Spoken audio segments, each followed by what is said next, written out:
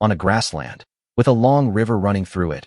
A stegosaurus was leisurely grazing on the grass, and an Archaeopteryx was flying low overhead. Under a big tree, the man slowly opened his eyes, which made him sit up in shock. Where is this? Why am I here? He was playing games in an internet cafe before, when suddenly a light flashed before his eyes, and he was teleported to this strange place. At this moment, an image panel appeared in front of him. Welcome to the Jurassic era. You are the 8 billionth survivor. Here, survivors from 195 countries challenge the limits of survival together. You can increase your strength by increasing the population, opening up territory, hunting creatures, and mining minerals. You can also use points to redeem items or upgrade technology in the mall. The initial points are 50. But please note that you cannot interfere with the progress of indigenous civilization without authorization, and violators will be severely punished.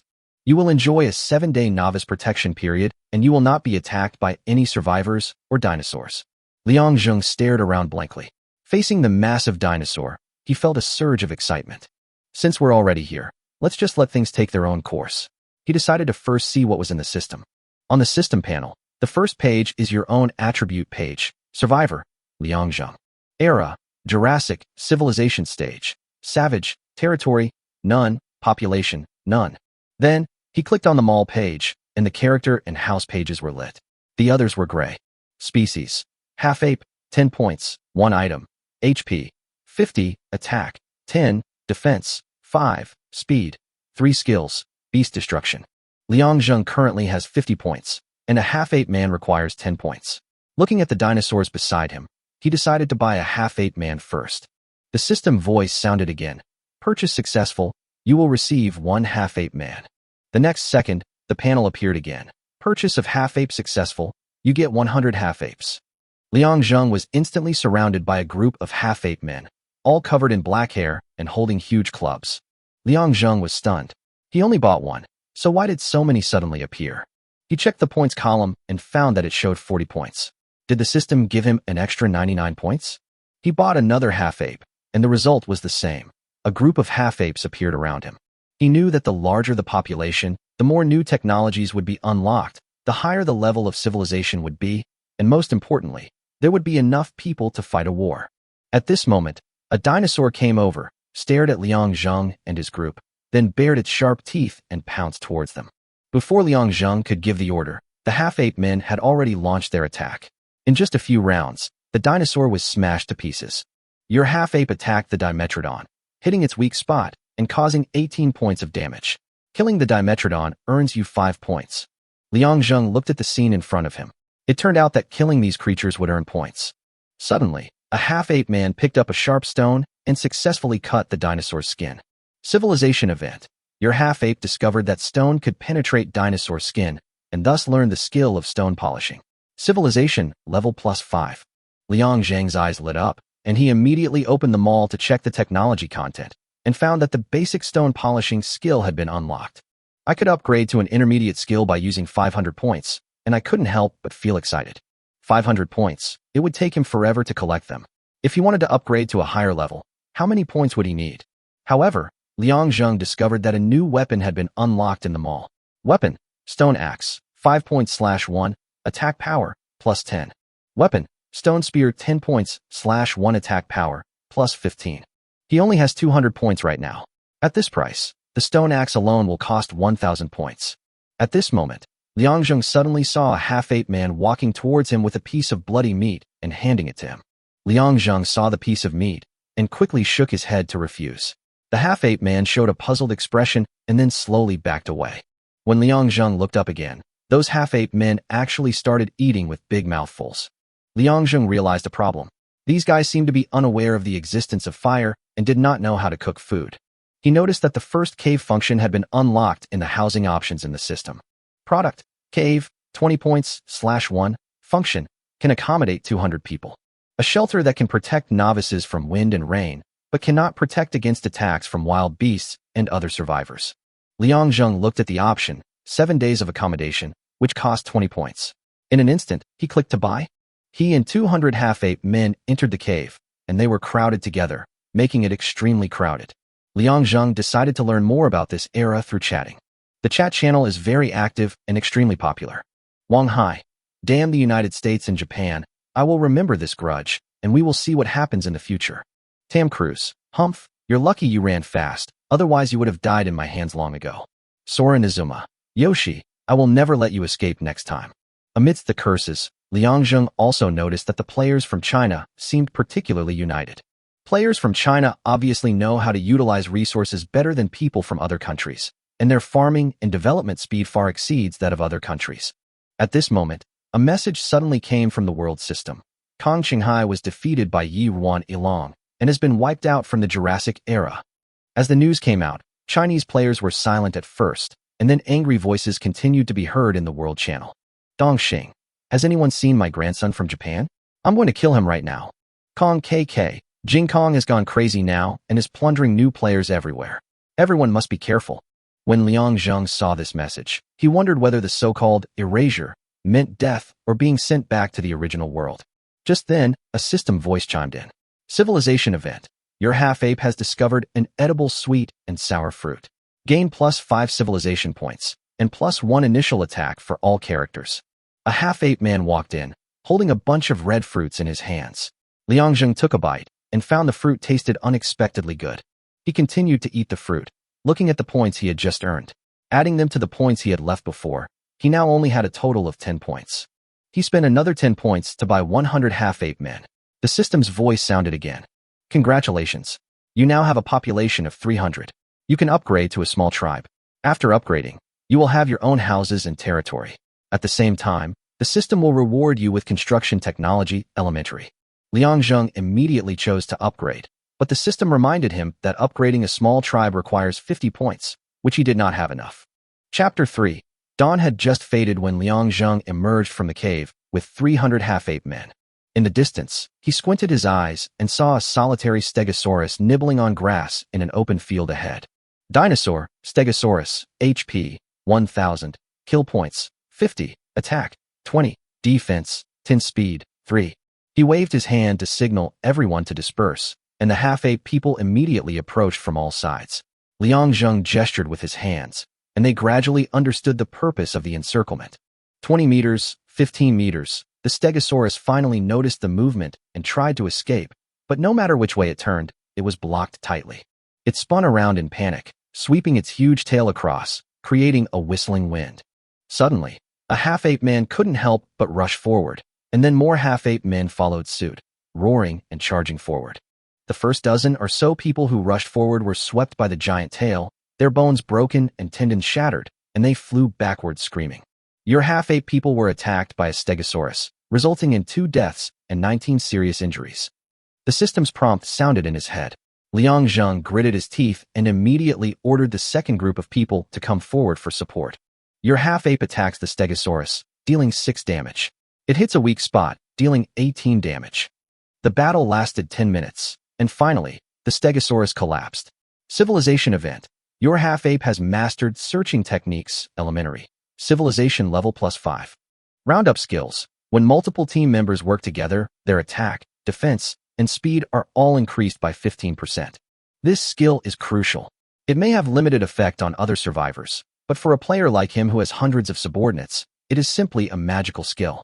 He checked the casualties. 114 half-apes had fallen. Hunting a Stegosaurus meant sacrificing nearly a third of his men. He walked over to the corpses, where the injured half-ape men were struggling to breathe.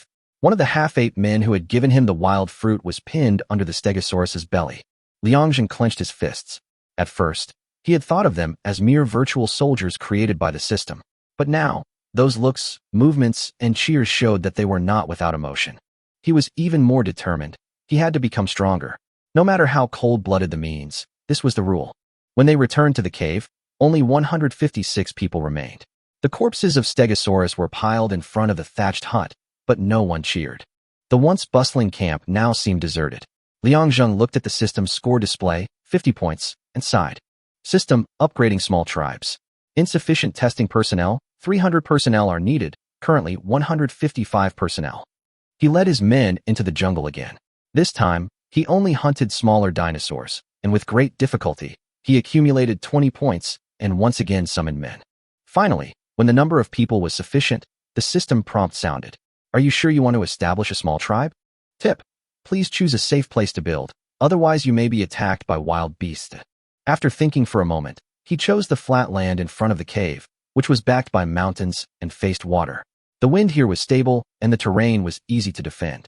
The moment construction was confirmed, 15 thatched huts sprang up, surrounded by wooden fences. Congratulations on your advancement to a small tribe and obtaining the basic construction skill. Liang Zheng checked them all and found a new building option. Thatched house, 10 points each, durability 100, and can accommodate 20 people. However, the system's voice came again. We have detected that you have established a small tribe. You can open the primary dungeon and lead your subordinates to challenge it for higher rewards. Chapter 4. Liang Zheng stared at the new copy page that appeared in the system. I can finally enter the dungeon. However, there are only 2 dungeons I can enter, the Schisaurus dungeon and the Ankylosaurus dungeon. Both of these are small carnivorous dinosaurs. It seems that the system is afraid that novices will lose their lives right from the start, so it releases the training level first. He looked through the data of the 2 dinosaurs. Schisaurus, kill points, 50, health 1000, attack 25, defense 5, speed 15. Ankle dragon, kill points, 70, health 1000, attack 30, defense 8, speed 20. Just as he was hesitating about what to choose, suddenly a bolt of lightning struck the deadwood at the entrance of the cave, and a raging fire instantly ignited. Only one of the half-ape people stood there in a daze and walked to the fire. The next moment, the system prompt popped up. Your half-ape feels the heat of the flame and brings it into the cave, obtaining fire. Civilization level plus 10. Liang Zheng nearly burst into tears after reading this. Finally, he could eat something cooked. The half-ape men returned with the cut-up dinosaur meat. But Liang Zheng's smile didn't last for a few seconds. Those guys were still gnawing on the raw meat. No one even thought of roasting the meat. He stared at a half-ape man standing nearby, hoping he could understand something. The ape man was frightened by the stare and handed the raw meat in his hand to Liang Zheng. Liang Zheng was still staring at him intently. A few seconds later, the half-ape man suddenly cried out, "Wow!" and ran out of the cave, shouting, "Ubaracha! Abandoned!" Then the system popped up a cold reminder. Half-apes suffered abandonment, emotional breakdown, suicide, population -1. Liang Zheng was petrified. "What do you mean by abandoning me?" he asked. "I just wanted you to roast me before eating." But when he turned around, all the half-ape people in the cave stopped and looked at him in horror. Liang Zheng was furious, slapped his thigh, and stood up. "I just want to eat a piece of barbecue. Is this too much to ask?" He turned and rushed into the rain. The half-ape people panicked when they saw this, and all dropped their food and chased after him. On a rainy night, Liang Zheng led more than 300 of his followers running around in the mud, and finally returned to the cave.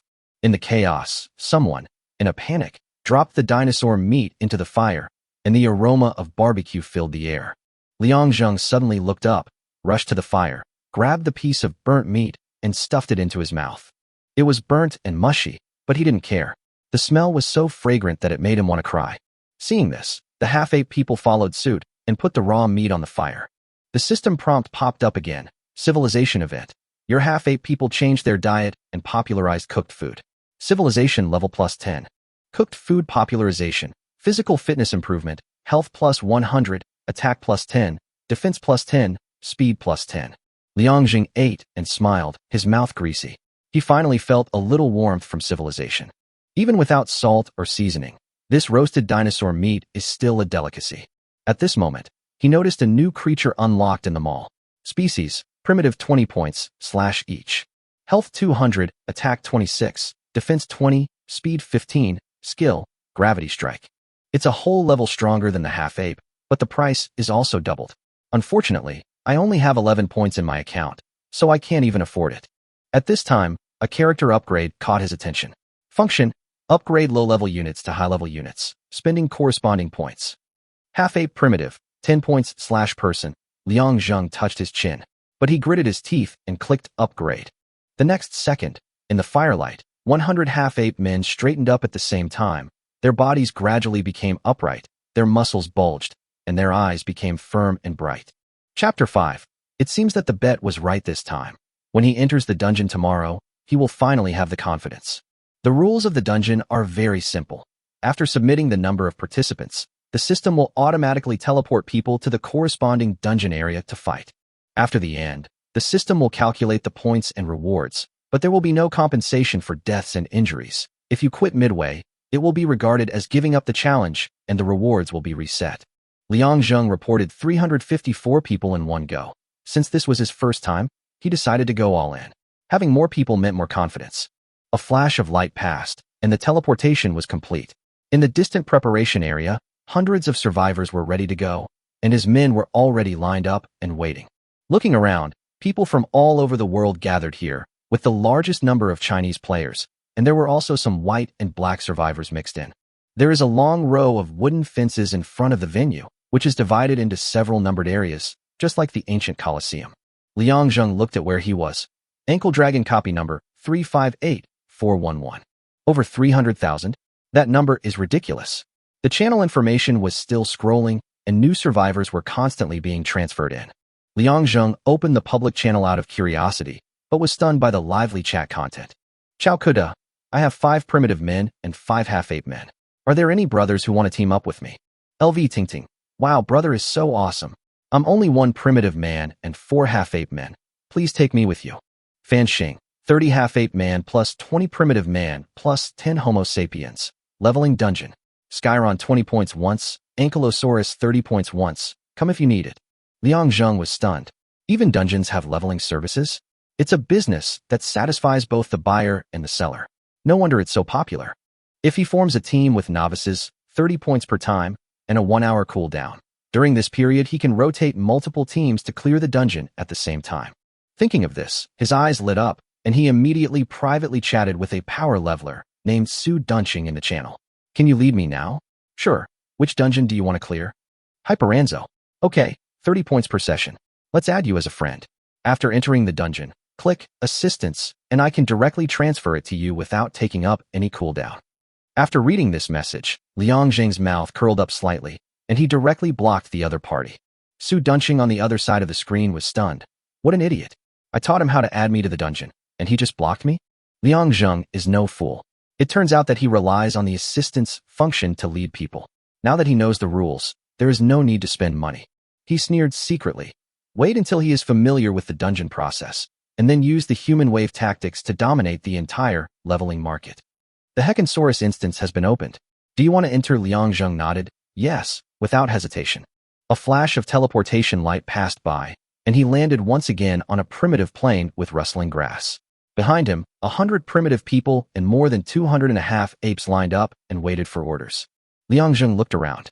The half-ape people and primitive people were restless, hitting the ground with wooden sticks, making a low dong-dong sound. Enemy attack.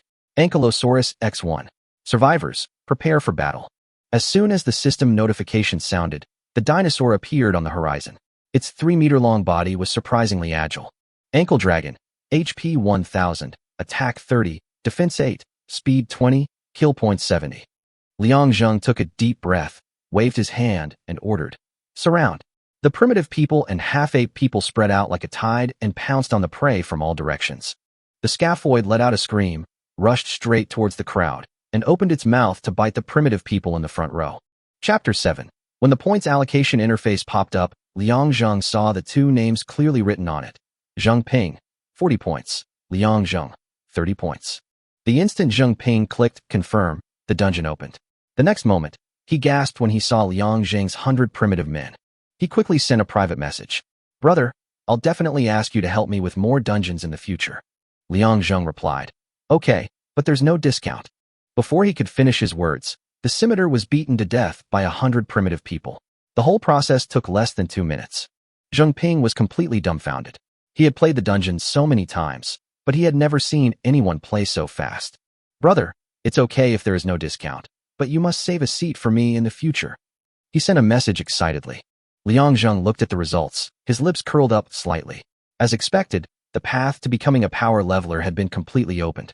Next, he continued to call people on the microphone, and his business became better and better, and he became more and more familiar with the copies. Liang Zheng soon discovered a fact. The system's support number of times was actually unlimited. As long as someone requested it, he could send troops to support. The first time I brought 2 people, I earned 60 points. The third time I brought 4 people, I earned 120 points. The fourth time I brought 5 people, I earned 150 points. In just 20 minutes, I earned a total of 420 points. The system balance had reached 425 points. So he spent 200 points to expand the population to 1,000 primitives, bringing his total population to 1,554. Liang was lying in the enclosure, his fingers operating the system rapidly. Every 100 people lead a group, 15 groups working simultaneously. He did some mental calculations and figured out that he could earn 450 points at a time, which means he could earn 5,400 points per hour. After 10 full hours, Liang Zheng felt his eyes were almost blurry, but when he looked at his account data, it showed a total of 54,945 points. This income is definitely over 10,000 yuan a day. The profession of power leveling is simply a blessing from heaven. Without hesitation, he immediately began investing in upgrades.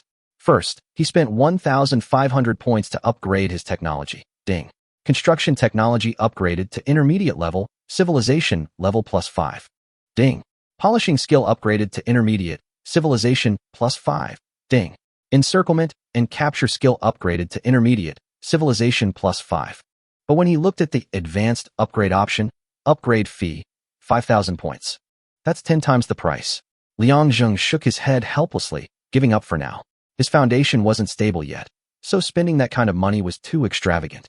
Then, he opened the mall and found the newly unlocked building, Stone House, 50 points, with a durability of 500, which can accommodate 50 people and comes with 30 points of defense. He nodded with satisfaction and immediately upgraded all 15 thatched houses, spending 600 points. However, the surprises are not over yet. After the construction technology upgrade, another item is added. Stone wall, 5 points/meter, 1 meter wide, 3 meters high. Durability 2,000, defense 40. He built a stone wall of 1 kilometer without hesitation. Then, he spent another 800 points to buy 40 primitive card packs, which actually means 4,000 people. When he looked at the dense army of primitive people, his points balance was still 42045.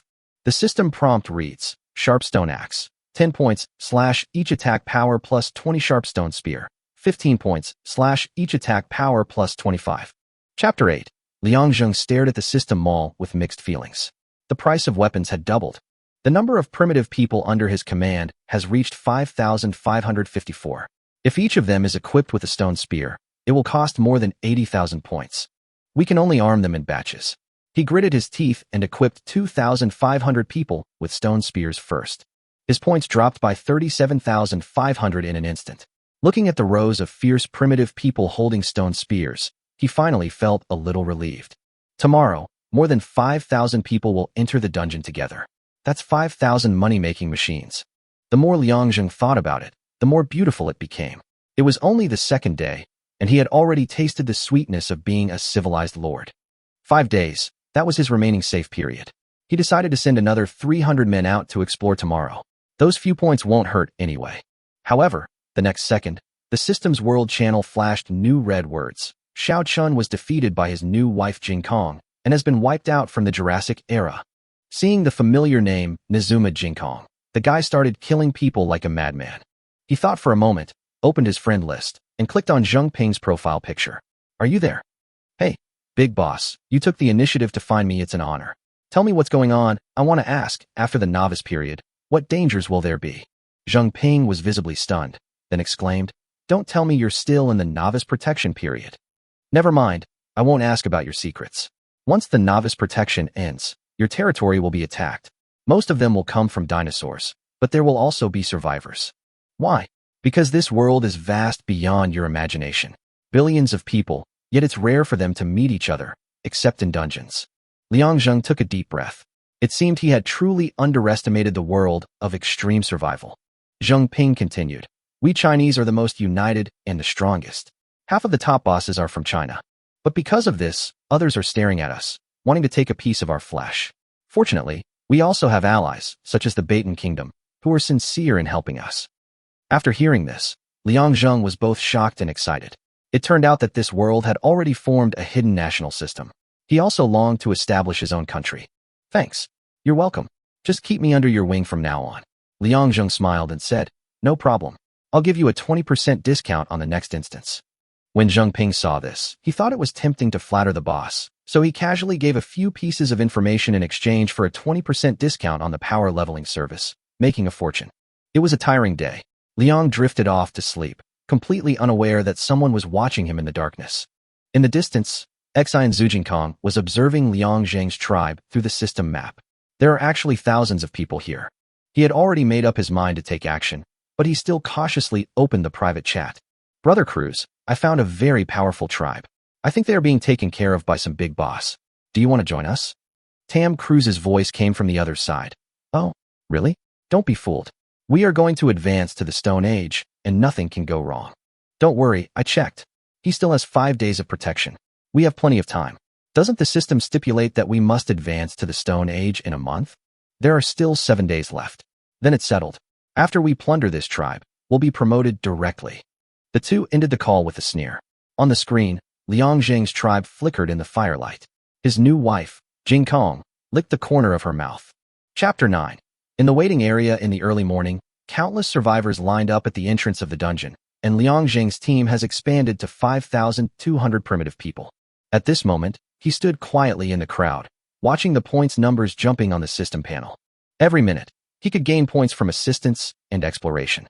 In just one night, the accumulated amount exceeded 190,000. He secretly thought about the use of these points. If this resource can be used well, the progress of technology will be greatly advanced and new copies can be unlocked smoothly. After a day of research, he found that as long as he could clear the boss copy, he could unlock higher-level maps and rewards, and his income would double. But the problem is that the boss copy can only carry 1,000 people at most, and his current weapons and equipment are not strong enough, so it is unrealistic to force his way in. Thinking of this, Liang Zheng set his sights on technological advancement. If you want to defeat that boss, you have to evolve your stone polishing technology to an advanced level and unlock stronger weapons. At this time, he discovered another hidden function, automatic assistance. By setting the number of people and points, you can automatically respond to your friend's requests for help without manual operation, which is worry-free and efficient. This function was originally intended to prevent survivors from missing opportunities for assistance, but in Liang Zheng's hands, it became a real plug-in.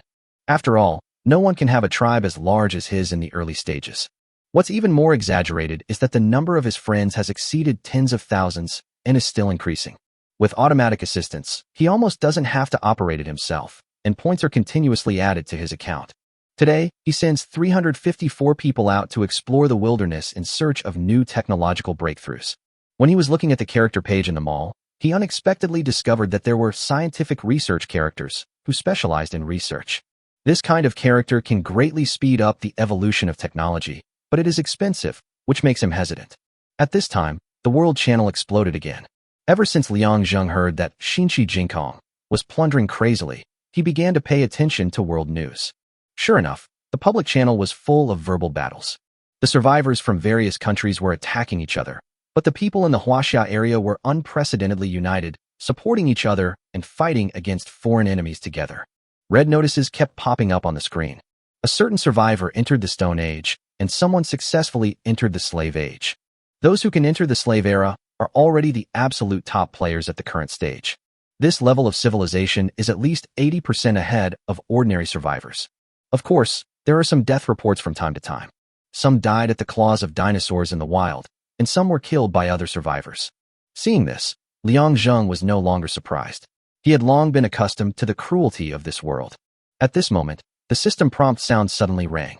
Your primitive people brought the Osneal dragon back to the tribe and successfully raised it in captivity, unlocking the technology, cattle breeding, primary, and increasing your civilization by 5.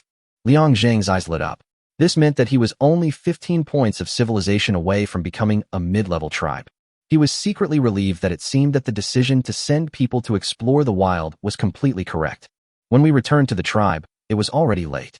He looked at the results of the day and found that his points had reached 225,000. Yesterday, he was only making tens of thousands a day, but now it has skyrocketed tenfold. This rate of growth makes it difficult for him to suppress his excitement. He opened the system technology interface and decided to strike while the iron was hot. Since you have enough points, don't save anymore. He immediately upgraded livestock breeding from elementary to advanced, and also comprehensively upgraded the polishing technology. This is the key step in unlocking advanced weapons and must be maxed out. Next, he checked the casualties, 24 people, all of whom died in dinosaur attacks during the exploration. Liang Zheng sighed lightly and opened them all. 3 new weapons have been refreshed on the page. Excellent stone axe, excellent stone spear, and stone arrows. The stone axe is extremely sharp and can chop the enemy into pieces. Stone spears have greater penetrating power and are sharp weapons for assassination. As for stone arrows, although their attack power is not high, they are superior in number and range. Liang Zheng upgraded 2,500 soldiers to excellent stone spears without hesitation. It cost 25,000 points to make up the difference, and another 75,000 points to equip the remaining 3,000 people with stone spears. After that, upgrade the construction technology and capture technology to the maximum, which will consume an additional 10,000 points. At this time, there were more than 110,000 points left in his account. He thought for a while and decided to fully arm another 4,000 men. This wave of upgrades cost another 80,000 points, but in return, it brought a surge in overall combat power. Now his primitive attack power has reached 61. If you take into account the 30% bonus of advanced roundup, it is simply terrifying. The only regret is that he has not yet unlocked the bow and arrow technology. That pile of stone arrows is of no use for the time being. He couldn't help but imagine that if he could be equipped with long-range bows and arrows in the future. Thousands of arrows were fired at the same time, and even the boss might not be able to withstand it.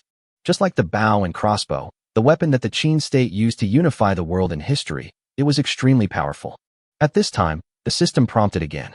Civilization event. Your primitive people learned to record important events by knotting ropes during a bonfire party and revered you as their chief. Civilization +5. Liang Zheng was stunned for a moment after reading it, and then laughed out loud. These primitive people also know how to make progress. Their civilization level has increased by 10 points today. At this rate, we can be promoted to an intermediate tribe tomorrow. He walked out of the tent and looked at his tribesmen outside. They were sitting around a campfire, chewing on dinosaur meat and making indistinct shouts. Although the sound was not yet systematic, it already had the vague outline of a language. Civilization is sprouting little by little, which gives Liang Zheng the illusion that he is watching the origin of mankind. He opened the store again and browsed the new building options. Because the building technology has been upgraded to advanced, the items in the list have also been updated. The sealed stone house and sealed stone wall caught his attention. Higher durability and stronger defense are the key to defending against dinosaur attacks. He immediately placed an order to upgrade all 1,150 stone houses to sealed stone houses. It cost more than 11,000 points to make up the difference. All the outer walls were upgraded to sealed stone walls, 1,000 meters long, which consumed 5,000 points. After completion, there are 17,750 points left. Chapter 10. Early in the morning, Liang Zheng expanded the exploration team again. Now the number of explorers under his command has reached 520. He personally led 5,000 primitive people into the dungeon, 4,000 of whom were sent out for training, and the remaining 1,000 were commanded by him personally, ready to challenge the dreaded boss dungeon. After yesterday's upgrade and reinforcement, he is full of confidence in his own strength. He knew that the so-called boss copy was not just an ordinary challenge, but more like a level that the survivors had to go through. Only by passing it could they unlock more advanced copies, obtain generous rewards, and even get key breakthroughs such as technology. He opened the system interface and looked at the exciting yet terrifying copy name, Jurassic Era Boss Copy. The screen displayed detailed information. The only monster, Majungasaurus, was 7 meters long and weighed more than 1 ton. It had a short snout and thick hind limbs. It was a typical predator and was also known for cannibalism. System prompt. This copy can only be challenged once, and the clearance time will be included in the rating. The shorter the time, the higher the reward. The current fastest record is held by Sun Hong, who completed the game in 8 minutes and 21 seconds and was rated S. Liang Zheng looked at the record and sighed in his heart. The Chinese are really powerful. When Liang Zheng saw Ma Juanlong's introduction, he couldn't help but gasp. No wonder so many novices dare not try it. This guy is not only cruel, but also limits the number of people participating in the battle. If he didn't have the talent of 100 times critical strike, perhaps he would only be able to watch from afar. Liang Zheng did not act impulsively immediately. He began to calculate the chances of winning. His primitive basic health is 200 points, plus the bonus of the roundup skill. It is at most 260 points. The attack power is about 79, and the defense of Majungasaurus is 80 points, so one hit can only cause 39 points of damage. It seemed like he was at a clear disadvantage, but he knew that his critical strike bonus could make up for it all. What really worried him was the terrifying 150 attack power of the Majungasaurus. 2 bites could kill his primitive man in seconds. There are only 4 days left to protect the situation, and any further delay will only lead to missing the opportunity. Thinking of this, he took a deep breath and decisively pressed the challenge button. The system prompt sounded. Entering the dungeon in 5 seconds. Please prepare. The countdown reached 0. The scene before his eyes changed, and he entered the dungeon waiting area. Number 06. Just by looking at this number, you can tell how popular this copy is and how many people are stuck here. He looked around and unexpectedly found several survivors who were also from China. Everyone nodded in a friendly manner when they met, a tacit understanding. After all, those who could make it here were all elites. After waiting for the opportunity, he entered the official battlefield. In front of him was a vast grassland. In the distance, a huge Majungasaurus was pacing back and forth, breathing white air out of its nostrils, as if in a provocation. If it weren't for the system's preparation and protection phase, it would have rushed over and torn him to pieces. The system prompt sounded. Enemy attack, Majungasaurus. Crush them, survivors. As soon as the voice fell, the thousands of primitive people behind Liang Zheng immediately became agitated and rushed to the battlefield. But when they really saw the huge monster, they all stopped and did not dare to approach rashly. They learned their lesson and did not fight immediately, but instead spread out their formation and waited for an opportunity to counterattack. At this moment, a primitive man got so excited that he threw the stone spear in his hand away. The stone spear cut through the air and hit Majungasaurus in the head. The system prompt popped up, 58 points of damage caused. Then another prompt appeared. The primitive man has mastered the throwing skill and obtained the technology. Weapon throwing, basic, civilization +5. Liang Zheng's eyes lit up. He immediately opened the system to check out this new technology. It could throw the weapon at full force to cause long-range damage, increasing the range by 20 meters, and also increasing the accuracy and power. Without hesitation, he spent 5,500 points to upgrade it to advanced level. With the upgrade complete, the range is extended to 50 meters, long-range damage is increased by 30%, and accuracy is also higher. He immediately asked all the primitive people to start throwing mode. In an instant, 999 stone spears were thrown out at the same time, drawing dense arcs in the sunlight and hitting Majungasaurus like raindrops. Bang, bang, bang. Countless damage numbers jumped in the air, and some stone spears hit weak points, causing triple damage. Majungasaurus roared in pain, twisting its body wildly, its neck, chest, and eyes almost full of stone spears. However, it still rushed towards the crowd desperately. At this time, its health points were only about 2,000. It was impossible to retrieve the thrown stone spear, but fortunately Liang Zheng had been prepared. Yesterday, he equipped each primitive man with a stone axe. Seeing the dinosaurs approaching, the primitive people did not retreat. They all drew their stone axes and chopped them head-on. Blood splattered everywhere and roars shook the sky. In just a few minutes, the huge monster fell to the ground with a loud bang. System jump prompt. Majuan Dragon was killed. 100 points earned. Your primitives suffered 24 injuries and 16 deaths. Liang Zheng breathed a sigh of relief. This was already the most ideal result. If it were someone else, I'm afraid all 1,000 people would be wiped out. The battle was over, but the primitives were still hacking away at the corpse of Majungasaurus, as if in a battle frenzy. Liang Zheng quickly ordered them to stop, and looking at their blood-stained bodies, he felt a little headache. These guys are so fierce. He opened the system and continued to check the reward information. Obtained rare material, 20 pieces of Majunga leather, critical hit x 100. Actual amount obtained is 2,000 pieces. Liang Zheng was stunned, and then he couldn't stop laughing. Even dungeon rewards can be critical hits? This is simply a pleasant surprise. Chapter 11. The system prompt sounded. Successfully cleared the Jurassic boss dungeon. Took 1 minute and 32 seconds. Evaluating. Evaluation completed. SSS level. Triggering additional rewards. At that moment, Liang Zheng's heart nearly leaped out of his chest. He knew that the reward for such a high rating was definitely something extraordinary. Even if it was top-grade material or 100-fold critical hit, it would still make him laugh even in his dreams. Reward core technology, bow and arrow technology, advanced. The system's voice came again, and Liang Zheng could hardly believe his ears. Advanced archery skills.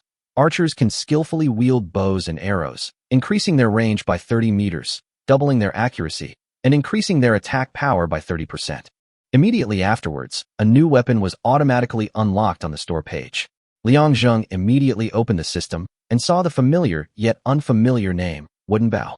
Weapon, Wooden Bow, 10 points / each. Attack damage, +10. Range, +30 meters. Introduction. It is made of bent wood and can be used with stone or bone arrows for long-range shooting.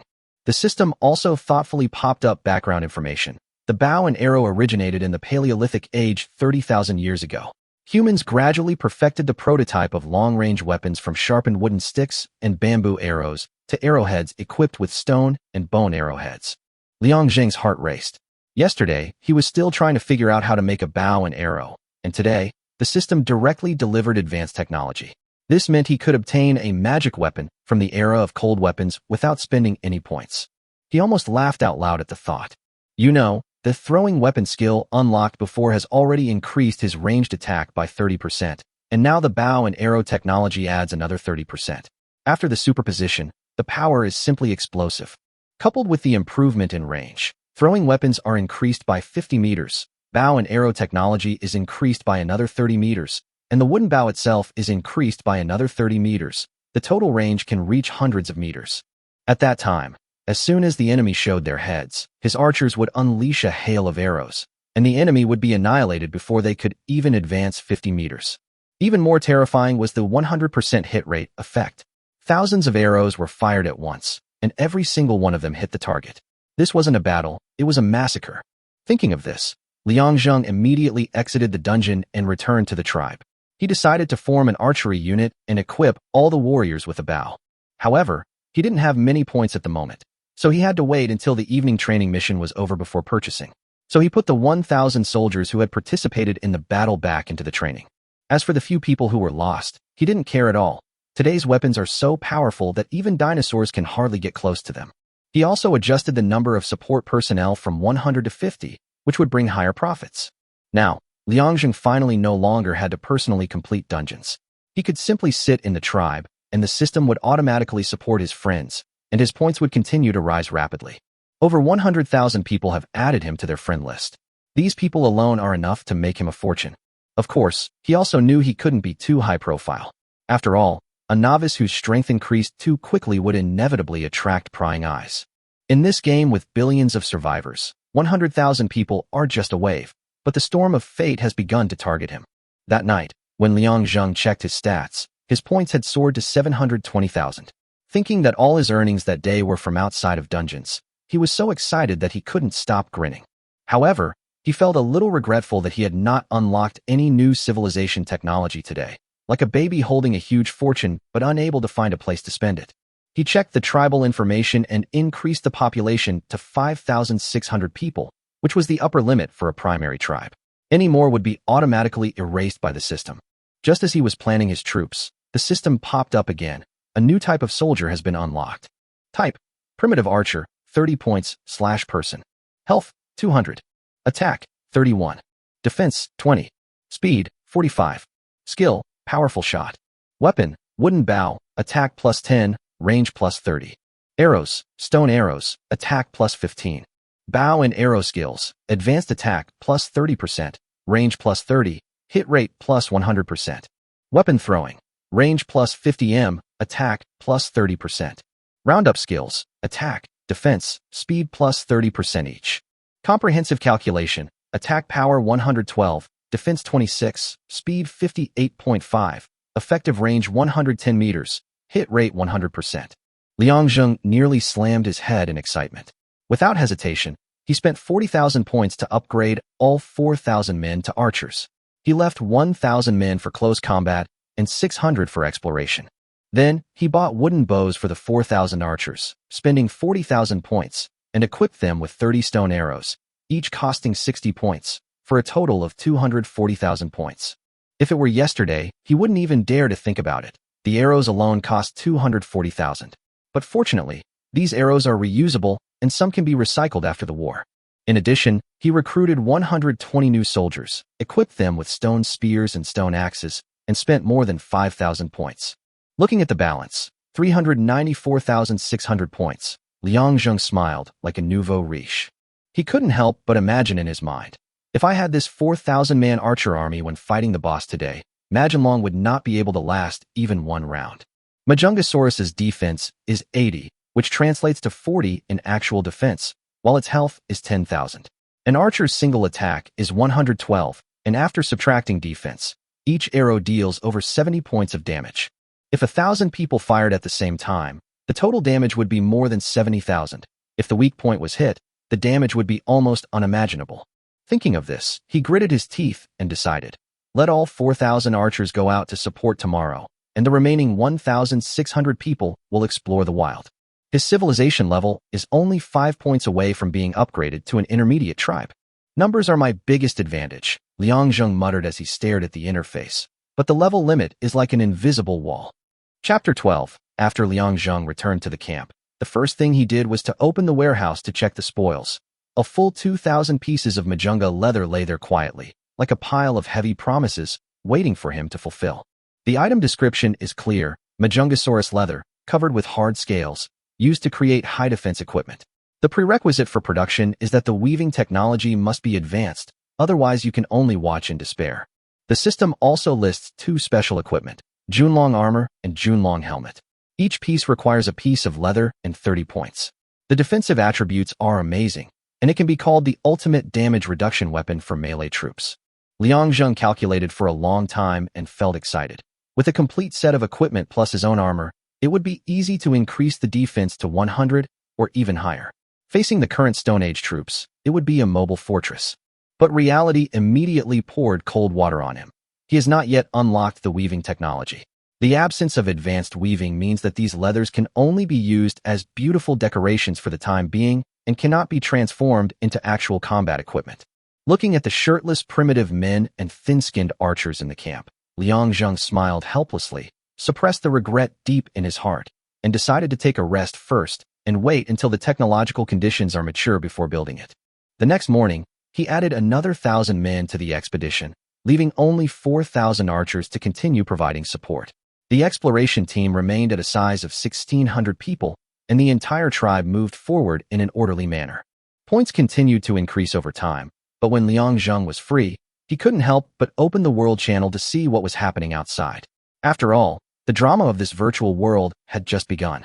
There was immediately a lively event in the world channel. A player named Azuma Jinkong attacked a Chinese player with powerful means, which instantly aroused public outrage. However, the opponent's whereabouts were difficult to track down, and the map was too large to make it difficult to start. It turned out that the attacked player had teamed up with Tam Cruz, with a total force of 10,000. They had been promoted to a mid-level tribe, acting more recklessly in the wild, and their strength was particularly evident at this stage. Azuma Jinkong directly launched a plundering application to a small tribe. Plundering is different from a wild attack.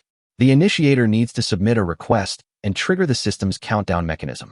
Both parties have 10 minutes to prepare to deploy defenses or call for reinforcements. The system pop-up window will prompt attack and defense information, the number of participants, participating players, and the inability to request friend support or increase troops during the plundering station, etc. Rules and regulations. Everything is done according to the rules, and victory or defeat depends entirely on strategy and number of people. The attacked party, Zhao Yao, hurriedly asked for help and quickly contacted the big boss, He Cheng. This top player of the savage civilization decisively sent 4,000 people to support his friend and used the system's teleportation function to instantly reach the front line. The appeal of plundering wars comes from the high returns. Killing primitive people can earn a large number of points, and the system also provides partial distribution to the participants. Even if the income from the copy is only once an hour, it cannot compare to the points reward brought by a successful plundering. Liang was observing from the sidelines, realizing that plundering warfare was a shortcut to quickly accumulate resources and reputation, and was also the norm for newcomers to compete with the big guys for advantages, cruel but efficient, with less drama and more profit calculations. When He Cheng saw that the enemy had tens of thousands of troops, his face became solemn. There was no direct surrender mechanism in a plundering war. Unless the defenders gave up their base camp, the battle would continue, and the consequence could be a complete loss of everything. If the city is not captured, the survivors can still retreat to other places instantly, but they cannot teleport in combat. This makes the deployment time of the defenders particularly important.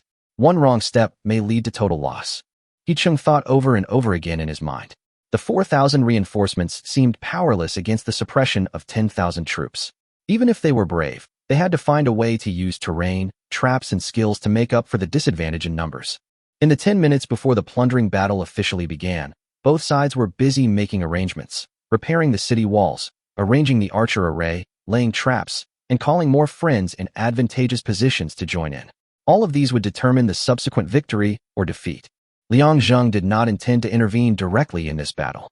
He was more concerned about the opportunities and risks brought by the rules. His tribe must upgrade its technology and civilization value in the future in order to transform its numerical advantage into a substantial winning force. This war of plunder is only superficial, and the real game is the long-term resource management and technological accumulation. Liang Zheng knows that what he needs to do now is not to charge into battle, but to build an unshakable foundation behind the scenes. As night fell, the world channel was still bustling, and the information coming in would affect the decision-making of every player. Liang Zheng was looking at the data, thinking about the layout, and secretly decided in his heart that he would focus on improving the civilization value and unlocking weaving technology tomorrow. He knew that the day when they had high defense equipment, the face of the tribe would be completely changed, and at that time, plundering and defense would no longer be just a battle of numbers, but a contest of technology and tactics. Chapter 13. Liang was sitting on a stone bench in the camp, with the plundering battle playing on the screen. He spent a mere 100 points to purchase the viewing privilege, which was a drop in the bucket for him. Compared to the profits, such actual combat videos were the truly valuable teaching materials.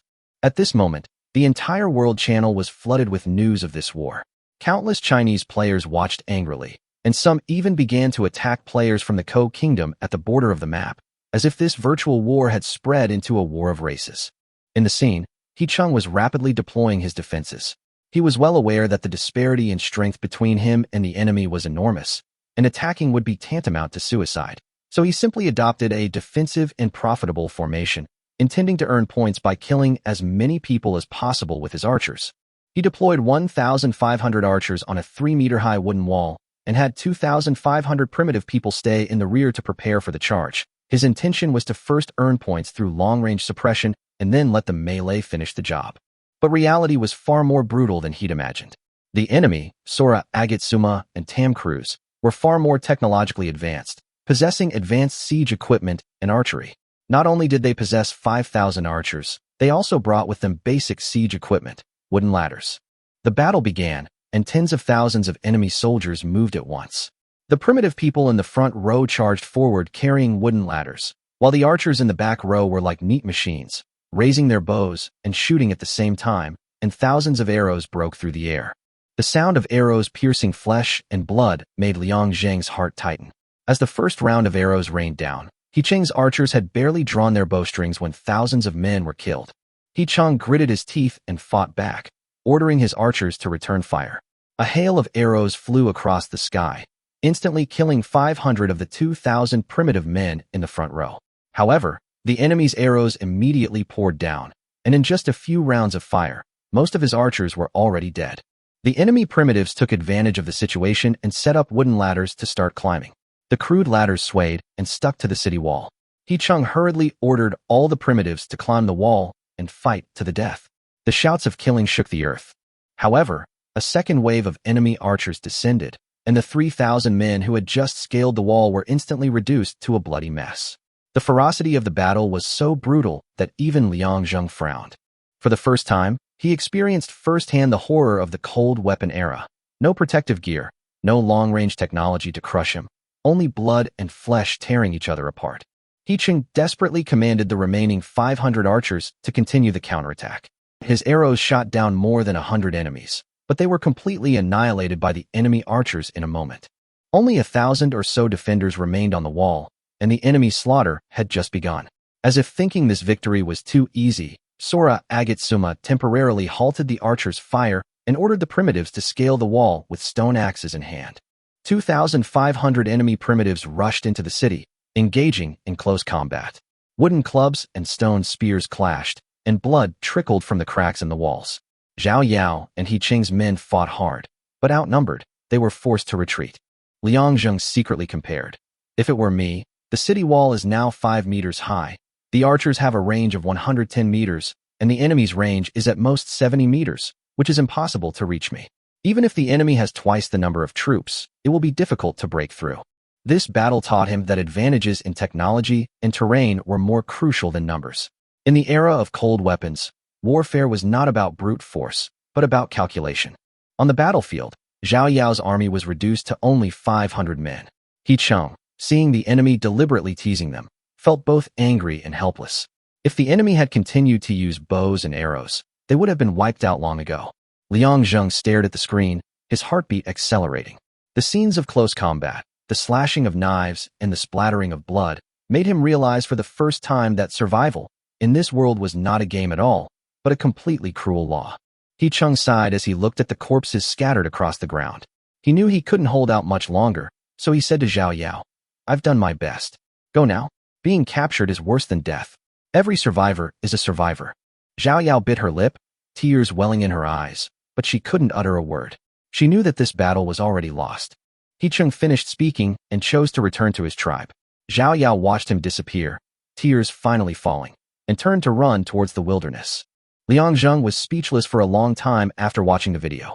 For the first time, he understood.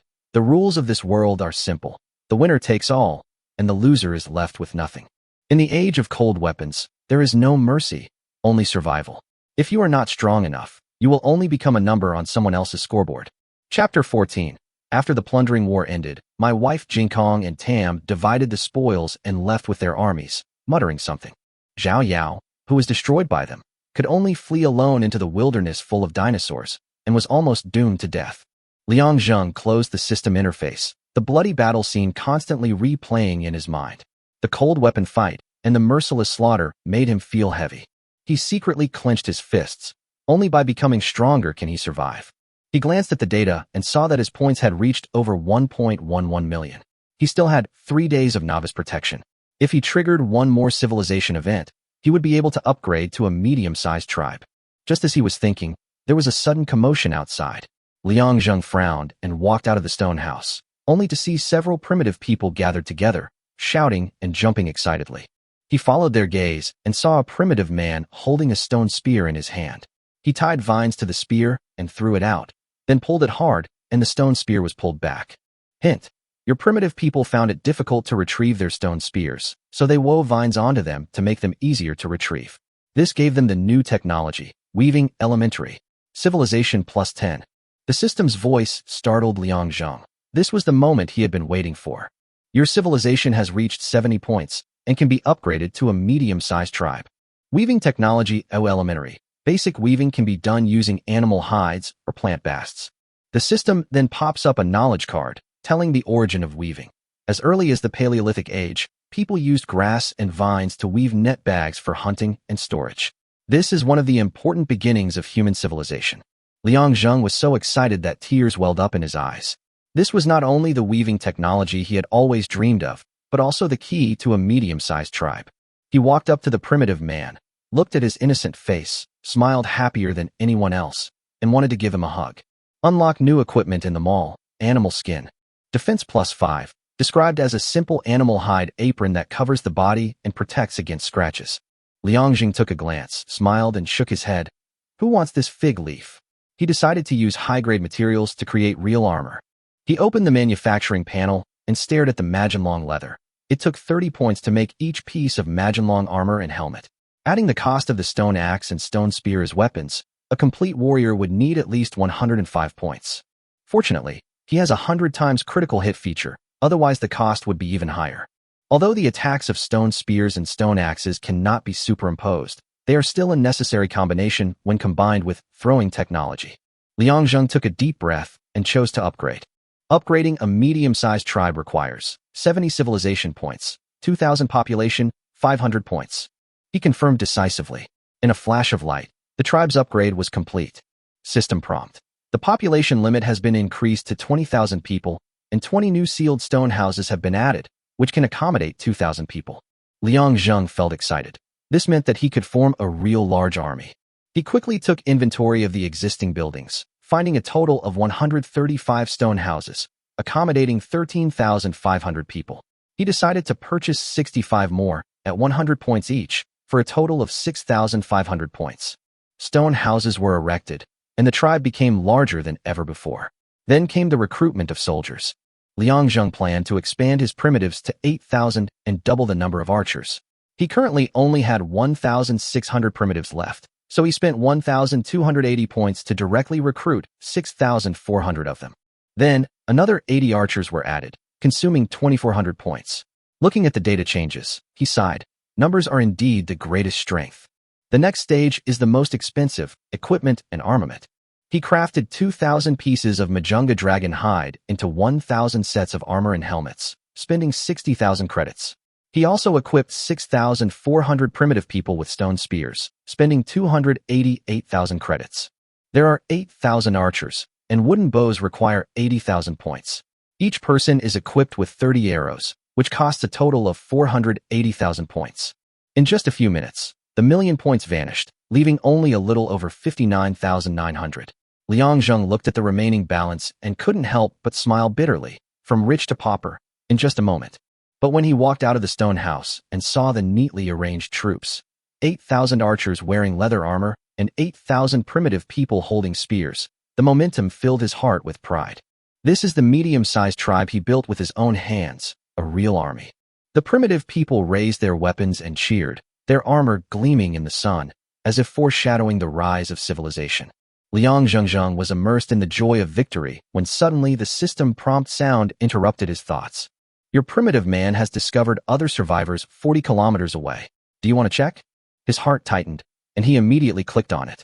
A three-dimensional panoramic image unfolded before his eyes, revealing the enemy camp's astonishing scale, at least 100 stone houses, implying a force exceeding 10,000. The next second, he saw the familiar name. Survivor, my wife's well is empty. Liang Zheng's pupils shrank slightly. This madman had indeed set his sights on him. The other party was formidable, and very likely joined forces with Tam. Their combined forces were likely well over 20,000 strong. But Liang Zheng's mood was unusually calm this time. If it were a few days ago, he might have been terrified, but now, he already had a medium-sized tribe, complete defenses, biotechnology, and a 100-fold critical hit bonus. What's more, he still has 2 days of protection period, which is enough time for him to continue expanding, exploring, and developing new technologies. He looked at the flashing red dot on the map, his eyes sharp. Want to fight? Come on, he murmured in a low voice. Chapter 15. Liang Zheng stood on a high point, overlooking his own city wall. The wall was a full 1,000 meters long, 5 meters high, and 3 meters thick, as solid as iron. If all the archers were allowed to mount up, the enemy's arrows wouldn't even reach their target. Furthermore, his arrows had a range of 110 meters. With a total force of 12,000 archers, plus 1,000 melee fighters, this defense line was practically impregnable. Thinking of this, instead of being afraid, he felt a faint sense of anticipation in his heart. Not only does a raid bring the thrill of battle, but it also earns a huge amount of points. A regular primitive is worth 10 points, while an archer is worth 15. If my wife Jinkong and Tam really dare to lead 20,000 people to attack, that means a potential gain of at least 200,000 points. If the enemy is mixed with archers, that number may even double. The plundering war is a fight to the death mechanism. As long as you can hold on, this battle will become a battle of God-given wealth. Liang was pondering this when an idea suddenly struck him. Since the points earned in dungeons are limited, why not focus on supporting raids in the future? The points earned would be greater and more exciting. However, he temporarily suppressed this idea. Although he had been promoted to a medium-sized tribe, his foundation was still weak, and it would not be wise to attack rashly. At this time, in the dense forest 50 kilometers away from the Liangzheng tribe, my wife Jinkong was observing the majestic city from afar. The towering city walls, dense stone houses, and neat defense lines made his heart tighten, and he immediately opened the communication to contact Tam. Brother Tam, this is bad. This city wall is at least 5 meters high, and there are over 200 stone houses inside. It looks like a medium-sized tribe. Tam was silent for a long time after the news reached him. They had only just noticed this newbie 3 days ago, and now he was growing so rapidly, which made him a little uneasy. What he was thinking about was not Liangzheng himself, but the force that might exist behind Liangzheng. Observe carefully, Tam whispered, and see if you can find out who's behind him. If there really is someone with a higher civilization behind him, we'd better proceed with caution. My wife Jinkong raised the corner of her mouth with a look of disdain. Although he verbally agreed, he secretly chuckled. Even if a newbie developed quickly, it was just luck. Tall buildings? That was just unlocking a few technologies. As for him having the support of a higher civilization, that was even more impossible. The system clearly stipulated that a higher civilization intervening in a battle between a lower civilization would cost a huge amount of points. Unless they were crazy, no one would spend such a price for a small tribe. However, despite this, Izumi Jinkong did not dare to take it lightly. After all, the Chinese faction had already vowed to fight him in the World Channel. And the reason he allied with Tam was simply because Tam's sister was a very important figure in the Stone Age. He dares to act recklessly only because he has a backer. Don't worry, brother Tam, I will find out. My wife Jinkong agreed, but fell asleep as soon as she turned off the communication.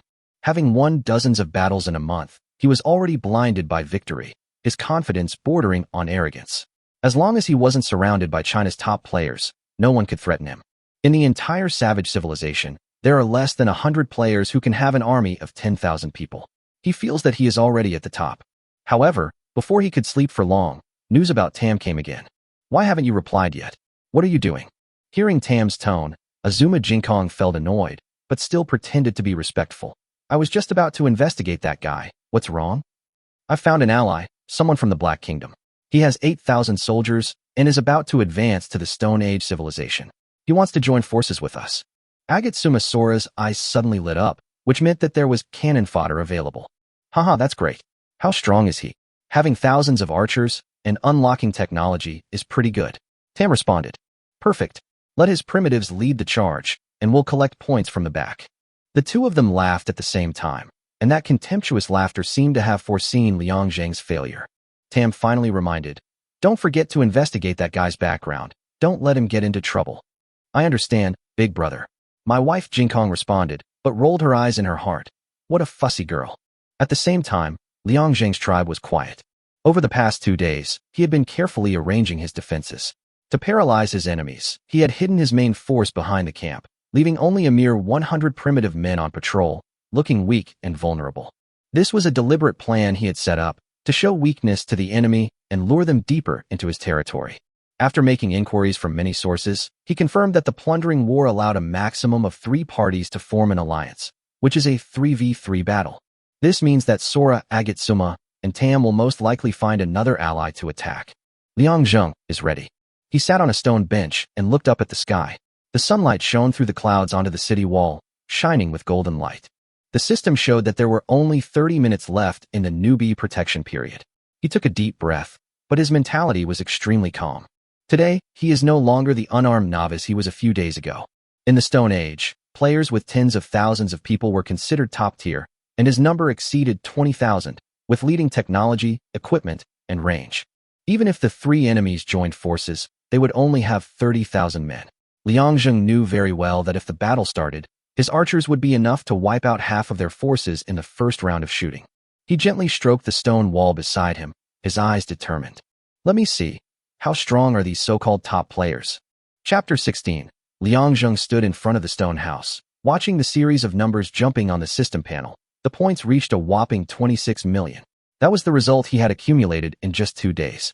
Since the tribe's upgrade to a medium-sized civilization, the system has opened 5 new dungeons, each with a different difficulty and combat power level. Liang Zhang browsed through them one by one and stopped at the Ice Spine Dragon dungeon. Dinosaur, Cryolophosaurus. Kill points, 150. HP, 2000. Attack, 80. Defense, 20.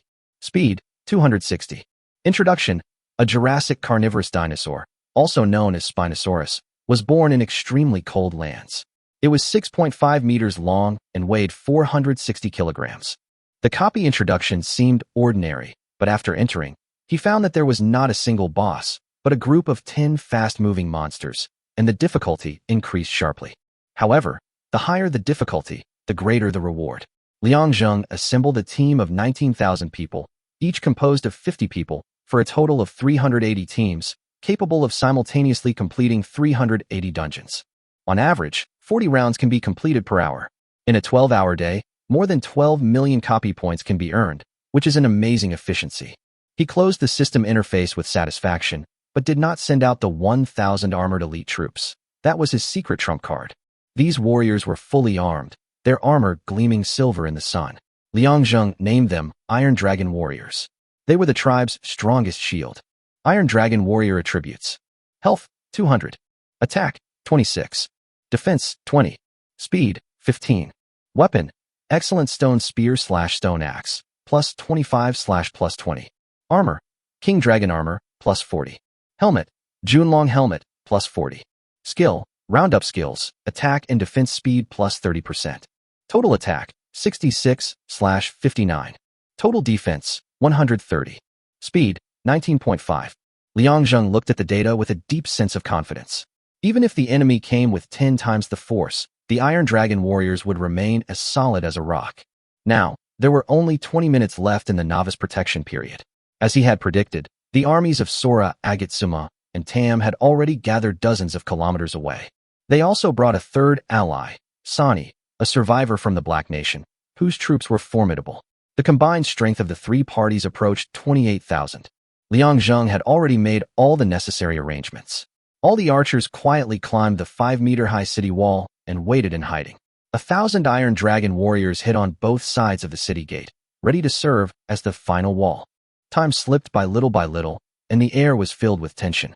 Every minute felt like a century. Hint: your primitive people found a fugitive, Zhao Yao, 5 kilometers behind the tribe. Do you want to deal with him? The system prompt came out suddenly, and Liang Zheng frowned. He thought it was an enemy reconnaissance or outpost, but it turned out to be a fugitive. It's about time. He muttered softly and clicked give up. But the system did not end. Instead, the message popped up again. The fugitive Zhao Yao has voluntarily requested to be enslaved. Do you accept? Liang Zheng was stunned for a moment.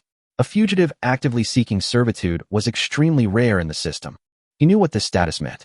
Enslaved people would forever lose their system privileges, unable to leave the territory or rebel, or the system would simply wipe them out.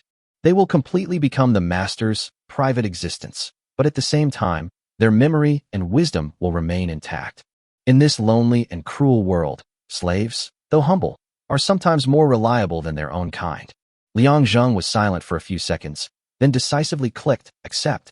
The next moment, a flash of light and shadow appeared, and a dusty girl slowly appeared before his eyes. Her face was covered in mud, but it couldn't hide her pure temperament. Liang Zheng was stunned for a moment, his throat rolling slightly. This was Zhao Yao, who had been on the run for 3 days. Zhao Yao looked up timidly, her eyes filled with fear and exhaustion. Liang Zheng's heart softened, and he casually bought a fur coat from the mall and handed it to her. The girl took the clothes, hesitated for a moment, and put them on in front of him. Her voice trembled, but she tried to remain calm. Master, my name is Zhao Yao. Liang Zheng smiled softly. Don't call me master, it sounds weird. Call me Brother Zheng. He paused, his eyes softening slightly. I know who you are. I watched the whole robbery a few days ago. Zhao Yao was stunned, not understanding what he meant. Today, Liang Zheng continued, your old friend is here again. Old friend? She asked subconsciously. Liang Zheng pointed at the system interface. At that moment, a system prompt sounded. Survivor, my wife Jinkong declare a plundering war against you. Liang Zheng nodded, accept, without hesitation. In an instant, the external scene appeared in front of Zhao Yao, dense enemy troops, countless stone houses and armed forces, and the two familiar faces, Agatsuma Jinkong and Tam. She stood there in a daze, with disbelief and fear in her eyes. Why? She murmured, tears streaming down her cheeks. Are you trying to drag me down with you to die? Liang Zheng frowned, but did not refute. He could understand her desperation. For the past 3 days, this girl had been on the run, without a drop of water, surviving on wild fruits and stream water. Surviving in the dinosaur world was a miracle in itself. When she discovered Liang Zheng's tribe, she thought she had found shelter, but she didn't expect to run into a new battlefield. Zhao Yao's voice trembled. I wanted to survive. I didn't expect that I would choose a dead end. Liang Zheng looked at her without saying anything. He knew that explanations were pointless. The only thing that proved everything was the impending war. He turned around and looked towards the dense enemy troops in the distance. His tone was calm, but it revealed a sharp edge. Dead end? That depends on who's going there. In Chapter 17, Liang Zheng was busy dealing with the things at hand, when suddenly Zhao Yao ran to him in a panic, grabbed his hand, and kept urging him to ask for help from his friends. There was panic in her voice. She was worried not only about herself, but even felt that the lives of both of them were in danger. Liang Zheng looked at her with a slightly impatient expression, but he didn't say anything too harsh. He simply waved his hand to refuse. No, I can handle it myself. This sentence was both confident and stubborn, as if telling himself not to let others interfere in his affairs. Zhao Yao spoke a few more words nervously, wanting to mention the big guys who could help, but she stopped when the words came to her lips, because she looked up and saw that the high wall was densely packed with archers, so many people that her heart almost jumped into her throat. There were still hundreds of primitive warriors standing by the high wall, but the difference was that they were wearing decent armor. Zhao Yao immediately felt something was wrong. Where in the wild civilization could such equipment come from? Her heart suddenly sank, and a thought flashed through her mind. Could I have really run into the legendary big boss? Liang Zheng looked at Zhao Yao's expression, smiled slightly, and walked to the edge of the city wall with some pride. There were less than 3 minutes left before the attack outside, and the atmosphere was as tense as a taut bowstring. At the same time, Liang Zheng's private chat area exploded. Countless people sent him private messages, some of whom were his smurfs, and some were acquaintances like Zheng Ping. Zheng Ping jokingly asked in the message if he wanted to help recruit some big shots. Before Liang Zheng could reply, 2 real big shots had already applied to add him as a friend. Liang Zheng knew that asking others for help often meant a price, so he didn't say a word and just replied, "I'll remember the favor," and then turned off the system live broadcast. He preferred to develop in a low-key manner and didn't like to show off his strength. On the other side, Tam, my wife Jinkong, and others were also discussing. They originally thought that Liang Zheng was just some miscellaneous soldiers and not worth mentioning. However, the moment the archers appeared, they felt uneasy in their hearts, but still decided to give it a try. After all, this was the last chance to celebrate and fight. When the preparation time came, my wife Jinkong waved his hand coldly, and immediately 4,000 primitive people outside began to charge, and the wooden ladders in their hands were replaced with taller 5-meter ladders. This was equipment that required intermediate construction to unlock. When Liang Zheng saw this, he secretly said in his heart that it was not good. He really underestimated the enemy's preparation. Behind those 4,000 men, another 5,000 infantry and 12,000 archers were gathering, a massive force with a formidable momentum. Liang Zheng clenched his fists, his gaze calm, waiting for the enemy to enter his designated range. When the first group of primitive people entered the 110-meter range, Liang Zheng still did not take action. When the second group stepped in, he did not move either.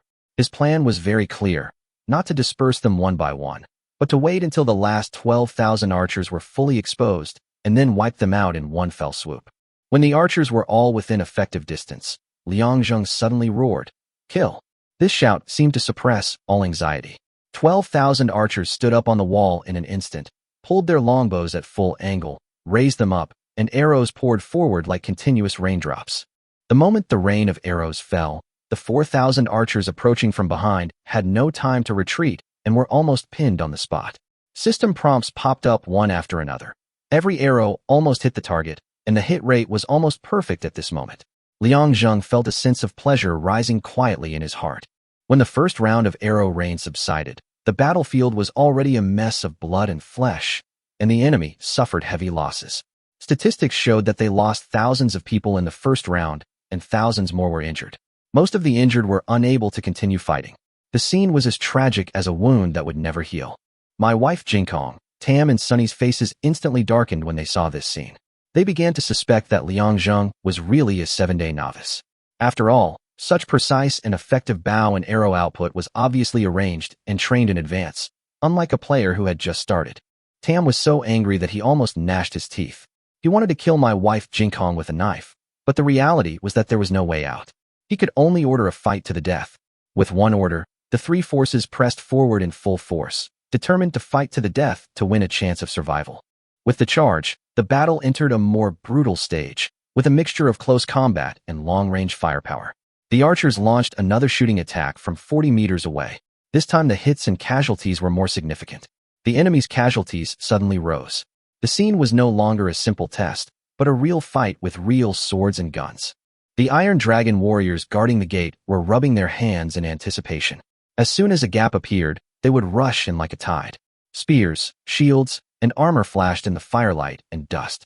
Liang Zheng looked at the piles of corpses and boiling blood in front of him, feeling both heavy and cold in his heart. Zhao Yao stood aside, trembling all over. She never expected that she had been defeated by my wife Jinkong, but now she had the opportunity to see the hope of a reversal in this battle. Her emotions were complicated. She was afraid, but also somewhat uncontrollable joy, as if she had been pushed to the edge of fate. The archers' shooting continued, and corpses piled up 40 meters away, like an insurmountable ravine. The enemy's morale began to waver. Liang Zheng took advantage of this brief psychological advantage, commanding the defense while calculating the possible flaws and counterattack points that might appear next. Chapter 18. The atmosphere of the battlefield has been completely burned to the extreme. At this time, Agatsuma, Jinkong, and the other two were bloodthirsty. They watched their subordinates being shot into pieces with despair in their eyes. The army, which had originally started with 30,000 men, was now reduced to a pitiful 18,000.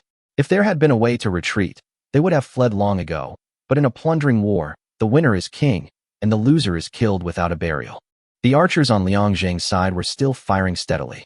Although most of the arrows had been used up, the rhythm was still precise and calm.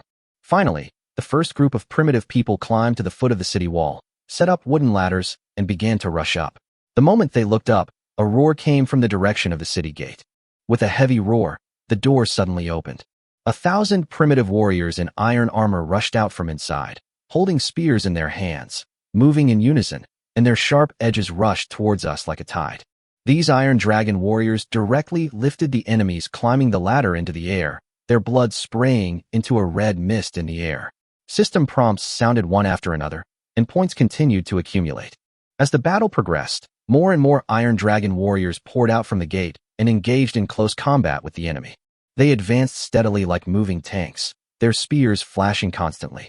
The enemies without armor could not resist at all and were torn to pieces in an instant. Agatsuma, Isora, and the other two on the opposite side were stunned. They naturally recognized the armor. It was the Junlong armor, a reward for the boss dungeon. Theoretically, a dungeon could only drop a maximum of 20 pieces, yet Liang Zheng had over 1,000 fully armed warriors under his command. Sunny was the first to react, his face suddenly changing. I know. When we were fighting the boss dungeon those days, someone with an SSS rating appeared on the leaderboard. His name was Liang Zheng. It was him. As soon as the words came out, the other two were completely dumbfounded. An SSS rating signifies a near-perfect clearance, a feat coveted by countless veteran players. Liang Zheng's impressive equipment is no wonder he's received such a rating. Tam instantly realized that he had hit a wall, and in a rage, he swung his fist at my wife Sora. Asshole, I told you to investigate thoroughly, and this is what you got? Is your brain full of shit? My wife Jinkong, who was beaten, also became angry and punched back. The two men wrestled on the ground, cursing loudly. The chaos on the battlefield intertwined with their fight was particularly ironic. Sunny watched from the side and felt even colder in his heart. The front suffered heavy losses, dropping from 18,000 to 14,000 men, while the other side didn't lose even 100 men. The situation is irreversible. A thought flashed through his mind. Perhaps if he joined Liang Zheng, he could still have a way out.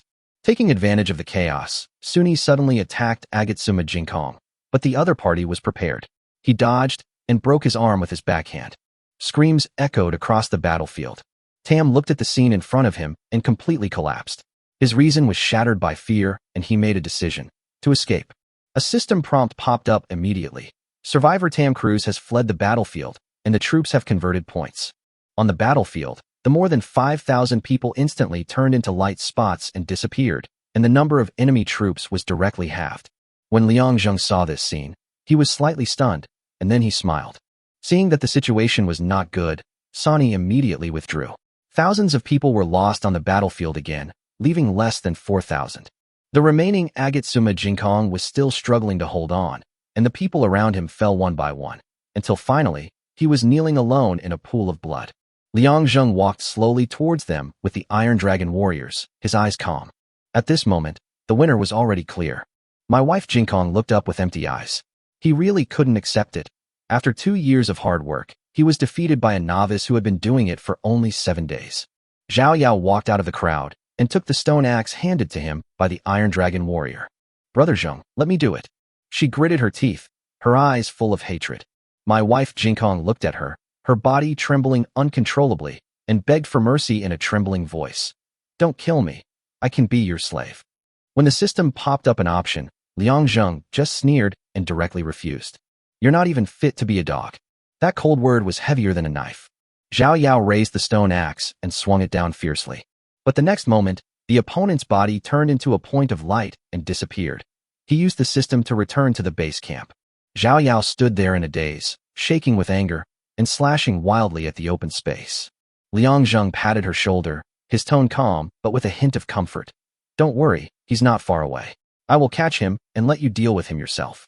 Zhao Yao looked up, tears streaming down her face, but a smile appeared on the corner of her mouth. Thank you. Liang Zhang said nothing more and turned back to the tribe. The settlement page for this battle popped up quickly. A total of 28,000 enemy soldiers were killed, including 5,000 archers and 23,000 primitive people. The total casualties on his side were only 241, and not a single Iron Dragon warrior was killed. The points soared to 350,000 points. This number was not large in the past, but this was a battle at the level of barbaric civilization. Chapter 19. The Peak of Man, Revenge, and Embracing a Girl. Liang Zheng thought that everything was over, but he didn't know that the news of his victory over Agatsuma Jinkong had already been released to the world by the system. In the plundering battle, Liang Zheng won, while Sora Azuma, Tames, and Sunny failed to plunder. When everyone saw this message, they were stunned. Just before that, they were all speculating that Liang Zheng might be in great danger this time. As for turning off the live broadcast, it might be because he was afraid that others would see his defeat, but now no one understands how he managed to beat 3 people alone. Guhua. Oh my god, is this guy going to be invincible? Since one person can beat 3 people, I don't know how strong Sunny's troops are, but my wife, Jinkong, and Tam are definitely the ceiling of the troops. Xinjin. I thought I was just depressed, but after seeing the big boss's performance, I realized I was already scrapped. Miaoying, a boss is a boss. It's over so quickly. Chaoing, the boss is a tough dungeon master. He kills instantly every time. Hao Jian, I have unlocked a new pose called prostrating myself. At this time, Liang was watching the World Channel, sucking his teeth constantly. He felt lighthearted when he saw the words praising him, but when he saw Miao Ying, his face was full of black lines. At the same time, I thought to myself, don't fall into my hands, otherwise, I will make sure you know the meaning of the 4 words heroic spirit. Zhao Yao, who was standing by, saw his expression and didn't understand what was going on. She glanced over secretly and saw that the whole world was talking about this battle. She felt a sense of pride in her heart. It seems that my vision is still very good. I picked out a hidden boss at once. Then, wouldn't I just be responsible for being a vase in the future? Thinking of this, she couldn't help laughing. Liang Zheng turned to look at her with a puzzled look on his face, and then realized that he had lost his composure and quickly stopped laughing. At this time, Zheng Ping sent another message. Zheng Ping, big brother, I'm truly impressed by you. How did you win? Liang Zheng, secret. Zheng Ping, I will be yours for the rest of my life. Liang Zheng, get lost, I don't need a man. The two chatted for a while, and the primitive people's battlefield was cleaned up. In fact, there was nothing to clean up. There were no corpses.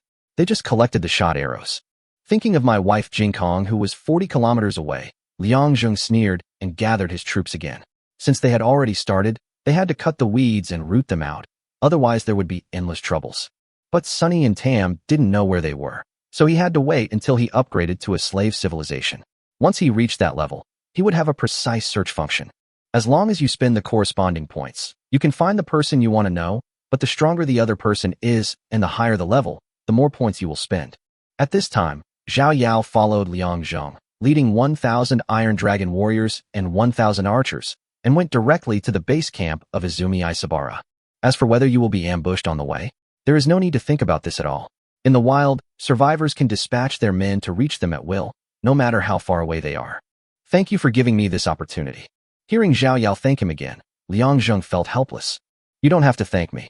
Even if it had nothing to do with you, I would still have taken action. They are already at the gates of the city. I can't wait for them to break into my house. Also, I just thought about it. You should follow the exploration team from now on. Although you can't intervene, you can signal that you are not there, so that they don't miss out on the treasure. Don't worry, I will make you strong, and I can also give you many heirs. Hearing what Zhao Yao said, Liang Zheng lost his balance and almost fell down. When Zhao Yao saw this, she covered her mouth and laughed. The group quickly arrived at the base camp of Agatsuma Jinkong. Liang Zheng looked at Agatsuma Jinkong and the tribe with a sneer and directly clicked on plunder. You are initiating a looting battle against the survivor, Azuma Kurai. Please confirm the information. Number of exhibitors, 1,000. Participating survivors, 1. P.S. During the looting station, you cannot request support from friends and cannot continue to increase your troops. Sure. Agatsuma Jinkong looked at the prompt in the system and felt a chill in his heart. Now he has no troops left, and he just found out that all his friends have blocked him. Now he is completely alone. Liang Zheng has come to his door to kill him, and he can't resist at all. He has lost all hope. Thinking that half an hour ago, he still had 10,000 soldiers and was the ceiling of the wild world, but now he is not even as good as a novice. Just after 10 minutes, There was a sound of the gate breaking, and then a group of armored warriors rushed in. Liang Zheng walked in front, and Zhao Yao followed behind. Looking at the mighty army, my wife Jinkong just sat on the ground dejectedly, without any thought of resistance. Suddenly, my wife Jinkong kowtowed frantically, and blood immediately flowed out of her forehead. Please, I don't want to die. Let me be your slave, please. Liang Zheng didn't say anything, but handed the stone axe to Zhao Yao. After taking the stone axe, Zhao Yao walked step by step to my wife Jinkong's side, then raised the stone axe high, but was hesitant to put it down. My wife Jinkong was already sweating profusely and pissing and shitting at this time. If Zhao Yao had just killed him directly, it would have been fine, but he was reluctant to drop the stone axe, which was simply torture for my wife Jinkong. Liang Zheng sighed. It seemed that the woman was just talking. Then he gave a look to a soldier next to him, asking him to go forward and kill my wife Jinkong. But suddenly he heard a scream from my wife Jinkong, and found that it was Zhao Yao who chopped down with his eyes closed. The axe hit his arm, and his hand was still waving. Liang Zheng stepped forward and pulled her back. Zhao Yao dropped the axe and lay in Liang Zheng's arms crying. The Iron Dragon warrior next to her chopped off my wife Jinkong's head with an axe. During the plundering battle, the survivor Liang Zheng defeated my wife Jinkong and was wiped out from the Jurassic era. The World Channel, which had just calmed down, suddenly became boiling again. Ijo, damn, the boss is such a ruthless person. He just won the plundering war and fought back, and even wiped out my wife Jinkong. Awesome. Xiang Xiang, boss Liang Zheng is so brave. He went straight to our country's base camp. Awesome. Gucci, if boss Liang Zheng didn't beat up you little Japanese, you wouldn't know that he's a master of both civil and military skills. Liang Zheng looked at the noise of the world and ignored it. Instead, he returned to the tribe directly. After all, he still had Ro Nu in his arms who needed to be comforted. Chapter 20, Advancement to Stone Age Civilization. Liang Zheng had just returned, holding Zhao Yao and thinking about the idiom, everything will come to fruition naturally, but was interrupted by the sudden attack of the system. During the plundering battle, you obtained the enemy's technology, language communication, basic, civilization +5. Liang Zheng was immediately overwhelmed with emotion. He could finally communicate with this group of unfashionable guys and no longer had to use gestures to learn sign language. Without any hesitation, he upgraded directly to the advanced level and gained another 10 points of civilization, which now reached 90 points. Suddenly, he heard a burst of chattering outside, and he didn't even care about Zhao Yao who was shyly waiting to bloom in his arms, and rushed out. Seeing Liang Zheng's expression, she thought something had happened and hurriedly followed him. However, after going out, she found that everyone was shouting at Liang Zheng. Chief! Liang Zheng was excited. Damn it, you guys finally speak human language. This is the first time I'm communicating with them verbally. Shouldn't I say something? After thinking for a long time, he finally said something that made everyone excited. Dinner is ready. There was a bonfire burning in the evening. Liang Zheng sat in the main seat with Zhao Yao sitting next to him. Everyone was roasting dinosaur meat around them. Looking at the happy expressions on everyone's faces, he felt very relieved. But everyone just sat there and chatted without any program, which was indeed a bit boring. No wonder everyone loved dancing. It was really uncomfortable to just sit there. You are the chief now. Isn't it time to establish some systems? Hearing Zhao Yao's words, Liang Ru suddenly woke up from his dream. That's right. He has become a chief, so there should be military ranks such as warriors or generals below him. Thinking of this, Liang Zheng coughed a few times hurriedly, but it only attracted the attention of a few people around him. There was nothing he could do. There were just too many people. Zhao Yao laughed when she saw it, and then clapped her hands vigorously. Everyone, please be quiet. The chief has something to say. Zhao Yao's words attracted everyone's attention. Liang Zheng found a high platform and stood on it. 20,000 people stood in front of him in an orderly manner. Looking at the 20,000 people below, Liang Zheng was lost in memories for a moment. Back then, my team had just opened. A few hundred people showed up, no guns. Ahem, but for a few dozen points, hundreds of lives were lost. But now, they have already occupied one side, and with a wave of their hands, thousands of arrows can be fired and cities and strongholds can be captured. Today, everyone has performed with extraordinary bravery. The warriors of our tribe have bravely shown their prowess and courage. I have decided that in future battles, anyone who demonstrates bravery will be crowned a warrior. Command the troops. Remember, the opportunity is in your hands. Seize today, create the future, and fight. Only by fighting can you win. Dismissed. After Liang Zheng finished speaking, Zhao Yao was already laughing so hard that she was leaning back and forth, and now she was annoyed when she saw Liang Zheng. You're laughing, but don't worry about my ruthlessness. Haha. Come on. Don't say you're ruthless. I don't care if you're ruthless under your hands or your legs. I'm yours anyway, so do whatever you want. While speaking, he also glanced down at Liang Zheng. Liang Zheng looked at Zhao Yao's childlike face and hated this barbaric era in his heart. He couldn't use the method of having sex after drinking. But all the subordinates were excited. At this moment, they were full of fighting spirit and were ready to fight. Everyone wanted to charge into battle immediately to prove his strength. The chief is mighty. The chief is mighty. But at this time, Zhao Yao reminded, why? Those who fight have the right, and we who explore have no right. Liang Zheng immediately understood, raised his hands and pressed them down, signaling them to stop. Also, not only the warriors, but also the exploration troops. If there are any who have made great contributions, I will also confer titles. Let's work together to create a prosperous tribe. After saying this, everyone shouted again. Your tribal warriors are full of vigor and have unlocked the language. Please name your tribe. Liang Zheng listened to the sudden voice and fell into deep thought.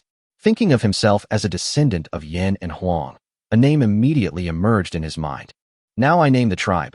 The people who were originally shouting suddenly became quiet and listened quietly to Liang Zheng's next words. The tribe is called the Yanhuang tribe. The Yanhuang tribe is mighty. The chief is mighty. After a burst of excitement, everyone continued with the bonfire party. Some people, who had not yet recovered from the excitement, began to dance and rejoice. Your people have discovered the earliest art of dance, civilization +5. At the same time, some people were scratching symbols on the stone to record this moment. Your people invented the earliest hieroglyphics, civilization +5. Your civilization has reached 100 and can be advanced to Stone Age civilization. You can stay there for up to 1 month, after which you will automatically enter the Stone Age civilization. During this period, civilization development cannot be triggered. After the advancement, you will have 3 days to adjust. Liang Zheng felt very happy in his heart.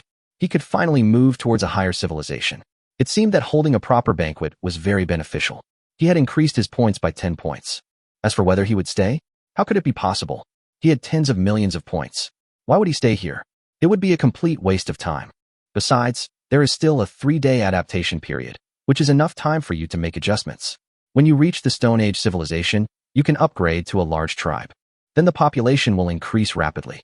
By then, our own strength will definitely be stronger and technology will be triggered more. Thinking of this, Liang Zheng no longer hesitated and directly clicked to advance. You have been promoted from Savage Civilization to Stone Age Civilization. The system will migrate you to another area and all your assets will be taken with you. Please confirm. Confirm. As soon as I finished clicking, the surroundings flashed and the scene in front of me changed. My buildings and subordinates were still there, but now I had arrived in a grassland. In front of them was a winding river, with countless diplodocus resting around it. After seeing this scene, Liang Zheng and Zhao Yao both stood up. So beautiful. Zhao Yao couldn't help but sigh, and so did Liang Zheng. Looking at the starry sky, the Milky Way spanning the entire sky, and the meteors passing by, his mood became extremely comfortable. But at this time, someone wanted to spoil the fun. A primitive man ran to the diplodocus, climbed up directly, and then rode on the diplodocus. Liang Zheng's scalp went numb when he saw this scene, but the next moment, he was extremely surprised. Your primitive people suddenly have the whim of riding a dragon across the grasslands, triggering a civilization event. Wang Hai tames the horse, civilization level +10. Liang Zheng's mind was filled with question marks.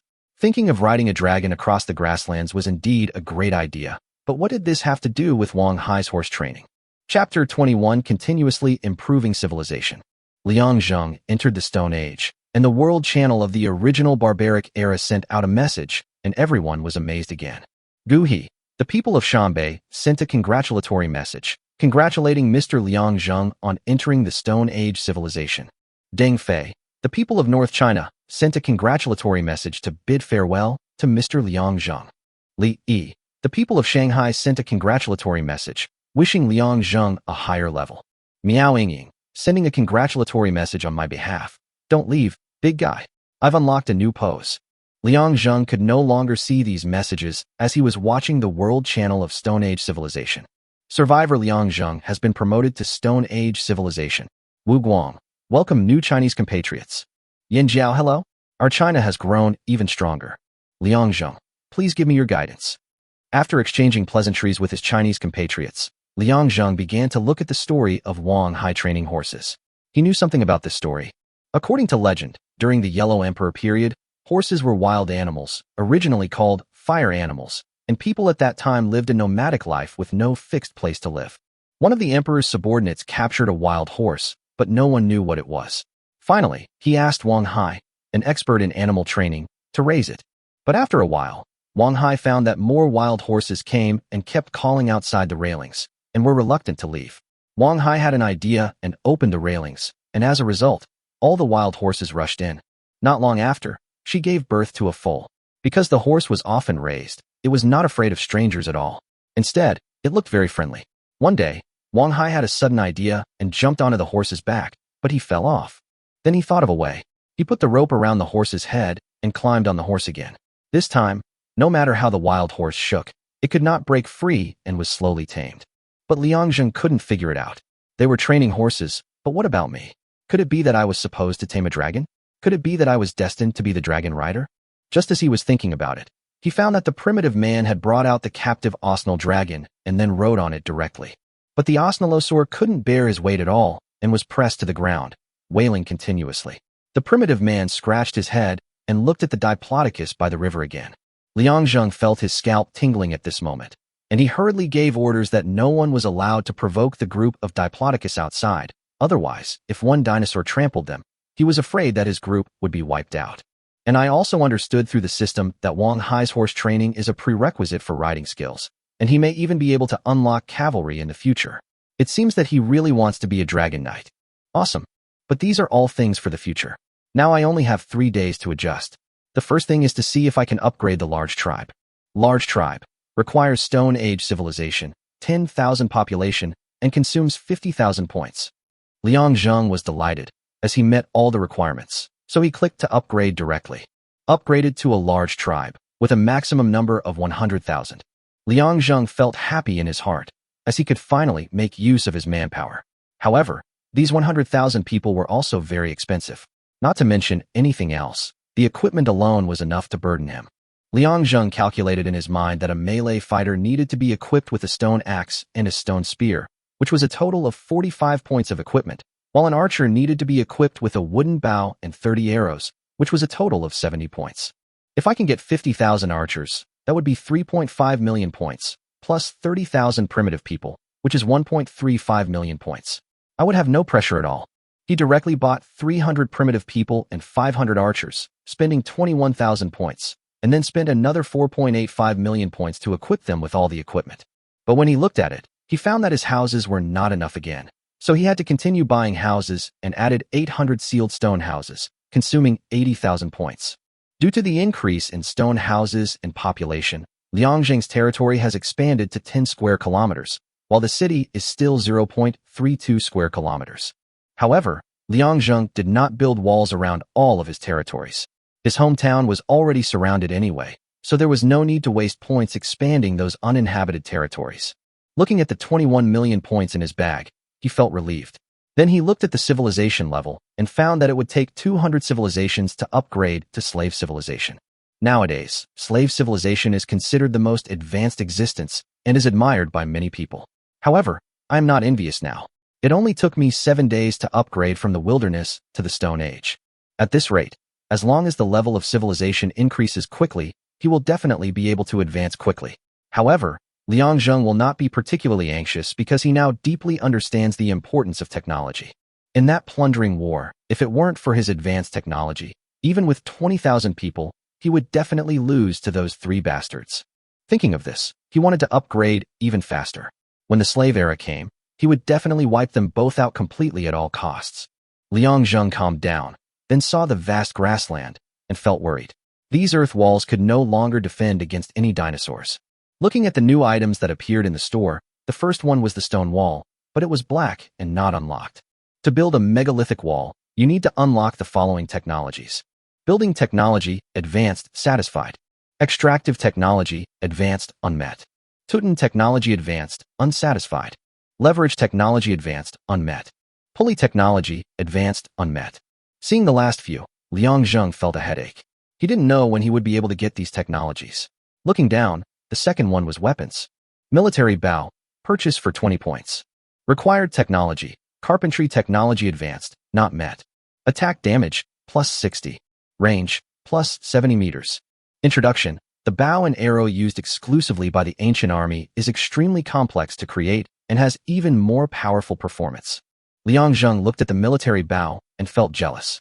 It seemed that his technology was too insufficient. However, he now had 100,000 people and could assign more people to explore. Civilization event. Zhao Yao publicizes your heroic deeds throughout the tribe. All residents of the Yanhuang tribe worship you with utmost veneration, forming the rudiments of a religious belief. Civilization plus 10. Civilization event. Discovery of chestnut. Your exploration team discovered a species of foxtail grass on the plains. They brought it back, shelled it, and found a seed, which they planted into the chestnut crop. Your tribe begins cultivating the crop, and your civilization level increases by 10. The continuous improvement of civilization made Liang Zheng a little dazed, but he soon knew the reason. He didn't expect that Zhao Yao was really good and helped him improve his civilization by 20 points so quickly. Chapter 22, Early Homo sapiens. Millet. Today we call it sorghum, but after shelling it, it's called millet. It's cultivated from a wild species of foxtail grass. Millet is drought-tolerant and resilient, making it a signature crop of the Stone Age. Civilization event. Food acquisition. You harvested chestnuts, bringing a new staple food to the tribe and eliminating the monotonous diet. Your subordinate's physique is improved. Initial health plus 100, initial attack plus 10, initial defense plus 10, initial attack plus 10.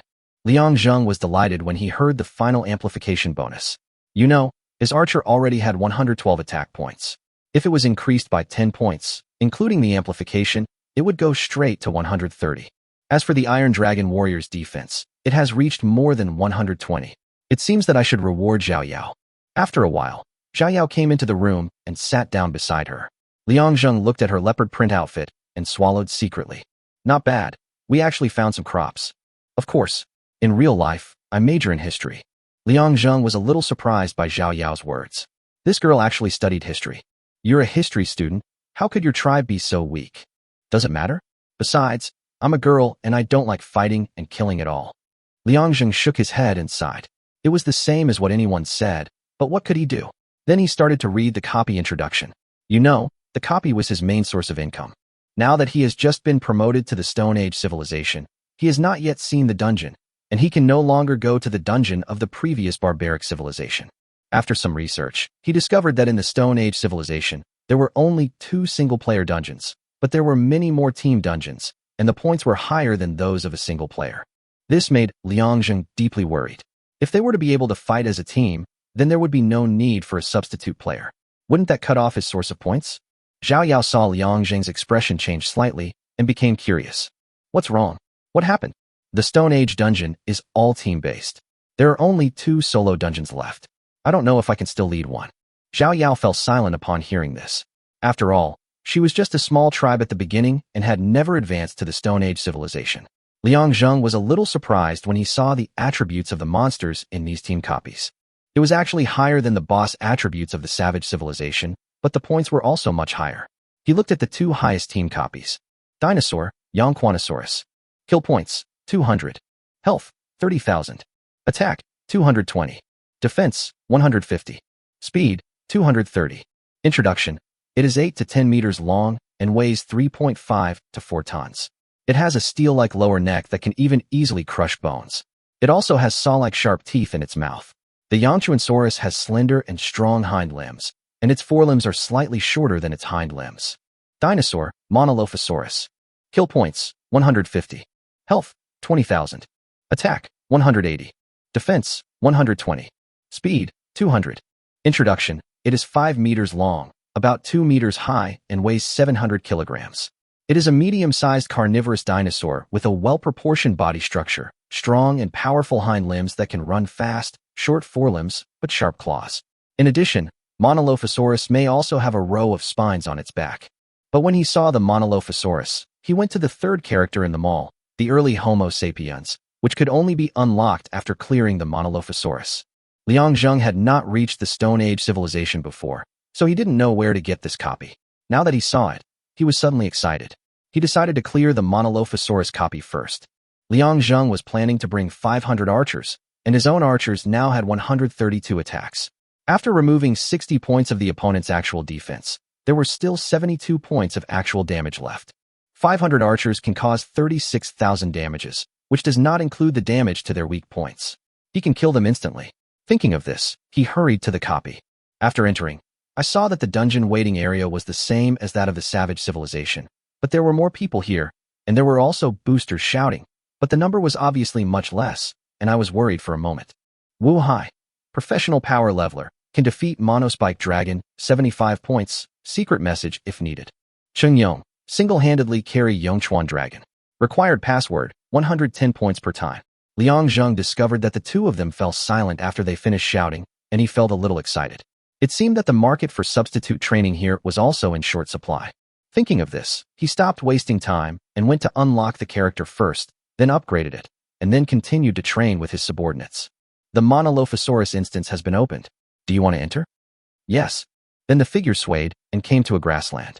He saw a tall dinosaur appearing outside, and all his archers were ready. There is 1 minute left before the dungeon opens. Please be prepared. The enemy is attacking. Monolophosaurus 1, crush the survivors. With a roar, the Monolophosaurus rushed over like a tiger emerging from the mountains. It was so fast that it was within the archer's shooting range in a blink of an eye. Shooting. Liang Zheng shouted, and 500 archers fired instantly. System damage prompts kept appearing.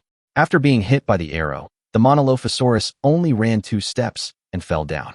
You have passed the Monolophosaurus dungeon and are rewarded with 200 points. The Monolophosaurus corpse has been stored in the system warehouse. System detection. You have cleared the Monolophosaurus dungeon. The new character Early Homo sapiens is now available in the mall. Liang Zheng was excited and immediately exited the dungeon and returned to the tribe. He clicked on the system mall and saw that the early stage Homo sapiens had been unlocked. Units. Early Homo sapiens, 50 points, /1. Health, 150. Attack, 35. Defense, 20. Speed, 45. Skills, skillful fighting. Introduction. A higher human being evolved from primitive humans, with more powerful physical fitness and brains. Primitive man Early Homo sapiens requires 30 points. Liang Zheng directly upgraded 38,000 primitive people to Homo sapiens, consuming 11,400 points. Because of the 100-fold critical strike, he inadvertently saved 1,000,000 points. Units. Early Homo sapiens, 50 points, /1. Initial health, 350. Initial attack, 56. Initial defense, 50. Initial speed, 45. After adding his own amplification skills, all attributes began to rise. Now the 1,000 Iron Dragon warriors are even more powerful. Without counting the amplification, the initial defense alone is already 136 points, and with the amplification included, it is as high as 176 points. What we need to do now is to go to the Yongchuan Dragon copy, and then choose the most stable way to assign candidates. Chapter 23 New Arms. Just like the Yongchuan Dragon copy, Liang Zheng first brought 500 archers in. According to his own calculations, the damage of these archers was sufficient because there were still weak points of damage here. The Yongchuan Dragon instance has been opened. Do you want to enter? Yes. Liang Zheng entered the dungeon and was stunned to find that it was actually a forest. He felt a little bad. No wonder no one led this dungeon, and the archers were completely useless. Moreover, he brought in 5,000 archers. Is he going to be doomed? There is 1 minute left before the dungeon opens. Please be prepared. Looking at the towering trees around, I didn't find the Yongchuan Dragon. I don't know where this guy is hiding. There is no trace of him at all. 500 archers have surrounded him. This is the only way he can do for now, as he hasn't discovered the enemy. At the same time, he also knows why this copy charges 110 points. It is too dangerous. The enemy is attacking. Yongchuan Dragon 1, crush the survivors. Suddenly, there was a roar, and a 4-meter-high behemoth appeared in front of Liang Zheng. Liang Zheng hurriedly commanded the archers to shoot, but something he did not expect happened. All the archers automatically arranged themselves into 3 vertical rows, each with a different angle, and shot directly. Yongchuan Long, with a health of 30,000, was killed instantly. Then Liang Zheng thought of his 100% hit rate increase. You have passed the Yongchuan Dragon instance, and are rewarded with 200 points. The Yongchuan Dragon's corpse has been stored in the system warehouse. After exiting the dungeon, Liang Zheng did not call for a coach, but instead planned to try the Yongchuan Dragon dungeon a few more times to see whether its attack each time was fixed or random. Is there a suitable place for shooting in every scene that appears? After 3 experiments, Liang Zheng found that each time was different, but his 100% hit rate played a huge role. He could hit the target every time and the enemy would die in one round. In that case, I can start leading the dungeon. I have a total of 62,000 archers, each consisting of 500 people in a team, which can form 124 teams, and the harvest each time is 110 points. Liang Zheng, Solo Yongchuan Dragon, 120 points per play, private message if needed. As soon as he finished speaking, a group of people immediately sent private messages. Liang Zheng calmly added them as friends one by one, and then started the old routine. The other party set the copy points, and he would go to lead them himself.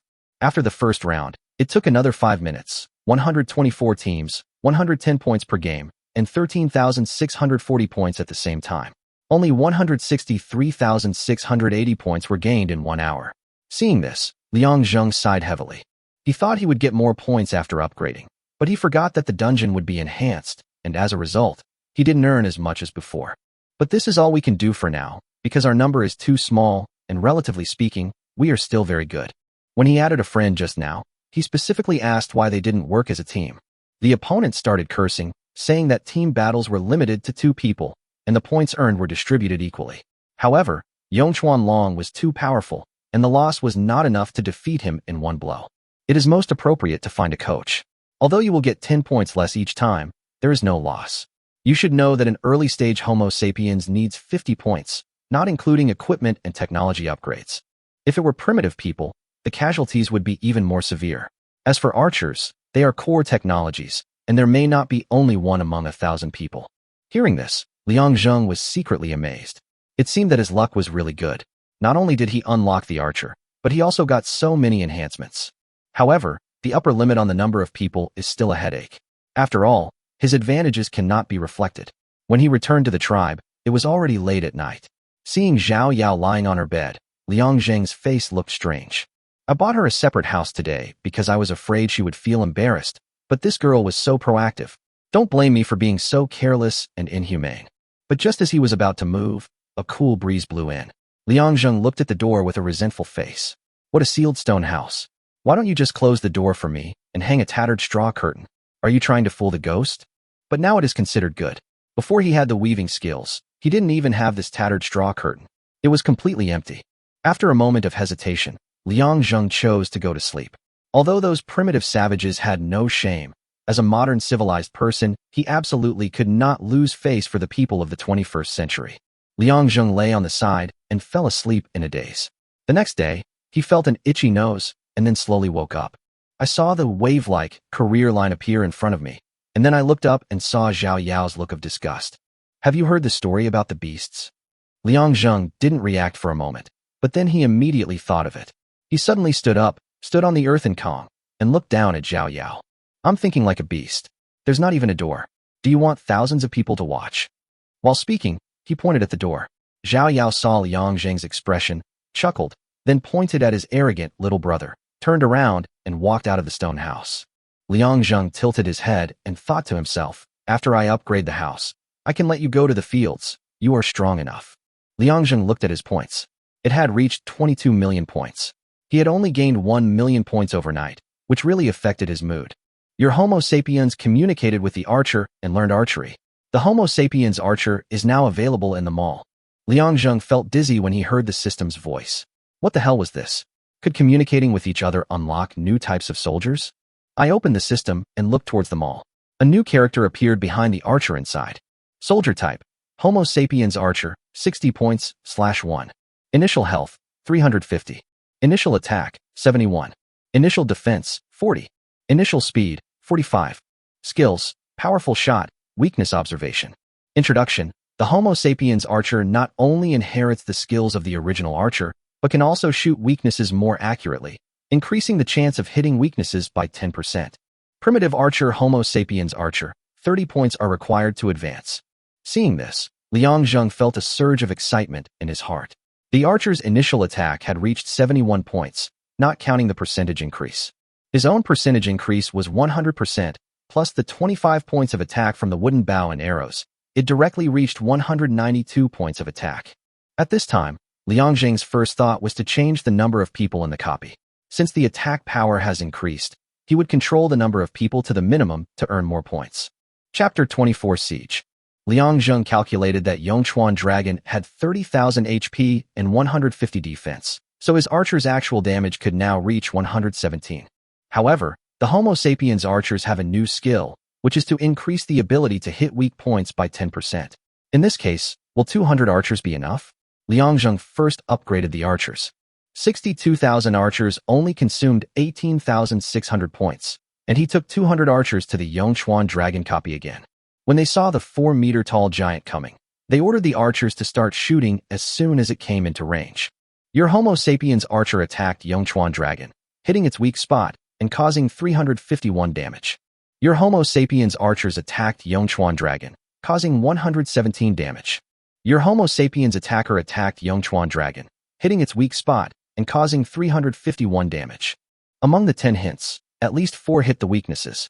This used to be something you could only encounter when you were lucky, but now it has become inevitable. And if you are lucky, there will be 6 weak points that can be hit directly. Now, Yongchuan Dragon will still die in one round under the shooting of 200 Homo sapiens archers. Liang Zheng tried it again a few more times, and still killed them all with one shot. No need to think, the number of people was reduced to 200, but he had more than twice as many people to earn points. From the initial 124 teams, it has now grown to 310 teams in an instant. The points for one time are as much as 34,100, and there are 409,200 points in 1 hour. In 12 hours, there are 4,910,400 points. Liang Zheng felt relieved when he saw this, and even thought about whether he should replace all the soldiers with archers, but after thinking about it, he decided not to. Now he is not fighting a war. If someone really comes to plunder, he still needs to fight in close combat. Although his archers are very powerful, if someone rushes to the door, he will be dumbfounded. But at this moment, the system's voice appeared again. The siege will begin in 48 hours. The system has detected that your protection will disappear in 48 hours, and you will be forced to participate. Please be prepared. Liang Zheng heard the system prompt, his mind full of black question marks. What the hell is this faction war? It's actually mandatory to participate. He quickly opened the system, read the instructions, and applauded. This faction war is held every month, and the time I chose happens to be when the faction war starts. If I come one day later, I will miss it completely. This camp war is extremely cruel. All survivors of the Stone Age civilization must participate and are divided into 2 camps, red and blue, and all survivors can choose voluntarily. But as Chinese people, they have an inexplicable obsession with the color red. So at the beginning, all Chinese people chose red. Over time, it evolved into a situation where all Chinese people and their allied countries chose red, while the rest of the countries chose blue. As for the rules of the game, it is a 5v5 battle. Each side has a city, and then they send troops to attack each other's cities until one side's city gate is breached or all the troops are killed. Surrender is not allowed during this period. As a survivor, you can stand inside the city walls on all sides and use the system to control everything. You don't have to go to the battlefield, and you won't die. It will only reduce your military strength. At the same time, the requirement for participating in the siege is to mobilize at least 50% of the troops. Many people are unwilling to lose half of their troops, so they all go all out and take a gamble. After all, killing enemy soldiers is also the fastest way to gain points. If the bet wins, many people will become rich overnight. Of course, if you lose this siege, you will lose everything. A large number of survivors will be wiped out or become slaves, just like gambling with your life. Liang Zheng was practically dancing with joy at this point. What did he lack the most? Manpower. I could send 100,000 men, even if I killed half of you and I were all killed. So what? 100,000 people. Even primitive people would need 2 million points, but he only needs 20,000 points. Would he be afraid of having no one to compete with? Thinking of this, Liang Zheng's blood boiled. He was given a pillow just when he was feeling sleepy. With 20,000 points, his 100,000 people only needed to kill 1,500 people to make a profit, and the rest would be all profit. As for losing equipment, it doesn't exist here. If everyone could pick up the opponent's equipment, they would just kill them to improve their own weapon technology. As the saying goes, some are happy while others are sad. At this time, the world channel was already full of curses. Hey Po, damn it, another siege. I can't hold on any longer. I desperately need a boss. Xiang Jing, there aren't that many big guys out there. You know, the ceiling is only a few of them. Who has such a good idea to meet? I fought them 3 times, and the opponents were all about to advance. If I meet them again this time, I'll be a slave. Zheng Min, I used up all my troops last time. After a month of hard work, I just managed to gather 10 primitive people. Is there any boss who wants to take slaves? Watching the chat on the World Channel, Liang Zheng noticed the ceiling those people were talking about. He thought that those were the big guys, and must be tough guys. While I was thinking, the system prompt sounded. Your subordinates, inspired by Zhao Yao, want to build a statue in your honor to commemorate your heroic deeds. They've obtained boulder material and sent a large number of excavation troops to work on it. They've finally discovered the basic mining technology, which currently only allows them to mine boulders up to 1 cubic meter in size. Unlock mining technology, primary, civilization +5. When Liang Zheng saw this, he suddenly remembered the technology used to build giant stone walls. Isn't this one of them? It was directly upgraded to advanced level and gained 10 points of civilization. At this rate, we'll probably be able to advance to the slave era soon. Zhao Yao is really thoughtful. Thinking of this, Liang Zheng used the system to allow all his subordinates to hear his voice. Everyone, stop for a moment. Hearing Liang Zheng's voice, everyone stopped what they were doing and looked at him with admiration in their eyes. Given Zhao Yao's outstanding performance, guiding the tribe's faith, and laying the foundation for mining, I declare that from now on, Zhao Yao will be the high priest of the Yin Huang tribe. Upon hearing the news, everyone cheered. The chief is mighty. The chief is mighty. At the same time, their eyes became more fanatical. Now everyone was thinking that they must work hard to become the next person to be valued by the chief. The mercenaries in the dungeon were so frightened when they saw the Homo sapiens archer suddenly yelling that they almost fell to the ground, because the Yongchuan dragon was about to reach them. Chapter 25: The Discovery of Salt. Liang Zheng returned to the stone house. Zhao Yao did not follow him in, but continued to give orders. Liang Zheng opened the system curiously, wanting to see how they mined. With a god's perspective, he saw hundreds of miners carrying out their respective tasks on the mountain wall. At this time, they had advanced collection technology, and their technology was more complex. Today's civilization did not have metal, so granite is currently the hardest and most difficult stone to mine. But this cannot stump intelligent humans at all. They will select a suitable stone, specifically one with natural cracks on it. Next, they will start a bonfire under the stone wall and start heating it. The stone will expand when heated, and the natural cracks will begin to become obvious. The person next to him was using water in a container, and when the stone was almost heated, he suddenly poured it into the cracks in the stone. The strong temperature difference brings about the principle of thermal expansion and contraction. If everything goes well, the entire stone will naturally crack and fall off the mountain wall. Even if it doesn't fall off, the cracks will be more obvious and wider. But the next scene made Liang Zheng even more amazed. A group of people nearby took out small stones of various shapes from their bodies and put them into the crack. Then he smashed the small stones hard, causing them to sink deeper into the cracks of the boulder, and one stone after another was embedded in it. Although granite is hard, the harder something is, the more fragile it becomes when damaged. Crack, boom. The boulder fell, and the original inhabitants got the boulder they wanted. Seeing this, Liang Zheng couldn't help but sigh that every method used by mankind in the beginning laid the foundation for higher technology in the future. This was accumulated through human wisdom and life. As for the earliest mining technology, the literature speculates that people in the Stone Age discovered that stones roasted by fire might explode when cooking over campfires, thus giving birth to the most primitive mining method. But at this time, they found that they could not transport it back. When Liang Zheng saw this, he understood. It seems that some things are not accidental, but inevitable. For example, now they know how to mine, but they cannot transport it back. They must use their wisdom to think about it. It seems that they are about to obtain new technology. After closing the god's perspective, the page returned to the World Channel, and I saw that the people inside were still chatting.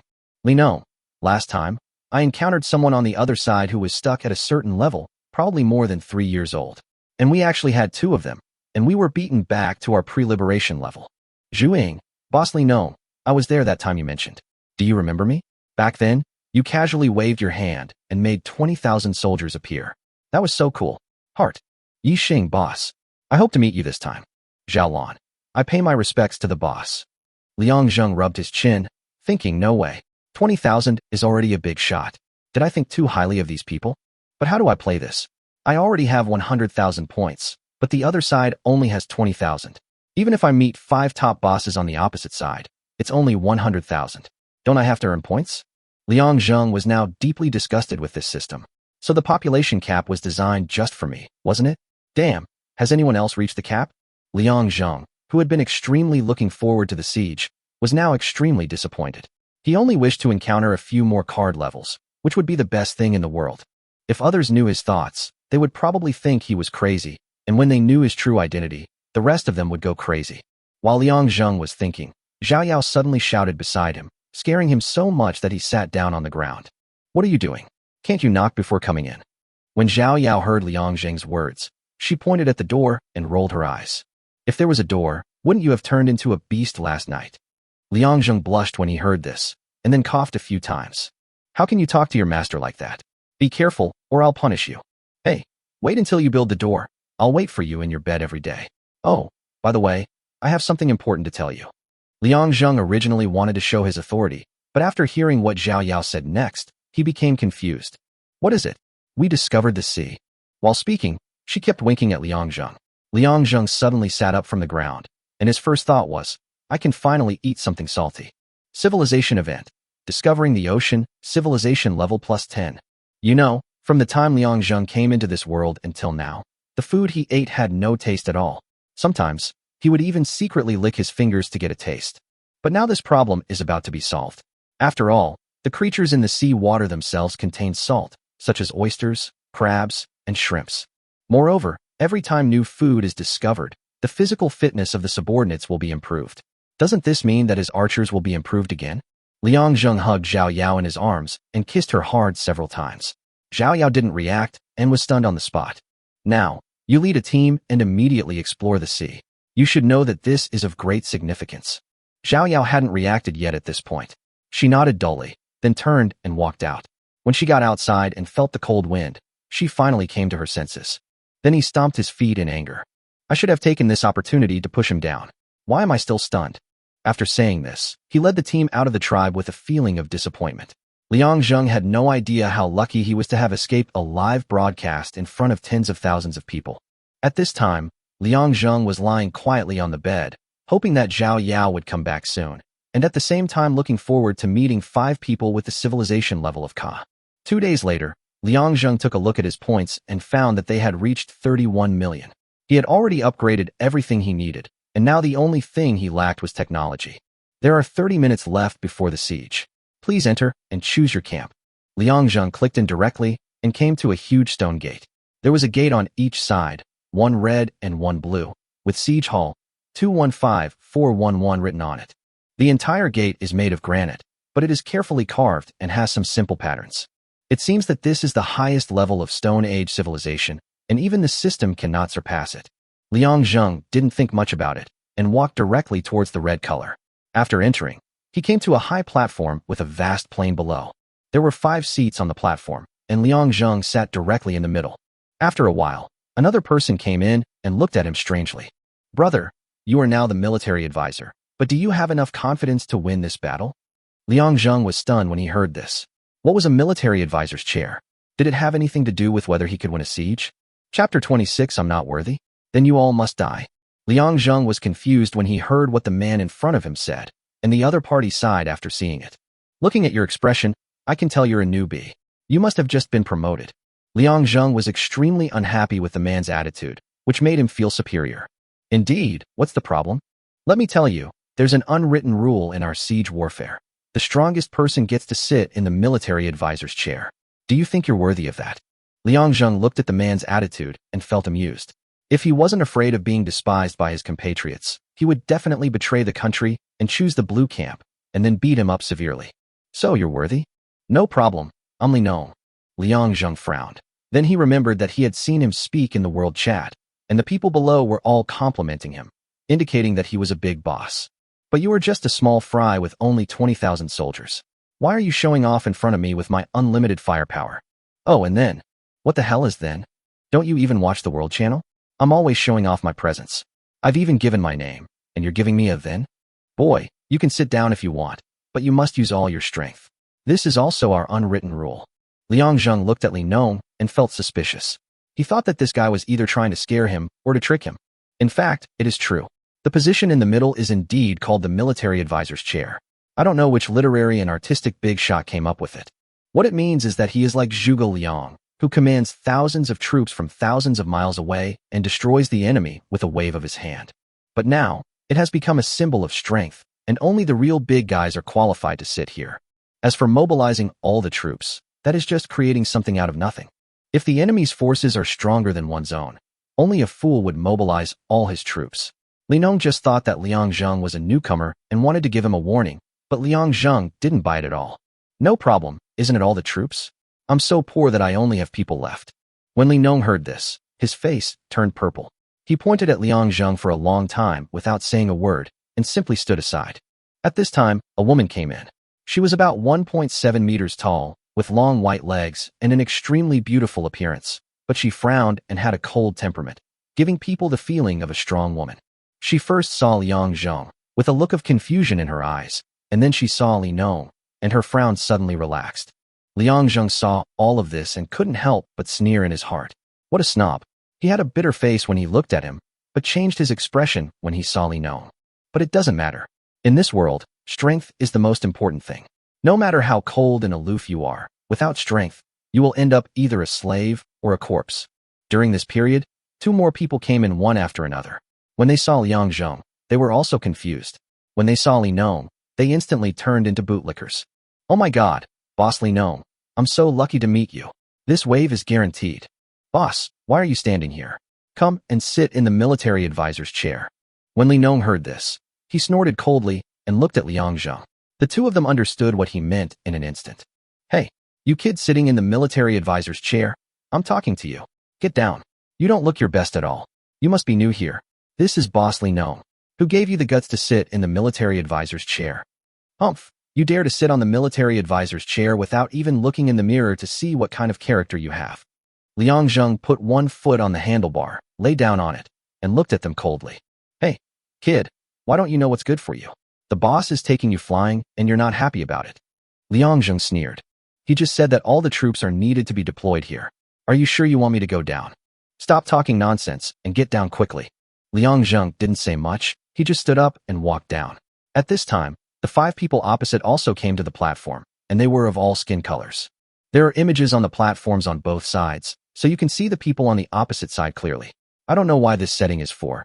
Maybe it's to remember the enemy. Just when Li Nong sat down in the military advisor's chair, he saw the 5 people opposite him and suddenly raised his buttocks. Everyone, I'm not going to sit in this military advisor chair anymore. I see that young man is sitting very well, so why not let him continue to sit there? Hearing this, the other 2 were stunned, and the girl next to them looked at Liang Zheng in surprise. But Liang Zheng had a message in his mind. This grandson is trying to cheat me. Boss, what do you mean? The 5 people on the opposite side are all at a card level. I've fought each of them individually many times before, and it was basically a draw. This time they actually gathered together, obviously wanting to mess with me. The other 2 were shocked when they heard this, but what made Liang Zheng depressed was, can't you speak a little more quietly? I heard it all.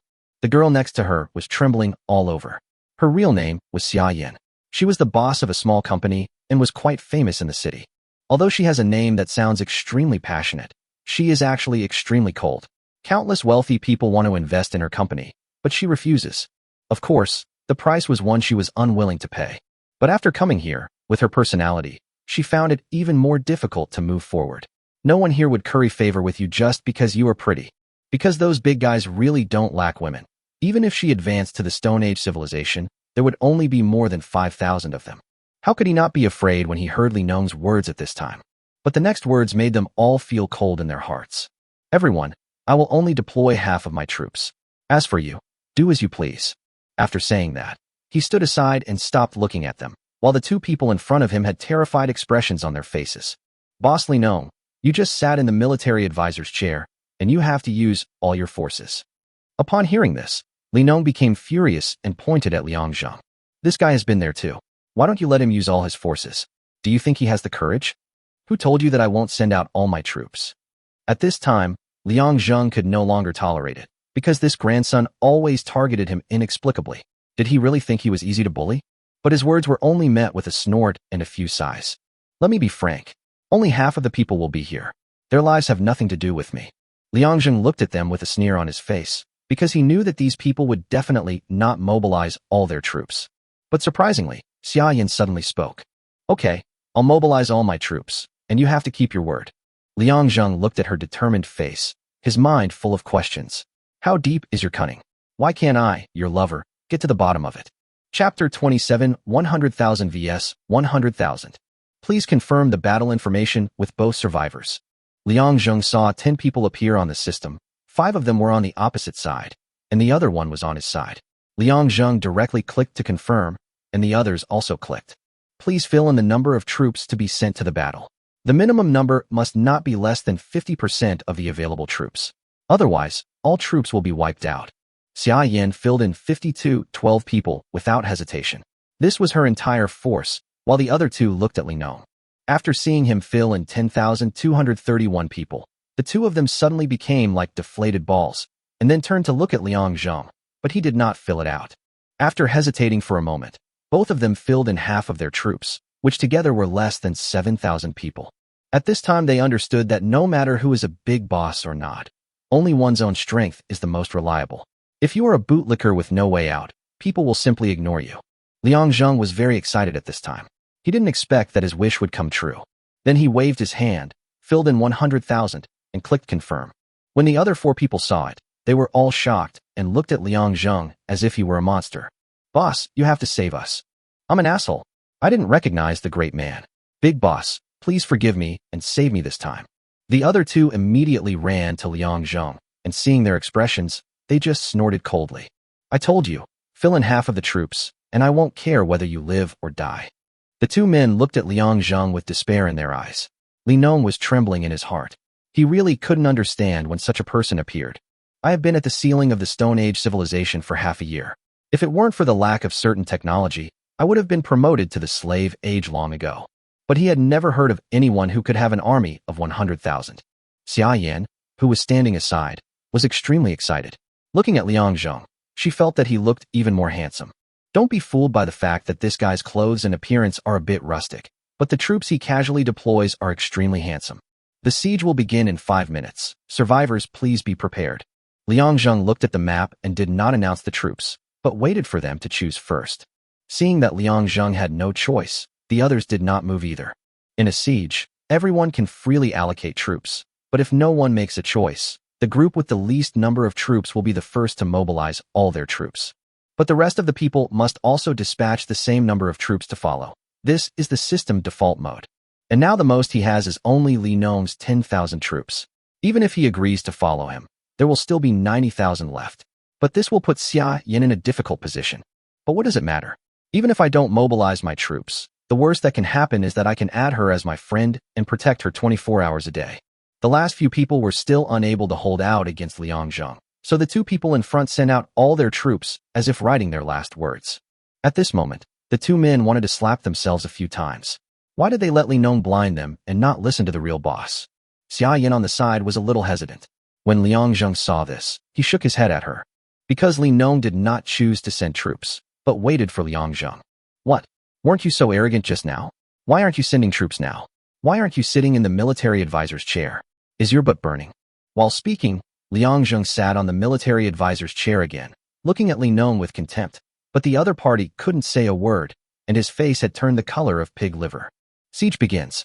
System automatically reduces distance to 100 meters. Enemy incoming. Crush them. As soon as he finished speaking, he saw a huge darkness on the other side, and several people standing on the city wall kept snorting coldly.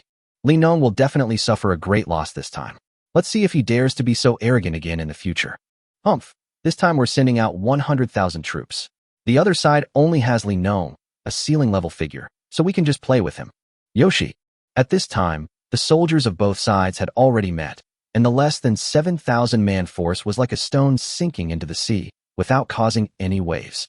Liang Zheng looked at Li Nong and couldn't help but despise him because he had no intention of sending troops. You are really capable. The so-called big boss actually wants to die with a woman. If this matter gets out, I don't know how you will have any face left. Xia Yan's words immediately made Li Nong furious, and he looked at the 2 of them with anger in his eyes. Okay, if you guys are brave, we'll see you later.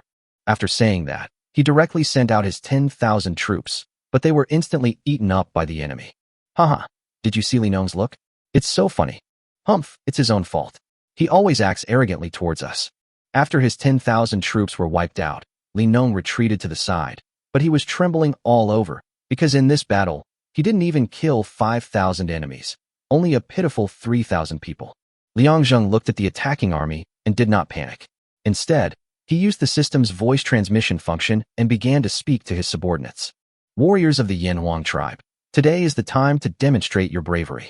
The enemy has a similar number of troops as ours. What should we do? Kill, kill, kill. All right, now I order you to prepare to charge. Today, I will select the bravest man in the tribe to serve as the Flame Dragon Warrior. The chief is mighty. The chief is mighty. Kill them all. Kill them all. Kill.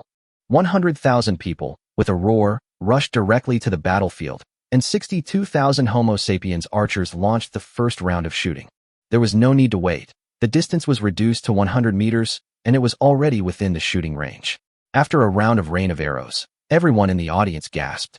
What the hell is this? How many archers does he have? Did he blow up the system? He actually has so many points to buy archers, and they all come with wooden bows. Who are we on the other side? How could they possess such a powerful force? Impossible. The Homo sapiens archers now have a total attack of 192 points, and they have the ability to hit weak points.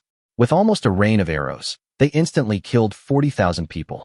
On the opposite city wall, he saw the number of his soldiers decreasing like flowing water, and he felt a chill in his heart. Impossible. How could his archers be so strong? They took out over 8,000 of my men in one wave. These 20,000 are my old base. Baga, are we being plotted against? It must be that bastardly gnome. It's over. We are completely finished. After this battle, we will have nothing left. At this time, the 5 people on the city wall had different expressions. Some were dazed, some were in pain, some were banging their heads against the wall, and some were kneeling directly on the ground, taking out a dagger and preparing to commit suicide by cutting open their stomachs. Chapter 28 goes down in history. At this time, the battlefield was filled with the sound of killing. The Homo sapiens archers took away at least tens of thousands of lives with each round of shooting, and the corpses had already divided the battlefield. More than 30,000 melee fighters were now filled with anxiety. Seeing the number of people decreasing, they were actually afraid that they would not have the opportunity to show themselves. At this moment, someone shouted, "Beat you to death, you bastard." Hearing this, Liang Zheng's face immediately turned black. Is this something you primitive people can say? But as soon as this person finished speaking, all the melee fighters started shouting along, and the momentum reached its peak at once. Seeing this situation, Liang Zheng knew that if he didn't let them charge, they would probably be suffocated. The Iron Dragon Warrior leads all the warriors to charge and kill the enemy. Beat you to death, you bastard. At this moment, Liang Zheng wanted to kick the person who shouted away. After the fight was over, he would find out who shouted. The Iron Dragon Warrior rushed directly into the enemy camp with a stone spear, using the corpses as cover while continuously thrusting the stone spear forward. Each time, a life would be taken away, and the Homo sapiens warriors would fly to both sides. With their advanced encirclement and capture skills, they could make corresponding arrangements directly without any command. At this time, the battlefield was like a meat grinder, constantly devouring lives. The faces of the 5 people on the city wall had already turned ashen. If the number of people was the same, they could barely accept it, but up to now, each of them has killed less than 4,000 people, not counting the 17,000 people before. When the man who committed seppuku saw that his military strength was reduced to 0, he raised his knife and stabbed it directly into his abdomen, but was stopped by others. You're such a fool, don't be impulsive. Tears welled up in the eyes of Ko Gorin, whose name was called out. Do I still have the potential to be a slave? Hearing this, the person who was stopping him silently let go of his hand and then shifted his gaze to the battlefield. The 100,000 people on the battlefield were now less than 10,000. Archers alone shot and killed 2/3 of them. When the soldiers saw this, their eyes turned red and they threw their stone spears directly. 38,000 stone spears instantly nailed the enemy to the ground. Although the opposing team also had archers, they were no closer than Liang Zhengyuan. Most of them were shot dead while they were still running. After they reached their positions, some of them were shot dead again. The remaining archers were really not affected at all. In the end, the warriors of the Yanhuang tribe killed all the enemies without leaving a single one. Historical documents has been updated.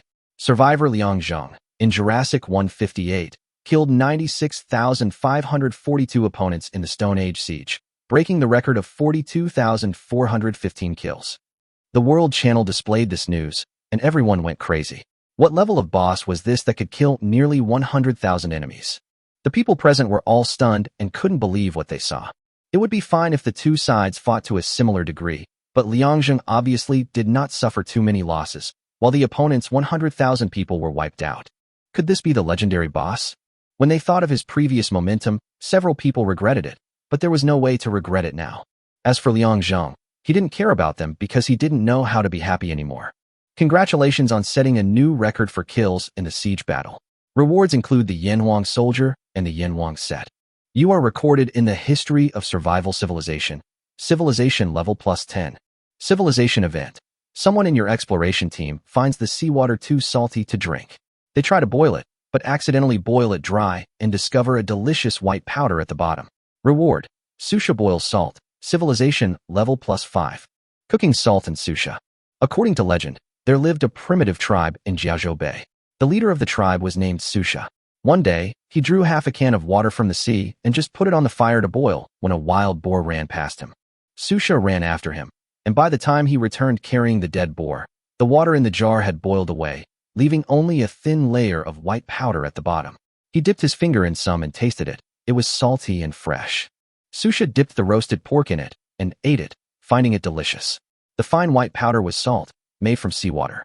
From then on, salt entered human life and became an essential item. Liang Zheng felt a surge of heat in his heart, and without paying any attention to the looks of the few people, he disappeared from the spot and returned to the tribe. When you open the system mall, you will find an exclusive column in the character list. At the top is a Yanhuang soldier, and below are many branches. Liang Zheng took a look and understood the approximate classification. There were 3 types: infantry, archers, and cavalry, and the first infantry had already lit up. Arms. Yanhuang infantry, 100 points, /1. Initial health, 500. Initial attack, 81. Initial defense, 70. Initial speed, 60. Skill, armor break. Introduction, a melee unit unique to the Yanhuang tribe, with the power to break the enemy's armor. It can be used with the Yanhuang armor set, and all attributes are increased by 10 points. Liang Zheng was suddenly extremely excited. This was simply a step to becoming a god. After adding up all of his initial gains, he had already reached such a terrifying level, but with the help of the suit, he could continue to improve. He hurriedly looked at the troops below, but found that they all needed items to be unlocked beforehand, and the infantry needed the Yanhuang armor set.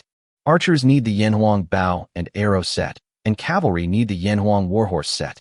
When he looked at the method of obtaining it, there was no available crafting technology listed, but it said that some special event was needed to trigger it. Thinking of this, Liang Zheng sighed. But then he looked at the armor set. Weapon, Yanhuang stone knife, 50 points, /1.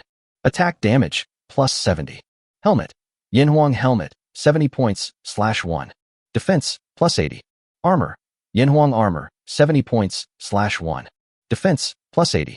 At this moment, Liang Zheng felt extremely happy. He was going to stand shoulder to shoulder with the sky and directly kill the immortal. The attributes of the Yanhuang infantry after wearing the suit are: attack power, 151, defense power, 230. If you add your own roundup bonus, then the attack power is 196, defense power, 299. Who else? The defense power is 299, just a little short of 300. The actual defense power is 150, which is simply outrageous, and the health value is as high as 500 points. In today's siege, he lost nearly 5,000 people. But if he had this group of Yanhuang infantry, even without archers, he could directly crush them and not even be able to break their defense. Thinking of this, Liang Zheng stopped wasting time and started to consume points and get fully armed. Chapter 29 on the importance of oysters. Liang Zheng first took a look at the income and found that it was not much. In this siege, only 15,000 archers and 5,000 Homo sapiens were killed, and the remaining 80,000 were primitive people. 5,000 Homo sapiens get 125,000 points, 15,000 archers get 225,000 points, 80,000 primitive people get 800,000 points, and the final statistics show 1.15 million points. Seeing this, Liang Zheng couldn't help but pout. These guys were simply too poor. They didn't even have 10,000 Homo sapiens, yet they still had the nerve to come and fight a siege. Seeing that his points have reached 32 million, his soldiers can finally be upgraded. But the problem is that he only has 38,000 infantry, which is a bit of a headache. However, he would not consume the number of archers. After all, the main output nowadays is still archers. In the era of cold weapons, long-range combat is still more popular than melee combat. Liang Zheng first upgraded all the early Homo sapiens to Yanhuang infantry, making up the 50-point difference and spending only 16,000 points, and then began to buy equipment. Each set of equipment requires 190 points, but I have a stone spear worth 25 points and a stone axe worth 20 points, for a total of 55 points. After offsetting all these, you only need 135 points to buy one item, and 1,000 Iron Dragon warriors only cost 85 points each. In the end, Liang Zheng spent nearly 5.1 million to transform everyone into the Yanhuang infantry. Looking at their murderous appearance, they were simply an invincible army of lions. Looking at the remaining 28 million points, he sighed inwardly. These points are really not worth spending. At this time, Zhao Yao walked in from outside with roasted dragon meat in his hand. As soon as he came in, he smelled a fragrance. This aroma was different from the previous ones. He instantly realized that salt was added. Before Zhao Yao even arrived, he stood up, grabbed it, and ate it in big mouthfuls. When Zhao Yao saw those murderous soldiers, her heart trembled. Although she could not see the attributes of these people, she knew that this must be an extremely powerful army. Looking at Liang Zheng's happy expression at this time, I guessed it almost exactly. Eat slowly, no one will snatch it from you. Percent you and percent. Speak to me something I can understand. Tasty. Zhao Yao laughed for a moment, then went out. When she came back, she was holding a few prawns and oysters in her hand and handed them over again. When Liang Zheng saw the seafood, his eyes turned green and he started eating immediately, while the world was already roaring. Mo foam, is this something a human would do? Boss, please come out and let us worship you. Please. Zhao Lin. Killing 100,000 people is such a joy just thinking about it. Those foreigners directly wiped out 5 ceiling-level warriors, and we Chinese produced 1 atmospheric-level warrior. Awesome. Sun Bo, oh my god, who's following this boss? Come out and tell us about it. The scene at that time must have been quite grand. Qianjiang, humph, forget your hope. This is a lousy boss who doesn't care about our lives. He's wasting time, sending us out to die before he comes back. Zheng Lin, that's right, we lost several thousand troops in vain, and Boss Li Nong lost 10,000 troops. When everyone saw this, they were shocked and started discussing it continuously. At the same time, they wanted Li Nong to speak out, but after seeing Liang Zheng's strength, he became much more obedient. The reason is very simple. Even if the other party does not attack you, there is no need to create an enemy that you need to look up to. Although he is arrogant, he is not stupid. Xia Yan, I was also with boss Liang Zheng. He was sitting in the military advisor's chair, but was chased off. The others were unwilling to mobilize their full forces, and I didn't lose a single soldier. As soon as Xia Yan finished speaking, Qianjiang and Zheng Lin started cursing, but at the same time, some people with sharp eyes saw the problem. Gu Jiang, I finally understand.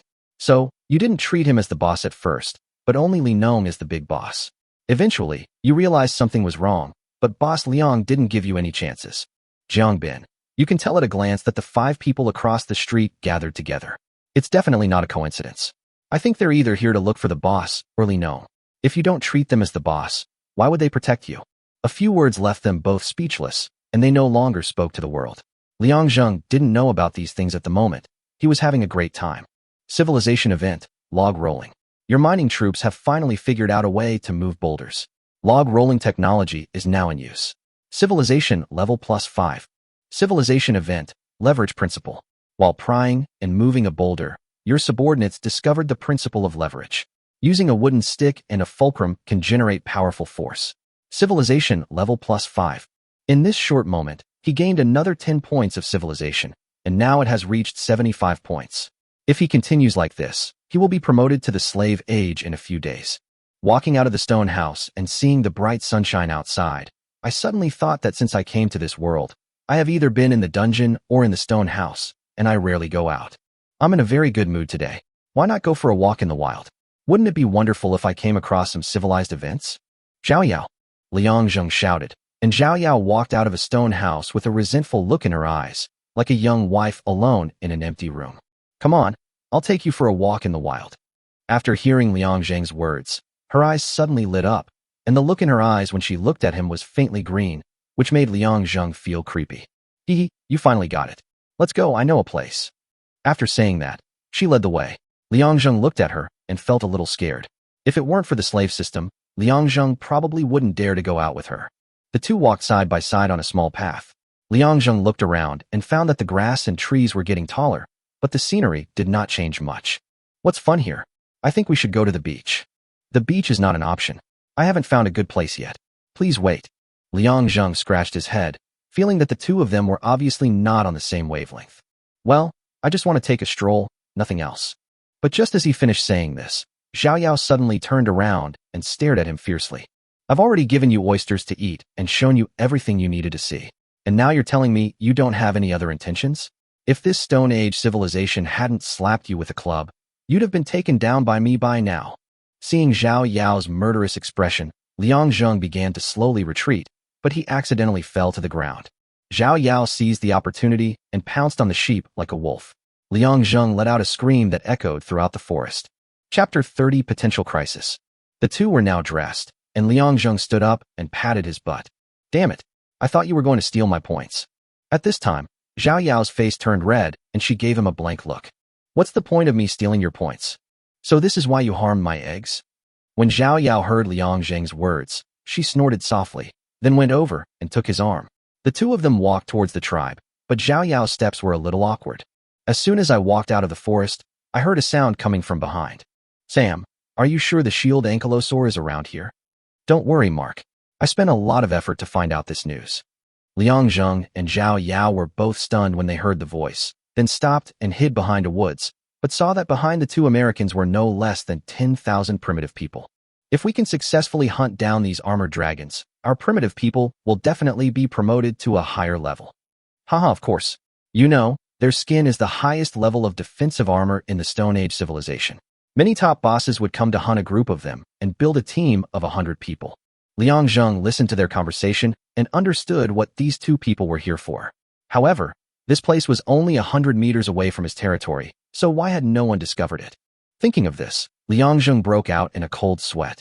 If the other party was not here to hunt, but to plunder, then he would be in trouble. Zhao Yao saw Liang Zheng's face suddenly turn pale and thought something had happened. What's wrong with you? Are you okay? Because he was too worried, his voice tone rose a little, and the two foreigners heard it. Who is it? Come out. Both of them looked nervous. Zhao Yao was startled by the sudden shout. Liang Zheng knew he could no longer hide, so he walked out directly. Seeing a young man and woman from China, they were stunned at first, then they looked at Zhao Yao and actually laughed. So they are two wild mandarin ducks. It seems we have disturbed your good time. Liang Zheng looked at the two of them and frowned. Now I'm giving you a piece of advice. Leave the soldiers behind and you two can get out of here. The two men who were laughing lasciviously became furious when they heard Liang Zheng's words, and Sam even started cursing. Asshole, how dare you talk to us like that? Are you looking for death? After saying that, he directly ordered his men to rush towards Liang Zheng and the others. You don't stand a chance anymore. While speaking, Liang Zheng had already called up 10,000 Yanhuang infantry from the system, and they instantly appeared around him. At the same time, the voices of both systems sounded. When encountering a wild war, soldiers cannot leave the battle until it is over, but they can add more troops freely, and survivors can escape alone. Looking at the sudden appearance of 10,000 soldiers, the two were dumbfounded, not because it was too sudden or because of the number, but because they had never seen the appearance of these soldiers before. Each of these soldiers wore armor that looked like scales and a helmet on his head, leaving only his face exposed. Each of them was extremely strong.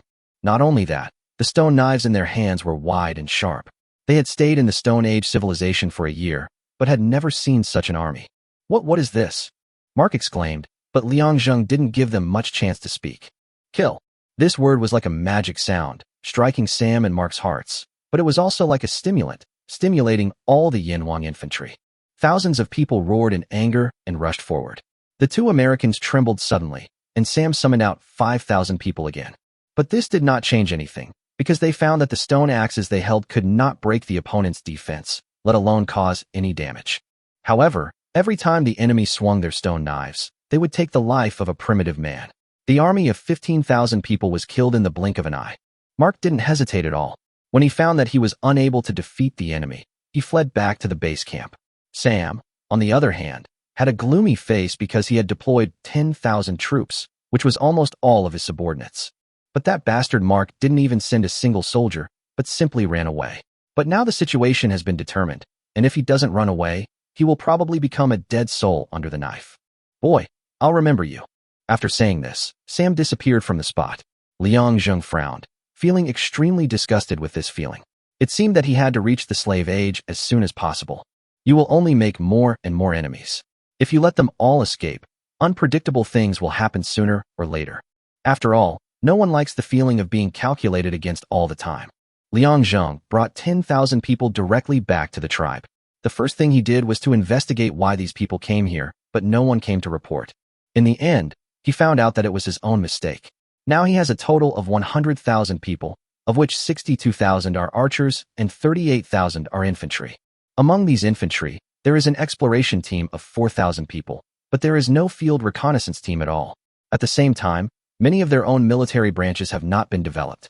Liang Zheng directly sent out 5,000 people to spread out around as a field exploration force. After all, this was related to his own life, and he must not be careless. Fortunately, he discovered it in time. At the same time, he was also preparing to start conferring titles on his subordinates. He learned from the system that if his subordinates were conferred titles, he would be able to do his job properly, and he would have less worries. Assemble. I have something important to announce. Liang Zheng shouted and withdrew all the soldiers, including those in the copy, and his friends' group exploded instantly. Many people were sending private messages crazily, but he ignored them. Lu Yu stepped forward and listened to the seal. I'm here. I appoint you as General Yonghu. Command all the Yanhuang infantry. Hearing Liang Zheng's words, Lu Yu trembled all over. I obey your command. Lu Rong stepped forward and listened to the seal. I'm here. I appoint you as General of the Wings, commanding all archers. I obey your command. Liang Zheng did not appoint these two people randomly. During the siege, he discovered that these two people were extremely outstanding. Lu Yu was originally an Iron Dragon warrior. In the siege, he took the lead and killed no less than 20 enemies without any damage. The rest of the soldiers all followed him as their leader. Lu Rong's archery skills were extremely superb. Liang Zheng had seen him shoot a few arrows alone, and each time he hit the enemy's vital point, killing him in one shot. Moreover, while others only shot one arrow, he could shoot 3. After appointing the 2 people, he returned all the soldiers to their original positions. Liang Zheng looked at the 100,000 troops and felt that it was too few. As long as he had another 25 points of civilization, he could upgrade the level of his tribe again. Chapter 31, Clearing the Threat. However, just after he sent out the reconnaissance soldiers, someone came back to report. Chief, we've detected 13 dinosaurs appearing 3 kilometers away. After hearing the spy's report, Liang Zheng remembered what Sam had just said, that there would be ankylosaurs appearing nearby. Could these 13 dinosaurs be them? Liang Zheng had some knowledge of the shield armor dragon. It had extremely high defense, but its attack power and movement speed were very slow. After hunting it, you can use its leather armor to make armor and helmets, but the defense is not as high as its armor set. Just as he was thinking, another spy came to report. Chief, we discovered a large tribe 10 kilometers away. When Liang Zheng heard this, he was shocked and quickly opened the system to check. Everything the spy saw and heard could be displayed in the system. Survivor, Hiyori Ogawa. Level of civilization, Stone Age civilization. For the sake of fairness among survivors, the system will only display partial information, and the number of people and technology of the other side will be completely hidden. Liang Zheng directly summoned back 10,000 archers, and then led 20,000 Yanhuang infantry to attack. Since the other party was not Chinese, there was no need to be polite. Even if he is Chinese, Liang Zheng will not let him live under his watch and will persuade him to move. When Zhao Yao saw Liang Zheng coming back, her expression changed. She did not disturb him, but went back to the stone house to rest. At this time, Liang Zheng led his team and rushed out in a mighty force. They came to the gate of Ogawa Rai's tribe and directly clicked on plunder. You are initiating a raid on the survivor, Ogawa Hiyori. Please confirm the information. Number of participants, 30,000. Survivor 1. Confirm. Ogawa Hiyori was resting in the stone house at this time. Suddenly, a prompt came from the system, and he sat up in surprise. Your tribe will encounter war in 10 minutes. Please be prepared. Looking at the prompts in the system, he hurriedly opened the system perspective and saw the 30,000 troops outside, and his body suddenly felt cold. I didn't seem to have offended any big boss, so why would such a powerful team suddenly attack me? And there was only one of them. Thinking that all his troops added up to only 7,000 people, he hurriedly opened the friend list and kept sending messages to his friends. Ogawa Hiyori, come and save me. I've been robbed. Miramoto Keita, how could this happen? How many people are there on the other side? Seeing Miramoto Keita's question, he felt sad in his heart, knowing that if he told the truth, the other party would definitely not come. Hiyori Ogawa, the enemy only has 20,000 men, so you can just send a few of them. Miramoto Keita, are these the only ones there? Then wait for me. I'll send troops over right away. However, Ogawa Hiyori waited for a long time, but no one showed up. He knew that the other party must have noticed something was wrong and had no intention of coming. The same thing happened when the other friends sent their messages. They were completely hopeless and time passed by minute by minute. Just when the countdown reached 0, a roar came from outside and their tribe was instantly destroyed. Screams rang out one after another, and his primitive people had no resistance at all. A moment later, he saw a Chinese man standing in front of him. Liang Zheng looked at Ogawa Hiyori in front of him and directly ordered the soldiers beside him to kill him without even giving him a chance to beg for mercy. You obtained woodworking technology, basic in the plunder battle. Liang Zheng was a little stunned when he heard the sudden voice. He just wanted to blow up the camp and capture the stronghold, but he didn't expect to get some extra technology. When he thought that this technology could unlock military bow weapons, he was overjoyed and directly upgraded the technology to a high level. At the same time, a message was also sent to the World Channel. Survivor Liang Zheng won the plunder battle. Ogawa Hiyori has been wiped out from the Jurassic era. After this news came out, the world was shocked. In the morning, Boss Liang Zheng was still participating in the siege, and in the afternoon he ran off to plunder others. He was really violent. But at this time Liang Zheng didn't care what the world said. He had mastered the woodworking technology and had upgraded it to a high level, so he could make military bows. Looking at them all in the system, the military bow has been unlocked. Weapon, military bow 40 points, /1. Attack damage, plus 60. Range, plus 70 meters. Liang Zheng looked at the military bow and felt excited. He didn't expect that this weapon was so powerful. It increased the damage by 50 points compared to the primary wooden bow, and the range was increased from 50 to 80. Wooden bow military bow consumes 20 points. Liang Zheng consumed 1.86 million points and directly upgraded all 62,000 archer weapons. The initial attack of the early Homo sapiens was already 71 points, plus 75 points for military bows and arrows, plus a 100% increase in attack power. At this time, the archer's attack has reached a terrifying 292 points, and the range has increased to 130 meters. Soldier type, Homo sapiens archer, 60 points, /1. Total health, 350. Total attack, 292. Total defense, 52. Total speed, 58.5. Skills, powerful shot, weakness observation. Looking at this attribute, Liang Zheng couldn't stop smiling. The number of people in the copy could be doubled, and the points could also be doubled. Now each team has been reduced to 120 people, with a total of 516 teams. If you lead the dungeon for 12 hours a day, you will get 8173440 points. Just when he was excited, the system's voice rang out. Emergency event. Your subordinates have deified you and want to build a 30-meter tall statue for you. They need 1 million points in funding. Do you agree?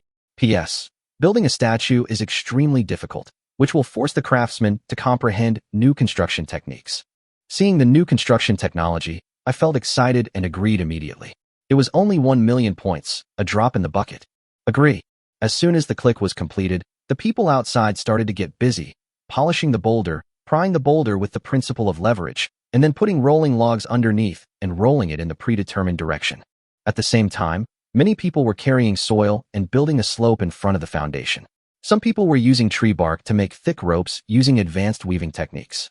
Civilization event. During the construction of the statue, your people mastered the art of earthen embankment, using a slope to transport huge stones to a high platform for the statue. Civilization plus 10. Civilized aspect. The slope of the earthen mound method requires tremendous strength to pull the boulder from the rolling log to the high platform. I have mastered the use of pulleys. Civilization level plus 10. Learning makes me happy, and technology makes me grow. Seeing myself continuously acquiring technology, I can now finally upgrade my tribe and build huge city walls. Chapter 32, City Upgrade. Liang Zheng's civilization level has reached 100 points and can be upgraded to a city. At the same time, his own giant stone wall has been unlocked. System, upgrade the tribe to a city. Upgrading the city requires 100 Stone Age civilization points, a population of 50,000, and consumes 500,000 points. Upgrade. The next moment, Liang Zheng's tribe underwent earth-shaking changes. Large houses rose from the ground, including barracks and houses. There are many streets in the city, and in the middle there is a tall castle, which is Liang Zheng's special residence. But none of these made Liang Zheng excited, because he found that the upper limit of his number of people had disappeared, which means that he can now create as many people as he wants, as long as his house can accommodate them. The barracks that appeared in the city could accommodate 3 million people, and the residential buildings could accommodate 2 million people. but the 5-meter-high earthen walls around them were too shabby. I opened the system and looked at the giant stone wall that had been unlocked in the mall. Giant granite wall, 500 points, /1 meter. Height, 35 meters. Thickness, 15 meters. Durability, 300,000. Defense, 500. Liangzheng took a look at his city. It had already expanded, and the kilometer-long earth wall looked like a toy in front of it. They just canceled it and didn't even bother to upgrade. After spending 5 million points, a 10,000-meter granite wall instantly rose from the ground, surrounding the city tightly. But what made Liangzheng angry was that there were 4 empty gates in the center of the city walls on all 4 sides. "You bastard. You won't even give me the door." But no matter how much he cursed, he couldn't just leave his door empty, so he quickly clicked into the mall to see if there was a matching door. Fortunately, he found one. Millennium Tree Gate, 5,000 points, /1. Durability, 150,000. Defense, 200. Introduction, it can be used as the gate of the granite city wall and is extremely strong. Liangzheng consumed 20,000 points, but he was still cursing the system in his heart. It was obvious that it was designed to cheat him. At the same time, he hurriedly looked towards his mansion. When I saw the wooden doors one by one, I finally felt relieved. If I had to buy doors for all these houses, I would have gone bankrupt in an instant. Seeing that his points were only 22.45 million, Liangzheng couldn't help but feel distressed. He had to know that he hadn't recruited anyone yet. Now he could expand indefinitely, but he needed a barracks. He took a look at the barracks and civilian houses in the mall. It cost 500 points each, but they could accommodate 10,000 people. His previous 200 stone houses had been swallowed up by the city. The system explains that with urban transformation, all items will be recycled and then presented in another more advanced form. This can be considered a reward for those who advance. And his 200 stone houses were replaced with 300 barracks and 200 houses, which is definitely a benefit. Now that the city has been upgraded, all that remains is to purchase characters. I only have 100,000 people now, and I need to add 4.9 million more. Looking at the mall, I found that new characters had been unlocked. There were residents in it, who could become production, exploration, and technological troops. And what was even more humane was that there were both men and women. Arms. Resident, 20 points, /1.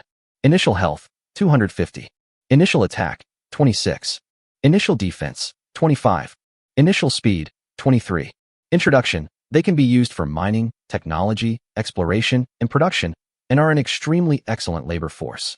Liangzheng directly spent 400,000 to purchase 20,000 residents, actually 2 million.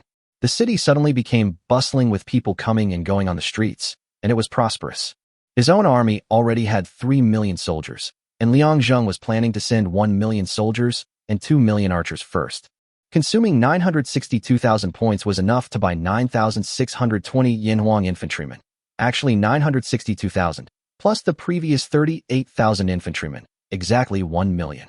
After spending 11.628 billion points, he bought 19,380 wise archers, actually 1.938 million, plus the previous 62,000 archers, making a total of 2 million people. Seeing the 2.4 million points that were instantly reduced, Liangzheng felt a toothache. This was when he had 100 times critical strike. If it were someone else, this number would be 100 times higher. Next, Liangzheng was about to start equipping equipment. He now had 20.05 million points, which was not enough even to equip the archers. He couldn't help but sigh heavily. In the end, they endured the heartache and equipped 400,000 people with archery equipment, and the 20 million was fully reimbursed. After finishing everything, Liangzheng stood on the high platform, looking at his veritable million-strong army, and his heart was filled with heroic spirit, while the soldiers below were also shouting loudly. "Long live Yanhuang! The chief is mighty." Standing at the front were Lu Yu and Lu Rong. At this time, Lu Yu walked forward. "Master Chief, please give the city a name." "Yanhuang Dragon City." Lu Yu and Lu Rong turned around at the same time and raised their arms to shout. "My lord has ordered that it be named Yanhuang Dragon City." "Long live Yanhuang Dragon City. Long live our lord." After a burst of shouting, Liangzheng called the two of them forward. "Lu Yu, Lu Rong, come forward. I will be here. Today is the day when Yanhuang Dragon City is newly built. Let all the soldiers have a good feast." After hearing Liangzheng's words, all the soldiers started celebrating again, and Liangzheng turned around and went back into the house. After entering, I saw that although the furnishings in my room were simple, with only some rough wooden tables and wooden beds, it was much better than before because there was a door. Your Yanhuang Dragon City, on an unprecedented scale, has reached the pinnacle of the Stone Age and is recorded in history. Civilization +5. Looking at the points page with only 50,000 points, he felt a chill in his heart. He had to make money quickly. He now had 462,000 archers, 120 people in a team, which could be divided into 385,000 teams. If you complete a copy at the same time, you can reach 423,500 points, 5,082,000 points in 1 hour, and 60,984,000 points in 12 hours. At this point, he had already distributed all the archers, and now he just had to stay alive and earn points, while he was also planning on getting support for the plundering war. Now Liang Zheng feels that he is a strong man in the Stone Age civilization in terms of both the number of people and the types of troops, and he has enough strength to plunder. But he didn't know that in the Stone Age civilization there were actually many hidden bosses, whose strength was around 1 million people, and they were all at the critical juncture of promotion.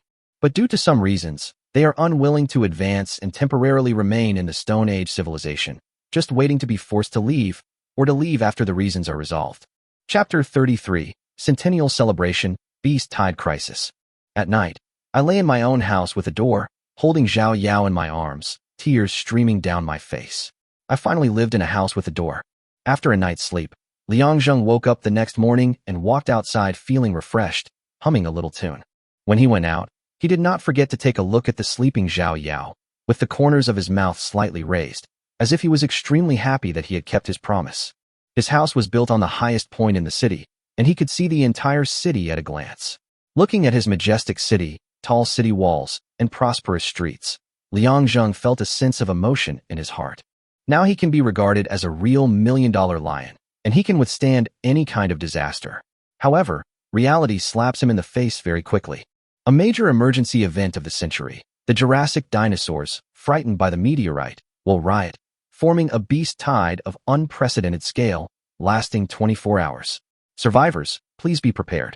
A meteorite will land in 48 hours, marking the 100th anniversary of extreme survival. It is recommended that all survivors hide in their tribes to fight the beast tide.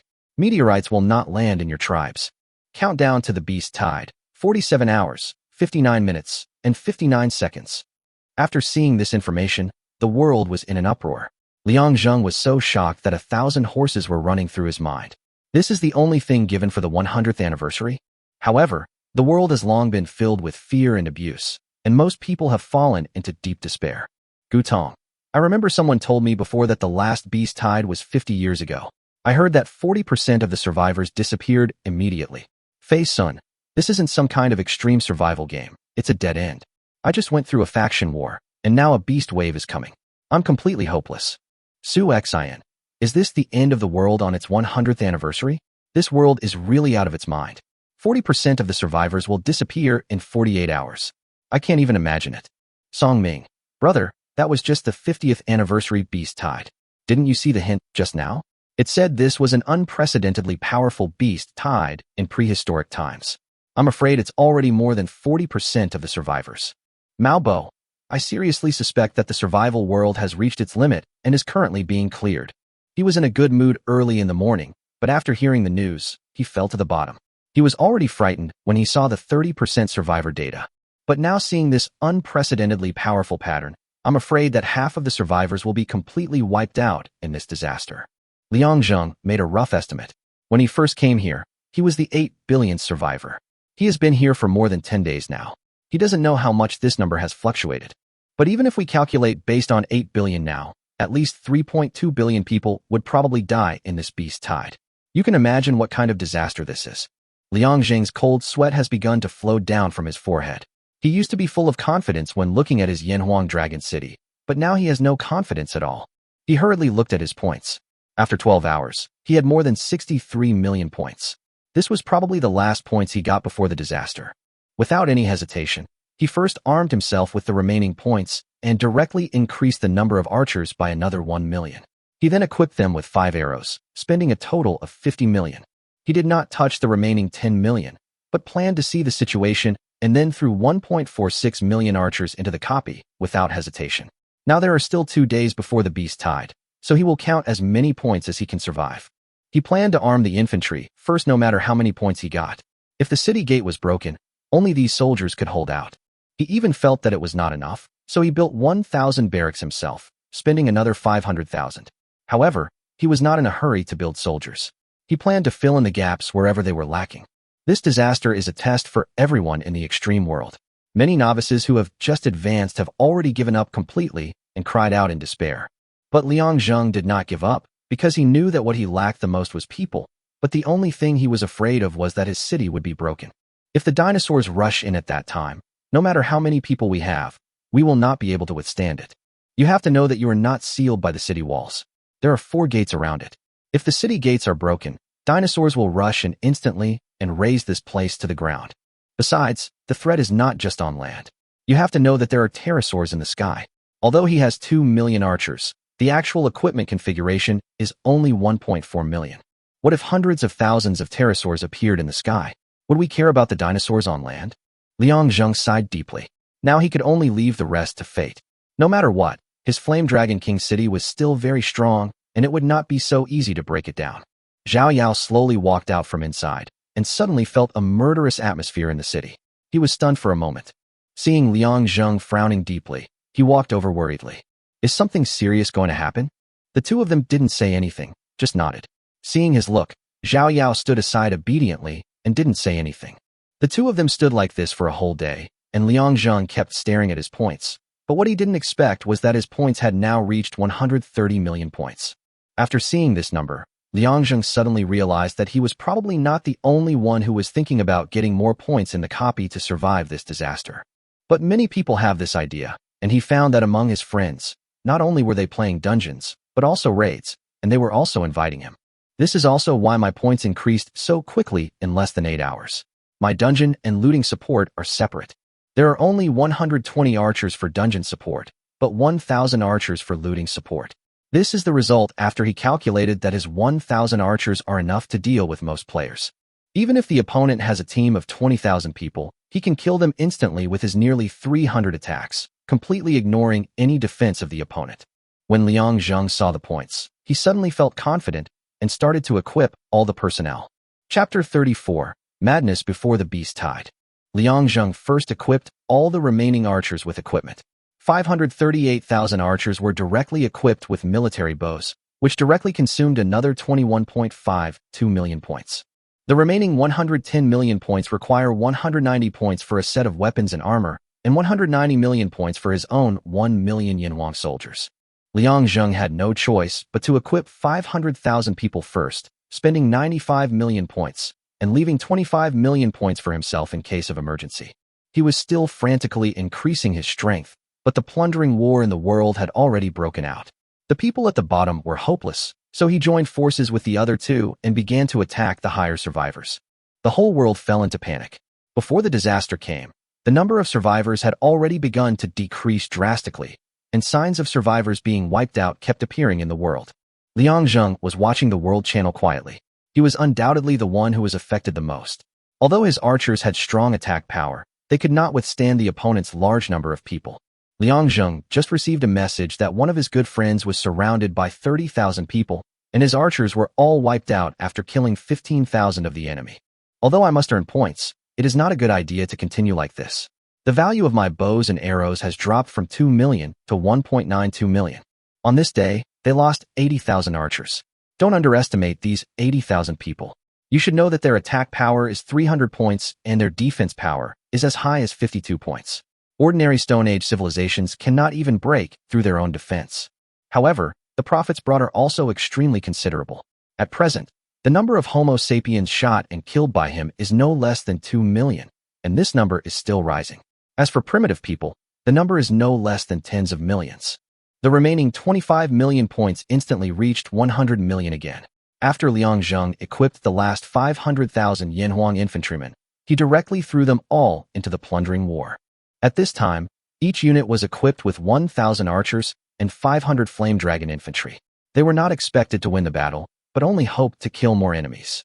By the next morning, Zhao Yao had already returned to her room to sleep, but Liang Zheng had no intention of sleeping. He kept his eyes on the system points and his own number. Whenever the points were reduced to an integer, Liang Zheng would add a wave of people to ensure staffing. He didn't know how much time had passed, and Liang Zheng didn't remember how much he had replenished, but according to the system prompts, The number of people he shot and killed when he was providing assistance was extremely terrifying. At this time, the number of early Homo sapiens who died at his hands had reached 13 million. The number of primitive archers had reached 500 million, and as for primitive people, it had exceeded 200 million. Homo sapiens kill points, 2,513 million, 325 million. Original bow and arrow kill points, 1,550 million, 750 million. Primitive kill points, 10,200 million, 2 billion. The total points now total 3.075 billion.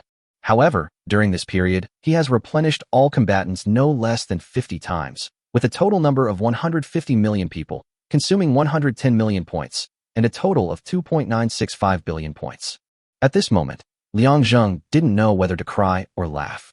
At this critical moment, his path to wealth has developed, but no one knows what his fate will be tomorrow. The whole world was filled with smoke of gunpowder. There was no smell of freshness in the early morning. Instead, a bloody and murderous atmosphere covered the entire Jurassic era. Liang Zheng expanded his city by directly purchasing another 90,000-meter area at 500 points per meter, consuming 45 million points. To fill up the military camps purchased before, Liang Zheng directly bought 3 million Yanhuang infantry and 7 million wise archers with 10 million people, which consumed a total of 7.2 million points. 3 million sets of armor and weapons cost 570 million, and 7 million sets of bows and arrows cost 280 million. The points have now reached 2.089 billion, but he has not continued to add them. Now his number of people has reached 13 million, which is enough. Even that pile of people is enough to block the gate. I am constantly replenishing the number of people, so there is no problem at all. As long as the city wall is not broken, I can hold on and get through. After a full 24 hours, Liang Zheng was completely exhausted. He stood up and stretched. Lu Yu and Lu Rong in front of him also stayed with him for the whole night. You two go back and have a good rest. The soldiers will have a tough battle tomorrow. Yes. After replying, the two of them returned directly to their camp, and he also summoned back all the soldiers. When he entered the room, he saw that Zhao Yao had already woken up. Seeing Liang Zheng's haggard appearance, he made the bed for him. Liang Zheng fell directly onto the bed and fell into a deep sleep. I slept until the afternoon because the system prompts kept ringing.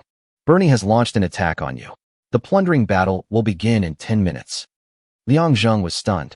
His city was so magnificent, yet there were still people who dared to come and seek death.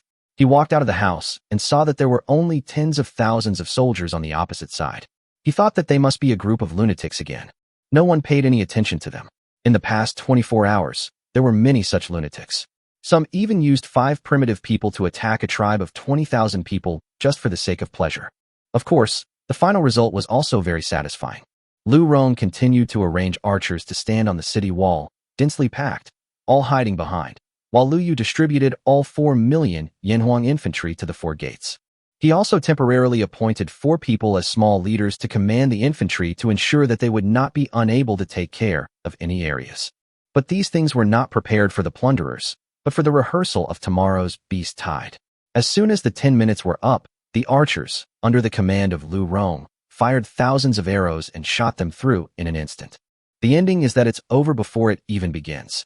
Liang Zheng walked up to the platform, and all the soldiers below looked at him.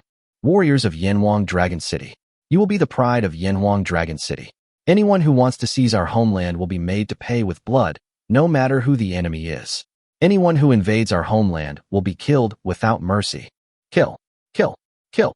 Tonight, we will have fun, eat meat with big mouthfuls, and roar loudly. Tomorrow we will make those beasts die under our sharp blades. Roar. Lu Yu, Lu Rong, you two should take the soldiers to relax today. Everyone will be ready for battle tomorrow morning. I obey your command. Liang Zheng looked into the distance, where the war was still raging. He just glanced at the world, and someone roughly estimated that the human death toll in the past 2 days had reached 400 million. Chapter 35, Besieged on all sides. In the early morning, the first ray of sunlight fell on the earth. Liang Zheng stood on the high platform early, looking at the distant horizon. The sun was slowly rising. Zhao Yao was lying on the bed, fast asleep. She was exhausted from the madness of last night. She knew what was going to happen, but she didn't think much about it. Her life had already been tied to Liang Zheng's. Liang Zheng was looking at the system in front of him. There were only 21 minutes left before the beast tide arrived. Millions of soldiers were standing there with grim expressions. He looked at his friend list. He originally had 100,000 friends, but now there were less than 20,000 left. The disappearance of friends meant that he was dead or enslaved. But no matter which one it is something I don't want to happen. Your friend Xia Yin requests your enslavement. Liang Zheng was the one Xia Yin took the initiative to add last time, so he added him casually. After all, he was a substitute player and never mind having too many people. Seeing the request, Liang Zheng frowned, hesitated for a while, and finally clicked confirm. The next moment, Xia Yin appeared in front of him. Master, you don't have to call me that, just call me Brother Zheng. Brother Zheng, thank you. After saying that, he bowed to Liang Zheng. You don't have to thank me. It's fate. Come inside. You can't help me much from outside. Xia Yin nodded, then glanced back, but was immediately stunned, unable to express her thoughts for a moment. Is this a city? It's so magnificent. There were so many people in front of me that it was impossible to count them. What kind of soldiers were those in the front row? Why had he never seen them before? Look at them. They are wearing fish-scale armor shining with cold light, holding wide stone knives in their hands, and their helmets only reveal their faces. Each of them is over 1.8 meters tall and looks extremely fierce. Liang Zheng saw Xia Yan's shock, but ignored her. At this time, there were only 10 minutes left before the beast tide. A beast tide is about to strike. Warriors of Yanhuang Dragon City, our homeland, is in your hands. Everyone will be proud of you. Kill all invaders outside the city. Kill. Lu Yu, Lu Rong. Exist. Get in position. Kill the enemy. Yes. The two of them turned around and started shouting. Everyone, take your positions. The soldiers all ran around in a chaotic yet orderly manner, and in just 5 minutes, they all stood at their respective posts. Xia Yin did not go into the house, but stood behind Liang Zheng. Xiao Yao also came over from behind at this time. When she saw Xia Yin, her heart skipped a beat. This woman is good-looking, but her temperament is too cold. Zheng Ge may not like her. No, I have to perform better, otherwise she will take my place. When Xia Yin saw Xiao Yao, she felt a little uneasy. There's a baby-faced woman next to him, and it looks like they're very close. What should I do? Maybe he doesn't like my type. It was as if Liang Zheng knew what they were thinking. He didn't know whether he would be exiled from the city. Now her life or death was unknown, but she was still thinking about being jealous of him. Her heart was bigger than his. The time on the system had begun to count down, but at 1 minute, they saw a scene that they would never forget. Suddenly, a burst of fire appeared in the sky, instantly covering the blue sky. Countless meteorites fell, and the sky instantly became like a sea of fire, with meteorites landing one after another. At the moment of landing, exactly when the countdown reached 0, the entire Jurassic world shook instantly, and the sound of the meteorite falling combined with the sound of the dinosaurs howling. This originally quiet morning was completely transformed into purgatory.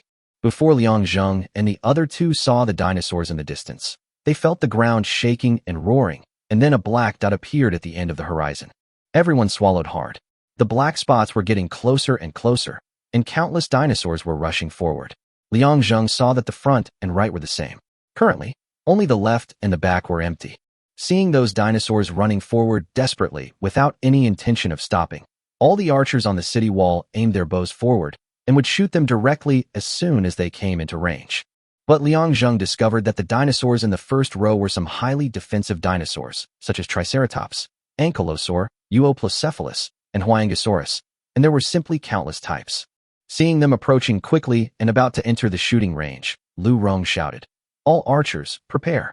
As soon as Lu Rong finished shouting, the archers on the front right began to spread the word, and in a moment everyone completed the action. There are 200 million archers standing on each of the city walls on the front right, which is a large number. The archers in the back have already started to draw their bows. As soon as the first group finishes shooting, the second row will take over directly, and then they will take turns in turn. At this time, the dinosaurs had entered the range. Lu Rong's veins bulged and he roared loudly. Shooting. Swish, swish, swish, swish. Millions of arrows were fired instantly, covering the sky and the sun, shooting towards the dinosaurs. As soon as the first row finished shooting, they immediately retreated backwards, while drawing arrows into the quiver behind them. The archers in the second row drew their bows and shot the moment they went up, then retreated again, and the archers in the first row shot again. After the second round of shooting was completed, the arrows from the first round landed on the dinosaur. A wailing sound broke through the sky, but the sound of breaking wind continued. After the first round of shooting, Liang Zheng discovered that he had killed tens of thousands of dinosaurs. This was not because he failed, but because the health and defense of these dinosaurs were too high. Through the system, Liang Zheng discovered that the dinosaurs in front had a minimum health of over 300,000 and a minimum defense of 120 points. He even saw an armored dragon with a health of 800,000 and a defense of 230. At this time, its body was already full of arrows, but it still ran forward a few steps. At the moment when the dinosaur reached the bottom, the dinosaurs behind it were all tripped one after another, and the dinosaurs behind it would directly step on the body of the dinosaur in front. But the second batch of arrow rain has arrived, and once again killed tens of thousands of dinosaurs. However, Liang Zheng was not happy about this, but became more worried, because the beast tide will last for 24 hours. It has exceeded 10,000 at the beginning, so how many will there be later? However, it is obviously impossible to worry too much at this time. The only thing to be thankful for is that no dinosaur can cross the minefield of about 120 meters. But during the third round of shooting, there was a sudden noise from behind, and the number was more than that from the front right. Lu Rong hurriedly directed his troops to the rear and shot again. Liang Zheng had a bad premonition. Sure enough, just after he fired the first round of arrows, dinosaurs appeared again on his left. Looking at the densely packed dinosaurs around him, he was afraid that there were no less than 1 million of them. Chapter 36. The End of the World. Liang Zheng looked around with a gloomy face and was extremely angry. There were 8 billion people in the Jurassic era. Even if 400 million died yesterday, there were still more than 7 billion left. How could he be surrounded by enemies? Could it be that all the survivors were dead, and he was the only one left alive? This was absolutely impossible. Even if the world of extreme survival was outrageous, it was impossible to kill all the survivors. The only explanation is that someone deliberately lured the dinosaurs to his side, and he had been busy improving himself these past 2 days and had not explored the surroundings. Liang Zheng looked around with a gloomy face. If he survived, he would have to conquer all directions. No matter who he was, he would have to pay a price. And he just learned one thing, that is, during the beast tide, the mall will be temporarily closed for 24 hours, which means that he cannot buy any soldiers. Now the archers around kept shooting, and in an instant they killed 40,000 dinosaurs, but they were still densely packed, and there was no end in sight. Moreover, dinosaurs are now beginning to cross the 120-meter range in front and on the right, which is an extremely dangerous signal. At this time, all the dinosaurs were covered with arrows. If it weren't for the strength of their own troops and the enhancement of their attack weaknesses, they would probably have been rushed to the city by now. The only thing to be thankful for is that as long as you shoot it down, you don't have to finish it off. The dinosaurs behind it will rush up instantly and crush it. This undoubtedly gave Liang Zheng a great breathing space. Otherwise, it would have been impossible for him to completely defend the city by resisting from 4 directions. The dinosaurs around were still charging, and their blood instantly stained the earth. Some dinosaur corpses had even been trampled into meat paste, and the ground was cracked. The archers on Yanhuang Dragon City were still firing round after round. Meteorites kept falling from the sky, and after landing, a pool of lava burst out, creating a doomsday scene. However, the only thing to be thankful for is that, just as the system said, no meteorites will fall into the tribe or city, otherwise, Yanhuang Dragon City will be buried under natural disasters.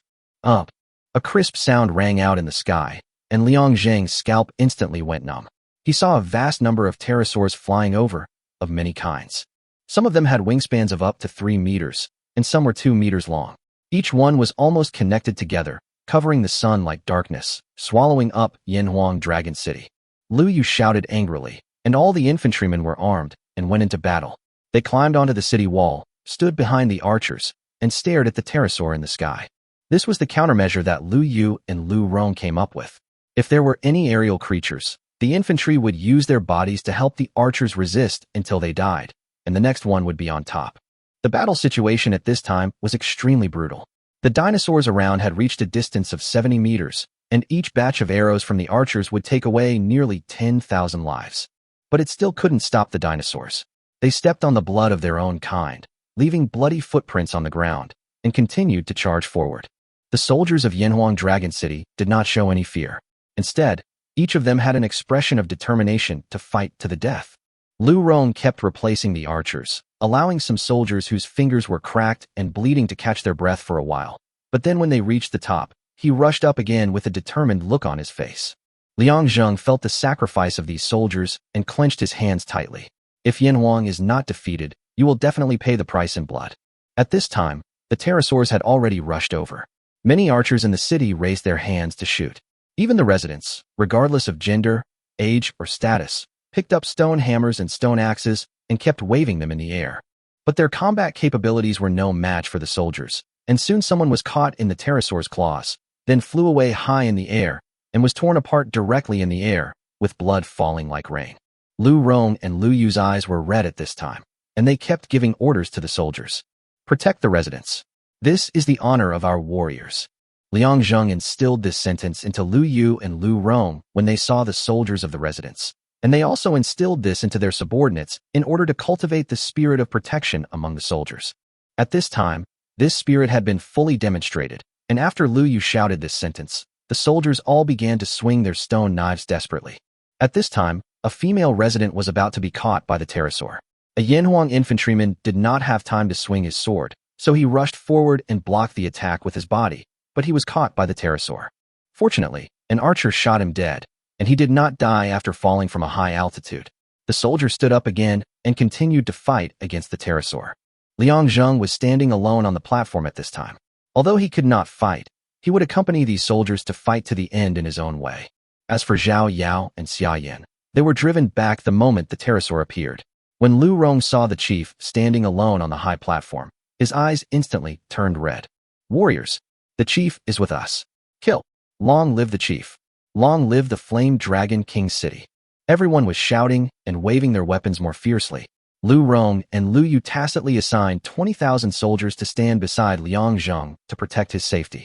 You have 1541 archers killed, 215 fire dragon infantrymen killed, and 86 residents killed. The system prompt sound kept echoing in Liang Zheng's ears.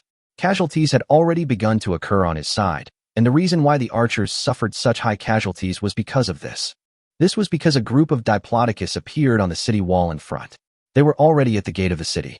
They were about 27 meters high. After standing on the corpses of their companions, they launched an attack on the archers. Just a hit of the head on the city wall instantly took away hundreds of archers. The situation at the front was already critical, and soldiers and infantry kept coming forward to reinforce. The battle has gradually entered a white-hot stage. At this time, the pterosaurs in the city began to swarm down, and all the soldiers in the city began to resist. The residents fought against the pterosaurs regardless of their lives. One pterosaur even scratched through the resident's stomach, but he held on to the pterosaur's claws tightly. When the residents nearby saw this, they rushed forward. If one was not enough, they would use two, and if two were not enough, they would use four. They managed to pull the pterosaur down, but it was later killed by the infantry, who rushed over. However, the residents were all injured due to the pterosaur's struggles and were unlikely to survive, and the soldiers were in even worse shape. Even after being caught and flown up, he still took the stone knife and stabbed it into the pterosaur's belly. Then he fell from a high place with the pterosaur and died together.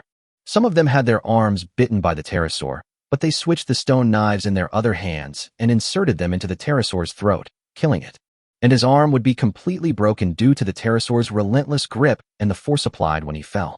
Chapter 37 City Gate Crisis. Liang Zheng watched these soldiers fighting, and his body trembled. As a modern man, he felt the courage and passion of these heroic warriors for the first time.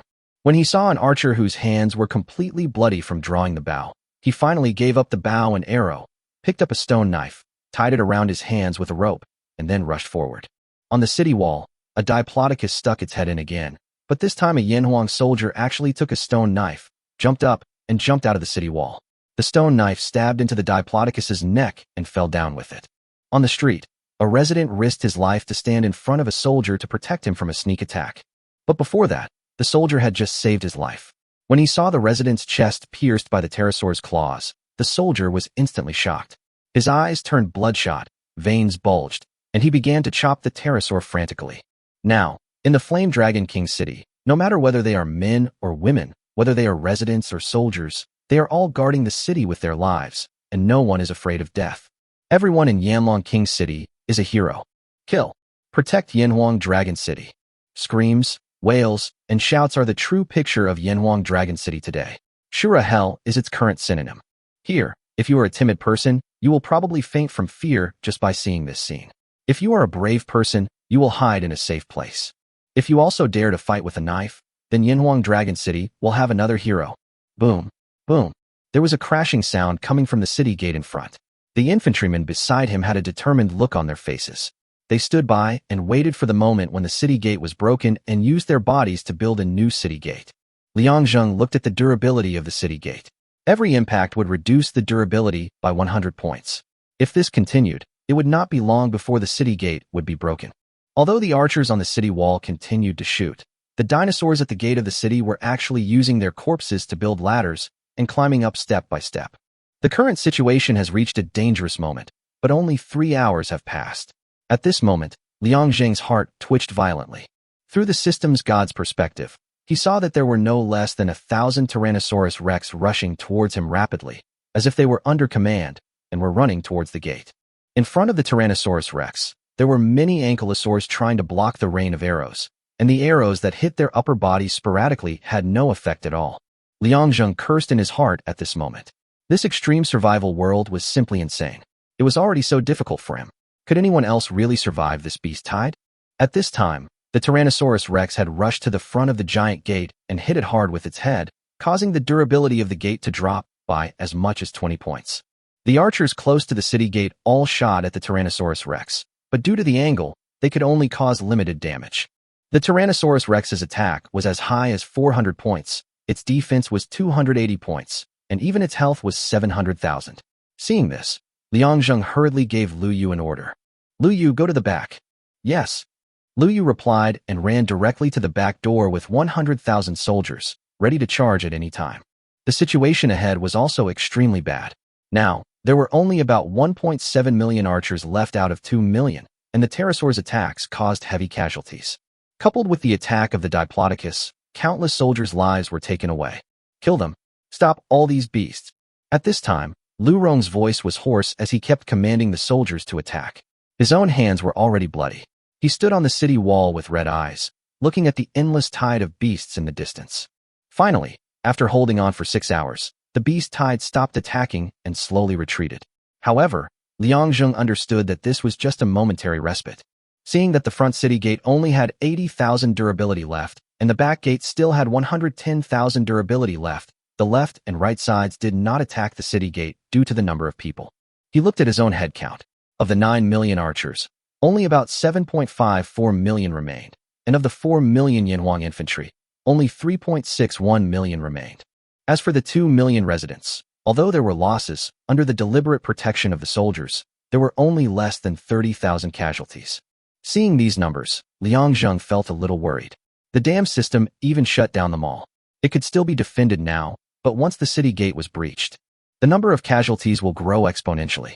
I'm afraid we will be lucky if half of our 13 million soldiers are still alive. Lu Rong and Lu Yu got together and started discussing countermeasures again.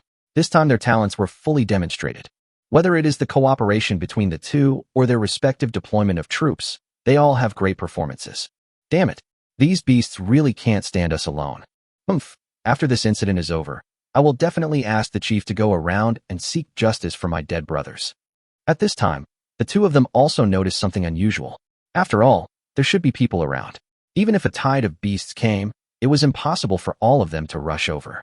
But while they were still discussing, the Tyrannosaurus Rex appeared again, but this time there were only a few hundred of them. The archers on the city wall immediately shot, trying to kill it when it got closer, but when it came within range, it suddenly stopped. Hundreds of Tyrannosaurus Rex roared with their necks stretched out, the sound shaking the sky. Liang Zheng's heart trembled, and he had a bad premonition that something bad was about to happen.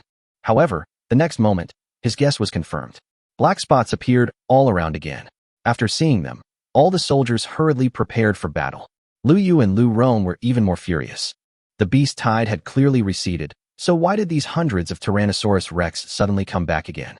Liang Zheng understood instantly that this beast tide probably saw that they were unable to capture the city after a long attack, so they went to other places, but those bastards actually lured them back. Good. Very good. There are only 18 hours left until the beast tide ends. I hope you can survive to the end so that I can get rid of the hatred in my heart. Lu Rong and Lu Yu took command again, with Lu Yu taking the lead and leading his troops to the back door.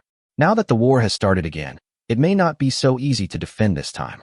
The dinosaur corpses around had already piled up like mountains, but those dinosaurs still managed to knock out paths and kill their way towards Yanhuang Dragon City. Looking at their aggressive posture, they are bound to break into the city. Chapter 38, Building the Gate with Flesh and Blood. The beast tide came back and attacked again, and arrows rained down in waves. The dinosaurs in front of Dragon City fell again, and the dinosaurs behind them rushed forward to fill the gap. By now the archers on the city wall were already exhausted. Although they still gritted their teeth and persisted, they were eventually rushed to the city gate by the dinosaurs again. Liang Zheng watched the durability of the front gate continue to decrease. Before long, it reached 10,000. At this time, all the soldiers were ready to charge. Lu Yu ran to the front gate and shouted to boost morale. Brothers, protect Yanhuang Dragon City. Protect the chief. I am proud of you. If the city gate is breached, I will be the first to charge forward. You will follow me and forge a new gate with your flesh and blood. Protect Yanhuang Dragon City. Protect the chief. Bang, bang, ka. With the sound of splintering wood, the city gate was broken open. Lu Yu raised the stone knife in his hand and shouted, "Follow me. Kill." 10,000 soldiers rushed forward in an instant, and the first to come in was the Stegosaurus. Lu Yu chopped directly at his neck. With the ability to penetrate armor, he chopped the stone knife directly into it. The Stegosaurus roared in pain and kept shaking its head and tail. The soldiers behind were holding stone knives and madly hacking at the Stegosaurus, but because of the width and height of the city gate, the dinosaurs behind could not rush in for a while. The soldier at the door was like a Spartan warrior, blocking the door and hacking and killing people continuously. As long as someone fell, he would be filled in from behind. Lu Yu was so angry that his eyes went red. He kept waving the stone knife in his hand. After chopping it off, he picked up another one from the ground and continued waving it. At this time, the Stegosaurus was dead and no longer shaking. 2 more dinosaurs came in from behind. The soldiers continued to resist, and people died every second. At this time, the back door was about to be broken, but Liang Zheng discovered that a resident actually put on the armor from the dead Yanhuang infantryman, and then raised a machete to join the defense of the back door. At the moment when the Tyrannosaurus Rex broke through the city gate, he threw the stone knife directly out.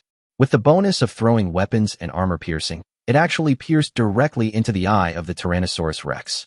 The Tyrannosaurus Rex roared in pain and rushed forward, but 10,000 soldiers blocked the door.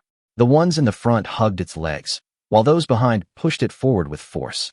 They completely ignored the Tyrannosaurus Rex's big mouth and finally pushed it to the ground, but the number of casualties was extremely tragic. In just this moment, nearly 4,000 people died. At the moment the Tyrannosaurus Rex fell, the soldiers behind it took stone knives and chopped it into pieces. The soldier in front who was holding the Tyrannosaurus Rex's leg had already died due to the squeezing, but he still had a proud smile on his face. The soldiers at the city gates on both sides were constantly filling up. When 10,000 died, 10,000 more would be added. The same was true for the archers above. When the first one died, the second one would take over, and when the second one died, the third one would take over. After holding out for a full 10 hours, the corpses at the front and back doors had already piled up like mountains, not only those of soldiers, but also those of dinosaurs. The corpses were really used to form a new gate, and the dinosaurs could not break through it all. Liang Zheng looked at the time. There were still 6 hours left. He just needed to hold on for another 6 hours.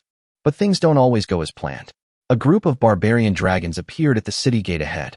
These guys were as ferocious as the Tyrannosaurus Rex, and were one of the most ferocious carnivorous dinosaurs in the Jurassic period. A 4-meter-tall barbarian dragon rushed to the city gate, bit the corpse of the dinosaur outside, and then pulled it out. More than a dozen barbarian dragons acted at the same time, clearing the passage in just a moment, and then rushed in fiercely. Lu Yu, who was standing behind, gasped heavily and looked at the barbarian dragons. At this time, he was holding a broken stone knife in his hand, and there was no intact one around him. He looked around and found the broken wooden door, then sneered. After throwing away the stone knife, he walked to a piece of broken wood with sharp spikes, hugged it with both hands, then roared and lifted it up. The moment the barbarian dragon came in, he carried the wood on his shoulder, shouted, and rushed directly towards the barbarian dragon. Because of the height issue, Lu Yu knocked the top a little higher and aimed it at the barbarian dragon's neck. Puff! The tip of the wood pierced into the barbarian dragon's neck fiercely, and the other end came out of its neck. Lu Yu was thrown backwards by the force, but before that, he had already pushed the other end to the ground. When the rest of the infantry saw this, they all followed suit and started picking up wood, but there were only small pieces, and the rest were large fragments. One of them suddenly walked to the front and lifted it up. The people behind saw it and hurried over and lined up behind him. In this way, a large piece of wooden door fragment was carried up by more than a dozen people. Seeing the barbarian dragon coming in, everyone roared, ran forward together, and hit the barbarian dragon's chest hard. A wailing howl came out of the barbarian dragon's mouth, and it fell directly to the ground. When the infantrymen at the back door got the news, they all began to follow suit. Your Yanhuang infantry flexibly utilizes giant wooden door fragments on the battlefield, lifting them with unison and crashing them into the dinosaurs. This marks the birth of the earliest wood ramming technology. You gain wood ramming technology, basic, and your civilization level +5. Seeing this, Liang Zheng directly upgraded to advanced level. Fortunately, the upgrade system was not shut down, otherwise he would really have cursed. After obtaining the advanced battering ram system, the soldiers became more vivid. More than a dozen people took wooden knives, first sharpened the front of the log, then carried it, ran to the door, and started hitting the dinosaur. At this time, there were no less than 10 assault teams at the front and back doors. One was knocked away, and another was on top. The little dinosaur came in, and the infantry next to it went up to chop and kill it. For a moment, they cooperated perfectly, and the gate was successfully defended again. At this time, Liu was standing at the front of the team, carrying a large piece of wood by himself. But this time he did not hit it, but started to rotate it directly. The little dinosaurs were immediately knocked to the ground. However, no one else can imitate this method because it can only be done by one person. However, Liang Zheng discovered that the civilian behind him, like Liu, was holding a thick piece of wood and started to rotate. In this doomsday catastrophe, the entire Jurassic era was like a meat grinder, not only devouring the lives of the survivors and their soldiers, but even the overlords of this era, the dinosaurs, were not spared. At this moment, it suddenly rained heavily, as if trying to wash away the sins of this land, but what was left was still a blood-red color. Liang Zheng looked at the time. 22 hours had passed. If he could hold on for another 2 hours, he would win. However, these last 2 hours would undoubtedly be the most difficult. Chapter 39 Guhong's Wisdom, Revenge begins. The 4 city gates were temporarily guarded, and every Yanhuang infantryman guarding the gate was covered in blood, some of his own and some of the dinosaurs. The 40-meter-wide city gate had been dyed red with blood. The first ray of morning sun shone on all the soldiers. Feeling the warmth of the sun, it was like the light of hope that dispelled the darkness. Victory is coming. All Yanhuang infantrymen, listen up. Follow me and charge. Liu shouted loudly, and the warriors were encouraged. They raised the stone knives in their hands and rushed towards the dinosaur. The archers were no longer able to shoot, so they picked up their weapons from the ground and guarded the entrance together with the Yanhuang infantry. Those without weapons used their bodies to block the attack. At this time, all the dinosaurs roared and began to slowly retreat backwards, then turned around and ran away.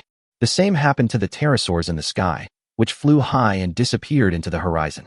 Looking at the fleeing beast tide, all the soldiers were unable to react for a moment, and no one knew who shouted the first word. The beast tide has receded. We won. A loud shout like the sound of nature woke up all the soldiers. Roar. We won. Long live Yanhuang Dragon City. Long live the chief. Liang Zheng looked at the time. There was still 1 hour and 48 minutes left. In other words, his soldiers had managed to drive away all the dinosaurs. Looking at the cheers of millions of people, he couldn't help but breathe a sigh of relief and stood on the platform looking at the system. You have 1.24 million fire dragon infantrymen killed, 2.58 million Homo sapiens archers killed, and 110,000 residents killed.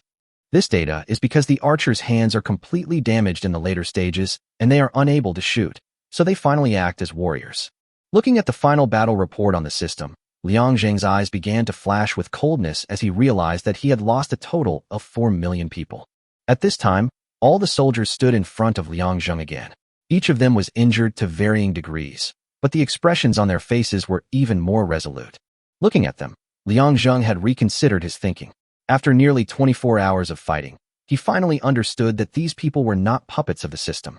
They are flesh and blood, have ambitions and ideals. They are willing to sacrifice their lives for the Yanhuang Dragon City and to fight with their lives to protect their compatriots. At this time, Zhao Yao and Xia Yin appeared behind Liang Zheng.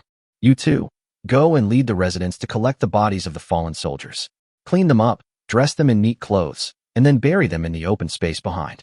Build a martyrs' cemetery there. Yes, Chief. The two of them replied and walked down. Liu Rong, hurry up and treat the injured soldiers. Save as many as you can. Then rest well. We still have a great revenge to take. Yes, Chief. After the two men turned around and left, they took the soldiers who were not seriously injured and began to provide treatment. However, there were no medical conditions at that time, and they could only rely entirely on their strong will. Liang Zheng looked up at the sky. He didn't know when the meteorite shower had disappeared. The sky was clear again, as if yesterday was just a nightmare, like a dream. Liang Zheng walked down and saw a soldier collecting the bodies of the residents. When he got closer, he found that the man was the resident wearing the flame dragon armor. "May I have your name?" Seeing that it was the chief, the young man immediately stood up straight. "Chief, my name is Gu Hong." Liang Zheng looked at him and nodded. "You are not a Yanhuang infantryman. I see you are wearing Yanhuang armor." After hearing Liang Zheng's words, Gu Hong thought that the chief was going to punish him, and his expression suddenly became a little desperate. When Liang Zheng saw his expression, he immediately remembered that when he had instructed the half-ape man to grill the meat, these people were all so fragile. "I don't mean to blame you. On the contrary, I want to reward you. I saw your heroic performance, but now I have a task for you." When Gu Hong heard that the chief not only did not blame him, but also wanted to reward him, his expression immediately changed from despair to excitement. "Complete the mission at all costs. Go find Lu Yu and tell him it's my order. Have him give you 20,000 men. Go quietly explore the surrounding area. Write down all the tribes within a 50-mile radius." "Yes." After saying that, he ran directly to Lu Yu. After a while, Lu Yu looked towards Liang Zheng. Seeing him nod, he gave him 20,000 Yanhuang infantry and ran out of the city. The beast tide has receded. The survivors of this riot have performed exceptionally well. The mortality rate is 37%, totaling 2.775 billion people. A system message appeared in front of all the surviving survivors. Looking at this message, everyone in the world fell into silence. This time, 2.775 billion people died in the beast tide riot, which means that there were 7.5 billion people before the beast tide riot. Adding the madness of the previous 2 days, as many as 3.3 billion people died in just 3 days. So cruel. No one in the world spoke at this time. Everyone was immersed in surviving the disaster and remembering the dead. "You have killed 1.65 million dinosaurs in this beast riot. Your reward is being calculated." When Liang Zheng heard the system's voice, he couldn't help but feel a little surprised. He didn't expect there would be a reward. Rewards issued. You received 521 million points. The current total points is 2.61 billion. Seeing this batch of rewards, Liang Zheng felt a little more balanced. Although his losses were not much, the mental and physical impact was definitely not small. In the evening, Gu Hong came back with his men. Liang Zheng was a little surprised. He didn't expect that he had finished the investigation so quickly. When he came in, I saw that he was holding a rope with many knots tied on it. "Report to the chief. We have searched the entire 50-mile radius. We have discovered many tribes, both large and small, and many have been wiped out by the beast tide." Liang Zheng checked the knots in Gu Hong's hand and found that there were 12 in total. He was shocked. "How did you find out so quickly?" Hearing Liang Zheng's words, Gu Hong scratched his head. "My lord chief, as soon as I left the city, I discovered human corpses. I knew they were definitely not from our Yanhuang Dragon City, so I circled Dragon City. Whenever I found a human corpse, I sent 500 people to investigate. After everyone returned, I directly counted the bodies." "Very good. From now on, you will stay by my side and be my follower." When Gu Hong heard this, he was immediately overjoyed. The chief was the faith of the entire tribe. Now being able to follow him was simply the supreme honor. "Thank you, chief. Well, I hope you can perform even better in the future." "Yes, I promise not to let the chief down." Liang Zheng nodded and walked out. The flames of revenge had already begun to burn. Chapter 40. Closing the door and beating the dog. As soon as Liang Zheng went out, he called Lu Yu over. Hearing the chief's call, Lu Yu hurried to Liang Zheng. "Chief, what are your orders?" "Let all soldiers rest for 3 days. Then join me in slaying the enemy and making them pay with blood." Hearing Liang Zheng's words, Lu Yu's eyes suddenly turned red, but now that the war had just ended, he really needed to recuperate, so he could only hold it in for the time being. "Yes, chief." And all the soldiers below shouted. "Kill the enemy with your own hands. Blood debt must be paid with blood." An expression of grief and anger appeared on every soldier's face. If they had not led all the dinosaurs here, so many of their comrades would never have died. At this time, the 12 tribes were in contact with each other. "Haha, Rondo, your plan is really good. We only lost a small number of them, but you lured all the dinosaurs to that giant city." Donnie discovered this. "Otherwise, no matter how smart I am, I wouldn't be able to fight against this beast tide. It's too terrifying. But now that the beast tide has passed, will he take revenge on us?" "Gar, are you a fool? How can we wait for him to arrive? He is exhausted and the gate has been broken down. This is the best time. and it is late at night. When the other 11 people heard this, they were stunned at first, and then their eyes showed fanaticism. Rondo was really too smart. He not only used the huge city to protect himself. At the same time, after the beast tide, they counterattacked again, and they did not choose daytime, but chose late at night. After 24 hours of beast tide, they must have been extremely tired, and this was the time to relax the most. But what they didn't know was that just when all of them had just set out, some Yanhuang soldiers were already running madly towards Yanhuang Dragon City. This was also what Gu Honglu had in mind. When Liang Zheng heard the news, his eyes became extremely cold. Since you want to enter my Yanhuang Dragon City, I will make sure you never come back. Lu Yu, Lu Rong, I will be here. Hide all the soldiers, and ambush the archers and Yanhuang infantry on the wall. They want to come in, don't they? I'll give them a door-slamming beating. Liang Zheng hasn't bought a gate yet because there are too many dinosaur carcasses in the city. They were only cleared out in the evening, so he hasn't had time to go out yet. At this time, the 12 teams had quietly arrived 5 miles away from Yanhuang Dragon City. From a distance, it was dark inside, without even a trace of light.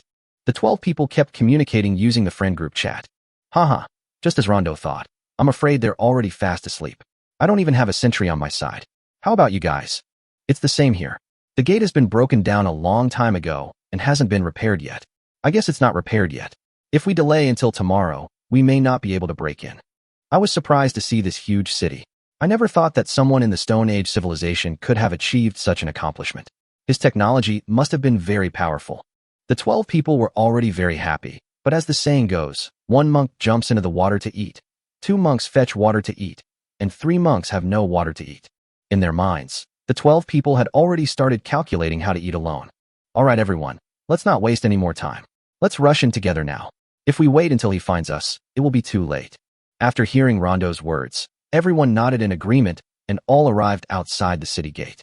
They formed 4 teams of 3, 1 on each side, and clicked plunder at the same time. Liang Zheng had been waiting in the house for a long time.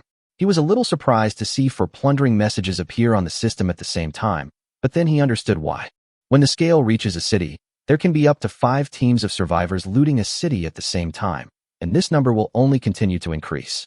But at the same time, the number of friends he invites will be equal to the number of predators, which means that Liang Zheng can now ask for help from up to 11 friends.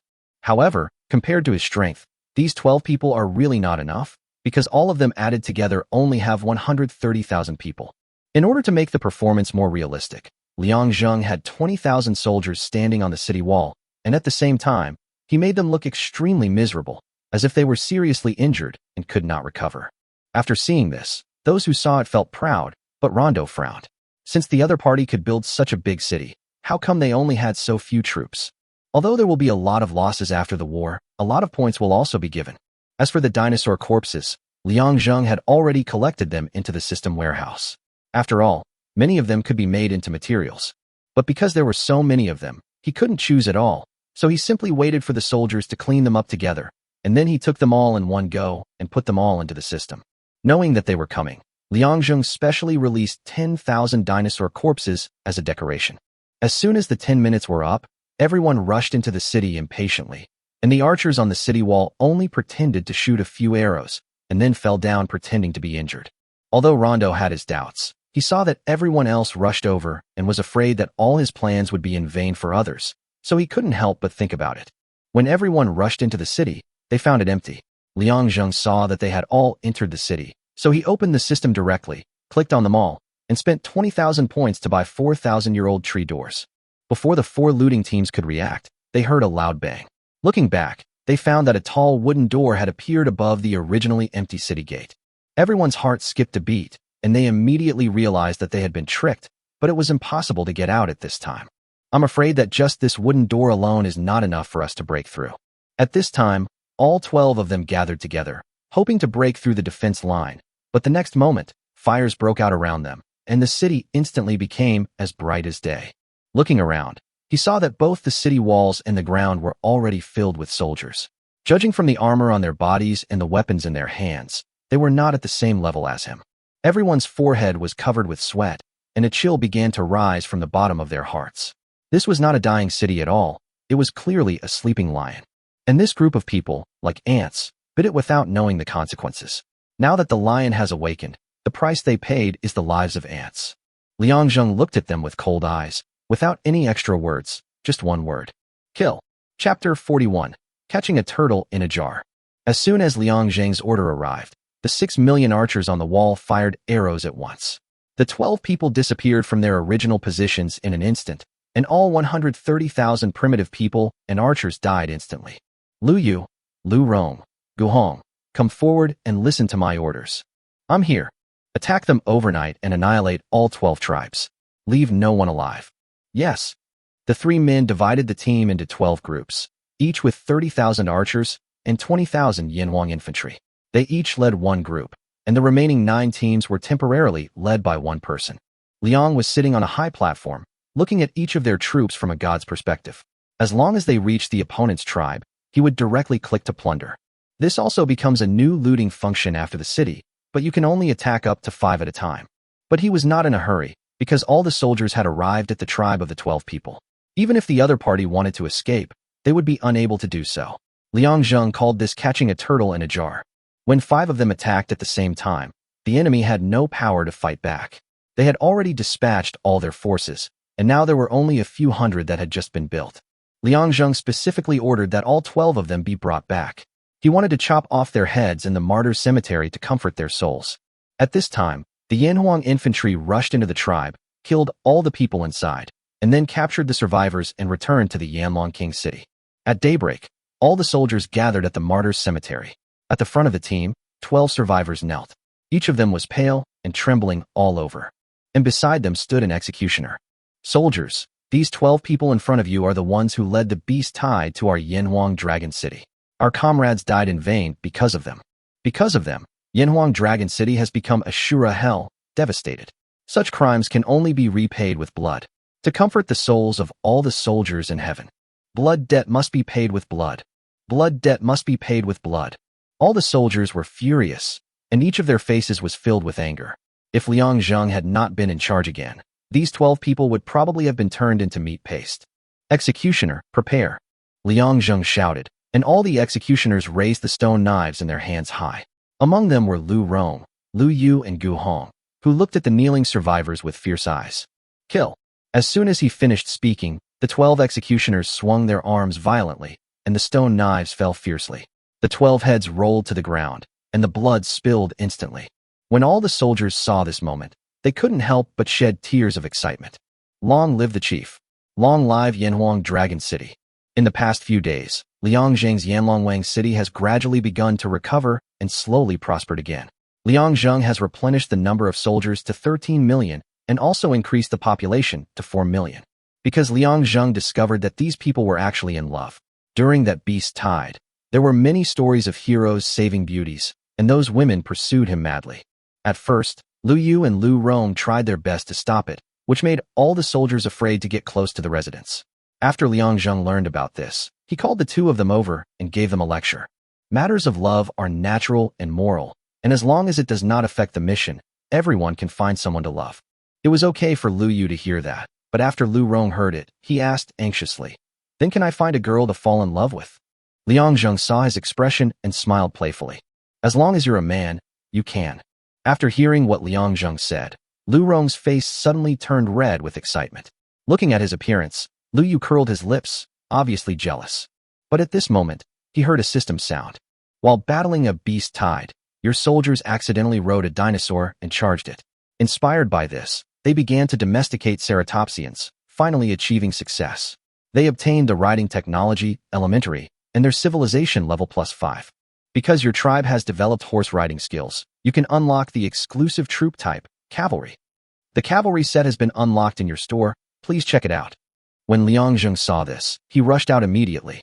Lu Rong and Lu Yu thought something big had happened and rushed out quickly. But when they got outside, they were dumbfounded. They saw Gu Hong sitting on the body of the slender ceratops, holding its head tightly, and the slender ceratops was running fast. Liang Zheng wanted to hug Gu Hong and give him a couple of kisses. He was simply a genius. He actually helped him unlock such a powerful type of soldier. Upgrade your riding skills to advanced level. Riding skills, advanced, attack +50, speed +50. Liang Zheng gained another 10 points of civilization, and then looked at Gu Hong. He was originally clinging to the dragon, but now he had slowly stood up, while grabbing the dragon's head with one hand and being able to direct the direction. Liang Zheng walked into the house contentedly, and then couldn't wait to open them all. I found that the cavalry has been unlocked among my exclusive arms. Arms. Yanhuang Cavalry, 300 points, /1. Initial health, 1200. Initial attack, 151. Initial defense, 150. Initial speed, 230. Skill, Charge Trample. Introduction. Dragon Knight has a strong impact ability, can crush infantry and archers, attack power, defense power, speed can be increased by 30% when charging. When Liang Zheng first saw the points, he thought they were very expensive, but when he saw the dinosaur under the cavalry, he suddenly felt that it was worth it. It was simply a complete set. With such cavalry, there is no need for archers when attacking other tribes. You can just charge directly, especially when fighting on the plains, they are extremely violent. Then he looked at the cavalry's suit. Weapon, Yanhuang Spear, 100 points, /1. Attack, +90. Armor, Yanhuang Heavy Armor, 100 points, /1 piece. Defense, +150. Helmet, Yanhuang Heavy Helmet, 100 points, /1. Defense, +100. After seeing this, Liang Zheng sucked his teeth. This whole set cost 250 points. It seemed that things would become more and more expensive. His 2 billion points seemed like a lot, but they were not worth spending when he actually used them. First, 200 million cavalrymen were purchased, consuming 6 million points, and then the suit was purchased directly, consuming 600 million points, with 2.004 billion points remaining. Arms. Yanhuang Cavalry, 300 points, /1. Total health, 1200. Total attack, 291. Total defense, 450. Total speed, 230. This does not include the attributes improved by encirclement and charge. If it is increased by another 60%, it would be simply terrifying. Liang Zheng found at this time that he seemed to have defied the will of heaven. Chapter 42. Can you stay calm? Liang Zheng went out and saw 2 million cavalrymen, the dinosaurs roaring to the sky, the cavalrymen fully armed and majestic. Looking at such a team, he really couldn't imagine how he could lose. He was afraid that even in the slave age, he would still be a big boss. Liang Zheng turned around and found that Zhao Yao and Xia Yin were both there, with little stars constantly twinkling in their big watery eyes. Are you tired? Your long white legs are so soft. After hearing what Zhao Yao said, Xia Yin suddenly felt a sense of crisis in her heart. She wanted to say something, but after holding it in for a long time, she didn't say it. Liang Zheng ignored her and took Zhao Yao directly back to the house, with Xia Yin following behind. After entering the room, Zhao Yao sat obediently on the edge of the bed. Liang Zheng lay down directly, turned on the system, and started to arrange the copy. He had not made any money for several days. The copy was even more popular at this time. After experiencing the apocalyptic catastrophe, everyone deeply understood that without strength, they were nothing. Now they are using various methods to gain points, because 3.3 billion people are gone all of a sudden, and it is already difficult for survivors to encounter Jurassic World, but now there is no survivor at all. Even those survivors who are strong have to spend a lot of effort to plunder. Liang Zheng invested 9 million archers, still with 120 people in a team, and the 75,000 teams began to frantically collect points. Now he can collect 100 million points every hour, which means 1.2 billion points in 12 hours. Liang Zheng was so happy that his back teeth were visible. His hand unconsciously touched Zhao Yao, but she was shy.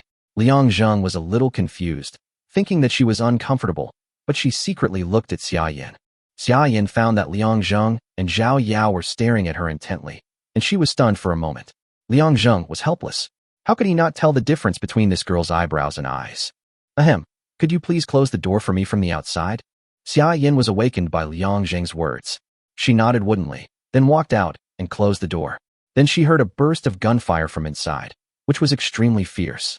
Liang Zheng opened his eyes early in the morning, and when he moved to the side, he found that Zhao Yao was gone. He knew that the girl had gone to prepare food for him again.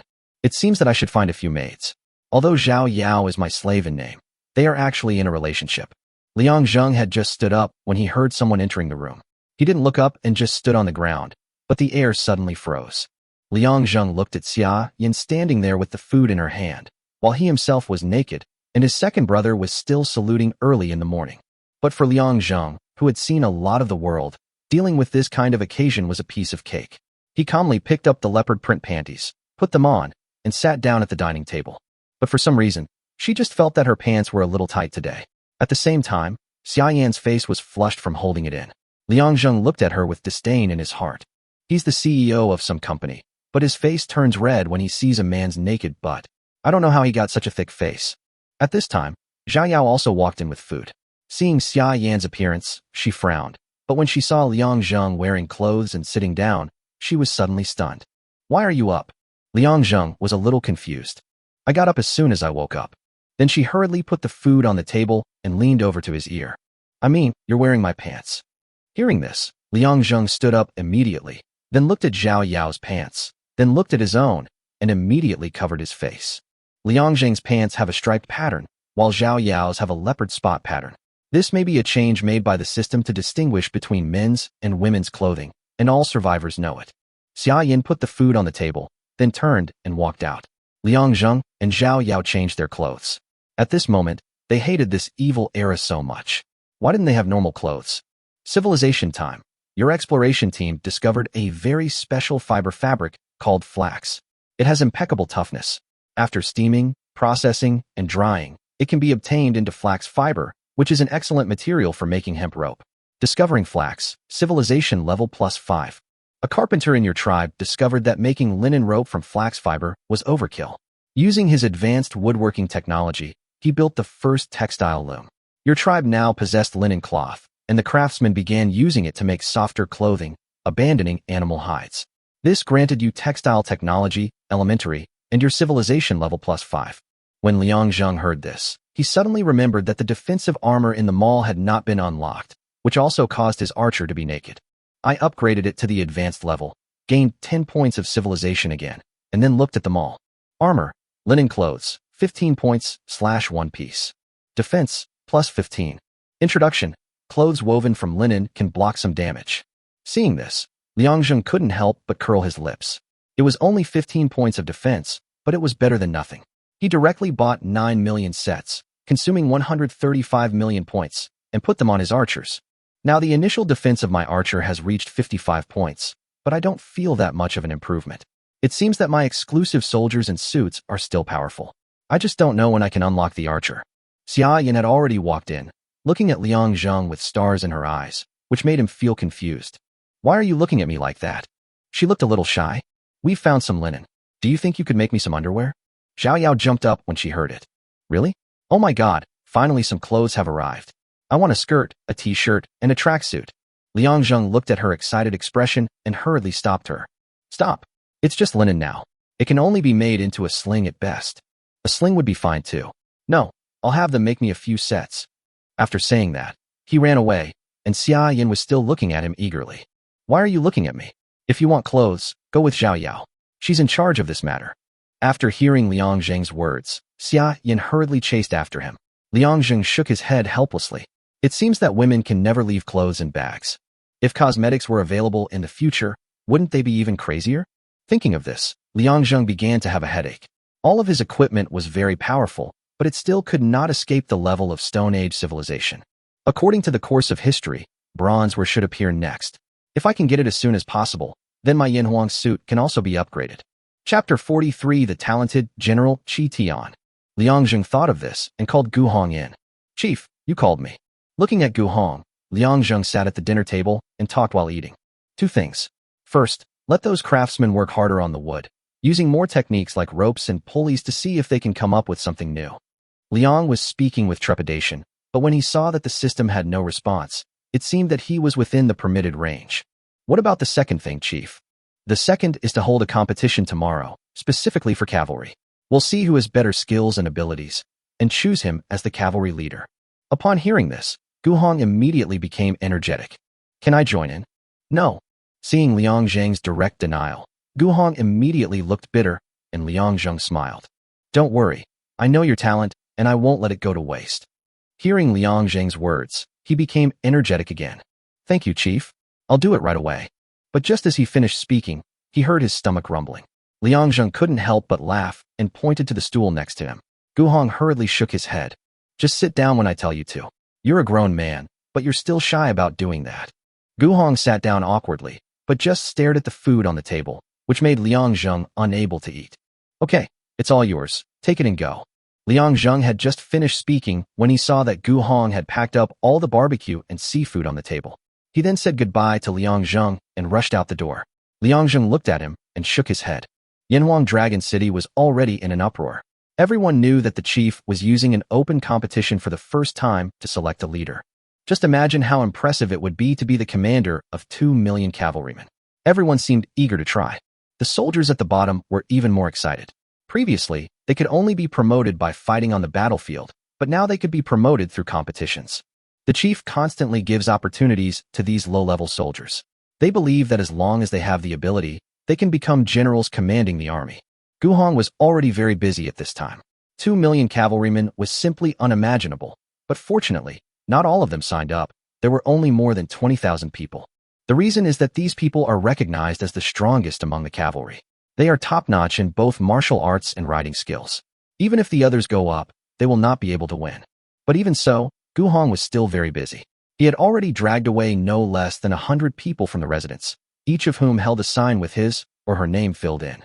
It wasn't that the residents wanted to participate, but that the soldiers couldn't read, so they had to write for them.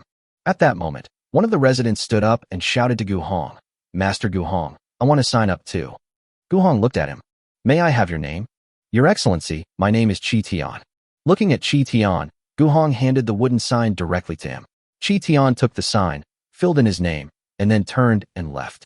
The reason why Gu Hong dared to do this was because Liang Zheng once said that if they found any talents among the residents, they would not need to report it, and the three of them could make the decision directly. When looking at Chi Tian just now, Gu Hong knew in his heart that this kid was definitely not simple. Looking at his rugged skull, he was obviously a martial artist. Moreover, he was over 1.9 meters tall, and his arms were extremely strong. After a whole day of hard work, they finally finished. Early the next morning, all the soldiers and residents in the city came outside the city and prepared to start the competition in an open space. The first event is equestrian charge. Because the venue is large, 100 straight lines are drawn with 5 huge trees on them. 100 people charge at the same time to see who can smash the huge tree and reach the other side first. Only the first winner among the 100 people will be selected. Because there were too many people, 20 venues were divided, with 2,000 people competing at the same time, and 10 referees in each venue. After 10 rounds, 22,000 people finished the competition and 220 people advanced, including Chi Tian, and his performance was extremely outstanding. The second round was a martial arts competition, which was even more brutal. 220 people were divided into 4 competition platforms, with 55 people fighting on each platform. In the end, only the first place winner and 4 people advanced. The last 4 people fought against each other in pairs to decide the winner, and Chi Tian won all the way and was invincible. The reason why there is no dragon riding competition is very simple. The dinosaurs are too huge, and every charge they make is extremely deadly. If these 220 people were to compete on the back of a dragon, no one would survive and would eventually be trampled to death by the dinosaur. When Liang Zheng saw Chi Tian, he was surprised. At first, he didn't understand why his Yanhuang cavalry lost to a resident. When he saw Chi Tian's attributes, he finally understood. General, Chi Tian. Health, 2,000. Attack, 300. Defense, 300. Speed, 100. Introduction. Generals who are destined to leave their names in history, like Xiang Yu and Bai Qi, will have all attributes of the troops they lead increased by 10%. Liang Zheng was already overjoyed in his heart. This man was simply the chosen one by God. Commanding the troops could actually increase the attributes of all the members in the army. Doesn't that mean that if he became the commander-in-chief of the 3 armies, all the attributes would also increase? Thinking of this, Liang Zheng calmed down. Now his subordinates are no different from real people. He cannot mess with them. Although they will never betray him, they may kill each other. Since the other party will definitely leave his name in history, I will wait for him to make achievements, and then slowly promote him to the commander-in-chief of the 3 armies. By then, no one else will say anything. Looking at his attributes, it would be hard for him not to be famous. He is completely different from Gu Hong.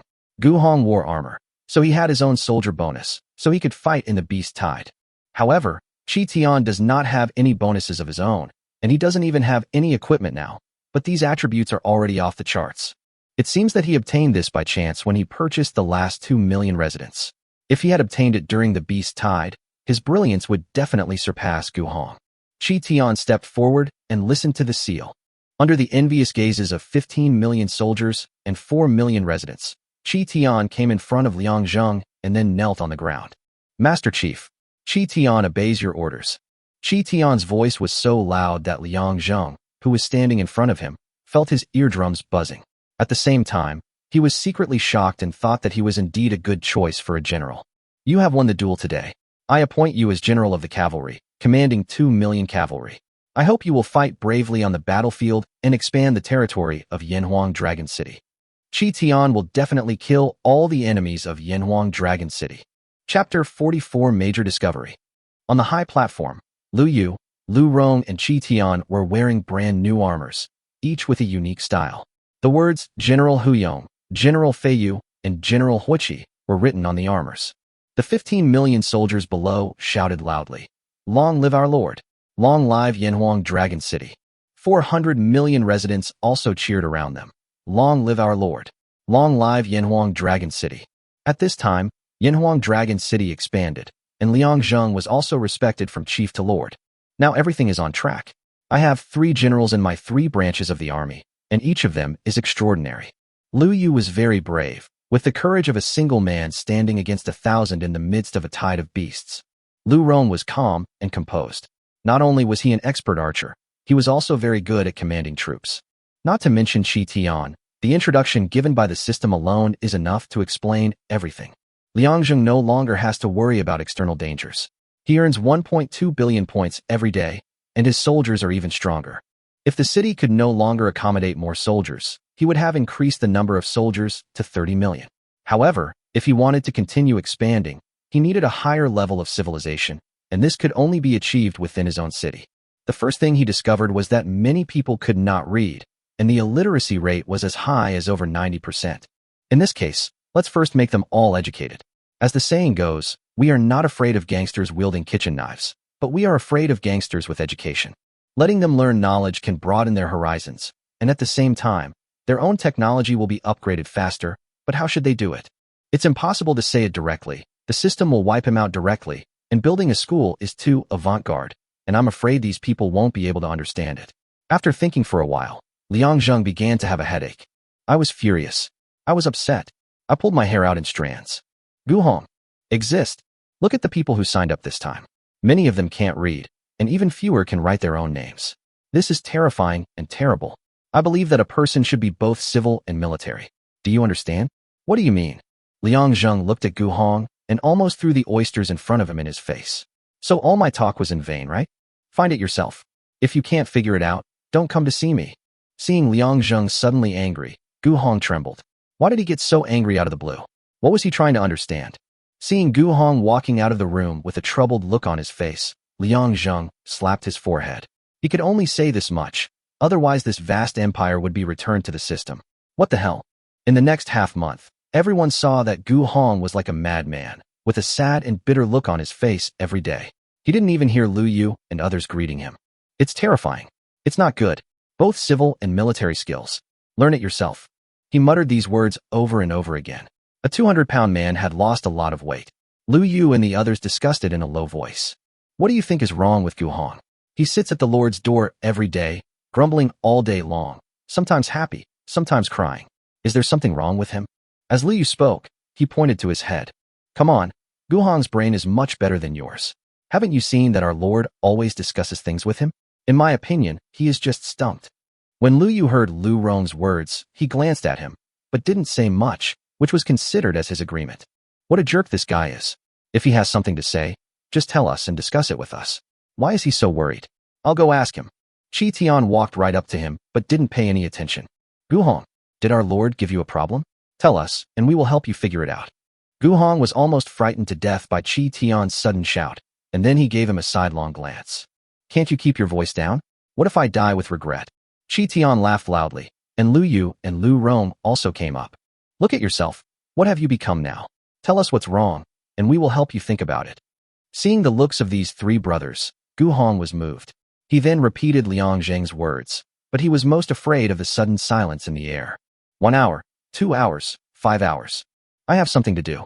I'll leave first. My mother called me home for dinner. Strange, I suddenly felt like someone was calling me. Guhong stared blankly at the 3 people leaving. When he came to his senses, they were nowhere to be seen. He was so angry that he started cursing. Holy crap, dude. You're a bunch of single guys. Why are you pretending to have families? Liang Zheng happened to be going out at this time. After hearing what Gu Hong said, his face suddenly became dark, and then he called Zhao Yao and Xia Yin over. Who taught them those modern words, you two? Xia Yin was stunned, obviously not understanding what Liang Zheng said, while Zhao Yao avoided his gaze. Liang Zheng took a deep breath. Can't you teach me something? All the singles are out. I advise you to learn your lesson. After saying that, he turned and walked away, leaving Zhao Yao with a look of grievance. The Yanlong King city had entered a stage of rapid development during the Stone Age civilization, and its territory alone had reached 600 square kilometers. The seaside, mountains, forests, plains, wilderness, and rivers, people are exploring them every day. In the evening, Liang Zheng was eating Kihar barbecue with two girls when a system voice came, which immediately made him excited. Someone in your tribe found a black stone at a bonfire party. After casually throwing it into the fire, they discovered it actually burned, burning hotter than any other flame. They carefully studied it and named it Shirnya. Some also called it Shirhuang. Civilization event. Your subordinates accidentally discovered coal. Civilization +5. The reason why Liang Zheng was so excited was that he knew that the discovery of coal was a big step forward in the smelting technology of bronzeware. As long as his bronzeware is cast, his overall strength will be improved by more than one level. Lu Yu, Lu Rong, Qi Tian. Hearing Liang Zheng shout, the three of them hurried over. I'm here. Now, the three of you, organize your men immediately and show me who has found Shirnya or Shirhuang. If there is anyone, bring him back immediately. The three of them looked at Liang Zheng's excited expression and hurriedly got up and ran towards the tribesmen. However, because there were too many people, it took them 3 hours to find the person. My lord, this is the man who discovered Shirnya. Qi Tian was breathing heavily and leading a young man with a dirty look on his face. He was a member of the exploration team. Meet my lord. Get up. Did you find that Shirnya? After hearing what Liang Zheng said, the young man nodded, then took out the stone from his pocket. Looking at the black coal, Liang Zheng was extremely excited. Chapter 45, The Shore of the Blue Sea. Liang Zheng took a look and found that the quality of this coal was particularly high. It was shiny black under the light of the fire. Moreover, this small piece is extremely heavy, which shows that it is extremely rich in minerals and there are no coal pores inside. Where did you get this? My lord, I found it on the shore of the Blue Sea. It was black and shiny at the time, and I thought it was just a beautiful stone. I picked some up and brought it back, but I didn't expect. When he said this, tears actually welled up in the boy's eyes, but he tried hard not to let them fall. Liang Zheng frowned when he saw this. Don't be afraid, I'll take care of it for you. What's going on? That's a rocky cliff. My tribesmen have been exploring there recently. I found that whenever the tide goes out, these rocks are exposed, but you have to go through a field of charred corpses, and there's only enough space for one person. I took some out of curiosity, but who knew a monster would appear? He was extremely powerful and vicious, killing more than 100 people in an instant.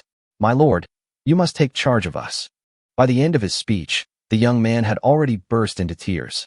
Liang Zheng patted his head and comforted him. Don't worry, you are all heroes of Yanhuang Dragon City. I will never let your sacrifice be in vain. It seems that this coal is not so easy to mine. First of all, the terrain is a big problem. It can only accommodate one person, which greatly increases the difficulty of mining and is extremely inefficient. The second is the so-called sea monster. We don't know what it is at the moment, but it killed hundreds of people in just an instant. It is definitely a huge monster. Is there only one entrance to that place? The boy nodded when he heard Liang Zheng ask again.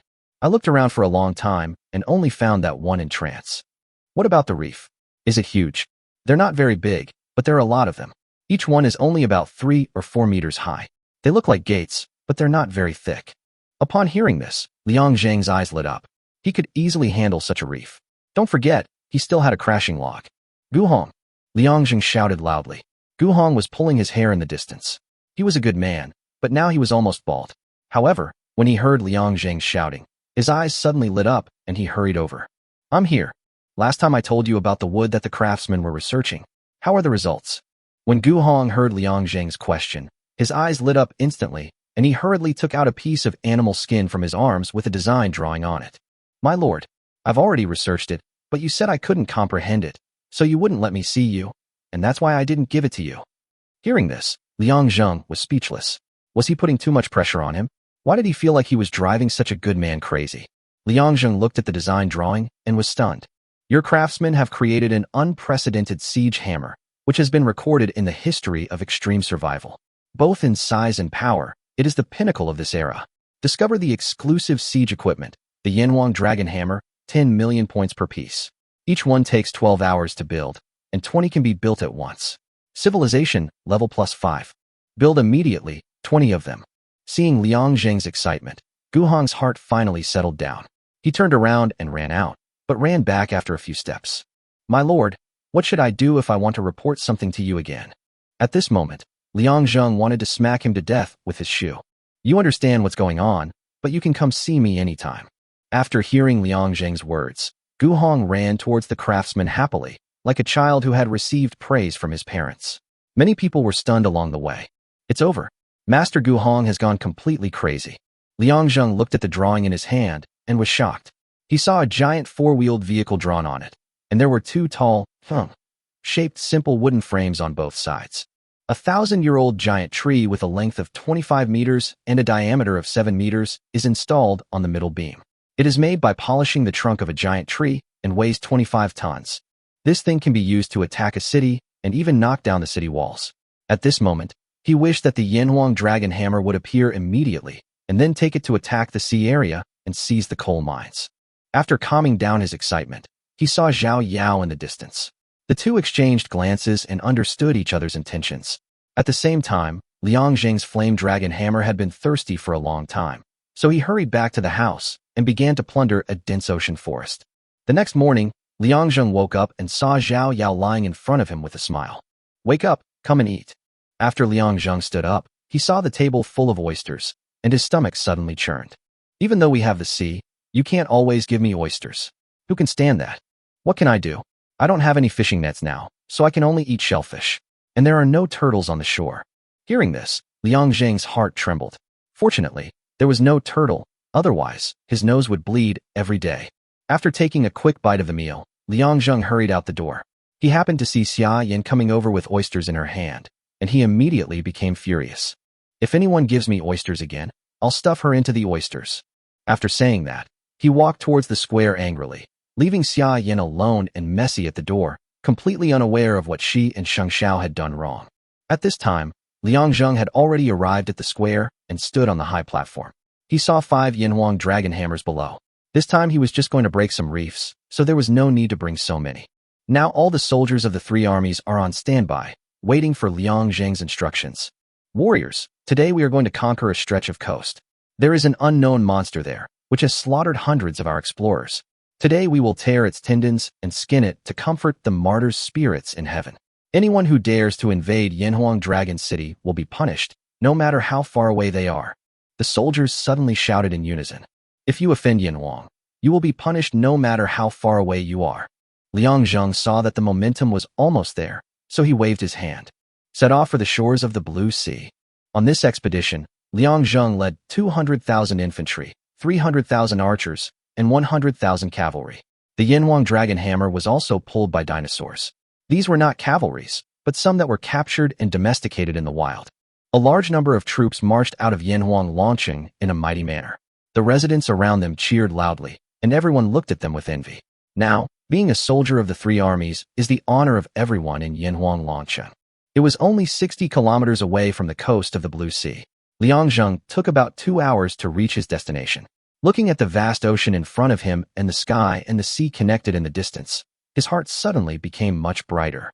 No wonder the ancients always said that a man's heart should be like the sea. Otherwise, how could it accommodate so many mermaids? Chapter 46 God of Drifting, a Robinson? Liang Zheng looked around and found the place the young man mentioned. The large group walked forward together. Now, after experiencing the baptism of the beast tide, they have become even stronger. They have conquered the Tyrannosaurus Rex on land and the pterosaurs in the sky, but the overlord of the sea has not been conquered yet. Now is a good opportunity. When Liang Zheng and his companions arrived in front of the reef, the tide was receding. Liang Zheng signaled everyone to push the Yanhuang Dragon Hammer over to break all the reefs. At this time, the huge Yanhuang War Hammer was approaching the reef little by little. Because there were dinosaurs helping to push it from behind, Liang Zheng's soldiers only needed to correct the direction. Soon the dragon hammer was pushed to the designated position, but before Liang Zheng gave the order, he heard a roar. Everyone looked forward and saw a huge figure appear. The exposed upper body alone was 30 meters tall, and data about it also appeared in front of Liang Zheng. Dinosaur, Mosasaur. Health, 30,000. Kill points, 1,000. Attack, 720. Defense, 580. Speed, land, 210, sea, 12 knots. Liang Zheng looked at the Mosasaur in front of him. It was like a prehistoric giant crocodile, but even larger than it. He finally understood why hundreds of people died in an instant. This was the Mosasaur, the overlord of the Jurassic Sea. Originally, Liang Zheng was afraid that he would lose many people, but now he is not afraid at all. No matter how powerful you are, can you be more powerful than my Yanhuang Dragon Hammer? I saw that the front half of the Mosasaur was already on the shore. It climbed up to the shore, and its body slowly appeared. Liang Zheng was commanding his subordinates and constantly adjusting the Yanhuang Dragon Hammer. At this time, the upper body of the Mosasaur had completely left the coast, and its head hit the reef hard, shattering instantly.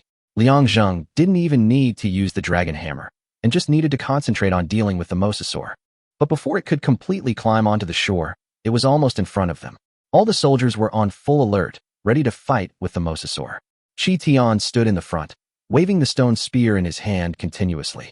At this time, the Mosasaur suddenly rushed up, opened its big mouth, and bit directly. Without Liang Zheng's command, the soldiers operated the Dragon Hammer and began to swing it back and forth continuously. Using the inertia of force, the Dragon Hammer swung more and more violently.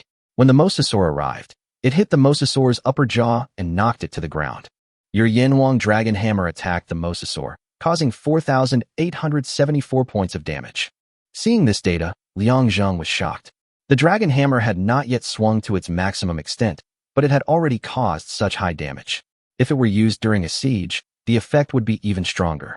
The Mosasaur had turned over and roared again, with blood slowly flowing from its mouth. But this time they did not attack rashly, but stared at the Yanhuang Dragon Hammer closely. However, at this time, the other four had all been pushed over, forming a line of defense. The Dragon Hammer kept shaking, ready to give it another blow at any time. The Mosasaur kept moving its body left and right, trying to find a suitable position, but no matter how it moved, the Fire Dragon Hammer was facing it. Finally, he lost his patience and rushed forward again. He stomped the ground with his front feet and rushed forward. He jumped up suddenly, trying to use his physical advantage to smash the Yanhuang Warhammer. But Lu Rong would not give it this opportunity at all. The moment it appeared, he had organized archers to prepare for shooting, and just as it jumped up, a rain of arrows had already fallen. But the Mosasaur's skin was too thick to be broken at all. However, Lu Rong had no intention of breaking its defense from the beginning. The rain of arrows was only to hit its body and make it fall down quickly. Apparently, his idea was very successful. When the Mosasaur just jumped up, a rain of arrows had already fallen on it. 100,000 arrows instantly knocked it down and hit the Dragon Hammer. Your Yanhuang Dragon Hammer attacks the Mosasaur, hitting its weak spot and causing 13864 damage. Liang Zheng saw that when the Mosasaur fell, it was lying sideways, and the Dragon Hammer hit its eye. It screamed and blood gushed out instantly. Just after landing on the ground, the Mosasaur was hit by the Dragon Hammer on the top of its nose again. It felt pain again and began to retreat. Unfortunately, the Flame Dragon Hammer could not follow up and could only watch it retreat. However, I managed to take away 2/3 of its health and one of its eyes. This record is impressive enough. If anyone else encountered a Mosasaur, they would surely be wiped out. When the soldiers saw the Mosasaur fleeing in panic, they cheered. Chi Tian was unwilling to accept this. On this coast, his cavalry was completely useless, and he could only watch the enemy flee. Looking at the devastated coastline in front of him, because of the Mosasaurs rolling just now, many coal blocks were dug out directly without having to be mined. It is said that if you are lucky, even if you reach a dead end, there will be a car to knock you out of the way. Liang Zheng ordered the soldiers to collect some coal, and then asked the collection team to come and start mining here. At the same time, he built a military camp on the side and left behind 50,000 infantry and 100,000 archers. Fearing that the Mosasaur would bear grudge and return, he left behind 5 Yanhuang Dragon Hammers and 10,000 cavalrymen. At this time, everyone had already started mining. Liang Zheng was watching the coal mining team digging in an orderly manner. Perhaps these were the first group of miners in history? But then he thought that before him, countless people had discovered coal mines and mined them. He felt uncomfortable at the thought. It seems that I have to upgrade to the slave civilization as soon as possible, and then compete with those so-called countries.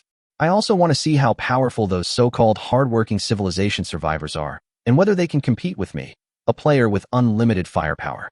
He led the remaining troops back. Originally, he could have gone back in a moment by using the system, but now there was nothing to do, so he might as well take a stroll to relax. Seeing that his total points have reached 22.115 billion, Liang Zheng feels that he might be one of the richest people in this Jurassic era. If there is a ranking list here, I will definitely be in the top 50. But at this moment, Liang Zheng suddenly received an unexpected news. Unexpected civilization event. Your people discovered a raft with a large net and a man on it. The man called himself Aaron. He had been drifting at sea for 3 days. Would you like to take him in? Liang Zheng was stunned when he saw the news. Brother Liu, have you traveled through time? This is the Jurassic period. This place is not suitable for you. Go back to your 17th century. Chapter 47. A man who can support the world? Liang Zheng is now becoming more and more confused about this world. He was already very surprised when a freak like Chi Tian appeared, and now a Benson has appeared as well. What is going on? Of course, how can you let go of the duck that is already in your mouth? At the very least, you have to smash its mouth first. Yes. You took a Benson in, and in return for your kindness, he taught your people how to build rafts and weave fishing nets. You have obtained shipbuilding technology, elementary, civilization +5. You have obtained fishing net weaving, basic, civilization +5. Liang Zheng's mouth was twisted with joy at this moment. There was actually such a good thing. He saved someone, and in the end, he was given 2 pieces of technology as a gift. He wanted to do a good deed without leaving his name. He came if he wanted to. Why would he bring any gifts? Liang Zheng did not hesitate and directly upgraded the 2 technologies to the maximum level, gaining another 20 points of civilization. Seeing that the current civilization has reached 175 points, he can upgrade to slave civilization with another 25 points. It seems that this beautiful day will not end easily. Liang Zheng walked towards launching happily. He thought that when he returned, he would be able to eat delicious sea fish. But at this moment, he suddenly remembered something. Now that he had fishing nets, there would be more tonics in the seafood. Wouldn't that girl Zhao Yao kill herself with the tonics? Liang Zheng returned to the house with a heavy heart and saw Zhao Yao preparing the meal. It was just a bowl of chestnut rice and some edible wild vegetables. He slowly breathed a sigh of relief. After entering the room, Liang was sitting at the table, and Zhao Yao had a dangerous look on his face. You've had enough oysters, haven't you? I've changed it to something lighter. Eat more. Liang Zheng looked at the food on the table. Although there was no meat, it was nice to eat some vegetables and rice occasionally. You know, the wild vegetables at this time were all watered by Long Xiang. Looking at Zhao Yao with a smile on her face, Liang Zheng felt that this girl had finally become obedient, and he didn't plan to say the words of education he had originally wanted to give her. He had been busy all day and hadn't eaten anything, so he was indeed a little hungry. When he took a mouthful of rice, it felt a bit chewy, which immediately made him feel something was wrong. He quickly pushed the rice aside, revealing the chopped sea cucumber inside. Liang Zheng was speechless for a moment, then looked at Zhao Yao, but the other party still hadn't come to his senses and was still looking at him with a happy face. Liang Zheng peeled away the wild vegetables, revealing the shrimps and shellfish inside. They were actually some foods that could nourish the kidneys. Liang Zheng became furious and put down the bowl in an instant. Are you planning to eat me to death? Who can stand eating me like this? Zhao Yao's eyes were flaring. How is that possible? You've been so tired all day. You must be weak. It's better to replenish your body now than to replenish your body later. Liang Zheng was speechless and walked out of the room angrily. His dream was to die on Zhao Yao's belly, but this vicious woman wanted him to die from excessive blood loss. But as soon as he got outside, he saw the commander of the 3 armies walking up to him excitedly. My lord, your statue has been completed. It is 35 meters tall and was created by our most skilled craftsmen. It is truly wise and majestic. All the tribesmen are waiting for you to come and see it. Liang Zheng looked at the excitement of the few people and felt a little embarrassed for a moment. This is not good. Although he said so, Liang Zheng had already walked outside. Statues, that was something that only a leader could build. Now he finally had one, but he didn't know what it would look like or how cool and majestic it would be. When the 3 commanders saw Liang Zheng's appearance, they were very happy and followed him hurriedly. After he went out, they came to another platform with a few people. In the beginning, Liang Zheng's residence was in a central location, but now it has been expanded and the north side is close to the mountain. Only the east, west, and south sides can be expanded, so his statue is placed in the center of the city. From afar, a tall stone pillar stood in the distance. As he got closer, Liang Zheng's face was filled with black lines. You call this a statue? Isn't it just a few pieces of stone? I only saw the head at the top. Okay, let's just call it a head. It was completely angular, and there was no sense of roundness at all. Looking at that body, oh my, It's just a piece of stone. Are you too lazy to even polish it? However, the only thing that made Liang Zheng feel relieved was that the legs and arms were separated. Although they were also angular, like a square, Liang Zheng felt that it looked like an alien, Optimus Prime. For no other reason, when he was observing just now, he found that there was no part of the statue's body that looked like him, except for the trouser skirt with pits and dents like leopard spots, which was extremely similar to him. Liang Zheng can tolerate all these, but I really want to know why there is still a pillar standing there. After asking, he got a speechless answer. That is, every time the craftsman looked at him, they would see his majestic posture, which would last forever. So I felt that my lord must be extraordinary, and I had to highlight the grandeur of this place, and finally we got the picture we have now. A stone pillar full of edges and corners looks extremely hard. Coupled with the eye-catching leopard skirt and the unique small tent, it forms an extremely obscene picture. My lord, this is your sacred statue, which is deeply revered by all our people. Now that it is completed, please give it a name. After Gu Hong finished speaking, the three generals around him also started to make a fuss. Please give me a name, lord. Then all the soldiers and residents shouted loudly. Please give me a name, lord. Liang Zheng looked around tremblingly, then gritted his teeth and uttered 3 words. Optimus Prime. After saying that, he turned around and ran back home in tears. Everyone looked at Liang Zheng with some confusion for a moment, but Gu Hong suddenly had an epiphany at this moment. I see. Everyone looked at him with puzzled eyes. My lord is truly great. He will become the giant of our Yanhuang Dragon City, holding up the world for us. Like Optimus Prime, he can support the heavens and the earth. My lord is our god. When he was excited, Gu Hong actually shed tears and knelt down in the direction of Liang Zheng. At this time, everyone was infected by Gu Hong, and they all shed tears and then knelt down in the direction of Liang Zheng. My lord, he is like a god. He can hold up the heavens and the earth. My lord, he is like a god. He can hold up the heavens and the earth. Liang Zheng looked at them, who kept kowtowing to him and howling like ghosts and wolves. He felt that his life was dark. Gu Hong, this brat, absolutely cannot be allowed to relax. He can't even think of the things he's asked to consider, and he's just thinking about all these useless things. Just wait and see. Chapter 48 Rapid Development, Embryo of Society. Liang Zheng returned to the house and let out a long sigh. The subordinates outside were still shouting. Zhao Yao and Xia Yin were both in the house, their faces already flushed red. The statue is completed. As the most advanced statue of this era, Optimus Prime has been recorded in the history of extreme survival. Civilization level +5. Liang Zheng looked at the system prompt with a look of despair, thinking how shameful it would be if someone saw this statue and added the 3 words Optimus Prime to it. After nearly a month in the extreme survival world, I successfully left my first stain in survival. In the next few days, Liang Zheng would force Gu Hong every time he saw him. He thought that the other party would be tortured, but he found that he became more energetic. He even said that this was a spur from my lord to me, and that he must want me to become a man of integrity. Liang Zheng felt that Gu Hong's account was useless, and he thought he should consider trying someone else. But at this moment, Gu Hong came in front of him with red eyes. My lord, my lord. Liang Zheng looked at him sideways and asked unhappily, what's the matter? I understand. I finally understand. Seeing Liang Zheng's puzzled look, he hurriedly continued.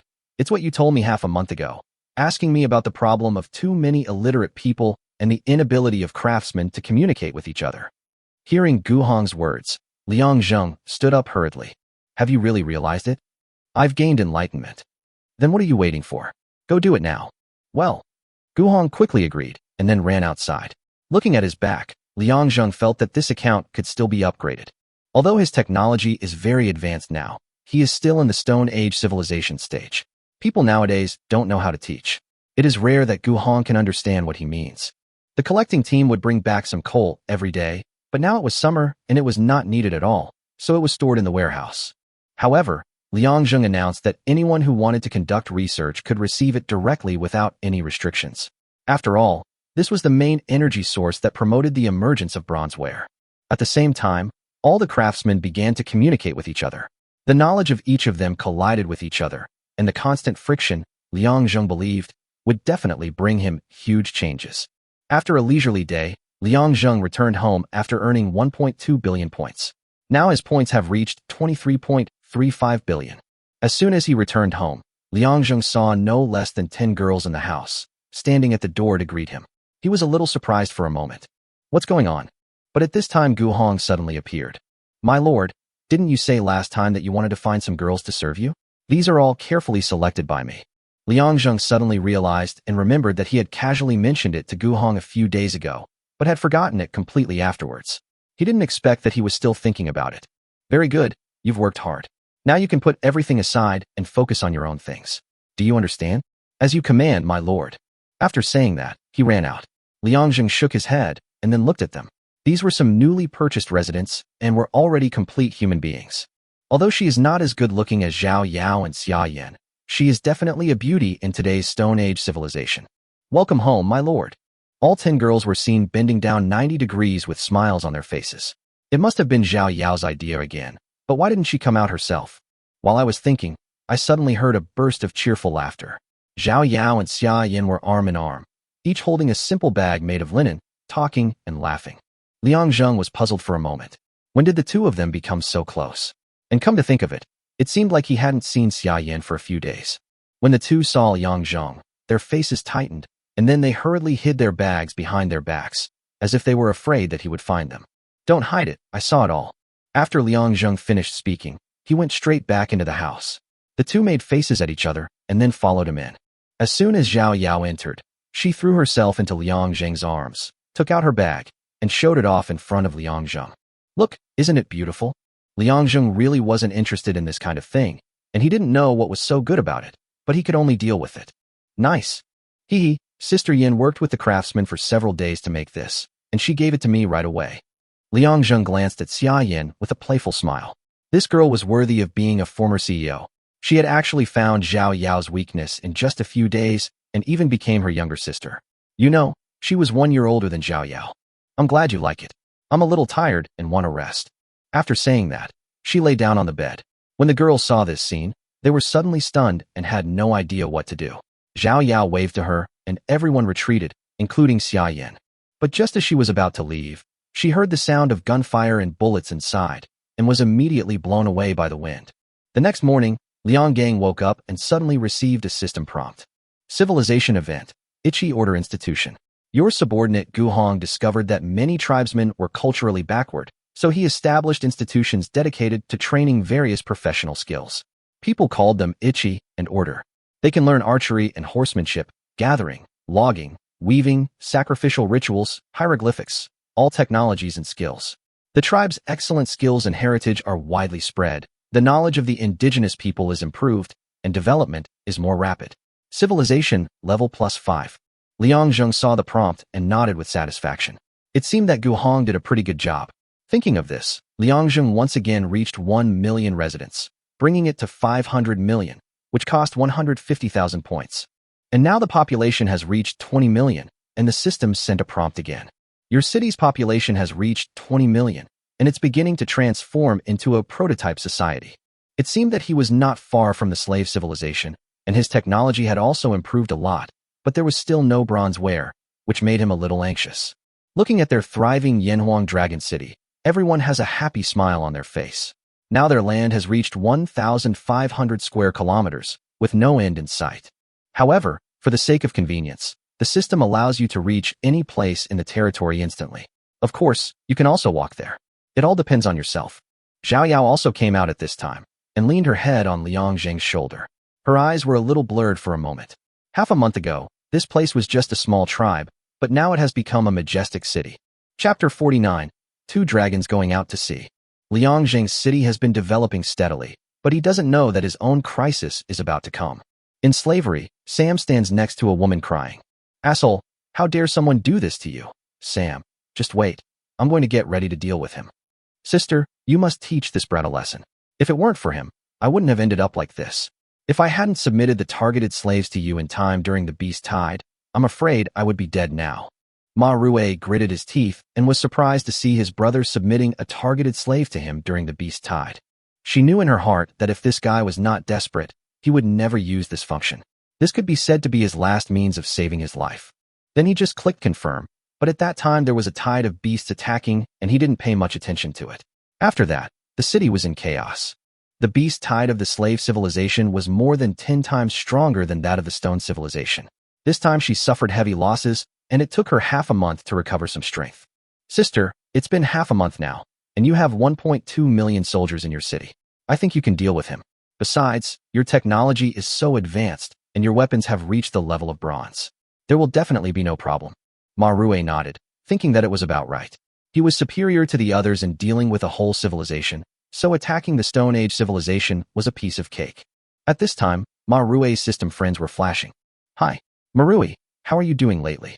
Seeing Bud's message in the friend list, Ma Rui's eyes lit up. This guy is his bootlicker and has been pursuing him for a long time. Why not let him mobilize his troops? Alas, my brother was beaten by someone in the civilized era, and all his soldiers were gone.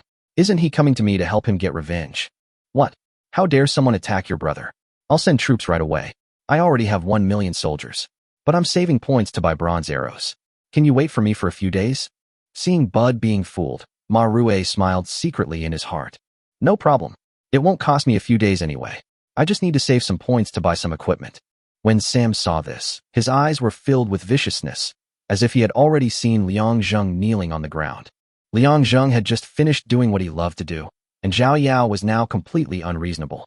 Liang Zheng's legs went weak when he saw her, and sometimes he even secretly ran away to sleep somewhere else. Today is a day of harvest, and many residents are playing with handfuls of millet and throwing it on themselves as a blessing. Civilization event. A festival has been born in your tribe, civilization +5. But after playing around for a while, people realized that this was a waste of food, so they replaced it with mud and put a grain of millet in it to represent a blessing. Liang Zheng had just gone out when he was covered in mud. The next moment, more mud came over and he instantly became the second Optimus Prime. With a frown on his face, he looked at the happy smiles of the tribesmen around him. My lord, happy holidays. The tribesmen kept shouting, and Liang Zheng could only nod continuously, and a piece of mud would fall off every time. However, the soldiers in the army were even more tough. I don't know who came up with the idea, but they secretly put small stones into the mud. Then many people began to follow suit. Those who were hit would howl in pain and keep dodging. One of them was besieged by many people and could not dodge, so he picked up the wooden board next to him to block it. At this moment, everyone stopped, looked at the mud on the wooden board, pondered for a while, and then began to laugh happily. Civilization event. Your subordinates accidentally used a plank to block mud and ended up inventing the shield. They developed the first round shield, making infantry defenses more powerful. Civilization +5. Your store has unlocked the shield. Please check carefully. The Yanhuang shield has been activated in your exclusive equipment. Please check carefully. Liang Zheng opened the system and looked at them all. Shield. Round shield, 50 points, /1. Durability, 1000. Defense, 30. Introduction. A thick shield made of wood that can improve the defense of infantry. It cannot be equipped by other types of soldiers. Shield. Yanhuang shield, 100 points, /1. Durability, 3000. Defense, 80. PS. Only for infantry use. No need to choose, just choose the Yanhuang shield. 3 million infantry will be equipped directly, consuming 300 million points, and the remaining points are 24.25 billion.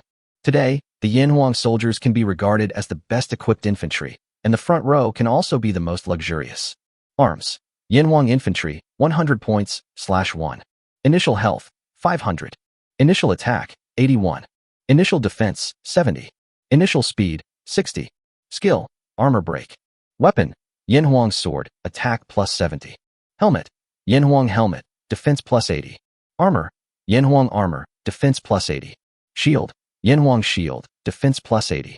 Roundup skills, attack +30%, defense +30%, speed +30%. Total attack damage, 196. Total defense, 403. Total speed value, 78. The defense has reached 403 points, ignoring the defense of 201.5. Thinking of those small copies before, they can't even break the defense now. My civilization level has reached 95 points. As long as I have 5 more points of civilization, I can upgrade to the slave era. I am very excited when I think about this. When Liang was getting excited, Guhong suddenly ran over. My lord, this is terrible. Our gathering troops and soldiers have been attacked by 2 mosasaurs again. Liang Zheng was furious when he heard this. He thought it would not dare to come back after he chased it away last time, but he didn't expect that it would dare to bring one back to attack him this time. Since that was the case, he decided to stay. Order the troops to assemble. Take the remaining 15 Yanhuang dragon hammers. Prepare to eat mosasaur meat tonight. Guhong took the order and ran directly towards the troops. After hearing it, the The three generals also hurried to assemble the troops. Liang Zheng did not waste time this time, but led the troops and directly reached the coast using the system. At this time, the large army was fighting against the mosasaurs, but because of too few troops, the two mosasaurs were doing whatever they wanted. Even the Yanhuang dragon hammer had 2 of them destroyed, and the remaining 3 were still struggling to hold on. Liang Zheng's eyes were filled with anger. These 2 beasts had already completely come ashore and were constantly killing his subordinates. In just a few moments, tens of thousands of soldiers had been sacrificed, and 2 Yanhuang dragon hammers had been destroyed, which was worth 20 million points. Although he had a lot of points now, he couldn't spend them recklessly. He was about to upgrade his slave civilization. When the technology and equipment were upgraded, he didn't know how many points he would need. How could he dare to spend them recklessly? Chapter 50, Zhao Yao's Wisdom. Liang Zheng gave an order at this time, and the 1 million soldiers he led rushed towards the coast collectively, with 200,000 cavalry in the front pulling the Yanhuang dragon hammer. Following behind were 300,000 infantrymen, and the last row was 500,000 archers. When the mosasaurs saw the human troops attacking, it roared angrily, especially when it saw more Yanhuang dragon hammers. Fear appeared in its eyes, and it even wanted to retreat. But Liang Zheng did not give him a chance.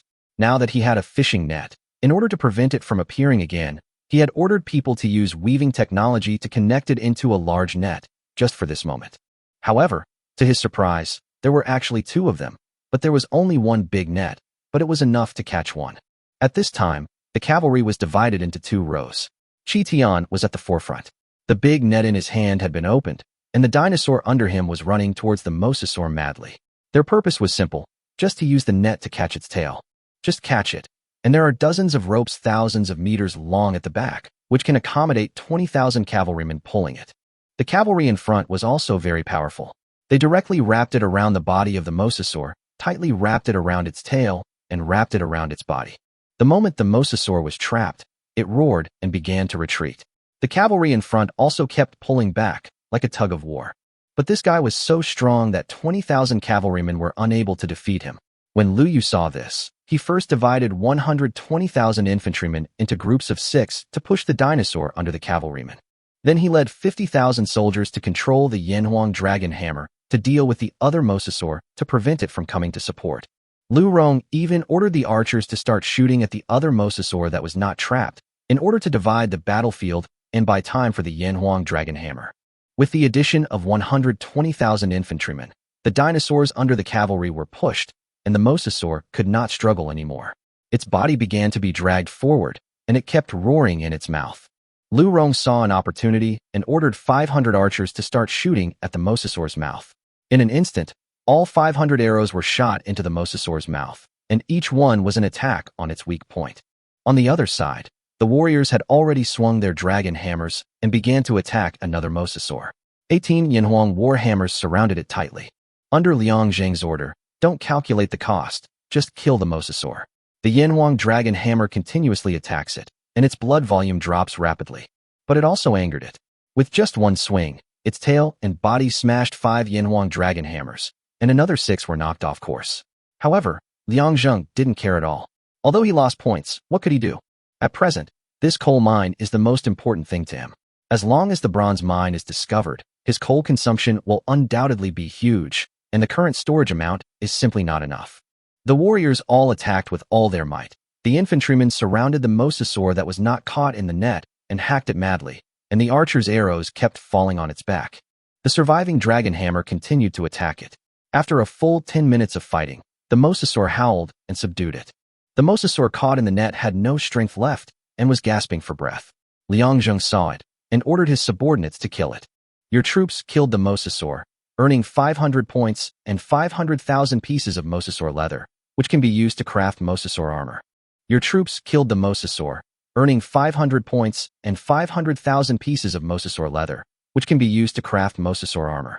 Liang Zheng was a little surprised after hearing 2 consecutive prompts. He didn't expect that the mosasaur skin could be made into armor. The original 5,000 pieces of mosasaur leather became 500,000 pieces after a 100-fold critical hit. He looked at them all. Armor. Mosasaur armor, 100 points, /1 piece. Defense, +80. Introduction. Made of mosasaur leather, it is extremely thick and has outstanding defensive capabilities. Helmet. Mosasaur helmet, 100 points, /1. Defense, +80. Introduction. Made of mosasaur leather, it is light, durable, and difficult to break. Looking at the two mosasaur defensive equipment, Liangjung knew that it was of the same level as the Yanhuang suit. But the Yanhuang suit could only be given to Yanhuang soldiers, but these could be worn by his own archers. Now that we have 10,000 mosasaur leathers, we might as well just make 1 million pieces of armor. As for helmets and other things, we'll talk about it when we have the chance. This amount of stuff is simply not enough. 1 million pieces of mosasaur armor appeared, costing 100 million points, and were directly worn by the most elite archers. It would be great if he could hunt a few more. But this is just a thought. Mosasaurs are not social creatures at all. It is very strange that 2 of them appear now. Liangjung comforted the exploration team again, and then left more troops to garrison again, and placed the remaining 6 intact Yanhuang dragon hammers here. After returning, Liangjung directly instructed his men to hold a big party tonight, cut open the mosasaur's intestines, and clean it thoroughly, and have a mosasaur feast today. When the soldiers heard this, they cheered and shouted loudly, "Long live my lord! Long live my lord!" Liangjung returned to the house to rest for a while, and then began to think about how to promote bronzeware. At the same time, he also chatted with Zhao Yao. She blinked at Liangjung, which made him feel uneasy. Seeing Liangjung's expression, Zhao Yao stopped teasing him. "Have you forgotten what I'm studying? Just wait. I'll be able to improve our Yanhuang Dragon City in a few days, but you have to hurry and find bronze ore." Liangjung immediately became alert when he saw her, knowing that she must have had some ideas, otherwise she wouldn't have said them in front of him. "What do you have in mind? Tell me quickly." "It's not my idea, really. I can only say it's accelerating things. After all, now that we have coal, the combustion temperature has increased greatly, but we haven't even made pottery yet." "What does that mean?" Liangjung shook his head. He really knew nothing about history and civilization. "This shows that they haven't discovered the important use of coal yet. I'll see if there's any way I can hint to those craftsmen in the next few days and get them to make pottery." When Liangjung heard this, he took a look at the slings on her body and the backpack next to her. He believed that if this girl was willing to work hard, he would be able to make pottery in a few days. In fact, the creation of bronzeware is closely related to the emergence of pottery, because the manufacture of pottery requires a higher furnace temperature, but the casting of bronzeware was discovered by chance. At this time, Liangjung looked at Zhao Yao with a smile on his face, as if to reward me quickly. But Liangjung ignored her. How could he give her a reward if she hadn't done it yet, but just said it? Then she silently took off her clothes and lay on the bed, with an expression of waiting for him to take advantage of her. Chapter 51 Core Technology, System Test. Liangjung has been keeping a close eye on the system these days, hoping for a system prompt every day, but he has waited for several days and has seen nothing. Zhao Yao had been missing during the day for the past few days and only came back at night. She was already exhausted and fell asleep directly on the bed. He has lost a lot of weight in the past few days, but Liangjung didn't urge him to do so, because he knew how difficult it was to hint at something to them. He almost collapsed when he just hinted at a barbecue to them, let alone hinting at a new technology to them now. But finally, hard work pays off. On this day, the system gave the reminder that Liangjung had been dreaming of for a long time. Civilization event. While burning coal, your subordinates discovered that the clay near the stove had been burned for a long time and had become very hard. They even thought that using a special method to increase the temperature would make the clay even harder. They called this technology pottery. To make the pottery even better, they tried to further increase the furnace temperature. Civilization level +5. Liangjung stood up from the bed in an instant. He knew that Zhao Yao had succeeded. When he was about to run outside, a system voice appeared again. Civilization event. Your tribe, feeling the flames weren't burning hot enough, recalled how they used to blow on fire to make it burn more vigorously. With their ingenuity, they created a massive sealing device. When squeezed manually, it expelled a large amount of air, which was then pumped into the furnace through bamboo tubes. This caused the coals to burn even more vigorously, significantly increasing the temperature and enabling them to melt a mysterious ore. Civilization level +5. The system has detected that the current civilization level has reached its maximum value and cannot be increased. Liangjung felt a little distressed. He had lost 5 points of civilization in vain. It seemed that he had to speed up his pace to enter the slave society. Otherwise, he was afraid that even technology would not be discovered. But the bronze mine is still nowhere to be found. He is hesitant about whether he should advance to the slave civilization first or find the bronze mine first. After all, after entering the slave civilization, the people of that civilization became more powerful. Everyone was at the ceiling of this world, and technology was bound to be more powerful. He had heard from others that those old slave civilizations had a tacit understanding, which was to attack each other, and neither side was willing to let anyone become stronger. The Chinese were staring at the survivors from various countries, and the survivors from various countries were also staring at the Chinese survivors. Anyone who suddenly advances to the slave civilization will be attacked crazily by them, and will be completely wiped out before they can develop. Now he doesn't even have bronzeware. Although he has a strong army, once he enters the slave civilization, he will probably be attacked from many directions and will not be able to resist at all. And at this moment, the system helped him solve this problem. Inspection Building survivor Liang Zheng's civilization has reached 200 points, and the prerequisites and conditions have been met. The important clue, Bronze Mine Quest, has been issued. Please complete it within the specified time. Otherwise, you will not be able to advance to the slave age and will be erased by the system after 1 year. Precondition, Furnace Temperature, completed. Prerequisite, Social Prototype, completed. Precondition, Population of 1 million, completed. Prerequisite, Tao's Discovery, completed. Prerequisite, Advanced Mining, completed. Bronze Mine Mission, 78 kilometers south of you. There is a canyon called Giant Rock. It is filled with bronze, ore, and is extremely rich. However, it is also a paradise for dinosaurs and giant creatures. It will take 1 million troops to win. Mission begins. Teleportation is temporarily disabled. Mission countdown, 71 hours, 59 minutes, and 58 seconds. Liang Zheng looked at these prerequisites and tasks, and finally understood why those who could advance were still struggling to stay in the Stone Age civilization. These conditions were indeed very harsh. Apart from anything else, a population of 1 million and a rudimentary society have already stopped everyone in their tracks. These two conditions can only be achieved in a slave civilization. But now the existence of those ceilings does not allow anyone to compete with them for resources.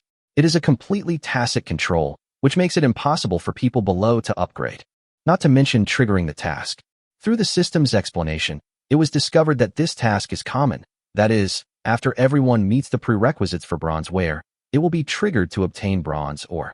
But not everyone can complete it successfully, because the system says the population is 1 million, but it recommends 1 million soldiers, which are two completely different concepts. Soldiers need equipment, but residents don't need anything, and it's cheap. The most important thing is that it is impossible to teleport. Once this mission fails, it is entirely possible that you will die directly in this giant rock canyon without having to wait for a year. But it can be seen from here. The higher the civilization, the more cruel things you will face. Now it is not just about dealing with dinosaurs and survivors.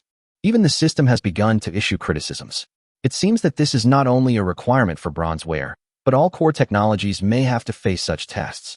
However, if all the tests in the future are like this, it will not be easy for Liang Zheng, as he has already become so powerful that it makes people tremble. Liang Zheng looked at the clues, and the flesh on his face began to tremble.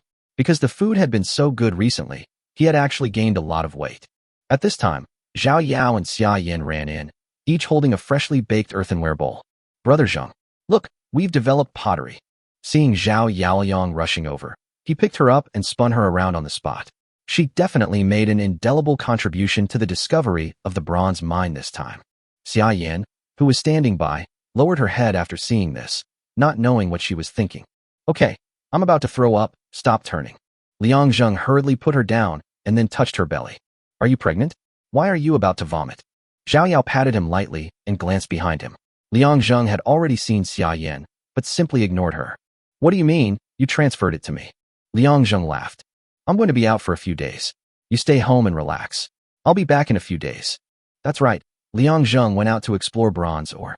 The system only gave him 3 days, and he didn't know if it was enough. If it was not enough, then he would only have 1 year left. Then be careful. I'll wait for you here. Liang Zheng nodded, no longer dwelling on sentimental matters. Time was of the essence, so he went out and summoned the army to assemble, and everyone gathered in the square. Soldiers, listen to my command and prepare immediately. March into Giant Rock Canyon. Chapter 52. System tasks like overcoming a tribulation. Liang was counting troops in the square. The system said the minimum was 1 million. Who are you looking down on? Watch me slaughter the entire Giant Rock Canyon. Considering that the cavalry has little advantage in the canyon, we only brought 200,000 troops, while the infantry was a full 1 million. This is a force with super high defense, so we must bring more. As for the archers, it was no longer the time to earn points, so 2 million archers were directly recalled and taken with them. This time, There were a total of 3.2 million troops. When all the residents saw this, they were all surprised. This was the first large-scale mobilization since the opening of Yanhuang Dragon City, and Liang Zheng himself also took part in the battle.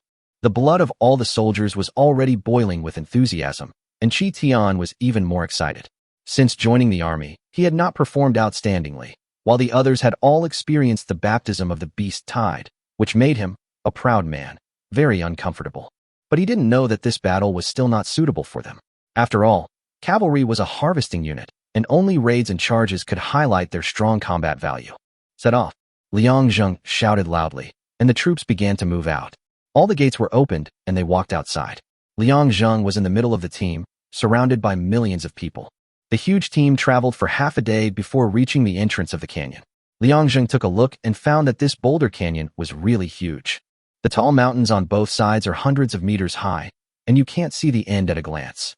The gap in the middle is about 80 meters wide, but it is still narrow for these millions of troops.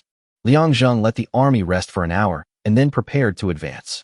At the same time, he began to distribute the phalanx strategy, letting 200,000 cavalry march on both sides to protect the army. In the front of the army, there were 100,000 infantrymen, and in the back were 200,000 archers, arranged in this way. At the end, another 100,000 infantrymen were used to cover the rear, so as to avoid being attacked from behind and being unable to cope. But at this moment, he suddenly received a message of attack. Your Yanhuang Dragon City is under attack from Slave Age, Manhwa, and Bud. Since they are one civilization higher than yours, you have 24 hours to prepare. When Liang Zheng saw this, he felt angry and confused. He was angry that these bastards chose to attack him when he was doing a bronze mission. What puzzled him was why the other party, a slave era, suddenly attacked him. Could it be that they knew he was about to advance and wanted to kill him before then? But when I think about it carefully, it doesn't make sense. If they have to be killed like this, then how come so many people who were stuck in level before were safe and sound, and why am I the one being targeted? After thinking about it, Liang Zheng ignored them. Since they had come to attack him, he had to complete the attack within 24 hours, otherwise he would be in danger of being wiped out. Although they claim to have unlimited firepower, the other side is a slave civilization, and their technology is far superior to theirs. Their equipment alone must be much more sophisticated. If I defeat all of these people, I'm afraid I'll lose half of my people. I remember that my 1,000 archers were able to kill nearly 10,000 enemy soldiers because of the advanced technology. Although they all died in the end, they definitely made a lot of money. The situation now is the same as it was then, just reversed. On the other hand, if I cannot complete the task within 24 hours, should I go back to guard the house or continue mining? If I continue to mine, I won't be able to use the effect of instant teleportation. Once the enemy breaks into the city gate, my hometown will be gone, and there's no point in talking about bronze ware and more advanced technology. If he went back and the mission failed, he would only have 1 year to live, and then he would be directly wiped out by the system, with no room for resistance at all. At this moment, Liang Zheng felt like he was going through a tribulation. He couldn't move forward or backward, and was stuck in the middle. Glancing around, he saw that the soldiers had almost rested, and Liang Zheng was in no mood to let them rest. This was a real race against time, a matter of life and death. Assholes, when I get back, I will definitely kill you completely. You have spent 10,000 points to search for Liang Zheng. The plundering war has begun, with a population of 1.8 million. Because you are plundering a low-level civilization, you cannot earn kill points. Ma Rue and Bud looked at the system. They didn't go to Liang Zheng's Yanhuang Dragon City at all, but used some points to search. However, they were surprised that searching for Liang Zheng's Yanhuang Dragon City actually cost them 10,000 points. You have to know that the other party is just a small Stone Age civilization, and usually only 1,000 points are enough. And this Liang Zheng actually cost them 10,000 yuan. Ma Rue had already sensed something was wrong, but now that he had already attacked, there was no way to regret it. But they are not worried. You know, the ceiling of the top Stone Age civilization is only 1 million people, and the army is less than 40% of the population. They have now sent out 1.8 million people, which has already surpassed the existence of all Stone Age civilizations. This is because Ma Rue deployed so many troops under the strong urging of his brother. Otherwise, she would only deploy 500,000 troops against a small Stone Age civilization, but now she has put all her troops into it. As for Bud, he only used normal calculations and invested 500,000 troops, plus Ma Rue's original 1.2 million troops, and the 100,000 new troops added in the past few days, for a total of 1.8 million. Ma Rue, you actually mobilized all your troops against a small Stone Age civilization? Looking at Bud's words, she laughed coldly. Nothing, just want to have some fun. After saying that, he ignored him and looked at his younger brother Sam. You should be satisfied now, right? If Liang Zheng is too strong and I lose, then both of us will be completely ruined. Although Ma Rue said this, there was a sneer on her face. It was obviously a joke. She had also advanced from the Stone Age civilization and knew the strength of the survivors of that civilization. Thank you, sister. I wish I could crush Liang Zheng completely. Of course, if I get the chance, I'll also teach Mark a lesson. After hearing what his brother said, Ma Rue frowned and said, Forget it. Let that Mark go. His fate is only destruction. Even if he is promoted to the slave age, he will be killed by the Chinese. But if we take action, we will be criticized by many Americans, and your sister will not be able to get along well either. After hearing what Ma Rue said, Sam calmed down and nodded. His only support now was his sister. He must not let anything happen to her, otherwise he would die. Chapter 53 Horrible Creatures. At this time, Liang Zheng's troops had entered the mountains and were moving slowly forward. Although he was anxious, he did not dare to advance too recklessly. Now he finally realized that he was probably unlucky. If he was not careful, the army he brought would be destroyed in the Boulder Canyon, and he would really die. Looking at the long canyon, the two mountain ranges stretch as far as the eye can see, and there are vertical and smooth cliffs on both sides. This place can be called a Jedi. What he is most worried about now is that if a huge rock falls from the mountain, then he and his people will really have to give up because there will be nowhere to escape. At this time, the roar of cavalry dinosaurs suddenly came from both sides of the army. All the cavalry immediately controlled their mounts, and Shi Tian even raised his hand to stop the team from moving forward. Stop. Prepare to fight. This is also the wisdom of the cavalrymen, because they found that the sitting dinosaurs were extremely sensitive to danger and would issue warnings in advance before they saw the enemy. Shi Tian's shouts continued to echo in the canyon.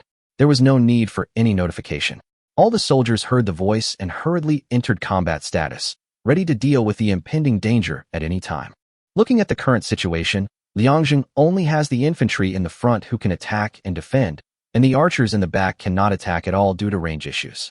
Only then did he realize that he had brought too many people, and they could not give full play to their abilities in this narrow canyon. Currently, he could only rely on the infantry to hold on. Liang Zheng arranged 5,000 infantrymen to advance, and then sent 10,000 archers behind them, ready to deal with danger at any time.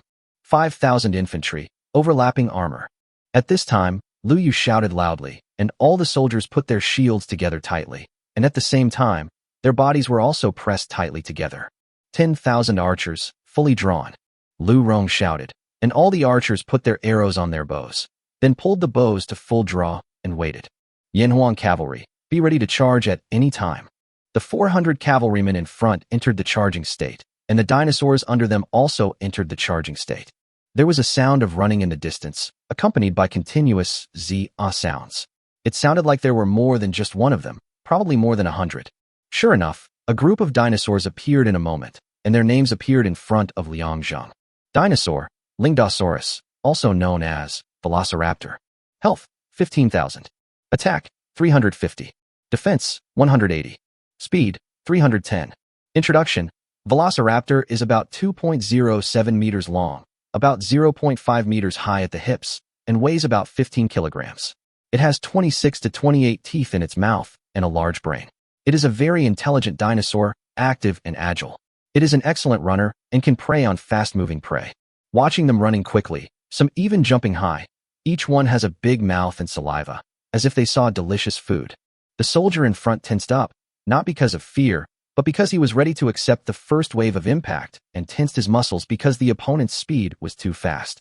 The first Velociraptor had already rushed in front of the soldiers, but did not hit them.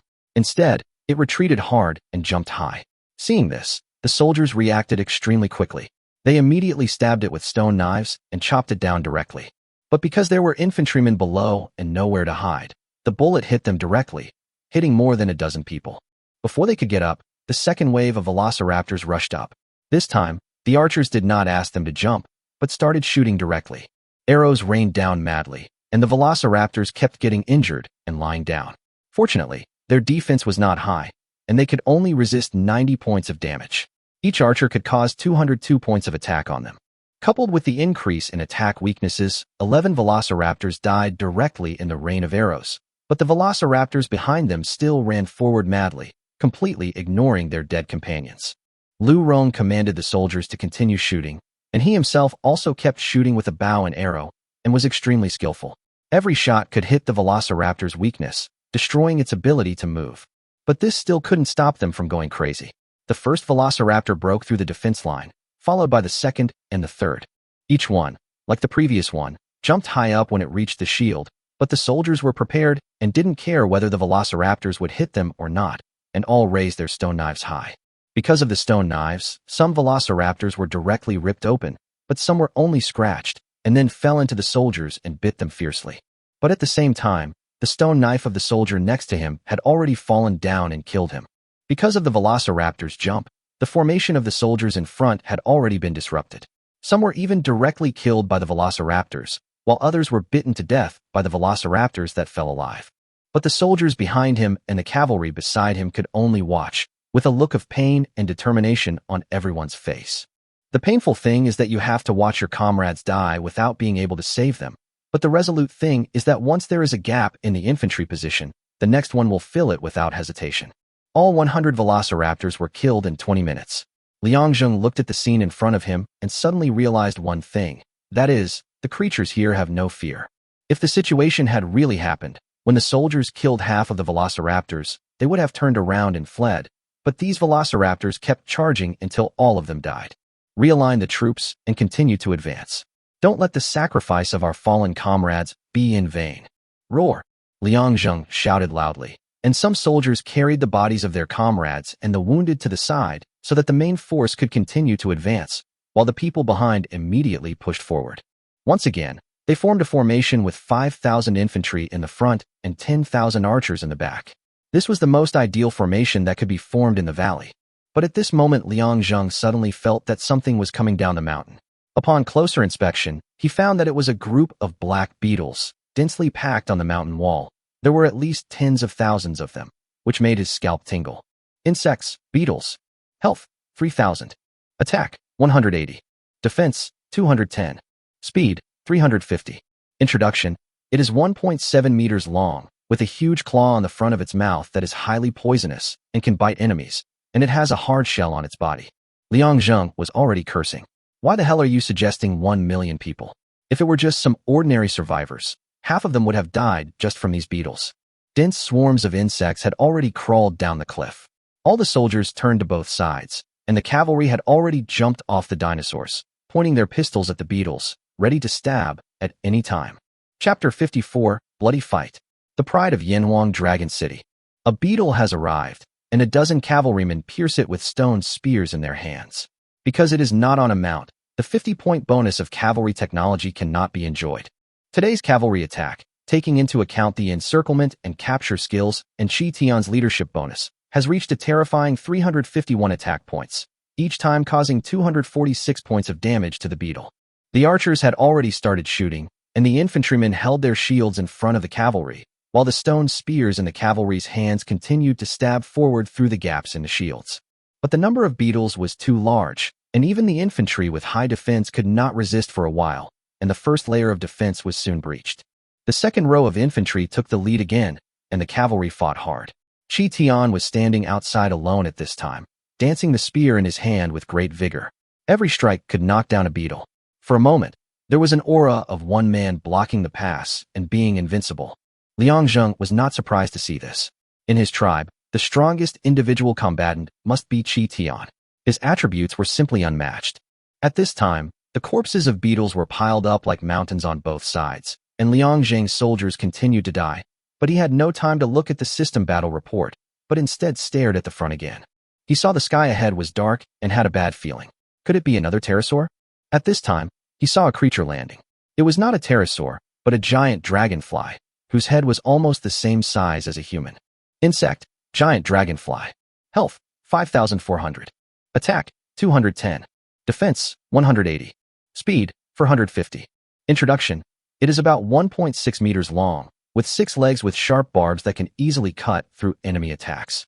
It also has excellent eyesight and strong body flexibility. Looking at the dense swarms of dragonflies flying over, their wings made a buzzing sound.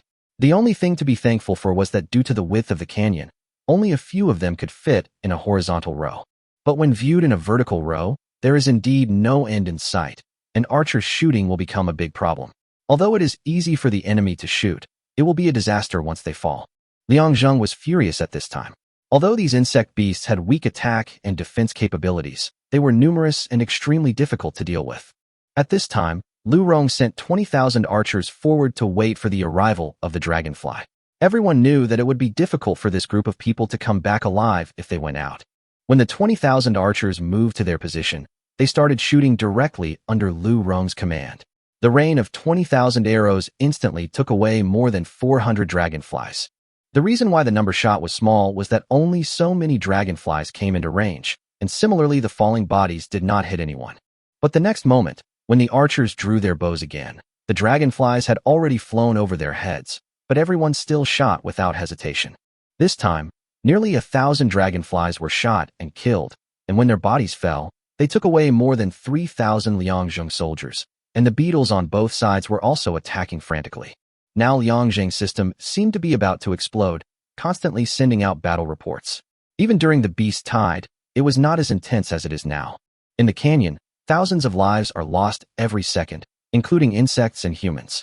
The endless insects did not make the Yanhuang soldiers despair, but instead aroused their ferocity. Warriors of Yanhuang, kill all these beasts. Make them feel fear. At this time, Qi Tian was holding a pair of stone spears in his hands, shouting to encourage the soldiers, and constantly killing beetles, which was extremely shocking to watch. The soldiers next to him had already been encouraged by him. The scholar held 2 guns and continued to fight with the beetles without any fear of death. On the other side, Lu Yu was already covered in blood, with the shield in his hand shattered. He simply picked up his 2 swords and chopped at the beetle. Liang Zheng looked at the fighting soldiers, and his blood boiled. No matter how many times he saw this scene, he could not calm down. Warriors, do not fear death. Your names will be forever engraved in the martyrs' cemetery and sung by the people of Yanhuang Dragon City. All future generations will be proud of you. You are the pride of Yanhuang Dragon City. Victory will always belong to Yanhuang Dragon City. Liang Zheng shouted loudly, and all the soldiers became more excited and attacked the beetles and dragonflies frantically. They are all shouting at the same time. Victory will always belong to Yanhuang Dragon City. Kill. For my lord. For Yanhuang Dragon City. After 2 hours of brutal fighting, the corpses around had already piled up like a mountain, completely blocking the road. The soldiers quickly cleared the road. Liang Zheng looked at the system battle report and found that a total of 150 velociraptors, 150,000 beetles, and 50,000 dragonflies were killed. His casualties included 72,145 archers, 81,415 infantrymen, and 23,728 cavalrymen, and they had only advanced less than a kilometer. He had no idea what lay behind them. My lord, the road is clear and you can pass. Qi Tian was covered in blood and steaming all over, as if he had just had a steam bath, but his face was filled with excitement. Go ahead. Yes. The group continued to move forward. Liang Zheng ordered that the bodies of the fallen soldiers be put together and buried in the martyrs' cemetery when they returned. The troops moved forward, and the soldiers in front were still cleaning up the corpses of insects, which had already piled up like a mountain. The warriors of Yanhuang Longcheng walked among the corpses of the enemies, and each of them showed a look of pride and determination. Liang Zheng kept his eyes on the front, but no wild beasts or insects appeared, but that definitely did not mean peace. As the troops advanced about 1,000 meters, a crisis arose again. The ground shook, and it was obviously a huge monster. When it showed its body, Liang Zheng had already started cursing. A total of 10 mosasaurs rushed towards them in a row. Each one was 100 meters long, even bigger than the ones they encountered on the coast. Archers, get ready.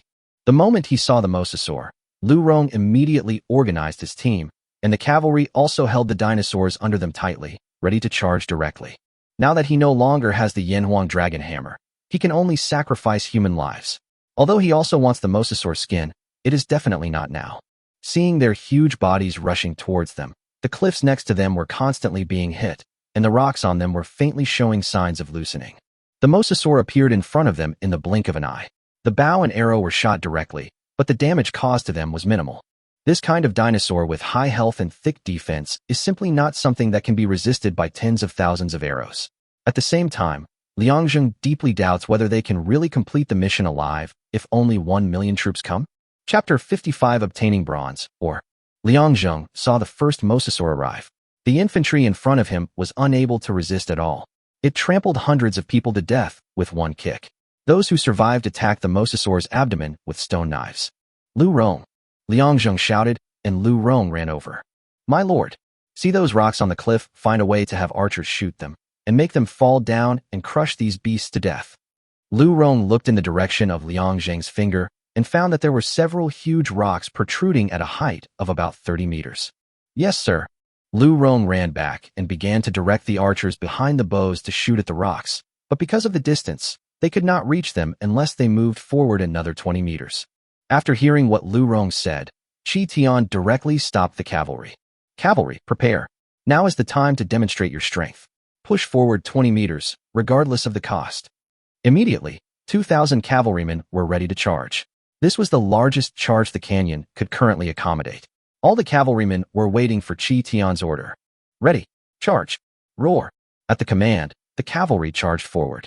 The mosasaur was trampling on the infantry phalanx unscrupulously at this time, and most of the 5,000 infantrymen in the front had been killed or wounded. When they knew that the archers were going to advance 20 meters, someone suddenly ran over and pushed the mosasaur's legs, but was directly crushed to death by its huge force. But the second person rushed forward immediately, and when the people around saw it, they all started to follow suit. If one person can't push it, use 10. If 10 can't push it, use 100. If there's no place to push, use the person in front. If the soldiers behind the mosasaur can't grab it, use a rope to wrap it around and pull it. In the end, the two front legs of the mosasaur were pulled back by the infantry, and everyone was using their own strength to restrain the mosasaur. At this time, the cavalry troops had arrived, and the stone spears pierced the head and body of the mosasaur fiercely.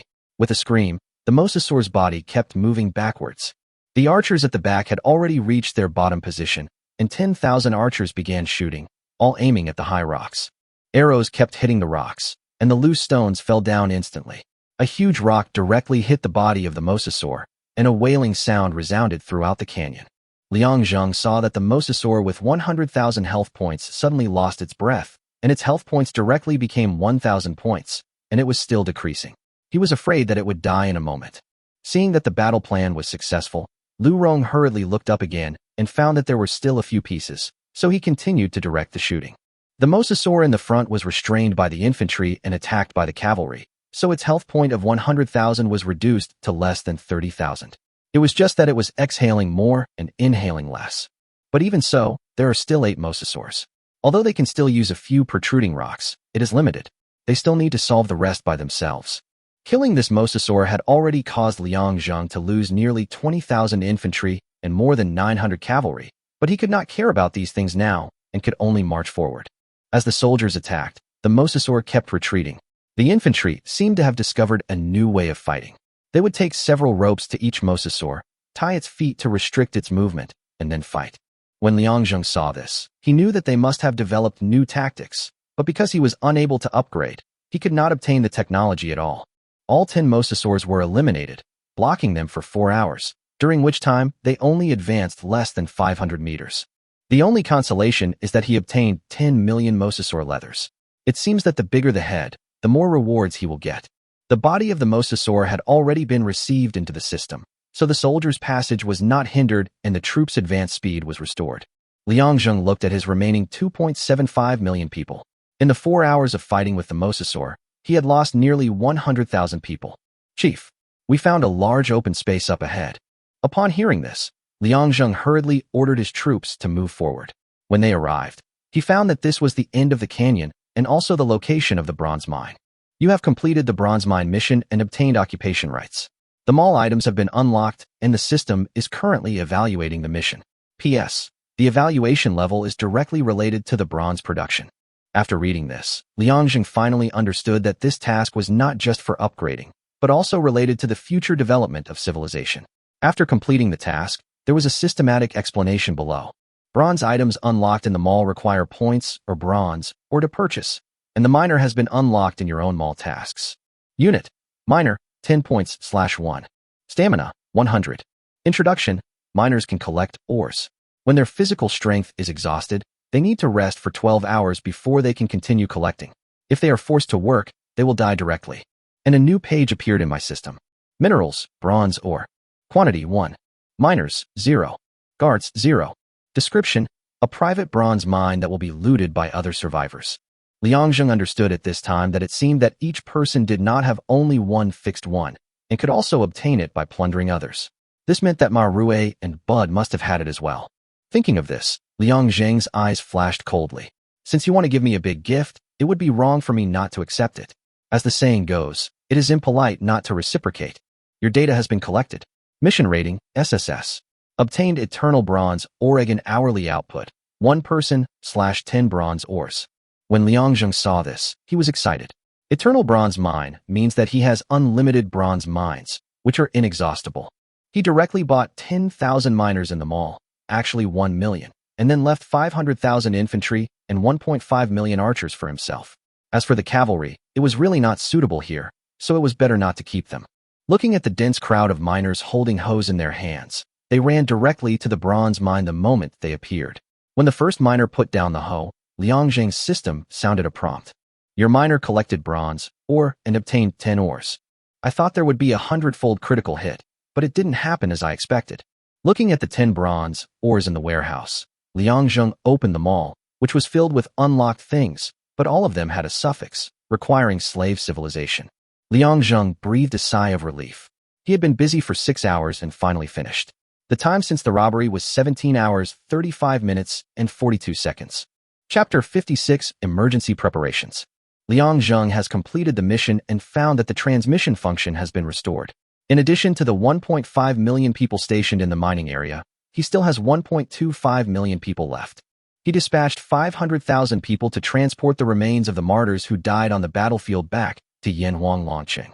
He and the remaining soldiers directly used the teleportation function to return to their own city. The moment Zhao Yao saw Liang Zheng appear, she rushed over to him with tears in her eyes. You're finally back. I was so worried about you. Liang Zheng touched her head. I'm just going out for a while. Why are you worried? I still have things to do. Go and play by yourself for a while.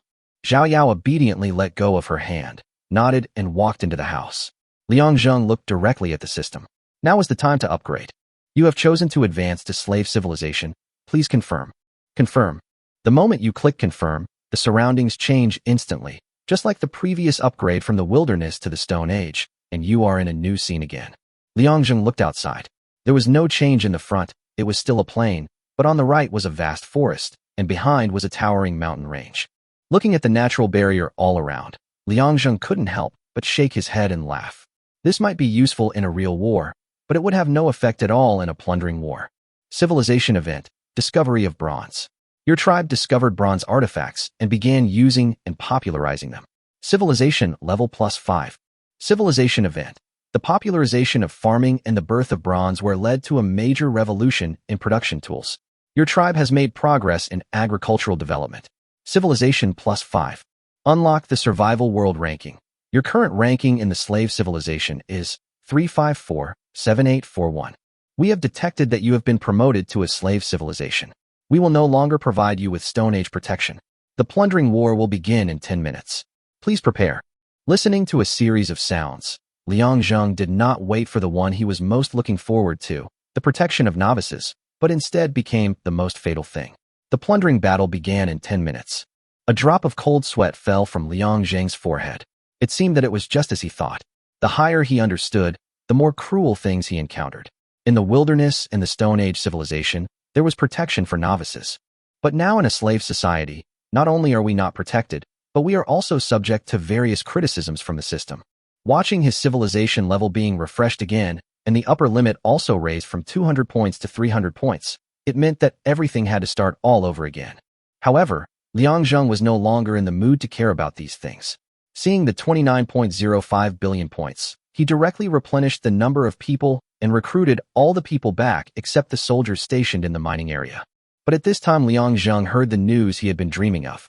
We have detected that you have advanced to the slave age, unlocking your exclusive unit, Yanhuang Archer.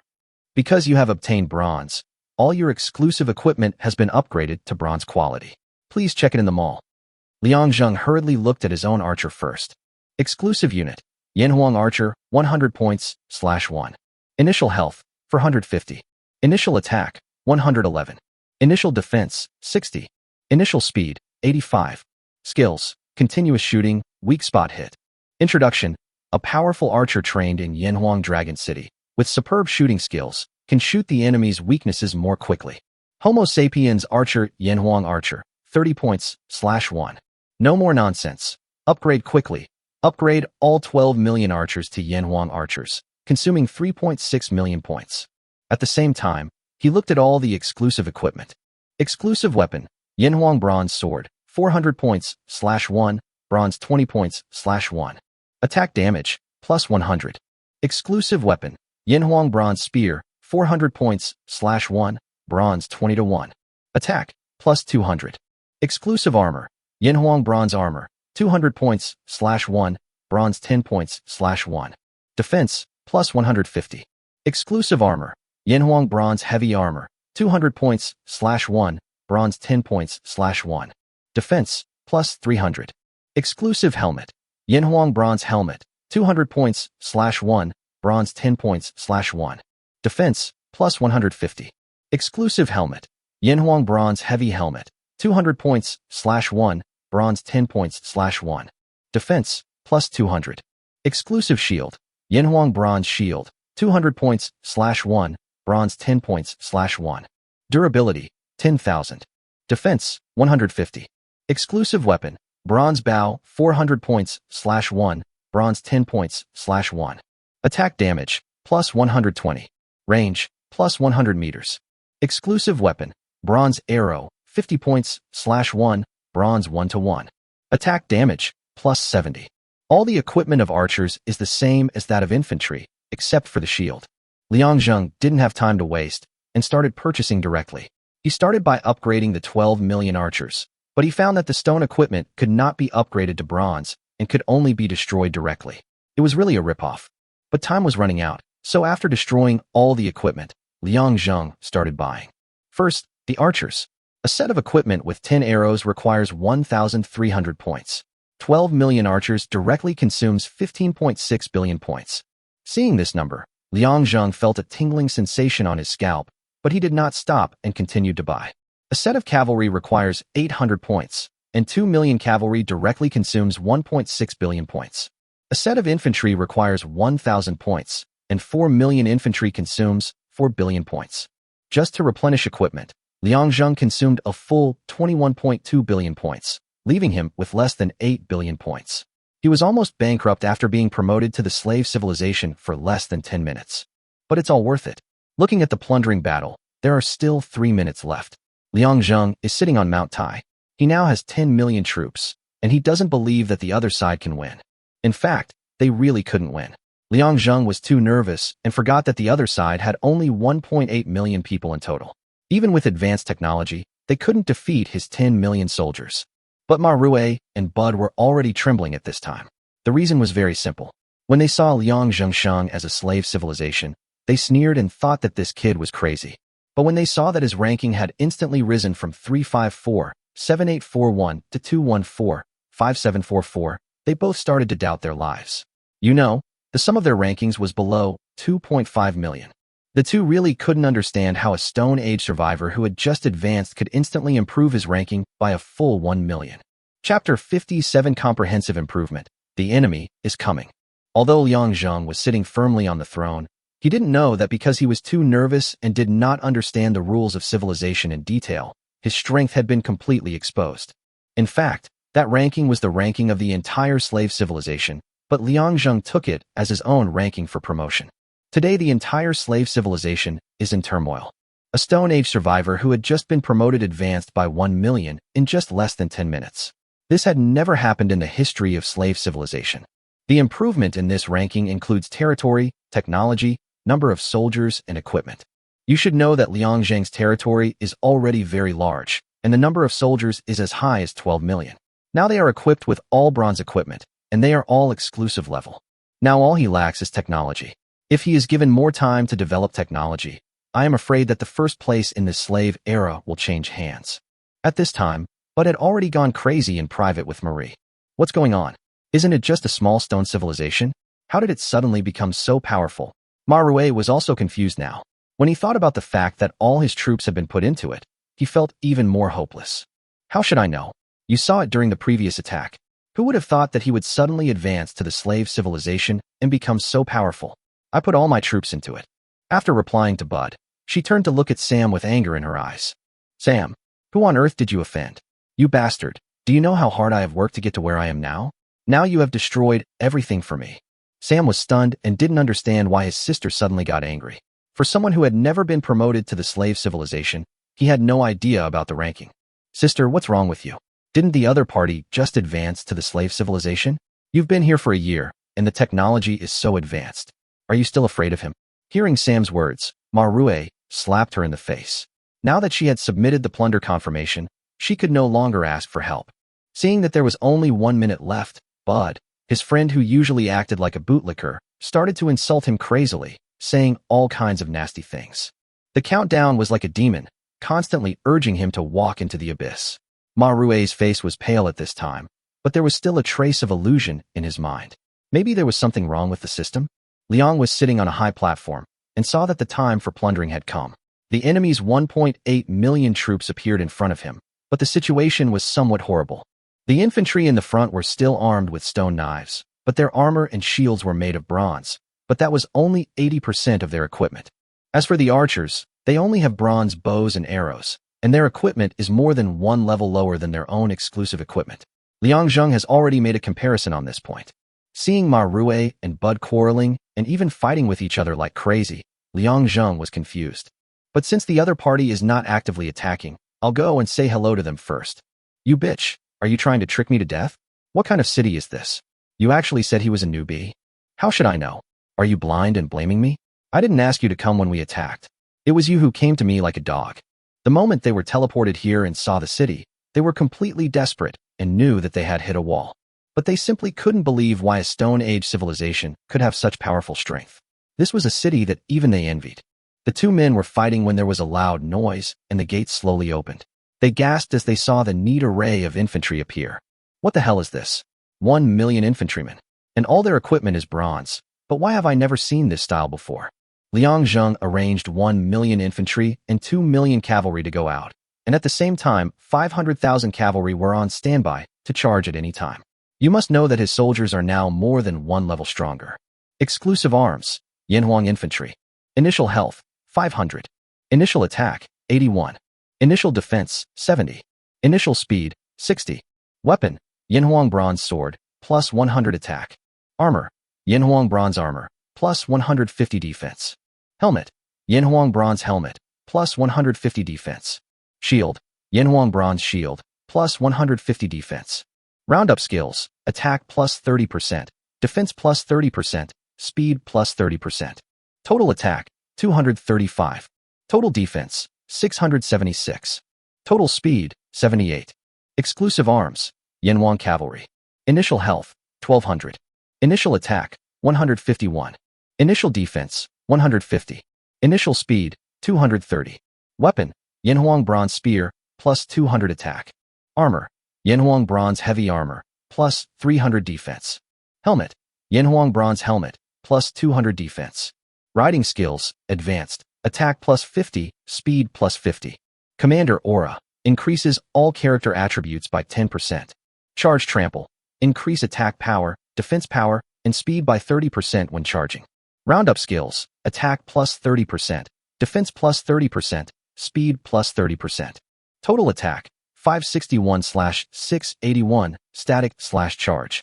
Total defense, 910/1105. Total speed, 476, charging. Exclusive arms, Yanhuang archers. Initial health, 450. Initial attack, 111. Initial defense, 60. Initial speed, 85. Weapons, Yanhuang bronze bow, plus 120 attack, range plus 100 m, bronze arrows, plus 70 attack. Armor, Yanhuang bronze armor, plus 150 defense. Helmet, Yanhuang bronze helmet, plus 150 defense. Advanced bow and arrow skills, ranged attack plus 30%, range plus 30, hit plus 100%. Weapon throwing, range plus 50 m, ranged attack, plus 30%. Roundup skills, attack plus 30%, defense plus 30%, speed plus 30%. Total attack, 572. Total defense, 468. Total speed, 110. Total range, 180 meters. Seeing that all his soldiers had been promoted to a new level, he suddenly felt that his 20 billion points were really worth it, and his cavalry even broke through the 1,000 defenses. Where is Chi Tian? My lord, your cavalry will be the main force in this battle. Charge directly and demonstrate your cavalry's momentum. Yes, sir. When Chi Tian heard Liang Zheng's words, his face flushed with excitement. You know, ever since he was appointed as the commander of the cavalry, he had been feeling very frustrated in the past few battles. Now he finally had the opportunity to show his prowess. Chapter 58, 500,000 Cavalry, Crush Everything. Liang Zheng had selfish motives in letting Chi Tian become the commander. You know, he is a man with his own aura. The 10% improvement may not seem like much, but when added to the current soldiers, it adds dozens of attribute points. He wanted Chi Tian to achieve more victories as soon as possible and quickly promote him to the commander-in-chief of the 3 armies. By then, he would have been fully improved. After receiving the order, Chi Tian led his cavalry out of Yanhuang Dragon City, while the infantry and archers made way for them to charge. 500,000 cavalrymen galloped along, and the earth seemed to tremble. Ma Rue and Bud, who were fighting, stopped and looked at the city gate in confusion at first, and then their eyes turned into horror. They couldn't believe their eyes. What on earth was that thing? A heavy suit of armor, with only the eyes and nose showing. Was it riding a dinosaur? Both of them were shaking uncontrollably, their eyes already dark, and they had completely lost any desire to resist. Could their defenses be broken through this kind of cavalry? Could their attacks be defended against? Looking at the infantrymen in the front row who were already shivering and as weak as chicks, the 2 men gave up all their ideas instantly. Especially Ma Rue. She originally hoped to kill more enemies so as to recover her losses as much as possible, even if it was only half. But now it seems that, let alone half of them, they may not be able to kill even one of the 3. That is simply not a force they can contend with. The 2 of them disappeared from the spot in an instant, returned to the main city, and then turned on the video to watch the scene. But it left them with a fear that would last them a lifetime. I saw 500,000 cavalrymen rushing into the phalanx in an instant, holding the bronze spears in their hands in front of their chests, directly penetrating the bronze shields in the hands of the infantry, and then penetrating the bronze armor, and the spear heads appeared from behind the infantry. The infantry in the front row offered no resistance and were crushed into pieces. These cavalrymen rushed forward as if they were in an empty space. The archers' arrows hit them, splashing sparks, but they couldn't even break through their defenses. After a wave of attacks, 500,000 cavalrymen forcibly dispersed the 1.8 million troops, and the death toll was as high as 400,000, which was simply unimaginable.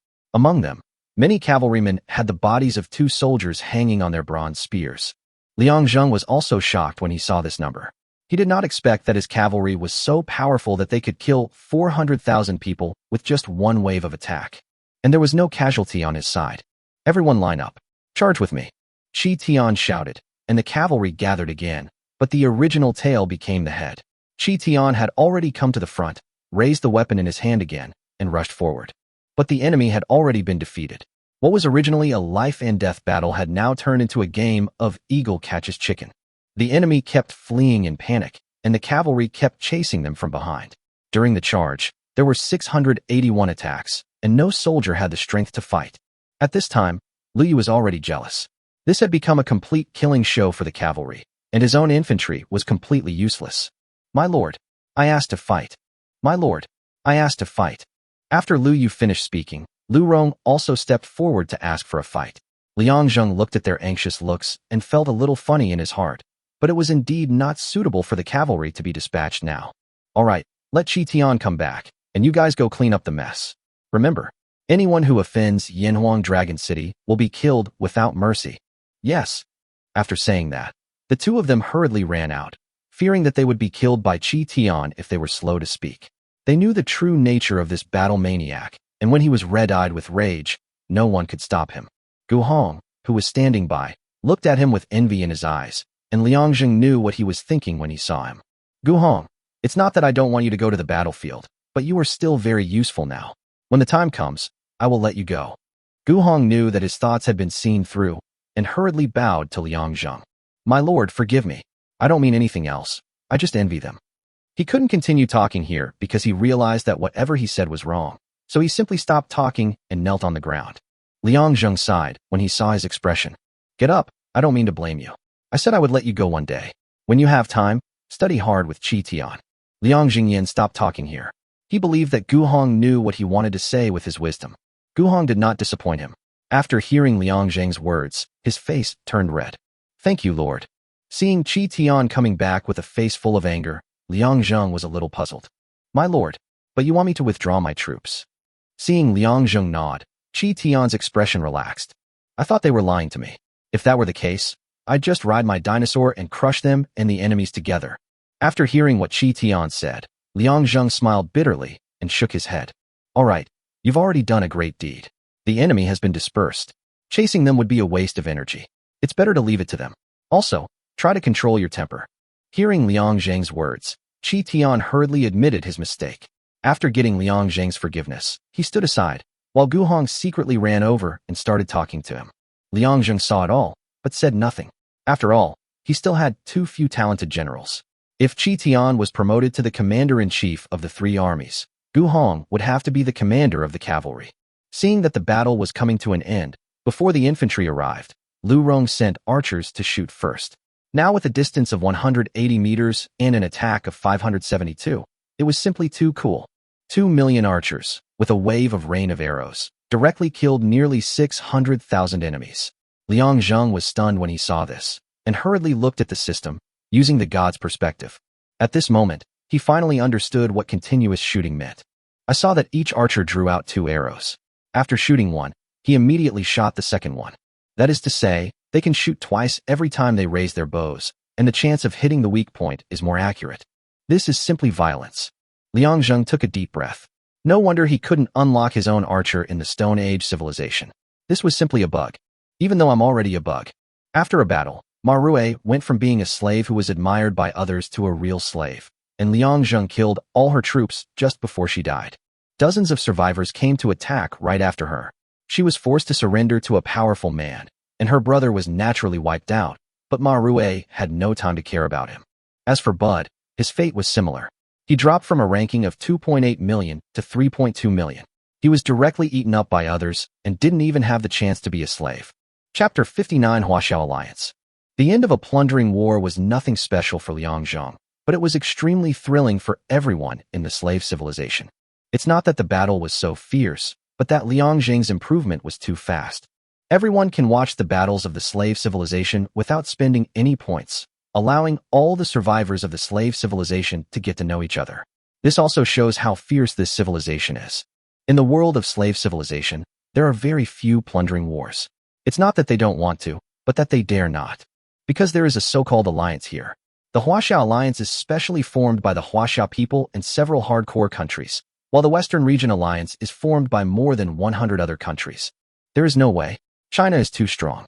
Having reached this level of civilization, they have also learned to stick together for warmth. But not everyone can join. If you want to enter the league, you must be ranked before 1.5 million. If you rank below that, you will be rejected. Because the alliance involves a problem of mutual assistance, low-level survivors are just a burden to the alliance, so it is better to abandon them early and let them live or die. Although China will not refuse, it will not help casually. It is not that they are not united, but they are also afraid of being dragged down. In this world, it is like rowing against the current. If you don't move forward, you will fall behind. If the top bosses help low-level survivors every day, it won't be long before they are overtaken by the Western Alliance. Low-level survivors also know how to stick together for warmth. So for the slave civilization, the rankings before 1.5 million are divided into one level, and the rankings after that are divided into another level. Liang Zheng is now ranked 2.1 million, but you have to know that he was directly promoted from 3.5 million, which is terrifying. At this time, chat prompts kept appearing in Liang Zheng's friend list. They were all Chinese people, and their rankings were all below 1.5 million. But a man named Zhao Yan found him. Liang Zheng was shocked to see his ranking. He was ranked 52nd. Haha, welcome new compatriots. I didn't expect you to give us such a big shock right after you came up. Liang Zheng had already understood these things at this time, and also understood what he meant. As for exposing his strength, there was nothing he could do. In the slave civilization, everyone's strength could not be hidden. Thanks. My friend, I'm here to invite you to join the Huaxiao Alliance. I don't think you'll refuse. Liang Zheng was not surprised. He had roughly guessed it from the conversation between this person and him. The Huaxiao alliance that the other party was talking about was not the one after 150, but the Huaxiao alliance where real bigwigs gathered. Of course not. I'm also very happy to join the Huaxiao alliance. Only a fool would refuse. For him now, having such a backer must be a good thing, just as he knew before. Every survivor who is newly promoted to the slave civilization will be attacked by another alliance in order to control resources. The resources of the slave civilization are no longer unlimited. Each one is a limited resource, and the ones who really attack those who have just been promoted to survivors are not the big guys ranked before 1.5 million. It was these lowest level people who wanted to improve quickly, so they plundered all the newly promoted survivors. Otherwise, how could there be only more than 3 million people who reached the slave civilization out of a total of 8 billion people in the entire Jurassic era? Moreover, Liang Zheng is now a potential danger. For the Huaxiao alliance, it is naturally a good thing to have such a powerful person suddenly. As long as they wait for Liang Zheng to develop slowly, he will become a big boss in the future. But for the Western Region Alliance, this is a dangerous signal. A newly promoted newcomer can instantly improve his ranking by 1 million. How strong is the foundation of the Chinese people? Liang Zheng decided to join because of this consideration. Otherwise, before he could develop, the people of the Western Region Alliance would send people to attack him, and he would really be killed without a burial place. Zhao Yin is the manager of the Human Resources Department of the Huaxiao Alliance. When he saw the changes in the rankings, he noticed Liang Zheng and even watched his plundering battle. As he expected, when the 500,000 cavalry were dispatched, he was very surprised that a newcomer who had just been promoted from the Stone Age civilization had so many elite cavalry. When he saw the city behind him, he was even more amazed. Even those who ranked at the end of 1.5 million might not be able to own such a big city. Seeing this, he instantly understood that Liang Zheng must be extraordinary. At the same time, he secretly made arrangements. Those people who shared Marue and Bud were sent by him. Seeing Liang Zheng agreed, he laughed out loud. Haha, my friend is indeed a smart man. I will soon announce that you have joined the Huaxiao alliance. I think those who want to make a move on you will think twice. Liang Zheng looked at what Zhao Yan said and thought to himself, this is really an old fox. One sentence can have several meanings. On the surface, he was trying to win him over and let him know the benefits of joining the Huaxiao alliance. Secondly, he told himself that he had been targeted. If he did not have the Huaxiao alliance, he would die without a burial place and could only rely on this big tree. The last consideration is worth pondering. It seems that not only the person who wants to touch him needs to consider it, but he himself also needs to think carefully about it. As for what to consider, joining the alliance and being given shelter is not free. You also have to make corresponding contributions to the alliance. This is not a charity. While the alliance protects you, you also have to contribute to the alliance. As for what that contribution is, that depends on the value you demonstrate. Liang Zheng shook his head and didn't respond. After all, this kind of thing was hard to explain. As long as the other party didn't go too far, he could agree. After all, here, everything is based on strength. When one day you become strong enough to make everyone afraid, then you will decide the rules of the game. On second thought, this was the first time he had truly dealt with survivors. Those friends who had helped him with dungeon leveling didn't count at all. In Liang Zheng's view, it was just an employment relationship. Fortunately, the only thing he lacks now is technology. As for points, it is no longer possible to level up in dungeons, and he cannot continue with the Stone Age dungeon either. Thinking of this, he gritted his teeth. If it weren't for those two bastards, Marue and Bud, he would never have been promoted so quickly. As long as he completed the Bronze Mine mission, he could still stay and accumulate points in the Stone Age civilization for a year, and then be promoted without any worries. Liang Zheng sighed and looked at the copy. Although he could complain, he couldn't really do nothing. These tens of billions of points were not enough to spend. Chapter 60, A New Journey. Liang Zheng looked into the copy at this time and found that the highest reward was only 1,000 points, and just as he thought, no one was calling for a booster anymore. Now the points are only 7.35 billion, and the plundering battle earned 100 million points. Liang Zheng had seen the newly unlocked characters before. Infantry had 70 points, archers had 80 points, and cavalry were worth 100 points. However, these arms are far inferior to their own exclusive arms, and of course the points are also much lower. Liang Zheng roughly guessed how the slave civilization earned points, asked to confirm his idea, and went directly to Zhao Yan. Consul Zhao, I want to ask you something. What's up? I see that the points for the system copy are a bit low. It's really not enough for the development of slave civilization. Is there any other way? Zhao Yan laughed when he saw this. If you have nothing to do, go out into the wild more often. I saw you have bronze equipment, so you must know about the existence of bronze mines. Protect yours and don't let anyone steal it. Zhao Yan stopped talking here, but Liang Zheng also understood that if they wanted to purchase equipment after reaching the slave civilization, points were no longer the only way. However, because he had been spending points, he fell into a misunderstanding. That is, slave civilization is an era of resources. Otherwise, why would these people suppress new upgrades to control resources? He now owns an inexhaustible bronze mine with 1 million miners, each of whom can produce 10 bronzes per hour. Due to physical limitations, each miner can only work for 12 hours, which is 120 million bronzes, and the number of people working at the same time can accommodate 2 million people. If I buy 4 million people and have them work in shifts 24 hours a day, I will get 480 million bronze soldiers, which is enough for me. Thinking of this, Liang Zheng directly spent 300,000 points to replenish the number of people in the bronze mine, and then began to consider his own expansion and wild affairs. After some calculations, Liang Zheng felt that he should increase the number of infantry and cavalry first. Although the archers are very strong nowadays, there are too few melee troops. By tomorrow, I will have 480 million bronzes, which is enough to upgrade my troops. Now all I have to do is go into the wild and occupy other people's bronze mines. Liang Zheng led 300,000 cavalry, 500,000 infantry, and 1 million archers out to the wild to see what was going on. Shortly after leaving the city gate, he discovered 2 people fighting in the distance. They were a Chinese and a member of the Western Region Alliance. Liang Zheng understood that fighting in the wild would not be monitored by the system, and other people would not know your troop strength. Although the ranking would still be there, an encounter would not give you time to look at the ranking. As for spending points to search for the other party, in the slave civilization, every resource is extremely scarce, and points are even more so. Unless it is a life-and-death battle, no one would be willing to spend these points. After watching for a while, Liang Zheng found that the Chinese were about to be defeated. Liang Zheng hesitated whether to go and help. But before he could make a decision, the Chinese man disappeared from the spot. It seemed that he had abandoned these soldiers and returned to his main city. At this time, Liang Zheng no longer hesitated and directly commanded his troops to charge forward. Seeing that the other side had only more than 200,000 people, he felt a little disappointed. But when you think about the fact that Ma Rui and Bud only raised a total of 1.8 million, it is understandable. No one would put all their net worth in the wild. When the Western Region Alliance saw Liang Zheng's mighty army, they returned to the main city without any hesitation. The enemy had several times more troops than their own, so it was impossible for them to win. Damn it! Where did this Chinese guy come from?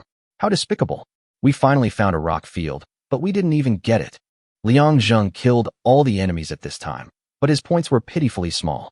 The enemy's troops were quite good, with 150,000 archers and 80,000 infantry. This time he earned another 8.8 million points, but for him who was used to playing dungeons, this was unacceptable, and he couldn't always take people out for tours. You have found a rock field. Would you like to occupy it?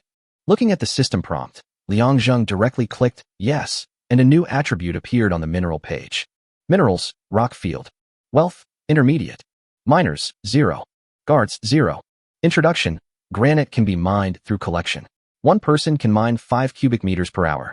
The maximum capacity is 100,000 people mining at the same time, and 5 million cubic meters can be mined. So that's how it is. Now, not only equipment, but all resources can be obtained through minerals. Liang Zheng directly purchased 200,000 miners, spent 200,000 points, and filled them indirectly. At the same time, he also saw an additional suffix behind the giant stone wall in the system mall, which means that 1 meter of wall can be built for every 5 cubic meters. I was originally afraid that my character's critical hit wouldn't be effective in this slave civilization, but now it seems that it is even more useful. Although each miner only costs 10 points, it is still a considerable expense if you want to buy more, and Liang Zheng saw a disappointing display.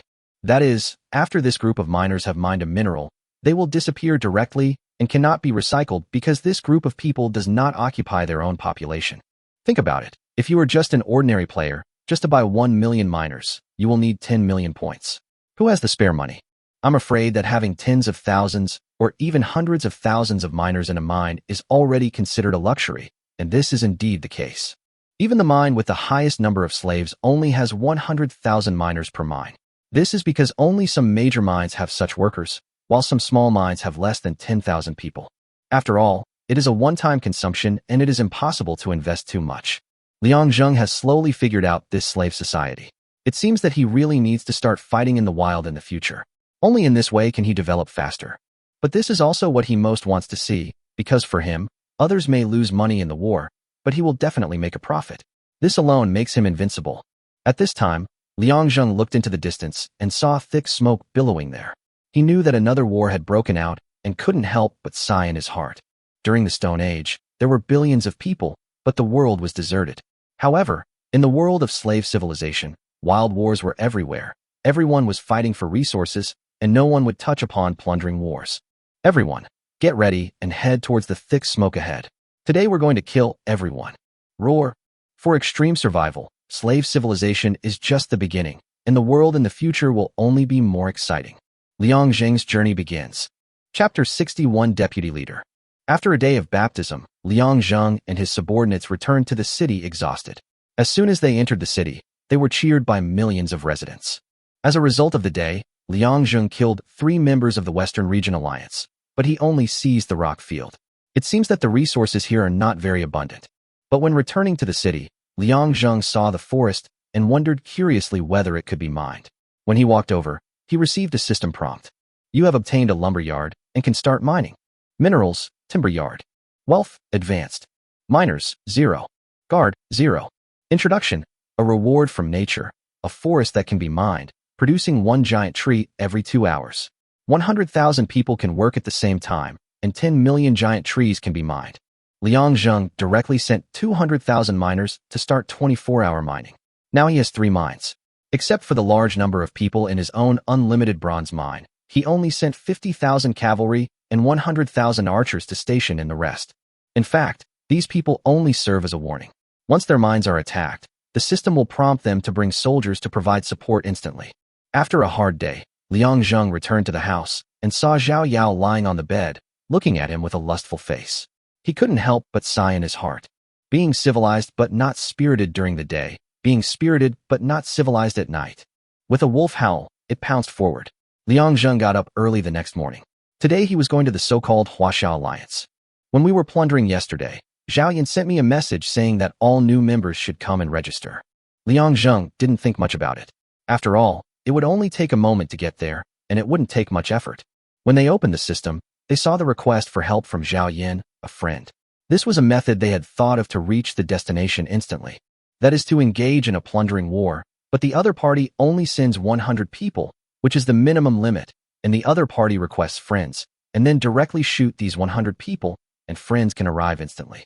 When Liang Zheng saw this method, he was amazed. He didn't know which wicked person came up with it. 100 people were sacrificed for no reason. They have so much money to burn, but nothing to do. Of course, these 100 are all half-ape men, and no one can spend high points to buy good soldiers to kill them. Liang Zheng looked at the huge city in front of him, which was twice as big as his Yanhuang Dragon City. At this time, Zhao Yan's main city was called Hunyuan City. However, Liang Zheng was not envious. If he succeeded in mining the intermediate rocks, he could also build such a big city. However, he was not in a hurry to expand for the time being and planned to build up a solid foundation first. Entering the main city, Liang Zheng saw millions of soldiers, all of whom were extremely well equipped, even more powerful than his own bronze suit. It seemed that this was the benefit brought by technology. At the same time, he saw some high-tech things, such as the original battering ram, which was modified into a huge chariot, powered by 50 people, and with controllable operations at the front. He also saw things like heavy crossbows, which were simply countless. It seems that technology is the most important thing.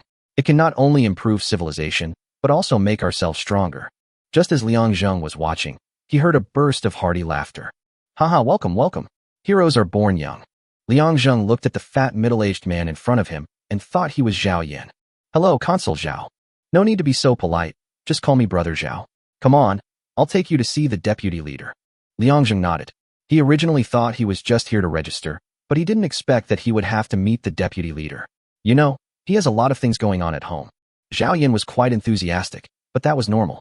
As a leader of the Human Resources Department, he was good at acting according to the situation. Brother Zhang, your technological development is truly astonishing. When I first advanced to the slave civilization, I was just a small tribe with less than 1 million people. It's all just chance. Haha, luck is also a part of strength. Just those soldiers of yours surprise me. They all have bronze equipment. You must be very rich. Hearing Zhao Yan's words, Liang Zheng thought to himself, oh no, could it be that this old man has set his sights on my resources? Is he trying to monopolize them? Seeing Liang Zheng's expression, Zhao Yin knew that this young man might have too many ideas, but from his expression, he also knew that his opportunity must be extraordinary. Don't think too much about it. I'm just envious, that's all. I don't have any other thoughts. Haha, I didn't think much about it. I was just curious why the deputy leader suddenly wanted to see me. It's nothing serious. I just heard about your great achievements and wanted to meet you. I haven't accomplished anything great. I just defeated 2 bugs. Hey, you can't say that. Those 2 people are not worth mentioning, but your improvement is shocking. The deputy leader also admires you very much. Liang Zheng frowned. Zhao Yin always avoided the important points in his words. It seemed that something had happened. However, they couldn't do anything to him. If something really went wrong, the worst that could happen was that he would just return to the city immediately. The 2 entered a house, which made Liang Zheng a little envious. This was the large courtyard with 3 entrances and exits that he had dreamed of. Imagine you have a horde of wives and concubines, and at night a housekeeper shouts, "Lights," and a bunch of beauties appear. Just as Liang was fantasizing, a thin man wearing glasses appeared in front of them. He had a firm face and looked very decent. Haha, I guess this must be our newly promoted compatriot Liang Zheng. I'm the deputy leader of the Huaxiao Alliance, and my name is Sun Chang. While speaking, he extended his hand, and Liang Zheng also went over to shake hands with him. Hello, Alliance Leader Sunday. When Sun Chang heard this, he laughed out loud. Haha, Xiaojing is a smart guy, but I'm just a deputy leader. In this world of extreme survival, we don't need to do all these things. Just be casual. Liang Zheng smiled and nodded. I've already announced you're joining the Huaxiao Alliance to the world. If anyone from the Western Region Alliance launches a plundering war against you again, you can always ask us for help. While talking, he also added a friend, and Liang Zheng chose to accept. How is it? Do you have any difficulties or don't understand anything now? You can come to me anytime. Not yet, but I'll definitely ask if there is one. Okay, I didn't ask you to come here for anything else, just to get familiar with each other so that we don't run into each other in the future and it would be awkward. Liang Zheng listened to Sun Chang's words and felt something was wrong.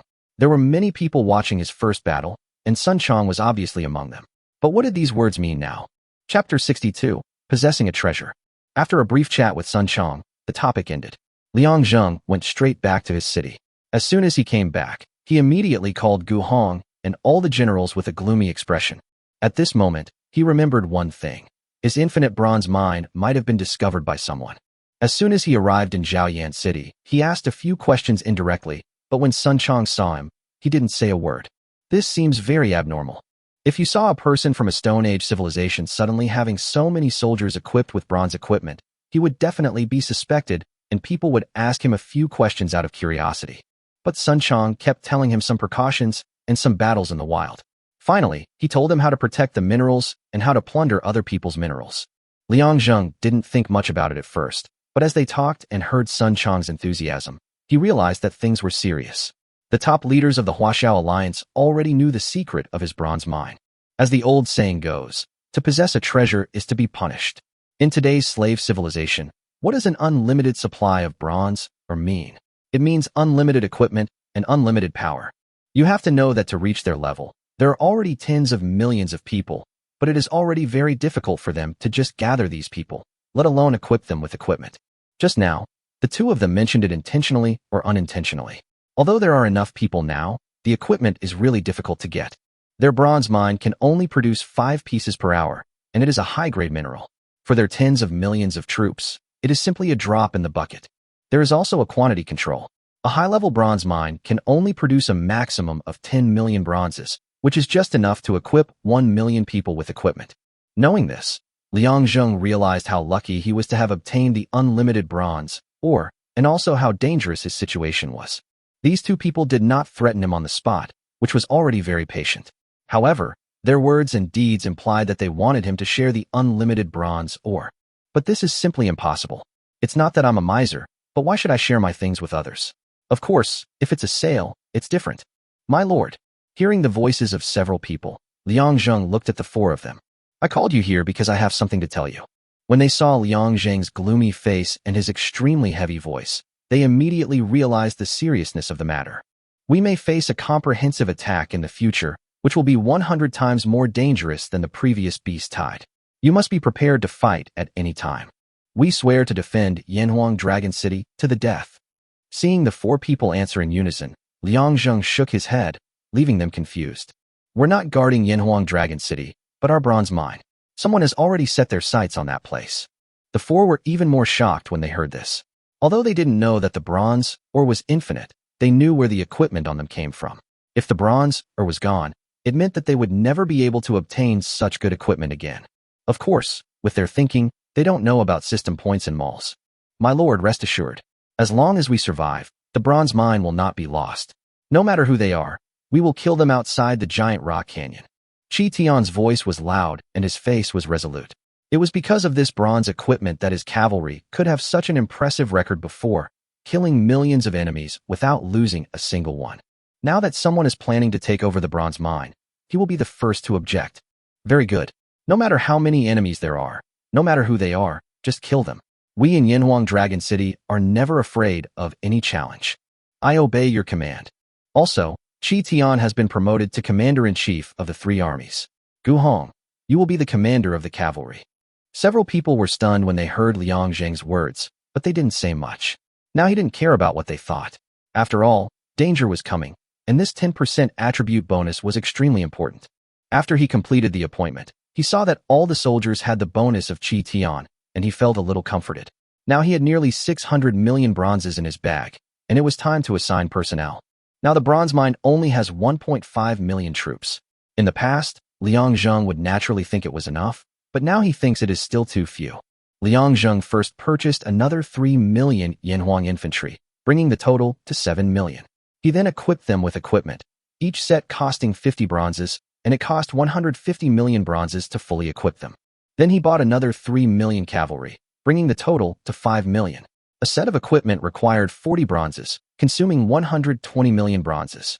After purchasing 3 million archers, the total amount reached 15 million. A set of equipment plus 10 arrows consumes 50 bronzes, which is 150 million bronzes. The total number of soldiers reached 27 million. The total points consumed were 15 million. Bronze consumed was 420 million. The remaining points were 7.335 billion, and the remaining bronze was 170 million. Liang Zheng then directly sent 9 million people to garrison at the bronze mine. The only thing that comforted him was that there was only one road in the giant rock canyon leading to the mining area. This road is easy to defend, but difficult to attack. As long as it is fully staffed with soldiers, it will take a lot of effort for the enemy to advance. Moreover, additional personnel can be sent along the way for mineral plundering. This is also to better protect the survivors' resources and allow the survivors to develop stably. As long as you are strong enough, you can protect your property. Otherwise, even the mining areas of those top bosses would be frequently plundered, as each of them owns dozens or even hundreds of mines. If they were plundered but could not add soldiers, who knows how much minerals would be lost that day.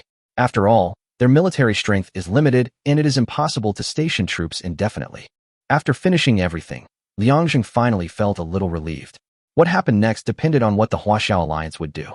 But after 2 days of waiting, there was no sign of movement from the enemy. Could it be that they really had no intention of attacking?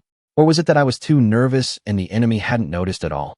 On this day, Liang Zheng suddenly received a message from Sun Chong, which made him realize that the other party was not unaware of him or had not made any moves, but was discussing how to deal with him. Xiaozheng, I wonder if you have time. We have something we want to talk to you about. I wonder what it is. We already know that you own an unlimited bronze mine. We investigated it when your ranking instantly increased. But don't worry, we have no intention of robbing you. We just want to discuss business with you. Liang Zheng was looking at the information, his heart already in turmoil. It seemed that he had exposed more than just his strength. As for who who were they? Chapter 63 Transaction. Liang Zheng came to Zhao Yan's Hunyuan city again, also alone. Because of the system's instant teleportation function, he was not afraid of any danger at all. Even if the other party wants to plot against him, it is impossible because the system has the ability to sense danger. After Liang Zheng entered the room, he saw 3 people there. In addition to Zhao Yan and Sun Chong, there was also a man who was intimidating without even getting angry and was very strong. When several people saw Liang Zheng coming in, they all welcomed him warmly. Whether it was genuine enthusiasm or hypocrisy is worth pondering.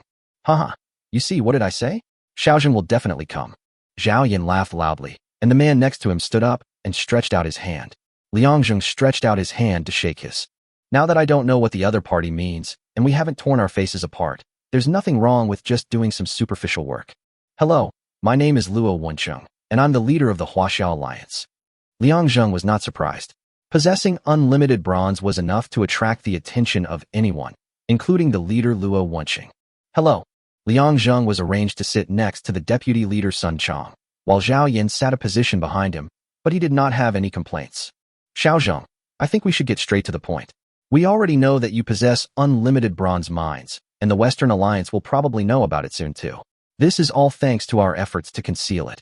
Liang Zheng sneered as he listened to Zhao Yan's words. Is this what they call getting straight to the point? He started with a threat. Consul Zhao, it was you who invited me to join the Huaxiao Alliance. Although I have just been promoted to the slave civilization, I am not a pushover. Liang Zheng's meaning is very clear. When you invited me to join the Huaxiao Alliance, you didn't mention anything about unlimited bronze. Now you are threatening the Western Region Alliance again. Do you really want to bully me, Liang Zheng?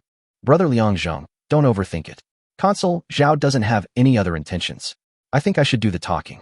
Seeing that Liang Zheng's expression had changed, Luo Wenqing was afraid that the other party might have some ideas, so he hurried out to smooth things over. Actually, we don't mean anything else. You know, surviving in this extreme world is already very difficult. After being promoted to the slave civilization, the system has made it even more difficult. We are all suffering. The original intention of establishing this Huaxiao Alliance was to unite our Chinese compatriots, but now the resources are becoming less and less. I now have an army of 20 million, but the equipment is not even half of it.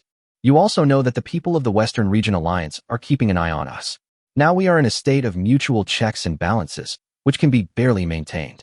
But now we have reached a bottleneck. Once the people of the Western Region Alliance take the lead, our Huaxiao Alliance will be attacked frantically by them. As the leader of the alliance, I have to think about it. When I learned that you had unlimited bronze mines, I was so excited that I couldn't sleep for several days. To be honest, I also wanted to go and rob it, but doing so would only make outsiders laugh at me. Moreover, once the matter was exposed, after our internal consumption, the people of the Western Region Alliance would take advantage of it. So we've come up with a compromise. Let me make you the Alliance's second dungeon master, or logistics consul. You only need to provide 300 million bronze coins to the Huaxiao Alliance every month, but you won't get it for free. When conditions permit, we'll help you improve your technology as much as possible. How do you do that? Some words, first complaining, then expressing loyalty, and then a set of high-powered technology temptations, each complaining 300 million bronze. How? Not much. Liang Zheng can produce 480 million every day and 14.4 billion a month, which is not even a fraction of it.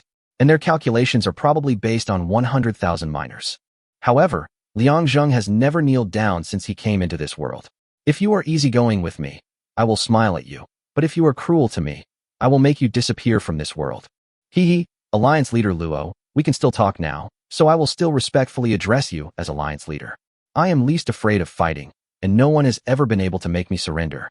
I paid for the bronze mine with my life, and now you're asking me to give a portion of it to the Alliance.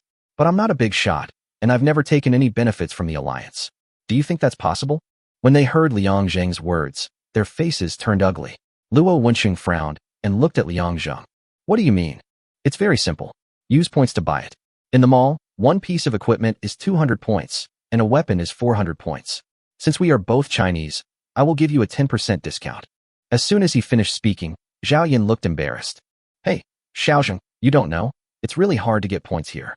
Didn't you ask me before? I guess you've been out in the wild and understand that this is the resource era, and earning points is even harder. Sun Chong on the side also echoed. Yeah, if we can afford it, why would we still be eyeing your bronze mine? Honestly, there's no difference between a 10% discount and full price. If we could just give it a 40% discount. Impossible. Before Sun Chong could finish his words, Liang Zheng stopped him. Are you kidding me? 40% off? If you really have it, sell it to me. I'll take whatever you have. Luo Wenqing sighed when he saw Liang Zheng's attitude. Brother Liang Zheng, why don't you take a look at it? It's a little lower. We are really poor. Liang Zheng looked at the three grown men, all looking at him with tears in their eyes, and felt a little uncomfortable for a moment. He is just like that. If you are mean to him, he can kill you without any psychological burden, but if you smile at him, he really doesn't know what to do. Up to 20% off. Liang Zheng just said it hesitantly. Zhao Yan stood up and grabbed Liang Zheng's hand. If he hadn't spoken quickly, Liang Zheng would have been teleported back home. It's settled, Xiaozheng, no regrets allowed. Looking at Zhao Yan's expression, Liang Zheng cried out that he had been cheated. These guys were planning to buy from the beginning and had no intention of robbing at all. They probably just wanted to scare him before. If it really comes to purchasing, they will have an advantage. They are indeed a bunch of old foxes. Haha, you guys are pretty good at scheming. 3 of you old guys teamed up to plot against me. When the 3 heard Liang Zheng's words, none of them looked embarrassed, and Sun Chong even laughed. Haha, Xiaozheng, you're not a bad little fox. Liang Zheng snorted coldly. Since we've settled on this, let's do as we agreed. I'll provide you with 300 million bronze per month at a 20% discount to the market price. At the same time, I'll be the logistics consul. Luo Wenqing naturally agreed. Now he almost wanted to support Liang Zheng. 300 million bronzes a month, 100 million for each of the 3 of them. That would be enough to equip an army of 1 million. Chapter 64 Social Class. Looking at the smiling faces of the 3 people, Liang Zheng felt extremely upset. He always felt that he had been cheated. You have to know that the money was calculated in billions. Liang Zheng learned the price of bronze from them, which was the same as the equipment, 20 points each, and they would never bargain. I have now given a 20% discount, which means 16 points per item. I lost 4 points for no reason, so the 300 million bronze items are a total of 1.2 billion points. I lost 600 million points because of my hesitation. Moreover, these guys were obviously very accurate. After I asked them how to trade, they told me that the slave civilization actually had trading operations. However, that requires the emergence of a rudimentary form of trading in one's own city, such as bartering. Liang Zheng's city has not yet been formed, so naturally he doesn't know. Otherwise, it would be stuck at 9.5% off. Afterwards, he also understood why these 3 people did not rob it, but instead decided to buy it with him. The current military strength has long been transparent. The 3 of them have long known that they have tens of millions of soldiers. They even saw the 1.5 million soldiers when they were secretly exploring the mining area. Sun Chong and Zhao Yan deliberately released this information after chatting with him 2 days ago, just to see his reaction. As a result, he found that there were 9 million more troops in the mining area, and they were all equipped with bronze equipment. Although their technology is powerful, their equipment is indeed far behind. If they really want to go to war with me, it will be like what Luo Wenqing said. Both sides will suffer losses, and the Western Region Alliance will gain the upper hand. However, the so-called mutual destruction was just their wishful thinking. Liang Zheng was actually looking forward to the war, and now he really regretted it. But fortunately, I was cautious and only agreed to give them 300 million bronze coins per month. This was naturally to be cautious. 300 million bronze points means that there will be no delay in their armaments, and they can earn billions of points every month. At the same time, it is also a restriction for the 3 of them. After all, in the world of extreme survival, you can't trust anyone. If you feed them all at once, they are likely to bite you back. Besides, even if we give it to them, I'm afraid they won't be able to eat it, and it will be more likely to arouse their concerns. The lesson of showing off wealth once is enough, and it will never happen a second time. The 3 of them are now actually constantly teaching themselves how to acquire technology and how to upgrade their city to a higher social level. The so-called social class is a class system.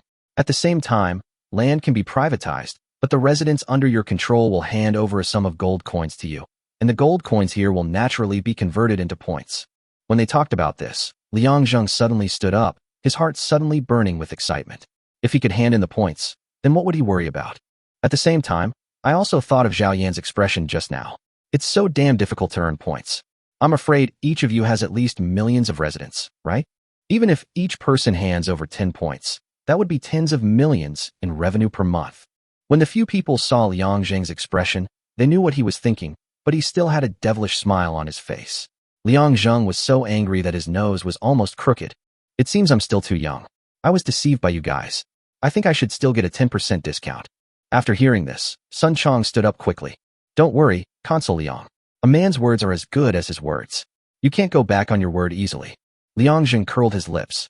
Because the deal was reached, Liang Zheng became Consul Liang. There's one more thing I want to tell you. This matter must not be known to anyone else. We saw that your army is heavily guarded, but we also discovered information about your mineral resources. From now on, you cannot allow outsiders to enter within 10 kilometers of the mine. This is the exploration limit. If they find out and leak it out, even if the 4 of us are tied together, we may not be able to defeat them.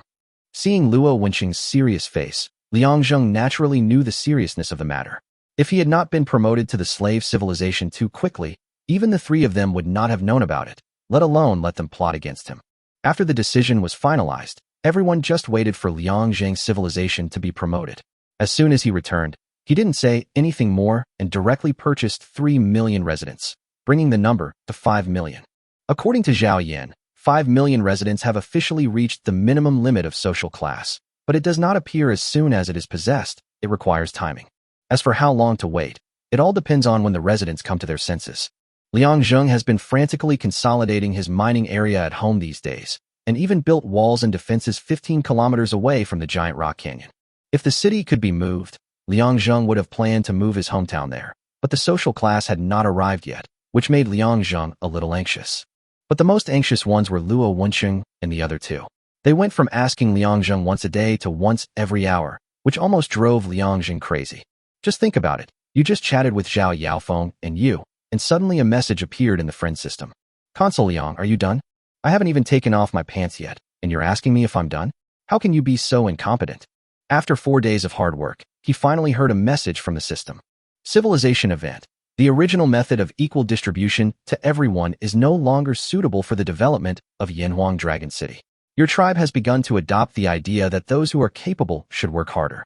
Many hardworking residents have begun to cultivate more land, extract more resources, and learn to barter. At the same time, social classes have emerged, and some powerful people own more resources. Private ownership has emerged in your tribe, and Gu Hong and Qi Tian have become the 2 largest property owners. Civilization plus 10. Because your tribe has learned to barter, system trading has been enabled. Liang Zheng looked at the system prompts, and at the same time a transaction page appeared.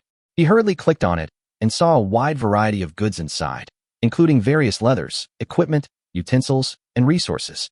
Each item has a price and quantity, and the unit price is displayed behind it, and the total price is displayed after the unit price.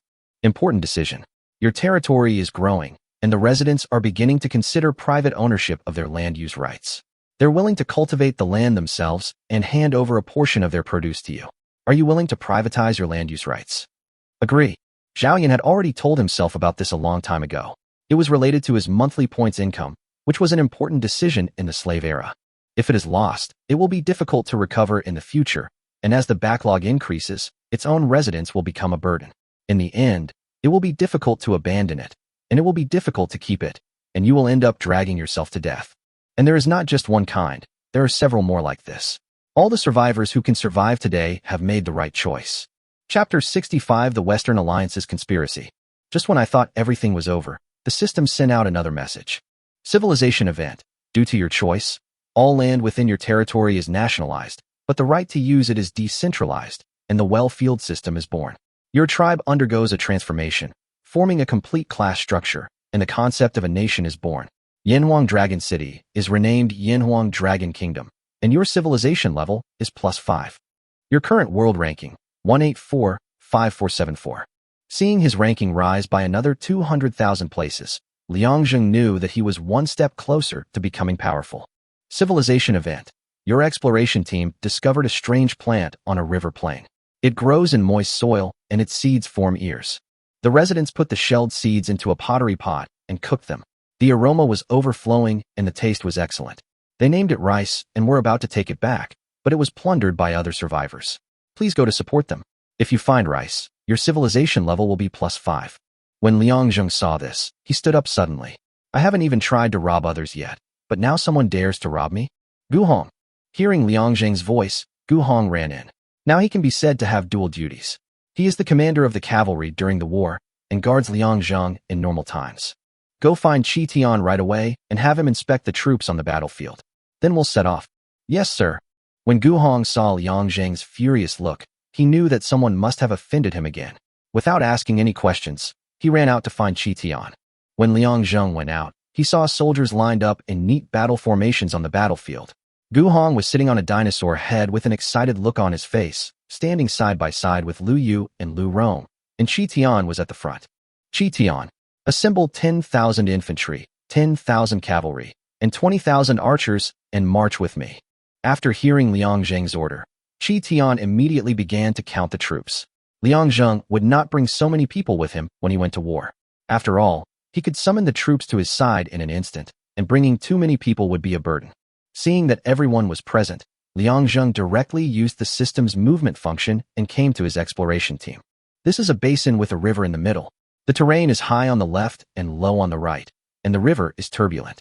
In the distance, Liang Zheng saw his exploration team of 100 people kneeling on the ground, with a group of soldiers behind them. Among them was a person from the Western Region Alliance, who was looking at the rice in his hand with excitement and seemed to be talking to someone next to him. Liang Zheng felt a surge of anger rising in his heart. You stole my rice and wanted to kill my people. If I don't make you disappear from this world, I will be unworthy of this bug of 100 times critical hit. Everyone prepare. Charge and protect the exploration team. At Liang Zheng's command, Gu Hong led the cavalry to launch an encirclement attack, and the infantry and archers also began to rush forward. People from the Western Region Alliance in the distance heard the noise and saw Liang Zheng's soldiers coming, but they did not run away. Instead, they smiled. Land, this guy has been fooled. Haha. Kyle, I really don't understand why the deputy leader is so nervous about this guy and actually wants us to kill him. I don't know the details, but judging from the deputy leader's appearance, he seems to care about this guy a lot. We have points to earn and rewards from the Alliance, so why should we care so much about him? Yes, the most important thing is that we actually found rice, which is something I've been dreaming of for a long time. It's a pity that we haven't found wheat yet, otherwise I could eat sweet bread.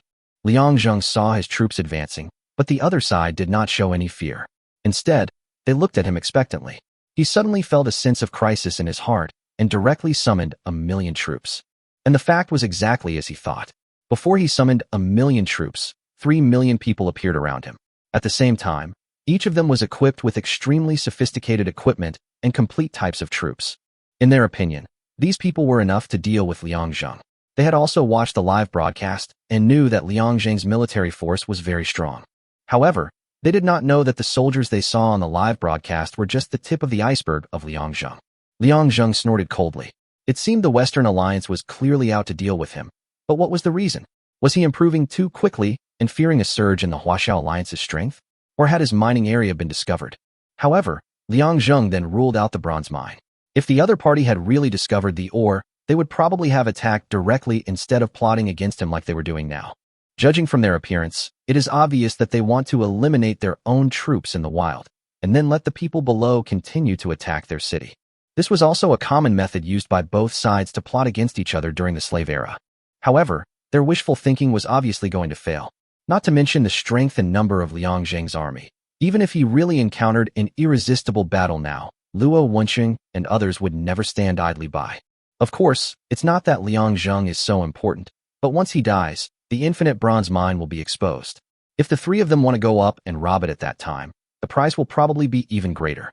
Liang Zheng saw that the entire basin was now filled with soldiers.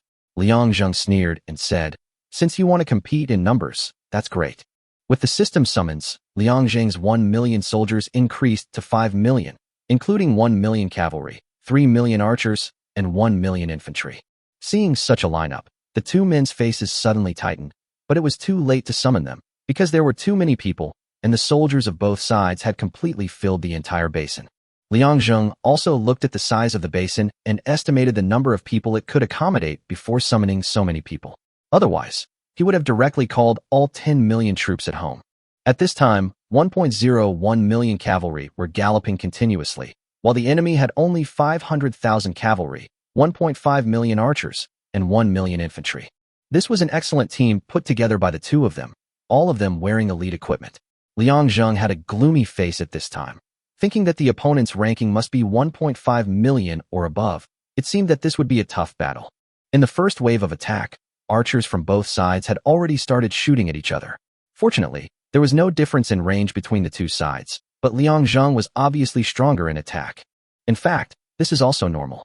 You must know that Liang Zheng's troops and equipment are exclusive, which cannot be compared with the system. In addition, now that Qi Tian has become the commander of the three armies, he has a 10% overall bonus.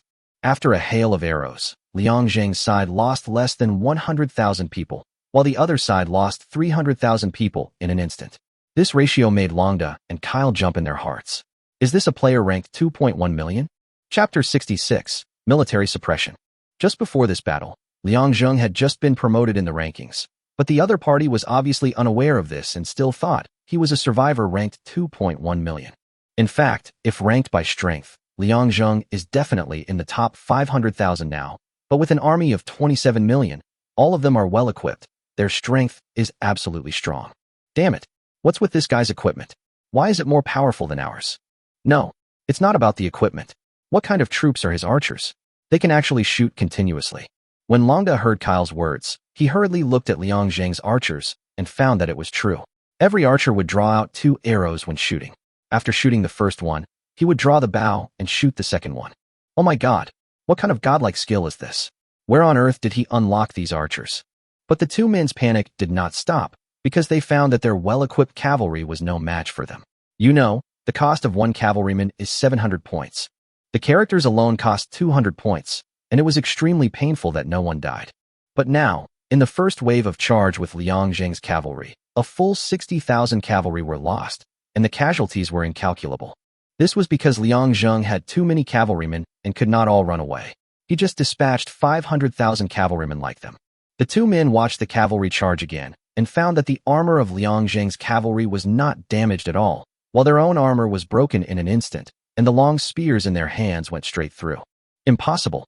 Our cavalry has 600 points of defense and 400 points of attack.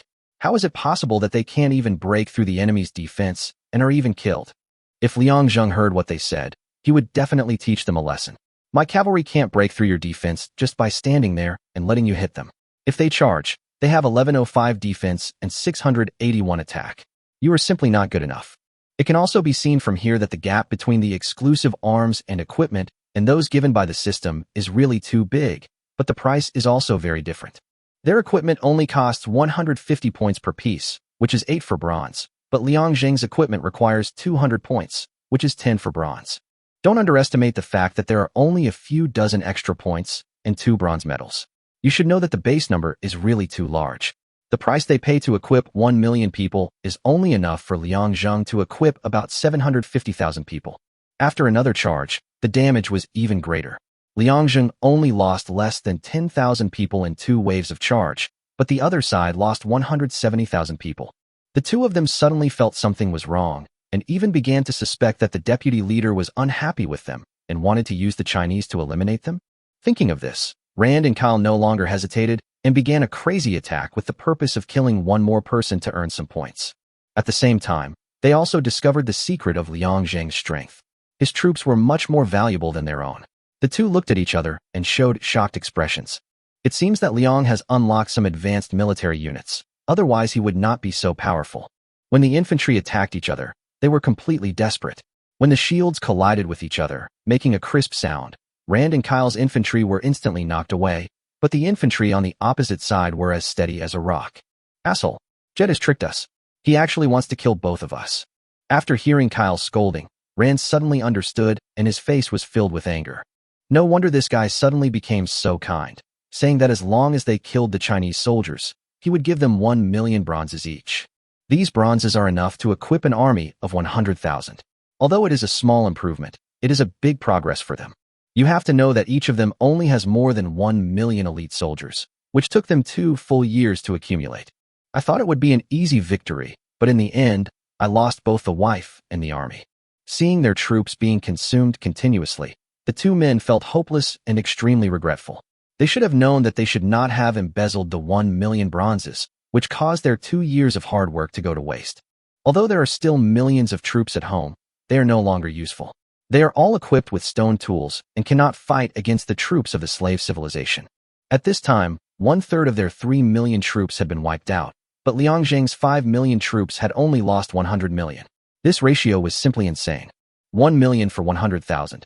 Even if the enemy soldiers have higher points, it is still a bloody loss. And you must know that as the number of your own soldiers decreases, the enemy's offensive becomes more intense, and the casualty ratio continues to widen. This war lasted for 4 hours. When Rand and Kyle saw that their troops were less than 100,000, they disappeared on the spot with dejected looks on their faces. Liang Zheng looked at the 2 of them coldly, but had no intention of letting them go. He directly opened the system, entered their names, and found their location. Since you provoke me, be prepared to die. Liang Zheng clicked on plunder without hesitation and attacked 2 people at the same time. The world news was sent out instantly, and the slave civilization was in an uproar.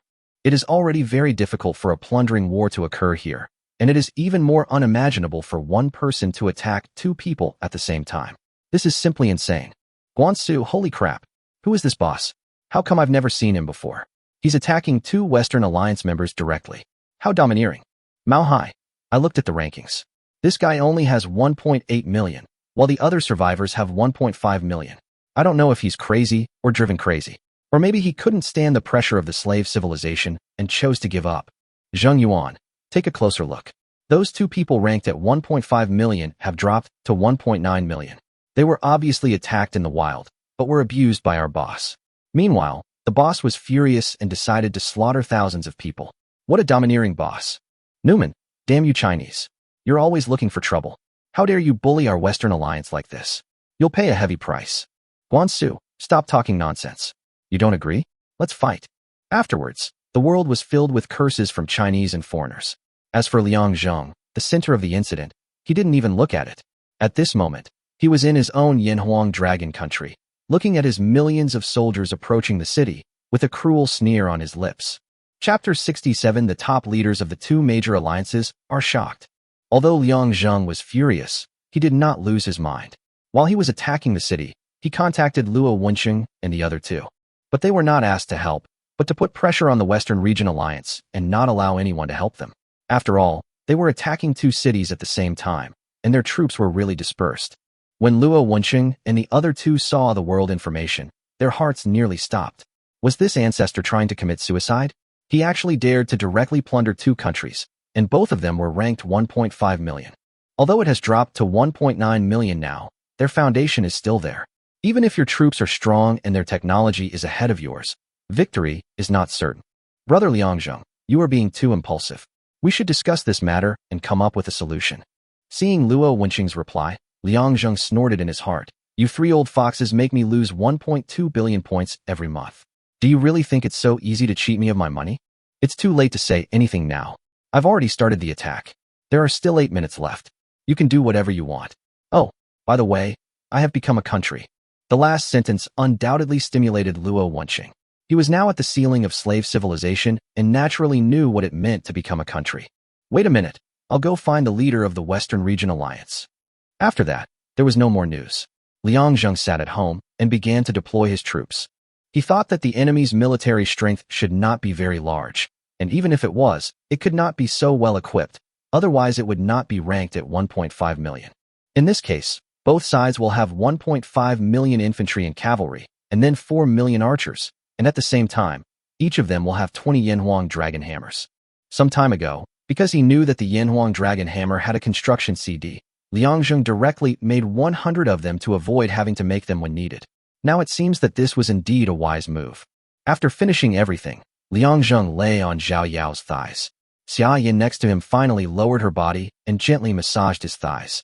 As the person involved, he was leisurely at home, but all classes of slave civilization had already been shocked by him. The first one was Luo Wenqing.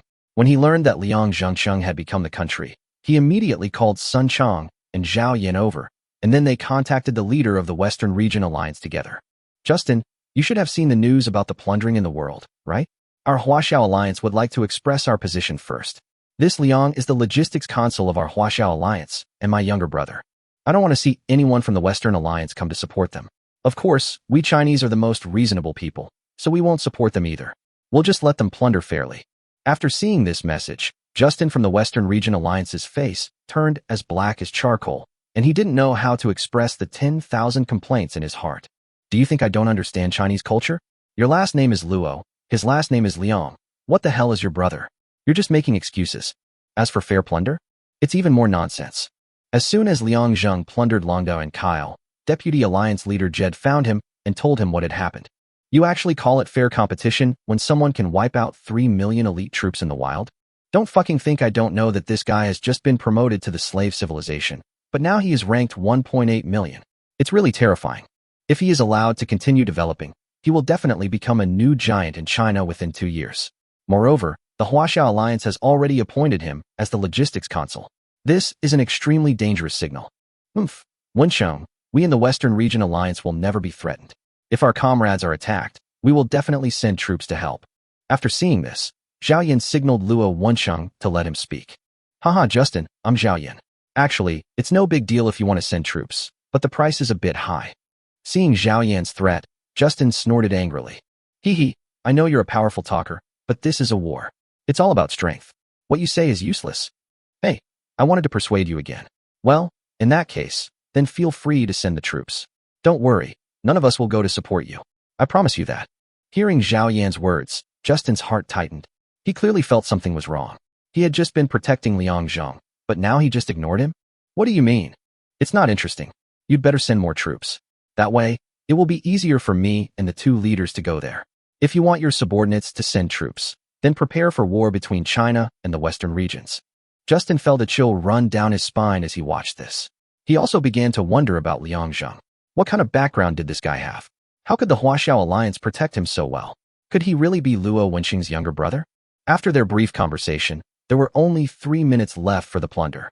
In fact, Justin had nothing to consider. How could it be worth his while to take action against someone who was ranked 1.5 million and now dropped to 1.9 million? All this was just to show his righteousness, so as to avoid being questioned in the future and having to explain to his subordinates. What he wanted was exactly what Zhao Yan said last. Forget it. My deputy leader just expelled the two of them from the Western Region Alliance for some reason. Since they have nothing to do with us anymore, I'll let you go this time. After Luo Wenqing and the other two heard Justin's words, they immediately spat loudly. This grandson really has no bottom line and is extremely shameless. His face is thicker than the granite wall. As soon as Kyle and Rand were robbed, they asked Jed for help. After all, it was he who arranged this matter. Now that they had suffered such huge losses and were under siege, they naturally had to look for him to solve the problem. But the other party kept saying wait. He was trying his best to make arrangements, and both of their help buttons were almost broken, but they still didn't get a reply from the other party. It was not until there were 2 minutes left that Jed replied. You two have been expelled from the Western Region Alliance for privately launching a large-scale war and damaging the diplomatic relations between the two alliances. I hope you will learn from this in the future. When the two saw this, they started cursing loudly, but the other party had already blocked them and announced the matter to the world. But anyone who is interested knows that this bullshit large-scale war is obviously an excuse to kick the two out, and they don't want to get involved. At the same time, what's happening here is very intriguing. There are many smart people in the world. After seeing the reactions of the Western region and the Huaxiao Alliance, they all clicked on the live broadcast, wanting to see who this high-ranking official who affected the two major alliances in one fell swoop is. Chapter 68, Conditions for Becoming an Empire. Liang Zhong saw that the time had entered the countdown and no one from the other side came to support him, so he naturally knew that it was Luo Wenqing and his team who got the job done. And it was at this time that Luo Wenqing sent another message. Brother Liang Zhong, no one will support them. Now that they have been kicked out of the Western Region Alliance, you can plunder them at will. Do you need help? Liang Zhong looked at Luo Wenqing's words and nodded with satisfaction. No, I can handle them myself. Alas, next time something like this happens, tell me first. Launching a plundering war against the slave civilization is very dangerous and will also be detrimental to the stability of both alliances. Liang Zhong didn't know much about the tricks here, but he didn't want to offend Luo Wenqing. Okay, as long as they don't provoke me, I will never initiate an attack. Luo Wenqing groaned inwardly after hearing this. This wasn't just a logistics console, this was the ancestor of an alliance. In this slave civilization, isn't it normal for people to attack each other? Are you trying to wipe them all out? In fact, Luo Wenqing didn't know the intentions of the deputy leader of the Western Region Alliance, so he misunderstood Liang Zheng's words. However, Liang Zheng's plundering war had already begun at this time, and there was no way to talk to him. Lu Yu and Qi Tian were in front of the city gate of Longdao at this time, while Gu Hong and Lu Rong were in front of the city gate of Kyle. At the moment when the time came, the 4 soldiers roared. For my king, charge with me. Roar. Because Liang Zhong was upgraded to a country, these people also changed their title from lord to king. 20 Yinhuang dragon hammers were pulled to the front of the city gate, and on the city wall, the archers were shooting stone arrows. Liang Zhong sneered when he saw this. The outcome of this battle was determined from the beginning. It was just a matter of time. At this time, 3 Yinhuang dragon hammers were lined up in front of the city gate. Every time the equipment was used, a heavy sound was made, and the durability of the opponent's city gate dropped by tens of thousands each time. Finally, after each dragon hammer had been swung 10 times, the gate collapsed with a loud bang. The Yinhuang dragon hammer advanced, and the soldiers behind followed in. When they encountered any blocking infantry, they swept past them directly. The opponent's stone tools hit the bronze armor, and the stone axes and stone spears shattered instantly. When his cavalry appeared, Liang Zheng's cavalry rushed forward directly. This battle ended with the complete annihilation of the enemy's 5 million-strong army. Rand and Kyle ran out at the first moment and knelt in front of several commanders. Don't kill me. Please, I'm willing to be your vassal state. A vassal state? Liang Zheng was a little confused when he heard this, and then a message appeared in the system. Subordinate state. Other survivors surrender to your kingdom and become your subjects. You will also receive territory and resource allocation from the subordinate state. However, the other party will still exist as a survivor and may rebel. P.S. To become an empire, you must have 50 subordinate countries or 500 subordinate tribes. When Liang Zheng saw this, he understood. Zhao Yan had once told him that if he wanted to become more powerful, he must have subordinate countries and tribes. According to Zhao Yan's explanation, the first 100,000 all belonged to the empire. Because of the betrayal, most of them chose some tribes in the Stone Age civilization. Those low-level survivors were naturally very happy. Although there are some affiliated countries among them, they are all extremely good people, perhaps friends or family members. Liang Zheng thought about it. Should he accept them both as vassal states? Or should he go to the Stone Age civilization himself to accept them? But it was only a moment, and Liang Zheng agreed directly. The reason was very simple. They had control over all their resources, the land also belonged to them, and they could even detect information at all times. If there is any sign of betrayal, Liang Zheng will kill them without hesitation. However, during this period, all their resources can become his own. To put it bluntly, he is fleecing them. Seeing Liang Zheng agreed, Longda and Kyle were delighted.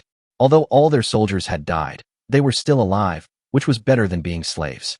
The two of them instantly appeared in Liang Zheng's city, and a page of a vassal state appeared in Liang Zheng's system. Subject, Thrall. Minister, Longda. Resources, 10,000 bronze, 30,000 cubic meters of granite, 21,000 giant trees. Soldiers/residents, 0/1 million. Land, 1,200 square kilometers. Minerals, 1 bronze mine, low grade, 2 granites, low grade and medium grade, 1 forest farm, low grade. Subject, Mondo. Servant, Kyle. Resources, bronze 23,000, granite 50,000 cubic meters, giant trees 10,000. Soldiers/residents, 0/1 million. Land, 1,050 square kilometers. Minerals, 1 bronze, or intermediate, 1 granite, intermediate. Looking at the two countries, Liang Zhengji grinned. Isn't this too poor? Did I think they were too powerful? It's like I've created two burdens. In fact, Liang Zheng never thought that if he didn't have 100 times critical strike and unlimited bronze mines, he might be worse than them. You know, these people are already very powerful to have developed to this level under such difficult circumstances. What he lacked now was only technology, but the other party's technology was obviously not that good. Liang Zheng simply didn't gain any from it, which made him a little puzzled.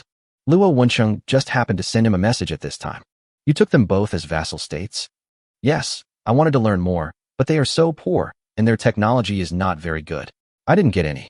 Hearing this, Luo Wencheng gave Liang Zheng a brief introduction to the terrible slave era. That's where you misunderstand. They've reached a ranking of 1.5 million, so obviously their technology is superior to yours. However, in a slave civilization, plundering is no longer enough to acquire an opponent's technology. This is why plundering wars rarely occur. Besides earning points, there's absolutely no benefit. Liang Zheng cursed in his heart when he saw this. This was such a crappy system that even the plundering wars were changed. But this also showed how difficult the development of slave civilization was. Civilization event. With the development of productivity, various social needs have emerged, and occupations have begun to differentiate. Your educational institution, the Ich Order, has further developed, forming a more comprehensive discipline system, greatly promoting the formation of social professions. Civilization level +5. Liang Zheng was a little puzzled by this. How could a development system appear out of nowhere? He looked at his city through the system and suddenly realized what was going on. It turns out that conquering vassal states is not without benefits. After the collision between the city residents of both sides, one can actually create or drive one's own country. Chapter 69, Improvement. Liang Zheng's plundering war had just ended. Most people in the slave civilization watched the battle and exclaimed in surprise for a while. Sun Ming, how could such a big shot be ranked at 1.8 million? There must be something wrong with the system. This soldier's equipment is better than mine. Du Tao, don't you even look at the other side? What a mess they are in. They're all using stone tools, and their military units are barely adequate. Li Gao, you're a bunch of naive kids. Can't you see the difference between a boss and a hero? You attacked two countries, both ranked 1.5 million strong, and yet you're being asked to form an alliance right now. Having said that, Li Gao stopped talking, but the matter here is very intriguing. Not only the Chinese people, but even the people in the Western Region Alliance are considering it. Liang Zheng was watching the development of his country at this time. The current collision has developed many additional things, such as everyone has professional skills to learn. If this continues, all industries will soon develop, and more industries will emerge from them. After Liang Zheng accepted 2 vassal states, his ranking has reached 174,5841. Although the improvement was not much, it did rise a little after all. In fact, this was also related to the vassal state. If Kyle and Ran were stronger, his ranking would rise further. Now the two of them don't even have the troops, so how can they improve their ranking however? This is exactly what Liang Zheng wants. Since you two have become my vassal states, I will make 3 rules for you. First, each of you must not have more than 500,000 soldiers. If you exceed this standard, I will directly destroy you. Secondly, if I learn that you have joined the Western Region Alliance again, I will once again lay siege to your city. By then, no matter who you call for help, it will be useless. Third, I want 80% of the resources you've obtained. The right to distribute them is in my hands. You can't resist. I'm just saying hello to you. So now, do you plan to die happily or live in frustration? The lives of the 2 men were in Liang Zheng's hands at this moment, so they dared not resist at all. They nodded in agreement. Liang Zheng sneered and asked them to return to their country. The main reason why they agreed to give them 500,000 people was to obtain more resources. As for the residents, there would naturally be no restrictions. You have to know that the points handed over by the residents of their country are also considered resources and can also be distributed by Liang Zheng, so of course I won't give them to them. This is also why many people would rather die than become a vassal state. Although they seem to have survived, it is worse than death. They have become complete slaves and have no chance of turning over. However, this is very consistent with slave civilization. Liang Zheng will start to have a headache about what will happen next. Now that it has become a country, he has to start managing it properly and can no longer just rely on others as before. For this kind of thing, I can only draw on real-life experience. I am just a high school student and don't know how to manage a country. While he was thinking, Luo Wensheng and the other 2 sent him messages at the same time. Liang Zheng was secretly happy when he saw it, thinking that these old foxes could be very patient. Brother Liang Zheng, have you enabled the trading function? Yeah, I just took a look, and there's a dazzling array of stuff inside. Bronze items are 20 points each, and they're in short supply. If I were to sell them outside, I'd make a killing. The few of them had already become cunning old foxes. When they saw Liang Zheng's words, they naturally knew that he was mocking them. However, in this extreme world, strength is king. They have taken such a big advantage. So what if Liang Zheng makes a few sarcastic remarks about them? Haha, Xiaojing, don't be upset. You can see that our Huaxiao alliance is still very strong. If there are things you can't solve, we can still help you. Liang Zheng looked at Zhao Yan's words and curled his lips. I just said a few words to the Western Region Alliance, but you were still waiting for me here. Alright, since we can all help each other, I won't say much. However, I only have 200 million bronze coins on hand right now, so I'm afraid I'll have to wait a few days before giving them to you. When they heard this, they immediately became anxious. No, just give us the 200 million first, and then pay it back next month. We'll also give you 300 million in points. This is our first transaction, so honesty is key. Liang Zheng looked at the 700 million bronze coins in his bag and felt secretly happy.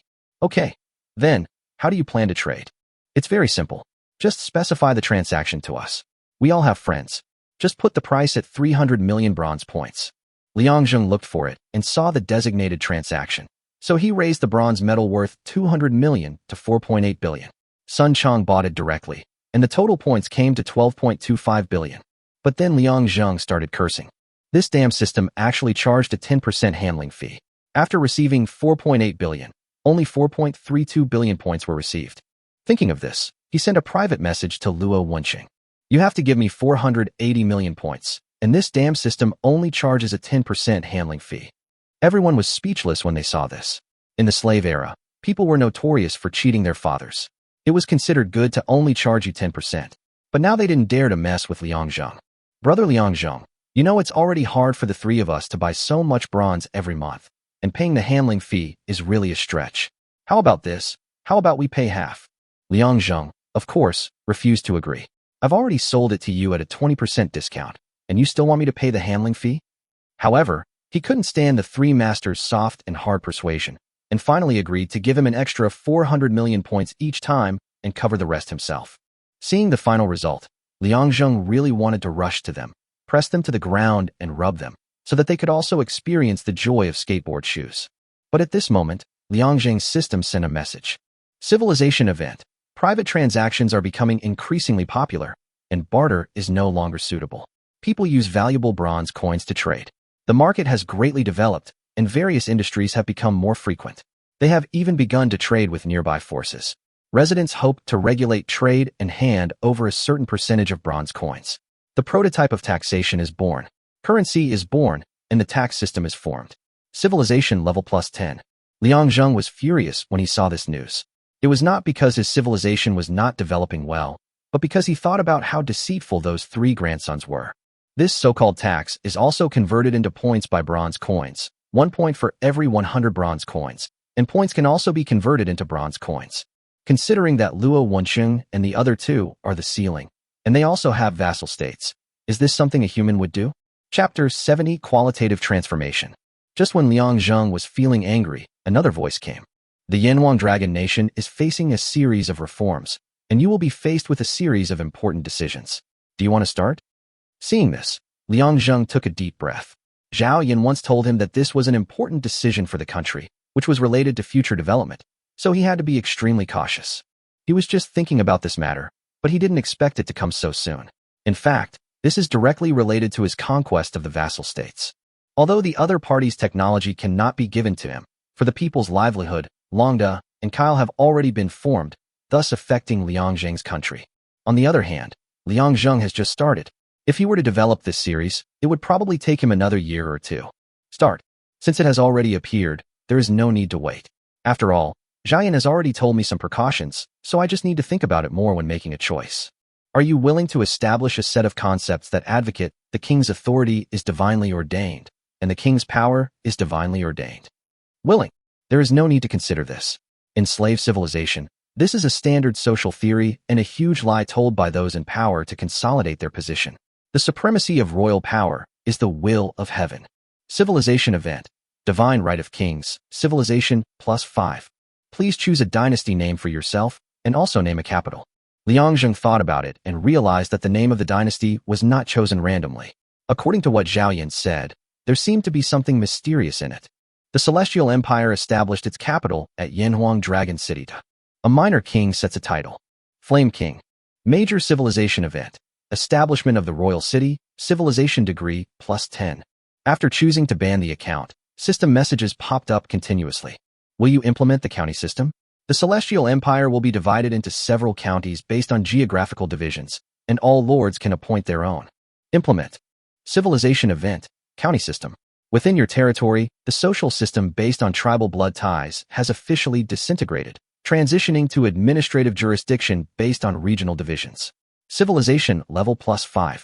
Liang Zheng's territory has now reached 8,000 square kilometers, with 4 counties and 10 counties under it, and he directly appoints Qi Tian, Gu Hong, Lu Yu, and Lu Rong. These people are 100% loyal to me, so I don't have to worry about anything. Moreover, each of them is a general who has been through life and death with me, so this can be considered a reward. Has the Chinese military begun institutional reform? Yes. Civilized event. Your army has established a rank system. A squad of 10 has a squad leader, a squad of 10 has a centurion, a battalion of 10 has a centurion, and an army of 10 has a 10,000-man commander. The 10,000-man commander can also be called a general and is appointed by the king. Officers below the centurion commander are promoted by generals based on their military achievements in battle. Military rank system, civilization level +5. After all the operations, Liang Zheng was already exhausted. When he wanted to upgrade originally, no one came, but now they suddenly came endlessly. But just as I thought of this, the system sent another message. Please set up your tax system. Currently available options include land tax, Chushimu, commercial tax, Shanzi tax, and customs duties. The Chu Shui Mu tax was levied on all land within the territory of the Celestial Empire, based on the area of arable land. Mountain and marsh tax is a tax levied on various industries in the market, with a certain percentage related to the prosperity of the business. Tariffs are taxes levied on goods and commodities crossing the border and are related to the number of checkpoints controlled. The tax revenue will be settled and distributed at midnight every day. Civilization event, tax system. Your country has a complete tax system. Civilization +5. This series of operations allowed Liang Zheng's ranking to rise again. Now he has reached 1.6 million. If he advances another 100,000, he will be considered a real big shot. But he doesn't care. Whether he makes 1.5 million or not, he is still a big shot. The main thing is that this series of taxes has made him very happy. Although we don't know how many there will be at the moment, but conservatively estimating, it should be no less than 100,000 points per day. Don't think it seems small, but it is stable, and as the population increases, there will be more. You have to know that Luo Wensheng and his group have tens of millions of residents. What does that mean? Every day, at least 1 million points are deposited into the account, which is 300 million per month, and this is the lowest calculation. If business develops well, more land is cultivated, and exchanges between countries become more frequent, this number will probably double. He has now taken over 2 vassal states. According to the standards for becoming an empire, he still needs 8 countries, but these 8 countries are not easy to deal with. After all, vassal states are not like slaves. They may betray you at any time, and you cannot attack other countries in the Western Alliance to make them surrender. Liang Zheng knew in his heart that this time it was all luck. It was not that the attack on Longda and Kyle was lucky, but the forces behind them. If the Western Region Alliance really supports it, then a large-scale war will probably be launched, which is something that no one wants to see. But it is impossible for me to just take advantage of everyone. The Western Region Alliance is also a person of temper. In order to become an empire, you plunder us every day. Isn't this clearly bullying? Liang Zheng was lying on the bed at this time and glanced at Zhao Yao. As the saying goes, people are in high spirits when they are happy. With just one glance, he understood what both parties meant. But before they could take any action, Xia Yin came in from outside, followed by 2 maids, bringing in a bunch of things in large and small plates. Both of them sighed. Liang Zheng looked at Xia Yin with squinted eyes. It's okay for you to eat my white rice every day, but why do you always choose the right time? After the food was placed on the table, the 2 maids withdrew, but Xia Yin placed the dishes and chopsticks on the table, looking at the 2 of them with a smile on her face. Come and eat, it will get cold soon. Zhao Yao looked at Liang Zheng with amusement, then walked to the table to eat. Liang Zheng also walked over, and Xia Yin placed the bowl and chopsticks in front of him. I made these. Do you like them? Liang Zheng was stunned. This woman can actually cook? Then he took a bite with suspicion. Really good. Seeing Liang Zheng eating with big mouthfuls, Xia Yan's face was filled with joy, and Zhao Yao secretly gave him a look, and Xia Yan made an okay gesture. After a hearty meal, Liang Zheng patted his stomach in satisfaction and then laid down on the bed. However, the person who came was not Zhao Yao, but Xia Yan, who looked shy. Liang Zheng looked at her with some amusement. He had seen all the little actions of the 2 just now, but he was puzzled as to what method Xia Yan had used to make Zhao Yao agree to such a thing. Chapter 71, Conquering the Destiny. After enjoying himself for a while, Liang Zheng stood up and looked at the system. Xia Yan, who was beside him, blushed and lay quietly on his chest. At this time, he saw a message appear in all chat channels of the slave civilization. Survivor Liang Zheng established the Heavenly Dynasty and made its capital, Yanhuang Dragon City, with the title, Yan Tianwang. The World Channel was originally still in the midst of a war of words, but after seeing this news, it suddenly became quiet, with everyone speaking. Liang Zheng was very confused. What was going on? Was it some kind of tradition? But after waiting for a full minute, the World Channel caused an uproar, and millions of people sent messages at the same time, which directly exploded. He Fei, holy crap, Heavenly Kingdom. King Yan, big brother, are you crazy? Aren't you afraid of being struck by lightning? Chen Xing, I've seen people bragging. I've seen people pretending to be awesome, but you're the most awesome, like a little cow sitting on a wine vat. Tar. Haha, stupid Chinese people. How dare you come up with such a name? Wait for the punishment from heaven. Lu Jian, brother, listen to my advice. Hurry up and do whatever you want while you still have the strength. That grandson who just insulted you must be killed first. Feng Rou, no action, no die? I think there was someone crying out for help last time, but they didn't last a month before being wiped out. Liang Zheng was watching the chat on the World Channel, feeling confused. Why was he being oppressed by public opinion? At this moment, Luo Wensheng and the other 2 invited me to their city at the same time. I was a little surprised for a moment and didn't know what they were going to do. But now I have just finished doing what I love, so how can I have the leisure time to go there? But after I rejected him, he still kept sending invitations and frequently sent messages in the friend chat. Xiaozheng, what are you doing? Come here quickly. We have something urgent to discuss with you. This concerns your life. Seeing this, Liang Zheng was shocked. How could he suddenly say that his life was at stake? But these 3 people would definitely not do it without a purpose. Liang Zheng hurriedly got up and put on his clothes. Xia Yan beside him was confused, but did not ask any questions. She just helped Liang Zheng put on his clothes. After Liang Zheng clicked to accept, he went directly into the main city. When he saw the three people inside, their faces were gloomy and extremely ugly. Zhao Yan even yelled at them. "You are truly my brother. You dare to do anything shameless. Didn't I tell you that you must be cautious when naming your dynasty and giving yourself a title? This is related to your future development." Seeing Zhao Yan crying and angry, Liang Zheng was a little puzzled. "I'm very cautious. I thought about this name for a long time. Actually, I only thought about it for 2 seconds. Be careful, bullshit. I'm telling you, there are some very mysterious things in these things. Back then, someone named it Tianlong Country, but it was wiped out by the system within 2 days." Liang Zheng's face darkened. What does creating a title and giving a name by yourself have to do with the system? Can you explain yourself clearly? Zhao Yan pointed at Liang Zheng tremblingly and was unable to speak for a moment. Sun Chong saw this and stepped forward to pull him, then started to explain to Liang Zheng. "Liang Zheng, don't blame us for being excited. I don't know what's wrong with this system. Normally, naming a country and giving ourselves titles is the freedom of us survivors, but this system insists on playing with fate. Let me put it this way. If you choose an ordinary name, that's fine, but you'll have fewer opportunities later on.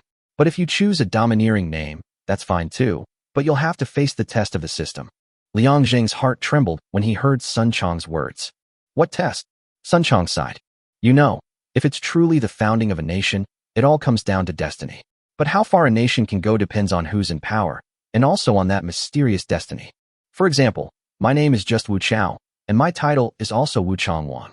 For such a name, the system will not be too harsh on you, but it will not receive too much favor either. But now you have established a dynasty and proclaimed yourself the King of Flame. It is clear that you want to compete with the heaven. The heaven in this extreme world is the system. How can it let you be happy? From now on, I'm afraid your country will never be at peace. Every day, people will come to plunder and attack it, and there will also be wild beasts attacking it, and they will become stronger day by day until you are destroyed." Liang Zheng was devastated after hearing Sun Chong's words. What the hell was going on? He had just wanted to get a nickname banned, so how could he have gotten into trouble with the system? System detection. Your name and title both imply a struggle against the heavens. From now on, the system will continuously send soldiers, all of them slave civilizations, to attack you for a month until you are completely victorious or destroyed. Mission release. To conquer the mandate of heaven, the flames of war rage. Your title is too powerful, so you must accept the system's test before it can be established. From now on, the system will send 5 million troops to attack the Celestial Empire. If you win on the same day, another 5 million troops will be sent the next day, and so on. The time limit is 1 month. If you win, you will be rewarded with a title of destiny. If you lose, your country will be destroyed. You will have 2 hours to prepare. The remaining time is 1 hour 59 minutes and 58 seconds. P.S. Do not tell anyone about this mission, or you will be directly eliminated. When Liang Zheng heard this, he was suddenly confused. According to what Sun Chong said, shouldn't he be killed? But now the system not only issues tasks, but also rewards. Just this month's siege increases by 5 million every day. Isn't this clearly giving yourself points? And what is the destiny title? But at this point, Liang Zheng finally understood. No wonder those who had been given such awesome titles before couldn't hold on. Adding 5 million soldiers every day? How terrifying is that? A month is 30 days, which means 150 million soldiers. I am afraid that unless all these survivors at the ceiling level gather together, they will never win. Even if it was me, it would probably be difficult to cope with it. Although points and soldiers are nothing, the equipment is a big problem. Even though he had unlimited bronze, it was enough to equip 150 million soldiers, but he didn't know what kind of technology the enemy soldiers had reached. When I think about the soldiers I saw Zhao Yan before, I am afraid that the soldiers that appear in the future will be more technologically advanced. Add to that the huge number, it is hard to say for sure.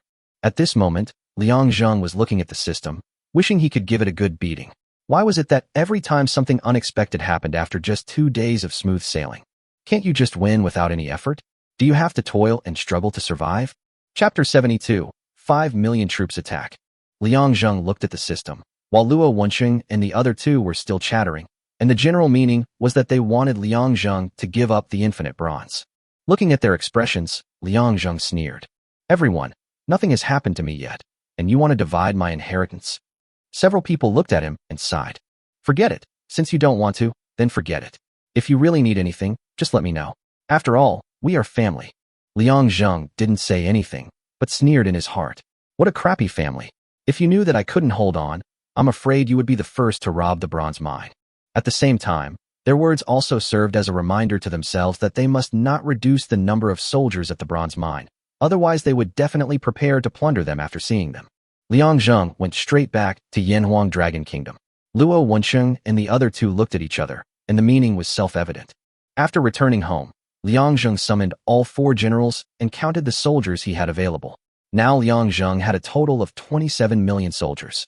There were 10.5 million troops stationed at the bronze mine alone, including 3.5 million infantry, 3 million cavalry, and 4 million archers.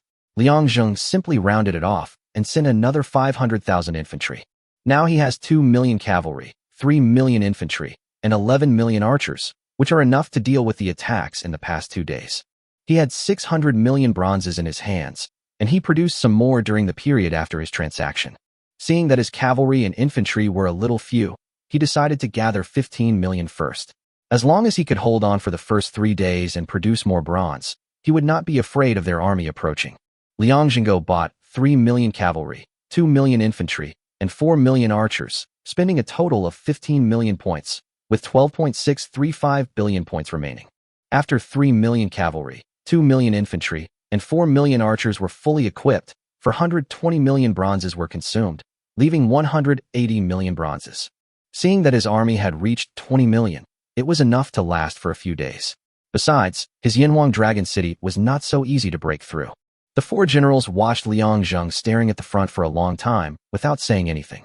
No one dared to disturb him because his face was extremely gloomy at this time. Everyone, I've called you here because of something important. Liang Zheng let out a long breath, and everyone was a little confused. I wonder what is troubling my king. In another hour, an army of 5 million will come to attack the city. After hearing Liang Zheng's words, several people were stunned, and then showed excited expressions. Don't worry, my lord. We will kill them all. Liang Zheng stopped. Not only that, starting today, for a month, a large army will attack every day, and every day there will be 5 million more soldiers. The few people who were originally excited became serious after hearing this.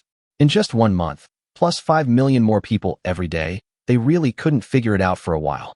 Liang Zheng saw that they were about to use their hands and feet to fight, so he hurriedly stopped them, not for any other reason, but because it was too smelly. Don't count it.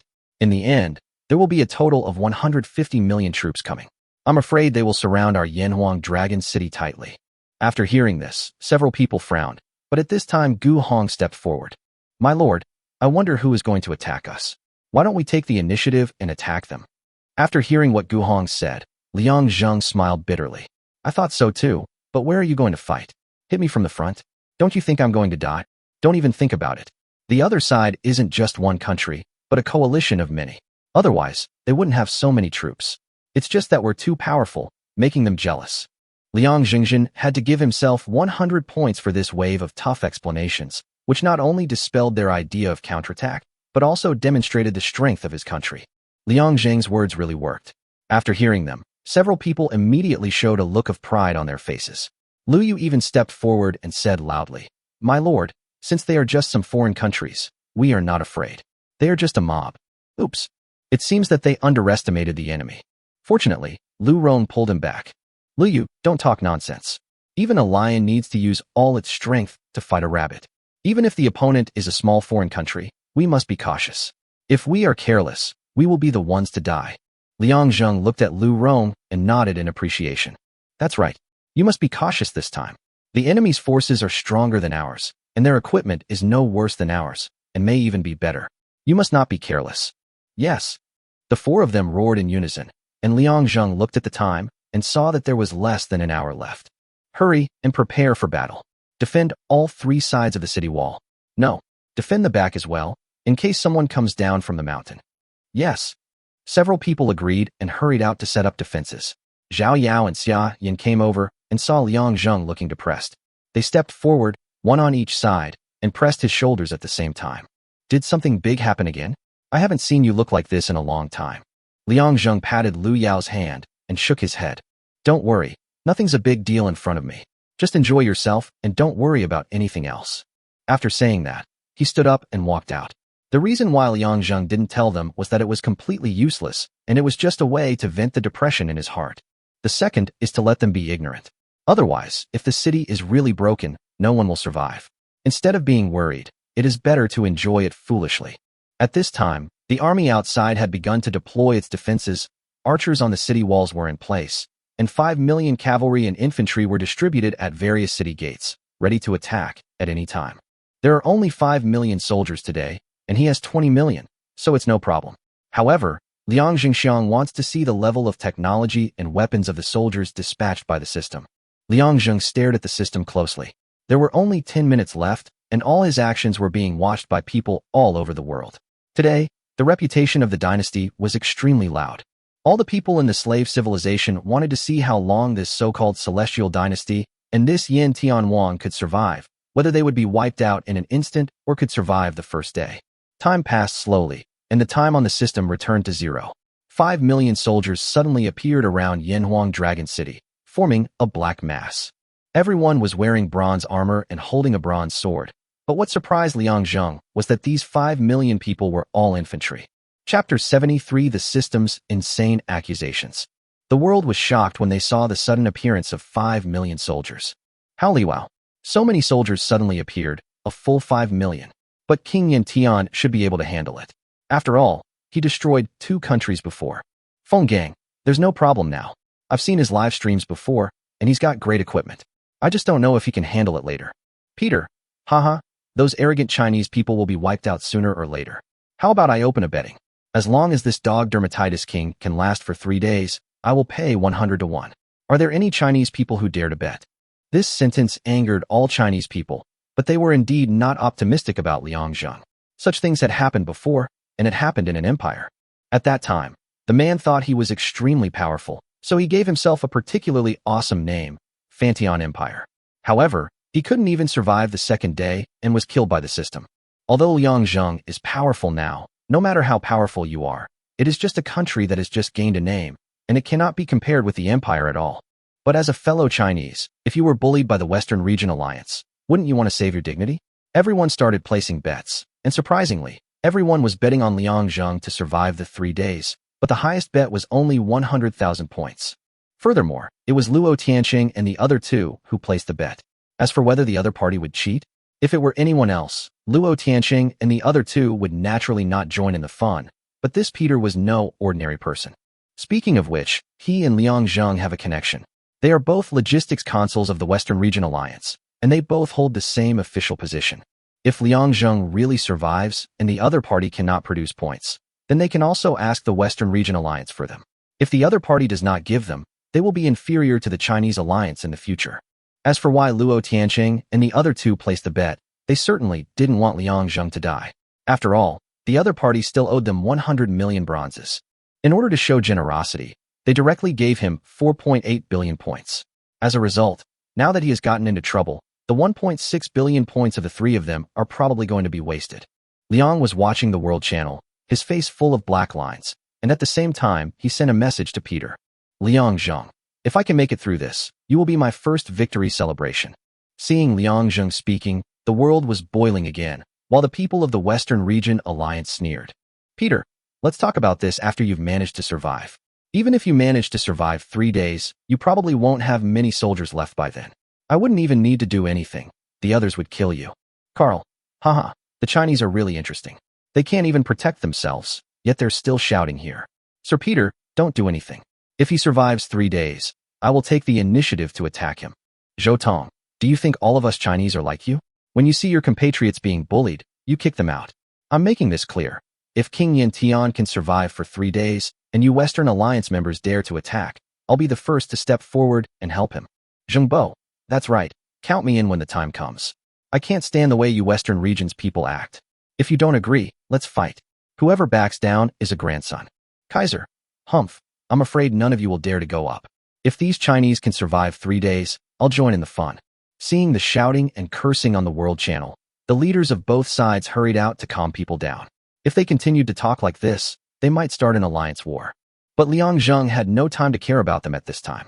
5 million infantrymen had already begun to attack the city and were advancing towards the city gate with great momentum. As soon as they reached the shooting range, Lu Rong ordered the archers to shoot. A round of arrows rained down, and 800,000 soldiers were killed instantly. But what did not surprise Liang Zheng was that the system did not give any points. Cold sweat instantly fell from his head. Could it be that these soldiers did not get any points at all because they were dispatched by the system? If that were the case, wouldn't I have no income at all? At the same time, I also understood why those people couldn't survive more than 2 days. Who can survive if this goes on? It's totally impossible to make any money. However, he currently has 12.6 billion points, plus 100 times the critical strike. So as long as there are no other problems, he can still hold on. But Liang Zheng always felt that this matter was not that simple, and it might become even more difficult in the future, but he had no idea what would happen. After losing most of the system's infantry, they finally arrived at the city. Qi Tian directly sent out cavalry to charge forward with a crushing formation. As soon as the cavalry appeared, the system infantry had no room to resist and died in large numbers. Their own infantry took advantage of this opportunity to rush out and reap the rewards from behind. It seemed like a battle involving 5 million people, but due to the huge difference in numbers and the problem of restraint between the two types of troops, the battle was over in just 3 hours. Liang Zheng also accomplished a new feat at the cost of only 20,000 infantry and 4,000 cavalry. But when Liang Zheng replenished the number of people, he discovered another thing that made him shudder. That is, the soldiers who had just been replenished did not have any equipment. Liang Zheng looked at the system with anger in his eyes.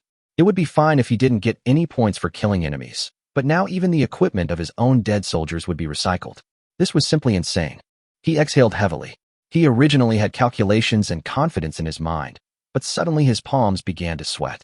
If he continued to fight like this, the consumption would be too great. But the only thing to be thankful for is that his infinite copper mine can still remove 480 million bronzes every day, which is the key to his victory. Qi Tian, I will be here. From now on, nothing is allowed to happen in the bronze mine. If any troops are investigating nearby, we will kill them at all costs. No matter who they are, the bronze mine is our life now, understand? Qi Tian obeys the order. The mine is open as long as the people are there. Qi Tian then ran towards the bronze mine. Liang Zheng returned to the house. He wanted to carefully calculate what he had done in the past month and avoid more battles as much as possible. He never regretted the name and title he chose. He wanted to do so and had the ability to do so. But he didn't expect the system to be so cruel. Just for a title ban, it seemed like it was going to completely kill him. If there is anyone who can pass the test, apart from all the survivors uniting together at all costs, then only Liang Zheng has this possibility. Seeing that the world was still noisy and discussing his recent battle, Liang Zheng closed the page in annoyance. It had only been 3 hours, but the difference in his mood before and after was too great. Chapter 74, Crisis Escalation.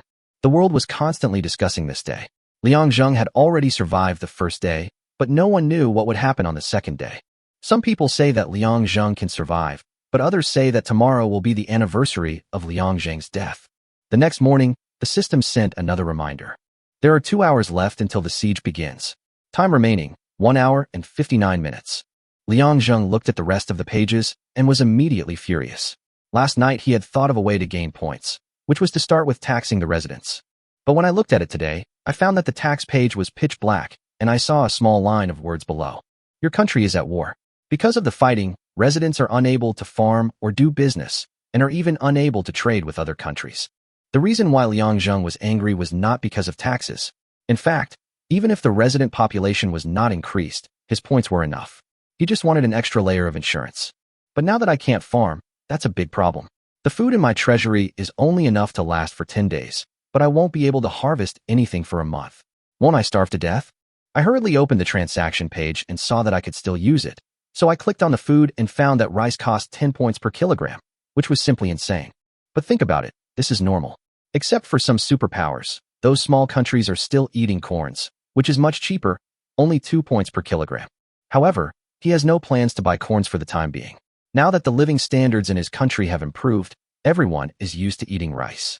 But if the quality is lowered during the war, it will invisibly lower morale. And he had 31 million soldiers and 5 million residents. If he calculated 2 gene per person, that would be 72 million gene a day and 1.44 billion gene of food in 20 days. If every kilogram is calculated as 10 points, then that would be a total of 14.4 billion points, which is simply unaffordable for him now. Thinking of this, he hurriedly contacted Luo Qingwen. Because of the war, I can't farm anymore, but my food won't last much longer. Can you prepare a month's worth of rations for me? When Luo Wencheng saw the message, he began to think about it. Thinking of Liang Zheng's personality, he was afraid that the other party would not come to him unless it was absolutely necessary. But he asked for a month's worth of food. Could he be sure he could survive that month? But what good would that mean if he survived a month? Would anything change? Because he had never experienced it, and those who had experienced it were all dead. So this question could only remain a question mark in Luo Wenqing's mind, and it was even more inappropriate to ask Liang Zheng at this time. How much do you need? Liang Zhengbin didn't want to expose his strength, so he decided to wait for 10 days to see if there would be any turning point. 720 million jin of grain. Seeing this, Luo Wenqing's hands trembled. 720 million tons of food a month. Does that mean he now has 12 million people?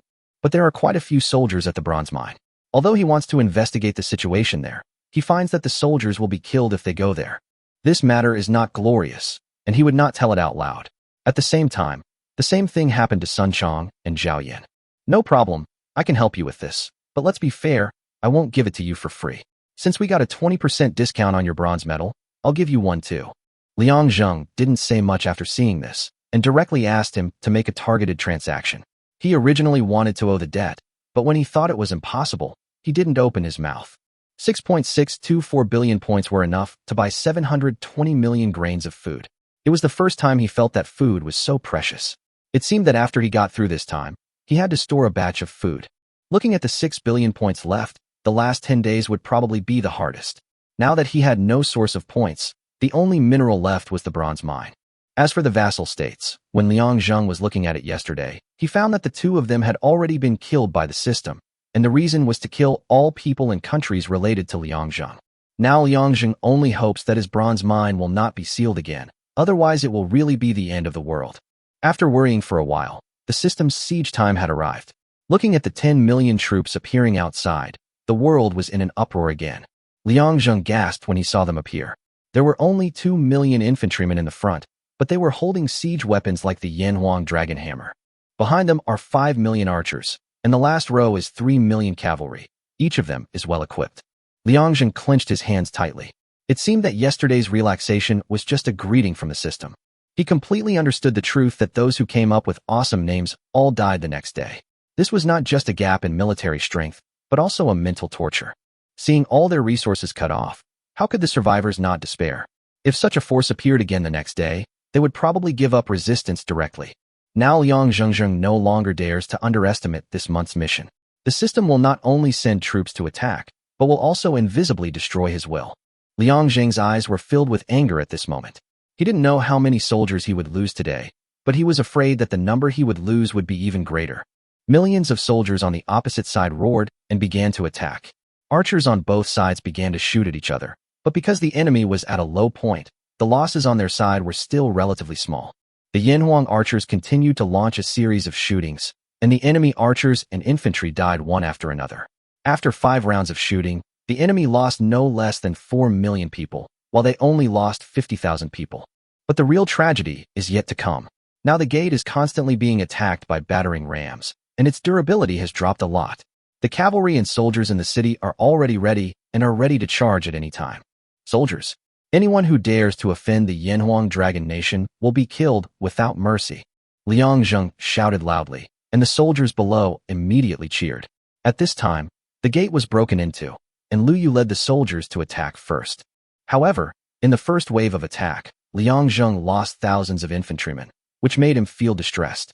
You know, the damage now is not just to the soldiers, but also to their equipment. If he didn't have unlimited bronze mines, even if he had 100 times the critical hit rate, his soldiers would still have to go to the battlefield naked. After the first wave of attacks, the infantry pushed the enemy out, but then it was the cavalry's turn to clash.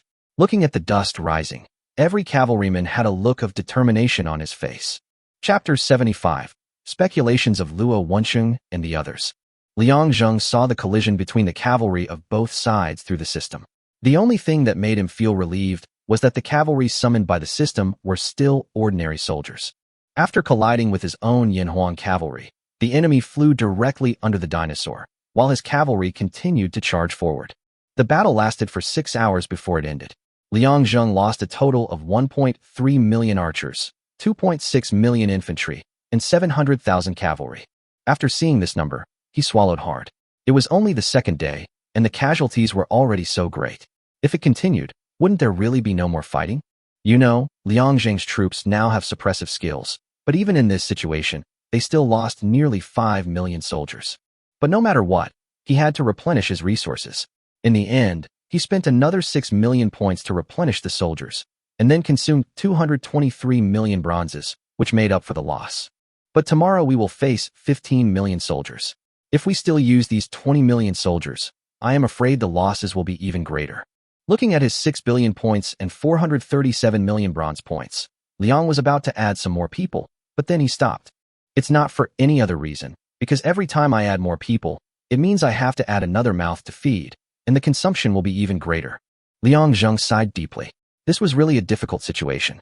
If he increased the number of people, there would not be enough food. But if he didn't increase the number of people, he would definitely not be able to fight. Even so, Liang Zheng never thought of dispatching the soldiers from the bronze mine. It was not his only straw. If it was really lost due to some reasons, he would be completely finished. Liang Zheng planned to hold on for another wave tomorrow and collect some more bronze coins to see if he could sell some of them. As for discounts, that was no longer possible.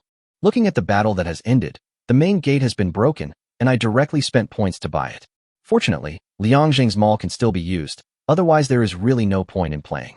After watching this battle, the world was silent. No one had expected that a country like Liang Zheng could withstand such a fierce attack. Feihe, what did I just see? A 10 million strong, well-equipped army attacking a city, armed with giant battering rams, and yet a nation managed to hold its own. Xian, this is simply unimaginable. How could a country possess such immense power? Could it be an empire in disguise? Peter, damn Chinese, I didn't expect you to be able to hold on this long. But by tomorrow, you'll probably be wiped out. There are already 10 million well-equipped soldiers today, and there will probably be even more tomorrow. Muyong, can you please shut your stinky mouth? If King Yen Tian survives tomorrow, I'll see how you die. Billy, Humph, are you Chinese all just children? You actually have such illusions. With such a strong military force, even a weaker empire wouldn't be able to withstand it, let alone him. Wang Meng, are your eyes watering?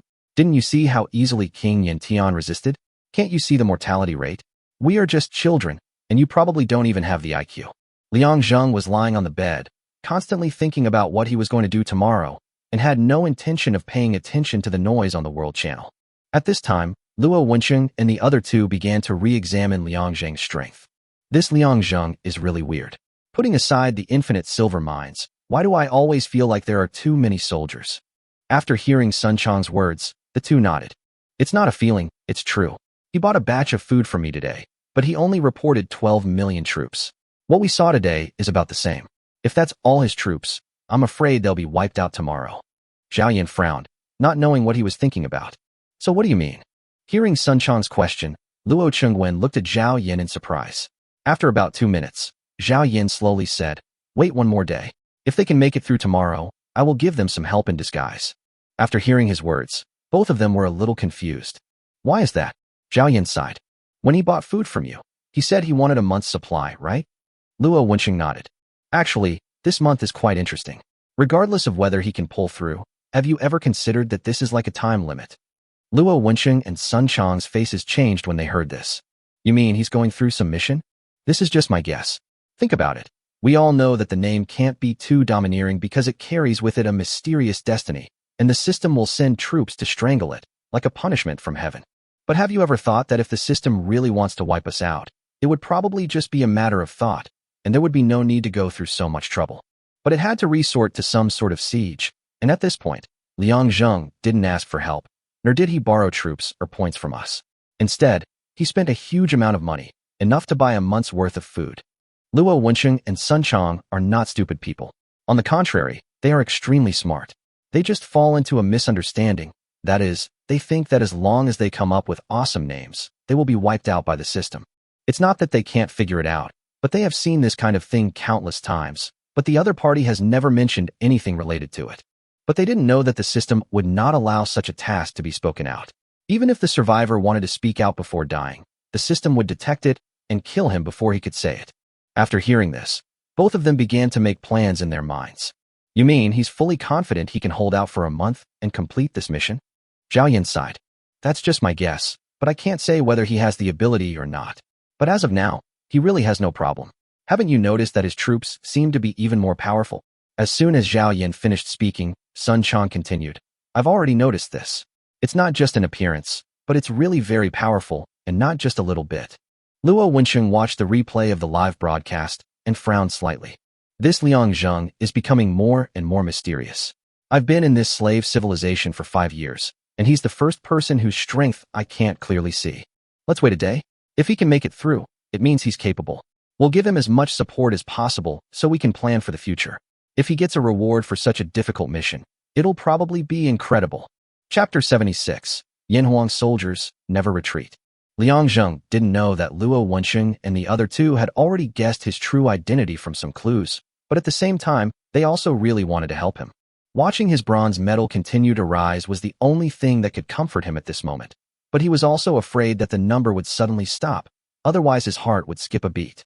Zhao Yao and Xia Yan saw Liang Zheng's expression, and considering the frequent sieges in the past 2 days, they had already guessed what was going on. But for them, there was nothing they could do.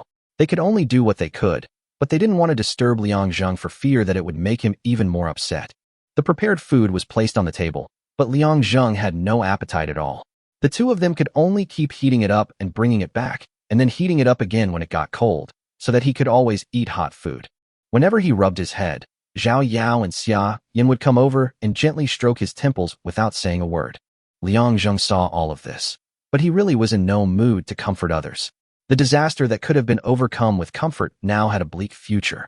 By the 3rd day, the entire slave civilization was watching, not only because of the bet, but also because everyone wanted to see if he could really survive. Liang Zheng looked at the countdown on the system. There were only 10 minutes left. Qi Tian Luyu. I will be here. When the army outside rushes in, you will lead the soldiers to fight back. Don't let them continue to attack the city gate. Understand? I'll take your orders.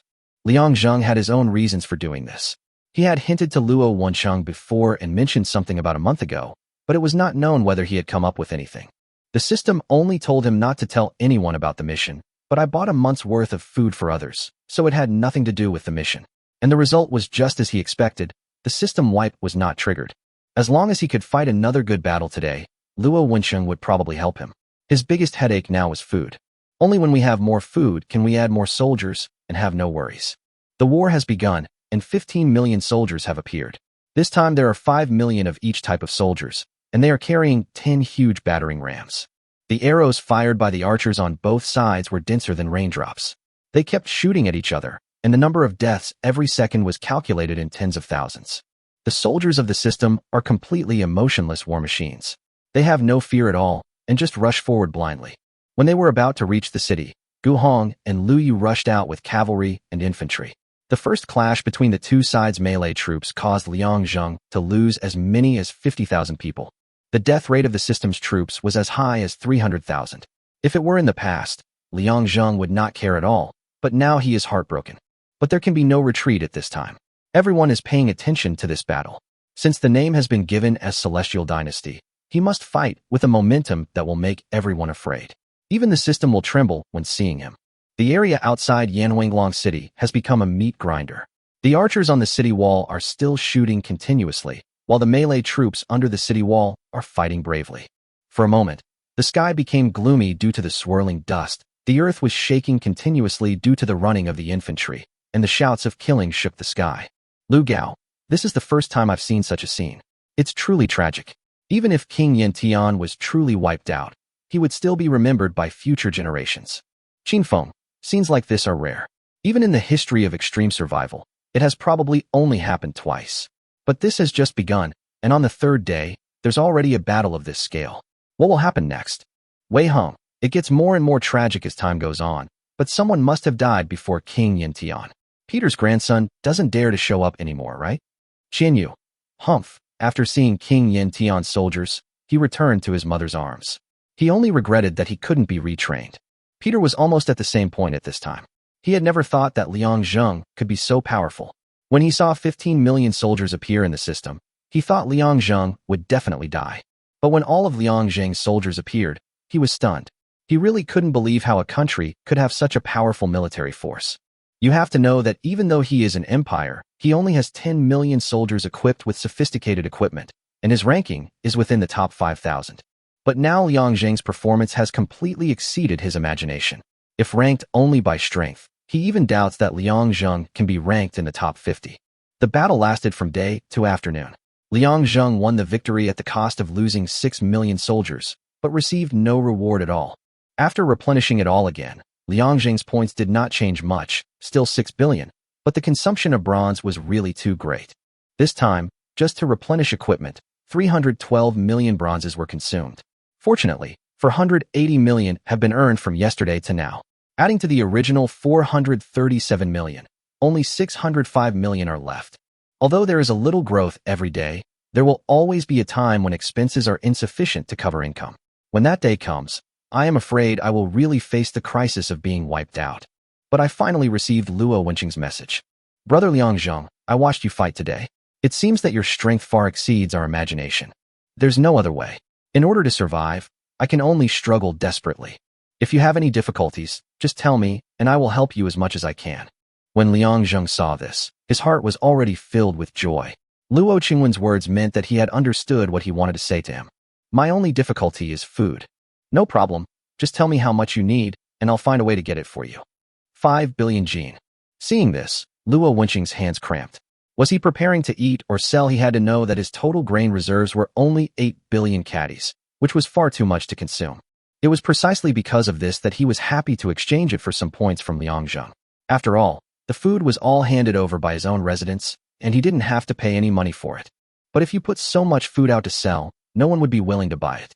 Usually only a few people would buy some for themselves to satisfy their cravings. Brother Liang Zheng, the quantity you requested is too much. I need time to prepare. How long? 3 days. When Liang Zheng saw this, he kept calculating in his mind that he could definitely hold on for 3 days. But should he trust Luo Wenqing? Chapter 77 Good News. Good news. The time given by Luo Wenqing was really awkward, because the number of soldiers in the system would increase to 20 million tomorrow, and he only had 20 million soldiers.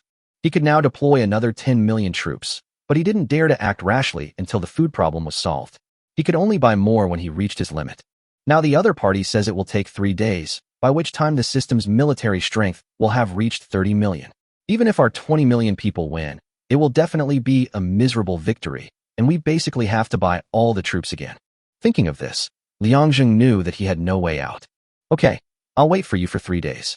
After saying that, he stopped caring about Luo Wenqing. Now he had no choice but to gamble. In the end, it really didn't work out, and he couldn't care less. He could only go buy corns. Liang Zheng directly added 4 million archers, 4 million cavalry, and 2 million soldiers, and then equipped them all, consuming 18 million points and 460 million bronze. There are 5.982 billion points left and 145 million bronze points left. When the bronze points arrive tomorrow, he will have 600 million bronze points again. However, after deducting the loss of troops, I am afraid there will only be 300 million left. Now that his bronze weapons were already struggling, he had to plan carefully. It seemed that he could only rely on cavalry and launch a charge attack. Liang Zheng was calculating, but the Chinese people around the world who were fighting against Peter had already lined up for thousands of miles. Zhou Tong, Peter, get out of here. If you have the guts to open the market, why are you so embarrassed to face others? Zheng Bo, have the people from the Western Region Alliance lost their dignity? Someone please come out and give us an explanation.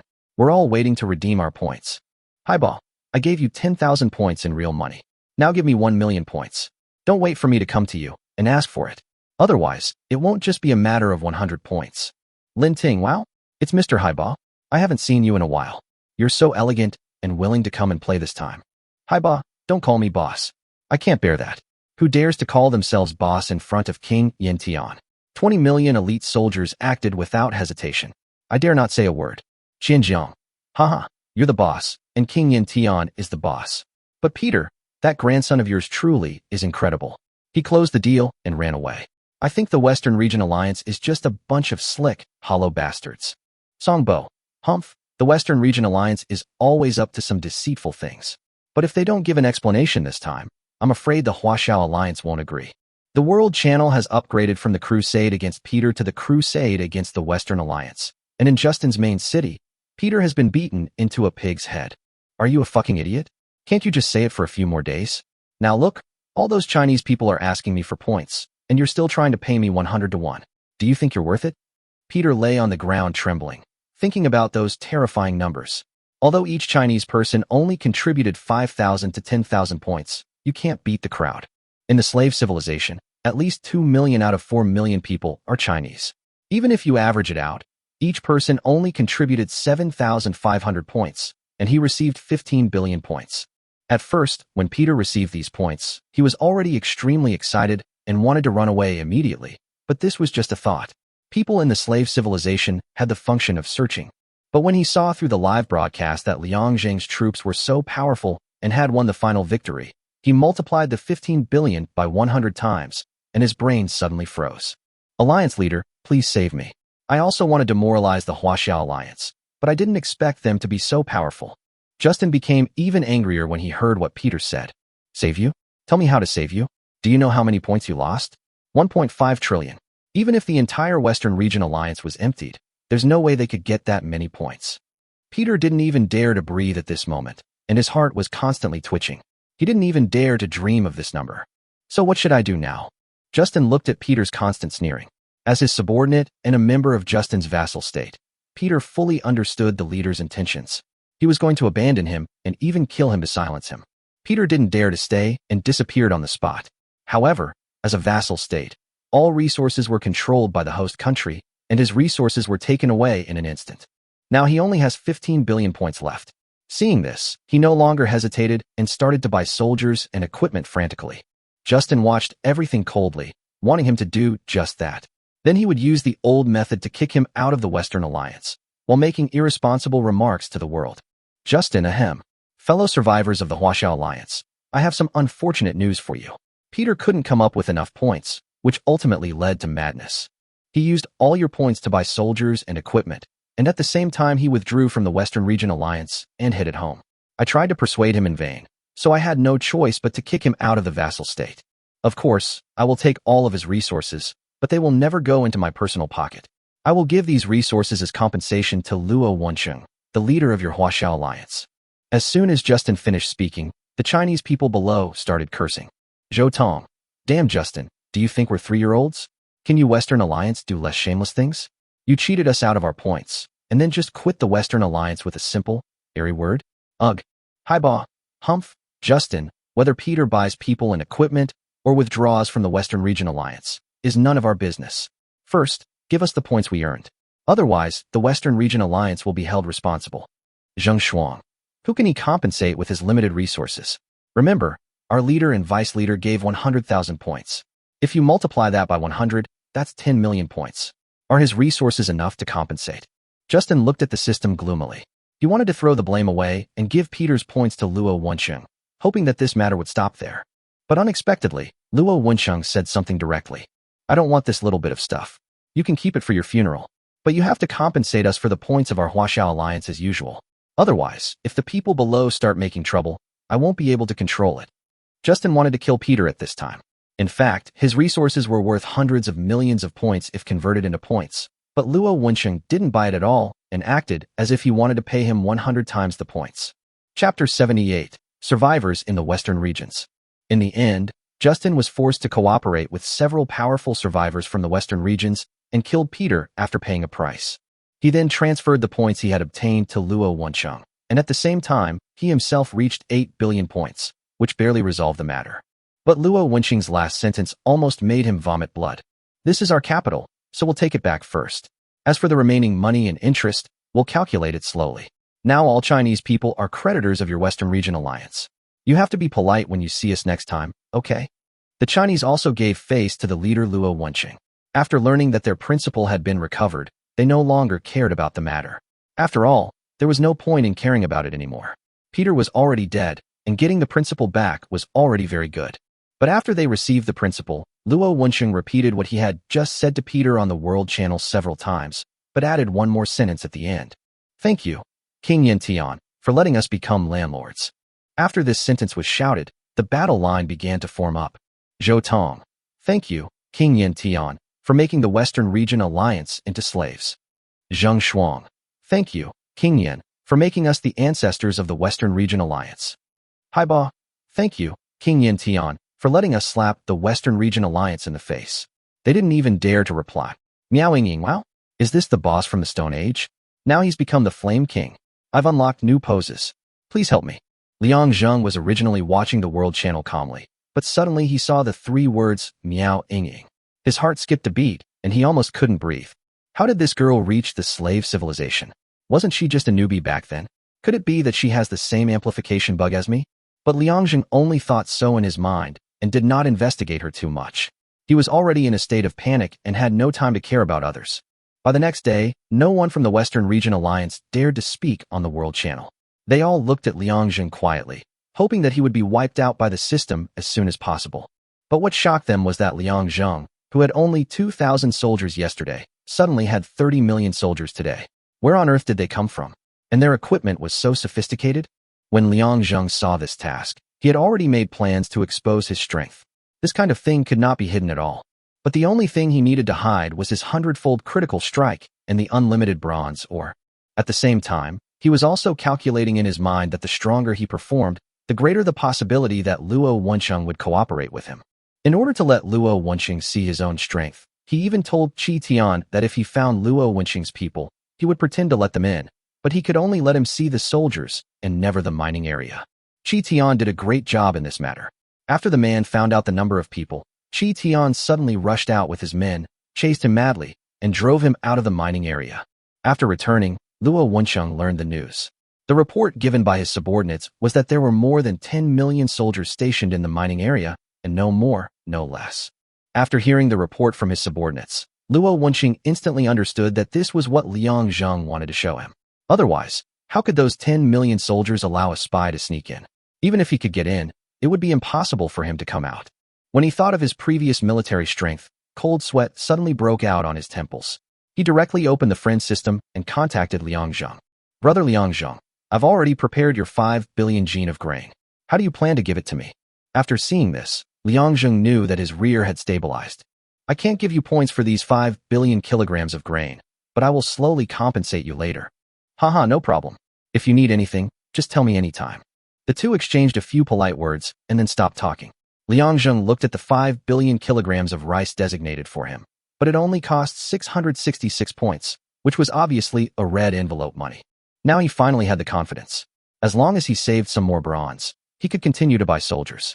Lying on the bed, Liang Zheng finally relaxed a little. Suddenly, a fragrance wafted into his nose. He glanced at Zhao Yao and Xia Yan, both of whom were sitting at the table without eating. Liang Zheng walked over. The two were stunned when they saw him. Then they saw him pick up the bowl and start eating with big mouthfuls. The two smiled at each other and started eating as well. The next morning, Liang Zheng looked at the two people who were sleeping soundly and did not wake them up. At this time, the system had already started the countdown, and there was still 1 hour before the siege. Today there are 20 million soldiers, and Liang Zheng now has 30 million. In fact, according to his calculations, if the system's soldiers always remain at this level, then he may really be able to hold on. But then he laughed at himself. With the system's behavior, it would definitely not be that easy, and who knows, it might give you a hard time one day. After the battle, Liang Zheng lost 5 million.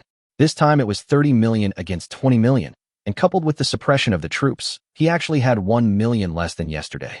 To replenish the soldiers and equipment again, another 7 million points and 240 million bronzes were consumed.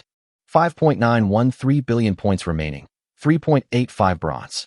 Now that 4 days have passed, the world no longer speculates how long Liang Zheng can last, but instead begins to speculate how many troops he loses each time.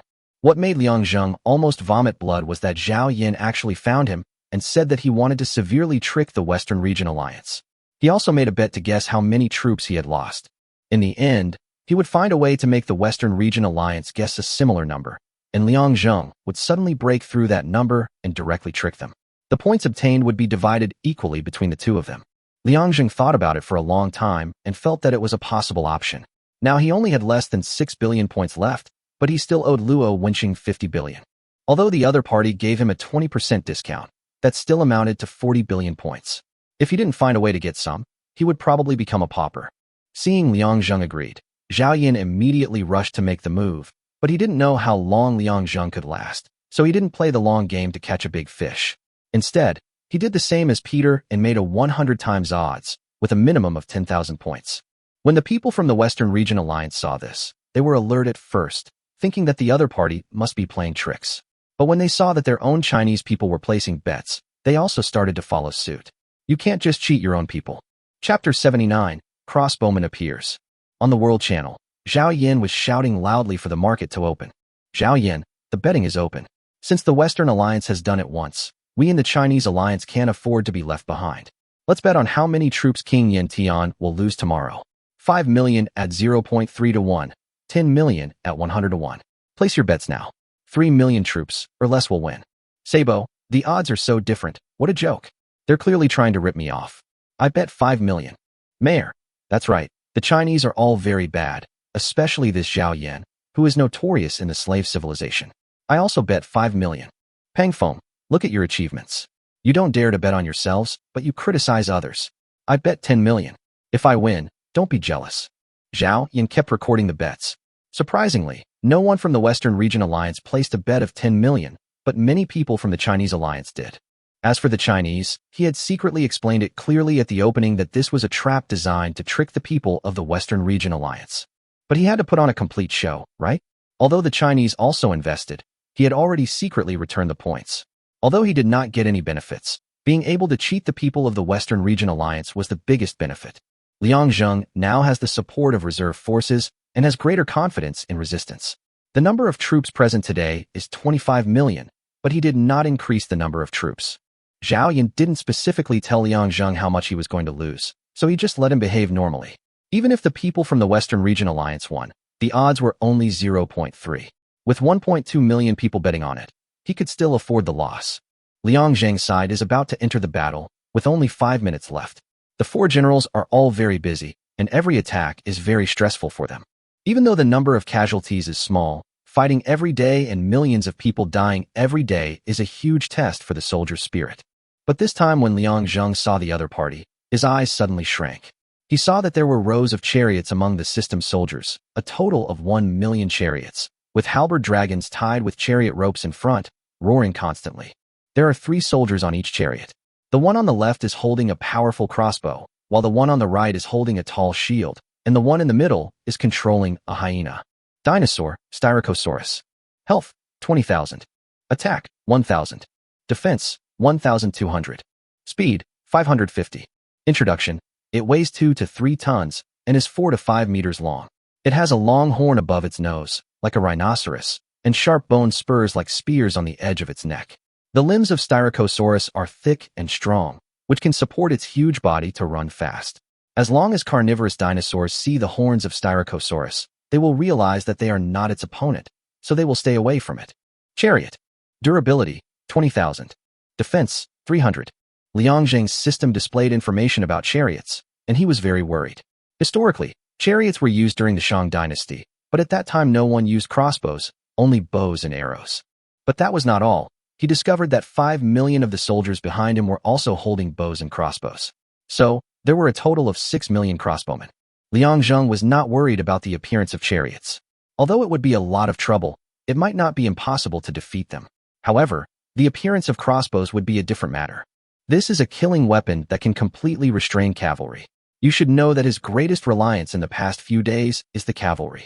After the archers shoot, the cavalry will attack, and then the infantry will follow and hunt. But now the advantage is completely lost. I am afraid that the 6 million crossbowmen appear only to restrain my cavalry. The current system soldiers are configured as follows: 1 million chariots, 5 million cavalry, 5 million infantry, 5 million crossbowmen, 7 million archers, and 1 million chariots. Each chariot has 3 people, for a total of 3 million people. Liang Zheng's mood hit rock bottom. He was afraid that he would suffer huge losses this time. Although he had 5 million more soldiers, he might not win. At present, he cannot see the attributes of the crossbowmen, nor does he know their range and attack power, but he has no right to consider these. What he needs to do now is to hurry up and buy soldiers. Liang Zheng once again purchased 10 million archers. Today's cavalry and infantry are no longer of much use in close combat, and they can only rely on archers for guarding. Using 30 million points and 500 million bronze, 10 million archers suddenly appeared and were all sent to the front line, while the cavalry and infantry guarded the city. There is no other way. Going out now is suicide. He can only wait for an opportunity in the city. Now he only has 5.883 billion points, and bronze points are only 365 million. This is based on the 480 million yuan earned from the bronze mine yesterday. Otherwise, I'm afraid it would have been wiped out by the system. And the world sees this as an uproar. Howling! Holy shit, there are actually crossbows and chariots. Isn't this the most advanced equipment of the slave civilization? Even these top bosses don't have crossbows and chariots, right? That bastard. If I had known such a powerful soldier would appear this time, I would have chosen 100x odds. I seriously suspect there's an inside job.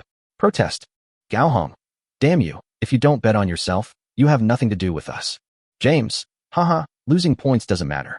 He's definitely going to die this time. Let's see if he dares to act arrogant again. Luo Wensheng and Zhao Yin all had gloomy faces. They had just planned to cooperate with Liang Zheng yesterday, but today they might be killed. The main reason is that Luo Wensheng has already invested 5 billion kilograms of rice. Although these rice are insignificant, the loss of 40 billion points is not pleasant for anyone. Zhao Yin was even more melancholy. No matter what mission Liang was doing, he probably couldn't complete it. Anyone would feel despair in front of such a lineup. The technology of the three of them could not reach this level. This was the most advanced type of soldier in the slave civilization, and it required great opportunities. This involves the so-called luck. Their names are not qualified at all, but there is still a chance. As long as they explore slowly, they will appear one day. But no one knows how long this opportunity will last. In any case, Luo Wensheng and his friends have been here for 5 years, and there has been no sign of anything happening. If they had such a type of army, they would have been promoted long ago. You have to know that the feudal era was even more cruel. Without a strong type of army as a backing, they would be killed as soon as they were promoted.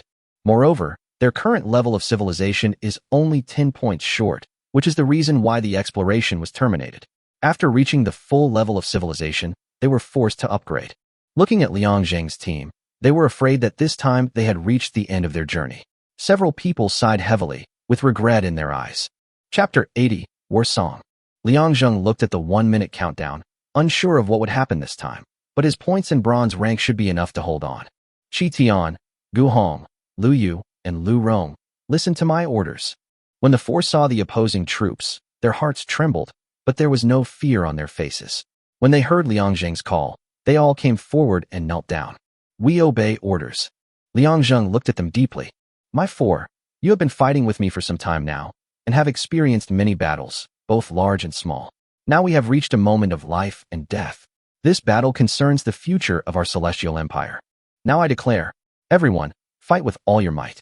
If 1,000 man dies, a centurion will take his place. If a centurion dies, a corporal will take his place.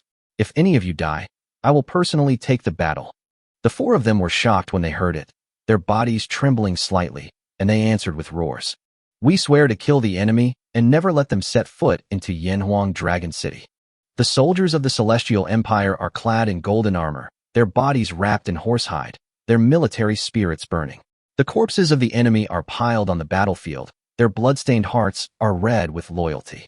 A resident who was teaching shouted out this farewell poem, and all the people around him were suddenly infected and started to recite it loudly, with their voices resounding through the sky.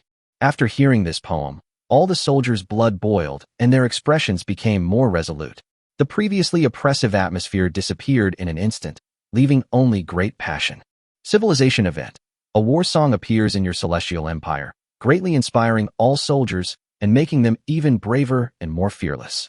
War song attributes: attack plus 30%, defense plus 30%, speed plus 30%, civilization plus 5.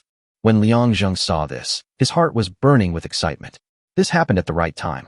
Now that the attack power of all the soldiers was improved, they might be able to fight. At this time, the countdown had returned to 0, and the system soldiers launched an attack instantly. The Yanhuang archers also launched a counterattack at this moment, and arrows began to fall madly. The Yanhuang attackers' attack has now reached 692 points. After a round of arrow rain, each continuous shot can take away an infantryman. After one round of arrow rain, half of the enemy's 5 million infantry were lost.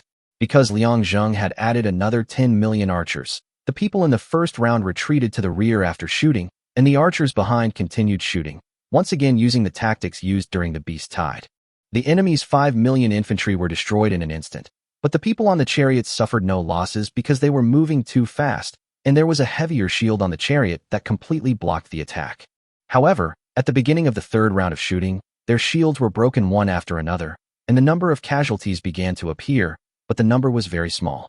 The enemy's crossbowmen and archers also moved forward and entered the shooting range. The Yanhuang archers shot again, taking away a large number of people each time. Liang Zheng was not happy after seeing this, because this was just the beginning. In the current war situation, infantry no longer plays a decisive role.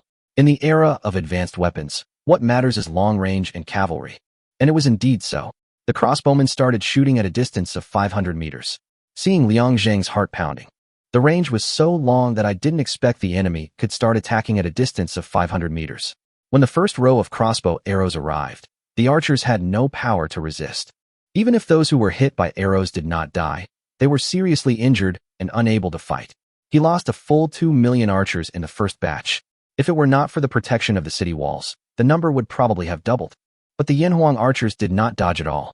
The people in front died, and the ones behind them went straight forward and continued shooting. There were chariots and cavalry attacking under the city wall. Lu Rong shouted and gave orders, and every archer stayed at his post. When Gu Hong and others saw this, their eyes turned red. However, due to Liang Zheng's words, they could not leave the city. At the same time, they also understood that they might still be able to launch an attack against the chariots and cavalry. But if the enemy's crossbowmen shot at them, they would probably be dead. It was the first time they had seen such great lethality at a distance of 500 meters. However, the only consolation is that it takes a long time to load arrows into a crossbow, and each time takes almost half a minute. Don't underestimate this half minute. Every second counts on the battlefield, and this half minute is enough to change the situation. After Liang Zheng lost more than 4 million Yanhuang archers, the system's cavalry and chariots had arrived at the city. Liang Zheng was originally curious why they did not bring siege equipment, but now he understood. In the Jurassic era, there was no better siege engine than Dinosaurs. The halberd dragon hit the city gate so hard that the gate trembled and its durability dropped by nearly 10,000 points, which was even more powerful than the Yanhuang dragon hammer. The 4 Styrocosauruses in the front began to retreat after the collision, and then rushed forward violently. However, due to the running up and accumulation of power, this time the durability was only reduced by 5,000. But even so, the door could not hold on for many more seconds. Its durability of 150,000 was now only less than 80,000. Liang Zheng's brain was thinking frantically. When he saw that the crossbowmen were 500 meters away, he stopped moving forward, while the archers advanced to the shooting position and fired at the archers on the city wall. The number of archers, who had suffered heavy losses, has increased again, but fortunately the archers' attacks are not as abnormal as those of the crossbowmen, and they are still the same as before. Gu Hong, Lu Yu, Liang Zheng shouted, and the 2 commanders came running over. I will be here. I've come up with a strategy. Let the infantry charge first, and then build a shield wall 300 meters away. The cavalry will follow behind. As soon as the crossbowmen finish their first round of shooting and reload their arrows, all the infantry will make way for the cavalry to charge. Half a minute is enough for them to reach the crossbowmen. The 2 men's eyes lit up when they heard this. Although this would result in huge losses for the infantry, there was no better way. If they allowed the cavalry to attack, they would probably suffer heavy casualties before they even reached them. This is not just about death. You have to know that they are riding dinosaurs. Once the person in front falls, the speed of the cavalry behind will inevitably be hindered. After a chain reaction occurs, the cavalry at the back will inevitably be stuck and the formation will be in chaos. Yes, sir. The 2 men hurried forward to make arrangements. After telling Qi Tian about Liang Zheng's idea, the 3 began to discuss how to deploy the troops and finally gave Liang Zheng a surprise. At this time, the survivors watching the battle on the World Channel were discussing it frantically, but Justin felt deeply worried after seeing it. This King Yin Tian must not be allowed to stay, otherwise he would become a threat in the future. Chapter 81 Heavy Casualties. When Lu Yu saw the enemy pouring in, he led 100,000 infantrymen to charge into the city gate. The Yanhuang dragon hammer was no longer useful. Since the enemy had already given up the chariots, he might as well fight with manpower. But the enemy's million crossbowmen were really a headache. The soldiers who just rushed in were holding shields in their hands, followed by spear infantry, pushing forward little by little. The Yanhuang infantry also resisted with shields, pushing the front with their backs, but the enemy always thrust out long spears through the gaps in the shields, making the Yanhuang infantry unable to defend themselves. When Gu Hong saw this, he remembered the battle in the giant rock canyon. He immediately dismounted with 100,000 cavalrymen and ran directly behind the infantry, and also began to assassinate the opposite side. But it is obvious that the Yanhuang cavalry has higher attack power. Every assassination can break through the opponent's defense and pierce the enemy's shields and armor. Today's cavalry has a static attack of 681 points and a charge of 802 points. The Yanhuang infantry, which was originally a little confused, stabilized itself again the moment the cavalry joined in and began to advance forward bit by bit. Although each step of the attack was very short, it was a powerful counterattack. The casualties were the lowest at this time, also because of the terrain. The archers on the city wall kept shooting. The archers in the system also fought back, and the chariots under the city wall raised their shields high to resist. The number of casualties on both sides has reached 15 million at this time, and Liang Jing's archers alone have lost a full 6 million. The system only lost too many infantry. If we exclude the 5 million infantry, the rest of their troops only lost 4 million. The difference in numbers is too huge. Liang Jing knew in his heart that the real battle was just beginning. The enemy's archers were now harassing the enemy, and the chariots under the city were constantly attacking the gate. The crossbowmen and cavalry in the distance were still on the lookout, just waiting to launch a charge the moment the gate was broken. Boom! With a loud bang, the city gate was instantly broken, and the Yanhuang cavalry began to defend the city gate. Liang Jing's strategy could only be implemented after all these melee troops were eliminated. The halberd dragon rushed into the city gate, like an armored vehicle, and charged forward. The infantry in front were unable to stop it and were trampled down. Some soldiers chopped at the halberd dragon, but only a blood mark appeared. However, the halberd dragon was stimulated to become more crazy and continued to charge. If the Yanhuang warhammer had not been placed at the door, the chariot would have already rushed into the city. But you have to know that the 3 people in the chariot are not just for show. The man in the middle holds the shield horizontally in front of him and controls the dinosaur at the same time, while one on each side keeps shooting with a crossbow and the other keeps stabbing with a bronze spear. Liang Jing discovered that the crossbows on the chariots were completely different from those used by the crossbowmen. They seemed to have a very short range, but they were loaded very quickly, only taking about 5 seconds, and their lethality was just as strong. When shot at close range, the arrows were able to penetrate the bronze shield and hit the infantry directly, with the arrows directly inserted into the bronze armor. Liang Jing felt his scalp tingling after seeing this. What kind of crossbow was this that had such a powerful attack power?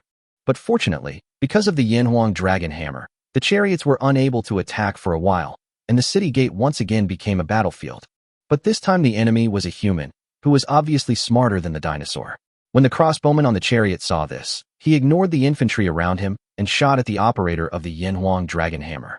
At the same time, a large number of crossbowmen and soldiers rushed in from behind, all coming down from the chariots.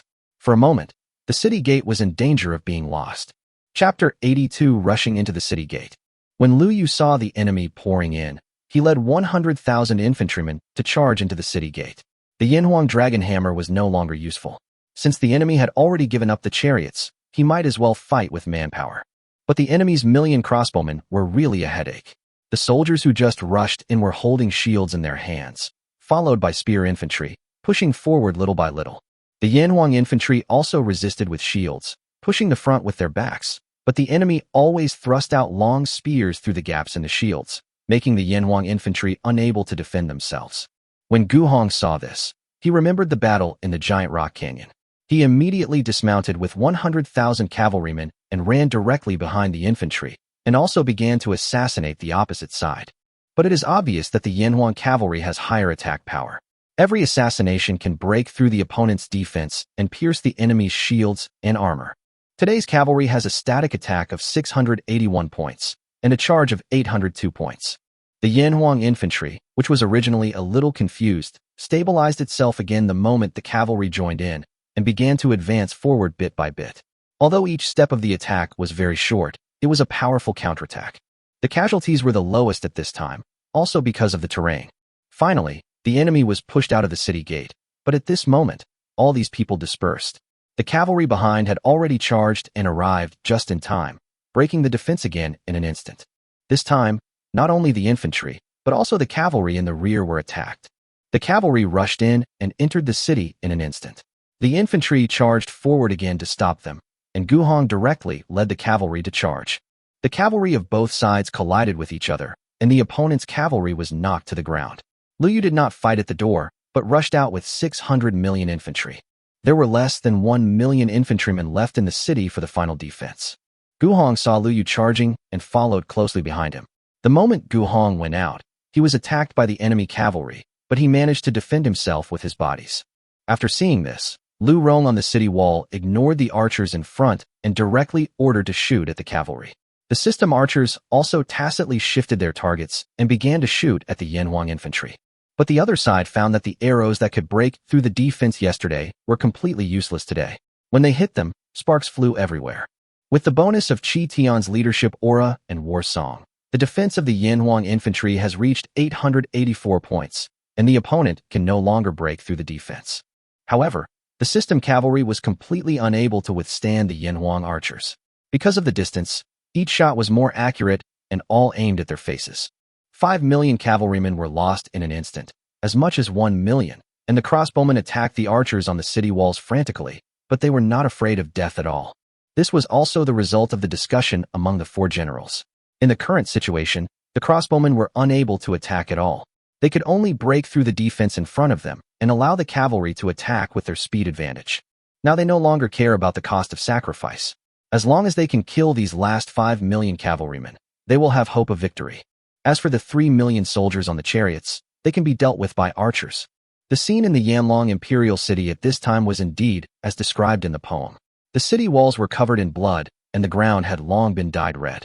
The soldiers on both sides had no concept of life and death, and only knew how to kill the enemies in front of them. At the cost of sacrificing nearly 10 million archers, Liang Zheng's cavalry finally wiped out the enemy's cavalry, and also brought with them 2 million chariot soldiers.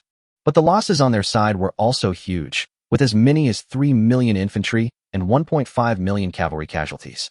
What made Liang Zheng feel fortunate was that the enemy's crossbowmen did not attack his cavalry and infantry, but instead kept shooting at the archers on the high walls from a distance, which also led to a large deviation in casualties.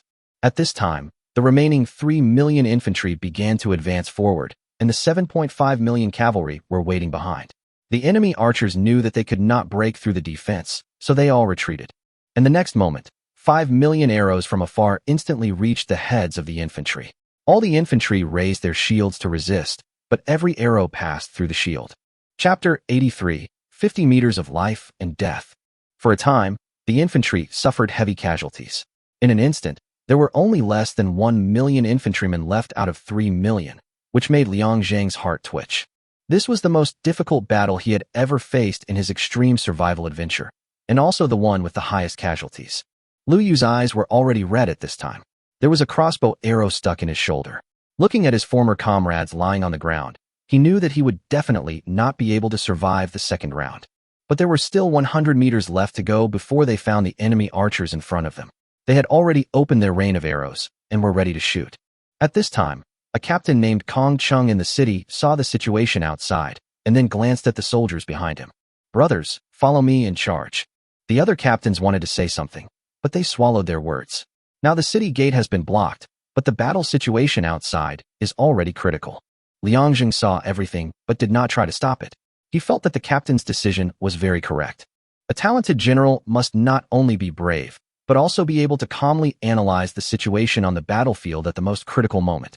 When the Yanhuang infantry heard the order, they all roared and followed Kong Chung, and the other 1,000 captains did the same. Lu Yu looked at the rain of arrows falling from the sky in front of him.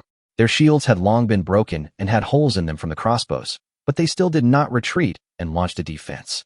There was a frequent sound of metal collision, and they were pushed back by the gravity of the rain of arrows, but they all guarded the city and cavalry behind them.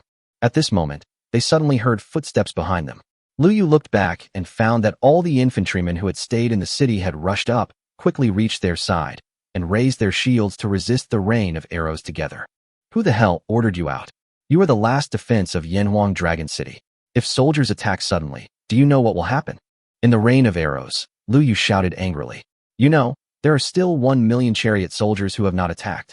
They are guarding on both sides of the archers, and some are even on the chariots." "It's me, General." Lu Yu looked over in the direction of the voice and found that it was Kong Chung, the centurion he had promoted. His face was immediately filled with anger. "If you're not dead after this battle, I'll skin you alive." "Yes." After hearing Kong Cheng's resolute answer, Lu Yu stopped blaming him. He also knew the current situation, but defending the city was the most important thing. After a wave of arrows rained down, the crossbow attack had not yet arrived, but it was probably only about 10 seconds. Lu Yu didn't even have time to shout, and was directly hit first. The soldiers behind him saw this, and all ran forward frantically, 80 meters, 70 meters, 50 meters. At this moment, a sound of breaking air was heard above their heads, and the crossbowman in the chariot in front also began to shoot at them. There was despair in Lu Yu's eyes, and it seemed that he could only stop here. But at this time, there was a sound of breaking air from behind, which was actually facing the crossbowman in the sky, and a large number of collision sounds were heard. Lu Yu looked back and found that Lu Rong had also brought archers out of the city. They all stood behind the cavalry and shot at the enemy archers. Before the attack arrived, the opponent's crossbow arrow had already been shot and collided with the arrow. Lu Rong nodded with satisfaction. It seemed that his calculation was still good. It turned out that after the remaining infantry rushed out of the city just now, Lu Rong knew what they were going to do. Now there are only more than 1 million infantrymen left, and if they die again, they will be completely gone. But at this moment, he suddenly had an idea. When shooting at the enemy archers in the past few days, he found that the dense rain of arrows could collide with each other. If they could counter the crossbow arrows, wouldn't that reduce their casualties? They still had nearly 18 million archers, while the enemy only had 5 million crossbowmen. Moreover, their bows and arrows are double shot. So, as long as they concentrate their firepower and shoot at the more than 1 million infantrymen to offset the enemy's crossbow arrows, the pressure on the infantrymen will be reduced a lot. Thinking of this, he hurriedly led another 5 million people out of the city. At the same time, he told his idea to several centurions and asked them to shoot on the city wall. And just like that, the current picture appeared. Lu Rong's idea was correct, because he only controlled the arrows above the more than 1 million infantry, so it appeared extremely dense, and when the opponent's crossbow arrows were shot down, they were blocked by nearly 80%. The last one to fall will also have its force deviated due to friction with the rain of arrows. Lu Yu glanced at Lu Rong, showing his white teeth, and then roared. Now's the time. Charge. At the command, more than 1 million infantrymen began to charge forward. The archers were ready to shoot the second round, but the enemy was too close, and they could no longer shoot. The infantry camp instantly rushed into the archers, like a tiger pouncing on a flock of sheep. The archers in the rear kept retreating, but those in the front had already begun to be killed. Gu Hong seized the opportunity.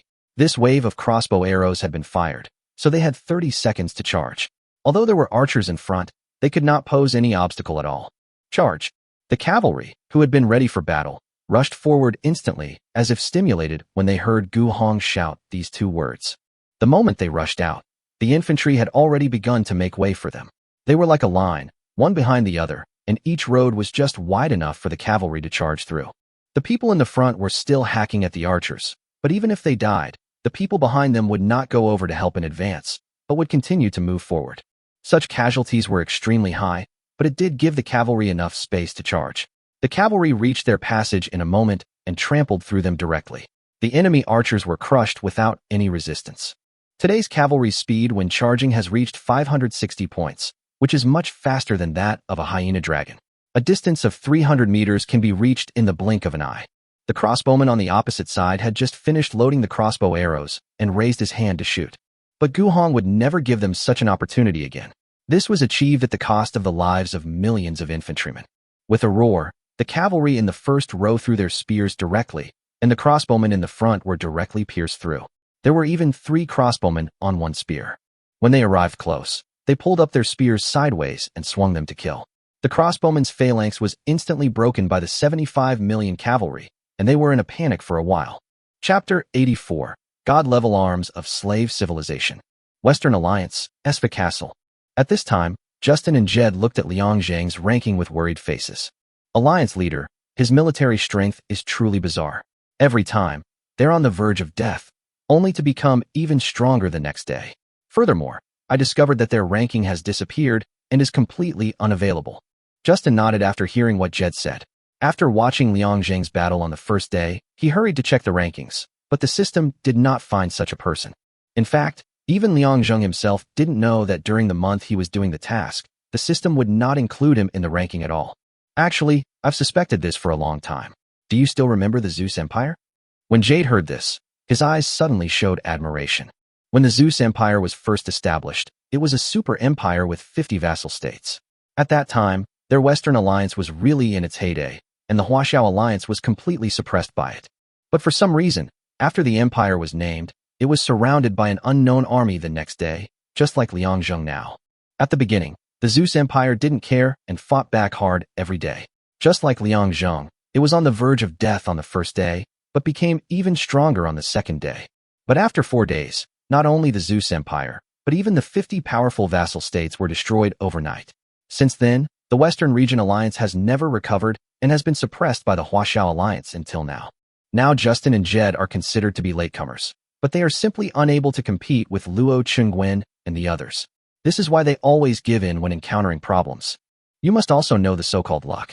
Every country and empire with a domineering name will suffer devastating retaliation, but there are also many benefits. Think about it. He kills tens of millions of soldiers every day, and the points alone are a fortune. There may be even richer rewards that we don't know about. After hearing Justin's words, Jed nodded in agreement. In fact, at the beginning, they thought this was a punishment. But after seeing the changes in Liang Zhang, he was certain that this was definitely not a punishment. Instead, it could be a huge reward, provided that you can hold on. We can't let him go on like this. Otherwise, a new Zeus empire will rise in China, and it might even surpass it. By then, our Western Region Alliance will be in trouble. I think you saw it yesterday. Liang Zhang actually survived among the crossbowmen and chariots. You know, this is the kind of technology we are waiting for now, but no one has seen it except the Zeus Empire. Now I suspect that Liang Zhang may have acquired this technology during yesterday's battle. Upon hearing this, Jed stood up suddenly, his face looking extremely ugly. Over the years, the Western Region Alliance and the Chinese Alliance had been competing openly and covertly for resources, and had long been incompatible, but neither side had taken the final step. If it is really as Justin said, then once Liang Zhang completes this so-called test, the consequences will be unimaginable. What do you mean? Justin nodded fiercely and said viciously, "There's an old Chinese saying, strike him while he's ill." Liang Zhang, who had just woken up, had no idea that a huge conspiracy and disaster was slowly approaching him. After a night, Liang Zhang recovered from his physical and mental fatigue. The soldiers outside had already cleaned up Yanhuang Dragon City and rebuilt the city gate. He looked at them all and fell into deep thought. Now his bronze has reached 780 million, but the crossbowman's weapon alone requires 30 bronze. If he adds 10 crossbow arrows, that would be 50 bronze, not to mention the armor and helmet. In fact, what is difficult to choose now is the equipment on your body. If you equip it, your defense will definitely increase, but you will not be able to withstand the attacks of the system soldiers. But if it is not equipped, the mortality rate will probably be even higher. He sighed. Now is not the time to save money. He only has 25.1 million soldiers available now, but he has 30 million people to attack today. Liang Zhang directly purchased 10 million crossbowmen, spending 15 million points. For the full set of equipment, each piece required 70 bronzes, for a total of 700 million bronzes. Now there are 5.898 billion points left and 400 million bronze. Looking at the bronze he had left, Liang Zhang breathed a sigh of relief. He had now reached the point where he could no longer make ends meet. The next step is to buy a chariot, which is a must, but I don't know if the characters on the chariot are also counted in the critical hit. Liang Zhang first bought a set, and what surprised him was that even if he bought a set, the critical hit was 100 times greater. Then Liang Zhang directly bought 10 million chariots, which only consumed 100 million points. His own military strength instantly reached 45.1 million, and this time facing the system, as long as no more powerful and abnormal troops were released, Liang Zhang would definitely win. With a full set of equipment, Liang Zhang looked at these crossbowmen and finally understood why his cavalry and infantry defenses were shot through by the enemy's arrows. Exclusive arms. Yanhuang crossbowman, 150 points, /1. Initial health, 450. Initial attack, 201. Initial defense, 60. Initial speed, 75. Weapon, Yanhuang crossbow, attack power, plus 300, range, plus 540 m. Bronze crossbow bolt, attack power, plus 150. Armor, Yanhuang bronze armor, plus 150 defense. Helmet, Yanhuang bronze helmet, plus 150 defense. Gravity shot, increases attack power by 10% when attacking. Commander aura, increases all character attributes by 10%. Advanced bow and arrow skills, ranged attack plus 30%, range plus 30, hit plus 100%. Weapon throwing, range plus 50 m, ranged attack, plus 30%. Battle song, attack plus 30%, defense plus 30%, speed plus 30%. Formation technique, all attributes plus 30%. Normal formation, attack power plus 2%. Roundup skills, attack plus 30%, defense plus 30%, speed plus 30%. Total attack, 1770. Total range, 620. Total defense, 720. Total speed, 150. Looking at the attack power of 1770, Liang Zheng's hands trembled. He didn't know how much the system's soldiers had been enhanced, but his own crossbowmen were indeed terrifying. Even the charging cavalry could not withstand their attack. No wonder crossbowmen were called the god-level troops of the slave civilization. This is absolutely a very vivid description. Hearing the war songs outside, Liang Zheng looked outside. The system's 30 million troops had arrived, but Liang Zheng no longer felt afraid. Chapter 85. Hundreds of billions of gambling money. Zhao Yan almost gave up. Early in the morning, everyone was waiting for Zhao Yan in the World Chat channel, especially the people from the Western Region Alliance, who were already extremely anxious, fearing that he would not open the market again. Zhao Yan, okay, it's almost time. Let's open the market. Same as yesterday. 5 million will go down 0.3 times. 10 million will go up 100 times. As soon as these words were spoken, the people of the Western Region Alliance instantly became furious. Leo, I bet 10 million or more, 1 million points. Kate, I'm also betting upwards of 10 million, 5 million points. With someone taking the lead, the people of the Western Region Alliance instantly went crazy and kept placing bets. Zhao Yan was so shocked when he saw this that he could hardly close his mouth. Just last night, Liang Zheng contacted me and talked about today's betting. I told him to still follow yesterday's odds and not to limit the bet amount. Zhao Yan was a little worried at first. After all, he had lost more than 13 million troops yesterday. If the ratio was calculated today according to yesterday's, not to mention the Huaxiao Alliance, even if the points of the entire slave civilization were added together, they might not be able to afford the compensation. However, he also understood that Liang Zheng would never act without a purpose. Even if he knew he was going to die and wanted to take someone with him, he would have pulled someone from the Western Region Alliance and would not attack his Chinese compatriots. Seeing the crazy bets made by the people of the Western Region Alliance, Zhao Yan accepted them all, but the Chinese seemed to see through the trick, especially those who understood Zhao Yan. This old guy never makes a move until he sees the rabbit. This time he suddenly takes so many bets, he must have had a plan in mind. If that's the case, then let's counterpress. After an hour, he closed the bet and looked at the people from the Western Region Alliance. Nearly 2 million people had bet a total of 200 billion. Seeing this, Zhao Yan felt his left eyelid twitching and a chill running down his back. Thinking of Peter's fate, he could only silently say, "Ancestor, please don't trick me." Outside Yanhuang Dragon City, 30 million troops are approaching, but the situation is different now. The 3 generals and the commander are all confident. Among them, Lu Rong and Qi Tian are the happiest. Just now, Liang Zheng allocated 10 million crossbowmen and 10 million chariots to them. You know, it was because of these 2 types of troops yesterday that one broke down the city gate and the other almost wiped out the infantry. Even the cavalry was in great danger. Now that they have such soldiers, how can they not be happy? I can't believe that these crossbowmen and chariots were our nightmare yesterday, but today my king has someone figure them out. Hearing Lu Rong's words, Gu Hong and Lu Yu curled their lips, obviously with a hint of jealousy. Humph. Let them pay for yesterday's blood debt today. Qi Tian looked at the opposite side coldly. The scene of yesterday kept lingering in his mind. If Liang Zheng had not repeatedly ordered him not to attack, he would have been unable to restrain himself and rushed out to kill. At this time, the battle song was sung again, and the sound resounded through the sky. This time, Liang Zheng no longer commanded them. He had already developed the formation and needed them to study it on their own. He believed that these generals were definitely smart people. As long as they were given enough time to hone their skills, they would definitely comprehend more advanced formations. If he tried to stop them, it would only delay them. For professional matters, professionals are still needed to develop them. Pass on my order. All 3 armies stand by. Qi Tian shouted, and saw that all the crossbowmen and archers had climbed onto the city wall.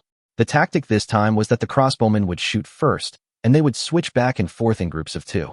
Once they enter the archers' shooting range, they will directly join in, and the firepower will be even more fierce. Now the attack of the archers, combined with the war song and formation, has reached 788 points. Today, the system is facing 30 million troops. This time, the other side has dispatched 10 million crossbowmen, 2 million chariots, 4 million archers, and 5 million infantry and cavalry. Moreover, Liang Zheng was surprised to find through the system that the opposite side was no longer arranged randomly like yesterday, but this time it was extremely regular. The front row was actually chariots, followed by cavalry, then infantry and archers, and finally crossbowmen arranged in a horizontal square. In fact, Liang Zheng had this feeling a long time ago. Every time he changed, the other party would also appear on the system soldiers. Because he had no formation yesterday, the arrangement of his troops was very messy. But today, with the help of the formation, it was extremely orderly. Several generals even made corresponding confrontations according to the order in which they sent out their troops yesterday. But today the system also learned how to deploy troops, and the formation was exactly the same as on his side. The only difference is that their archers and crossbowmen are on the city walls, while the enemies are behind the infantry. Liang Zheng frowned. This was not a good sign. If he strengthened himself, the system would become stronger. If he stopped moving forward, the opponent would also become stronger. While he was thinking, there was a sound of breaking wind. The war had begun. The crossbowmen on both sides started shooting directly, but the crossbowmen on the other side obviously did not have as far a range as Liang Zheng's. At 600 meters, Liang Zheng had already started shooting, while the enemy's crossbowmen were still advancing. Qi Tian's arrangement did not allow the Yanhuang crossbowmen to target any type of troops. The only order was to shoot at the enemy's crossbowmen with all their strength. Now we have chariots, crossbowmen, and our troops are even more powerful than those of the enemy. We are basically on the same level. Every time the soldiers charged, Qi Tian watched the battles of each type of troops and analyzed them quickly.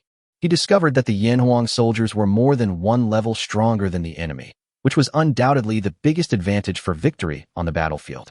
The chariots and cavalry on the opposite side rushed forward and had already entered the crossbowmen's range, but Lu Rong did not order to shoot until the opposite crossbowmen entered the range. Then he gave the order directly.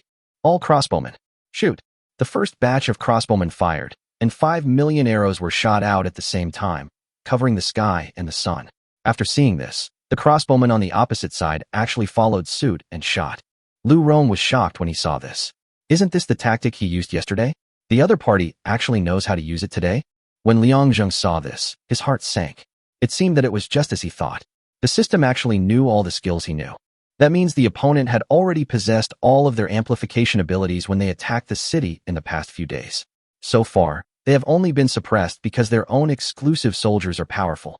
A wave of arrows rained down, and because the enemy's range was not enough, they could only shoot arrows to resist. Even so, they lost 40,000 people in an instant. Chapter 86: Shocking Slave Civilization.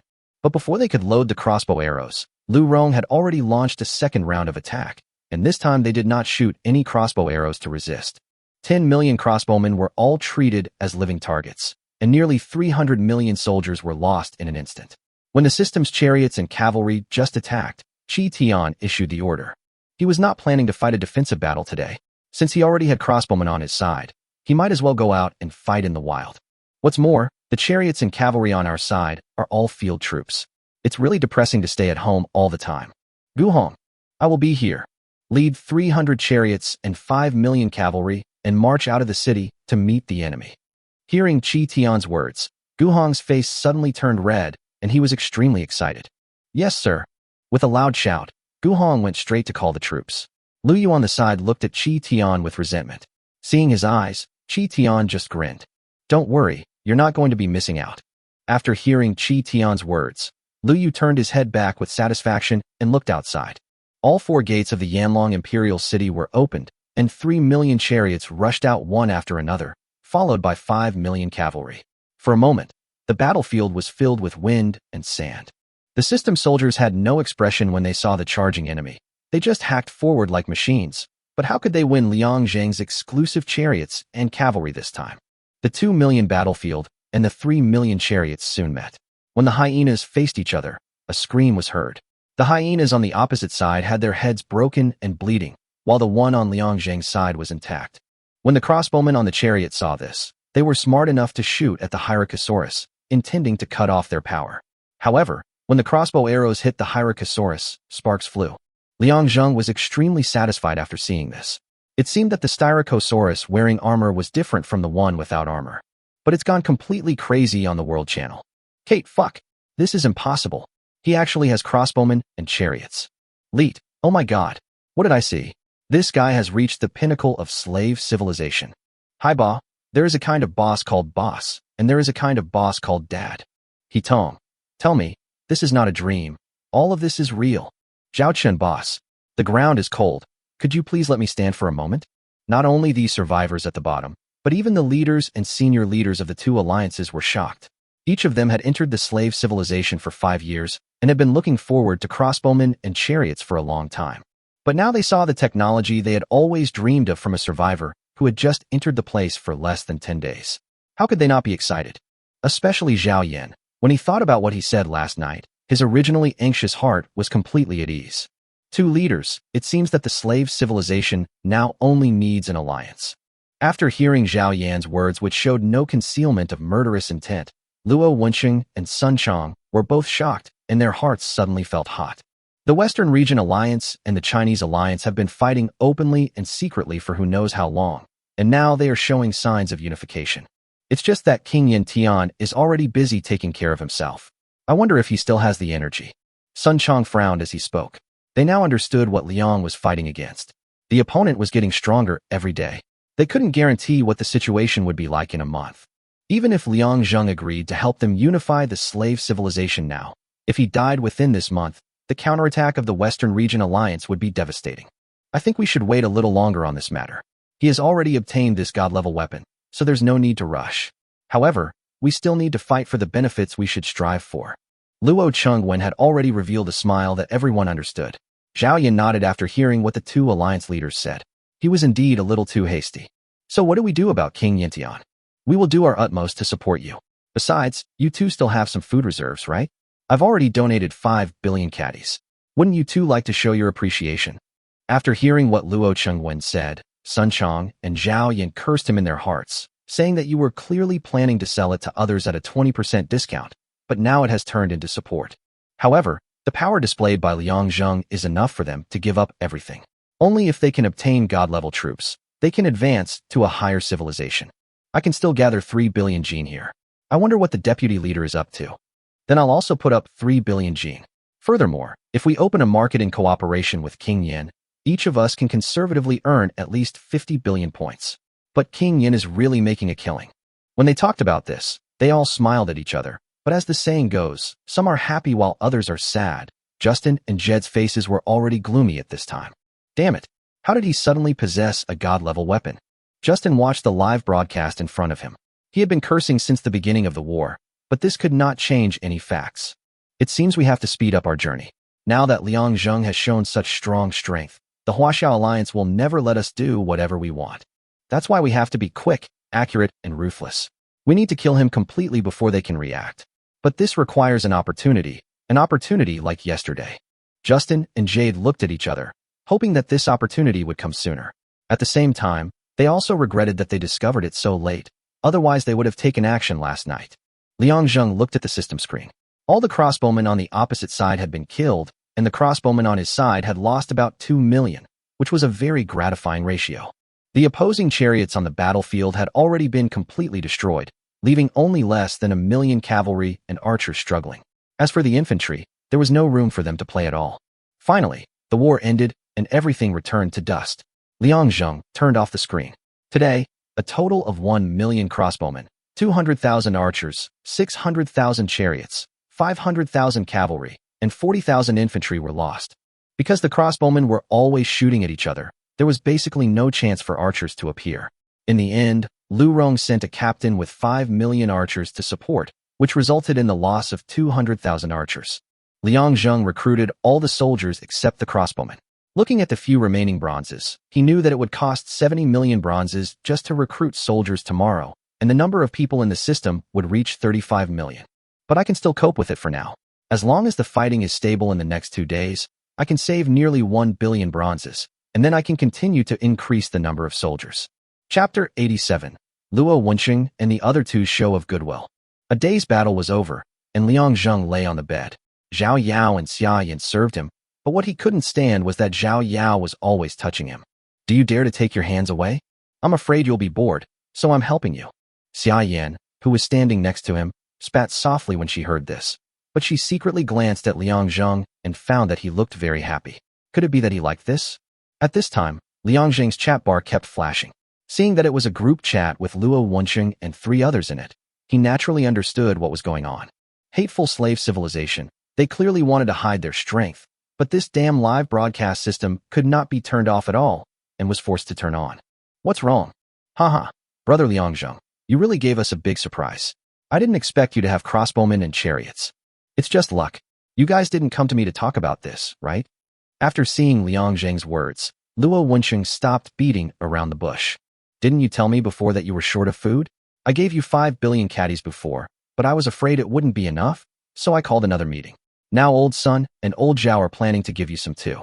As soon as Luo Wensheng finished speaking, Zhao Yin spoke directly. Yes, as soon as we heard you were short of food, we hurriedly gathered some together. It's not much, just 6 billion caddies. Don't think it's too little. If it's not enough, tell us and we'll find a way. Also, we previously collaborated on the opening of the market, but today we severely ripped them off. Now everyone in the Western Region Alliance is cursing us all over the world, haha. Liang Zheng watched them talking to each other, filtered out most of the nonsense, and grasped the main point. First, the grain was sold at a discount of 20%, and now another 6 billion jin has been added. Second, Zhao Yin did not talk about the opening of the previous cooperation in private, but in a group chat, which means that it was the three of them who approached him in the first place. But now that I think about it, it is indeed true. After all, this thing is extremely dangerous.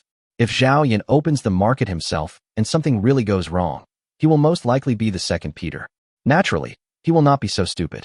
On the contrary, they are probably very smart and drag themselves into the game. Now they are attacked by the system. If they fail, they will surely die. They will then put all the blame on themselves and die without any evidence. Thinking of this, Liang Zheng couldn't help but sneer. It seemed that this group of old foxes were really plotting against him all the time. However, they didn't expect that not only did he not lose, but he became stronger. Before, I was confused by the system and didn't think about these things for a while. It seems like the Western Alliance lost miserably this time. I wonder how many points we earned. Seeing that Liang Zheng did not pursue the matter, Zhao Yin couldn't help but feel relieved. According to what we agreed on, each person will get half. Now there are 260 billion points in total, and each person can get as much as 130 billion. I've never seen so many points before. Liang Zheng was also stunned when he saw this. He didn't expect that there would be so many points. He really didn't have the mood to watch the World Channel these 2 days.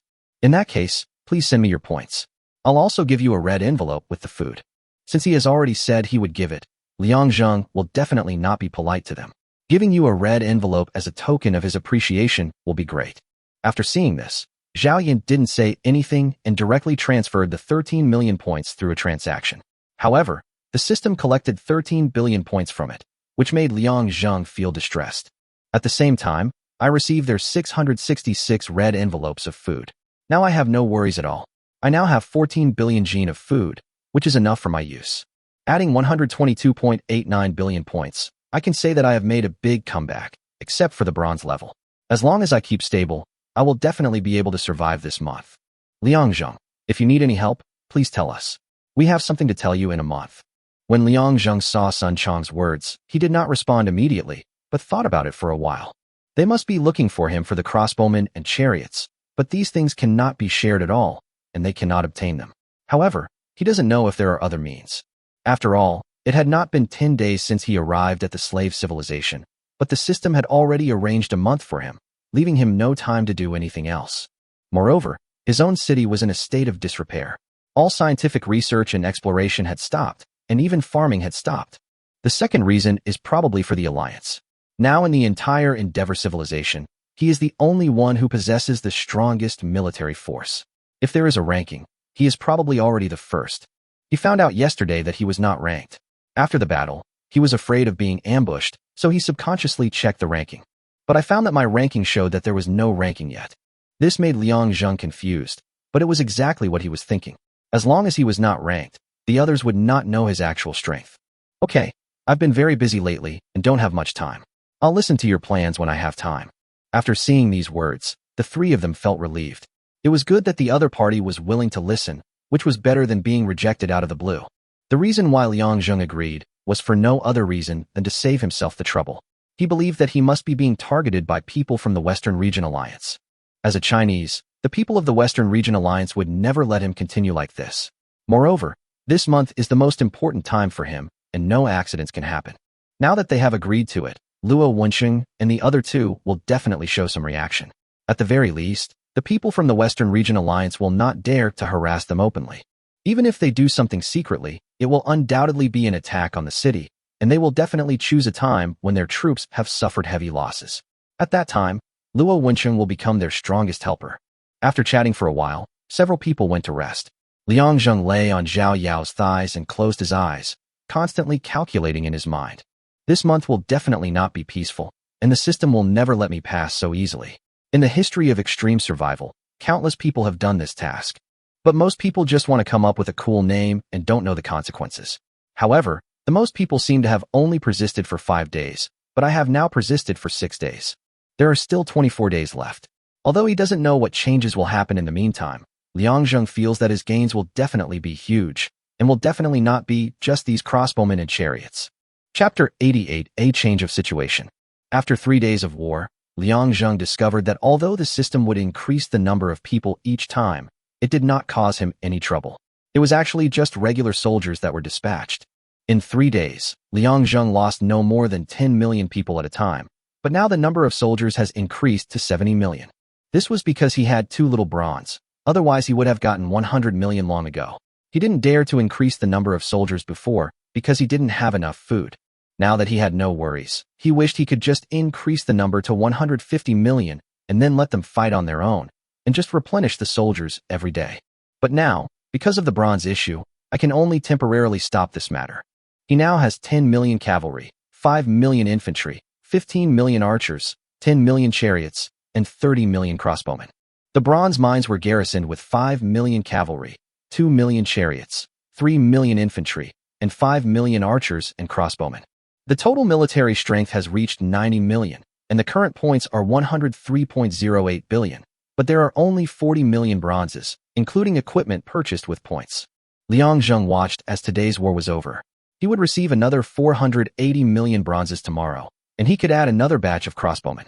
Today's crossbowmen have become the main force, with long range and strong attack power, which is fully capable of supporting any attack on the battlefield.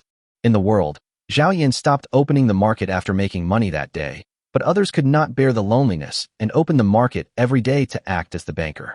The early morning of the slave civilization is now the hottest moment, and the world channels are shouting out the gambling odds. Zheng Hong, slave gambling, fair and impartial. Do you want to become rich overnight? Do you want to have 1 million soldiers overnight? Come and place your bets. This dealer promises no insider information and impartial corrections. Jia Jiahui, hello everyone. I'm like Jia Jiahui. No need to go to those fake gambling houses. No opening without brothers. One bet 100 times, every bet a critical hit. Still waiting for Senma. Come and place a bet with me. Bye. I apologize to everyone. Because our company opened late, many of our friends were deceived by small gambling houses. From now on, our company solemnly informs everyone that you can withdraw your money if you win the bet, and you will also receive a bonus of 8,888 points for your first deposit. Liang Zheng looked at these people and suddenly felt speechless. These people were all using him to make a fuss. Some of them even kept him private and asked him to be the spokesperson, and the profits were split 50-50. How could Liang Zheng refuse such a request? But before he could even start his endorsement, the other party suddenly collapsed and ran away due to operational problems, which made him feel very upset.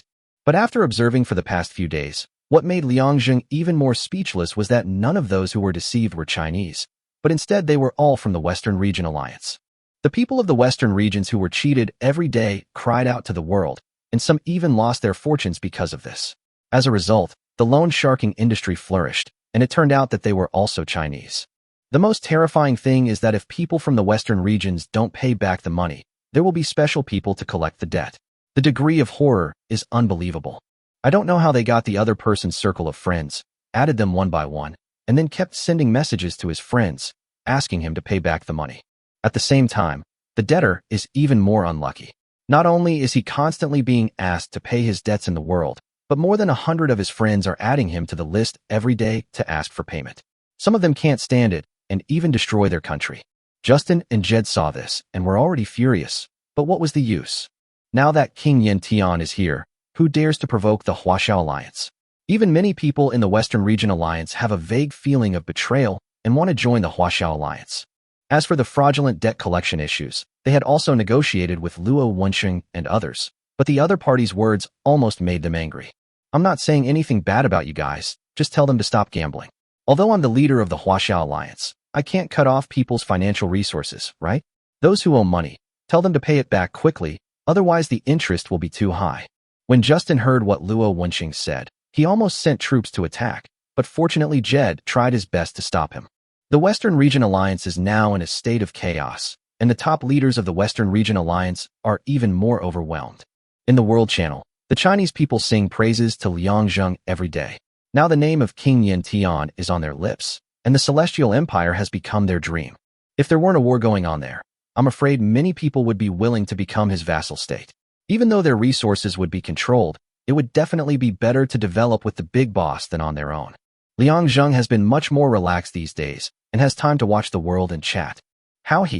King Yin Tian is simply too fierce today. It seems that there are more crossbowmen. I'm afraid it has reached 20 million already. Hey Tom, are you blinded? They definitely have 30 million. Look at the 20 million crossbowmen on the other side. Half of them were wiped out in an instant. The cavalry and chariots were even more ferocious. Foul. Yes, my idol is King Yin Tian. After seeing his heroic and majestic appearance, I decided that he would be my ultimate goal. Wang Li.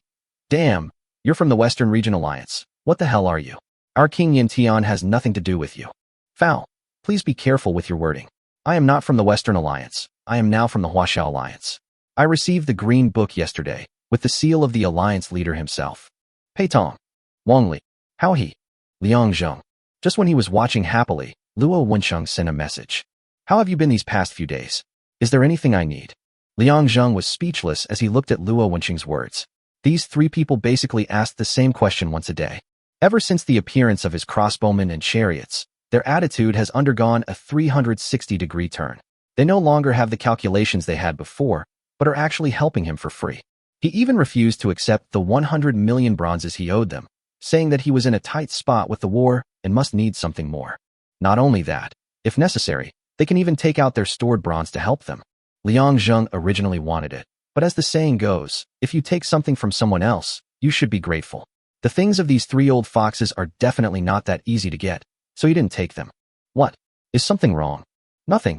I just wanted to ask you because I was afraid you might be embarrassed to speak. Don't worry, I'm definitely willing to help you. First, give me 1 billion bronze. Sorry, the user you are trying to contact has no signal. Liang Zheng's face was filled with black lines. When the hell did they ever use a signal here? Can't you even find a more rounded explanation for your lie? Chapter 89. The system changes its strategy again. Liang Zheng looked at his 70 million troops. Today was the 11th day of the mission. With 55 million system troops approaching, he also added another 5 million crossbowmen. Of the 480 million bronzes just obtained, 350 million were directly consumed, and now only 170 million are left. Just this morning, he thought it would be another smooth day, but he didn't expect the system to have problems again. As the sun just rose, Yanhuang Dragon City felt the earth shaking, and all the soldiers in the city began to make emergency arrangements. Liang Zheng felt the shaking of the earth, and his heart was filled with gloom, because it reminded him of the beast tide. The feeling was exactly the same as then. After turning on the system, Liang Zheng took a breath of cold air. As he expected, it was exactly the same as it was then. He saw a dark shadow rushing towards him on the distant horizon. When it got closer, he could see clearly that it was a group of dinosaurs and wild beasts. There are many kinds of dinosaurs and wild beasts whose names are hard to pronounce, and many of them are actually insects seen in the Valley of Huge Rocks. Giant insects, ferocious beasts, and angry dinosaurs are now all attacking Yanhuang Dragon City. Now the 4 generals are standing on the city wall, and the defense line has already been arranged. All the survivors in Slave Era were watching the live broadcast. They didn't expect to be attacked so early today. Some of them were even opening the market in a panic. Liang Zheng watched the shadow in the distance approaching quickly, and at the same time looked at the task, and found that it did not give the siege countdown as usual, but had an extra row of words. You have held out for 10 days. From now on, the system will attack at irregular intervals every day. The total number of attacks will be the number of cities attacked that day. Liang Zheng didn't know whether this was good news or not. If he divided his forces and attacked separately, he would definitely be able to reduce more casualties by relying on numbers. But if the attack is divided into several groups, you must be prepared to fight at any time, and you may even be attacked when you are sleeping. And you have no idea how many of them will attack you, and you can't even tell whether they are humans or animals. This may not be a big deal for himself, but it is undoubtedly a huge mental test for his soldiers and generals. Thinking of this, Liang Zheng frowned. It seemed that after this battle, he had to discuss a countermeasure with Qi Tian and the others, otherwise he would be exhausted to death. Liang Zheng also learned one thing through this incident. The system will never remain unchanged, but will change with the stages. It is obvious that the final stage will be more intense and difficult. It seems that I can't just increase the number of troops blindly, but also have to be prepared for mutations. The soldiers on the city wall are ready for the attack, and all 35 million crossbowmen are deployed. They are now the most powerful defense. But the beast on the opposite side had not arrived yet. The originally dimly lit sky suddenly became dark, and there was a sound of wings fluttering through the air. Everyone looked up and found that there were large groups of flying insects and monsters coming to attack, and they had already reached overhead. Lu Rong immediately ordered the archers to shoot. The reason he did not let the crossbowmen shoot was because the beast army in the sky was already within the archers' range, and the beast army on land in the distance was about to arrive. The crossbowman's only weakness was the speed with which he could load his crossbow bolts, and this was now fully exposed. Under the shooting of 15 million archers, the beast army in the sky fell down one after another, but they still covered the sky and flew forward madly. At this time, the beast army on land had reached the 600-meter range of the crossbowmen. Lu Rong directly ordered to shoot, and a rain of arrows shot through the air and landed on them. Liang Zheng looked at the system. Every living thing was displayed on it, but they were all crowded in the system display, so densely packed that he couldn't see clearly. Judging from the number, there are at least tens of millions of them. During the beast tide, there were only nearly 10 million of them, and many of them escaped in the end. But now, these beast hordes have no concept of escape at all, and they don't even feel fear. They came here with only one purpose, which was to completely destroy Yanhuang Dragon City. The crossbowmen fired frantically, and arrows rained down round after round. The beasts and insects in the sky attacked the soldiers and residents with all their might. All residents, retreat to your homes for shelter. All infantry, take up positions. Chariots, prepare to engage. Cavalry and infantry, defend the city together. Chi Tian kept roaring, his face flushed red, not sure if it was because he was too excited or too excited. Damn it, you've done it again. This time, wait and see how I'm going to kill you beasts. Lu Yu commanded the infantry to resist, and the archers in the city were counterattacking. At this time, everyone gathered together, and there were 5 infantrymen guarding every 10 archers. And behind him was Kong Chung. Now, he had the momentum to be second to none among the Yanhuang infantry. After the last battle, Lu Yu only said one sentence. From now on, you will stay by my side until you die. This sentence seemed to be a punishment, but everyone knew that Kong Chung had made great progress. As long as he could survive this month-long siege, he would surely be able to maintain a high position in the future. The 10 million chariots outside had already begun the attack. When the invasion was first discovered, Chi Tian ordered all the chariots to be stationed outside the city. Chariots are a panacea on the battlefield, capable of both attack and defense. The hyena dragon can be said to be a tank machine that can destroy all types of troops. If it charges, it is even more powerful than cavalry. When the beast tide was 300 meters away, Chi Tian directly commanded the chariots to attack the beast tide team, and the crossbowmen on the city wall tried their best to stop the enemies 500 meters away. One wave of attack resulted in countless casualties. Nearly 6 million beasts died on the opposing side alone, and Liang Zheng's chariot losses were no less than 2 million.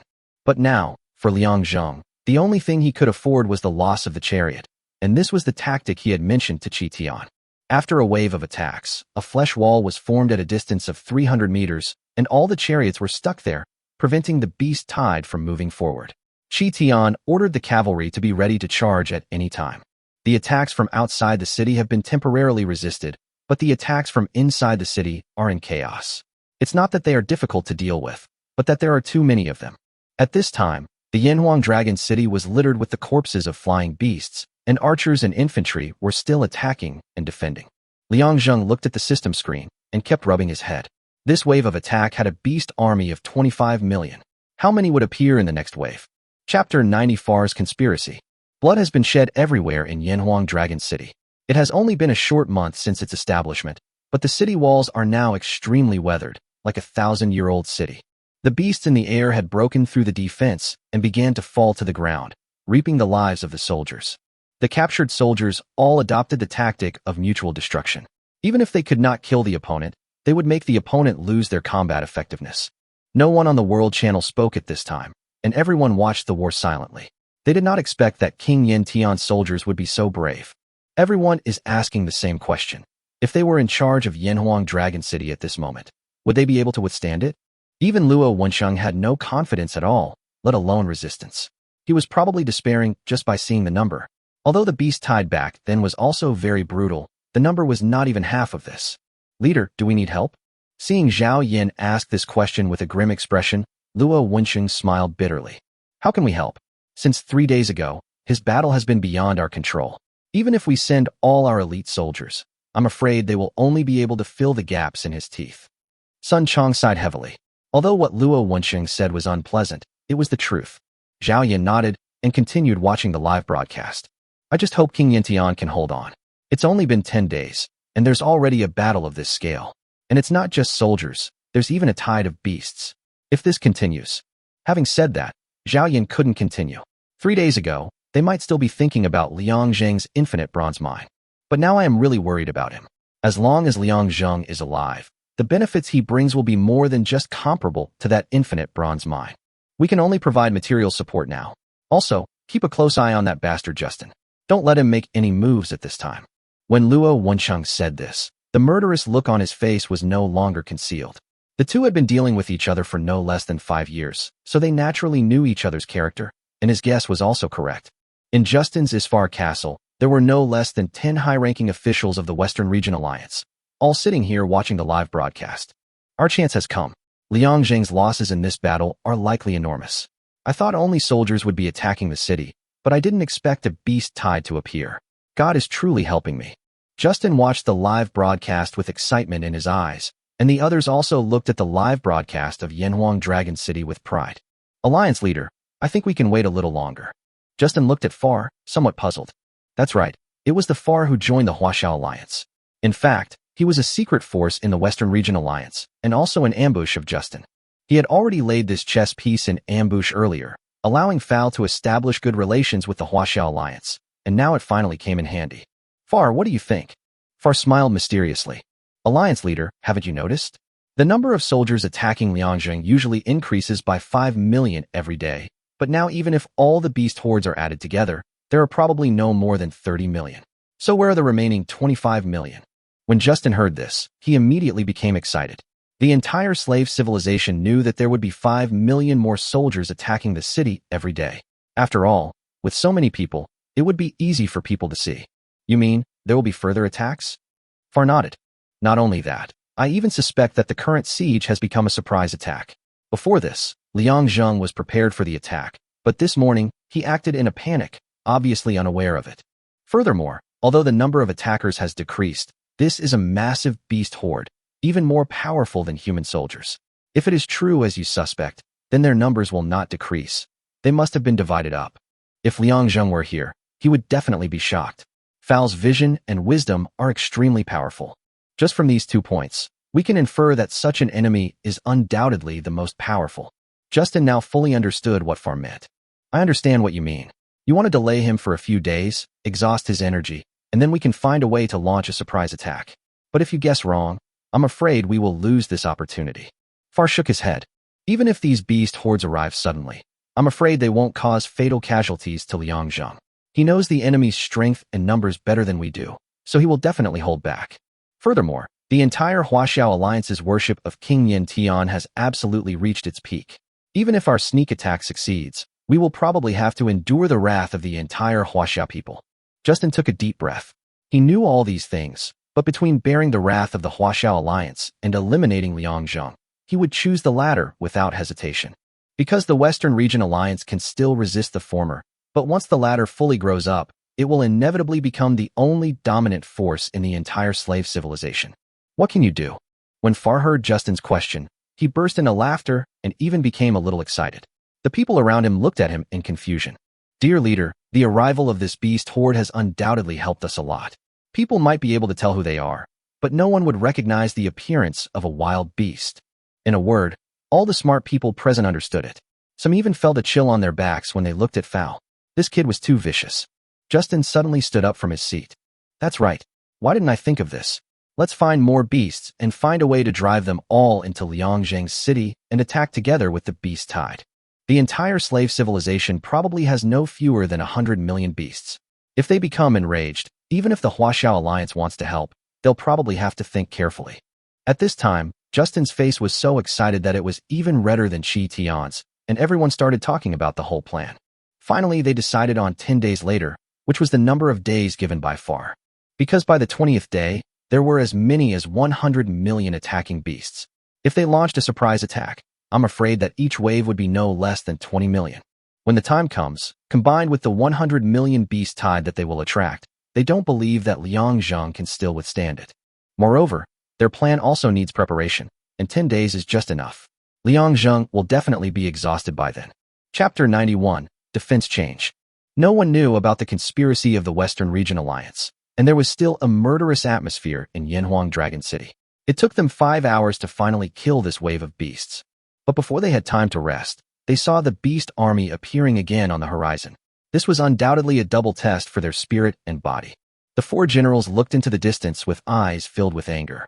They did not expect that the beast tide would come in different parts, and Liang Zheng did not have the time to talk to them. In fact, what Liang Zheng is most worried about now is that the beast tide will come in waves. No matter how many there are, it will be a huge mental blow to the soldiers. If this continues, his soldiers might be exhausted to death rather than killed in battle. Qi Tian, bring 3 generals to me. Hearing Liang Zheng's call, Qi Tian did not dare to delay and hurriedly brought Gu Hong and the other 2 to Liang Zheng's office. Looking at the 4 people covered in blood and exhausted, he sighed heavily. I want to tell you something, and then the 4 of you can discuss it among yourselves. My king, what is it? You must have noticed that today's siege is no longer carried out by humans, but by a tide of beasts. But that's not the most important thing. From today on, they will attack us in irregular patterns. Although the 4 of them had already had a premonition, their hearts sank after hearing Liang Zheng's words. My king, tell me where their lair is, and I will take my soldiers to wipe out all these beasts. Lu Yu shouted angrily, while Lu Rong frowned, gently pulled him, and then shook his head. Liang Zheng rubbed his eyebrows. It's useless. Even if you destroy one of their nests, they will have more nests. Is the only thing we can do is defend? Liang Zheng nodded and looked at Lu Rong. This must be the question in everyone's mind. I also want to take the initiative to attack, but now if we attack, our hometown will be ambushed, and we won't have time to return to defend. The number of enemies attacking the city increases every day, and they come from more than one place. Liang Zheng thought about this excuse for a long time. After all, you can't tell them that this is a task arranged by the system. You can only let them understand that it is another country attacking them. When they heard this, they all sighed heavily. At this time, Qi Tian said, in this case, we can only change defense. Qi Tian's method is what everyone is thinking at the moment. Since they cannot attack and the opponent is using surprise attack tactics, they can only switch defense to resist. Liang Zheng looked at Qi Tian and motioned him to continue. In fact, during these 10 days of siege, I think you should have noticed long ago that the enemy would send 5 million more troops each time than the day before, and not more or less. In that case, I wonder if this beast tide has the same number. If so, then it would be much easier to deal with. Everyone in the room was looking at Qi Tian, waiting for him to continue. In today's battle, I roughly estimated that the beast tide has about 25 million in number. If we extrapolate this number, then there are still 30 million. We now have 70 million soldiers and 35 million crossbowmen, which are enough to deal with any battle. It's just that this attack was too sudden, which made us a little panicked. I think we can change to 3 rounds. Each round can have 20 million people, including 3 million chariots, 2 million infantry, 3 million cavalry, 5 million archers, and 12 million crossbowmen. Each of them has 12 hours of training, but they can have 24 hours of rest, which is enough for them to recover, and the remaining 10 million soldiers are on standby at any time. If the enemy is too numerous and we are unable to resist, we will let them take the lead. If they are still unable to resist, we will let the soldiers who have rested for 12 hours to take the lead.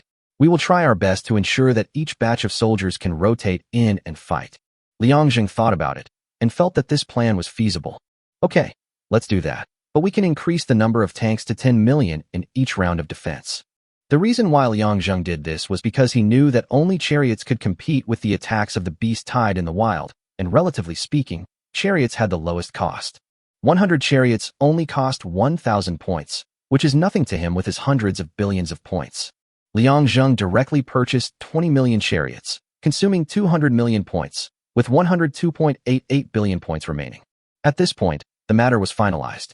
In each rotation station, there were 10 million chariots, 2 million infantry, 3 million cavalry, 5 million archers, and 12 million crossbowmen, totaling 32 million. Then 10 million soldiers were left behind, ready to provide support at any time.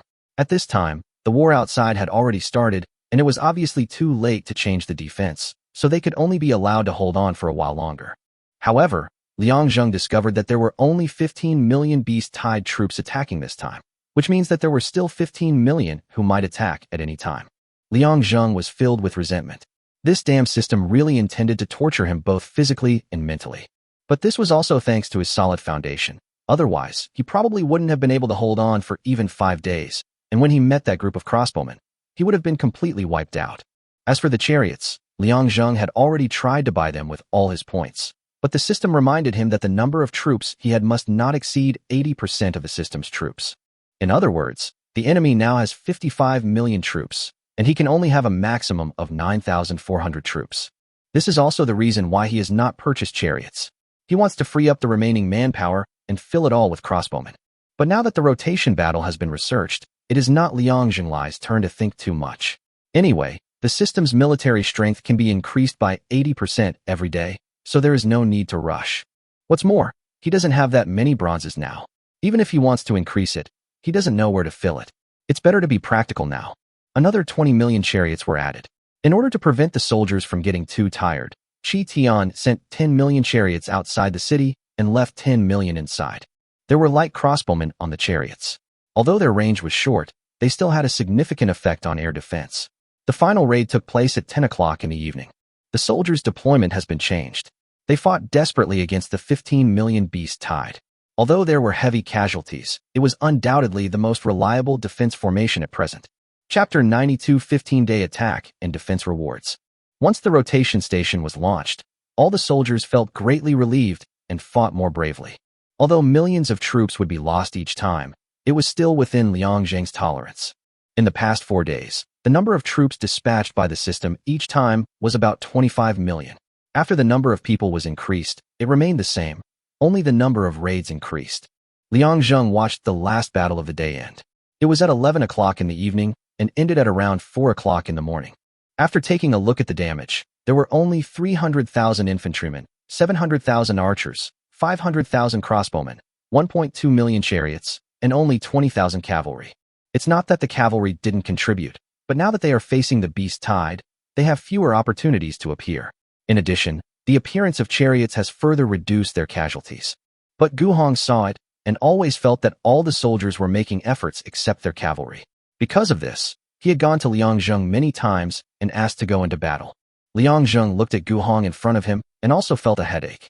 I've told you this many times. Every branch of the military has its own importance. You're only enjoying a temporary respite now. Stay strong and recuperate. I'll need you sooner or later. Gu Hong listened to Liang Zheng's words and always said the same thing. My lord, this is truly too frustrating. Look, the other soldiers are bleeding for Yanhuang Dragon City, while our cavalry can only protect it. When Liang Zheng heard this, his face changed, and he looked at Gu Hong seriously. You walked out from beside me. Don't you understand my temper? You cavalry are the last guard of Yanhuang Dragon City. If one day, all the chariots are destroyed, even if you don't want to, I will whip you to charge forward. Seeing Liang Zheng's expression, Gu Hong's heart sank. He knew that he couldn't say anything more, otherwise Liang Zheng would be really angry. I will obey my king's orders. If that day ever comes, you don't need to whip me. Even if I die, I will never let the enemy take a single step past Yanhuang Dragon City. Gu Hong bowed and then walked out. Liang Zheng looked at Gu Hong and sighed. This guy is a real tough guy. Even if he dies, he wants to die in a blazing way, not in such a frustrating way. But none of them knew that a huge crisis had already struck Yanhuang Dragon City, and at that time Gu Hong became famous in one battle. At this time, Liang Zheng saw Gu Hong leave and habitually opened the system, but he didn't know what to do. It's like turning on your phone but not knowing what to do. Liang Zheng thought for a moment and looked at the world channel. Anyway, he had nothing to do now. The defense switching battle was very successful now, so he could be lazy for a while and wait for the system to have trouble. Zhou Tong. Today, the Flame King was attacked 4 times, and we managed to defend ourselves. However, the casualties are increasing, and we don't know how much longer we can hold out. Shaoxin, shut up. Yan Tian Wang is undefeated. No matter what lineup the opponent uses, he will never be defeated. Eads. Humph, the losses are so huge every time. I don't believe he can hold out for much longer. It seems you are just blindly worshipping him. When the day comes that he is destroyed, We will see how arrogant you can still be. This is a standard hostile faction. Because of a series of outrageous operations by the Huaxia Alliance, many people in the Western Region Alliance are hostile to the Huaxia people. Yubo. Oh, I remember you were scammed by Jia Jiahui back then, right? Didn't you get asked to pay back the money today? Do you want me to contact him and help you? After saying this, Aides immediately fell silent and cursed violently at the screen. Liang Zheng is no longer surprised by these things. Ever since he was forced to accept the task, the situation in the world has become polarized. On the one hand, they fully support me. These people are all Chinese, and occasionally there are some people from the Western regions. The rest are just hoping that I will be destroyed. He could also figure out this matter clearly. His current strength had already threatened the status of the entire Western Region Alliance. If he was safe and sound, then the only one who would be in trouble would be the Western Region Alliance. But at this moment, he heard a long-lost voice. You have performed well in the siege, holding out for 15 days. You have received a system reward and unlocked the 6 Chi strategy, earning you a civilization level of +5. Exploration event. 30 kilometers to your right, there is a tin mine in the wilderness plains. It seems to have great research value. You can take your soldiers to explore it. Recommended number of soldiers, 5 million. Time limit, 24 hours. When Liang Zheng saw this, he suddenly stood up from his seat. He knew something about tin mines and the 6 Chi method. This is the technology for making copper tin alloy, the first alloy in human history. As for how Liang Zheng found out, it all started with a debate in the real world, when countless people questioned the ancestors of the Chinese nation. The reason is this copper tin alloy. They believe that it is impossible for such high-end things to appear 5,000 years ago. It is even less likely that humans in that era would discover that in nature, more outstanding metal products could be obtained through alloy smelting. But when King Go Jian of Yu appeared out of nowhere, all doubts were dispelled. He remembered that this was a smelting method in Caogongji. If he could get this thing, wouldn't he be even more powerful? Thinking of this, he could no longer contain his excitement and hurriedly called Gu Hong. This kid always said that he wanted to show off, so he gave him a chance. Gu Hong. Hearing Liang Zheng's call, he hurried in. My lord, select 10 million soldiers and go to the wilderness plains, bringing more cavalry. Gu Hong was suddenly excited when he heard Liang Zheng's words. Yes. Liang Zhengkai would not be so foolish as to listen to the system's advice. Hasn't he suffered enough losses and been deceived? Last time at the giant rock plain, he brought 2.2 million extra soldiers. Although some people made trouble along the way, he still escaped death. This time he simply brought twice as many troops as he could. He didn't believe that he couldn't take over the tin mine in the wilderness plain. Half a quarter of an hour later, Liang Zheng walked outside and saw 1 million chariots, 3 million cavalry, 3 million crossbowmen, 2 million archers, and 1 million infantry. Liang Zheng nodded with satisfaction. The combination of these soldiers was just right. In fact, according to Liang Zheng's idea, there was no need to bring infantry and archers. But to be on the safe side, it doesn't matter if I bring it with me. The mission deadline is only 24 hours, and there are only 23 hours and 45 minutes left. I can't delay any longer. Liang Zheng looked at the troops and shouted. Set off. Chapter 93 Discovery of Tin Mine, System Conspiracy. Liang Zheng brought a large team to the wilderness plain. He stared at the system, constantly adjusted his position, and finally found the tin mine. There are endless plains all around, and there is no way to attack or defend. If you encounter the enemy, it all depends on who has more troops. However, Liang Zheng did not suffer any attacks along the way, but the more this happened, the more uneasy he felt. And now he finally saw the tin mine in front of him, which was the same size as the copper mine. Now he had no time to think about what had happened. The most important thing was to seize the tin mine as soon as possible. After sending people to occupy it, the information about the tin mine was displayed. Minerals, tin. Wealth, unlimited. Miners, 0. Guards, 0. When Liang Zheng saw this, his heart trembled, not because it was infinite, but because of the level of this mine. According to the previous nature of the system, it would never give me such a big gift. This could be seen when I occupied the bronze mine. At this moment, a dangerous warning came from the system.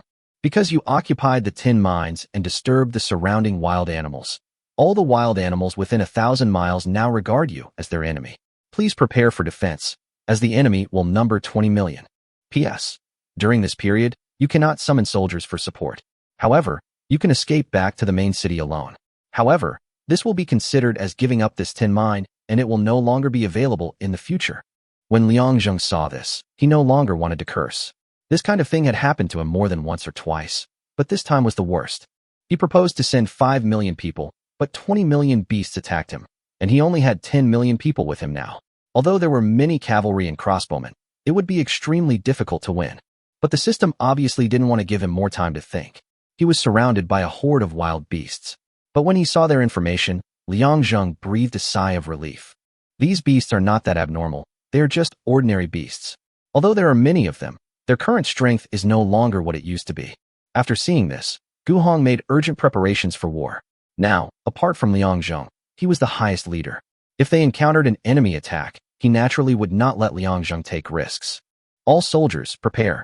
1 million chariots will hold back the beast tide. Cavalry will follow closely behind. Archers and crossbowmen will prepare to fire, and infantry will provide cover. Gu Hong made the most correct strategy in an instant. This might be because of the blessing of the formation, which made it possible to make such an arrangement, but it must be admitted that Gu Hong is indeed a rare talent. After the order was given, all the soldiers began to form up in a chaotic but orderly manner. By the time the beast tide reached 800 meters, all the soldiers had completed their formation. Crossbowmen, prepare. Gu Hong shouted. The flag bearer waved flags, and all the crossbowmen took up their positions and prepared to shoot. When Gu Hong saw the other party entering the shooting range, he immediately roared. Shooting. 3 million crossbowmen started shooting instantly. The beasts on the opposite side could not defend against the 1770 attacking arrows. Each one took away a beast. In an instant, 3 million beasts were wiped out. Liang Zheng saw it, but he did not feel happy, because at the opponent's speed, when the crossbowmen finished loading the second arrow, they would probably reach a distance of 300 meters. Gu Hong obviously knew this as well and gave the order again. Chariots, prepare, advance. Cavalry, follow closely behind. Crossbowmen, fire at the enemy at 500 meters. The Styracosaurus was controlled by hands and immediately began to charge in all directions. The 300-meter assist was enough for them to inflict a devastating blow on the beast tide. In an instant, nearly 2 million wild beasts died, and at this time the cavalry also rushed into the beast tide. 3 million cavalry charged. Still on the plains, they seemed to be having fun. After a wave of arrows from the crossbowmen, nearly 3 million beasts were killed, but they could no longer shoot the next time. The cavalry and chariots have already rushed into the beast tide, and continuing to shoot at home may easily hurt their own people. 1 million chariots and 3 million cavalry continued to resist in the front, and the infantry were also excited. Suddenly, a centurion came forward. General Gu, we demand to join the battle. As soon as the centurion finished shouting, all the infantrymen cheered loudly. We are waiting to join the battle. When Gu Hong saw them, he shouted loudly. Shut up. You are the last line of defense for the crossbowmen and archers. If all the cavalry and chariots in front of you are killed, I will whip you to do it, even if you don't. After saying this, he was also stunned, and then looked at Liang Zheng deeply. Now he finally understood that it was not because Liang Zheng looked down on him, because he had new soldiers. Instead, he gave the most important position to the person he trusted most. At this moment, tears flashed in the eyes of Gu Hong, a 1.9-meter tall man. He then exhaled heavily and suppressed all his emotions. Liang Zheng saw everything, but he didn't say anything. Now, he was sitting in a chariot, looking down at everything like an emperor. The cavalry and chariots that went forward continued to die, and Gu Hong did not dispatch any support. Even if the attributes of the 20 million beasts were average, they definitely had an advantage in terms of numbers. The cavalry and chariots were stuck at a distance of about 500 meters, constantly defending. However, except for the first wave of charge that caused heavy casualties to the enemy, the number of enemies killed in the defensive battle dropped sharply. Now the casualties of the beast tide have reached 10 million, but the casualties of cavalry and chariots have reached 2 million. Gu Hong knew that the cavalry he led would probably have a hard time surviving, and the chariots would be completely destroyed. The final defense would still fall on the 1 million infantry. Sure enough, after 4 million beasts died, the cavalry and chariots were completely destroyed, and the remaining hundreds of thousands were instantly submerged in the beast tide. Infantry, prepare. Advance 200 meters. Anyone who dares to retreat will be killed. Hearing this, the centurion immediately took the lead and led his team to rush forward.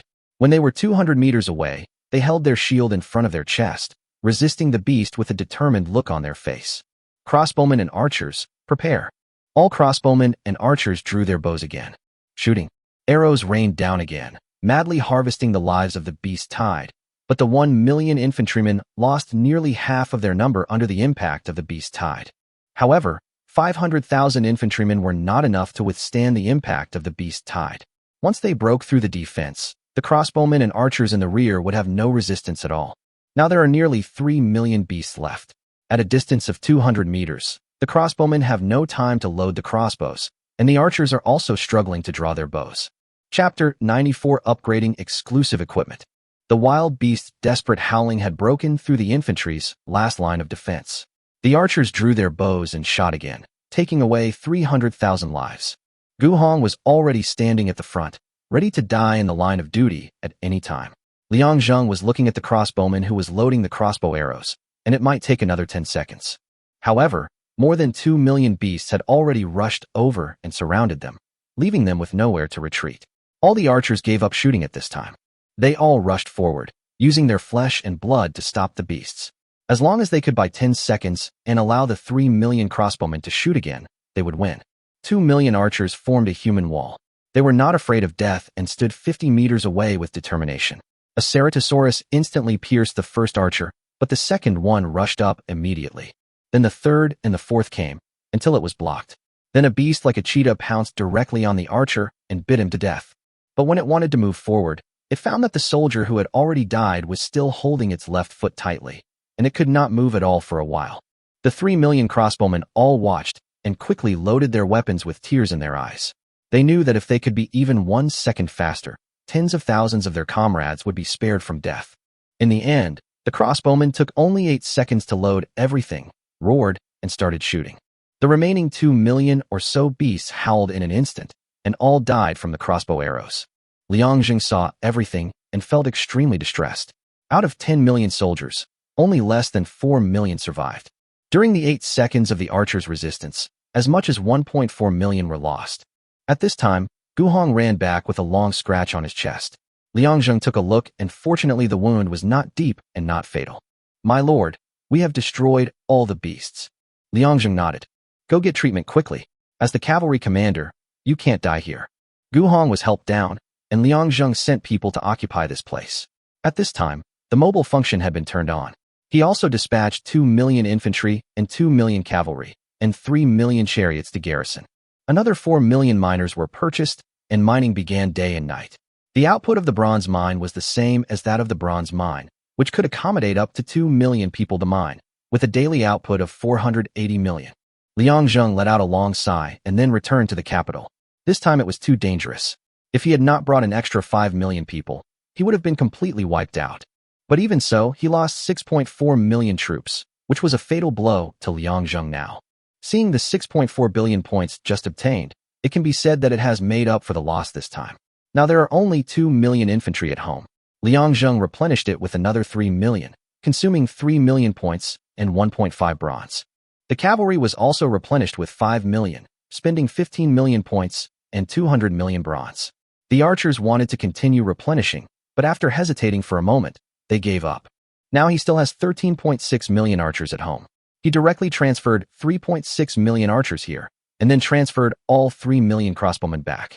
It is enough to keep 10 million at home, and it is better to save the money for archers and buy more crossbowmen. As for the chariot, it only consumed points, so he didn't feel bad about it at all. After deploying all the troops at the tin mine, he took Gu Hong directly back to the main city. When Chi Tian and the other two saw Gu Hong's appearance, their hearts tightened. "How are you? Are you okay?" Gu Hong laughed when he heard the greetings from several people. "Don't worry, it didn't bring shame to our Yanhuang Dragon City." When they heard his words, they all laughed in appreciation, and all his words were understood by each other. Liang Zheng had just returned home and sat down when the system sent him another message. "You have obtained tin. After combining it with the 6 Chi method, you will obtain copper and tin equipment. The exclusive equipment has been unlocked. Please check it out." Moreover, the system just said that only exclusive equipment can be unlocked, which means that there is no such equipment for sale in the system at all, and it can only be obtained as an exclusive reward. Liang Zheng felt excited when he switched the system page to the exclusive equipment. Weapon: Yanhuang Copper Tin Knife, 2,000 points, /1, Alloy Copper Tin 20 points, /1. Attack damage, plus 300. Weapon: Yanhuang Copper Tin Gun, 2,000 points, /1, Alloy Copper Tin 20 points, /1. Attack, plus 500. Armor: Yanhuang Copper Tin Armor, 1,000 points, /1, Alloy copper tin 10 points /1. Defense, plus 400. Armor.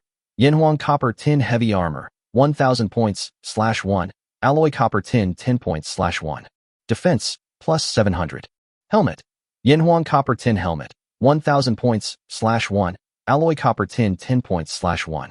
Defense, plus 400. Helmet. Yanhuang copper tin heavy helmet, 1000 points /1. Alloy copper tin 10 points /1. Defense, plus 600. Shield. Yanhuang copper tin shield, 1000 points /1. Alloy copper tin 10 points /1. Durability, 30,000. Defense, plus 400. Weapon. Copper tin bow, 2000 points /1. Alloy copper tin 20 pieces /1. Attack damage, plus 300. Range, plus 200 meters. PS. Each bow can contain 10 copper tin arrows. Weapon. Copper tin arrow, 200 points /1. Copper tin alloy 2-1. Attack damage, plus 150. Liang Zheng discovered that the Yanhuang crossbow was not upgraded, but the Yanhuang bow had the same attack power as the crossbow. This means that the attack power of all his archers can now be comparable to that of the crossbowman, except for the range. Then he checked the synthesis method and found that it required 3 bronzes and 1 tin to alloy into 1 copper tin. This was simply insane. Now Liangzheng only has 960 million bronzes left in his hand. If he wants to convert it into copper and tin, the maximum he can get is only 300 million, which is not enough to do anything. Liangzheng sighed lightly.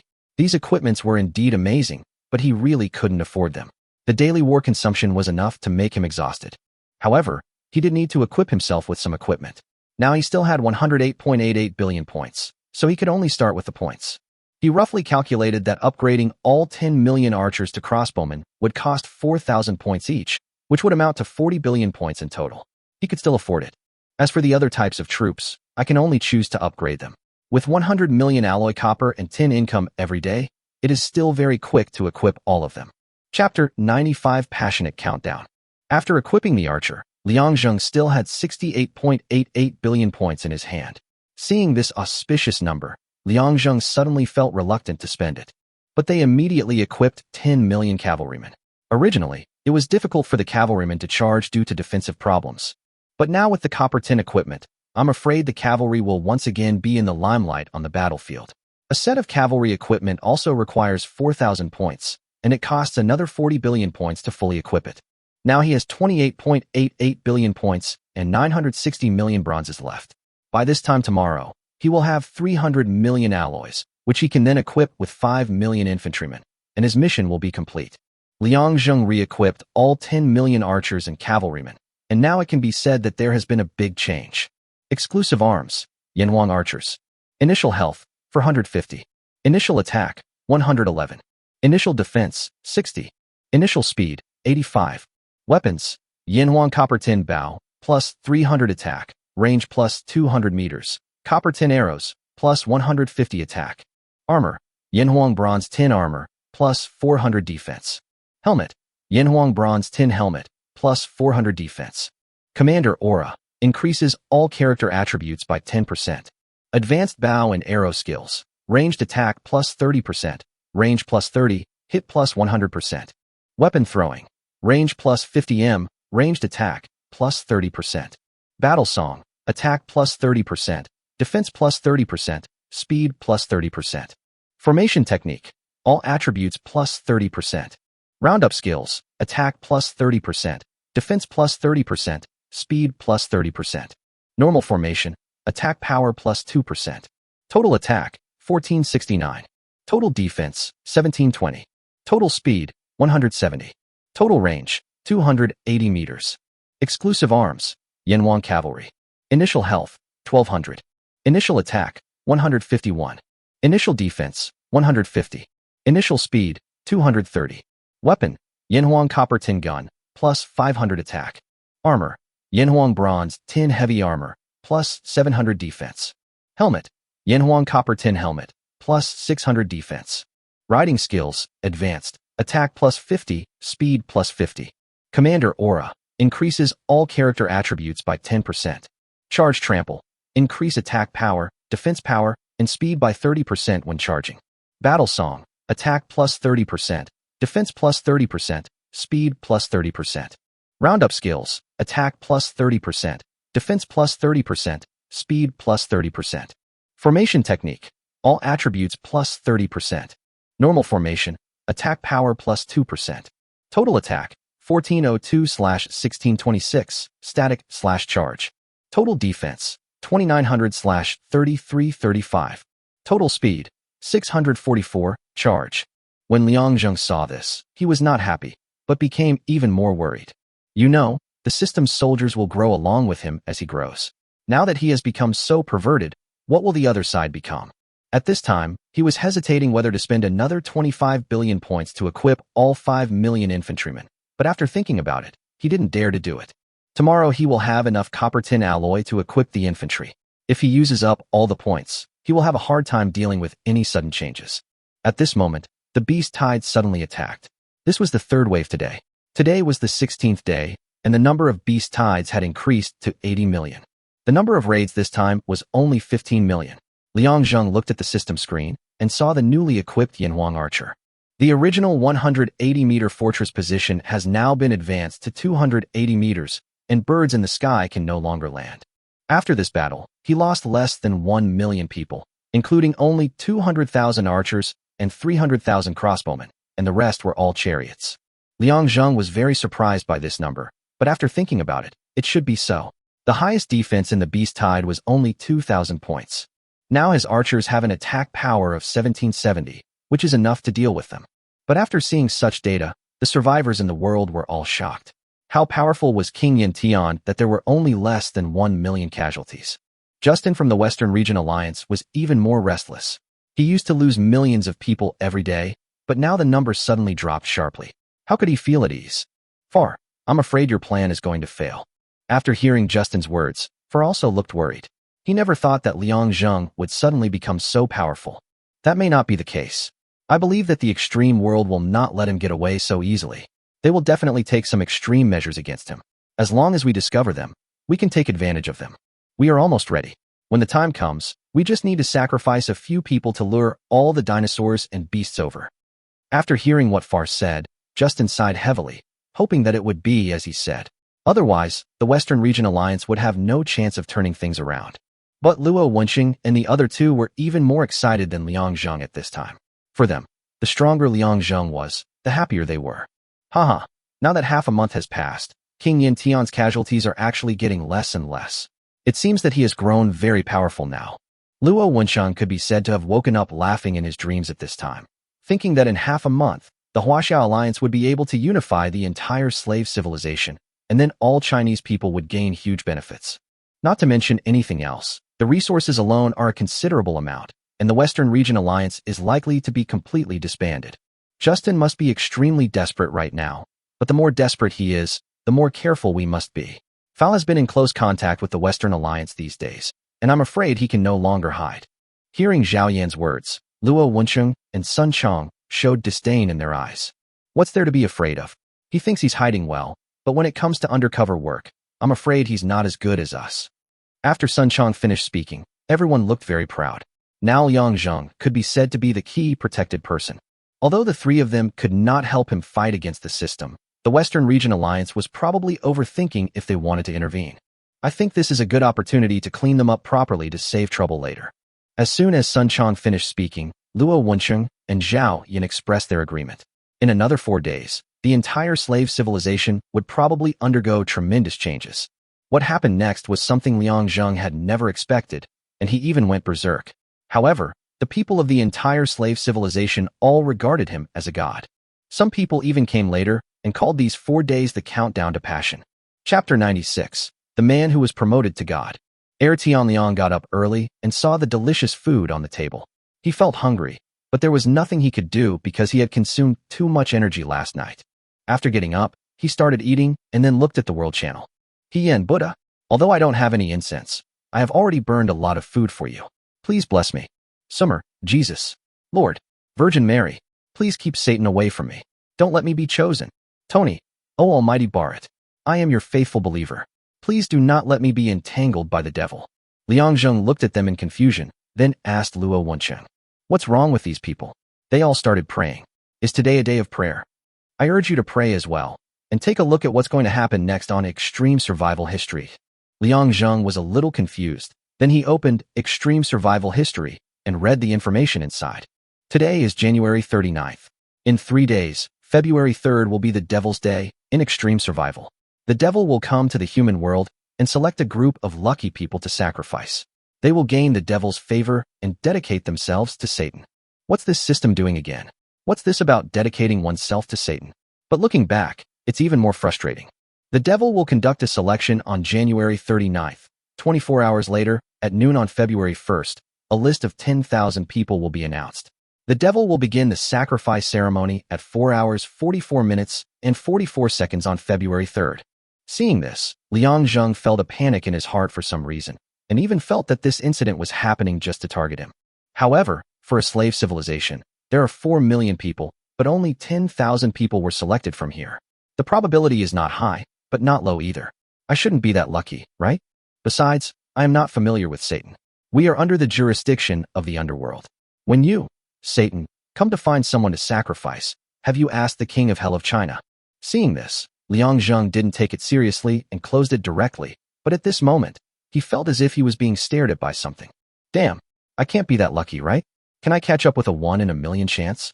But the subsequent battle brought him back to his senses. Seeing that there were 30 million ferocious beasts attacking outside, if he was really chosen, he would be in trouble. Moreover, the so-called demons here are actually some unknown beasts. They just never appear at ordinary times. They are exclusive to the Devil's Day and only appear on February 3rd. But as to how powerful it is, those who understood it are already dead, and those who don't understand it have not figured it out yet. The system may be designed to maintain secrecy. The countries that are attacked are not allowed to be viewed, and the live broadcast cannot be watched. Liang Zheng calculated the date. If it was 3 days later, then he would have resisted the system mission for exactly 20 days. He felt that it wouldn't be such a coincidence, right? At the end of the war, Liang Zheng lost less than 2 million people. He made up for the lost number, converted 400 million of the newly acquired 480 million tin into alloys, and then updated all the infantry equipment. He still had 260 million bronzes, 80 million tins, and 150 million copper tin alloys left in his hands. Liang Zheng was still very excited when he saw the newly equipped infantry. Exclusive arms, Yanhuang infantry. Initial health, 500. Initial attack, 81. Initial defense, 70. Initial speed, 60. Weapon, Yanhuang brass tin knife, plus 300 attack. Armor, Yanhuang bronze tin armor, plus 400 defense. Helmet, Yanhuang bronze tin helmet, plus 400 defense. Shield, Yanhuang copper tin shield, plus 400 defense. Commander aura, increases all character attributes by 10%. Battle song, attack plus 30%, defense plus 30%, speed plus 30%. Roundup skills, attack plus 30%, defense plus 30%, speed plus 30%. Formation technique, all attributes plus 30%. Normal formation, attack power plus 2%. Total attack, 769. Total defense, 2540. Total speed, 120.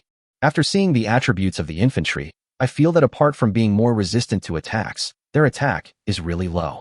However, as guarding archers and crossbowmen, it is enough. At this moment, he received a private message from Luo Wenqing. Have you seen the world? No, I just finished the war, so I don't have time to watch it. Look, you have become a god. Liang Zheng looked at Luo Wenqing's incoherent words and couldn't help feeling confused.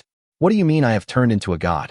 Even if we are familiar with each other, I will still sue you for defamation if you talk nonsense. I founded a dynasty, but was tortured to death by the system. Now you want me to become a god. I am almost an immortal. But when he looked at the world channel, a roar that resounded through the sky came directly from the Flame Dragon King city. The demons who were originally selecting their sacrifices all unanimously chose Heavenly Kingdom, thus directly deciding on the candidate. This year's 10,000 people were reduced to 1, and the list was released in advance. Heavenly Kingdom, Yanhuang Dragon City, and Yan Tianwang. Liang Zheng, % Yuan. At this point he had already started talking completely nonsense. The complaints in his heart had been attacked 1 billion times more, and he was unable to express the anger in his heart at all. Isn't this clearly a target? What do you mean by unanimously choosing China? What do you mean by announcing it in advance? It hasn't even been 2 fucking hours since you announced your selection, and you've already made your decision? Liang Zheng was sitting on the ground, watching the system upgrade, while the world was already filled with noise. Highball boss, What the hell did you do? You took all 10,000 spots by yourself. Sura, oh my god. Are you God? This is the first time this has ever happened in extreme survival history. I can't believe it. Bottom. Boss, your image is as deeply rooted in our hearts as the Buddha and the Jade Emperor. The Celestial Empire is truly awesome. Neil, oh my god. You are the high and mighty Bharat, who saved us all. Liang Zheng was already feeling a little dizzy at this time. He had no idea what would happen on February 3rd, nor did he know if he could hold on. He only knew that the system would increase all available troops to strangle him, which completely exceeded the original stipulated number of people. This Devil's Festival has been held dozens of times in total. Every time, any country that is selected will be destroyed the next day. No matter how powerful the selected survivors are, no one can escape. At this time, his friend's system had already exploded, and Luo Wensheng and others were even more worried. They felt that Liang Zheng was probably really hopeless this time. The moment Justin and Far saw the news, they knew their chance had come. Chapter 97: The Abandoned Liang Zheng. At this time, he sat on the ground and kept drinking cold water, trying to force himself to calm down. But he was still cursing madly in his heart. There's no way around it. Anyone who encounters this kind of thing will go berserk. The confrontation mission is already difficult enough, and now there's a Devil's Festival to join in the fun. Moreover, he knew in his heart that the people from the Western Region Alliance would definitely make a move on this matter, and this time it would probably be a fatal blow. His first reaction now was to contact Luo Wensheng to see their attitude. I've seen the world message. What are you planning to do? Liang Zheng believed that Luo Wensheng understood what he was asking. After seeing this, the other party hesitated for a moment and then replied, I can only guarantee that the Western Region Alliance's conspiracy will never succeed. Liang Zheng immediately breathed a sigh of relief. As long as Luo Wensheng said this, it was enough for him. Okay, let's do that. I'll take care of the rest myself. After closing the system chat, he no longer had the time to continue chatting. The past half-month had been a bumpy road. After a few days of peace, something unexpected would happen. Fortunately, he had gotten used to it. At this time, he began to calculate. Now the attacks of crossbowmen and archers are comparable, but the difference in equipment prices is indeed huge. According to the ratio, 480 million bronzes can arm 5 million crossbowmen every day, while 160 million alloys can only arm 4 million archers. But in terms of attack power, today's archers are stronger than crossbowmen. It's just a matter of range. Don't forget that archers are capable of continuous shooting. Now the archer's attack is 1,469 points, and the crossbowman's is 1,770 points. The difference is not that big, but the crossbowman's loading speed is a big problem. Thinking of this, Liang Zheng no longer hesitated and directly purchased archers. Now 35 million crossbowmen were more than enough, and the number of archers could be greatly increased after their attack power was improved. 3 days later, the system's military strength reached 100 million, 80% of which is 80 million, and the maximum number of troops could reach 180 million. But even if I want to equip that many, I'm afraid I can't. After 3 days, I can only equip 12 million archers at most. Time. What he lacks most now is time. He thought he could develop slowly for a while, but in the end he was pressed step by the system. He didn't know if these soldiers were enough. If it is not enough, then he will be in real trouble. He doesn't even know how many beasts will appear at the Devil's Festival and how powerful the other party will be. He will use all the points to make up for the consumption in the past few days, and then purchase all the troops when the decisive battle comes on the 3rd day. Liang Zheng sighed heavily, hoping that he could hold on. He suddenly felt like he was at the end of the road. If the losses are too severe, we won't know how to resist the next day. If it really doesn't work, all 20 million people in the mine will be recalled. If someone occupies it, then he will just fight back. Anyway, he believes that in the slave civilization, except for the system, no one is more powerful than him. Having made up his mind, Liang Zheng could only wait. At the same time, he also wanted to learn more about the so-called devil. Alliance Master Luo, I'd like to ask, what exactly is the so-called demon? Well, to be honest, we wanted to know too, but no one could watch that day, and those who knew are no longer in this world. Liang Zheng was silent for a while. Although he already knew the general situation through the world chat, he still held a glimmer of hope and wanted to know it in advance. After all, only by knowing yourself and your enemy can you win every battle. But I have heard some of it. Liang Zheng wanted to curse in his heart at this moment. Can't you just finish your words in one breath? What have you heard? Let's put it this way. In the Jurassic period, the top carnivorous dinosaurs, such as Tyrannosaurus, Tarbosaurus, Megalodon, Giganotosaurus, Daspletosaurus, etc., all of these will appear. Furthermore, Their abilities will be greatly enhanced. These dragons didn't appear during the beast tide, perhaps because they were afraid the survivors wouldn't be able to resist. When Liang Zheng heard this, he felt confused. He had clearly fought against the Tyrannosaurus Rex during the beast tide, so why did Luo Wenqing say that it had never appeared? Could it be that because I am too powerful, the system takes extra care of me? Although he had such doubts in his mind, he did not tell Luo Wenqing. Obviously, the other party would not know if he told him, and he might inadvertently expose the fact that he had 100 times critical strike. At this time, Luo Wenqing continued to send messages. Actually, I don't know what to say. In previous years, 10,000 people were always selected, and they would form an alliance to resist together. Before that, they would also engage in burning, killing, and looting as a final revelry. But because of your presence, today's Devil's Day feels like Christmas Eve, so quiet, and you single-handedly saved 9,999 people. Your merits are immeasurable. When Liang Zheng saw this, he cursed in his heart, "MMP, I don't want to do great deeds, but will the system let me go?" The two chatted for a few more minutes, and then Liang Zheng turned off the system. But he felt a little worried in his heart, because Luo Wenqing's attitude had obviously changed again. He just hoped that the other party would not make the wrong choice.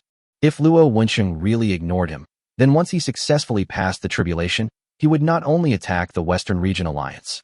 At this time, the two major alliances were holding a meeting for Liang Zheng. The Huaxiao Alliance is very simple, that is, its attitude towards Liang Zheng in the future. What do you two think? I haven't made a final decision yet, but if we try to stop the Western Region Alliance, I'm afraid we'll suffer heavy losses. Luo Wenqing looked at Sun Chang and Zhao Yan. In fact, what he agreed to Liang Zheng today was just a delaying tactic. What's more, agreeing and doing are two completely different things. Zhao Yan frowned and said slowly, "Don't you think that even if the system is targeting him, it's a bit too harsh? He took all the 10,000 spots." Sun Chang nodded. "Yeah, I think so too. Could it be that he is really that powerful?" Luo Wenqing seemed to know what the two of them wanted to say tomorrow.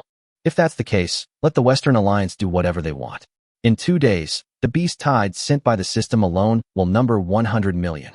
Add to that the behemoths from the Devil's Festival and the people from the Western Alliance. Even if we want to stop them, it will be too late. At this point, everyone sighed. They had finally seen the hope of a unified slave civilization, but in the end, it was all in vain. Chapter 98, Let's Party. Liang Zheng. Western Region Alliance. Justin looked at Jed and Far, who had been discussing this for at least 5 hours. "Okay, we've been discussing this for so long, and we can finally come to a decision. This time, even if the Huaxiao Alliance knows we're up to something, they won't do anything about it." Liang Zheng struggles to survive just the daily beast tidal waves and the monsters of the Devil's Festival, not to mention the nearly 100 million beasts we're luring. Far chuckled sinisterly. This time the Huaxiao Alliance is really hopeless.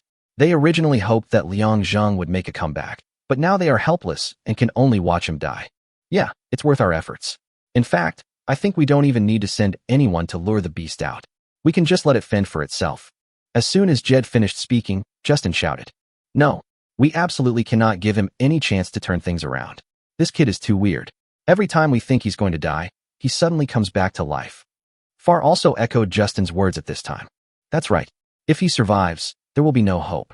Besides, sending 100 million beasts will kill 2 birds with 1 stone. Jed looked at Far in confusion and motioned for him to continue. Think about it. First of all, our chances of destroying him are greatly increased. Secondly, even if he really survives and discovers our plan, the Huaxiao Alliance will not lend a hand. What do you think Liang Zheng will think then?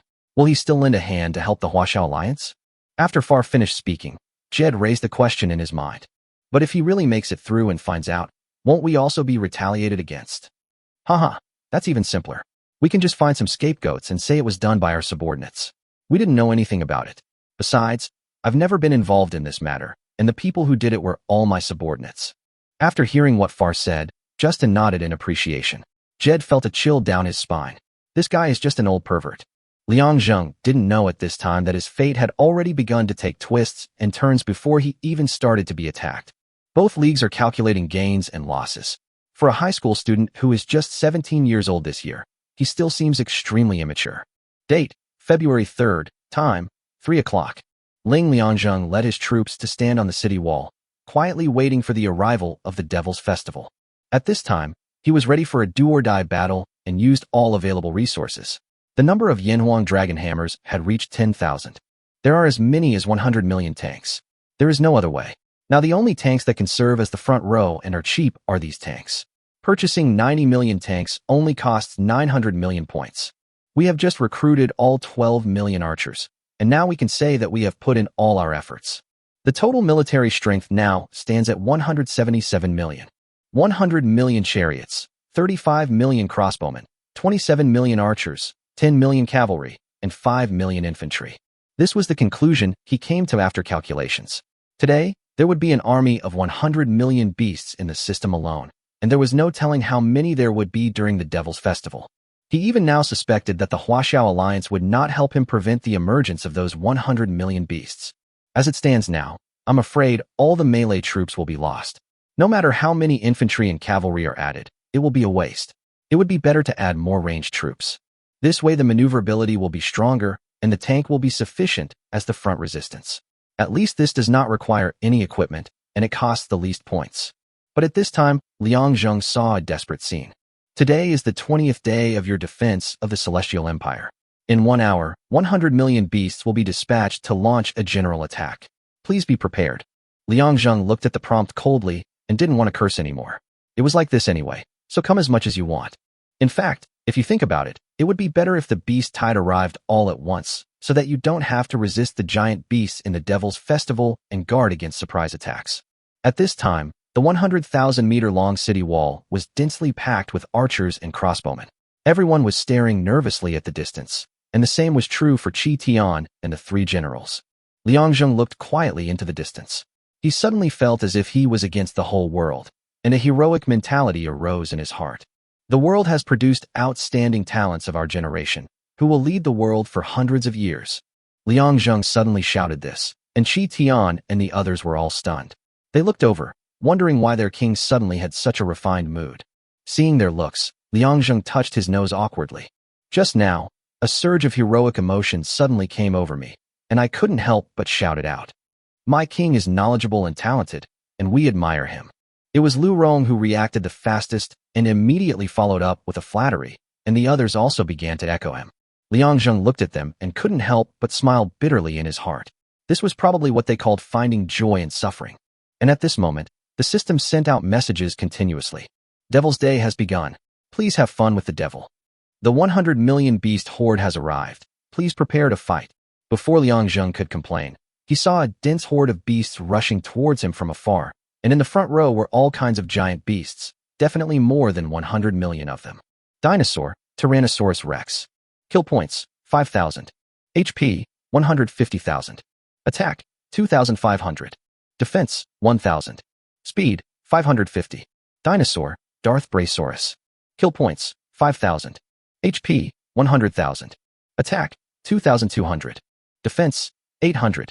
Speed, 500. Dinosaur, Tarbosaurus. Kill points, 5,000. HP, 130,000. Attack, 2,400. Defense, 1,050. Speed, 530. Dinosaur, Megalodon. Kill points, 5,000. HP, 150,000. Attack, 2,350. Defense, 1,100. Speed, 450. When Liang Zheng saw this row of numbers, his heart twitched. This was much more powerful than the Tyrannosaurus Rex he encountered during the beast tide. Moreover, these defenses are reduced to about 1,000, so each attack of your crossbowmen and archers can only cause 900,1200 points of damage. Taking into account the weakness multiplied by 3, it is 2,700 to 3,600 points of damage. He has 72 million crossbowmen and archers, and one shot can cause 216 billion points of damage, which is enough to kill about 1.4 million behemoths. However, this effect can only be achieved at a distance of 280 meters, and now his chariot is stuck at 260 meters. If it is broken through, his Yanhuang Dragon City will be in danger. Chapter 99 Undercurrent. At this time, thick smoke was billowing in the distance. All the soldiers in Yanhuang Dragon City were staring at the front. The giant beast had reached a distance of 800 meters. At 550 meters, there are 30 million Yanhuang chariots. They are the first wave of guards. At this time, the halberd dragons are roaring continuously, and the soldiers on the chariots are holding their weapons tightly. In the blink of an eye, the first wave of impact came, and the giant beast collided violently with the chariot, and wailing and roaring sounds were heard everywhere in an instant. Lu Rong seized the opportunity and ordered the crossbowmen to fire. In an instant, 20 million arrows poured out and fell on the giant beasts, instantly destroying nearly 400,000 of them. However, his own chariots also lost about 200,000 in an instant. Inside Yanhuanglong City, all the soldiers watched the tragic scene. They all understood that after these 100 million chariots went out, only 1 in 10 would be able to come back, and this was still the best prediction. If the behemoth had been more ferocious, I'm afraid these 100 million chariots would have ceased to exist. Not only that, even Yanhuang Dragon City may be lost. Fortunately, the opponent's attack speed was not very fast. The behemoths were blocked by the chariots and temporarily stopped their attack, and the behemoths behind were unable to come up. But at this moment, the sky was covered with clouds again, and pterosaurs and giant insects in the sky flew over again, but Liang Zheng was prepared for this. After all, they had fought against the beast tide for as many as 10 days and had some experience, so they immediately ordered the archers to prepare to shoot. Lu Yu and Gu Hong were watching excitedly from the side. They knew that now was not the time for them to go into battle. Facing so many giant beasts, they, the soldiers, would be committing suicide even if they went up. The biggest threat now is not the beast tide, but the behemoths in the Devil's Festival. As long as we eliminate them all, there may be a glimmer of hope for victory. Just when the beast tide in the air reached a distance of 240 meters from Yanhuang Dragon City, the archers started shooting directly, and the remaining 15 million crossbowmen followed suit. Amidst a hail of arrows, a ray of light appeared in the sky. 500 meters ahead, the wild beasts were still roaring and howling. Finally, 20 million crossbowmen started the second round of shooting, and the behemoth lost another 400,000, of which 100,000 had been shot last time. So this time it was considered a direct finishing blow. However, after such a long time, the number of tanks lost has reached millions. If this rate continues, I am afraid they will not be able to hold on for much longer. Liang Zheng looked at the system screen and found that the most ferocious one was the Tyrannosaurus Rex. The opponent didn't care about the arrows shot at his body and just wanted to trample them directly. However, the Styracosaurus has an attack power of 1,500 points and a defense power of 1,800 points. How could it let the Tyrannosaurus Rex pass over it so easily? Every time a Tyrannosaurus Rex tried to fly over their heads, the Styracosaurus would raise its head high and pierce them with the spines on its head. The result of doing this is that although the Tyrannosaurus Rex will be seriously injured or even die, the Styracosaurus will also be severely crushed under the dead Tyrannosaurus Rex. The giant beast behind will trample over it directly, and the chariot will be crushed in an instant, and even the people on the chariot will be destroyed. But the operator still commanded the Styracosaurus to fight forward bravely without taking a single step back. Liang Zheng sighed heavily when he saw this. If the crossbowmen loaded arrows faster, it would probably take a long time to pass the 500 level. The tide of beasts in the sky was still attacking Yanhuang Dragon City. Archers and crossbowmen were fighting back vigorously. Lu Rong's goal was very clear, which was to destroy all the tide of beasts in the sky when the giant beast in front broke through 500 meters. Although he thought so, the dinosaurs and giant insects in the sky together must be no less than 40 million. Fortunately, Sagittarius now has 52 million. Each shot can take away millions of beasts in the air. At this rate, it will probably take only a few rounds to kill them all. But the troops at the front obviously could not hold out for that long. Half of the 30 million tanks had been lost, and only more than 5 million of the 100 million behemoths had died. Everyone in the world wanted to watch this game, but because it was blocked by the black fog, they could only guess. Hurts. Liang Zheng will definitely die this time. Even if he can withstand the daily beast tides, no one has ever survived the Devil's Festival, and he can't create this precedent. As soon as the black man finished speaking, the world was filled with curses. Kant, do you understand the saying that a dog cannot spit out ivory? Lu Hong, I don't know who it was the day before yesterday, but you were still begging on your knees, and now you dare to mock me. Are your faces made of city walls? Liang Zheng would not pay attention to the world's quarrels, but he always felt a vague uneasiness in his heart. He had already learned about the conspiracy of the Western Region Alliance through Luo Wenqing. Now that he was suffering from a double disaster, he was not sure whether the other party would keep his promise to help him. At this time, the people of the Western Region Alliance had already begun preparations, secretly dividing themselves into nearly 100 teams, with each team having about 200 people. They went to various places where wild animals gathered, mostly dinosaurs. After arriving at their destination, they began to create panic and chaos, letting the beasts chase them and trying their best to lure them to the location of Yanhuang Dragon City. Liang Zheng had been fighting for a full 3 hours. He added another 20 million to the chariot at 500 meters. After all, if the first checkpoint was broken, the checkpoint at 280 meters would be the last defense outside the city. For this occasion, he mobilized back all the archers and crossbowmen stationed at the bronze mines and tin mines, leaving only infantry, cavalry, and chariots there. However, Liang Zheng knew in his heart that even if Luo Wensheng and the others did not intend to help him, they would never take advantage of his misfortune at this time. After all, they knew what kind of troops he had. Even if he really wanted to embezzle unlimited bronze, or he would have to wait until he was sure that he would die tomorrow before doing it secretly.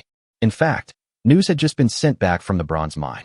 They found that people frequently appeared around and seemed to be trying to find out something, but they were all killed by them. As for the tin mine, perhaps because it had just been acquired, Luo Wensheng and his companions didn't know about it yet, but with their abilities, they probably wouldn't be able to keep it secret for a few days. Liang Zheng withdrew his thoughts and looked at the corpses of flying beasts outside the city. He couldn't help but frown. Although his city wall was 35 meters high, these giant beasts were about 13 meters tall. Now these corpses have piled up like a mountain. If a breakthrough is made, it is entirely possible to use them as stepping stones. There is no need to attack the city gate at all, and you can directly climb the city wall. Chapter 100, Dead End? A Way to Survive. Taking this into consideration, Liang Zheng hurriedly ordered Lu Yu and Gu Hong to lead the infantry and cavalry to flatten the corpses as much as possible while ensuring safety. It is impossible to move. There is a war outside the city and there is nowhere to move. All we can do is flatten it as much as possible. Liang Zheng looked at the 20 million chariots sent to the front. The remaining number was less than 10 million, and the number of behemoths was still around 70 million. He immediately ordered all tanks to retreat to 280 meters and joined the remaining 50 million tanks for a final desperate resistance. The chariot retreated, and the giant beasts rushed forward in an instant, pressing forward step by step, leaving the soldiers no chance to breathe. Fortunately, because the giant beasts were blocking the way in front, the originally attacking tide of beasts was blocked behind them and could not move forward a single step. At this time, the number of beasts in the sky was less than tens of millions. Liang Zheng let out a long breath. Although there was still pressure, it had been reduced a lot. After the chariot retreated to 280 meters, Lu Rong immediately changed his tactics. He arranged 50 million archers and crossbowmen each for the air defense, and the rest all shot at a distance of 280 meters. The city walls are at a high vantage point, and archers can use this to shoot farther. The original 280-meter horizontal shot can now reach 350 meters. The behemoths arrived in front of the chariots and stopped suddenly. It was not that they did not want to move forward, but the nearly 60 million chariots made it impossible for them to move. However, this also deprived the chariot of the opportunity to charge, and it was unable to defend against the behemoth more effectively, and could only rely on the Styracosaurus' own defense to resist. Fortunately, they were all wearing armor, otherwise the death toll would have been even higher. But at this moment, Liang Zheng's eyes suddenly narrowed, because he saw a wild beast attacking from behind, running in all directions. And the purpose of each beast is very clear. Yanhuang Dragon City. When Qi Tian and Lu Rong saw this, they both started cursing. Damn it! How could this happen? Where did this beast come from? Qi Tian roared first, and Lu Rong kicked the city wall in front of him fiercely, obviously also extremely angry. At this time, Lu Yu and Gu Hong ran up with nervous expressions. My king, wild beasts are swarming around us again. I'm afraid there are tens of millions of them. Liang Zheng nodded without saying anything, his face gloomy. It seemed that Luo Wensheng and the others had already made their choice, and these wild beasts were definitely not tens of millions, but hundreds of millions. It was just that the last ones had not rushed over yet. The moment he saw these beasts, Liang Zheng turned on the god's perspective and looked at the entire Yanhuang Dragon City. The scene was extremely spectacular. The area around them had already been surrounded by dinosaurs and wild beasts, densely packed and stretching as far as the eye could see. The beasts behind them seemed to be queuing up, waiting for the giant beast in front to die before charging forward. When Liang Zheng saw this, he was really a little desperate. Just these 100 million giant beasts plus the 100 million beast-tide army were enough for him to deal with.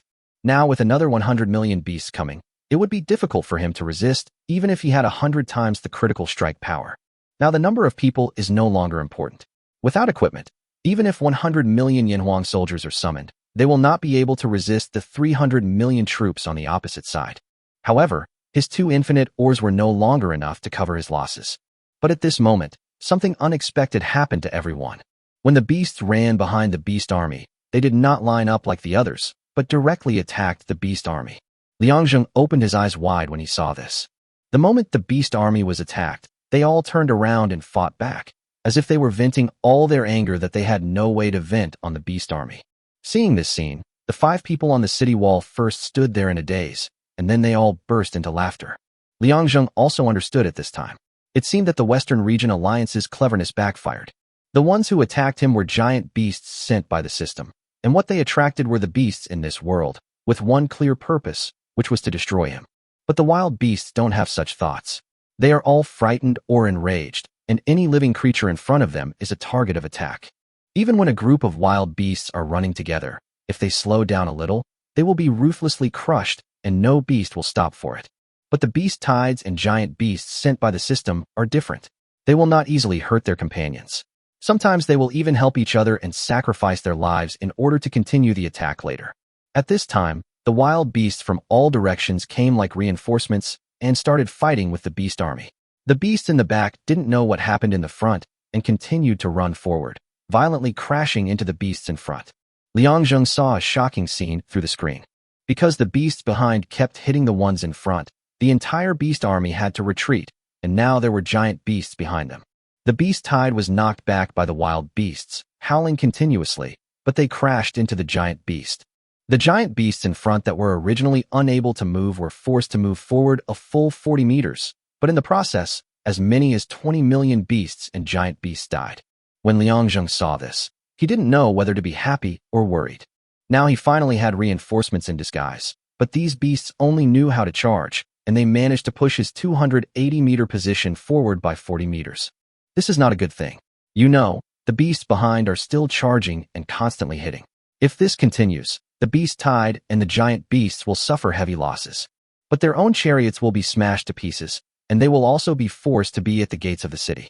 Liangzheng glanced at the sky and saw that there were less than 2 million beasts. He immediately ordered Lu Rong to shoot at 280 meters at all costs. No matter what, they cannot be allowed to move forward.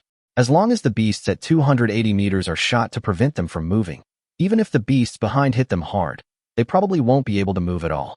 At that time, they will form 2 iron walls in front and behind. Those in the back cannot rush up, and those in the front cannot move, so they can only crowd in the middle area. His own chariot became the one that held the line. At 240 meters, it killed the remaining behemoth in front and then held on there tightly. After receiving the order, Lu Rong began to shoot continuously, stuck at 280 meters. No matter whether they ran up by themselves or were squeezed over, all of them were shot. In less than half an hour, a wall of flesh was formed. Liangzheng couldn't help but feel ecstatic when he saw this.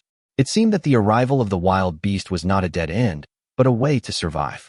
It's a pity that the Western Region Alliance couldn't see it. Otherwise, they would probably be so angry that they would vomit blood. Chapter 1: A One-Time War. With the addition of the wild beasts, Liangzheng suddenly felt 100 times more relaxed. Now the wall of meat was piled up, and the giant beast was still pushed forward by the tide of beasts behind it, but it was almost negligible.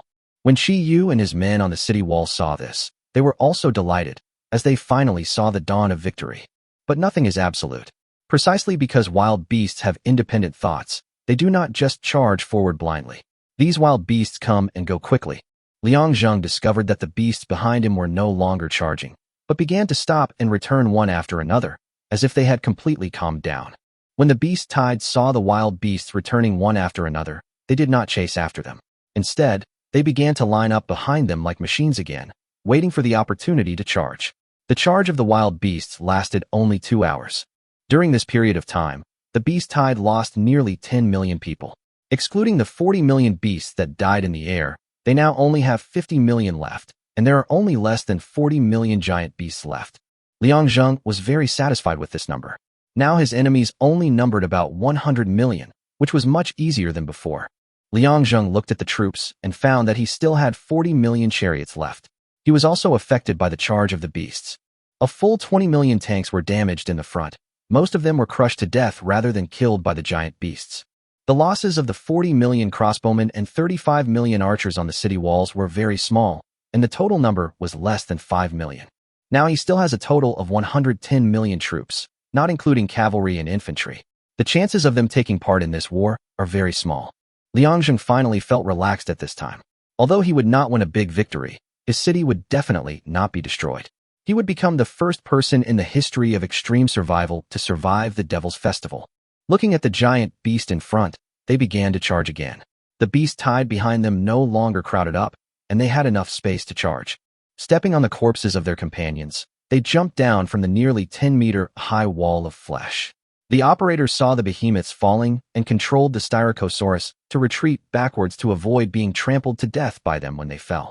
But because there were too many of them, there was not much effect, and many tanks were still trampled, but the operators and soldiers on both sides were also fighting desperately. The light crossbowmen kept shooting at the enemy. Although they could not break the defense, they could still cause them some trouble. The spearmen jumped off the chariot regardless of their lives, charged forward, and attacked the falling beasts. Whenever the operator saw a giant beast about to fall on the chariot, he would let the Styracosaurus raise its head and push upward with force. The result of this is naturally mutual destruction, with the car destroyed and the dragon dead. But the crossbowmen and archers behind never stopped shooting. They changed their shooting position from 280 meters to 230 meters in front of the chariot. Many of the giant beasts were already dead when they jumped down, but they looked ready to die. Each of them aimed at the chariot and fell, increasing the chances of survival for the giant beasts behind them. This war was extremely bloody, and the meat grinder-like fighting made everyone forget about death and fear. The Yanhuang chariots lost as much as 500 million in just half an hour. But the number of giant beasts has also dropped sharply, and so far no one has been able to land alive. The casualties among the chariots are too great now. If the casualties continue like this, I'm afraid it won't be long before they are all destroyed. After hearing Qi Tian's words, several people were thinking about how to respond. At this time, Gu Hong looked at Liang Zheng with a firm look. My king, let us stand by. Once the number of chariots drops to 10 million, it will be impossible to defend the front line. Our cavalry still has the strength to fight. Liang Zheng lowered his head and thought deeply. Now there are only about 35 million chariots left, and it is indeed difficult for Gu Hong's cavalry to play an advantage in the city. They have no choice but to go out and fight. I want you to leave, but there are corpses everywhere, and it's hard for your cavalry to be effective. As soon as he finished speaking, Lu Yu ran out. I'll take the infantry to clear the way. I guarantee that within an hour, a path will be cleared for the cavalry to charge. Several people looked at Lu Yu. Everyone knew that although the chariots could hold on for the time being, once they were lost, the infantry clearing the road would definitely not be able to come back. Liang Zheng naturally knew all this. Now he only had 5 million infantrymen, which he had originally planned to use to defend the city, but now it seemed difficult to do so. The number of beast tides and giant beasts now is incomparable to before. If the city gate is broken, they will rush into the city in an instant. It is no longer possible to use the previous tactics of guarding the city gate. The attacks and bodies of the giant beasts are no longer something that human power can contend with. Although we can defend ourselves against their bites, we cannot withstand the power of their bodies anyway. Liang Zheng looked at Lu Yu, and seeing that the other party had a firm look in his eyes and a determination to face death, he nodded vigorously. Okay, 1 hour. Clear a path for the cavalry to charge. If the chariots are lost, you will return immediately. After the cavalry charge, you will be the only ones left to defend. After hearing this, Lu Yu nodded heavily, then ran down, organized 5 million infantrymen, and began to rush out of the city to clear the road. The crossbowmen and archers on the city wall kept shooting at this time, and the number of chariots dropped sharply, but still no behemoth broke through the defense. Lu Yu rushed out with his troops, distributed the forces around the city, and began to clean up the corpses of the surrounding flying beast tides, but the number was too large. There are as many as 40 million of these flying beasts, and they are so huge that some even require 4 people to drag them. But at this time, Liang Zheng saw that the 5 million residents in the city also rushed out and joined the infantry outside the city to help them start clearing the roads. At first, Lu Yu refused. It was too dangerous. Less than 200 meters ahead, there was a battle between a giant beast and a chariot. There were arrows raining down from overhead, and it was easy to be injured by mistake. Life and death depended entirely on luck, but these residents simply ignored the advice and acted as if they were ready to die. In the end, Lu Yu had no choice but to agree, as he really did not have enough manpower. At the same time, he had to pay more attention to the battle ahead. The number of chariots had been reduced to 30 million, and the defense could be broken through at any time. Today, This wall of flesh has become a complete help to the giant beasts. Every time one jumps down, it will use its body to destroy a chariot, and some will even destroy two. Now, both the giant beast and Liang Zheng are fighting a battle against time. Chapter 102 100-meter defense line. The stalemate between the two sides lasted for a full hour. Liu Yu had already cleaned up the corpses under the city, and all the cavalry outside the city were ready to charge. But now the distance between them is only less than 150 meters. The large number of tanks damaged has reached the limit, and now there are only less than 12 million left. At this time, a giant beast was standing in front, attacking the chariot. The 70 million archers and crossbowmen on the city wall had already shot all their arrows into nothingness. Liu Yu originally wanted to go forward to collect weapons, but Liang Zheng stopped him. If he went forward now, he would never come back. Now he still has 28 billion points left, which is just enough to equip the Yanhuang bronze spear. The points for the behemoth have not been obtained yet, and I am afraid that they will have to wait until the end to be settled. He had no time to hesitate at this point, and directly spent 28 billion points to equip all archers and crossbowmen with Yanhuang bronze spears. As for crossbow arrows and copper tin arrows, Liang Zheng didn't even consider them. Even if they were equipped with crossbow arrows, each cost 100 points. With nearly 40 million people and 28 billion points himself, each person would only get 7. Judging from the current situation, this cannot change the situation of the battle at all. It would be better to equip them with spears. Seeing that he only had less than 500,000 points left, Liang Zheng hadn't had this moment for a long time. At this time, the crossbowmen and archers had all changed into spears and came to the city gate from the city wall. Everyone, we in Yanhuang Dragon City have experienced many life and death trials, but we have never failed or retreated. I believe that this time we will be able to create glory again and protect our homeland. I believe everyone has seen the situation ahead. Almost all the comrades on the chariots have been sacrificed, and the cavalry are ready to charge at any time. But if the city is breached, you will be the last guard, the last defense. The soldiers of the Celestial Empire will never retreat. I will live and die with you. Liang was shouting loudly on the high platform. All the soldiers and Qi Tian and his men had serious expressions, showing no fear at all. At the same time, they kept raising their spears and shouting, "Defend Yanhuang Dragon City to the death." At this time, there was a roar, and Liang Zheng knew that the giant beasts and the beast tide had charged over, which also meant that the chariot had been completely destroyed. Gu Hong shouted, "Warriors, I am proud and honored to be your leader.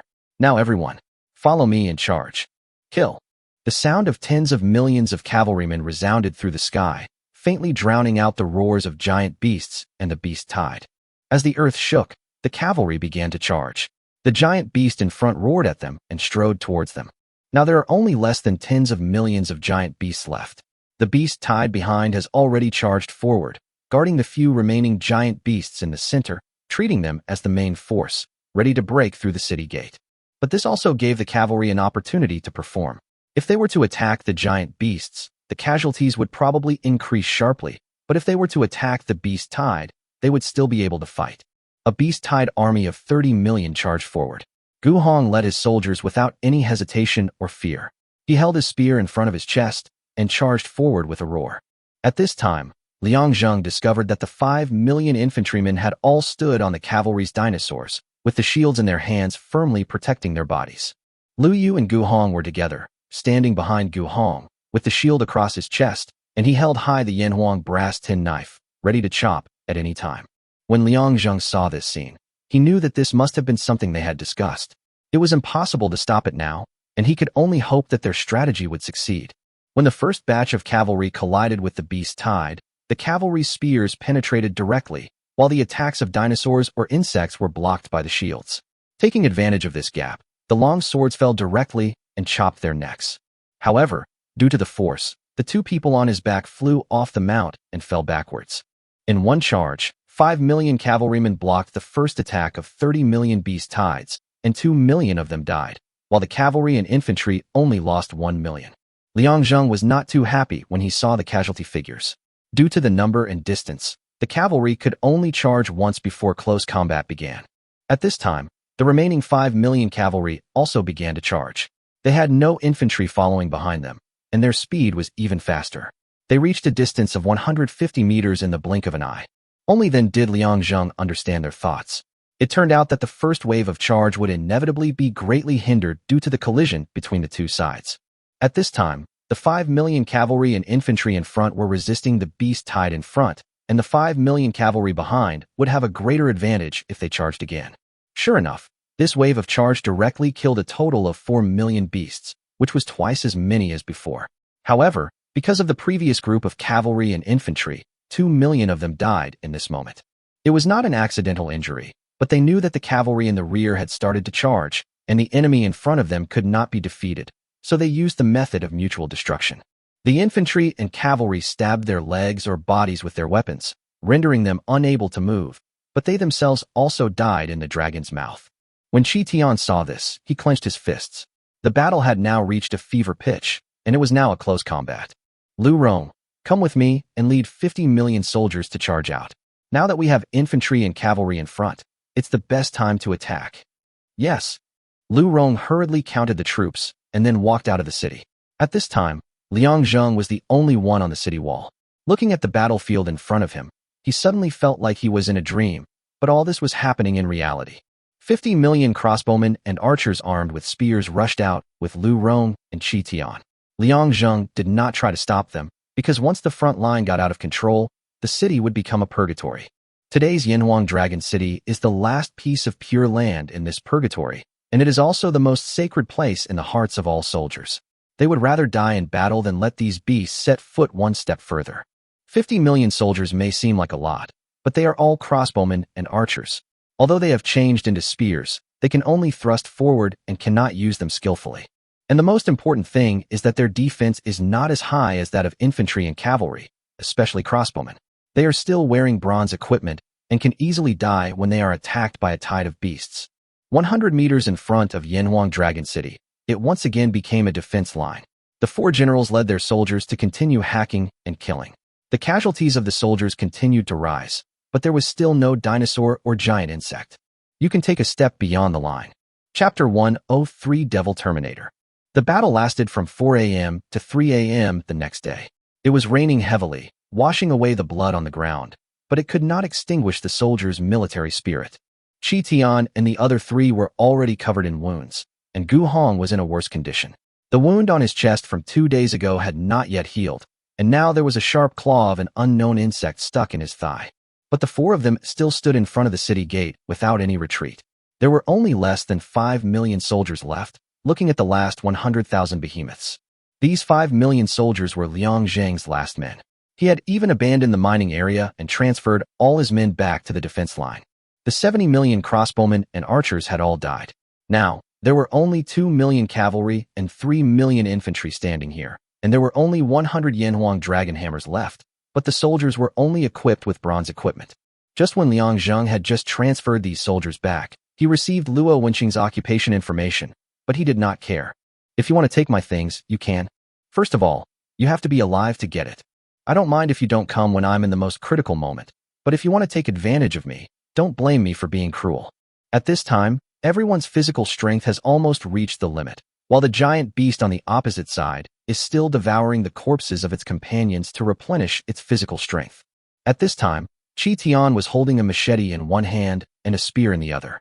He could not tell whether the blood all over his body was his own or the dinosaurs, and his armor had long been broken. Now is the final moment. There are less than 100,000 behemoths on the opposite side, but this will definitely not be our last enemy, because more enemies will appear today. Are you afraid? Don't be afraid.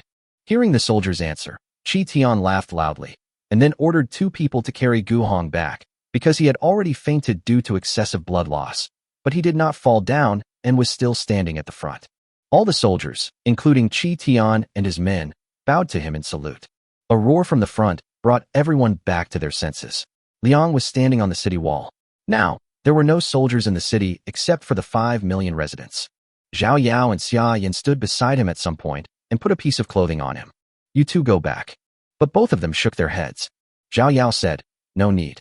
If I really have to die, I still hope to die by your side. After all, you are my master.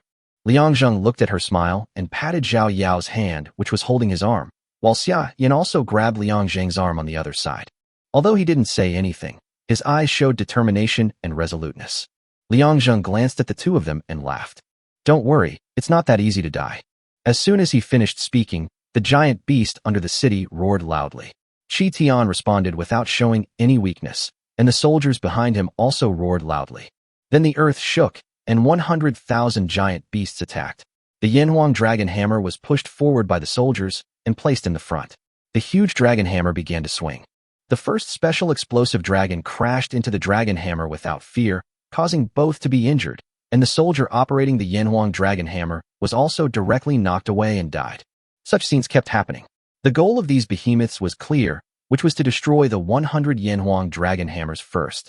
When Chi Tian and the others first took it out, the giant beasts didn't care, but then they found that the dragon hammer was so powerful, so they began to target it purposefully. Chi Tian naturally would not let them all succeed, so 2 million cavalrymen made a charge for the last 100 meters of their lives. When the giant beasts reached 5 meters in front of them, they swung their dragon tails. Suddenly, the corpses of the cavalry and their mounts flew everywhere. The gains of this charge were extremely small, with only less than 40,000 behemoths killed, while the cavalry's casualties were over 300,000. But at this time, they had already captured the frontline position. Chi Tian roared, and the remaining 3 million soldiers behind him began to run forward to provide support. The final bloody battle, the final hour, the final charge, both sides fought with all their might. On average, every 20 soldiers attacked one giant beast, and the beast kept sweeping its tail and biting them to pieces with its sharp teeth.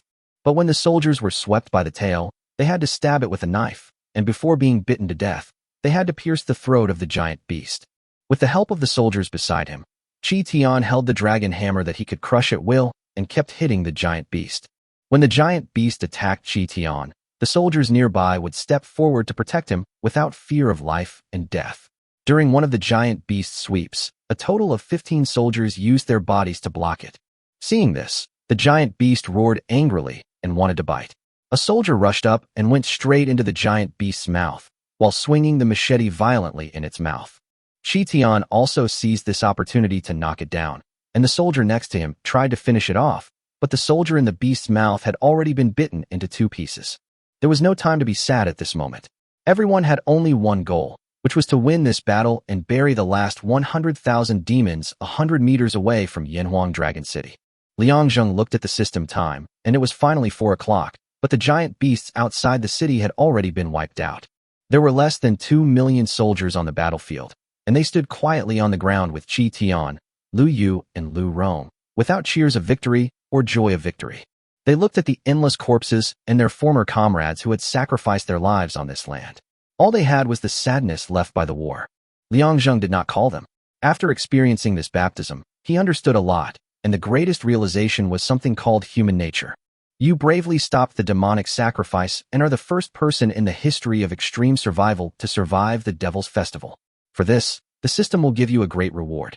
Reward. You have obtained the exclusive unit, Celestial Empire Soldier. You have received double points of 1 trillion, and you have obtained the title of Devil Terminator. Devil Terminator. In the Devil's Festival, you fought bravely and not only won, but also frightened the devils into retreating, never to dare to provoke you again. Devil Terminator attributes. You will not be selected in future Devil Festivals. Your attack and defense against beasts will increase by 200%. The attributes of beasts will be weakened by 50% when they are against you, and all soldiers will gain the Beast Blood skill. Beast Blood. After activating Beast Blood, all attributes are increased by 200% for 5 minutes. P.S. Soldiers who use Beast Blood will die. You will have free control over the skills, so please use them with caution. Chapter 104 Liang Zheng's Revenge is endless. Liang Zheng looked at the reward and breathed a sigh of relief. It seemed that he had made the right bet. Attribute bonuses were all secondary. He was in urgent need of points. This is the most brutal battle since we came to the extreme survival world. Out of 170 million people, only less than 2 million are left. Now all equipment and characters need to be purchased again. Don't forget, there are still 105 million enemies to fight today. By 4 o'clock, all the corpses around Yanhuang Dragon City had disappeared. Even the bloodstains disappeared, leaving only scars on the ground. All the soldiers retreated into the city. They guarded the city gate with their lives. The 200 million beast army couldn't even touch the gate. Liang Zheng returned to the house, and Chi Tian and others followed him in. You 3 go get some rest. I'll take care of the rest. As soon as he finished saying this, Lu Rong fell directly to the ground and fainted. Lu Yu's eyes were red, and it was obvious that he was holding on. Chi Tian walked over and knocked him on the back of the head.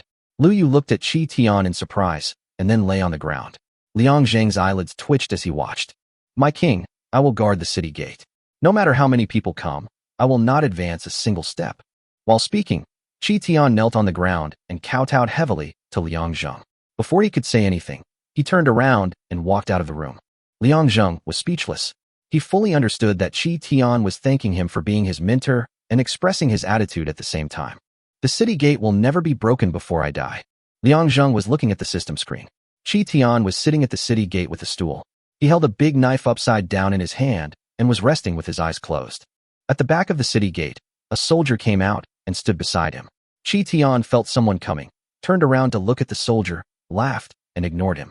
But soon, the remaining 2 million soldiers were all standing upright behind Qi Tian, with an expression of being ready for battle and ready to die.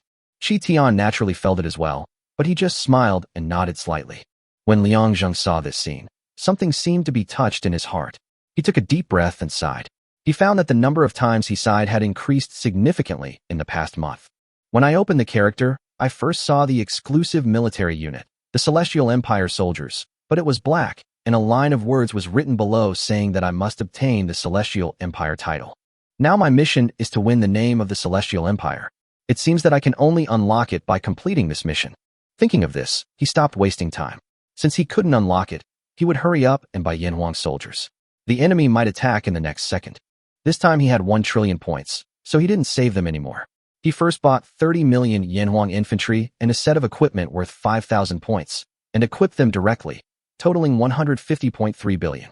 The cavalry is worth 3,000 million, and the equipment is worth 4,000 points per set, totaling 120.09 billion. 4,000 million for an archer, 4,000 points for a set of equipment, 20 arrows, totaling 320.03 billion. The crossbowman has 40,000 million points, a set of equipment worth 2,600 points, 20 crossbow arrows, and a total of 184.06 billion points. The tanks cost 4,000 million, including crews, 1,000 points per set, for a total of 400 million. The remaining points are 375.42 billion. The remaining bronze is 40 million, and the remaining tin is 320 million. Liang Zhang allocated 5 million crossbowmen and archers, 10 million chariots, cavalry, and infantry, a total of 40 million people, to occupy his own mines. It is not so easy to get his own bronze mine. He didn't have the time before, but now that he has the time, don't blame him for being cruel. But before he could occupy it, Luo Wenqing actually privately identified himself. Haha, brother Liang Zhang, I knew you wouldn't die. I saw you transferred all the troops from the bronze mine back before, so I was afraid of being discovered, and something unexpected happened, so I protected it. Now that you're okay, I'll return him to you. But to be honest, I never thought you could survive the Devil's Day. This is a first in the history of extreme survival. Liang Zhang looked at this and sneered in his heart. What a clever old fox. Haha, I thought you, Luo Wenqing, were going to kick me when I'm down. I just had some energy, but you broke it. Forget it. I'm sending troops to get the ore now. You can go now. I just cleaned up the corpses of 100 million beasts. Luo Wenqing was standing opposite the screen at this time, with a gloomy look on his face. When he saw the news from the world, his heart was filled with shock. He never thought that Liang Zhang actually survived. This has never happened in the history of extreme survival. How strong is he? Brother Liang Zhang, please don't joke around. How could I possibly kick someone when they're down? I'll just return the bronze mineral to its original owner. Liang Zhang didn't waste any time talking to him and sent his troops directly there. But when they arrived at the place, there was no one there. The 20 million strong army was stationed there directly, and the miners inside were still there. Seeing this scene, Liang Zhang didn't know whether to say Luo Wenqing was cautious or timid. Now the 2 mines are back in their hands, and the city once again has 140 million soldiers, enough to cope with the current situation. After returning home, Liang Zhengke did not rest. Although the beast helped him, it was an accidental help. The other party wanted to kill him. Liang Zhang looked at the World Channel and found that they were all talking about him. Hi, Ba. The boss's ranking isn't displayed right now, but he's definitely number 1. Char, damn it. Just how powerful is he? He can even defeat the Devil's Festival. Is there anything he can't defeat? Li Rue, this is a true master. He single-handedly faced off against a tide of hundreds of millions of beasts, yet in the end, he still managed to defeat millions of his men with unwavering determination. Look at that general, sitting at the gate. He looks like a lone man standing against 1,000.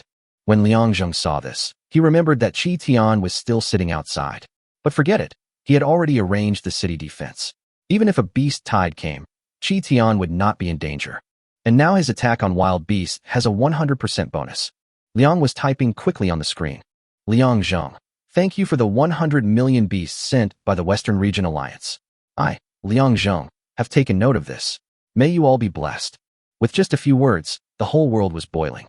The Chinese applauded, and everyone in the Western Region Alliance was in danger. Now the King Yin of the slave civilization wanted to retaliate against the Western Region Alliance. Who could stop him? When Justin saw this, he began to tremble all over. He never thought that Liang Zheng could actually survive the triple attack. Chapter 105, Western Alliance. Everyone is in danger. Liang Zheng's words made the world boil again, but he no longer looked at it. After a day and a night of fighting, even iron could not hold on. As for revenge, there is no rush at all. Today's beast tide has not attacked yet. After repelling them, Liang Zheng will find a few powerful countries to have some fun with. The World Channel was really crazy. The representative of them should be Zhao Yin. When he saw Liang Zheng's words, he spoke immediately. Zhao Yin, damn Western Region Alliance. How dare you plot against our Emperor Yintian? Do you really think you can provoke the Huaxiao Alliance? From now on, we, the Huaxiao Alliance, officially declare war on you. Hai ba. Well done, Brother Yin. I'll apply to be the vanguard. It's time to teach these Western Region dogs a lesson. Chun Liang, I won't say more. King Yin is my idol. Since you've already taken action, I will lead 2 million elite troops to challenge you immediately. Life and death are determined by fate, and wealth and honor are determined by heaven. Launching, count me in. I'll send 3 million troops. Since we're going to fight this time, don't give up halfway. Just fight to the death. Liang Zheng, who was about to go to sleep, frowned when he saw this. Zhao Yin was really calculating. He used this incident as a pretext to force him to help them destroy the Western Region Alliance like moral kidnapping. Thinking of this, Liang Zheng felt very unhappy.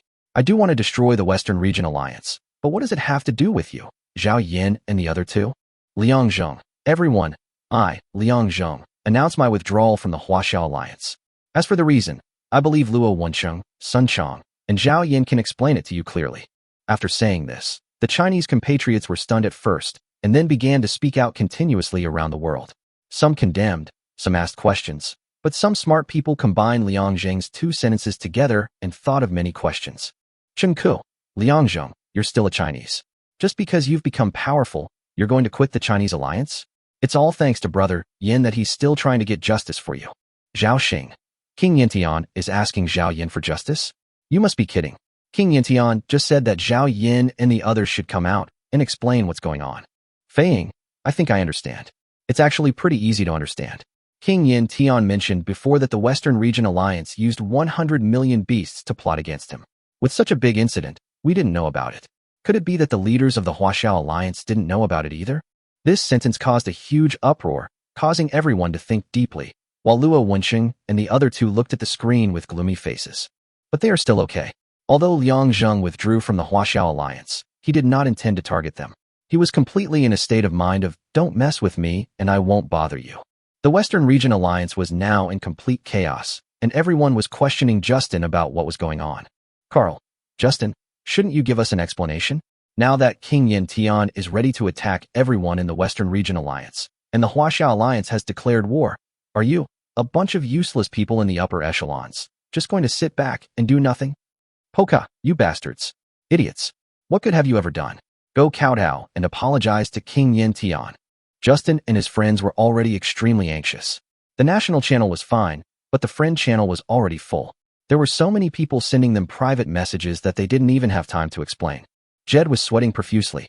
Now that things had gone wrong, Liang Zheng not only did not die, but seemed to have been reborn from the ashes and became even more powerful. After 4 o'clock, the black fog dissipated, and they saw Liang Zheng's Yanhuang Dragon City. It didn't look like it had been destroyed at all, and it still stood intact on the ground. When they saw this, their hearts tightened, and at the same time, a message came into their minds. That is, Liang Zheng had gone against the will of heaven, and they could no longer stop him. Far, what should we do now?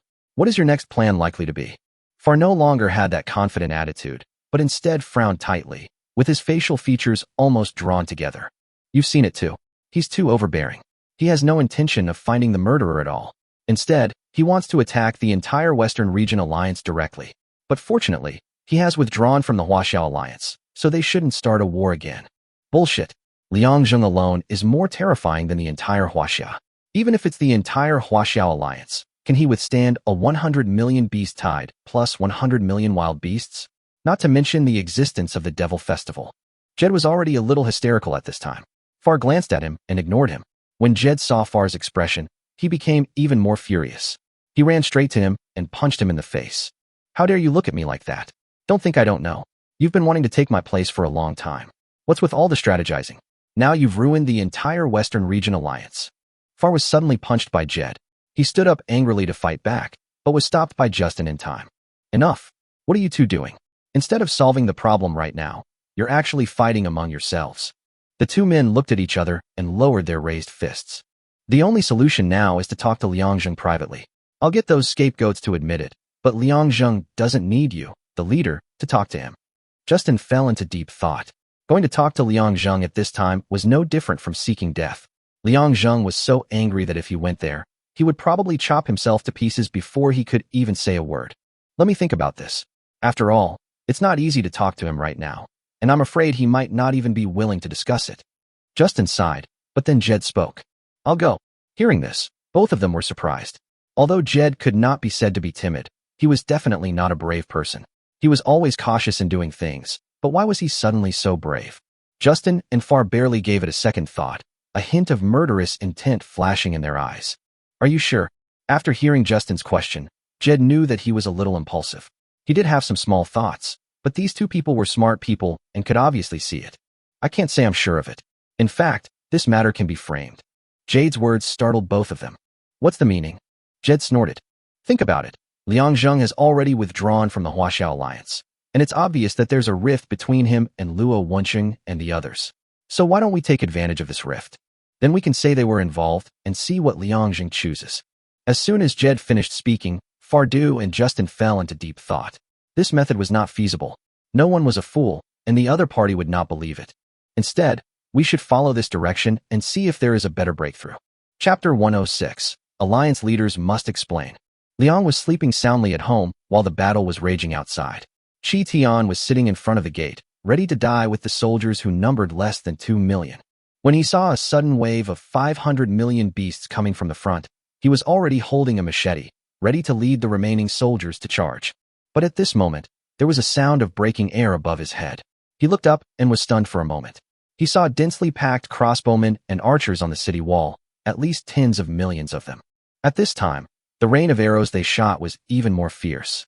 Each arrow could pierce the dinosaur's body fiercely, and the attack power seemed to be even stronger. Seeing this, Qi Tian couldn't help but laugh out loud, and at the same time took his subordinates back to the city. After all, no one wanted to die in vain. Now that there are guards on the city walls, they don't have to fight to the death.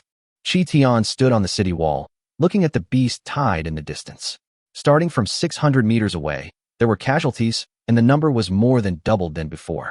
When they rushed to 280 meters, the archers shot again and killed a large number of them again. By the time they reached 100 meters, there were less than 10 million of them left. Qi Tian suddenly had an idea and did not send out chariots. Instead, he led 10 million cavalry to charge out. What surprised him was that no soldiers were killed or injured in this charge. After a fierce charge, all the beasts died under the iron cavalry, and the survivors in the world who were watching the live broadcast had their eyelids twitching. Everyone has a big question in their mind, which is how powerful King Yantian is now. To defeat an army of 50 million, they would have to lose at least several million people, but now they didn't lose a single soldier and directly killed the 50 million beast army. The survivors of the Western Region Alliance saw this, and their left eyelids twitched. Some even announced their withdrawal from the Western Region Alliance in public and vowed never to join it again. When Liang Zheng got up and saw the battle report, he was a little confused as to why the situation suddenly turned out like this, but then he remembered the bonus of the Terminator. Not to mention the 200% increase in attributes. The opponent's 50% weakening of attributes alone is enough for him to win, not to mention the increase on his side. As one side gains strength while the other loses strength, if I lose more troops, I will really become a waste. At this time, he saw someone in the friend list had a private message. It was Luo Wenqing and a few others. Brother Liang Zheng, now that you're awake, let's talk. After all, we're all Chinese compatriots. We can't really ruin our relationship over this matter. Liang Zheng snorted coldly, and looked at Sun Chong again. King Yin, we were wrong in this matter, but we were forced to do so. This is an extreme survival world, and everyone has to leave a way out, right? I hope we can talk calmly. The last one by Zhao Yin was even more sensational. Consul Liang, we haven't known each other for long, but a lot has happened between us. It's fate that we meet here. Regardless, we did help you before, and I hope you can consider our past and talk to me. Liang Zheng turned it off and ignored them, but he unexpectedly found Justin's private chat. Although it was expected, he didn't expect the other party to contact him so soon. Respected King Yin Tian, I, Justin, have always respected the strong, especially those like you. I have already investigated the plot against you. Please give me a chance to explain and give the Western Region Alliance a chance. Liang Zheng scratched his head. Why did the whole world seem different after he woke up? The battle against the beast tide of the system was going smoothly, and the leaders of various major forces were lining up to explain to him, making him feel like the head of state. But in terms of strength, he is now truly the head of state. Liang Zheng was not in a hurry to reply to them. Since the words had already been spoken, he naturally had to do it, otherwise others would think that he, the King Yin, was easy to talk to. After stretching his body for a while, he walked out of the house and saw Zhao Yao and Xia Yin sleeping soundly. He smiled in his heart. These two girls had stood with him in the rain for 5 hours. He was afraid that they would be seriously ill. After he went out, a soldier ran in. His name was Gu Tong, a follower of Gu Hong, and his name was also given to him by Gu Hong. Meet my king. Liang Zheng nodded and raised his hand slightly. How's the matter going with your explanation? Report to the king. I followed the tracks of wild animals and found some corpses, but due to the heavy rain, I only discovered the locations of 2 countries. One is called Kasa, and the other is called Lar. They are not very far from us. As for the others, further investigation is needed. Well, that's great. Gu Hong often talks about you in front of me, saying that you are smart and learn things quickly. Work hard, and you will have opportunities in the future.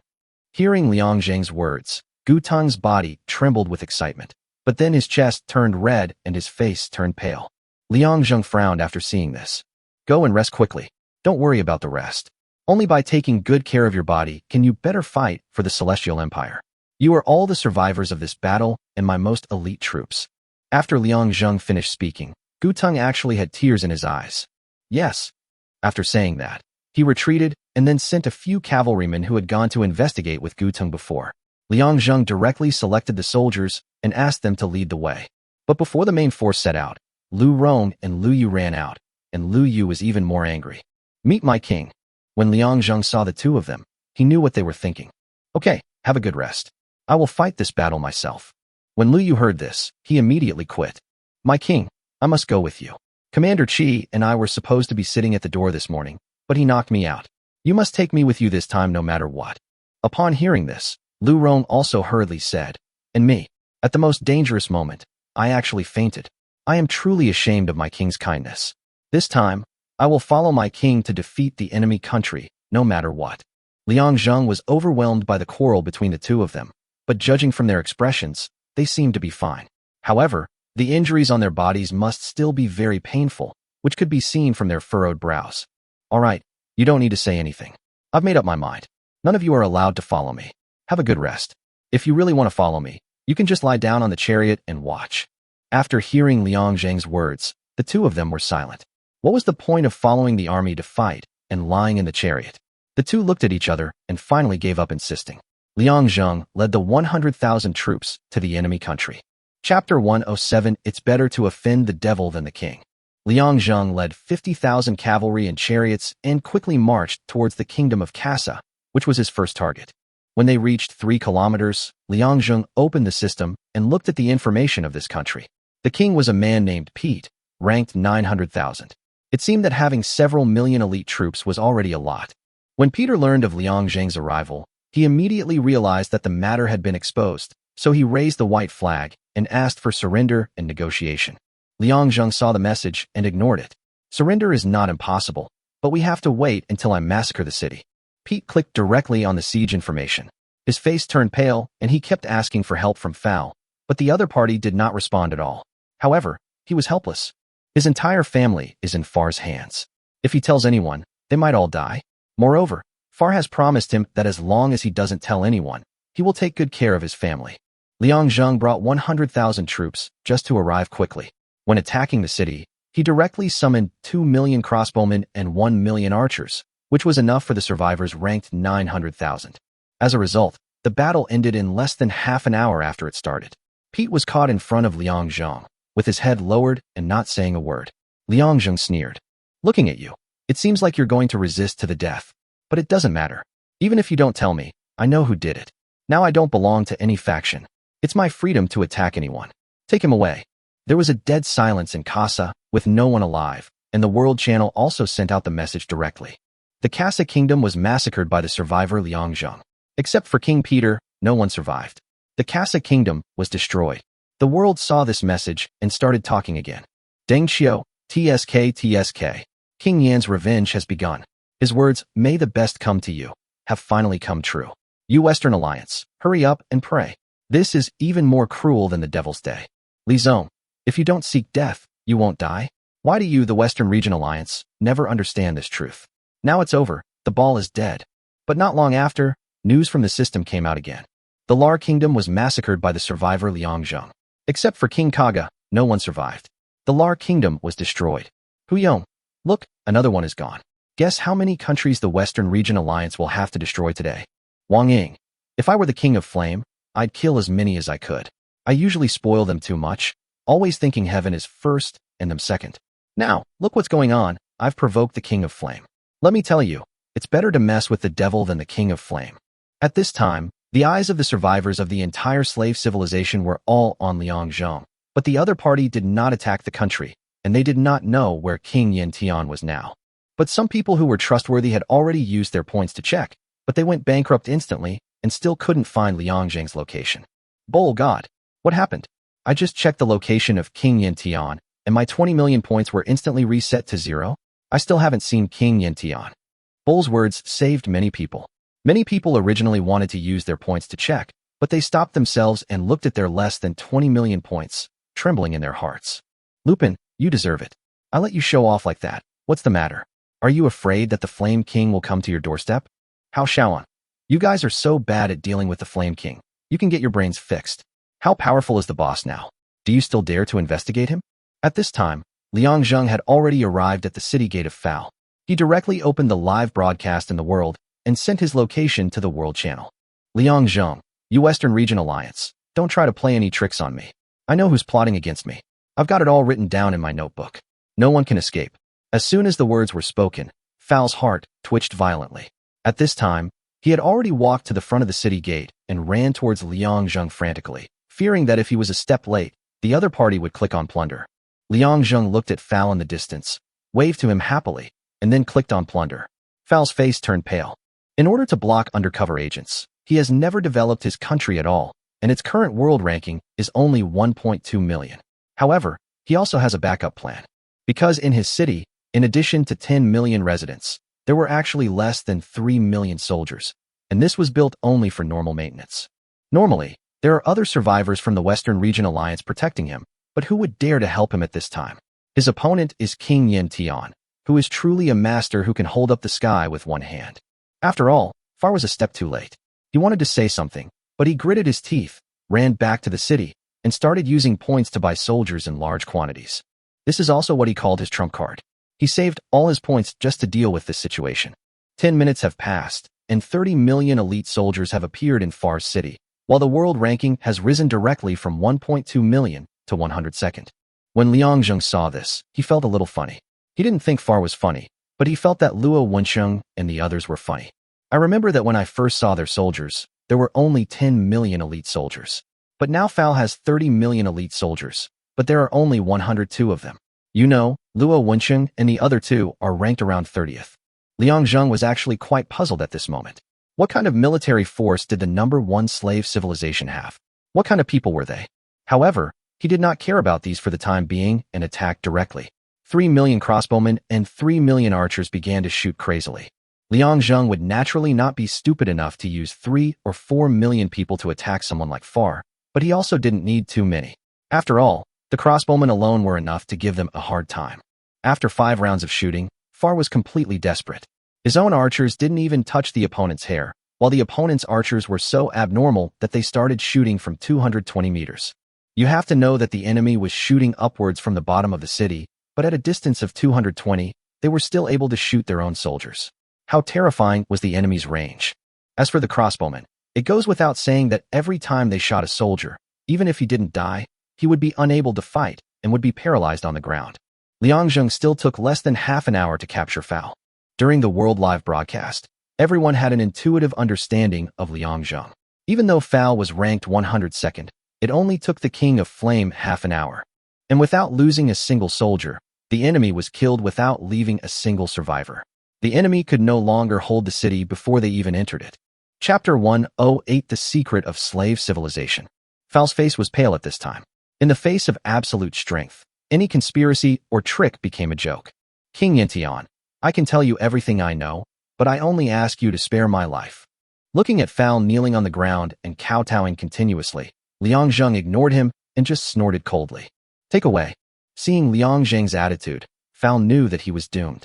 His body went limp, and he was abandoned on the chariot like an animal. Looking at Pete and Kaga next to him, they were looking at him with anger on their faces. I never thought that you would have this day. Let's go to hell together. Pete smiled grimly and looked at Far fiercely. Far had threatened him with his family's safety and done such a thing, but now he ended up like him. How could he not be excited? Pete, who had a dead look on his face before, now doesn't look like he is going to die, but looks like he has avenged his great hatred. Liangzheng was looking at the system screen. The raid at home came again, but this time it was not a tide of beasts, but soldiers. Looking at the enemy's 30 million soldiers, all well-equipped, he was surprised by the range of their archers.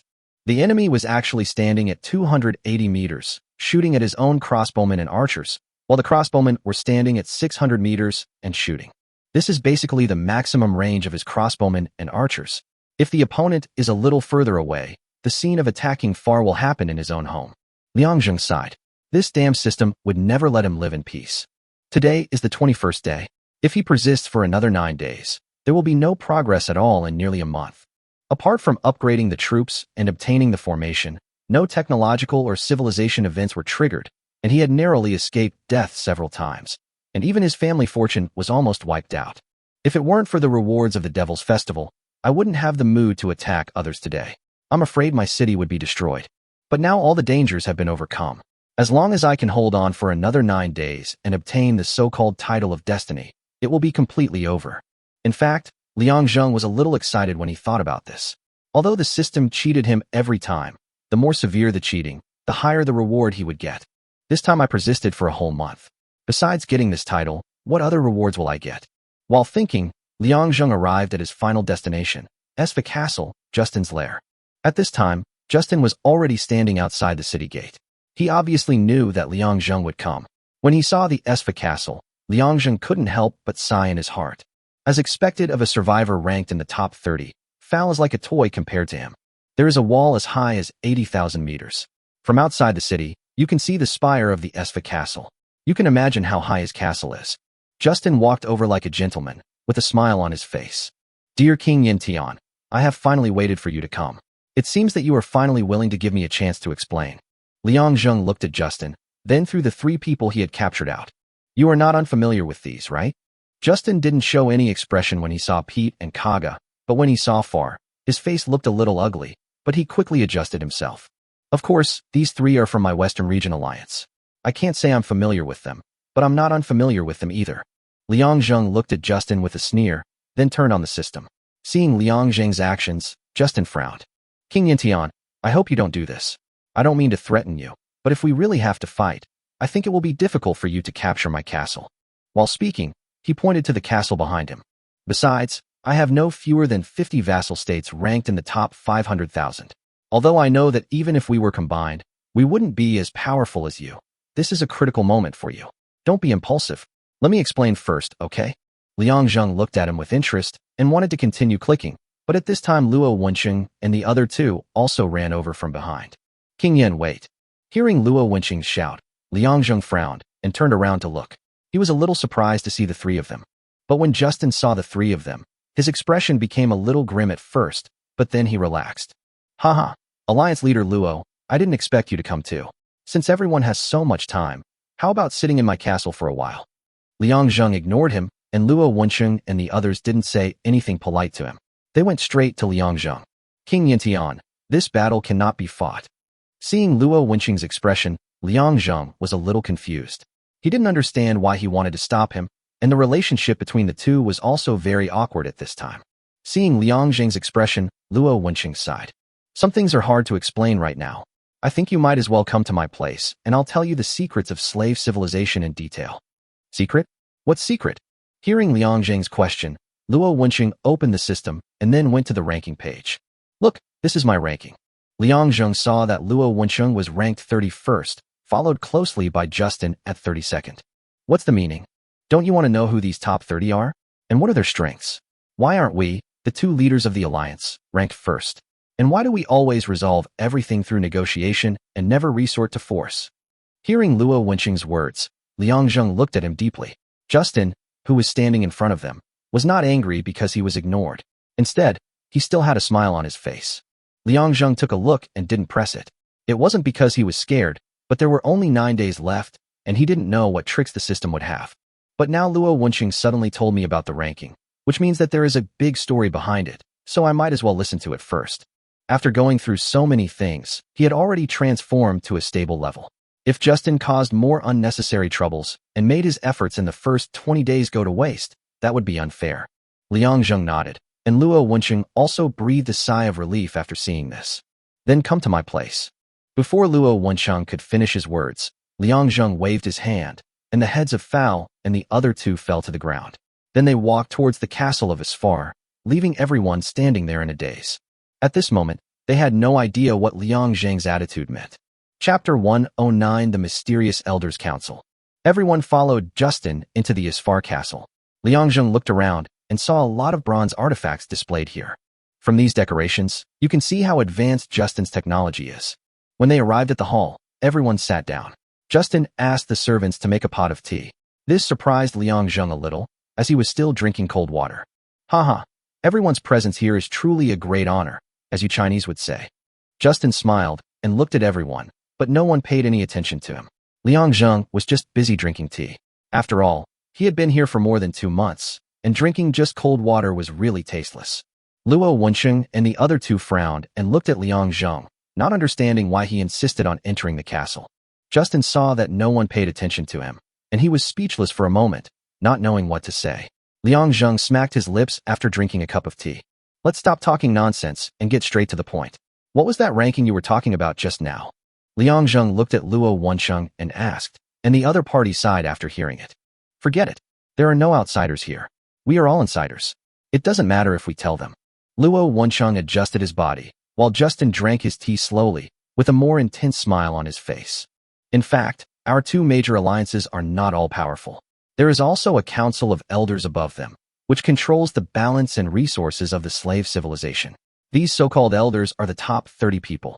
Liang Zheng looked at Luo Wenqing, then at Justin. So does this have anything to do with me killing Justin? When Justin heard Liang Zheng's words, his eyelids twitched and the smile on his face froze instantly. Let's put it this way.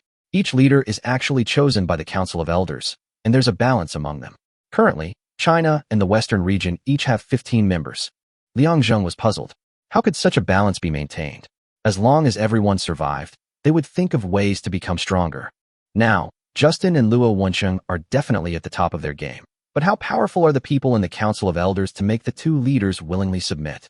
You mean to say that if I kill Justin, the so-called Council of Elders will definitely stop me? Luo Wenqing nodded, but Justin's heart was already racing.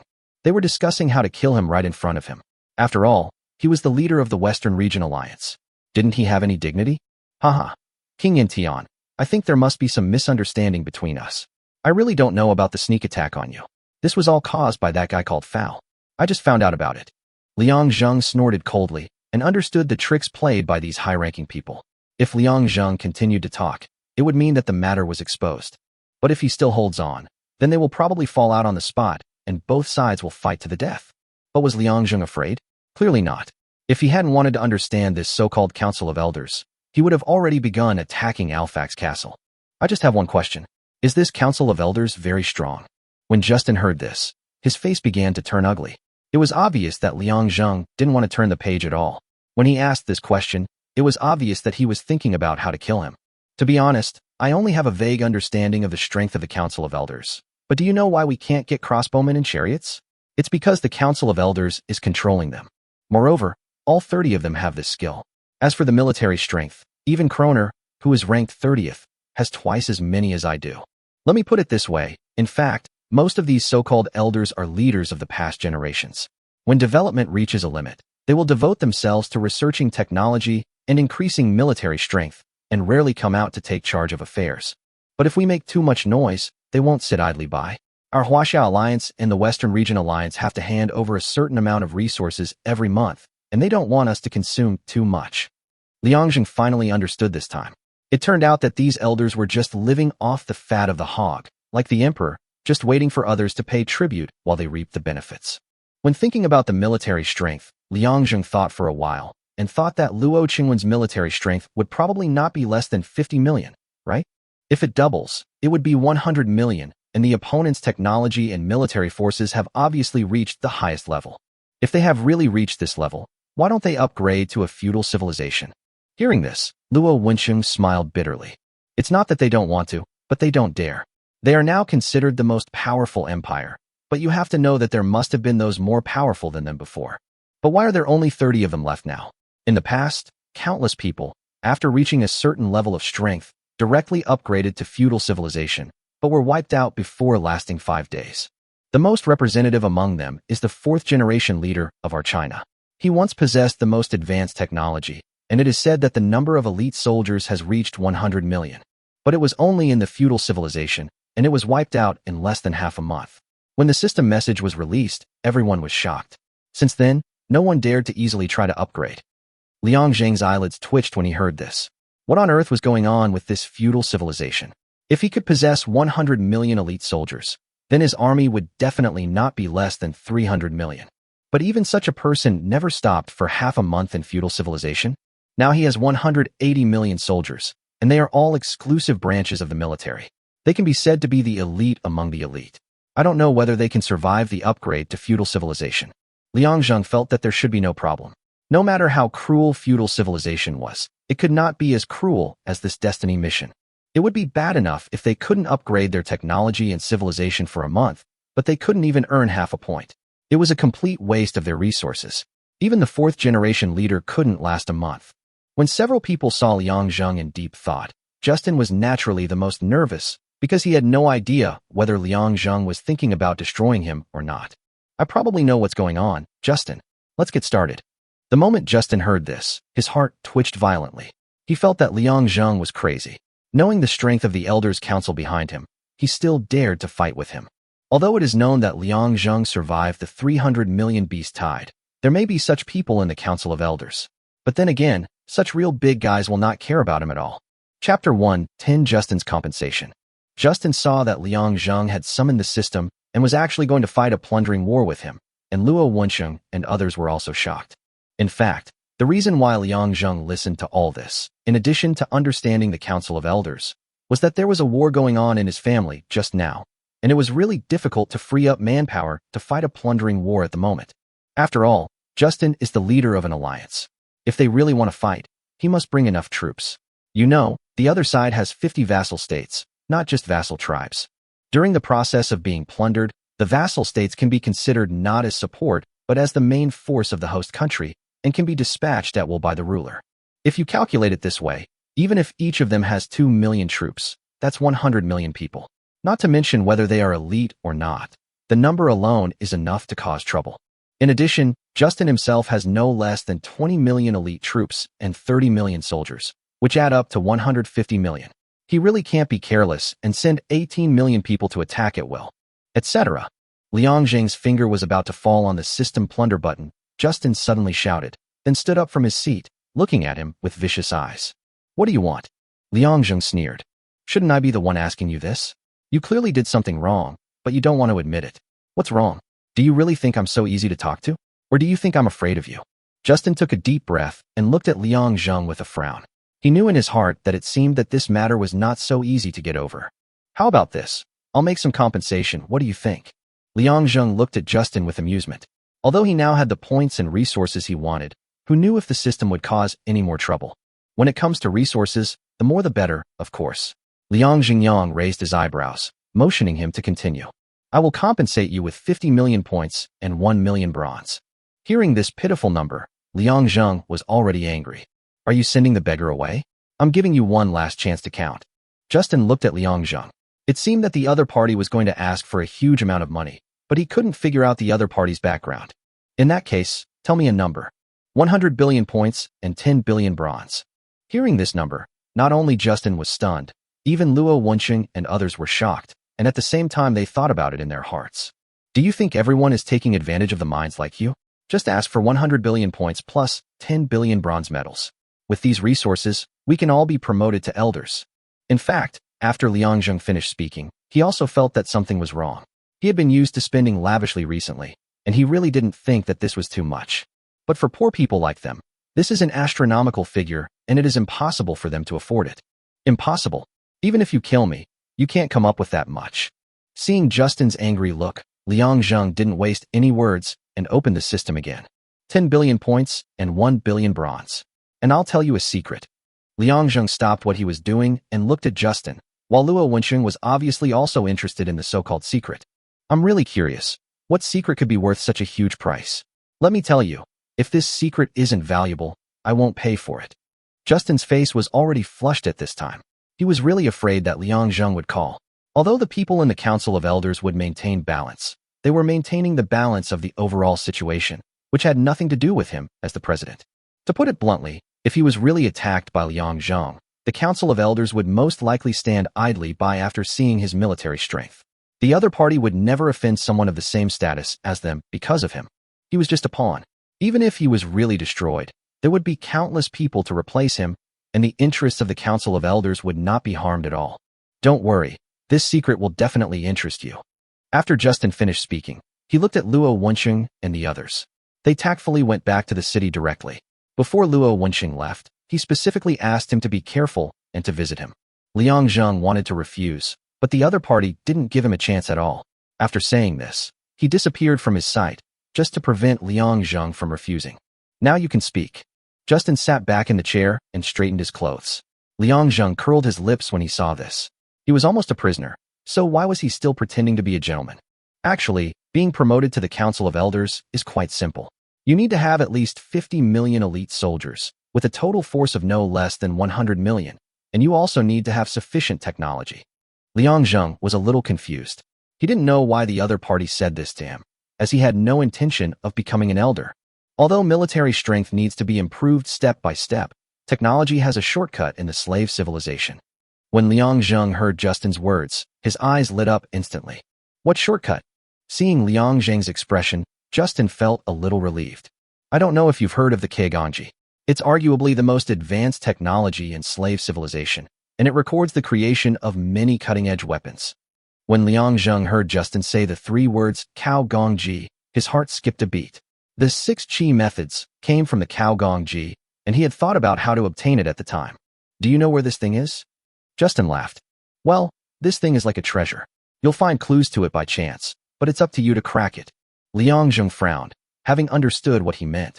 The other party obviously had such a clue, but also didn't know where it was. A clue that hasn't even been verified yet, and you're thinking of selling it to me for 90 billion points and 9 billion bronze.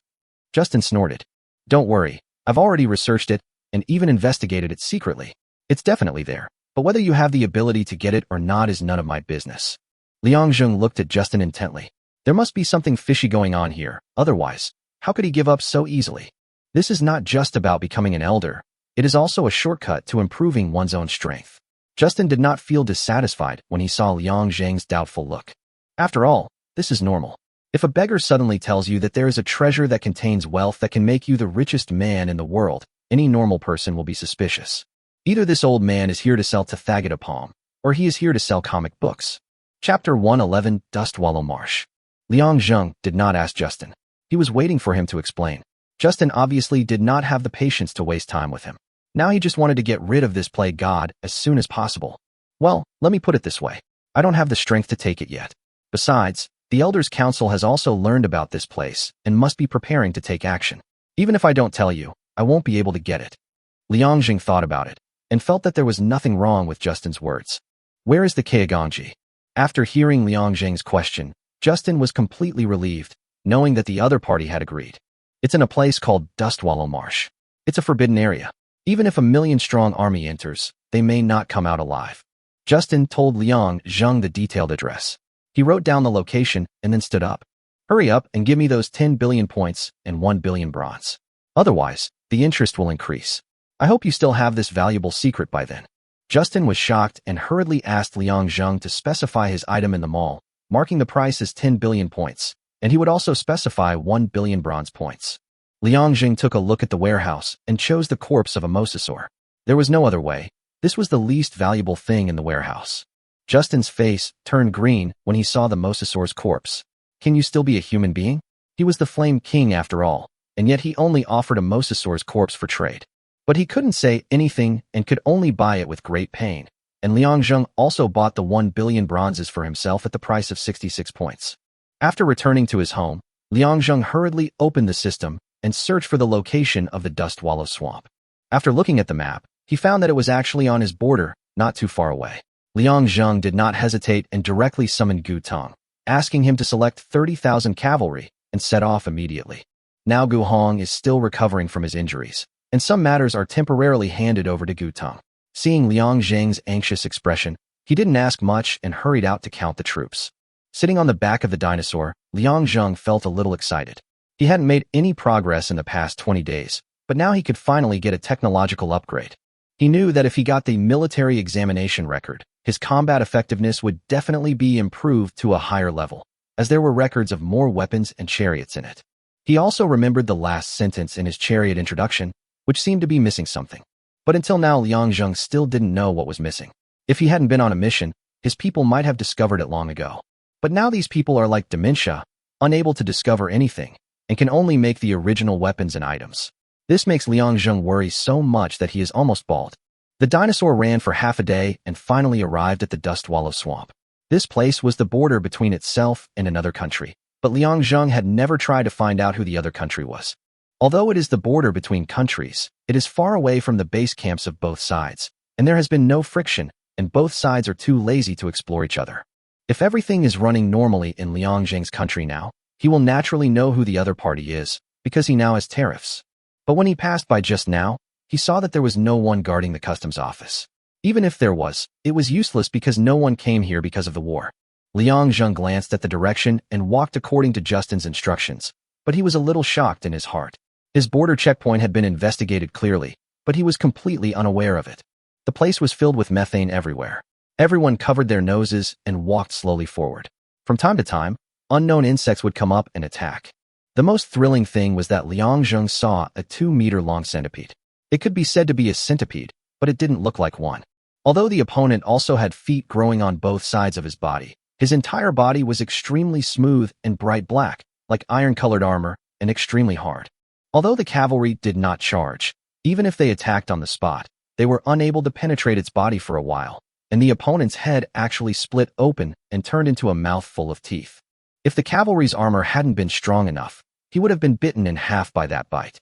They walked about a kilometer in the swamp and encountered nothing except some insects. Liang Zheng's system was always in front of him, and the interface was switched to the interface for summoning soldiers. Liang Zheng's idea was very simple.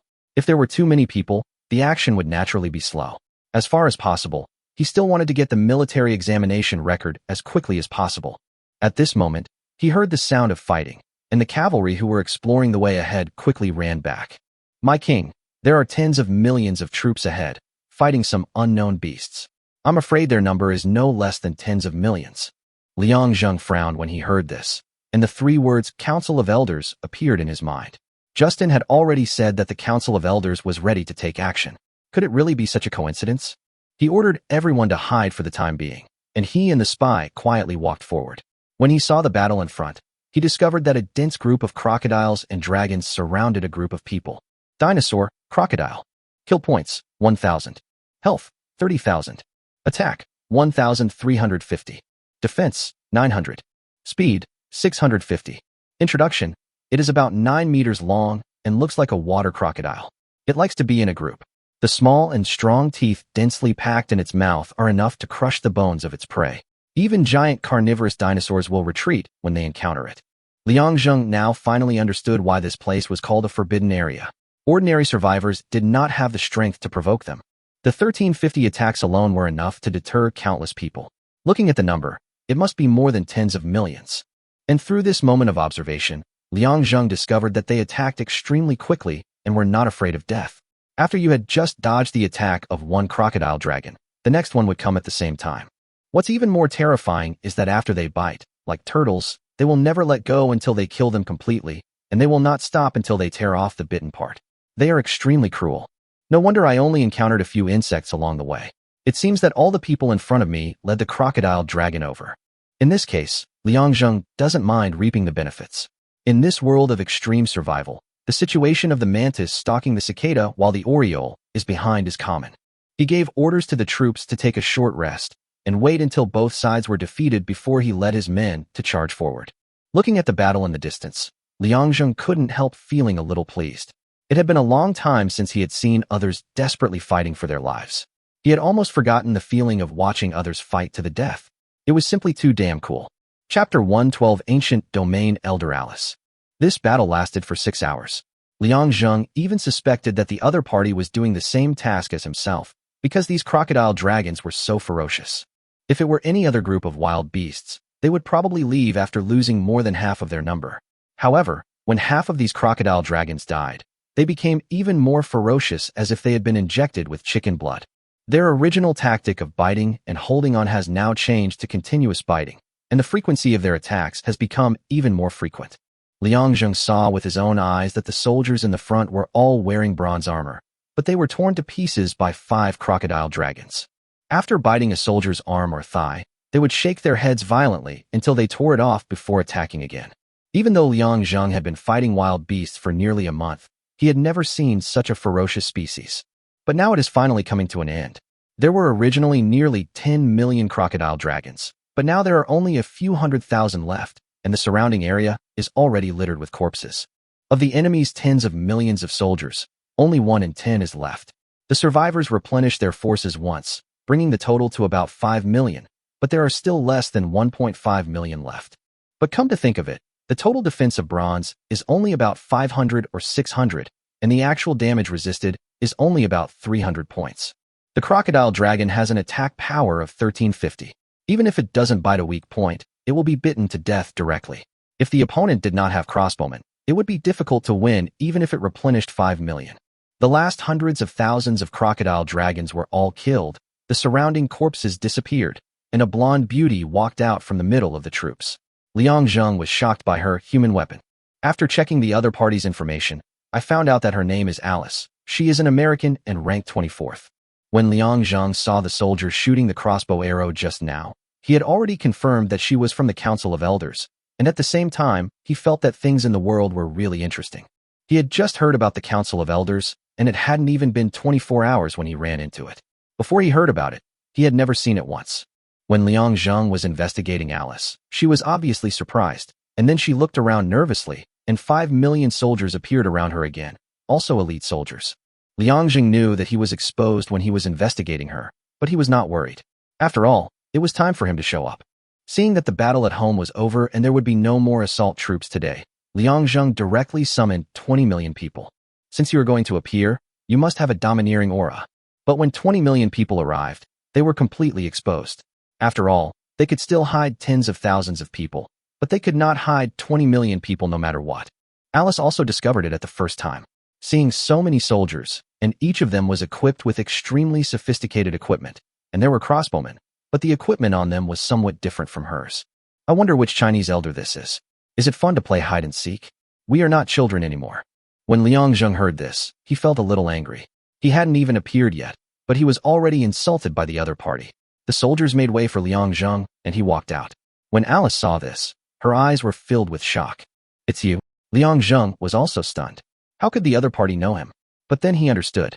He had been making trouble in the slave civilization for almost a month, making the headlines of the World Channel every day. Although these people in the Council of Elders do not care about worldly affairs, they are not blind and will naturally pay attention to the World Channel every day. It seems that you know me, then it's easy. I want the things here. Alice laughed when she heard Liang Zheng's words. Haha. All right, since King Yantian has spoken, then I will naturally offer it to you with both hands. But you must remember that this is a gift from our ancient domain elders council. You are still a free man now, right?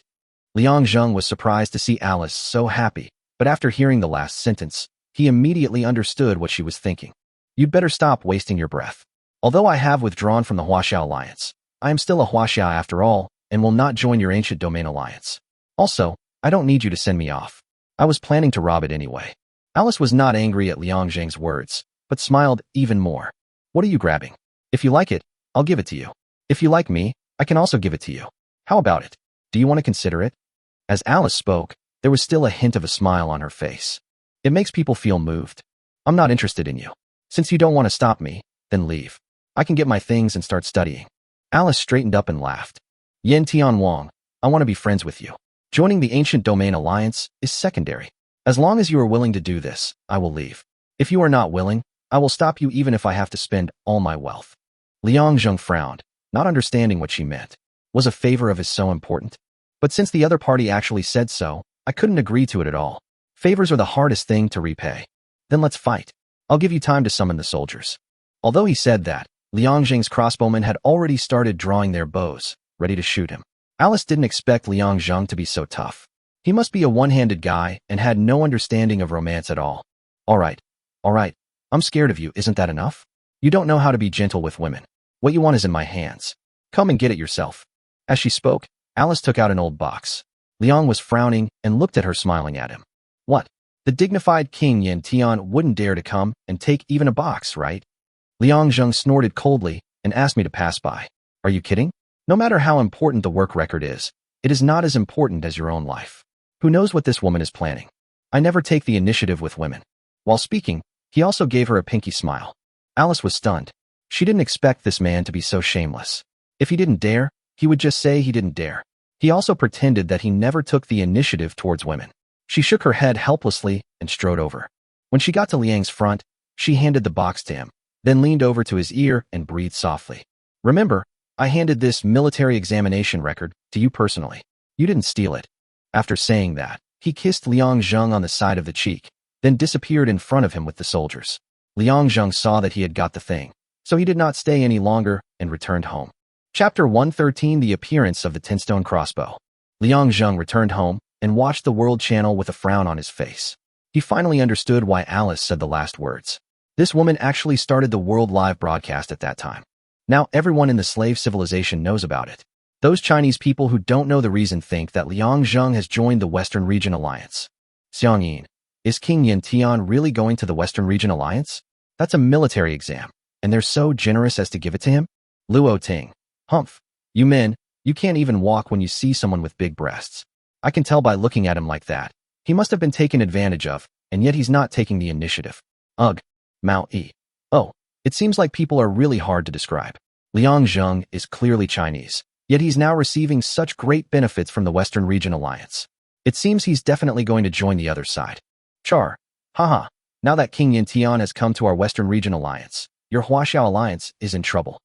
Highball bullshit. Although I don't know what happened between King Yen Tian and that woman, I will definitely not join your Western Region Alliance. Don't dream. Bokerd. Humph. Do you even need to explain something like this? That's a military exam. Do you think anyone would just give it to you for free and let you owe them a favor? That's stupid. After seeing this message, Alice secretly took note of this person and then spent some time searching for him. The next day, this person disappeared in the slave civilization. Liang Zheng sighed at this time. He was really too lazy to explain. This kind of thing would only make things worse. Let them think whatever they want. Just do your best. No matter whether it is the Huaxiao Alliance or the Western Region Alliance, as long as they don't provoke him, he will develop himself steadily, like an immortal in the world. In fact, he also hoped that such a day would come sooner. Although it had been 2 months, there were probably less than 5 days left when he could truly live in peace. And now he has been fighting for nearly a month straight. Not to mention his soldiers. Even he himself feels a little depressed. But as the saying goes, even if the tree wants to be still, the wind will not stop.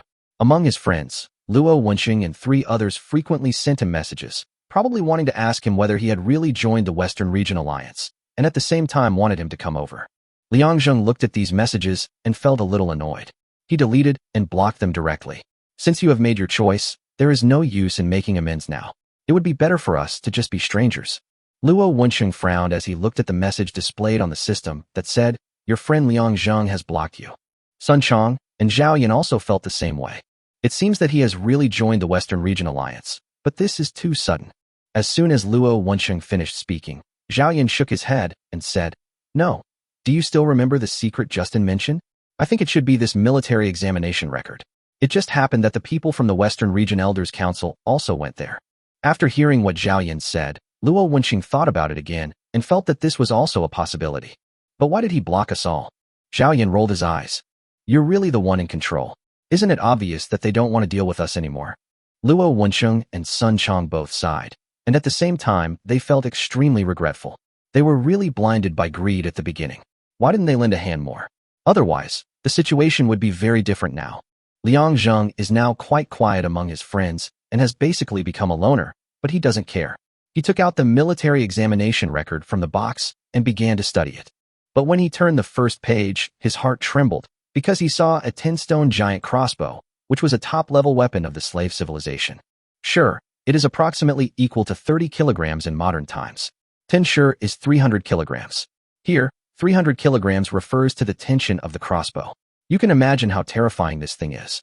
Liang Zheng hurriedly asked a top carpenter, then pointed at the giant crossbow in the book and said, "Can you make one in 2 days?" The carpenter looked at it for a long time and nodded slowly. It should be possible. It's not a should, it's a must. If there are any difficulties, find every possible way to solve them. Do I need to know quickly? When the carpenter heard Liang Zheng's words, he nodded vigorously. Yes, don't worry, my king. I will gather all the skilled craftsmen right now and will definitely complete one for you to see within 2 days. Liang Zheng nodded in satisfaction. The carpenter turned around and ran away. As soon as he went out, he called a lot of people, including blacksmiths and craftsmen. What surprised Liang Zheng was that the next day, Lu Yu knocked on Liang Zheng's door early in the morning and then looked excited. It's made. It's made. Hearing Lu Yu's words, Zhao Yao and Xia Yan, who were standing behind Liang Zheng, blushed and spat softly. But Lu Yu didn't care about their expressions at all and was still immersed in his own excitement. Liang Zheng looked at him and was confused. What did he create? My king, let's go and take a look. Liang Zheng was dragged out by Lu Yu in confusion. When he got outside, he saw all the craftsmen gathered in a circle with a big guy in the middle, covered with a white cloth. Liang Zheng suddenly understood what Lu Yu said and couldn't help feeling a little excited. When did you finish it? Yesterday's carpenter said cheerfully. It was just finished this morning. We spent the whole night yesterday researching and forging it. This is the first one today, and I want our king to come and inspect it personally. Liang Zheng went up and pulled the white cloth aside and saw the 10-stone giant crossbow inside. Weapon, 10-stone crossbow, 5,000 points, /1. Attack, 1,000. Range, 800 meters. P.S. 2 crossbowmen are required to operate at the same time to enjoy the bonus of long-range soldiers. Attributes after addition. Attack, damage, 2620. Range, 880 meters. Liang Zheng looked at the properties of the 10-stone giant crossbow and couldn't stop trembling in his heart. He finally possessed the most advanced weapon of the slave civilization. He also finally understood why all those elders were ranked in the top 30. Just with this kind of giant crossbow, attacking the city would be 100 times more difficult. Although 5,000 points is expensive, it is definitely worth it. However, the only drawback is that this thing is too big, as long as 2 meters, and is completely unsuitable for carrying. However, if placed on the city wall for defense, it is absolutely invincible. Liang Zheng immediately purchased 10 million of them, spending 50 billion, and then placed them on the city wall, completing the 100,000-meter-long city wall. At the same time, another 20 million crossbowmen were purchased, spending 30 million. However, this time they did not need to be equipped with equipment. Instead, they would directly use the 10-stone giant crossbow. I think today's war will shock everyone. Chapter 114 Huaxiao Alliance Elders Council. Looking at the giant crossbows on the high walls, facing the 50 million human army opposite, today is the 22nd day, and the number of troops has reached 110 million. However, under the merciless shooting of the 10-stone giant crossbow, the soldiers on the opposite side died one after another. The huge crossbow arrows not only killed one person, but some even penetrated 4 people directly. The war was fought without any incident, and Liang Zheng still did not lose anyone. However, the loading of this 10-stone giant crossbow was a bit slower than that of a heavy crossbow, because it required 2 crossbowmen to operate it. Originally, Liang was considering whether to add 1 more person, changing the number to 3 people operating a 10-stone giant crossbow, but after observing it for a while, he he found that it was useless. The two crossbowmen immediately put arrows on their crossbows after firing them, and there was no need for a third person to take action. Liang Jing's plan failed. At this time, he was in his room, continuing to read the military examination record. He gave it to the craftsmen yesterday, and they took it away and did not return it until morning. But not long after, a large army came to attack, and he had no time to continue watching. Now he finally had some free time.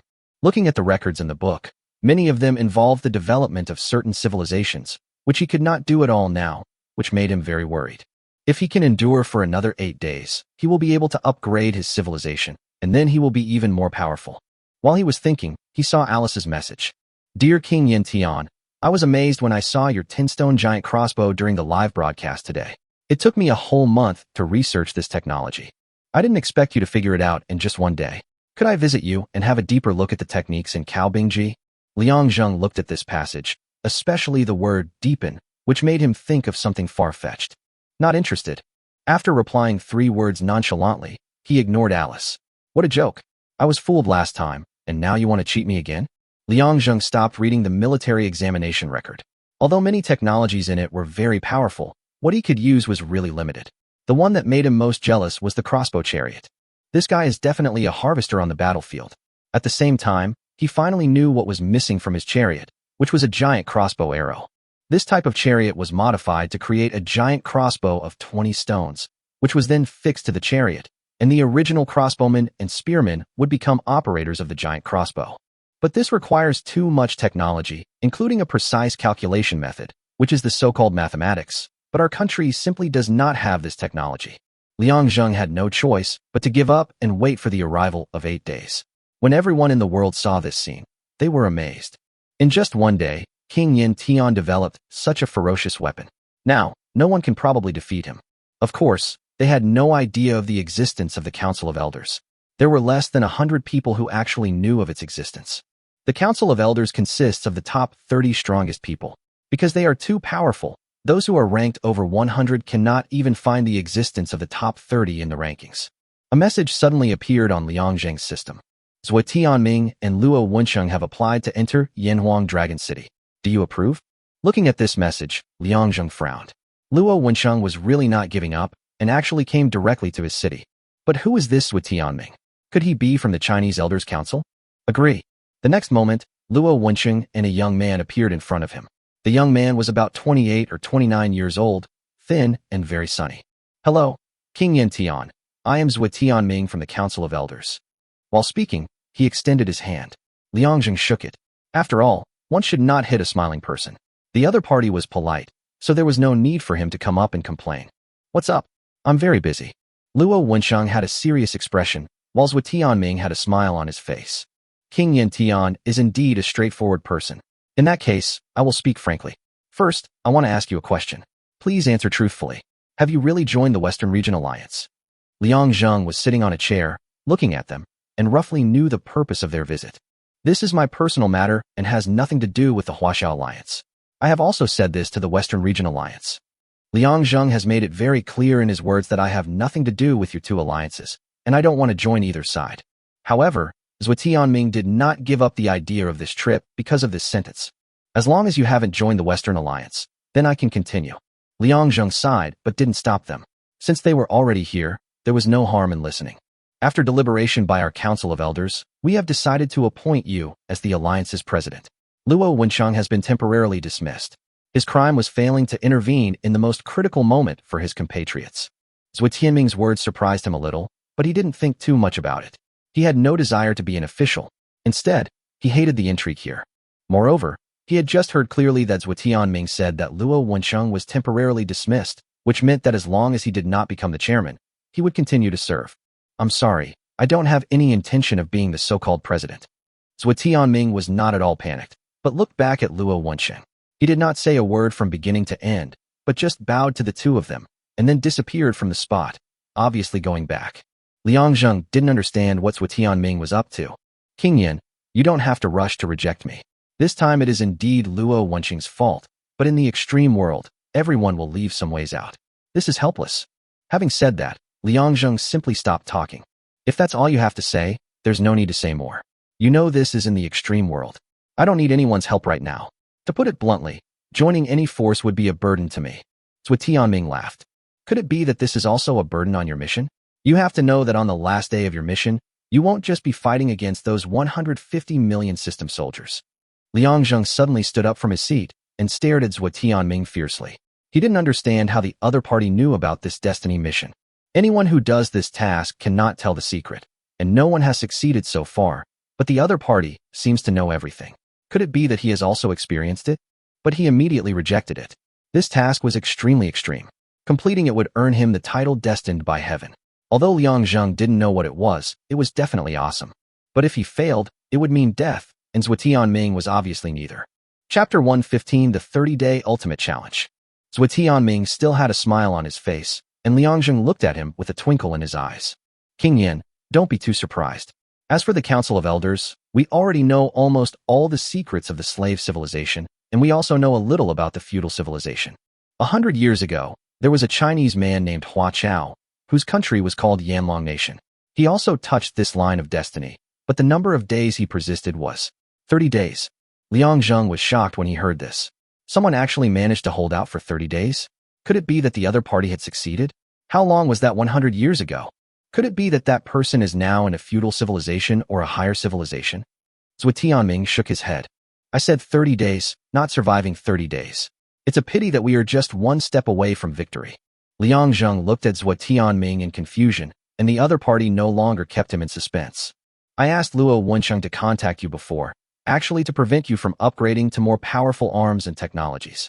While speaking, Zhou Tianming actually took out 5 military examination records. This thing, whether it is the Western Region Elders Council or our Chinese Elders Council, they all have no less than 10 copies.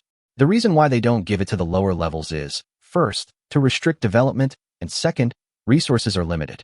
I think you already know the existence of tin, and you have fully utilized the 6 chi methods recorded here, but you should know that there are only less than 1,000 tin mines in the entire civilized world. This is the result of 100 years of exploration by all the survivors, and there are only 285 high-grade tin mines. Now the 2 elder councils each own half. I think you should now understand why this restriction exists, right? After hearing this, Liang Zheng completely understood. To put it bluntly, these things were not enough for these so-called strong men like them, so naturally they didn't want to distribute them to the lower levels. So what does this have to do with my destiny's mission? In fact, we have noticed you for a long time. When you were able to survive the first 3 days, we were already very surprised. When you survived the 10th day, we were even more shocked. But this was nothing until we saw the copper and tin equipment on your soldiers, and that they had survived the 20-day beast tide and the test of the Devil's Festival. We finally understood that a new emperor was about to appear. But when we learned about Luo Wensheng's stupid behavior, we scolded him severely and secretly dismissed him from his position as chairman. We wanted to contact you through him, but you blocked him directly. We don't want to bother you for now, but when we saw Alice gave you the military exam notes yesterday, we couldn't sit still anymore.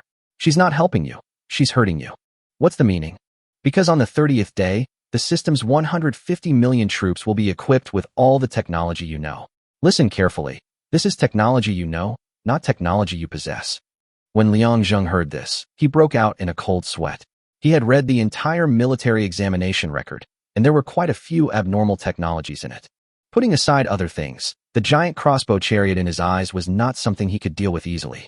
Although he didn't know how much its attack power was, he knew that this guy could instantly launch 10 giant crossbows, and the range was more than 1,500 meters away. How do you know this? There is a kind of civilization called history.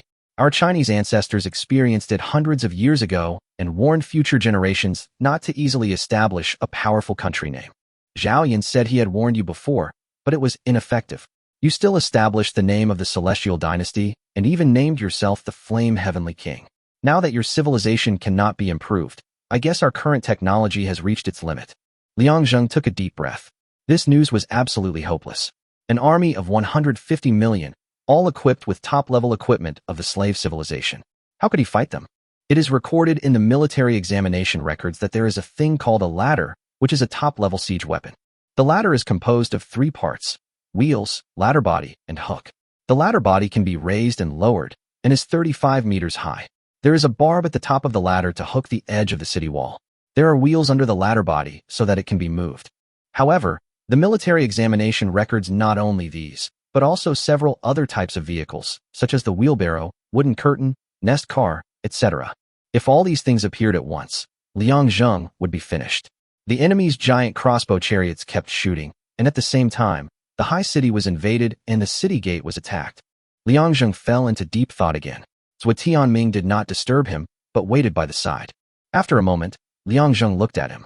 You didn't come here just to tell me this, did you? Liangzheng thought for a long time, but couldn't come up with any good solution. But when he saw Zhou Tianming, he knew that the other party must have some way. Haha, King Yantian, don't worry.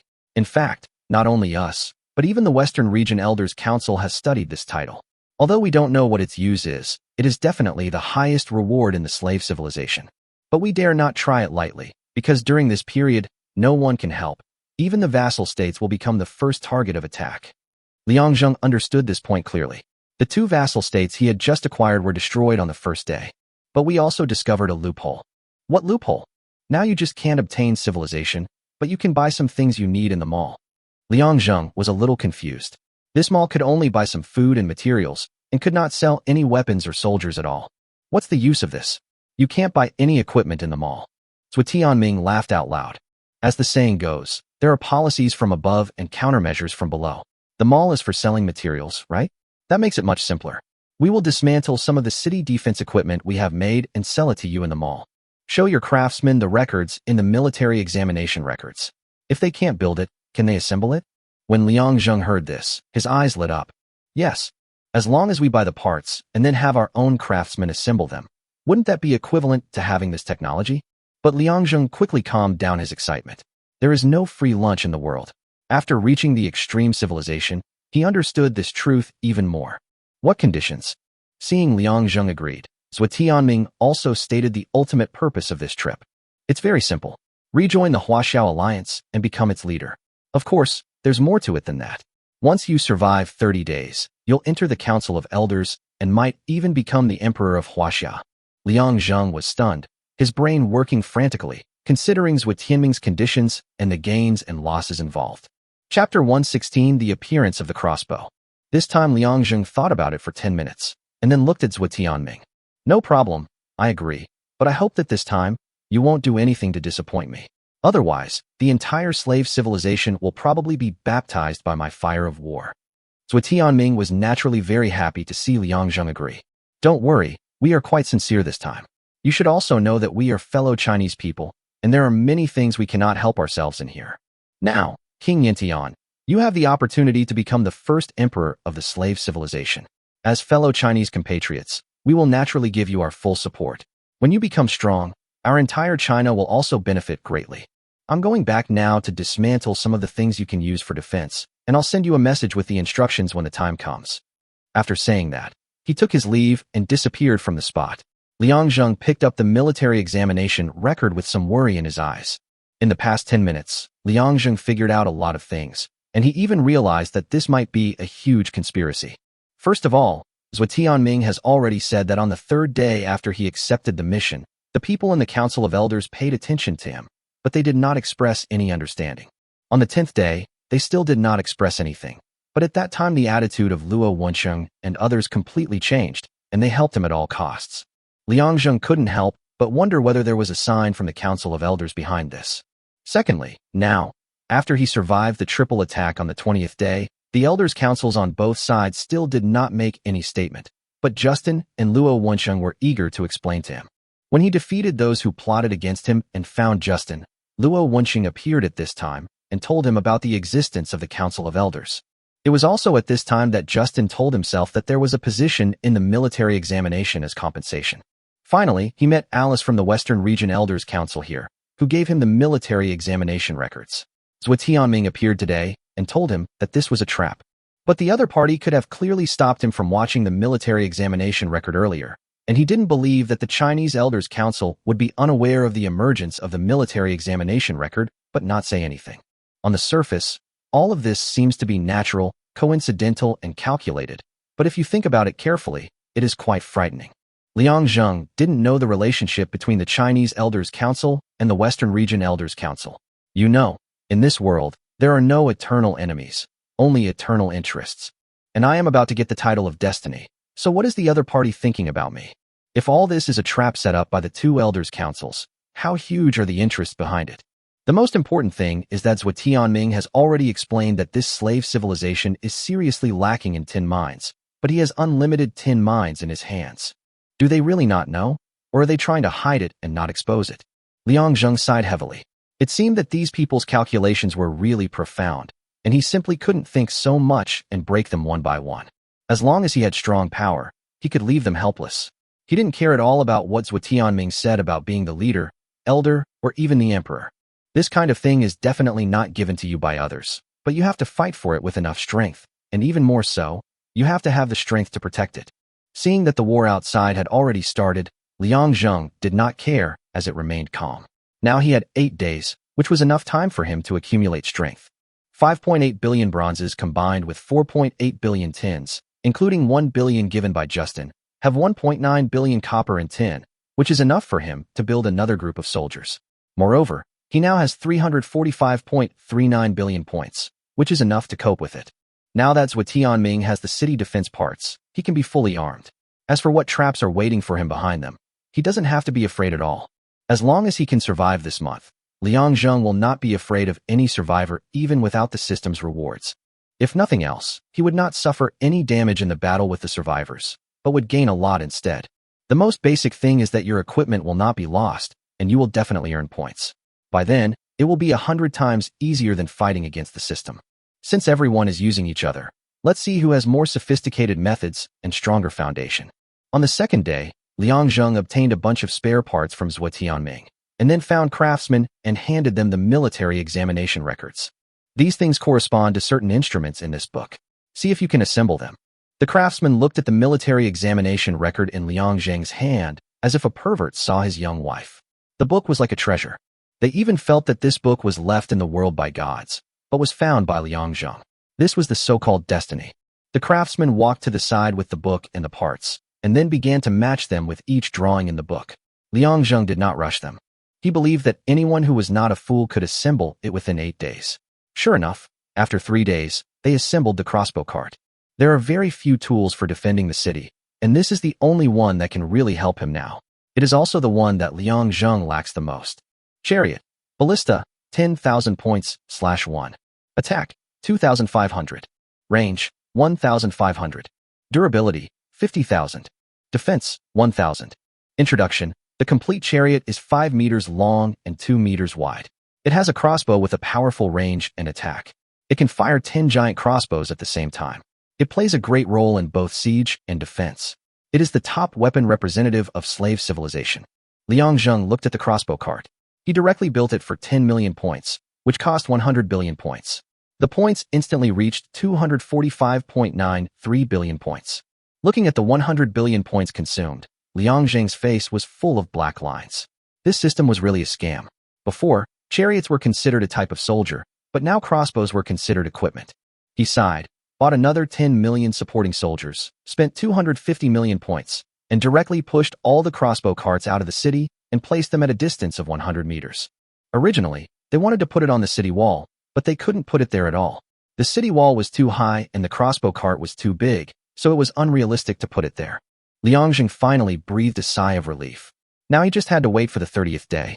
As for these days, with the appearance of the crossbow carts, the system soldiers could not get through at all, and every battle was a great victory. Chapter 117, the final battle begins. Today is the 30th day, and Liang Zheng has finally become a mother-in-law. In the battles of the past few days, thanks to the appearance of the crossbow cart, he won every battle, and the enemy never even got within 300 meters. But the more this happened, the more worried Liang Zheng became. The system did not change any technology or strategy because of the appearance of his crossbow cart, and the soldiers were still dispatched in the same ordinary way. What made him depressed was that since the appearance of the Devil Terminator, the system had not launched any beast-tide attacks, and all of them were just soldier assaults.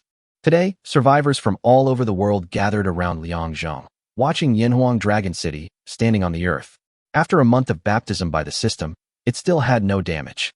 I don't know how many soldiers' lives were sacrificed in order to achieve this. At this time, Liang Zheng and 4 generals were standing on the city wall, ready to face the final battle.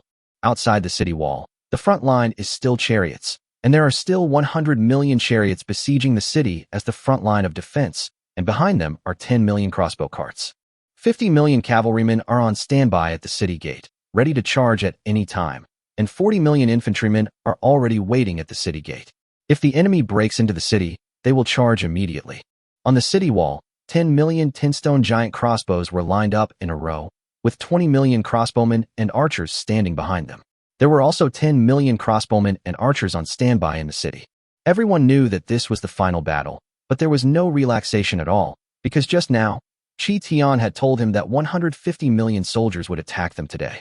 Their current military strength is as high as 270 million, but the enemy's weapons and armaments are even more powerful. And the world channels also began to speculate. Hongrong, I heard today is the final battle. It seems King Yin is bound to win. His military might is probably unmatched now. Song Ting, needless to say, this is our leader, the most powerful representative of the entire slave civilization. Qin Yong, this month has been truly grueling. I can't believe the leader managed to make it through. It's been a roller coaster ride. I've already prepared some tea to celebrate the birth of King Yin Tian. No one knew who released the news, but everyone knew that this was Liang Zheng's last battle, and also the battle in which King Yin Tian was preparing to become a god. After Liang Zheng agreed to Zhuo Tianming's conditions, Luo Anqing announced his abdication as the leader of the Huaxia alliance early the next morning, and the next leader was King Yin Tian. When the world saw this news, it was in an uproar. For the past month, Liang Zheng has been the center of public opinion. Whether it is the Council of Elders or the two major alliances, they are all developing their own plans around Liang Zheng. Whether it is a conspiracy or an open conspiracy, it will finally come to a conclusion today. Liang Zheng looked into the distance, quietly waiting for the arrival of the system's final command. Just like 20 days ago, 150 million soldiers will appear directly today to attack. Now there are only 20 minutes left. I checked the world channel out of habit and saw a heated discussion going on there. Hi Ba, this will be the leader's battle to become a god. If it weren't for the huge repercussions, I would definitely watch it up close. Lair, haha, are you going to die with your leader? It's a pity that such a treacherous person can still live. Bohai, God is blind to allow the Western Region Alliance to exist. Who can you blame for giving things willingly? You're still complaining after giving them. You're worse than a good old woman. Poka, humph, only you shameless Chinese people can say such things. You took our Western Alliance's military examination records and became the leader of the Chinese Alliance on the third day. Is this the only method you Chinese people use? Zhao Bin, bullshit. I saw everything that happened. It was you, the people from the Western Region Alliance, who delivered it. What does it have to do with our leader? You're such a jerk, and you're blaming others? The eternal topic on the World Channel is the war of words. Liang Zheng sighed. Ever since he became the leader of the Huaxia Alliance, the people from the Western Region Alliance have never stopped making trouble, but he was too lazy to pay attention to them for the time being. But what puzzled him was that Alice never contacted him, as if she didn't care about him being the leader of the Huaxia Alliance. Just as I was daydreaming, the system's voice came. There is only 1 minute left until the final round. Please be prepared. Then he heard the system enter the countdown. Liang Zheng withdrew his thoughts and looked into the distance. 48 seconds. 23 seconds. 12 seconds. 5, 4, 3, 2, 1. Just after one disappeared, a large number of soldiers appeared around Yanhuang Dragon City, and all kinds of siege equipment appeared. At the front is a wooden curtain, which is used to defend against attacks from bows and heavy crossbows. However, the opponent's is obviously more sophisticated. The wooden board in the front alone is 20 meters thick. Behind them were crossbow carts, as many as 30 million in number, and further back were ladders being pushed forward, while there were also nest carts observing the enemy situation. The opponent's original battering ram was also replaced with a battering ram, which could hit the city gate more forcefully. Not only that, all the system soldiers were now wearing copper tin equipment, each of which was extremely sophisticated, which had never happened before. When Shi Tian saw the appearance of the system soldiers, he directly ordered the crossbow carts to attack, and the opponent's crossbow carts also launched a counterattack. Before the soldiers arrived, giant crossbows fired at each other alternately, and giant crossbows kept hitting the city wall, causing damage to it. Liang Zheng frowned as he watched the durability of the city wall continuously decreasing. He had never used a crossbow to attack a city, so he naturally didn't know that a crossbow could cause such severe damage to the city wall. After a wave of arrows from both sides, the chariots in the front had lost nearly 10 million before they even touched the enemy, and the crossbow carts also lost more than 2 million. The wooden curtains in the front row of the opposite side were shattered, but they blocked most of the attacks, and the crossbow carts at the back only suffered a loss of less than 1 million. Liang Zheng was shocked when he saw this number. The difference in the casualty ratio was too huge. It seemed that in the era of cold weapons, every additional weapon could potentially turn the tide of battle.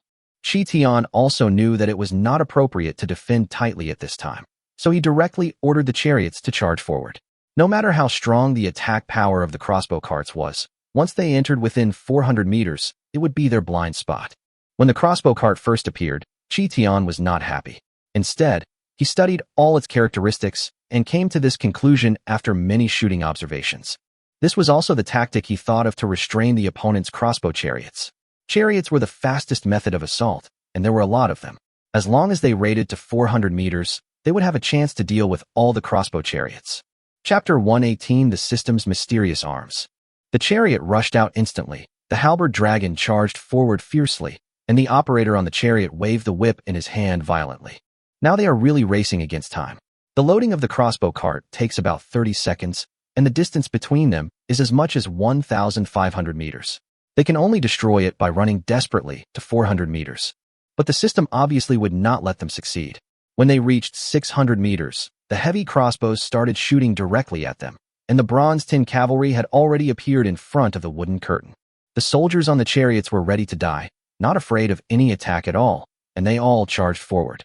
When they reached 280 meters, the bows and arrows were shot again, and each one was a copper tin arrow. At the same time as the arrows were shot, the 30 million cavalry on the opposite side also charged forward and rushed towards the chariots in the front. In this wave of charge, no less than 30 million chariots in the front row were destroyed, and at this time the crossbows of both sides were all loaded and started the second round of shooting. This time there were no chariots, and all the crossbow carts on the opposite side adjusted their shooting positions and aimed at the crossbow carts, causing Liangzheng to lose a full 3 million crossbow carts. From here we can see the difference between exclusive equipment and system equipment. But fortunately, now the wooden curtain on the opposite side has been broken and all the crossbow carts are exposed. Now all hope can only be placed on the chariots. The front ones have already charged to a distance of 200 meters and have already engaged with the cavalry. The crossbowmen and archers on the opposite side were still shooting at the chariots in the corresponding positions. At this moment, a row of giant crossbows appeared. Liangzheng instantly recognized that these were arrows shot from 10 rows of giant crossbows. At a distance of 800 meters, the chariot was instantly nailed to the ground. The Styracosaurus howled in pain, while the chariot soldiers who were not dead ran forward. At this time, Liangzheng had lost more than half of his chariots, but the casualties on the other side were less than 10 million, which made the people on the city wall feel heavy-hearted. But everyone knew that they must not let the crossbow carts move forward. There were too many of them, and their range was too long. If they were allowed to move forward another 500 meters, they would most likely shoot directly into the city. At this time, the chariots were fighting with 30 million cavalry, and the surviving chariots in the back continued to pour in, slowly resisting the offensive of the enemy cavalry.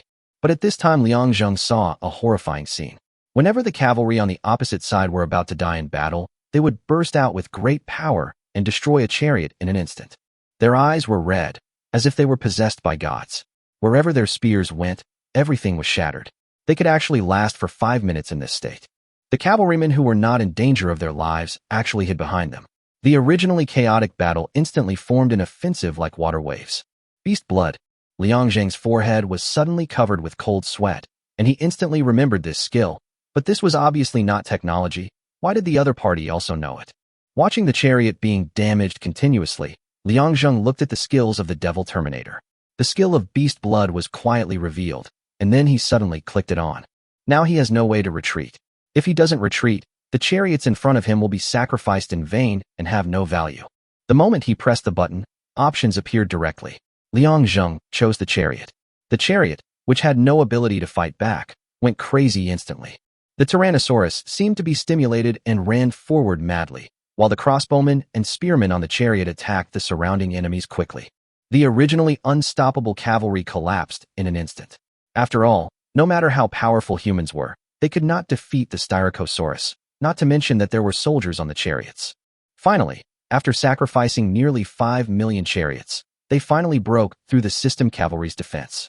Although the enemy's cavalry only lost less than 10 million, they could no longer withstand Liangzheng's chariots.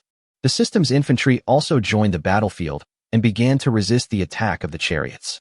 On the battlefield, the original shooting battle between the two sides instantly turned into a close combat. At the same time, the crossbow carts of both sides were not idle. They were constantly loading giant crossbows and shooting at each other.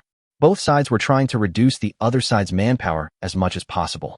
In 5 minutes, all 100 million chariots were killed, while the enemy still had nearly 10 million chariots, but less than 1 million of the 30 million cavalry, and all 20 million infantry were killed. The system's crossbow carts charged forward, but Gu Hong had already opened the city gate, and it was their cavalry's turn to charge next. The order given by Qi Tian was very simple. He would exchange 50 million cavalry for the opponent's tens of millions of crossbow carts. As long as all the opponent's crossbow carts were damaged, he could still rely on the 10-stone giant crossbow and crossbowmen to defend. On the opposite side, there are 10 million 10-stone giant crossbows, 20 million archers, and 30 million crossbowmen. Liang Zheng is looking at the last row of tens of millions of soldiers and has no idea what kind of troops they are. But looking at their posture, they were armed to the teeth. The armor on their bodies was even thicker than Liang Zheng's cavalry, but their weapons were not spears, but giant machetes that were 1 meter long. Gu Hong saw that the crossbow carts had completed their attack, calculated the time accurately, and shouted loudly. All the cavalrymen began to charge. When they reached 800 meters, the opponent's 10-stone giant crossbow was fired. But now Liang Zheng's cavalry had a high defense of 3,300, so they were not killed in one shot. However, their strength was extremely huge, and they were knocked off their mounts one after another. Some cavalrymen were even shot in their mounts, forcing them to stop charging. But when the attacks of the crossbowmen and archers fell on them later, they did not stop at all, and only some unlucky people were shot in the face and died. Of the 50 million cavalrymen who charged to the other side, only about 30 million were left, but this number was much greater than the advantage of the chariots. A wave of cavalry attacks directly destroyed the crossbow cart in the front. However, at this time, the system had no melee troops, so it was unable to do anything with the cavalry. But at this moment, the last 10 million soldiers were dispatched.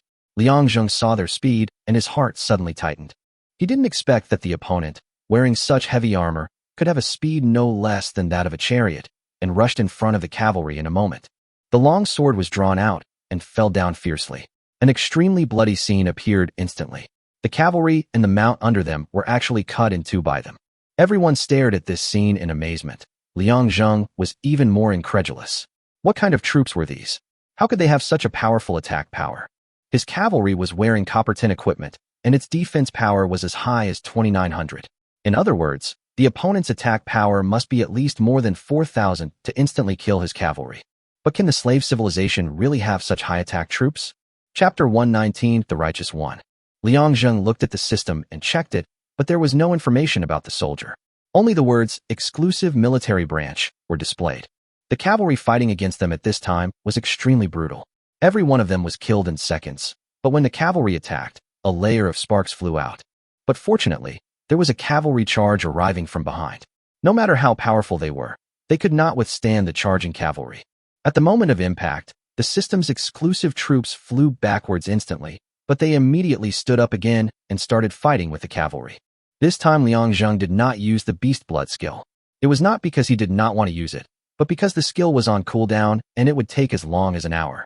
But an hour later, the battle was already over. Liang Zheng's 50 million cavalry finally replaced the opponent's exclusive cavalry at the cost of blood.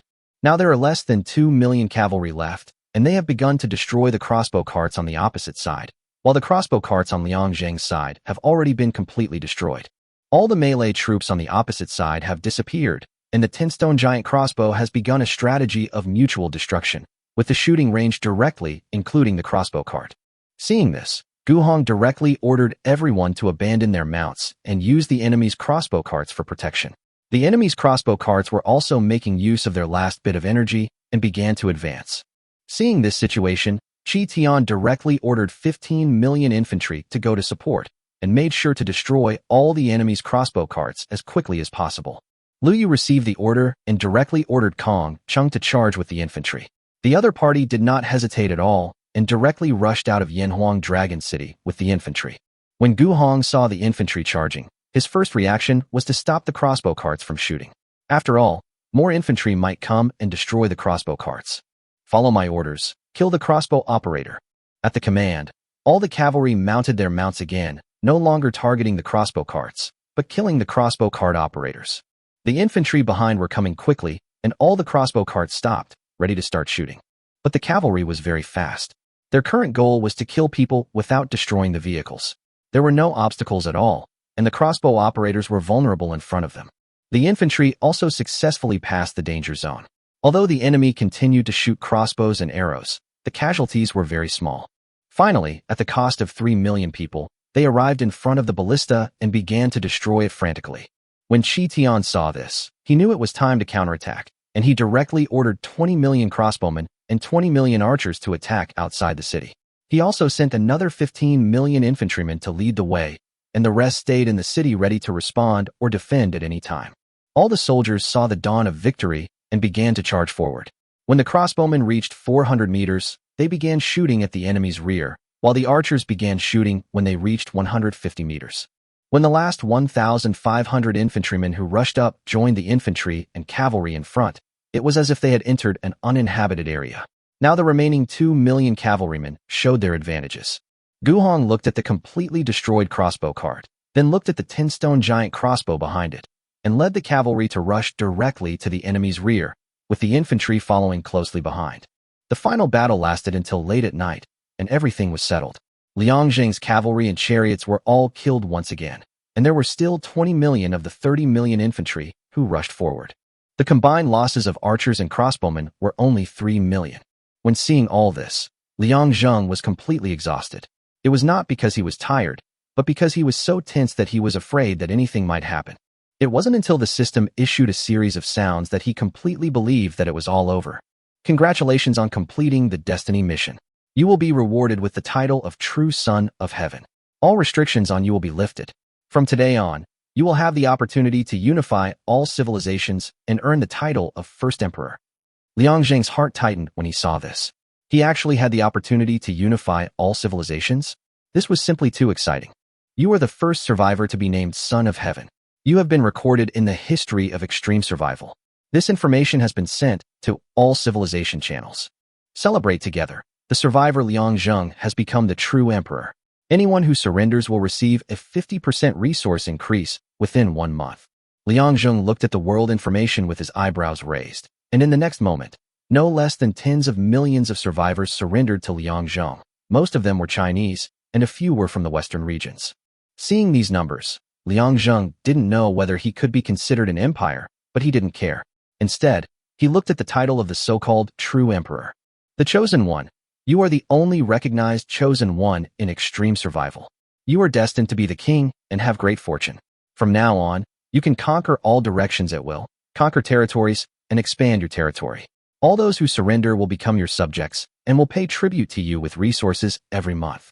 All your subject countries and tribes will receive a 30% permanent resource increase, and your own resource increase will be 100%. All the initial attributes of the soldiers will be increased by 500 points. The soldier attributes will be increased by 200%, and the extreme survival authority will be 5%. Liang Zheng's heart twitched when he saw this. Extreme survival authority? What was this? Could it be that he could control extreme survival? When he looked at the permissions, he finally understood. It was indeed similar to what he thought. However, he still needed to study it slowly, as the system did not give a clear explanation. But recently he has found out that he can get a 50% discount on items purchased in the mall, and he doesn't need to pay any handling fees when selling items. This mission is evaluated as SSS level. Rewards are being sorted and will be distributed at 8 o'clock tomorrow. You have unlocked exclusive arms and equipment. Please check them in the store. There were 2 consecutive reminders, but the 2 were not in a hurry to look. At this time, the 4 generals were still organizing their subordinates and cleaning up the battlefield. Liang Zheng turned around and went back into the house, intending to slowly digest these things. Although there was no advancement in civilization or technological rewards, what he gained was even more powerful. Back in the house, Liang Zheng saw Zhao Yao and Xia Yan. When they saw Liang Zheng smile, they knew that the crisis was completely over. Lying on the bed, Liang Zheng actually fell asleep. His circle of friends and world channel had already exploded, but he didn't care. The mental impact of the past month was too great. Chapter 120. The Civilization of Accumulation. When Liang Zhengxiang woke up the next day, it was not him who wanted to open his eyes, but the system that woke him up. Rewards for the Son of Heavenly Destiny. Mission. 10 trillion points, 10 billion bronze points, 10 billion tin points, and 1 unlimited iron mine. Civilization event. With the development of society, your subordinates have made achievements in the development of mathematics. From the original simple calculation method, mathematics has evolved into a preliminary form. The decimal system has been widely adopted. Mathematics has taken shape. Civilization level +5. Your country has a large population and its infrastructure needs to be greatly improved. Do you want to spend 10 billion points on infrastructure construction? When Liang Zheng heard this voice, he clicked on the construction without any hesitation. Civilization event, large nation. Your nation has experienced a surge in population, increasing market demand and boosting commerce. Agriculture has been forced to improve, and the current population size has reached a large scale. Civilization level +5. Civilization event. As people became more attentive to the sun and moon, more and more records were kept. They summarized the laws governing their movements and, using mathematical knowledge, developed the lunar calendar, using the waxing and waning of the moon to determine the day of the week and the 12 hours of the day, and the solar calendar, using the sun as a reference to determine the year and month. Civilization level +5. Civilization event. After studying mathematics, a craftsman in your country has gained a deeper understanding of shapes. They have learned to mathematically explain simple shapes, such as triangles, circles, quadrilaterals, and trapezoids. They have also learned to calculate the areas of these shapes and mastered some laws, including the Pythagorean theorem and the calculation of pi. However, their current calculation conditions are not precise. They believe pi to be approximately 3.16. Geometry is born. Civilization level +5. Your country has been built and tariffs have been set up at various checkpoints. Citizens of other countries will pay a certain amount of tax every day when they travel to and from other countries. Do you want to collect taxes from your subjects? Liang Zheng thought about it for a while, then clicked no, and chose 1 year as the time limit. After all, he had just become the emperor, so it didn't matter if he exempted his subjects from customs duties for 1 year. Your territory has expanded to 5 million square kilometers, with the addition of 3 counties and 5 districts. 1 billion points are needed to build the relevant administrative agencies. Do you want to build them? Build. In Yanhuang Dragon City, a group of craftsmen are preparing to develop a revolutionary irrigation tool, the water wheel. They need 500 million points to purchase the relevant materials and research. Success will increase the arable land area, allowing irrigation to be provided even on higher ground. Do you agree? Agree.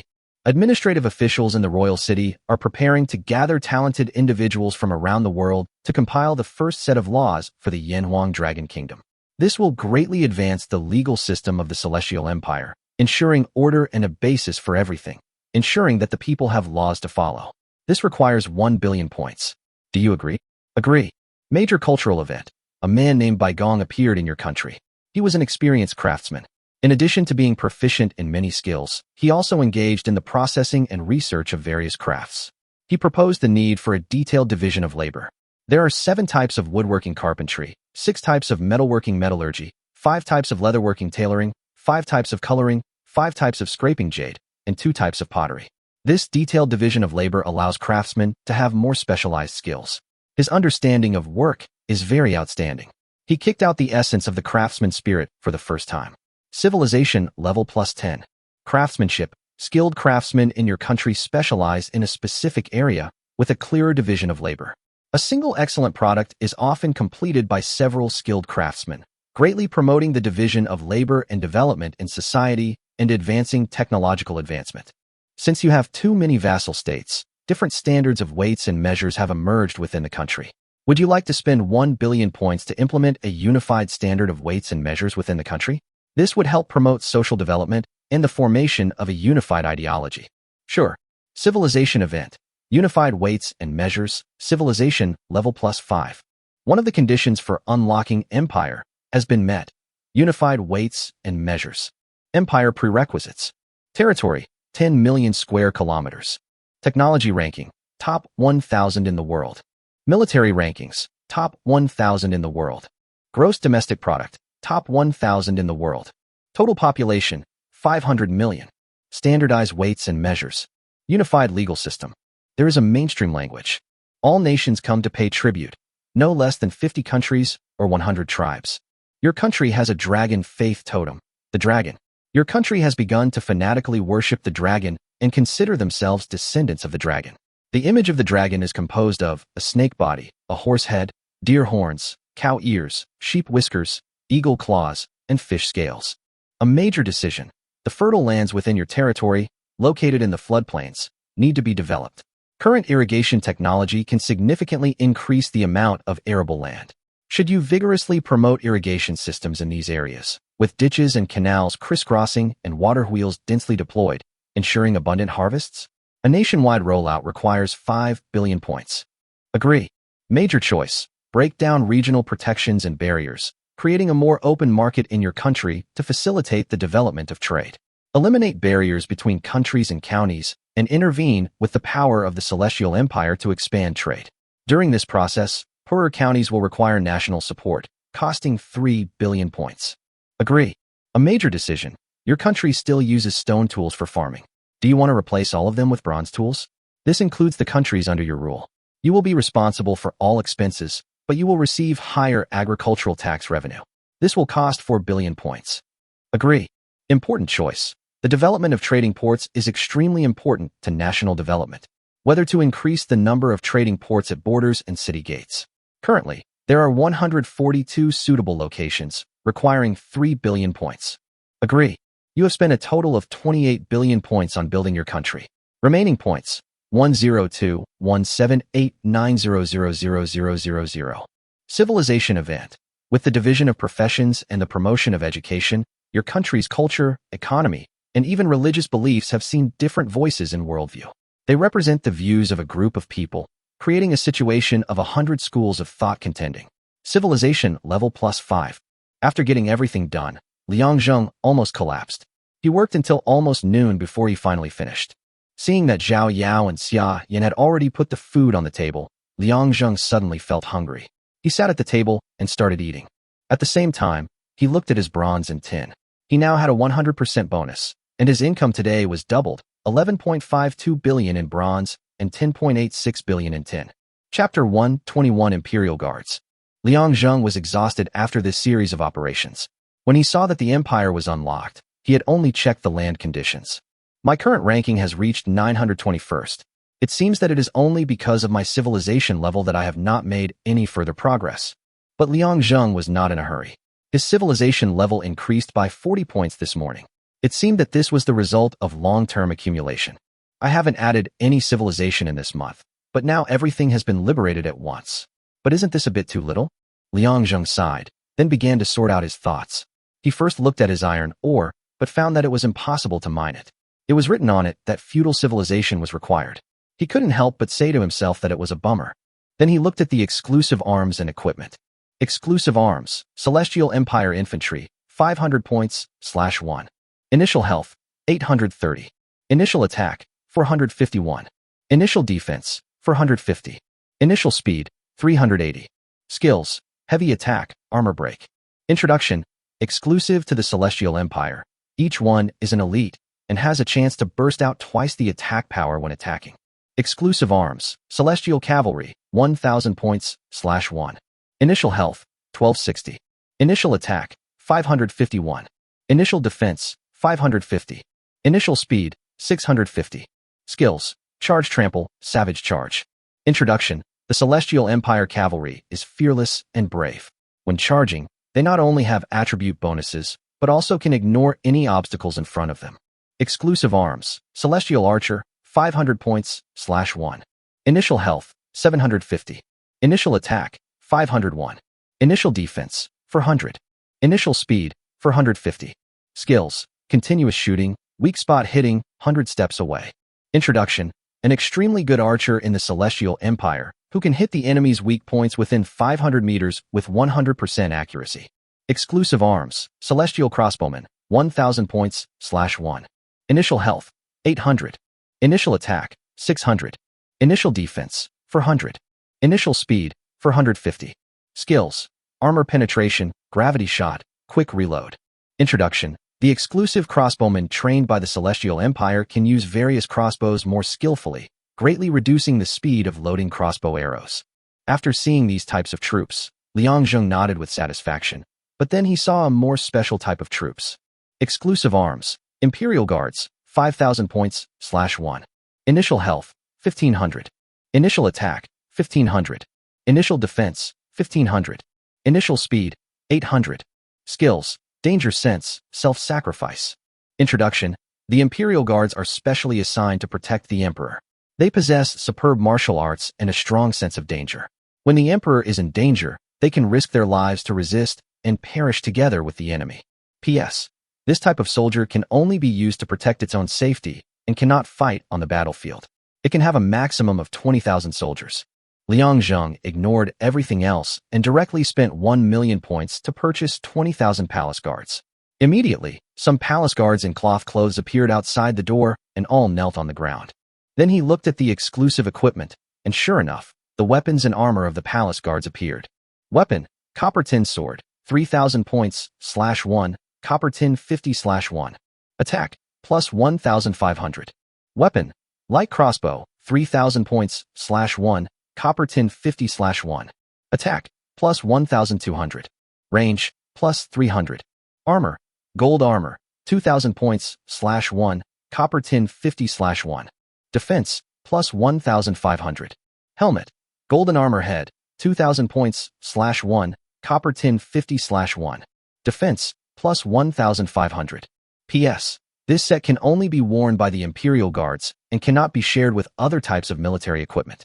Weapons, copper tin sword, plus 1,500 attack. Light crossbow, plus 1,200 attack. Armor, gold armor, plus 1,500 defense. Helmet, golden armor head, plus 1,500 defense. The 1. Attributes increased by 200%. Commander Aura, increases all character attributes by 10%. Battle Song, attack plus 30%, defense plus 30%, speed plus 30%. Roundup skills, attack plus 30%, defense plus 30%, speed plus 30%. Formation technique, all attributes plus 30%. Normal formation, attack power plus 2%. Total health, 4,500. Total attack, 90/60/81/54, sword/crossbow. Total defense, 13,500. Total speed, 2,400. After spending 200 million points to equip the equipment, Liang Zheng took a look and was shocked. The whole city is covered with golden armor, but this attribute is really too abnormal. At this moment, he suddenly thought of the last row of 10 million exclusive soldiers when the system was attacking him. Could they be the palace guards? But now it's over and there's no way to verify it. But Liang Zheng believes that even if it was a palace guard, he definitely wouldn't be as powerful as himself. After being equipped, the palace guards automatically stood at every corner of Liang Zheng's residence and guarded his residence tightly. Liang Zheng once again replaced all the remaining arms with arms exclusive to the Celestial Empire, and at the same time made up the number of people. This time there was no limit on the number of people, so he directly purchased enough to make up the number. 50 million cavalry and infantry, 100 million archers and crossbowmen, and 100 million chariots cost a total of 3.25 billion, but because of the 5% authority, the price was cut in half, costing only 1.625 billion. This also made Liang Zheng secretly astonished. He had a 100-fold critical strike and a 50% discount. Even so, the purchase of 300 million soldiers still cost a total of 1.6 billion.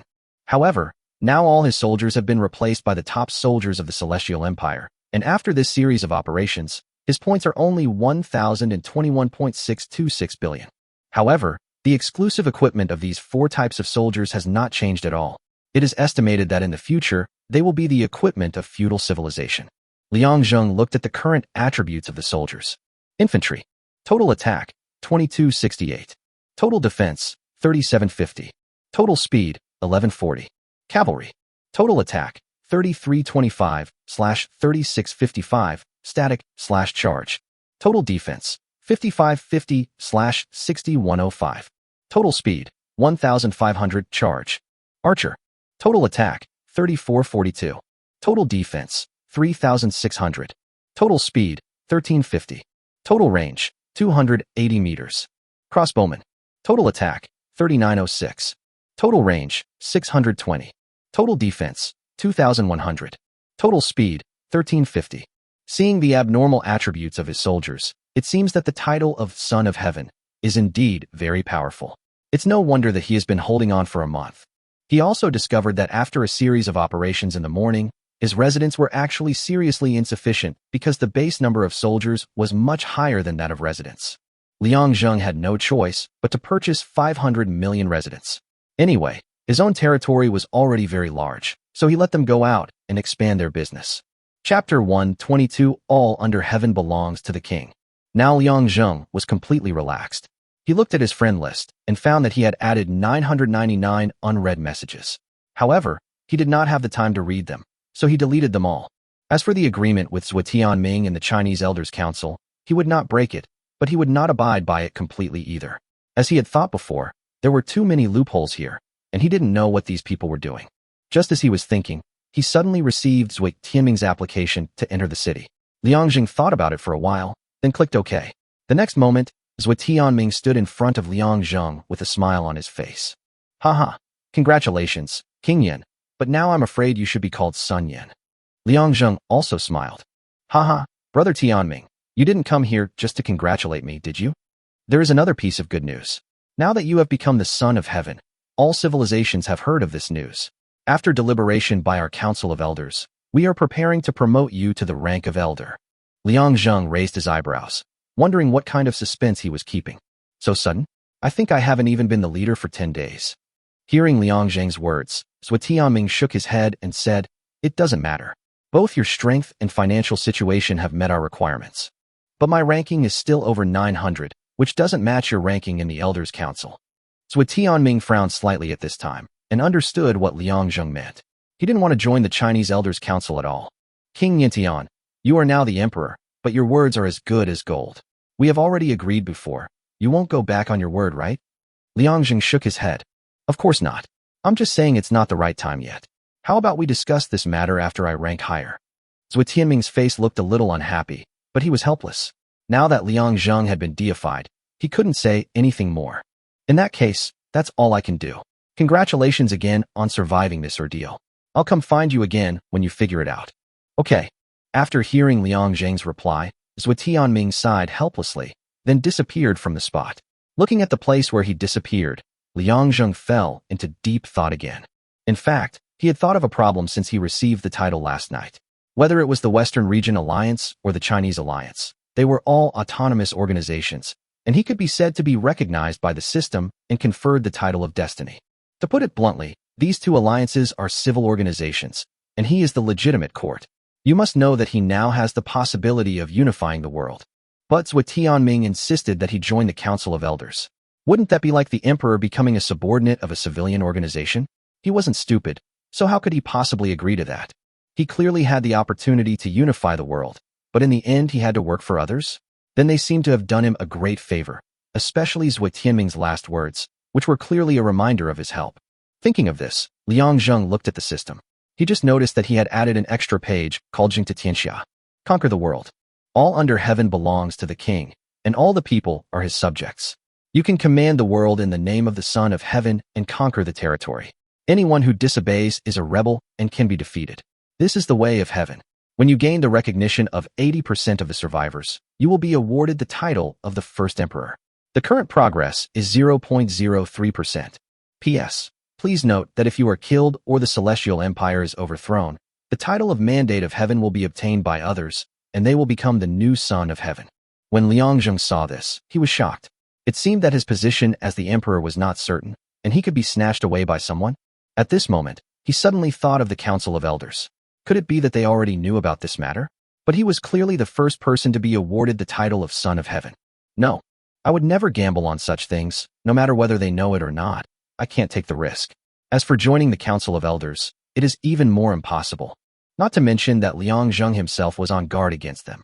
Now that he knew that his title of emperor might be taken away by others, it was even more impossible for him to join.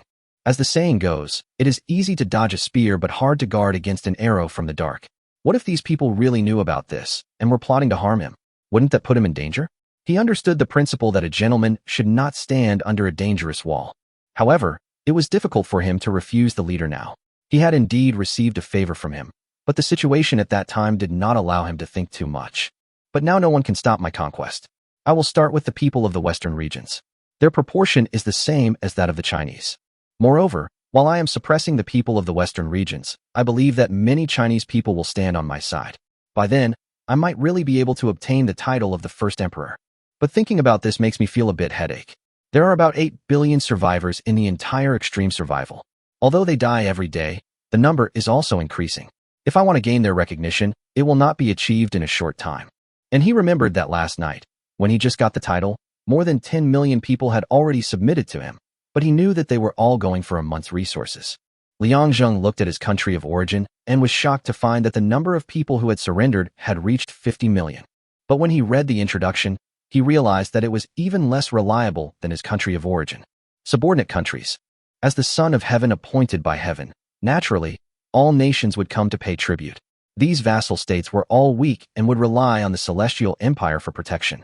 But at the same time, some ambitious nations would use the celestial empire for temporary development and would abandon it when they became strong.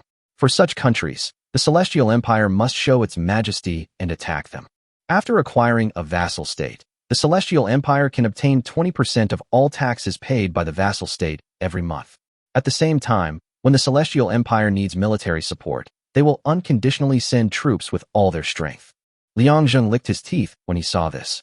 Although he had given a 30% bonus to the resources of his subordinate countries, they had to hand over 20% every month.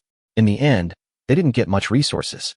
Later he discovered that the percentage of the tribute could be adjusted, with the lowest being 5% and the highest being as high as 80%.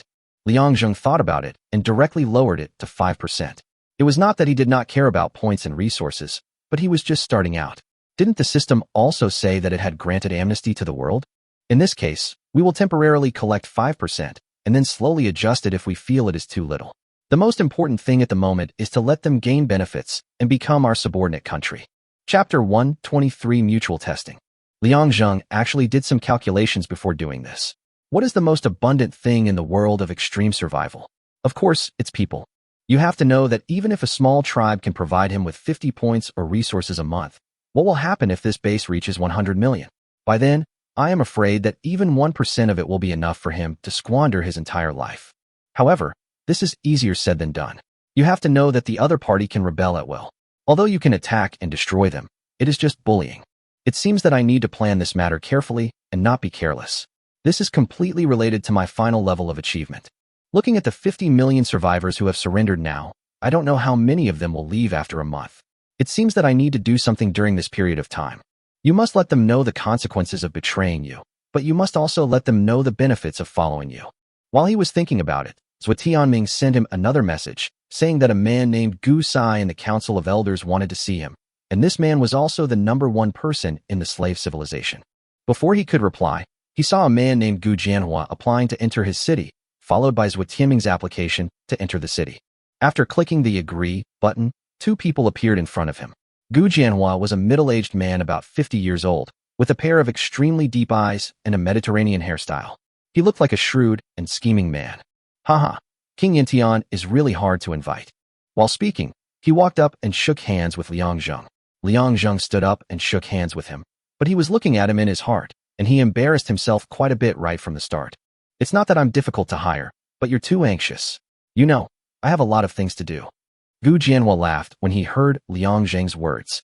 Indeed, King Yintian is truly a young and promising man. You are the first person in the history of extreme survival to pass the test of being banned. Your information is still circulating around the world. Liang Zheng smiled. I wonder what the Elder Gu wants me to do. It's nothing serious. I mainly want to see this emperor who is striving for survival, and also want to hear what alliance leader Liang has planned.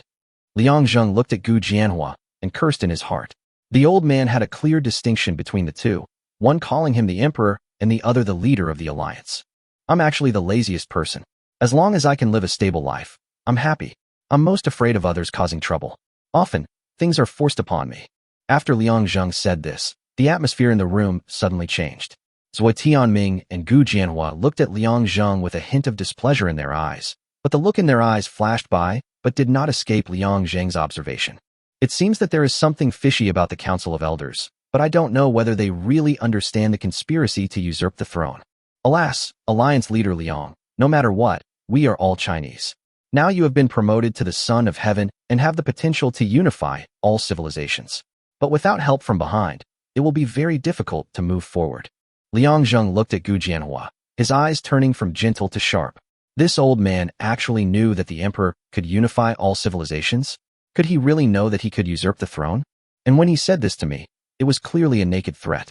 To be honest, I haven't had an easy time since I came to this world of extreme survival, but I managed to make it through. I admit that some people did help me, but I'm afraid they had more ulterior motives behind the scenes. It seems you're still feeling chilled by Luo Wenqing's incident. After Gu Jianhua finished speaking, he turned to Zhuo Tianming and said, "Go and handle this matter. You must give an explanation to King Yin Tian." Without waiting for Zhuo Tianming's agreement, Liang Zheng shouted directly, "No need, I'm not just targeting Luo Wenqing." Gu Jianhua looked back at Liang Zheng in confusion. "Oh, is there something else?"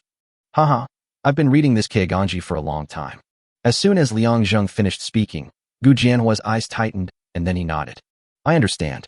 This was done by that Western region elder Alice. I can't just attack her directly, but I will find a way." Liang Zheng frowned. This old guy is really good at acting. "Forget it. I'm already planning to take action against the Western Region Alliance." "Yourself?" "That's right. It's just my celestial empire.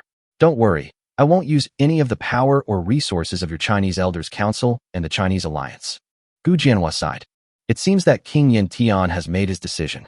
Liang Zheng nodded. "In that case, I won't try to persuade you any further. I hope you can take care of yourself." After saying that, he disappeared from the spot. Zhuo Tianming glanced at Liang Zheng, said nothing, and also disappeared from the spot. Liang Zheng fell into deep thought. He couldn't understand why this old guy came here. What did he want to know from him? Was it just attitude? But Liang Zheng would not think about these things now. Since it has been determined, he would just take action directly. He must hurry up and become the first emperor. In Jianhua Palace, Gu Jianhua's home, there were 15 men and women of different ages sitting there, all looking at Gu Jianhua with frowns. "All right, everyone, this is what Liang Zheng meant. It seems he intends to develop his own celestial empire and has no intention of bringing our Huaxiao alliance with him. Huh, I didn't expect that as a Chinese, he would be so selfish. What should we do now? Let him develop on his own?" Hearing the people below talking, Gu Jianhua thought for a while. "It's probably impossible for us to stop him now. After all, he has been canonized by the system. You must know that both our Huaxiao Alliance and the Western Region Alliance are organized by us survivors and are not recognized by the system at all. But Liang Zheng is different. He is the son of heaven canonized by the system." "What a bullshit son of heaven. He's just someone appointed by the system. Do you really think you're just a piece of cake?" "That's not true. In real life, his behavior would certainly make people laugh. But in extreme survival, he is indeed the orthodox emperor." Hearing this, everyone in the room sighed, and Gu Jianhua looked around. "You don't have to worry too much. As long as Liang Zheng takes action, the elders of the Western Region Alliance are not fools. Sooner or later, they will come to us for cooperation." Then, when the other 14 people heard this, they were all shocked, then looked at Gu Jianhua and understood what he meant. "Even if our Chinese Elder Council alone cannot deal with you, it will be different if we add the Western Region Elder Council.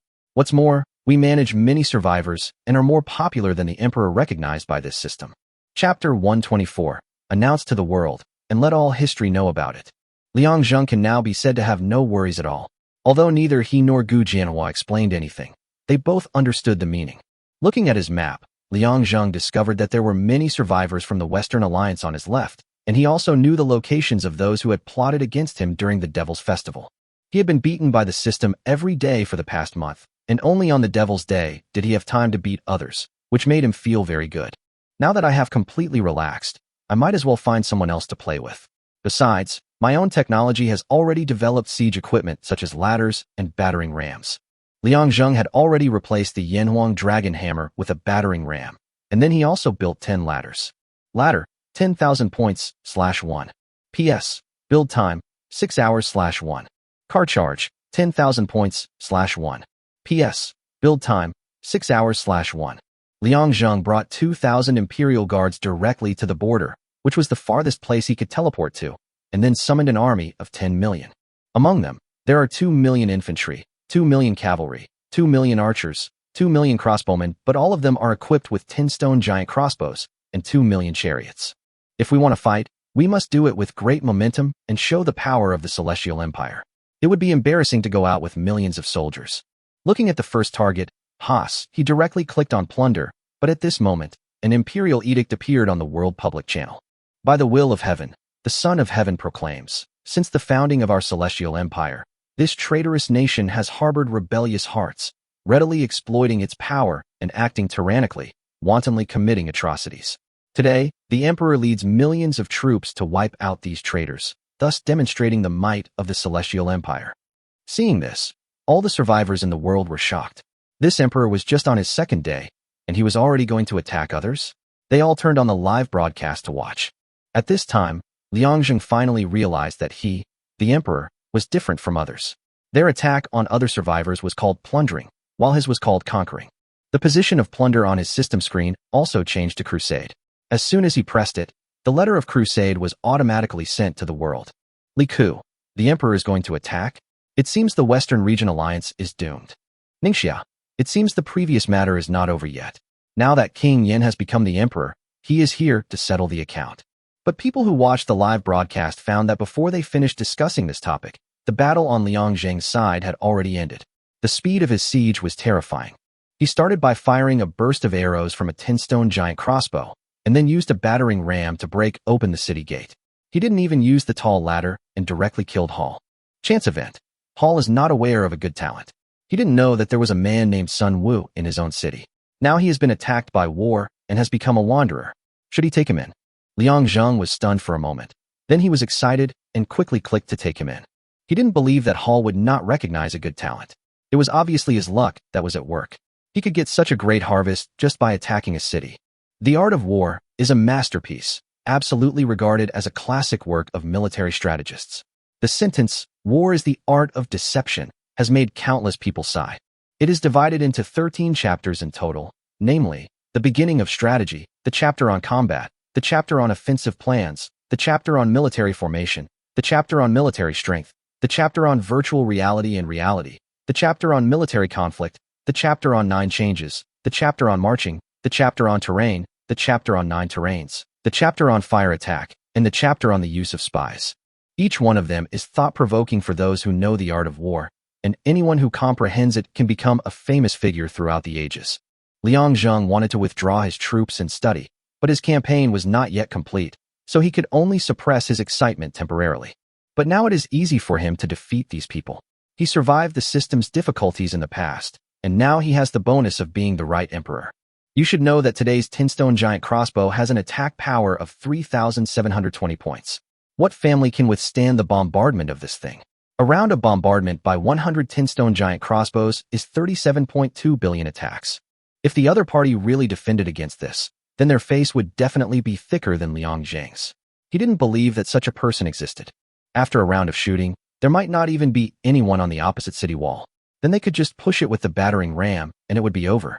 Now his infantry can fight against the enemy cavalry, and the enemy is completely defeated. The most important thing is that Liangzheng is not a good son. Although the palace guards cannot participate in the battle, the system has said that they will take the initiative to attack when he is in danger. After breaking into the city, this guy rushed faster than the cavalry and ran directly into the enemy city alone, which made life difficult for the 5,000 palace guards. Although the other party could not hurt him, the Emperor Liangzheng was running around everywhere. The fighting here was in full swing. When he turned around, the person was gone, and he had to look for him everywhere. Thanks to their powerful attributes, even though Liangzheng had tormented them so much, no one was lost. However, their faces were a little pale, not because they were tired, but because they were scared by Liangzheng. Having such a master would make anyone tremble with fear. It's bad enough that you just rush into the enemy's group, but you also always disappear. They even think that Liangzheng's kung fu is better than theirs, as he can suddenly disappear under the noses of the palace guards. Liangzheng led his subordinates and killed people along the way, breaking down the city gates. When he was in high spirits, he saw that the man was not his enemy, but a member of the Western Region Alliance, so he took the opportunity to take a look. As a result, the enemy became restless. At the end of the battle, all the people in the Western Region Alliance jointly went to Justin to complain, hoping that the top leaders would send troops to destroy Liangzheng. But Justin had long been dominated by Liangzheng. Seeing his fighting power, he dared not say a word. The Council of Elders just sat back and watched, as if they did not see anything. There are also people in the top 10,000 who asked 10 people to attack Liangzheng together, but who dares to go? That month, there was constant war, and even the Devil's Festival was conquered and repelled by him. Who dares to say that 10 people joining forces can resist the Devil's Festival? In the end, even the Chinese who had been watching the excitement felt a chill in their spine, wondering if this newly promoted emperor had become addicted to killing, or was he celebrating here? In just less than an hour, he killed a total of 15 members of the Western Region Alliance. The public channel continuously sent out edicts of conquest, but each time it took less than 10 minutes before someone's body was found hanging at the city gate. Finally, someone couldn't hold on any longer, and 10 survivors joined together to defend. But tragically, they were caught in one fell swoop by Liang Zheng, and all 10 of them were hung on the city gate. Lu Yu and Gu Hong, who followed him, were even more excited at this time. They had fought extremely hard in the past month and hadn't felt so good for a long time. Finally, the war came to an end, but 18 large characters were sent on the public channel. Those who follow the will of heaven will be greatly blessed. Those who go against the will of heaven will be severely punished. This announcement shall be made to the world for all to hear. Chapter 125 The Art of War. Liang Zheng's attack on both sides was surprisingly effective, and many small countries in the western regions began to submit to Liang Zheng. Boda. Hello, respected Emperor Yan. I am the ruler of the Potter Nation. Please spare me. I am willing to submit to you and will never betray you. Liang Zheng looked at the message and naturally agreed. His purpose was not to kill everyone, but to establish his authority and make these Western countries surrender. Civilization event. After witnessing the Celestial Empire's millions of soldiers, the enemy willingly surrenders. Civilization +5. Seeing the system prompt, Liang Zheng was a little confused. He now has nearly 100 million vassal countries, so why is his civilization level only increasing? But then I realized that this guy was the first to be conquered by force, and the countries and tribes in the world that joined were only trying to get his 50% resource bonus. It seems that the way of conquering vassal states is different, and the loyalty of the other party is also different. At least this Boda will definitely be more loyal than those who use his experience. But Liang Zheng didn't care about these things. Since you came when you wanted to get benefits, if you want to leave after a month, no matter if you are from the Alliance, the Horde, or the Empire, you will all be destroyed. Just as he was thinking, the system's voice sounded again. The Potter Kingdom has sent a tribute of 100 exotic beasts, the Red Flame Lions. They have been sent to the city gates and are waiting. Unlock. Exotic Beast Red Flame Lion. Civilization +5. Liang Zheng was stunned. What the hell was this Red Flame Lion? He then opened the system and saw that it was a creature shaped like a lion, but incredibly large. Just standing on all fours, it was a full 2 meters tall. Its entire body was red, and it was extremely beautiful. Moreover, the attacking envoys were holding something like a saddle, which seemed to be used for pulling, but they currently did not have a dedicated vehicle. It seems that I should make some plans, not only for my car, but also for the palace. I am now the emperor, and it would be too ugly if I still live in that bluestone house. Lahai Kingdom has sent you 10,000 kilograms of tea. Unlock. Tea, civilization +5, current civilization 160. Liang Zheng was lying in the room at this time, and Xia Yin was making tea beside him. Her technique was extremely sophisticated. I didn't expect you to be interested in tea ceremony. Xia Yin smiled when she heard Liang Zheng's praise. Of course, back then, I actually talked to people about voices. I don't drink, so I could only go to tea houses. Over time, I learned a little bit. Liang Zheng saw that Xia Yin was obviously being modest. Her technique was so skillful that it was not just superficial. At this moment, Gu Hong walked in with a man who looked like a beggar. Son of Heaven, I have found Sun Wu for you. Now Liang Zheng has become the emperor, and they have also changed their titles from king to emperor. Liang Zheng looked and saw a tall and thin man appear in front of him. He had a strong face and extremely bright eyes. What surprised him was that Sun Wu had the same attributes as Qi Tian. Prodigy, Sun Wu. Health, 800. Intelligence, 180. Strategy, 500. Military strategy, 500. Introduction. A genius with profound insights into military strategy seems to be thinking about how to write a military strategy. Liang Zheng hurriedly stood up and walked to his side. He didn't expect that this old guy hadn't even written The Art of War. No wonder he didn't get it. Gu Hong, establish a military strategy office dedicated to the study of military tactics. Let Sun Wu be in charge of military affairs. He will have the final say on all matters in the military strategy office. Gu Hong agreed and hurried down to do it. Sun Wu was also moved and knelt down to express his gratitude. Liang Zheng stopped. No need to do that. Studying the art of war well is the greatest reward for me. Now that Liang Zheng's territory has expanded greatly, the main city covers an area of 300,000 square kilometers, and there are countless vacant houses. Gu Hong quickly arranged this matter. Not only that, he also recruited a group of scholars who were interested in military strategy to help Sun Wu, and also learned some military strategies from Sun Wu. Early the next morning, Liang Zheng received a message. Sun Tzu's Art of War is published. The first chapter, The Beginning of Strategy, is completed. Increases all army attributes by 10%. Civilization event. Sun Tzu's Art of War is published, with far-reaching influence. Civilization plus 20. Liang Zheng was stunned. Just a 10% increase in attributes? Remember, Qi Tian, as the commander, only increased his attributes by 10%. If Sun Wu studied all 13 chapters, wouldn't that increase his attributes by 130%? Thinking of this, Liang Zheng couldn't help laughing in his heart. This was really a treasure. His own destined lover only added 200%. Sun Wu was worthy of the title of military saint. Then he looked at his own resources. With the 100% bonus from the Chosen One, his current bronze and tin incomes were both as much as 960 million. Not only that, now that his country has started to operate, he has reaped rewards from both tariffs and agricultural taxes. Yesterday, tariffs earned 85 million points, agricultural taxes earned 121 million points, and commercial taxes earned 0.47 points. Liang Zheng frowned a little. How could he only gain so few points with such a large territory? But then he thought that it was about the same. According to the current ratio, 1 copper coin is 1 point, and yesterday we were able to gain 85 million points, which means 85 million copper coins. Now he only earns 2 copper coins for every person he passes, which is already a lot. Moreover, his country has just recovered, and he believes that things will get better and better. Now his points are 1,021.4914 billion, bronze 12.49 billion, tin 11.78 billion. But now he really has nothing to add. Now he can be considered to have a strong army, and he can't continue to add soldiers. Nowadays, in the entire extreme world, it seems that there are really few people who can beat him. After taking a look at the rankings, he has now reached 841st. Now the only thing missing is territory. Although he has gained 100 million vassal states, he now only has 7 million square kilometers of land. You can imagine what the situation is like for those small countries or tribes. He didn't care about the tribute, but becoming an empire was what he wanted to achieve most at the moment. After all, the goal of becoming the first emperor was still a bit too far away. I can only use violent means like yesterday once or twice. If I keep doing this, I will be called a tyrant, and then fewer people will submit to me. But he was quiet, and the survivors in the world were not at peace. Now there was a hint of a three-way confrontation. Among them, the Huaxia Alliance is naturally the most powerful, followed by the Western Region Alliance, and finally Liang Zheng's Tianqiao, but everyone knows it.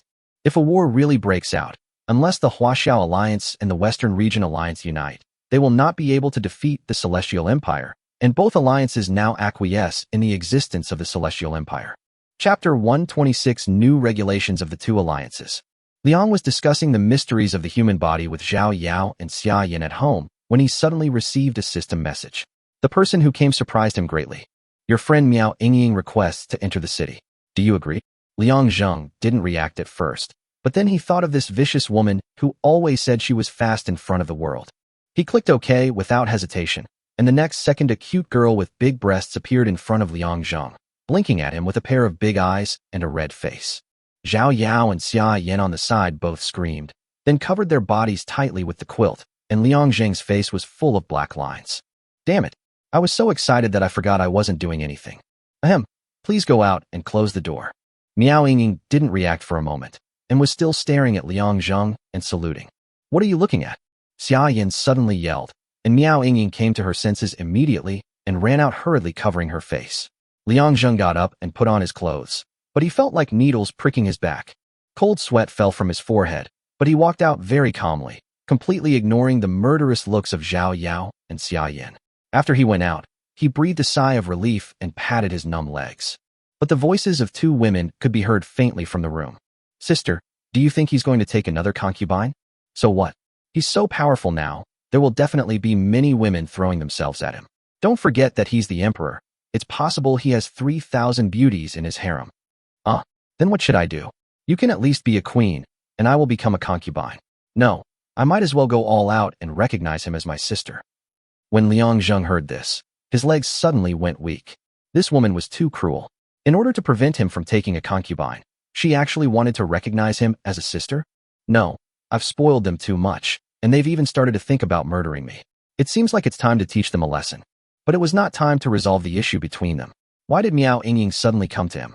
Liang Zheng also suddenly remembered that this girl seemed to have upgraded from primitive civilization to slave civilization in just a few days. When I arrived at the hall, I saw Miao Yingying had been brought here by the palace guards. She was sitting on a chair with a red face, and her hands were constantly fiddling with the corners of her clothes. Ahem, I wanted to click reject just now, but my hand slipped and clicked the wrong one. Hearing Liang Zheng's words, Miao Yingying looked up. Although Emperor Yin was wearing clothes now, she always felt that he was standing there naked, and the previous scene was simply lingering in her mind. I'm sorry, Emperor Yin. I came at the wrong time. Forget it, just tell me what you want to say. Liang Zheng sat in the main seat, picked up the teacup and took a sip, but Miao Yingying felt a little embarrassed. I've sent you private messages many times, but you didn't reply, so I had no choice but to come here to see you in person. Liang Zheng was stunned, then looked at the friend list, which was still filled with 999 plus messages, but he had no energy to reply at all, as he must be exhausted. Then what exactly do you want to talk to me about? It's like this. My sister was also a survivor of the slave civilization. She has been taking care of me since I came here, but now she is in danger. Liang Zheng frowned. Miao Yingying is Chinese, so her sister must be Chinese too. Why did she come to me instead of the Chinese alliance? Could it be that they have become my vassal states? Why? Your sister is my vassal. Miao Yingying shook her head. My sister isn't, but I am your vassal. When your imperial decree was issued that day, I immediately clicked to agree. I have admired you since the primitive civilization.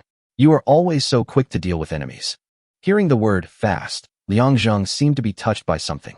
Although he knew that she didn't mean it, it was hard for him not to think wrongly when he saw her say it with a blushing face. If you dare mention the word fast again, I'll never let you go.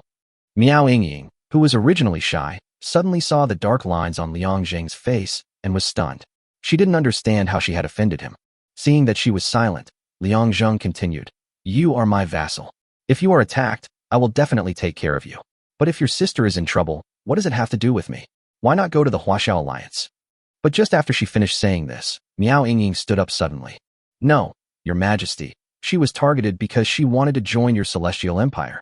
Seeing Miao Yingying's nervous face, Liang Zheng was not only puzzled, but also angry. He didn't expect that someone who wanted to join his celestial empire would be targeted. Was your sister stopped by Luo Wencheng? Miao Yingying shook her head. My sister is from the Western Region Alliance. She is of mixed race.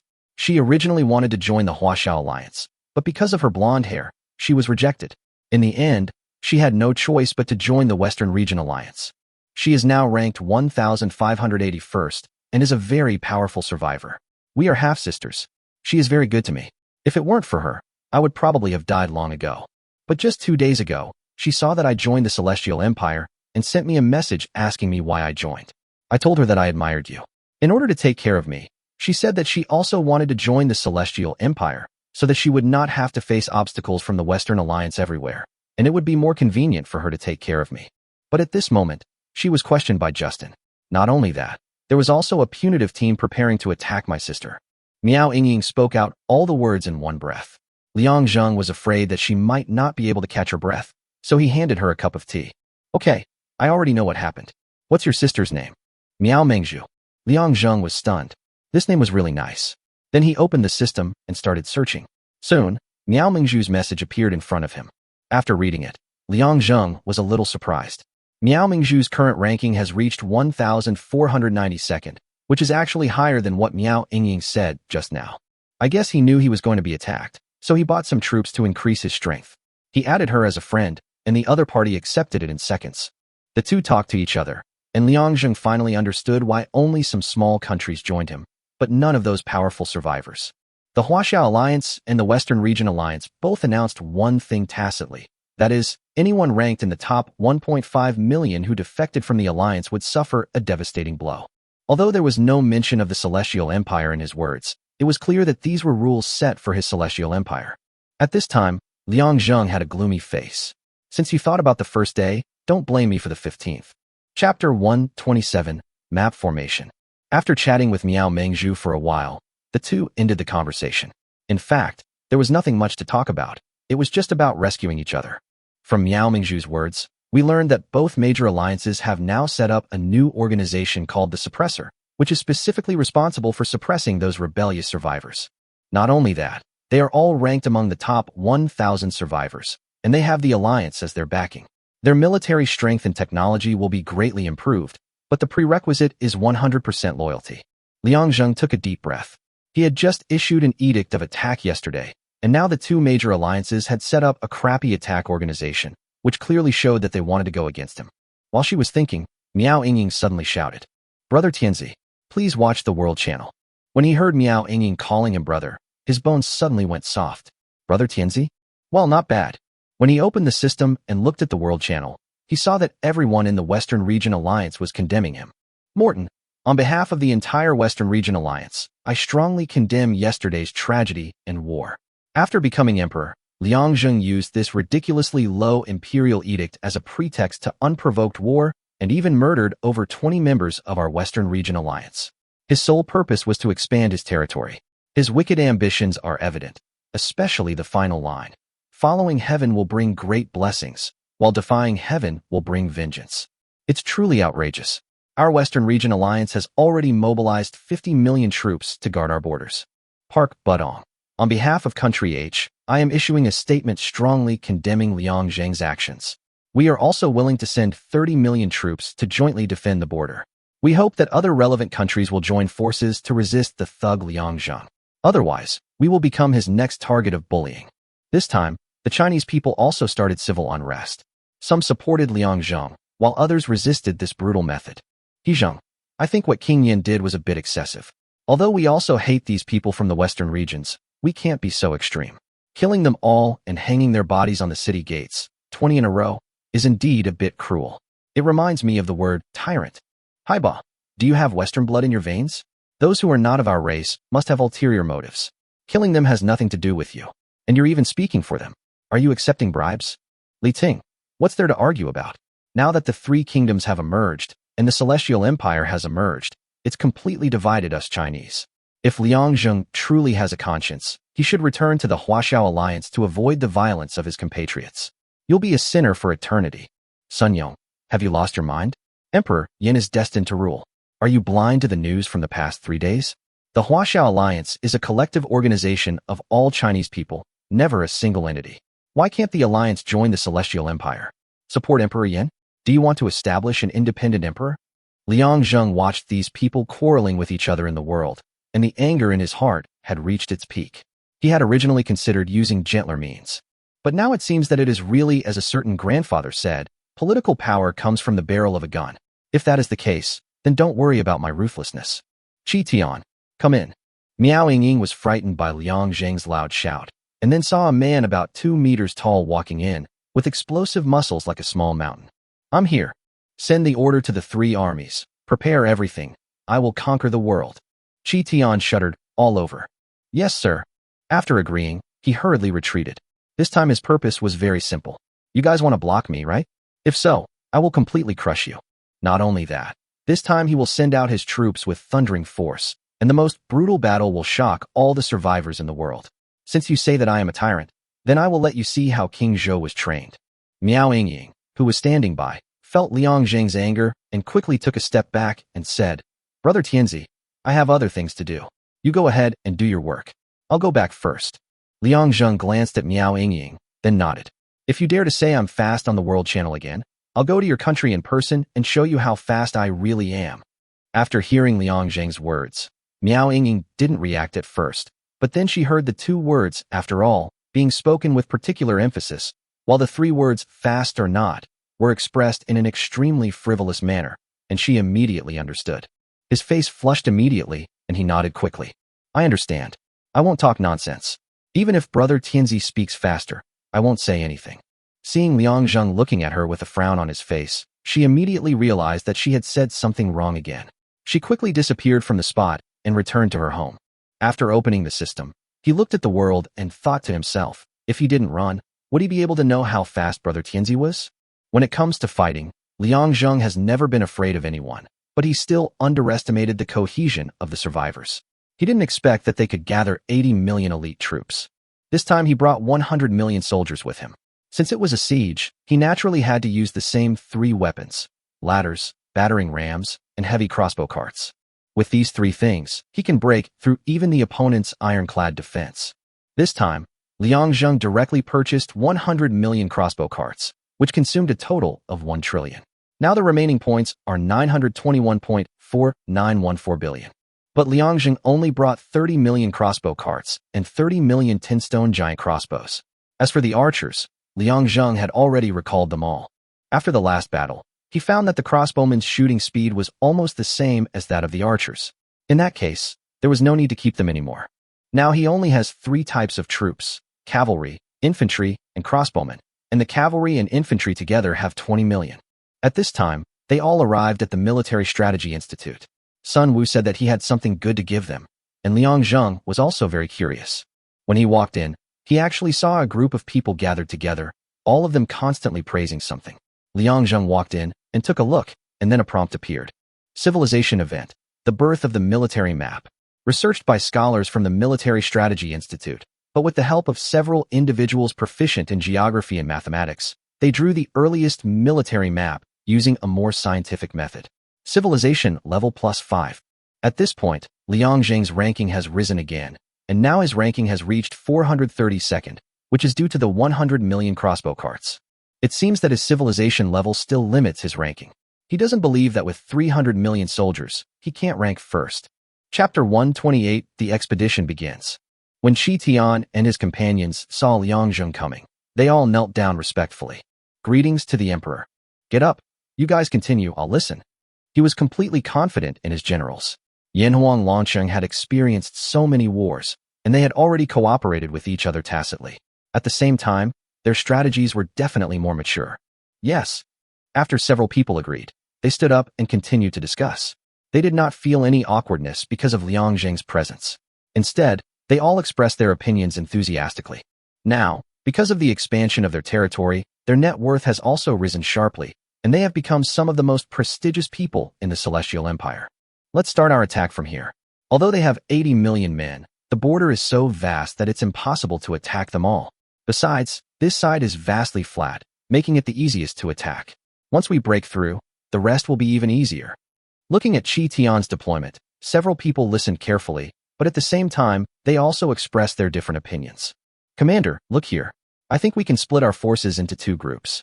Our Celestial Empire soldiers are obviously much stronger than their mob.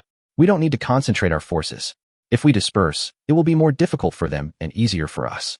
Listening to Lu Rong's words, Qi Tian nodded in agreement. He knew in his heart that Lu Rong was definitely a person with strategic talent. Of course, this doesn't mean that Gu Hong and Lu Yu are bad. They are absolutely excellent at commanding troops and fighting battles, but they are a little shy when it comes to strategy. In my opinion, we should just march directly to the city gates and then kill the bastards. 80 million soldiers dare to challenge our Celestial Empire. They are simply courting death. After hearing Lu Yu's words, Lu Rong smiled. Defeating them is inevitable. But now, we not only want to win, but also fight beautifully and show the momentum of our Celestial Empire. Hearing Lu Rong's words, Liang Zheng nodded in agreement and said, "That's right. This time we will scare the enemy and let them know the consequences of slandering the Celestial Empire. Don't worry, Your Majesty. We will make sure they are terrified whenever they hear the word Heavenly Dynasty in the future." Liang Zheng smiled and nodded, then clicked on the world channel. Liang Zheng, the founding of our Celestial Empire is the will of heaven. Since anyone seeks to defy heaven's will, I will surely conquer them. I urge you to withdraw immediately, or else, when my army approaches, you will be executed without mercy. After sending out the letter of conquest, everyone knew that Liang Zheng was going to take action. After all, no one would let 80 million troops hang around the border. It was obvious that he was going to do something. Not to mention that Liang Zheng was the emperor. Even if he was just an ordinary survivor, he would never allow such a thing to happen. Sir, the spies out front report that their number seems to be more than 80 million. The Ancient Territory Alliance seems to have joined with more soldiers, and it seems that the Wei Kingdom has also sent troops, as well as the Xiong Kingdom. Liang Zheng frowned. It seemed that they were all going against him. That's great. If we get rid of all these people at once, they will be much more obedient in the future. I just don't know if the Council of Elders is involved here. Of course, even if there was, he wouldn't care. It's just that the other party's technology is very advanced, so he just needs to be careful. Do you know their exact number? Probably around 150 million. Liang Zheng frowned. This group of people were really cruel. There were probably at least 100 survivors, and at least more than 1,000. Zhu Meng, the emperor's wrath is enough to stain the land with blood. I'm afraid another war is about to begin. This time, the enemy has 80 million elite troops. It looks like another bloody war. Zhang Tong, what's that? Don't forget, the emperor once fought against a 150 million strong system army alone. But what happened in the end? Wasn't he still defeated by the emperor? Pu Daofei. Huh, do you really think he dares to come? And with an army of 150 million, did you even count them? I'm telling you, if he really dares to come, I'll make sure he never comes back. Zhao Xing, I'm not saying this, but you, the Jindao tribe, truly deserve to be annihilated. Survivors around the world witnessed the scene, yet you're still rambling on. While I disagree with Liang Zheng's actions, I fully support your annihilation. Complete. Humph. Do you really think that your idiotic emperor is invincible? You admit it, but we don't. Back then, even our first emperor wasn't as domineering as him. Who the hell is he? Li Ku, how shameless are you? What about your Qin Shi Huang? Do you really need an emperor in such a small place? I think he's just a chief at best. You keep saying this, and that is yours. Why don't you just say that all of humanity belongs to you? Pu Daofei, don't you know that according to theology, it was our gods who created humanity, and that's how you came into being? Stop talking nonsense. We've been waiting for your so-called son of heaven to arrive. Now it depends on whether he has the courage to do so. Highball, I'm going to throw a mouthful of salty soda in your faces. What the hell is wrong with your skin? Even sulfuric acid can't corrode it, right? When the emperor destroys you later, just don't beg for mercy. Just as the survivors of the world were quarreling with each other, a message appeared on the public channel. System message, Survivor Liang is attacking Yuhong Pass in the wild. System message, Survivor Liang is attacking Hague Pass in the wild. Everyone was stunned when they saw the news. You know, these two passes are guarded by two groups of people. The Yuhong Pass is naturally guarded by the people of the Jindao tribe, with a force of 30 million. The Hague Pass is guarded by people from the Ancient Domain Alliance, with a total number of 50 million. However, this is only the apparent number, and no one knows the actual number. Complete. How is that possible? How dare he attack two places directly? No matter how powerful he is, I don't believe he can handle it. I want to see how he dies. Highball. Haha. Let's see if you're still bragging. Did you originally think that even if you couldn't win, you could always lean on your stepfather? But now even your escape route has been cut off. In our Chinese culture, this is called being trapped in a jar. When Liang Zheng issued the war declaration, everyone knew that it would be a bloody storm, but no one expected that the Celestial Empire soldiers would be so quick. It hadn't even been an hour since the announcement, but they had already launched an attack. It looked like they were planning to challenge both the Golden Island tribe and the Ancient Domain Alliance simultaneously. A person dares to deal with 80 million enemies at the same time.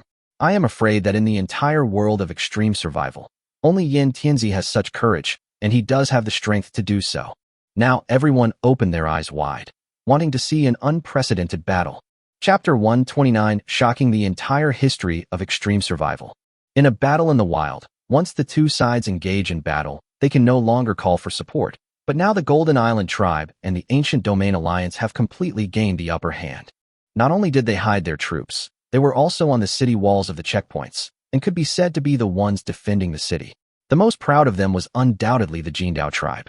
I was so happy when I saw Liang Zheng attacking, especially when I saw that their number was only 50 million. You have to know that although they have 30 million troops on the surface, they have a full 40 million troops in secret, which adds up to 70 million troops. Coupled with defending the city, they can't imagine how they will lose. The Ancient Domain Alliance was even more delighted. In their opinion, Liang Zheng's 50 million people were already prey, while they had a full 100 million people on their side. That's right, their actual military strength is 170 million people, which is 20 million more than the peak of the system offensive. Moreover, these people are all well-equipped, and the Elders' Council is involved among them. There are no less than 1 million crossbow carts and 10 stone giant crossbows. In the castle of Isfar, Alice and several other elders were there, and Justin stood aside watching the live broadcast. Humph, he's really just a brat. He's so impulsive that he just attacks. I wonder how he can escape unscathed this time. His total military strength is only about 100 million. Kaz, don't underestimate Liang Zheng. Otherwise, that old fox of the Huaxiao Alliance wouldn't be in such a headache. In short, we are ready at any time. If he shows signs of defeat, we must keep him here. Elder Mostan, why don't we go and support them now? After hearing Justin's words, Mostan frowned. Are you an idiot? The enemy's combat strength is unknown. If we rush to support them, it will only be a waste of manpower. These people are just touchstones. If Liang Zheng is really no match for us, then even if he escapes, we will still have troops at the gates. After being insulted, Justin understood what the other party was thinking and couldn't help but curse the old bitch in his heart. At this moment, the Jindao tribe is defending Yuhong Pass, but no matter how good their equipment is, it can never be better than Liang Zheng's exclusive equipment. Moreover, the other side only has 1 million crossbow carts, which is not enough for Liang Zheng to fill his teeth. At 1,500 meters, the first round of crossbow rain was fired directly, with 15 million crossbow carts and 10 stone giant crossbows on each side. A moment later, the 10 stone giant crossbow also reached a position of 800 meters and started shooting. The other party was dumbfounded when they saw it. It would be fine if the other party started attacking from such a long distance, but the number of giant crossbows and crossbow carts was really too much. So your sieges are all ranged?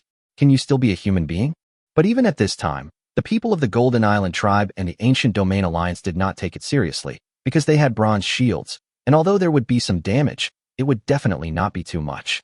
But the next moment they were so shocked that they were speechless. They saw that the crossbow arrows from both the 10 stone giant crossbow and the heavy crossbow had all penetrated the bronze shield and directly pierced into the bodies of the infantry. In one round of attack, they lost a total of 15 million people. This was because there were only so many infantry standing in the front, so the casualties were relatively small. Otherwise, they would probably have been wiped out. Some of them were familiar with the habits of the crossbow carts and the 10 stone giant crossbow, and hurriedly tried to stop the counterattack, but as soon as they pushed the crossbow carts out, they were attacked by the second round. As a result, the soldiers hurriedly closed the city gates, even abandoning the crossbow carts, and chose to give up. Son of Heaven, the heavenly gate is closed and no one is standing, and there are no soldiers on the city walls. Should we attack the city now? Looking at Gu Hong's question, Liang Zheng smiled. You are the supreme commander here now. Don't ask me. You are the one who makes all the decisions. You should learn this from Qi Tian. Gu Hong was stunned for a moment, then immediately understood what Liang Zheng meant, and his face was filled with excitement. The ballista and the 10 stone giant crossbow advanced 300 meters and fired towards the city. The rest of you prepare to mount the ladders and battering rams and follow me in the attack. The watchtowers will monitor the enemy at all times and raise the flag. At the command, all the soldiers answered loudly. Yes, sir. Liang Zheng nodded with satisfaction. This was exactly what he wanted. Even if the other party hid, he would beat them to death and make them completely frightened until they had no other way out. At this time, the crossbow cart and the 10 stone giant crossbow had arrived at the designated location and began to shoot madly towards the city, and a sound of ghosts howling and wolves howling came from inside. Gu Hong had already organized the cavalry and infantry and began to rush forward with ladders and battering rams. No one on the city wall dared to stand and block them. Once discovered, the 10 stone giant crossbow would directly attack. The Jindao tribe was completely desperate. They couldn't believe that Liang Zheng had such a powerful army. But shouldn't the equipment and soldiers be the same? Why was he so powerful? Poor Jindao tribe. Even if they racked their brains, they would not be able to know the existence of such a special thing, because their level was really too far behind. At this time, there was a loud bang, and the city gate was broken. The crossbow cart and the 10 stone giant crossbow stopped attacking at the same time to avoid accidentally hurting their own people. But the cavalry and infantry had been holding back their energy for a long time. Since the appearance of their crossbows, their opportunities to appear have become fewer and fewer. Now they finally attacked the city, but first they were bombarded by them, and the enemy had already been defeated. After entering, they found corpses everywhere. The shooting just now caused them to lose a total of 30 million soldiers. Now, out of their 70 million people, there are less than 25 million soldiers left. Liang Zheng was used to fighting with the system and always felt that his attack power was not enough. Now that he was fighting with the survivors, he had a more intuitive feeling. Each of his arrows could penetrate the opponent completely, and some arrows could even kill 2 birds with 1 stone, leaving the opponent completely unable to fight back. At the same time, he had some strange enlightenment, as if he understood the scene when Qin attacked the other 6 countries. Was it the same as his own, with crossbows flying, infantry breaking cities, and cavalry killing people? At this time, the opposing army had already been defeated and fled backwards, but they forgot that Liang Zheng's army was still behind the city, but was now fighting with the Ancient Domain Alliance. System message: Survivor Liang Zheng captured Yuhong Pass with 0 casualties. The defenders suffered 51 million casualties and 19 million fled. At this point, the world didn't know what to say. Although everyone saw it, they simply couldn't believe what they were seeing. Just how powerful was this army? They could defeat a 70 million strong defender with 0 casualties. Chapter 130. All nations come to pay homage. Now Mo Stun and his companions were sitting in the castle, looking at the images on the system, their entire bodies trembling. They asked themselves, even if they sent 50 million troops to fight against these countries, it would be impossible to achieve such a result. Although they were confident that the casualties would never exceed 1 million, how did they achieve 0? They still couldn't forget the scene just now. A bronze knife clearly hit an infantryman, but it didn't leave even a mark on the armor. Instead, the opponent chopped down with the knife and cut the soldier wearing bronze armor in half. What on earth had he obtained? Could it be that he had acquired equipment that surpassed even that of the slave civilization? No. This is absolutely impossible. You know, although the system will give rewards, the civilization stage is what the system values most, and it will never allow anything that exceeds the current civilization to disrupt the world. If it really happens, the system will kill it immediately without any mercy. When the 19 million soldiers fled, Gu Hong directly ordered 10 million cavalry to annihilate them all. This was also the tactic agreed upon before. Now Chi Tian is leading his men to attack the Hague Pass of the Western Region Alliance. Although these 19 million people cannot cause them any trouble, Gu Hong does not want to let them escape. He really cannot afford to lose face. The 10 million cavalry were also extremely powerful. With 19 million people, they were able to charge twice, and in the end, not even 3 million were left. No one dared to run to the Hague Pass again, but fled directly in all directions. Liang Zheng was walking in the city, looking at the corpses everywhere, when Gu Hong had already run back. How was it? Did you enjoy the killing this time? After hearing Liang Zheng's words, Gu Hong chuckled, quickly got off his mount, and knelt on the ground. Report to the emperor. I led 10 million cavalrymen and killed over 1,600 enemy soldiers. 3 million of them fled and disappeared, seemingly running in all directions. Forget it, let them run away. I'm afraid they won't live long. Let's go to Chi Tian. After he finished speaking, the imperial guards came with a bronze carriage pulled by 5 red flame lions. It was spacious and majestic, and there was even a bed inside. When Liang Zheng saw this carriage, he was also very puzzled. He didn't know why these craftsmen made a carriage with a bed, but after hearing the answer, his originally happy face instantly turned into a frown. We admire the emperor's extraordinary qualities and need to vent them every day. If he were to travel long distances and suddenly have something to hide, but nowhere to do it, wouldn't it be our fault? That's why we specially built the carriage to be spacious and solid, so that the emperor can relieve the harem from worries. When naming the chasing car, Liang Zheng angrily named it Cheizhen. Gu Hong flattered him again when he heard it. Cheizhen. It's so majestic that it shocks everyone. The emperor is indeed a man of great talent. Liang Zheng glared at him unhappily and then returned to the house. The next day I couldn't help but exclaim, "This is so damn solid. I don't feel any vibration at all. It's like I have no experience at all." When Liang Zheng and his men arrived at the Hague Pass, Chi Tian's battle was also coming to an end. After all, no one could withstand such a fierce bombardment. At the final count, they had only lost less than 3,000 people, but the other side had only less than 30 million of its 100 million soldiers left, and they had already escaped. System message: Survivor Liang Zheng has slain all 100 survivors defending the city, leaving their bodies hanging at the city gates. The world was so quiet that no one dared to speak.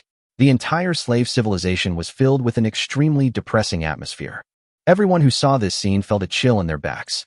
In the world of extreme survival, brutality is not unheard of and bloodshed is commonplace. But this was the first time they had seen such a bloody and brutal person.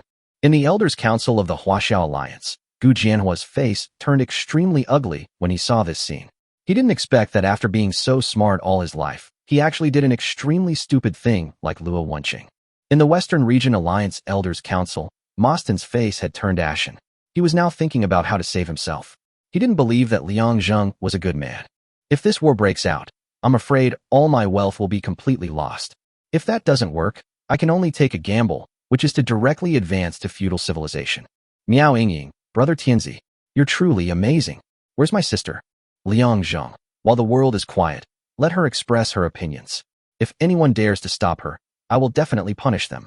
When Miao Yingying saw this sentence, she was immediately excited and quickly sent a message to her sister. Then the first sentence in the world appeared. Miao Mengzhu, I declare my withdrawal from the Western Region Alliance, submit to the emperor, and become his envoy. This statement undoubtedly caused an uproar, and many people reacted immediately, and then no less than 500,000 people issued their own statements. Bor, I declare my withdrawal from the Western Region Alliance, submit to the emperor, and become his envoy. Qianing, I declare my withdrawal from the Huaxiao Alliance, submit to the emperor, and become an envoy. Liang Zheng was watching the World Channel with a smile on his face. The effect he wanted was achieved. He had put in so much effort, naturally, just for this moment. The number of people announced at this time continued to rise, and finally settled at around 1.2 million.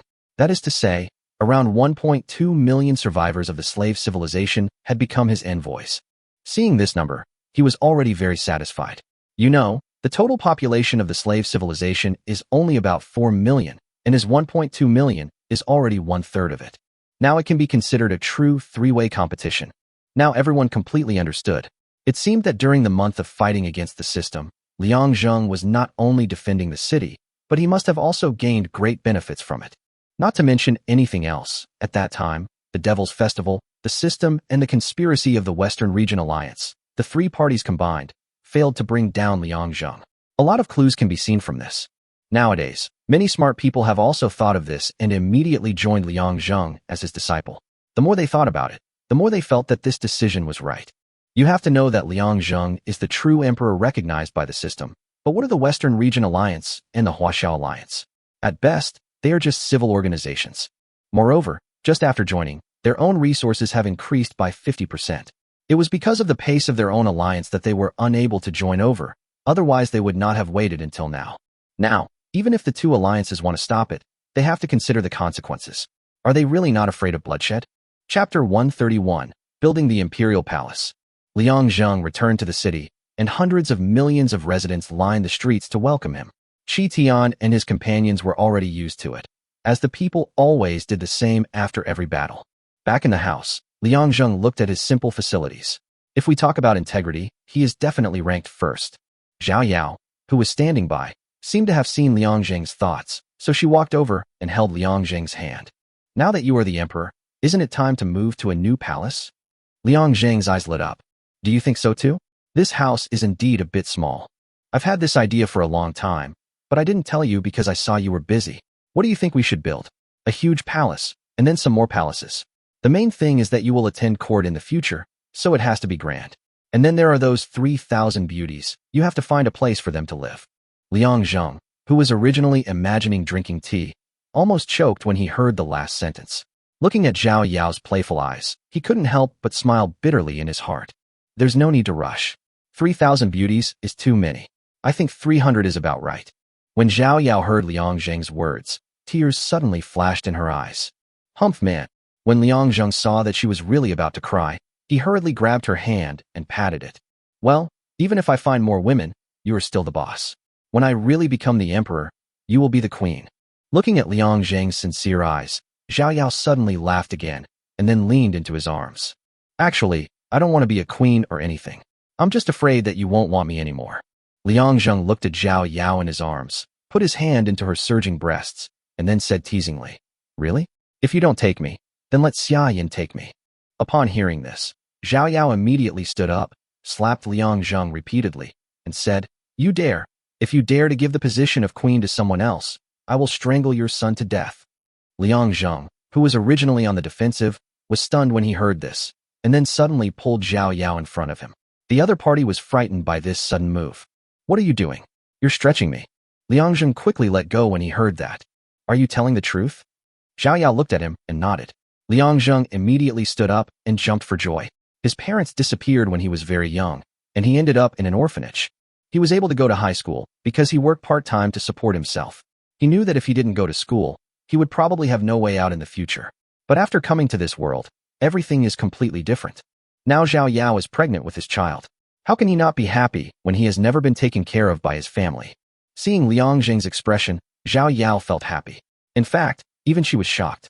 When she found out that she had not had her period, she was extremely excited.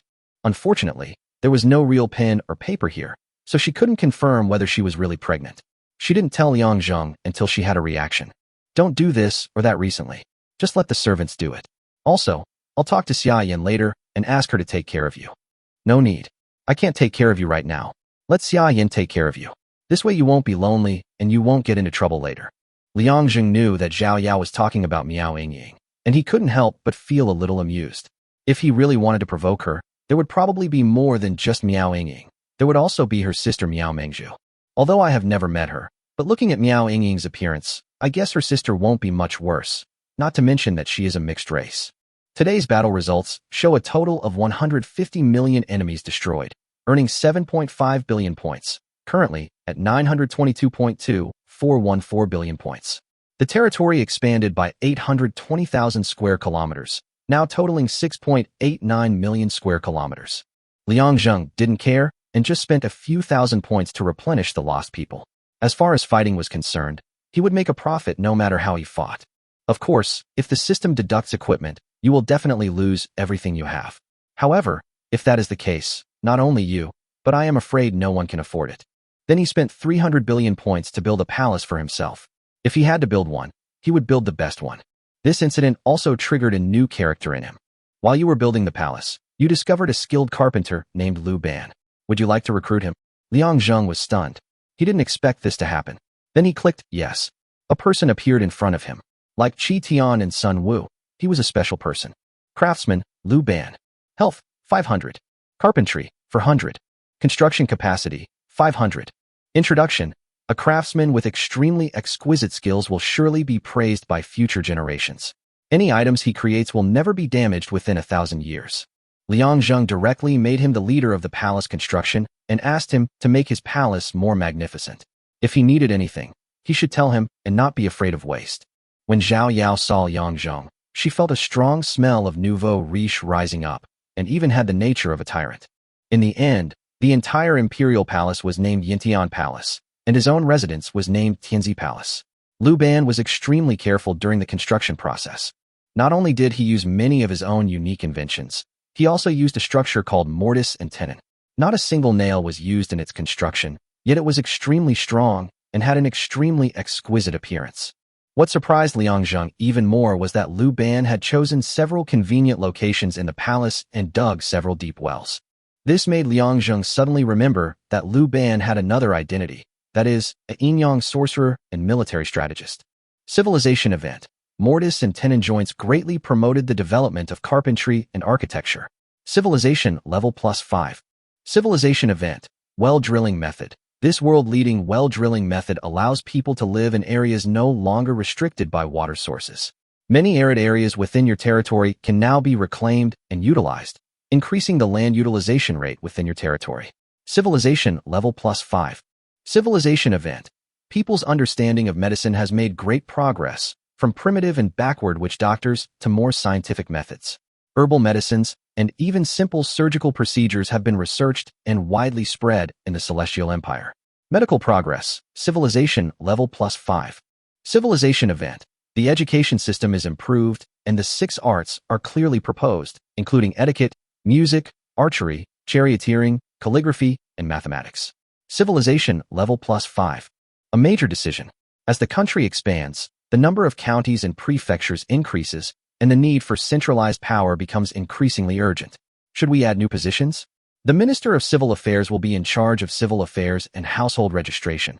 The Minister of Military Affairs will be in charge of the military. The Minister of Works will be in charge of land, and the Minister of City Affairs will be in charge of civil engineering. Agree.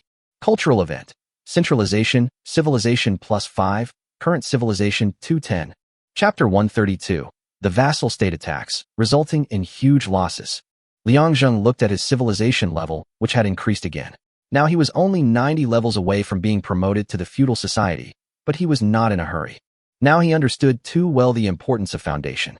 He planned to stay in the slave civilization for 2 years, and then get promoted when his points and military strength reached a certain level. Sun Wu completed the 2nd chapter of The Art of War, Combat, and the entire army is bonused by 10%. Liang Zheng took a look at his ranking. He was now ranked 200th. It seemed that as long as he could improve his civilization level, he would be able to enter the top 100. However, it can also be seen from here that the civilization level of these people is probably above 240 points. Otherwise, I can definitely crush them just by relying on military strength. At this time, Guhong walked in from outside. Seeing him sweating profusely, Liang Zheng shook his head. His palace was completed just yesterday, and today is the time for the monthly tribute. Guhong has been very busy. Qi Tian even ordered all the troops to stand on both sides of the palace, determined to show his momentum, because envoys from various countries would come here to pay homage today. As a vassal state of Liang Zheng, they did not need his personal confirmation. They only needed the consent of their subordinates to enter the city directly, and then there would be special people to arrange for them.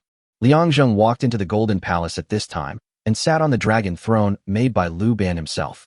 It was lifelike and extremely vivid. It's a pity that there was no silk and dyes in that era, Otherwise Liang Zheng would definitely be crowned emperor. Liang Zheng was shocked when he saw the envoys crowded outside, filling the entire palace square. This was a place that could accommodate 1 million people. But then I thought about it, and it seemed really small. Now, the countries and tribes that have submitted to me alone have a total population of more than 200 million. Among them, 1.2 million survivors are from the slave civilization. If those tribes could also reach here, his palace might not be able to accommodate them. Looking at the people worshipping him, Liang Zheng raised his hand in the air and then stood up. You are all vassal states of my celestial empire. Once again, I declare a few things. As long as you can do this, my celestial empire will protect you. If anyone harbors rebellious intentions, my celestial empire will march south and will not tolerate it. First, from now on, anyone coming to the Jin dynasty must be the ruler of the country, otherwise they will not be received. Second, now all your territories belong to my celestial empire, and all your soldiers are used by my celestial empire. Third, the celestial empire will intervene militarily in your countries, but will also help you build your nation. However, if you harbor rebellious intentions, your fate will be like that of the Golden Island tribe and the ancient territory alliance. Liang Zheng talked about the rules one by one for a long time before finally finishing them. He had thought about them for several days before summarizing them. If he found any problems in the future, he would add more on his own. Finally, it was time to entertain the rulers of various countries. This time, they were all very sensible and came in person instead of sending envoys. At the banquet, there were bound to be compliments and congratulations, and Liang Zheng responded to them in a sloppy manner. There were simply too many people, and he simply couldn't handle it. At this time, Miao Yingying came with a beautiful woman. Liang Zheng knew that she was her sister when he saw her. Brother Tianzi, this is my sister Miao Mengzhu. I brought her here specially to thank you. Liang Zheng smiled slightly. Don't thank me. You are already my vassal state, so it is only natural that I protect you. Miao Mengzhu bowed in thanks. I still have to thank the emperor for taking care of my sister. I heard this girl talk a lot about your past. When Liang Zheng heard this, his face turned a little unnatural. What could this girl say about me? Could it be that she told others that I was about to conceive? Seeing Liang Zheng's expression, Miao Mengzhu was also puzzled. She didn't know what she had said wrong to offend the emperor, but Miao Yingying naturally understood and hurriedly leaned over to whisper in Liang Zheng's ear. I only talked about your majestic side, and definitely not your fast side. I promise. Hearing this, Liang Zheng's face turned dark. What the hell is going on? Why does a good sentence always have a different meaning when it comes out of this girl's mouth? He sighed helplessly and gave up. Okay, it's been a mess today, let's talk about it in private. Miao Mengzhu saw this scene and immediately had a wrong idea. Could it be that my sister had promised something, so the emperor was willing to help us? No, I can't let my sister do such a thing for me. Sister, go down first. I want to talk to the emperor for a few more words. Miao Yingying glanced at her sister and walked away without asking any questions. Liang Zheng was also a little confused. What could Miao Mengzhu have to say to him? Your Majesty, I don't know what my sister has promised you, but if you want to take a concubine into your harem, my sister is still young and naive. I'm afraid of offending you, so I will take her place. Liang Zheng looked at Miao Mengzhu in astonishment, somewhat unable to believe it. He knew that sisters had deep love, but he didn't expect that Miao Mengzhu would go to such lengths for her sister. But then Liang Zheng thought, your sister is still young? Xia Yin is only half her age, and Zhao Yao can barely compare with her. But you are not even as big as your sister, right? Seeing Liang Zheng's eyes looking back and forth at her chest, and occasionally looking at her sister, her thoughts became more certain. I hope the emperor will agree. My sister is still a child and doesn't understand much. I will do my best to serve you. Liang Zheng smiled and shook his head. Well, I didn't ask her to promise anything. I only saved you because she said you wanted to be my vassal. You don't have to think too much about it. Also, your sister is not young anymore. She often says that she has unlocked many postures. Miao Mengzhu was stunned. Liang Zheng didn't look hypocritical, which made her a little confused. But since that was the case, it was better. He then took his leave and planned to go back and ask his sister. If it really wasn't him, he would be really embarrassed. However, these were secondary. The main thing was, how did this girl unlock the posture? The entire tribute lasted for 3 days. In the end, Liang Zheng calculated that the points and resources paid as tribute by these guys were not as much as the food he spent this time. He cried out that it was a huge loss. However, these are all small countries. It cannot be said that there are no big countries like Miao Mengzhu, but they are very rare. This gave him a headache. Although he was powerful, he couldn't let the Celestial Empire intervene in everything. Otherwise, why would he need these vassal states? Would he take them back to be his father? At this time, there was a way to test these vassal states. In a grassland, a group of nomadic people appeared. They did not belong to any force. According to them, they are all free people and are not restrained by any force. Chapter 133 Ambush in the Grassland. On the third day after all the vassal states left, Gu Hong hurried to Liangzheng. Son of Heaven, something terrible has happened. The border of our infinite grassland has been attacked. It seems to be some nomadic people. Liangzheng was a little confused. What was going on? Why did nomadic people appear again? He had never heard of this before. What's going on? Well, they plundered one of our towns. Not only did they steal all the food, they also massacred the entire town, 525 people in total, men, women, young and old, even babies. As soon as Gu Hong finished speaking, Liangzheng suddenly stood up, his eyes widened, and smashed the teacup in his hand. Assholes! Don't they know that this is our celestial empire's territory? How dare they act so recklessly? Gu Hong, immediately select your troops and go and kill them all. Leave no one alive. Yes. After Gu Hong finished speaking, he rushed outside. Qi Tian saw that Gu Hong was in a hurry, so he stopped him and asked him what happened. After hearing it, Qi Tian became even more furious. If we divide it by territory, the town is under his name. If we follow the customs of the tribe, his people were slaughtered. Wait a minute, I'll go find the emperor. After saying that, he went to Liangzheng's house. Seeing Qi Tian's face full of anger, Liangzheng understood what he meant. After hearing what he said, he nodded in agreement. You can go, but I have one thing to tell you. Kill them all and place their heads in front of the town as a memorial to the dead residents. Hearing Liangzheng's murderous voice, Qi Tian agreed without hesitation. I will definitely do it. Then he selected 5 million cavalrymen and led Gu Hong to the infinite grassland. Who could defeat the Celestial Empire cavalry in guerrilla warfare? Liang was sitting in the house with a gloomy face. He didn't believe that a group of vagrants would suddenly appear in the grassland. If he were to find out who was behind this, he would definitely eradicate them completely. Whether it is the Huaxiao Alliance or the Western Region Alliance, they will never let it go.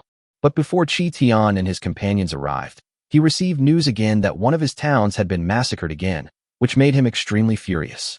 When Qi Tian and Gu Hong knew about this, they advanced even faster and rushed directly into the town, but they were still a step too late. The nomadic people had already disappeared.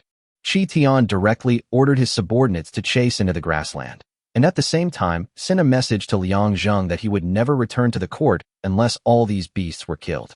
Liangzheng did not stop them, but he could not just let Qi Tian and the others go in like that, so he gave orders to his vassal states. The borders of our celestial empire have been invaded by scoundrels, who have slaughtered 2 towns. Commander Qi Tian has gone in pursuit, but to prevent them from attacking again, you must guard the borders tightly and not allow them any further opportunities. Any nomads you encounter will be killed without mercy. As soon as an imperial edict was issued, all 1.2 million vassal states dispatched their troops to defend the border. At the same time, they dispatched 30 million troops to the grassland to conduct a carpet search. Liangzheng was very satisfied with their performance. It seemed that these people were quite loyal to him, but this did not mean anything completely. Something still needed to be seen slowly. At this time, Qi Tian was galloping across the grassland under the scorching sun with 5 million cavalrymen. It was their first time entering the grassland, and they had no experience. But he also saw traces of grass and trees being trampled, so he ran forward quickly. Finally, they saw tents in the distance. Qi Tian gave orders and ordered everyone to enter combat status and prepare to charge. 5 million cavalrymen rushed forward, but when they arrived at the destination, they found that there was no one there. However, the food was still hot, which means that there were people there before. Qi Tian and Gu Hong looked at each other and immediately knew that they had been tricked, but the next moment they saw countless black spots appearing around them, at least 40 million in number. Haha, I didn't expect you guys would really fall for it. What? Didn't your emperor come? Qi Tian gripped his spear tightly, his eyes sharp. Humph, just you? You're not even worthy of the emperor going to war. The person who spoke looked at Qi Tian with a somewhat complacent look in his eyes, but there was a murderous look in his eyes, and it was obvious that he was ready to kill someone.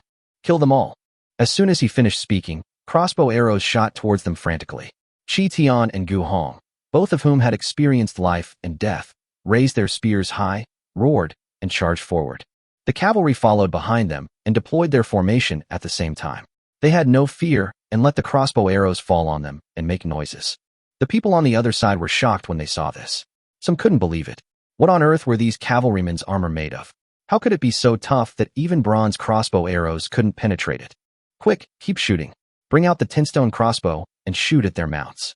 Then the crossbow arrows no longer targeted people, but mounts. The cavalrymen were helpless because they had armor, but the mounts were just exposed skin and flesh. But after losing less than 200 cavalrymen, they reached the enemy, stabbed them fiercely, and pierced through them and sent them flying. When the herdsmen saw this, they immediately started to charge. The encirclement shrank rapidly, and the battle of 500 vs 40 million broke out instantly. Chi Tian and Gu Hong kept swinging their spears, and all the enemies in front of them were chopped off their horses, and the enemy's people kept coming up. Although Chi Tian and his men were well equipped, there were too many enemies on the opposite side.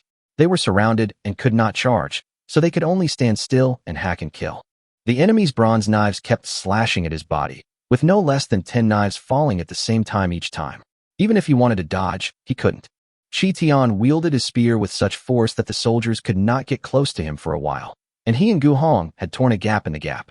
But as soon as the road ahead was opened, it was blocked by someone behind, and the cavalry following behind them were also forcibly blocked. Seeing this situation, Chi Tian turned around and fought back. Gu Hong knew that the commander would never abandon his subordinates, so he also followed him back, but was stopped by Chi Tian. Gu Hong, go back. They can't catch up. Tell the emperor to send troops to support us. Our lives depend on you. Gu Hong paused and wanted to say something, but then he roared and rushed out again. When the leader saw this, he kept shouting to stop Gu Hong, but the other party was too ferocious, and he could not get close to him at all. In the end, Gu Hong was forced to fight his way out. He wanted to chase him, but was unable to catch up.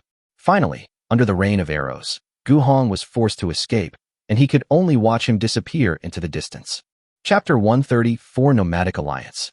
Gu Hong ran all the way and soon arrived at the border of the Celestial Empire. He saw Liang Zheng in the distance. Behind him was an army of no less than 50 million people rushing towards them. He knew about the ambush the moment Chi Tian and his men were informed, and immediately organized the army to move forward. In a field battle, it was impossible to teleport immediately, so they could only run forward. Gu Hong arrived in front of Liang Zheng, quickly dismounted his mount and knelt on the ground. Son of Heaven, we've been ambushed. Liang Zheng stopped. No need to say more, I already know everything. Go and support us quickly. Gu Hong didn't waste any time and got on his mount directly. The large army rushed forward, while Chi Tian was still struggling to hold on, but they were now much more relaxed. Although Liang Zheng could not arrive immediately, the 30 million troops of the vassal state were all in the grassland. He immediately gave orders to the vassal state and rushed to support immediately. After receiving the location sent by Liang Zheng, the minister rushed there and saw that Chi Tian's 5 million cavalrymen were now less than 2 million and were on the verge of collapse. Their first thought was that their chance had come, and they immediately surrounded the vagrants from the rear. When the other party saw that they had support, they hurriedly prepared to disperse. But in the eyes of the vassal state, these people all had military merits, so how could they be allowed to run away like this? At this time, the leader of the nomads was also full of regret. He never expected that these 5 million people actually killed as many as 12 million of them, and now there are only 2 million cavalry left fighting hard. When Liang Zheng arrived with his troops, he found that all the nomads had been captured, and Chi Tian had only suffered some minor injuries. Seeing the emperor coming, everyone knelt down to welcome him. Welcome the emperor. Liang Zheng nodded. Very good, your vassal state has made great contributions this time. I will reward you according to your merits. After saying that, he got off his mount and came to the nomadic leader. He saw his message that his name was Nura. Tell me, why did you attack our celestial empire? Who gave you the instructions? Nura glanced at Liang Zheng, sneered, and then turned his head away. Liang Zheng didn't expect that the other party was actually a tough guy. Very good, I like your stubbornness. Come here, cut off all their heads for me, and then place them in front of the 2 towns to commemorate the dead villagers. As soon as he finished speaking, millions of heads fell to the ground. The vassal states nearby were also frightened when they saw this. They did not expect Liang Zheng to be so decisive and ruthless. Nura's eyes turned red instantly, and he looked at Liang Zheng angrily. Seeing Nura's expression, Liang Zheng snorted coldly. If you don't want all your men to die, then speak out. It will still be good for you. I don't know. It's just an order from above, so I just followed it. An order from above? Liang Zheng frowned. He thought these people were all there was. He didn't expect that there were people behind the other party. Could it be some unknown force? That's right. The leader of our nomadic alliance issued an order saying that your celestial empire is rich in resources, so he sent me to plunder them. Liang Zheng sneered. What bullshit about such abundant resources? It was obvious that they were targeting me, otherwise why would they ambush me here? Where is your alliance? We nomads are all free and have no fixed place to live. If you want to find it, look for it on this grassland. But don't get lost and starve to death. Liang Zheng didn't waste any more time talking to him and started the live broadcast directly, killing all the remaining 28 million people. Heads were rolling everywhere, and the survivors in the world saw it, their eyelids twitching wildly, and they were terrified. Carl, what kind of a bullshit emperor is this? He's so cruel. Nearly 30 million people, and they were all killed like that. Wu Cheng, the emperor must have a reason for killing people. I think these barbarians must have offended the emperor's majesty. Li Hao, when the emperor is angry, blood will flow for thousands of miles. This is absolutely no joke. You guys should restrain yourself. Liang Zheng ignored the gossip. One day he would wipe out all those gossipers. Liang Zheng, the nomadic alliance invaded my border, killed my people, and slaughtered 2 towns. Now I use their 28 million heads to commemorate my people. In addition, I declare war on the nomadic alliance again. After saying this, Liang Zheng immediately asked someone to draft a decree of war and send it directly to the World Channel. Liang Zheng, Northern Expedition Manifesto, now a nomadic alliance has violated the majesty of our celestial empire and massacred 2 towns. This act has angered the people and gods throughout the celestial empire, and the emperor is extremely furious. How dare you barbarians offend the majesty of heaven? Now the emperor has issued an order to march his army northward to conquer the barbarians. We must slay them all. The grasslands will surely be covered with your sinful blood to atone for your sins. Everyone was shocked when they saw this. It seemed that this nomadic alliance would soon become history. Liang Zheng always did what he said and never broke his promise. Looking at this edict, you can understand how angry he was at that time. After Liang Zheng finished speaking, he directly ordered Qi Tian and the other 3 to lead the existing 50 million troops and the 30 million soldiers of the vassal state to march deep into the grassland. After receiving the order, Qi Tian immediately led his troops north. He was filled with anger. First, his own town was massacred, and then he was plotted against by the enemy. If he didn't kill them all, he would never be able to swallow this anger. After returning to the city, Liang Zheng finally understood from the ministers where this nomadic alliance came from.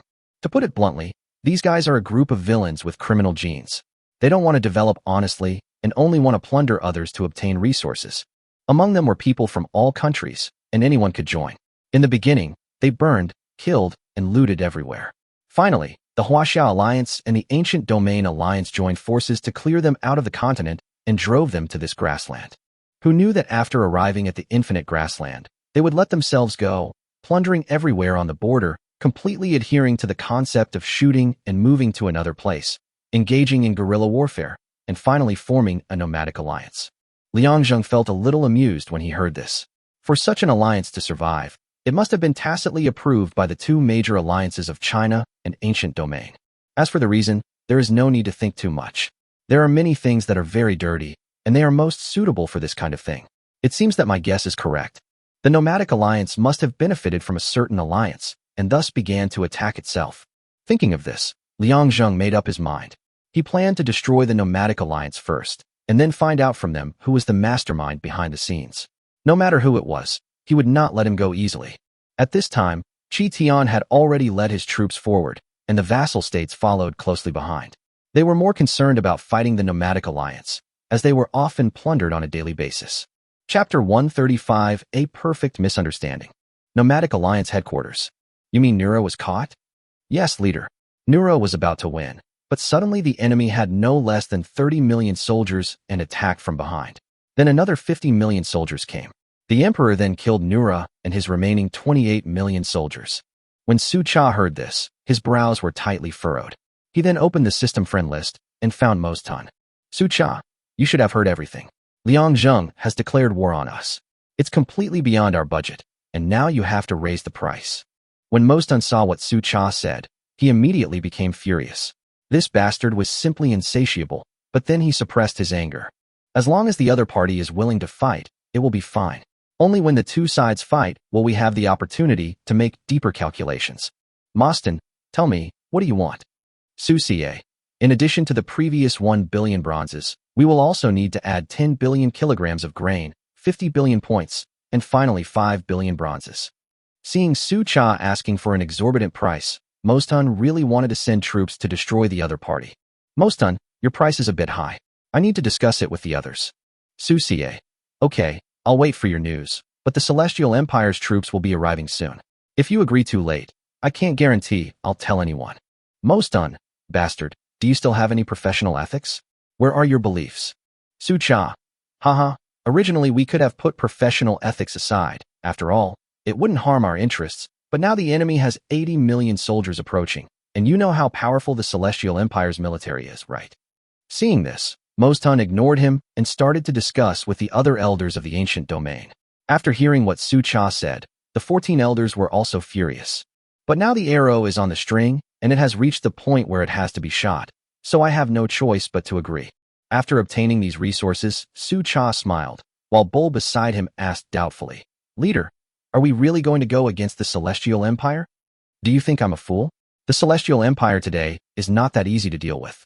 We can just take advantage of this opportunity to extort some money. I'll contact Liang Zheng and make peace with him shortly. At this time, Qi Tian had already arrived 10 kilometers away and saw many tents in the distance, with smoke rising from the tents, and everyone was having lunch. He told the flag bearer next to him to wave flags behind him, and the entire army was ready to attack. When the soldiers behind saw this, they were all ready to charge. The crossbowmen and crossbow carts were all strung, but the enemy seemed to be completely unaware. Commander, let's launch a surprise attack now. It seems they have no idea we've arrived here. After hearing the words of a general from a vassal state, Qi Tian shook his head. Impossible. They started this war first. How could they not be prepared? They must have set a trap for us to fall into. Let's observe first. When the general heard this, he said nothing, but thought to himself that it seemed that the commander of the Celestial Empire was nothing but a coward. Lu Yu, take 2 million infantrymen and scout the surroundings to see what's going on. If there's an ambush, send out flag signals to warn them. Yes. Lu Yu replied, turned around and disappeared into the grassland with 2 million infantrymen.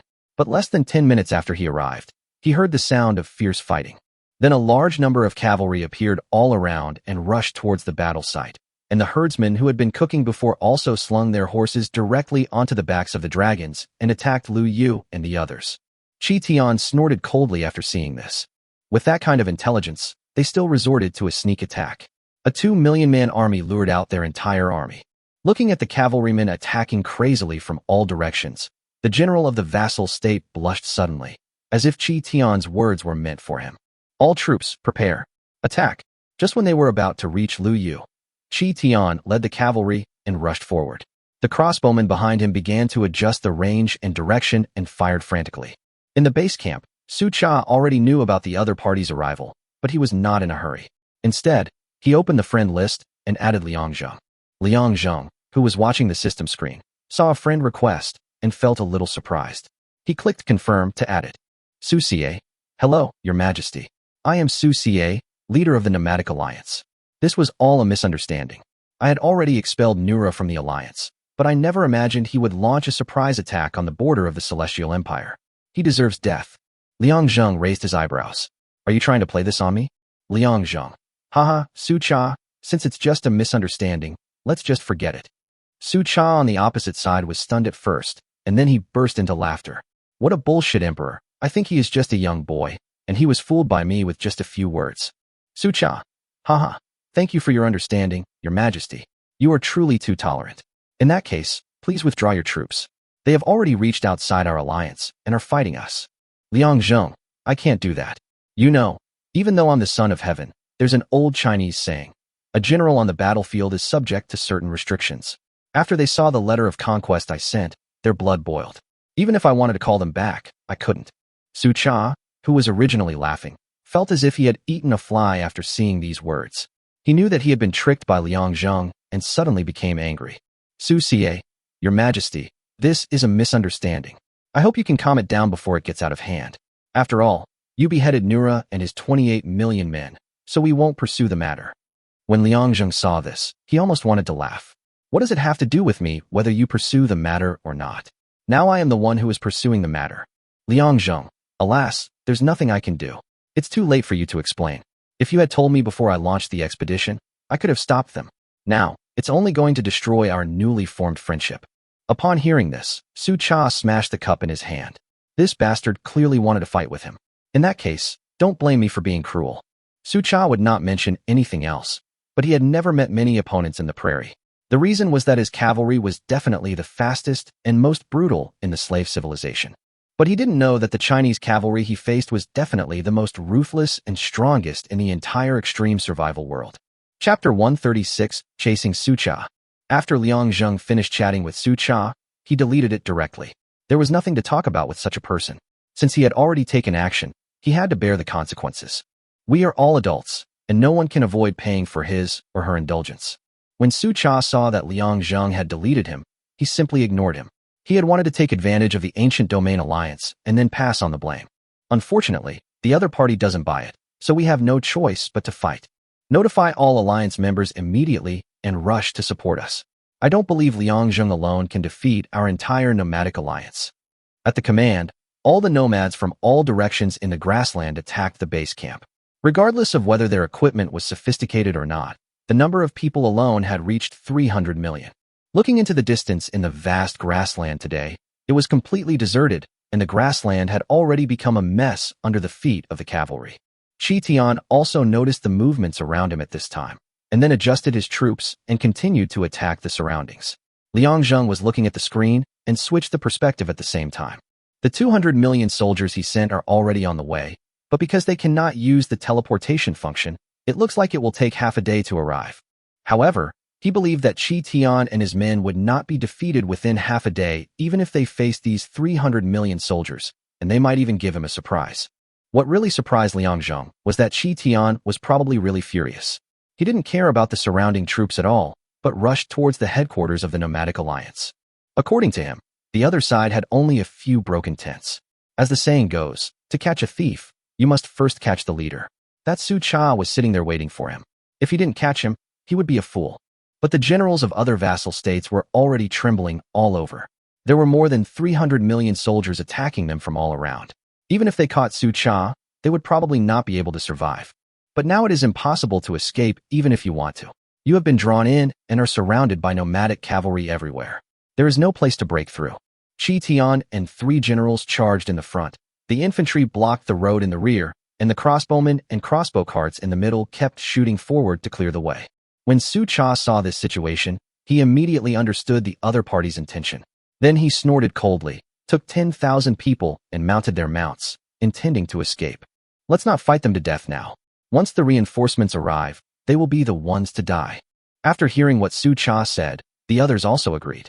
They actually had quite a few troops here, as many as 100 million, but it was indeed not enough in front of the strength of the Celestial Empire.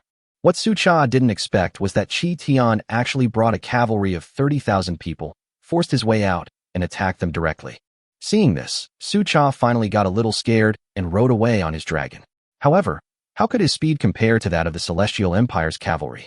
He was caught up before he ran 10 miles. The 100 million elite soldiers with him had no ability to resist at all and were directly wiped out by a wave of charge. He never expected that the Chinese soldiers would be so powerful. He thought that 100 million soldiers would make it impossible for them to break through, let alone pursue them. But now the god of death has arrived, and he has no way to escape. Looking at the reinforcements, it may take another half an hour for them to arrive. At this time, he hurriedly sent a message on the world channel. Su Xie, Liang Zheng, don't go too far. Although we were wrong first, I've explained the whole story to you. Nura is no longer a member of our nomadic alliance. Don't go too far. Liang Zheng, I never bully anyone, and those I bully are not human. Think about how you're going to escape first. My celestial empire will not stop until we destroy your nomadic alliance. After hearing Liang Zheng's words, all the survivors gasped. Liang Zheng was too cruel. Not only did he destroy Nura's 40 million troops, but he also wanted to destroy the entire nomadic alliance. It was too late for Su Cha to reply at this time. Chi Tian was about to arrive from behind. He was extremely angry. Usually he was the one chasing others, but now he was being chased by someone. How on earth were the Celestial Empire's cavalry trained? Their speed was even faster than his own cavalry. This was something he had never imagined before. Liang Zheng looked at the system screen and felt funny in his heart. It seemed that Chi Tian would catch him soon. When that happened, he must take a close-up shot and send it to the world. But at this moment, a cavalry of no less than 2 million people suddenly rushed out from the front. Su Cha was naturally very happy when he saw it, but Chi Tian's face became gloomy. Just when he was about to capture the enemy, a group of people suddenly showed up. In this case, he had to kill the leader of the nomadic alliance before he died. Follow my orders and continue the charge. For the dignity of the Celestial Empire, we will slay the enemy leader, Su Cha, at all costs. Chi Tian shouted loudly, and all 30,000 cavalrymen responded loudly. I swear to kill Su Cha.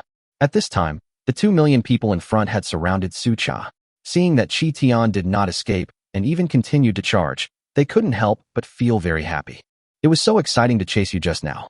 I thought you would run away when you saw these 2 million cavalrymen, but I didn't expect them to dare to charge straight at me. In that case, I will send you all to hell. Kill them all. At Su Cha's command, the 2 million soldiers around him charged forward directly. After seeing this, the cavalry began to disperse slowly, then surpassed Chi Tian and protected him in the middle. After seeing their actions, Chi Tian immediately understood what they meant. Without saying anything, he stared at Su Cha. Protect the commander. Prepare to attack. The captain at the front had already raised his spear high. They did this in order to safely deliver Chi Tian from the charge of 2 million cavalry to Su Cha and kill him. First team, get ready. Charge. Suddenly, 500 soldiers were sent out from each side, blocking the front of the team and forcibly cutting off the attacks from both sides. The people in the front pushed forward and rushed forward. Although the enemy was also cavalry, their equipment was really poor. They only had some leather armor, and only a small number of people had bronze equipment. But in front of the Celestial Empire cavalry, these were not enough. During the charge, their defense and attack increased significantly, directly breaking through the opponent's defense line. But the enemy had too many people. Even with good equipment, 30,000 people could not defeat 2 million people. The cavalry on both sides were all killed in less than 30 seconds, and the last row of cavalry was left blocking the way. Liang Zheng saw through the system at this time that 30,000 people stabbed into the local forces like a sharp blade, but slowly they encountered resistance and showed signs of stopping. Chapter 137 Chi Tian's Shocking Battle. The majesty of the Celestial Empire cannot be insulted. Liang Zheng was looking at the screen, clenching his fists tightly. At this moment, every move of Chi Tian's 30,000-strong army was affecting his heart. Commander, let's go first. Just when the 1,000 cavalrymen in front were about to be killed, the people next to them shouted loudly and then rushed forward. Escort the commander. The people on both sides lined up vertically to block the way again. The 10-meter empty space in the middle was like a chasm. No matter how hard they fought, they could not cross it even half a step. The 30,000 people are now less than 20,000, and there is only less than 200 meters away from Su Cha. When the other party saw this scene, they were already frightened. He now finally understood why Liang Zheng dared to be so arrogant. It was because he was too wealthy. Even his 2 million cavalrymen were unable to stop the advance of 30,000 men. Thinking of this, Su Cha no longer hesitated, turned around and ran back directly. But at this moment, he felt his scalp tingling and he quickly lowered his head. A copper tin spear flew past his scalp and pierced directly into the head of his mount, killing it instantly. Su Cha was frightened and turned around to see no less than 100 cavalrymen in the middle, holding their spears high to prevent him from escaping. Judging from the situation, as long as he showed any sign of escaping, the other party would not hesitate to shoot the spear at him. Chi Tian's eyes were red and his teeth were clenched. He saw all the actions of his subordinates. He knew that even if he killed Su Cha, he might not be able to return alive. But that is something that will happen after he is killed. Now he has only one thought, which is to kill the other party. 150 meters, 100 meters, 50 meters, 30 meters, 20 meters. As he got closer, Su Cha felt as if he was being stared at by the god of death. His whole body was trembling and he was powerless. He couldn't even muster the strength to escape. Chi Tian saw the opportunity and swung the spear in his hand. Then he stood on the dragon's back and roared. Anyone who insults our celestial empire will be killed without mercy.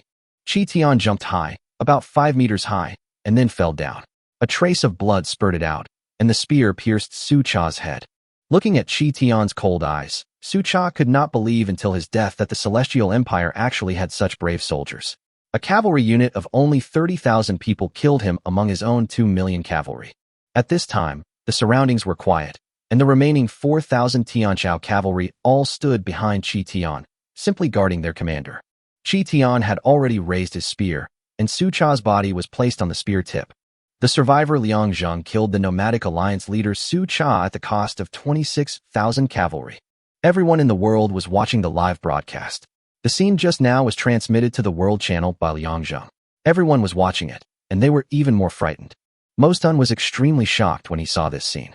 He knew the strength of the nomadic alliance. Although they were not many in number, they were definitely united. As long as the leader is threatened, they will rush to support him without hesitation. This is also a major reason why the nomadic alliance has been able to survive until now. But now Liang Zheng did not go to the battlefield in person, but only dispatched his commanders to directly kill the leader Su Cha. How fierce is he? Chi Tian held Su Cha's body high, walked to the front of the team, and threw it heavily to the opposite side. Anyone who offends our celestial empire will be killed without mercy. Come on, who among you is not afraid of death?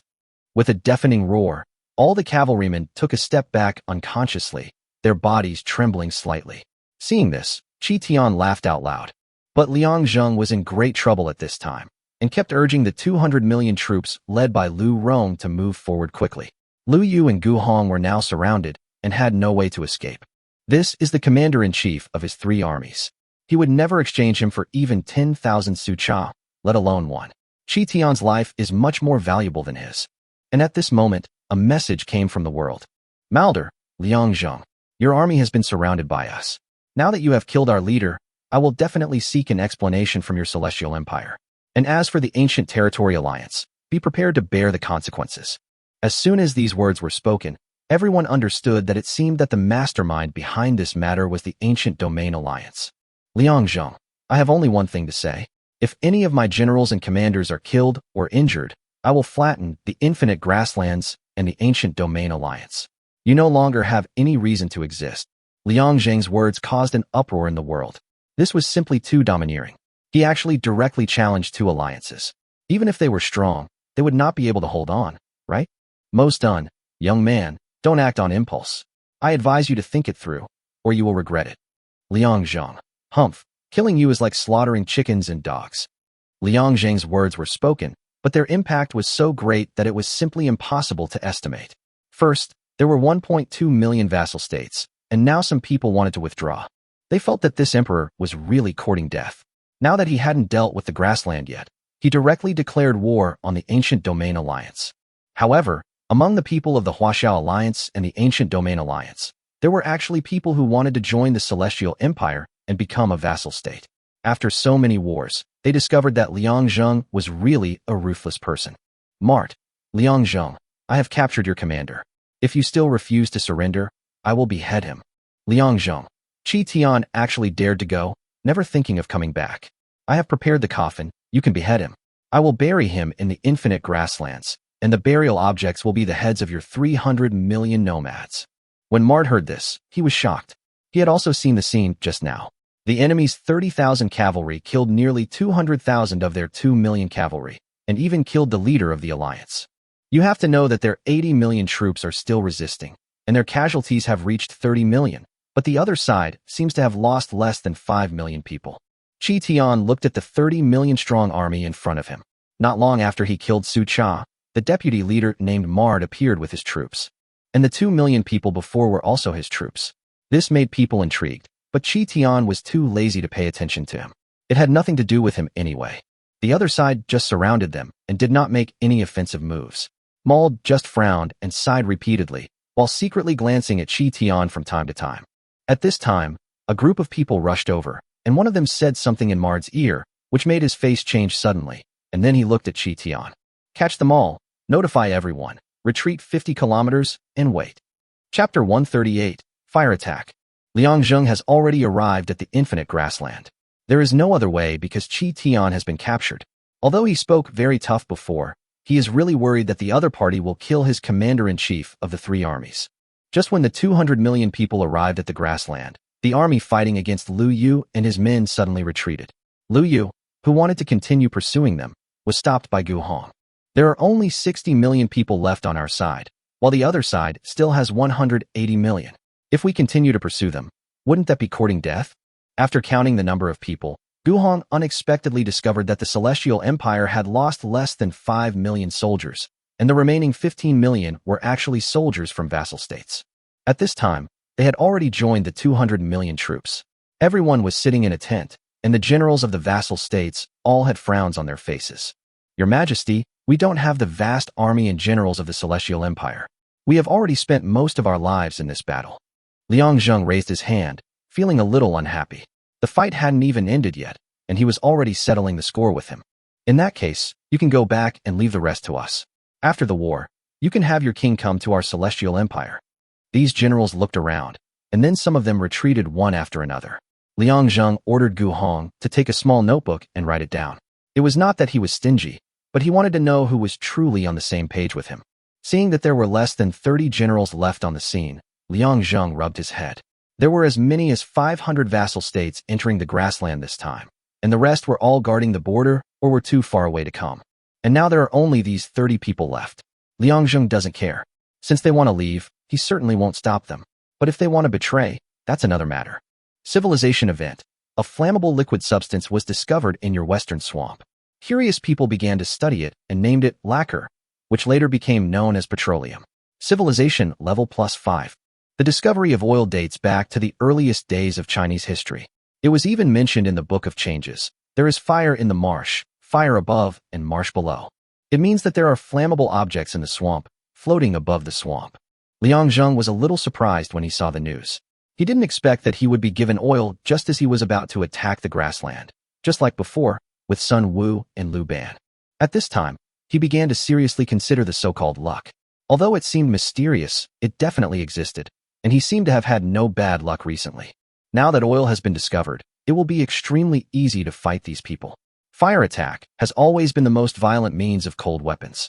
It first appeared in the slave era, when a man named Tian Dan used the fireball strategy to defeat the 5 kingdoms in one fell swoop. Of course, Liang Zheng would not use any fireball trick. According to his idea, he would directly make changes to the crossbow cart and the 10-stone giant crossbow. When the time comes, he will shoot thousands of arrows with flames, and he doesn't believe that he won't be able to kill those nomadic people. Liang Zheng was thinking about the problem, but Gu Hong could not sit still. They already knew about Qi Tian. For Gu Hong, Qi Tian could be regarded as a real master. Son of Heaven, please allow me to lead 20 million troops, and I will definitely bring the commander out. Seeing Gu Hong's anxious look, Liang Zheng waved his hand. What's the point of letting you go? I'll just have to give up another general. The other side has 300 million people. I'm afraid your 20 million won't be enough to fill the gap. Upon hearing Liang Zheng's words, Gu Hong suddenly became anxious. Son of Heaven, what should we do? Are we really going to ignore the commander? When Lu Rong heard Gu Hong's words, he frowned, then pulled him and shook his head slightly. Liang Zheng looked at Gu Hong without blaming him. Don't worry, Qi Tian won't be in any trouble for a while. It's been 3 hours since he was captured. If the other party wanted to kill him, he would have died 100 times. I guess they must want to use Qi Tian to make some kind of deal with us. Wait, they will contact us. After hearing Liang Zheng's words, Gu Hong nodded. He was indeed a little anxious just now. He then sat back, but then he heard Liang Zheng speak again. But we can't just sit there and wait. We've come all the way to the grasslands, so we have to say hello. Lu Rong, Gu Hong, you two will lead 500,000 crossbowmen, 200,000 10-stone giant crossbows, and 150,000 crossbow carts to flank them. The two were a little confused when they heard this. Tianzi, what are we bringing these people for? Hearing the two people's questions, he hooked his finger, and several people came over in confusion. Then they heard Liang Zheng's plan and became extremely excited. That night, Lu Rong and Gu Hong secretly brought their men to the flank of the nomadic alliance and looked at the tents in the distance, which were densely packed and brightly lit everywhere. The tents of these nomadic peoples are now all made of leather, which is extremely flammable. If you use fire attack on them, you may get unexpected results. At this time, Lu Rong and his men advanced cautiously. Liang Zheng even sent the imperial guards to clear out the secret sentries. This function was also discovered by Liang Zheng when he came to the grassland.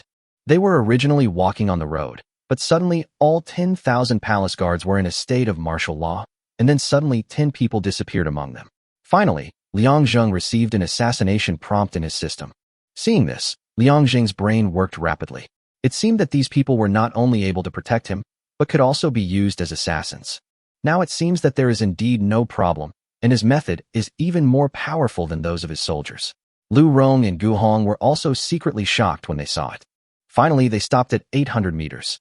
At 1,500 meters, the crossbow carts were already ready, just waiting for the 10-stone giant crossbow in front to be fired, and they would follow closely behind. Lu Rong and Gu Hong looked at each other, then lit a torch. As a signal, all the torches lit up, and then the heads of the crossbow arrows were lit. The next moment, tens of thousands of crossbow arrows with tongues of fire flew towards their camp, and larger crossbow arrows suddenly flew over their heads, as beautiful as a meteor shower. The tent in the front was instantly ignited, and then burned in large areas. The wind direction on the grassland was extremely unstable. It was blowing from the west the moment before, and turned into an east wind the next moment. It was precisely because of this that the flames were blown everywhere. Before Lu Rong and his men could fire the second round, they saw that the Nomadic Alliance's military camp had turned into a sea of fire. For a while, cries and shouts were heard continuously, but no matter where they fled, there was fire and they could not find a way out. Seeing that their goal had been achieved, Lu Rong and Gu Hong led the troops directly back to the camp. Chapter 139. An opportunity comes to your door. Liang Zheng looked at the prompts and screen in the system and thought that the Nomadic Alliance would learn a big lesson this time. But then he didn't receive any information from the other side. The fire seemed to have never burned, and his own troops were wandering in the grassland and sniping people from the Nomadic Alliance. Major civilization event, the Sinan, is invented by the common people and widely used by your army. Combined with astrology, it can more accurately determine direction during marches. One of the 4 great inventions, the compass. Civilization level +10. Civilization event. The masterpiece, Ganshi Star Classic, is completed by Ganda and Shi Shun. It is the first astronomical masterpiece, divided into 2 parts, Ganjing and Shi Jing. Civilization level +5. Civilization event. The birth of the 24 solar terms. Based on the astronomical research of the Ganshi Star Classic, people summarized the 24 solar terms suitable for agricultural production. Civilization level +5. Sun Tzu's Art of War. Chapter 3. Military formation completed. Armies all attributes +10%. Current civilization level, 245. Looking at the messages coming in continuously, Liang Zheng was in a good mood. His current civilization level had reached 245 points, and it wouldn't be long before he could be promoted to feudal civilization. Ever since he obtained the title of Destiny's Chosen One, his luck has indeed been very good, and both his civilization and technology have been rising rapidly. As for military technology, it has now reached the top level. Even the iron ore of feudal civilization is available, but it cannot be mined. At this time, a message appeared in the world again. System: Survivor Liang Zheng killed 8 million people from the Nomadic Alliance in a single battle on the grassland, with 0 casualties. When this news was released, all the survivors were shocked again. Just how powerful was the Celestial Empire now? The last time they attacked the city, there had already been a feat of 0 deaths, and now it happened again. Once this information was sent out, the survivors who were still hesitant quickly announced to the world that they would join the Celestial Empire. Those who wanted to withdraw were also glad that they did not announce their withdrawal, otherwise the Celestial Empire would definitely attack them. Today, Liang Zheng's vassal states have reached as many as 1.4 million, and Liang Zheng's land is about to reach the 10 million kilometers required to unlock the empire. The 3 alliances have already become uneasy. The Huaxiao alliance is okay. After all, they have been watching and have not done anything excessive. At most, everyone keeps out of each other's way. However, the Ancient Domain Alliance and the Nomadic Alliance were completely panicked. Although Liang Zheng was powerful, they did not expect that the other party would be so ferocious.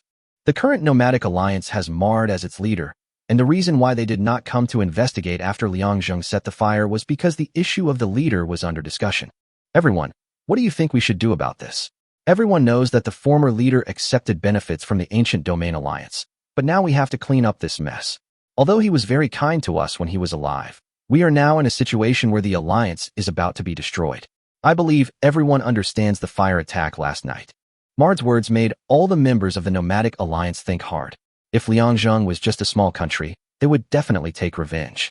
They are not afraid even if they have to fight against the 2 major alliances, because they have confidence. No one can defeat them in this grassland. But now the situation has been completely reversed. The speed of the Celestial Empire's cavalry is more than twice as fast as theirs, and their equipment is extremely sophisticated. When they were encircling the enemy, they had 220 million soldiers fighting against 80 million, but the enemy only lost 20 million people, while they lost as many as 40 million people. This ratio is really too large. Mald looked at the people below who were silent and knew in his heart that they were probably scared, but it was not their fault. Su Cha took all the benefits, but he ended up provoking a killer. He died first, leaving them to clean up the mess. No one is a fool. Can I still make peace with the Celestial Empire now? Hearing the questions from the people below, Mal nodded. I don't think Liang Zheng is unreasonable. After all, this matter was caused by Su Cha and has nothing to do with us. We surrounded them to protect the leader. He should understand. Now his generals are fat and white here. We can send someone to send them back to him. It should be no problem. Who? This sentence hits the nail on the head. Who dares to go to China now? That would be courting death. If the other party kills them without asking why, they won't even know how they died. Mard glanced at the people below and sighed inwardly. It seemed that if he wanted to secure the position of leader, he had no choice but to take a gamble. In that case, I'll go there myself. As soon as these words were spoken, everyone nodded silently. They also meant the same thing. Needless to say, the benefits of being the leader of the alliance are naturally huge. Just look at the transaction between Su Cha and the Ancient Domain Alliance to know. But you can't just enjoy yourself without working hard. Now that something has happened in the alliance, it is natural for the leader to step in. Besides, the other party is the emperor, so it would seem unqualified for others to go. Liang was basking in the sun at the doorstep when suddenly an application to enter the city appeared. Before he could click, he heard cheers outside the palace. He looked at the system and found that it was Qi Tian and his 4,000 subordinates who had returned. Mard applies to enter Yintian Palace. Do you agree? Agree. Liang Zheng was also surprised. This guy actually dared to come to Yintian Palace alone. It seemed that the other party was planning to make peace. If that was the case, he would have to do something about it. The next moment, Mard stood in front of Liang Zheng. Seeing Liang Zheng, he smiled and then pointed to the empty seat next to him. Greetings, Your Majesty. I am the newly appointed leader of the Nomadic Alliance. I come here with the sincerity of seeking peace with the Celestial Empire. Liang Zheng nodded without saying anything. Just as he had guessed, the other party was a little unsure when he saw Liang Zheng's expression, so he had no choice but to continue talking. It's like this. The attack on the Celestial Empire was a private matter between the Ancient Domain Alliance and Su Cha. We have no idea what happened. When we surrounded you, we thought you were invading our grasslands. We did this to protect our leader. Now that Su Cha is dead, we hope we can reach a truce and make peace. I brought your commander and soldiers back unharmed. Liang Zheng took a sip of tea and then spat out a mouthful of broken leaves. Since you have come to me to negotiate peace, I would be letting myself down if I didn't blackmail you for something. But now he has everything he needs, so if he wants to blackmail someone, it naturally won't be supplies. The wireless grassland is very big. Chapter 140 Chariot Upgrade. The conversation between Liang Zheng and Mard lasted for the whole afternoon, but the other party was sweating profusely. For no other reason, Liang Zheng asked for 5 million square kilometers of territory. Mald's first reaction when he heard this was that the other party was a fucking lunatic. Although the infinite grassland was indeed that big, 70% of it was barren land. If they really give up 5 million square kilometers of territory, then they will do nothing and just eat dirt every day. There is no point in being nomadic anymore. It would be better to just keep them in captivity. Finally, Liang Zheng made a concession with 300,000 kilometers as the final price. After hearing what the other party said, he really couldn't ask for more. Otherwise, he was afraid that the other party would really start a fight with him. The reason why Liang Zheng agreed was because he now had an important matter. Now that he knew the mastermind behind the incident, he had nothing to worry about and could just declare war on the Ancient Domain Alliance directly.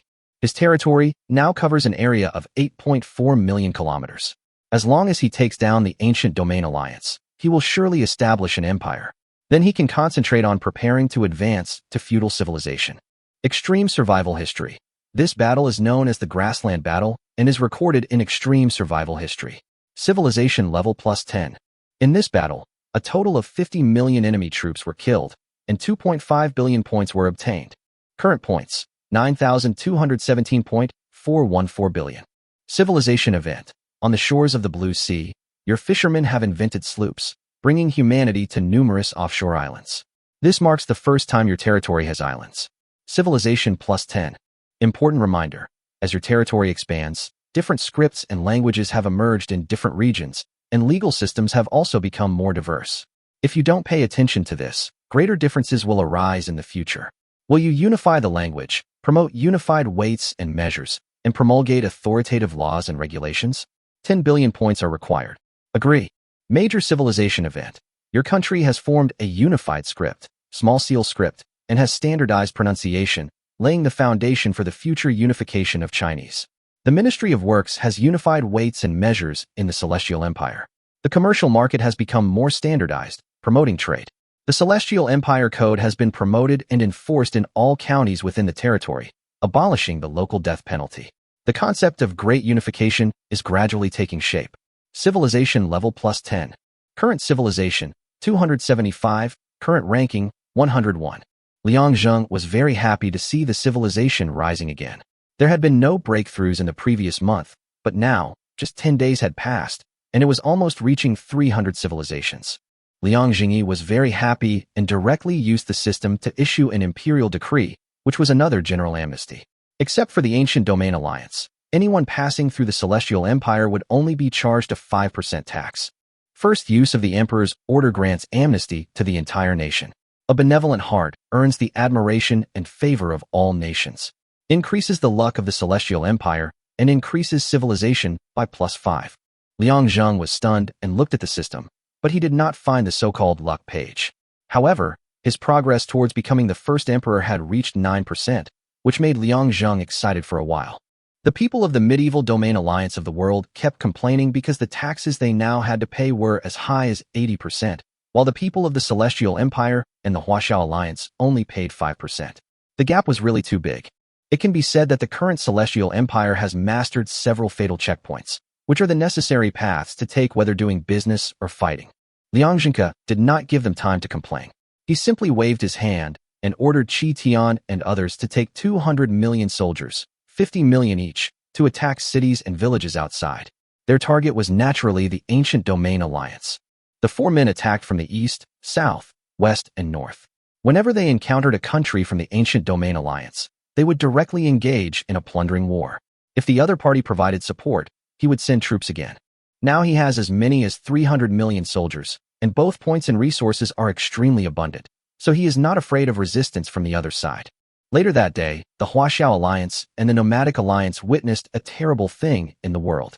The survivor Liang Zheng's men conquered the Saha Kingdom, and the king, Moore, was found dead at the gate. The survivor Liang Zheng plundered 4 countries in succession, conquered them all, and left the corpses of their leaders hanging at the gates. The survivor Liang Zheng conquered the West, conquered 32 countries, and killed 120 million soldiers, making the enemy terrified. The battle lasted for 3 days, and the Ancient Domain Alliance had gone completely crazy because they found that no matter how much they increased their troops or upgraded their military technology, they could not defeat Liang Zheng's troops. Now they almost all huddled together in groups of 10 and then sent distress messages to the higher-ups, but the people above did not respond at all. This move dealt a heavy blow to the people of the Ancient Domain Alliance, and many of them announced that they would leave and join the Celestial Empire. Liang Zheng also accepted everyone who came to him. No matter what, this was his ultimate goal, which was to expand his territory and become an empire. But he was still waiting for an important invention. He had been waiting for this for a long time. However, among all the things that happened during this period, these were not the ones that excited him the most. On this day, a man named Sima Feng, who was in charge of the Ministry of Works, had his face covered in dust and looked like he had just come out of the workshop. He trotted all the way from the Ministry of Works to Liang Zheng's bedroom. Apart from telling the guard that he had something important to report, he did not mention anything else. As soon as I saw Liang Zheng, I saw him suddenly kneeling on the ground. Your Majesty, since receiving this mission, I have diligently researched and have finally lived up to my mission. I have finally succeeded in my extraordinary feat. Liang Zheng stood up and walked over to help him up. Thank you for your hard work. Seeing the emperor's actions, Sima Feng's tears instantly fell. He was under great pressure during this period. The emperor sent people to urge him every day, and the threshold of his house was trampled down. But this thing was too difficult, and many attempts failed. In desperation, he gathered all the skills of the craftsmen, carpenters, metallurgists, and mathematicians and geometers to finally draw out the blueprints and successfully develop it. This is what I, your humble servant, should do. This time, we used our Yanwang chariot as the prototype, but made more than a dozen improvements, adding protective devices, expanding the combat area, and even equipping it with a 10-stone giant crossbow. We named this chariot the Flame Dragon Chariot. I believe that as long as it is fought in the plains and wilderness, the Flame Dragon Chariot will be able to withstand 1,000 cavalrymen. Liang Zheng was delighted and hurriedly asked Sima Feng to take him to see it. When the Yanwang chariot was upgraded to a crossbow chariot, he thought he had found the right method. However, through the Caogongji, he discovered that he had misunderstood, and the misunderstanding was huge. After the real Yanwang chariot was formed, it should have been pulled by 2 dinosaurs, and behind it was a 15-meter-wide square attic with 3 floors. Chapter 141, Empires Fight, Mission Released. Qi Tian and his companions were called over by Liang Zheng. When they saw what was in front of them, they were immediately shocked. They were already shocked when they saw the chariot at the beginning, but now this thing was even bigger. Two hyenas stood in the front, and behind them was a 3-story attic like a house. The first floor housed 10 spearmen, and the second floor housed 10 crossbowmen. But the third floor is amazing. It is actually a 10-stone giant crossbow, and there is one in each window around it, operated by 8 crossbowmen. Once this thing appears, I'm afraid the cavalry on the plain will be even more desperate. Now they are fighting with the Ancient Domain Alliance. Although there is no pressure, it will definitely be easier with this flame dragon chariot. Chi Tian was even more excited when he saw the flame dragon chariot. Son of Heaven, I think with this, our battle can be transformed. We have something so good, we must show it to the enemy. The others burst into laughter when they heard it, and Liang Zheng also laughed. No problem. As for the battle plan, you can make it yourselves. Just tell the people in the engineering department how many tanks you want, and they will do their best to build them. When they heard this, they were immediately excited and looked at Sima Feng like a villain seeing a young wife. They all came over and scared Sima Feng a lot. Liang Zheng was looking at the exclusive chariot he had unlocked, and the flame dragon chariot inside had already appeared. Flame dragon chariot, 10,000 points, /1. Durability, 200,000. Defense, 10,000. Introduction, upgraded from the Yanhuang chariot. It is made entirely of 1,000-year-old ancient trees. It is extremely thick and cannot be penetrated by ordinary arrows and crossbows. At the same time, it can accommodate more soldiers and equipment.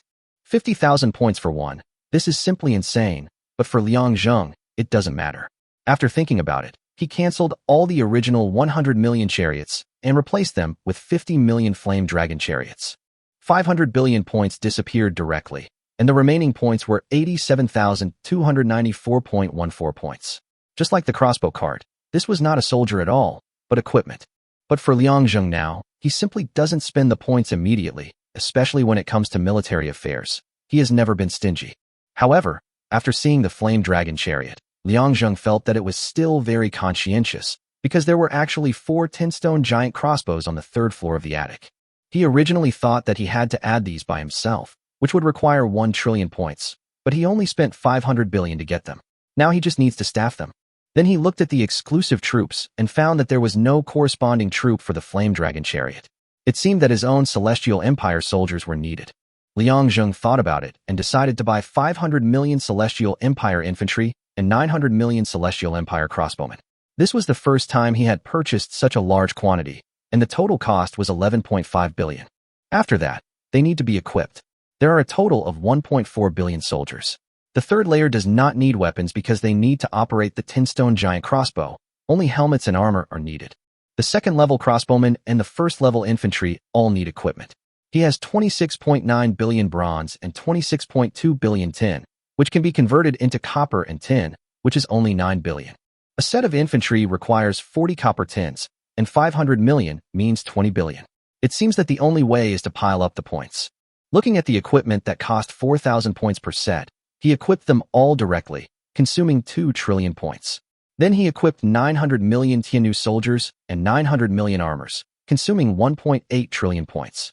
Then he equipped 500 million people with Yanhuang crossbows, spending a total of 300 billion points. For this whole process, Liang Zheng spent a total of 4.6 trillion points, but now he has 5% authority, which means he can get a 50% discount on items he buys. So he spent a total of 2.3 trillion points, and the remaining points are 692.9414 billion points. Looking at his flame dragon chariot being fully equipped, this wave of expenditure was definitely worth it. These soldiers can definitely attack or defend. Even if you are not fighting on the plains, you can get off the car and become land infantry and crossbowmen, and these infantry are all spearmen, not machetes. Liang Zheng glanced at his ranking and found that he was already 87th. He thought that if there was a military ranking, he would definitely be first. After finishing all this, he finally took a breath and took a look at the current territory. He found that his territory had reached 10.21 million kilometers. He sat up suddenly, then looked through the system messages, but didn't find anything missing. How could this be? He had clearly already reached the Empire level. At this moment, a message came out and was sent to all public channels. Empire battle. Quasi-Empire Liang Zheng and Justin both reached the Empire stage at the same time. Only one can advance. Both parties are invited to compete. Upon seeing this, Liang Zheng immediately understood that he had been tricked by the system again. Why did Justin build an empire at this very moment? Could it be that the Dam Elders Council had helped him? Liang Zheng shook his head, thinking that this must be another plan of those guys, and Justin has now become their victim. The other party just wants to stop him from moving forward. Liang Zheng snorted coldly. He had already started the war, so how could he hold back? Since the other party had already built an empire, he would accept it without hesitation. But when the world's survivors saw this news, their first reaction was to tremble. It was not uncommon for two empires to fight each other, and the consequence was that countless small countries suffered. Some small countries were even affected and directly destroyed. Not only that, both sides had already established empires, and it was impossible for them to allow hostile countries to remain within the sphere of influence of their neighbors. They had to be eliminated. Liang Zheng is now even crazier. He has marched westward and has destroyed more than 50 countries. There is not a single person from the Ancient Domain Alliance left in the original territory. Now it is time for these small countries to make a decision, whether to continue to choose Justin or to prepare to surrender to the Celestial Empire. It seems that there is no need to think too much about this issue. As long as they are not loyal supporters of the Ancient Domain Alliance, they will all directly defect to the Celestial Empire. After all, the Celestial Empire is too powerful now. Justin only has his vassal states to support him. As for the once invincible Ancient Domain Alliance, it is now riddled with holes and no longer looks like what it used to be. As for those unrelated Chinese compatriots, they all turned on the live broadcast and prepared to watch this battle carefully, mainly to see what amazing moves Liang Zheng of the Celestial Empire could make. He had been on a roll since he was promoted to the slave civilization. It had only been 2 months, but he had actually climbed from a primitive tribe to the current empire, which made many people jealous. And now he has become the emperor recognized by the system, and is actually competing with the leader of the ancient domain. This time they are all surprisingly optimistic about Liang Zheng. As for Justin, just let him go with the wind. Chapter 142, War. The participation of the entire slave civilization. In fact, Justin has been waiting for this moment for a long time. Ever since he started to oppose Liang Zheng, he has never had an easy time. This time, with the help of the Council of Elders, he must fight a comeback battle. In the world, Justin shouted loudly. Justin, today, our Star Empire officially declares war on the Celestial Empire. Liang Zheng has so brutally massacred the members of our Ancient Domain Alliance. He will pay the price in blood. Liang Zheng, humph. You're just an ant, a mantis trying to shake a tree. You think you can fight me? When my Celestial Empire army reaches the city, I'll definitely massacre your entire nation. At this time, the small countries saw that the big boss had finished speaking, and they began to take sides. There was no other way. If they did not take sides, they were afraid that their lives would really be lost. Morse, I will resolutely follow Alliance Leader Justin. The blood of our compatriots must not be shed in vain. We must defeat Liang Zheng, the murderous demon. GIs, I announce my withdrawal from the Ancient Domain Alliance and my joining the Celestial Empire. The members of the Ancient Domain Alliance have been attacked for 5 days, but Justin is only focused on taking their territory. This truly saddens us. Luo Wencheng, on behalf of the Huabiao Huaxiao Alliance, I declare that we stand on the side of our fellow Huaxia people, Emperor Yin, in this incident. Liang Zheng stopped watching the World Channel and directly called Qi Tian and the 3 generals. They went directly to the Military Strategy Palace and opened the military map. Looking at Justin's territory, it is really not a small thing. There are actually several places that border him, and some of these places are places where he had defeated the opponent but did not have time to conquer them. No wonder he conquered more than 50 countries ranked in the top 500, but only gained 1.4 million square kilometers of territory. It seems Justin was behind this. Son of Heaven, these territories should have been ours, but the other party took them directly. However, these territories have long been empty, and I'm afraid they won't arrange soldiers to guard them. We can completely advance with our army, including the Flame Dragon chariots, and head straight for their lair.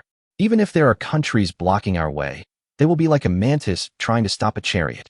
Liang Zheng looked at the map with a thoughtful look. Now that they have become an empire, fighting a war does not only depend on their own military strength. The vassal states and vassal states are definitely a great help. Today, Liang Zheng has no less than 1 billion vassal states, but only 1.5 million of them are slave civilizations, and the rest are just primitive civilization tribes. But in this slave civilization of 4 million people, this is definitely an astronomical number. Even Justin probably only has 1,000 vassal states now, and the number of countries in the slave civilization is probably even fewer. Tell those vassal states that they don't need to join me in fighting Justin this time. All they need to do is send troops to suppress the other party's vassal states. If they can't even do that, just kick them out. Yes. Liang Jing's goal was very simple, which was to fight soldier against soldier and general against general, because he knew that Justin would never fight him alone, and he must have the support of the Council of Elders behind him. Otherwise, even if he had 10 times the courage, he would never dare to go to war with me. Now that I have the help of the Council of Elders, it would be of no use for these vassal states to follow me. I'm afraid this battle will not be so easy, and it is very likely to be a protracted war. Liang Zheng will definitely not care, but the vassal state can't stand it. Not taking them with him is also to save himself the trouble. What surprised Liang Zheng was that Justin actually commanded 300,000 vassal states to start a war with his own vassal state, and the opponents were all ranked high, with at least 600,000 people. Then Liang Zheng understood that the nomadic alliance had joined in. This puzzled him, and he didn't understand why the two of them were connected again. However, at this time, the Huaxia alliance also attacked directly to help Liang Zheng block the nomadic alliance, and the two sides actually started fighting before them. This war actually evolved from an imperial war between the two sides into a cleansing war of slave civilization, and all the countries of the slave civilization participated in it. The nomadic alliance actually dispatched 300 million cavalrymen to attack the original border and divided the troops into 3 groups, carrying out raids at every major checkpoint. The Huaxiao alliance was not to be outdone. It directly dispatched 500 million troops and began to effectively snipe at them. The war between the two sides broke out at the same time. Liang Zheng was even more unreserved at this time, and directly dispatched his 50 million flame dragon chariots and 300 million Celestial Empire soldiers towards Justin's lair. The other side also had a premeditated plan to advance, and at the same time had vassal states blocking them in the middle, but Liang Zheng's vassal states were definitely not pushovers and kept clearing the way for Liang Zheng.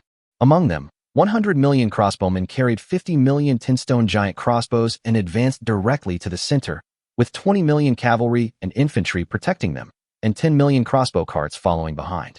Justin fought bravely all the way, and all of his vassal states gave way after seeing him.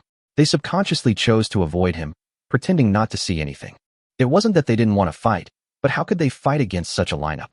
They had never seen the flame dragon chariot, let alone the cloud ladder and other things. Military technology is no longer on the same level. They might as well consume some of the vassal states' power so that Justin can go to war with Liang Zheng without any worries. Almost no one watched the live broadcast of this battle. They were all immersed in the battle, but some people took a break from their busy schedule to pay attention to Liang Zheng.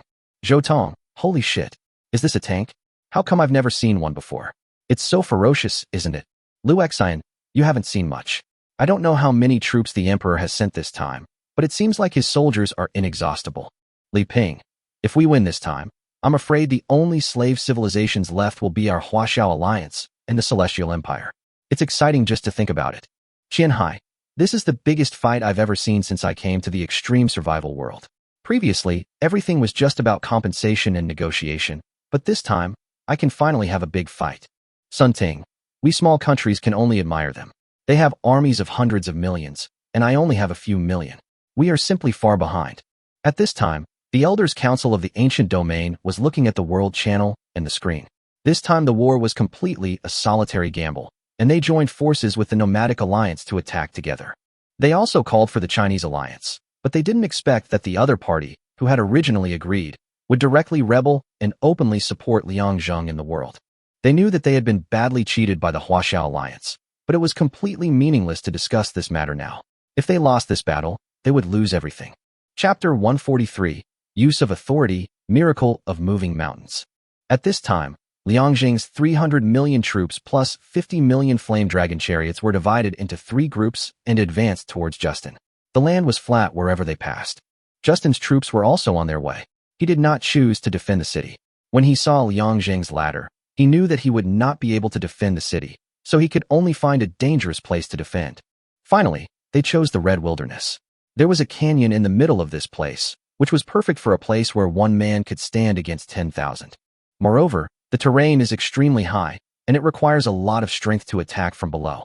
It can also be said to be a key location fought over by military strategists. Liang Zheng and his friends had studied the map and naturally knew Justin's idea, but the Red Wilderness was not their territory and they could not reach it instantly, so they could only walk there. When he arrived, Justin had already stood on the canyon, but as long as he broke through here, there would be a flat plain behind, leading directly to Justin's lair.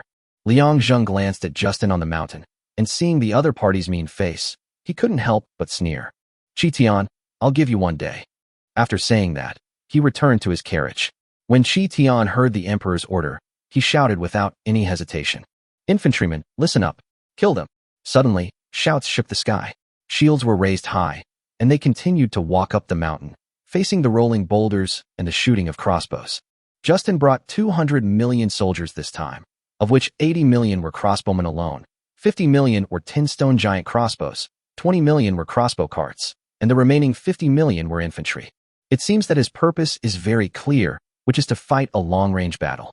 This place is not suitable for cavalry assault, so he did not bring any cavalry. He just asked the infantry to act as shields in the front. But this is enough. There are only 2 roads leading up the mountain, and the rest are broken walls. As long as these 50 million infantrymen guard these 2 places, the long-range troops on the mountain can do whatever they want. But Qi Tian would never give him this opportunity. Since he couldn't fight a battle on the plains for the time being, he would let the infantry in the flame dragon chariot come out and charge directly upwards. Seeing this scene, Justin's scalp tingled. He didn't expect that this chariot could carry so much. Not only were there 4 10-stone giant crossbows on it, but each one also had a full 10 infantrymen and crossbowmen. There was no unnecessary arrangement in this war. It was a completely brute force fight, relying on numbers to fill the gap. Because of the distance, only the 10-stone giant crossbow and the crossbow cart could be effective and hit some crossbowmen on the mountain. But Liang Zheng's force was not too great. His 20 million well-equipped infantrymen fought against the enemy's 50 million infantrymen and actually broke through quickly. Then, 100 million infantrymen rushed out of the flame dragon chariot and rushed towards the mountain. When Justin saw this scene, he abandoned all his soldiers and returned to his hometown. He had to go back. As long as the front was broken through, his crossbowmen would be useless. He would not bring all the elite troops with him. This time, all the crossbowmen were only well-armed and equipped with leather armor. He never expected that Liang Zheng's soldiers would break through the barrier so quickly. But even though he returned to the city, the battle in the Red Wilderness was still going on. The crossbowmen were simply unable to break through the infantry's shield defense, and in the end they were only hacked to death. Justin's face was gloomy. He really couldn't understand why the enemy's soldiers and equipment were so powerful. At this time, Mostan came to his castle and saw the battle just now. Don't be angry. Those soldiers died, so be it. It was just a test run. Since we can't stop them, forget it. Justin looked at Mostan and asked the question in his mind. Why are his soldiers so powerful? And I've never even seen that kind of equipment. Mostan smiled. Of course you haven't seen it. That's copper tin equipment. Even we don't have much. We originally planned to raid his infinite tin mine first, but unfortunately the defense there was too tight. But don't be discouraged. We haven't gained anything over the years in vain. No matter how powerful he is, he's just a survivor who's been promoted for only 2 months. I don't believe he can really rebel. Justin was also shocked when he heard Mostan's words. He naturally knew about copper tin equipment, but he had never seen it before. These were super equipment in the slave civilization. The reason why the Ancient Domain Alliance attacked Liang Zheng so quickly was because of the infinite tin mine. This was enough to make many people jealous. Even the Nomadic Alliance was willing to form an alliance for this matter. The war in the Red Wilderness land ended quickly. 200 million soldiers were all slaughtered by Liang Zheng, and then the large army began to pass through the canyon little by little. Liang Zheng felt a little impatient when he saw this. Damn canyon. It would be great if it could just be removed. System, we have detected that you want to move the current canyon. This requires 50 billion points. Do you want to spend it? Liang Zheng was stunned. He didn't expect that he actually had this ability, but then he thought it was a problem with his authority. Thinking of this, Liang Zheng directly spent 50 billion points. To be honest, it costs 50 billion to move a canyon, which is definitely not cheap. However, we are at war now, so we naturally won't save these points. His eyes suddenly lit up, and everything became clear. Liang Zheng felt a little depressed. If he had known that he should have moved away when Justin was here, he would have saved himself the trouble of sending troops if he had thrown him to death. But Qi Tian and others were completely dumbfounded when they saw this scene.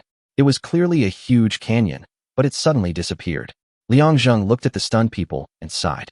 It seemed that some explanation was needed. Qi Tian, what are you still standing there for? I have already ordered the mountain god to move the canyon away. Why don't you hurry through and get Justin's head? Qi Tian was shocked when he heard this. At the same time, he felt that Liang Zheng's figure was extremely powerful. He shouted unconsciously, "Long live the emperor!" With a loud shout, all the soldiers stood up and shouted along. Long live the emperor! Long live the emperor! Although Qi Tian and the others could use their divine mind to fool them, Justin and Moston, the survivors, were completely dumbfounded. They couldn't understand why a beautiful canyon suddenly disappeared. Could it be that he is really destined to be here? Thinking of this, Moston suddenly shuddered, but then he clenched his fists. Even if you are the real son of heaven, I will still behead you outside the city. Listening to Moston's mumbling, Justin's face turned extremely ugly. This scene was no longer something he could understand. At this time, he could only pray to God, hoping that he would be the winner of this war. Chapter 144, Flame Dragon Chariot, The Nightmare of the Nomadic Cavalry. The scene just now was not only seen by Justin and Moston, but also by many survivors. Zhenghan, what the hell? What the hell? I blame myself for being uneducated. I know how to say what the hell all the time. What the hell was that just now? Such a huge canyon, and it suddenly disappeared? How can we use an automatic route clearing system in a war? Fails, this is clearly cheating. I protest and condemn it. How could Liang Zheng pull off such a godlike feat? Hisi, are you an idiot? The system has already announced that Liang Zheng is the true destiny, the son of heaven, and you idiots just didn't believe it. What do you think now? Are you regretting it? Liang Zhengke didn't have the time to watch the quarrel on the World Channel. They were rushing to Justin's castle, but at this time Luo Wensheng sent a message. Luo Wensheng, Emperor Yan, I'm sorry to bother you at this time, but we're really struggling. The enemy's 300 million cavalry simply managed to scatter their 500 million soldiers. Liang Zheng frowned when he saw this. It seemed that the other party was obviously here to ask for support. Then he opened the system screen. Now he has his own 300,000 square kilometers of territory in the infinite grassland. At this moment, he saw an astonishing scene.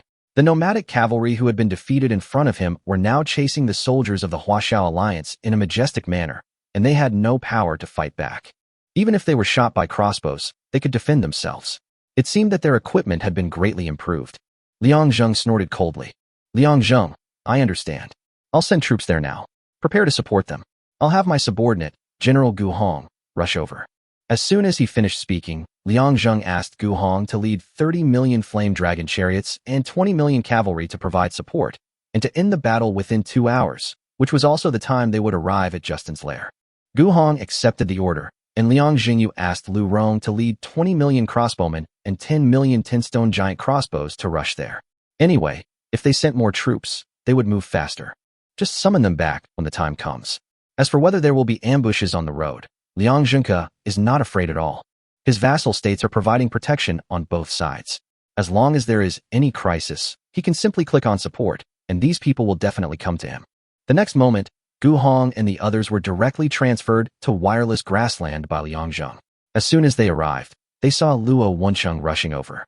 Seeing the army in front of them, his heart was as quiet as a greeting. If this group of people were his opponent, he would definitely not live to see tomorrow. The flame dragon chariot alone is terrifying to look at. How is the situation ahead now?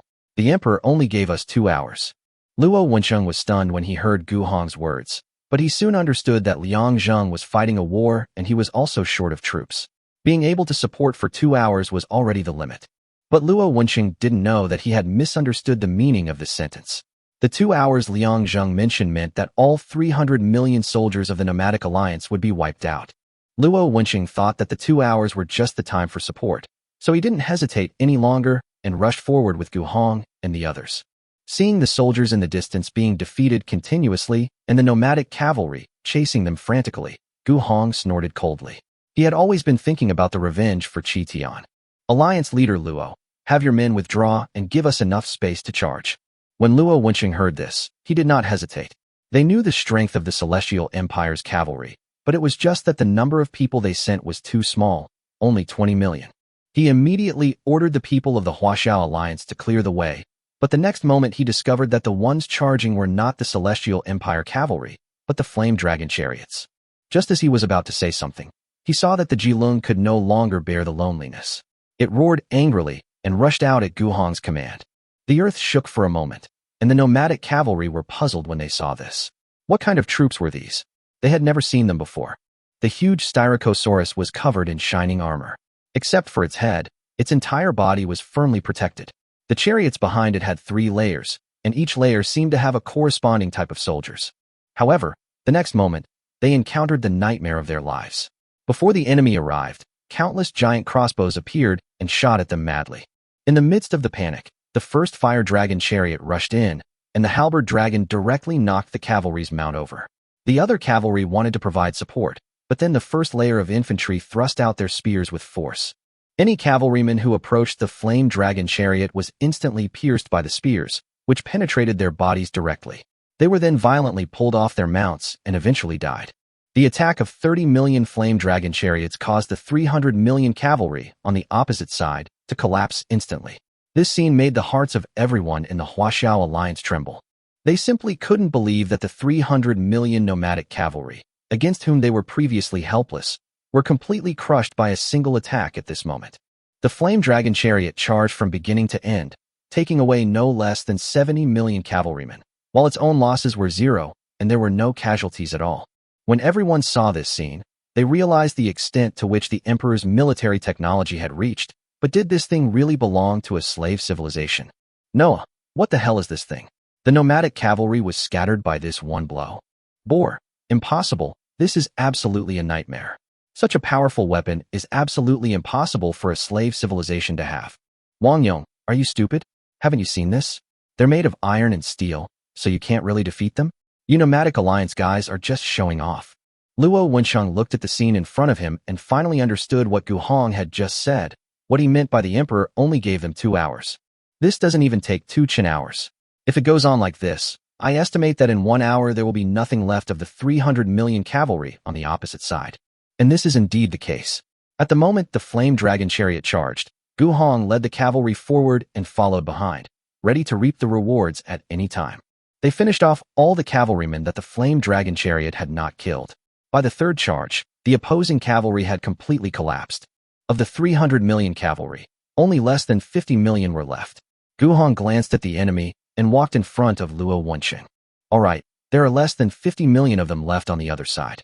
I think you should be able to handle it. We still have to rush to the front line to support the emperor. Luo Wensheng naturally agreed when he heard this.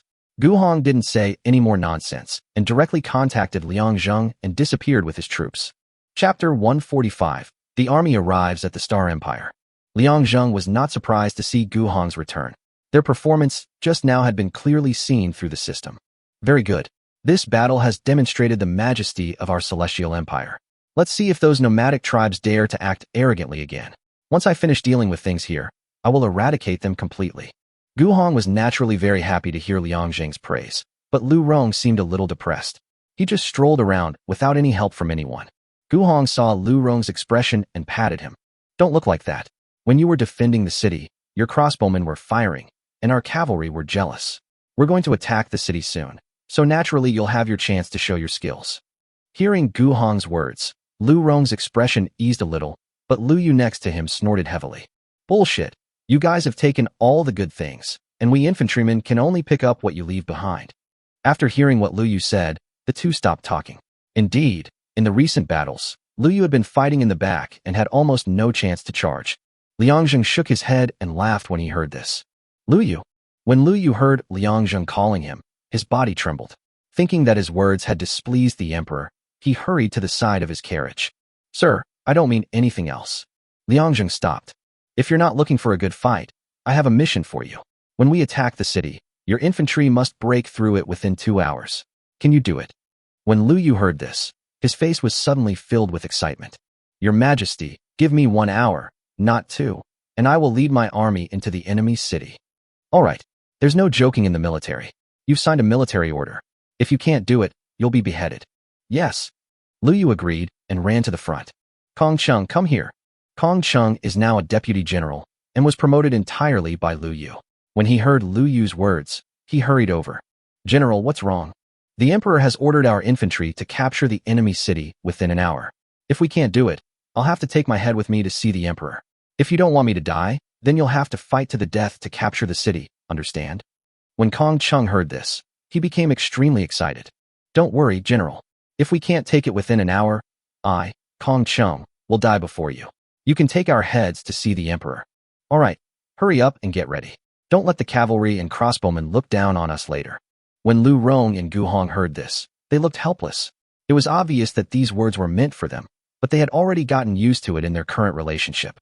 Lu Yu, don't say I don't take care of you, brother. I will send the crossbow carts and the 10-stone giant crossbow to help you cover. You just need to concentrate on breaking the city. Yes, our cavalry will also help you clear the obstacles ahead and ensure that no one comes to harass you. Hearing what Gu Hong and Lu Rong said, Lu Yu laughed. It should have been like this a long time ago. I've always been the one protecting you guys, but now it's time for things to change, haha. When the two heard his words, they shook their heads helplessly. When Chi Tian heard Lu Yu's words, he also laughed.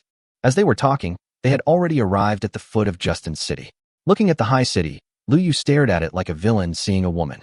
Liang Zheng saw that the three armies had all gathered together. The 300 million troops plus 50 million flame dragon chariots had all arrived at their destination and surrounded the Star Empire tightly. Without any nonsense, Chi Tian directly announced the attack. Attack! Chi Tian shouted directly, and the infantry immediately attacked forward frantically, while the cavalry and ranged soldiers all provided cover. The battle starts instantly.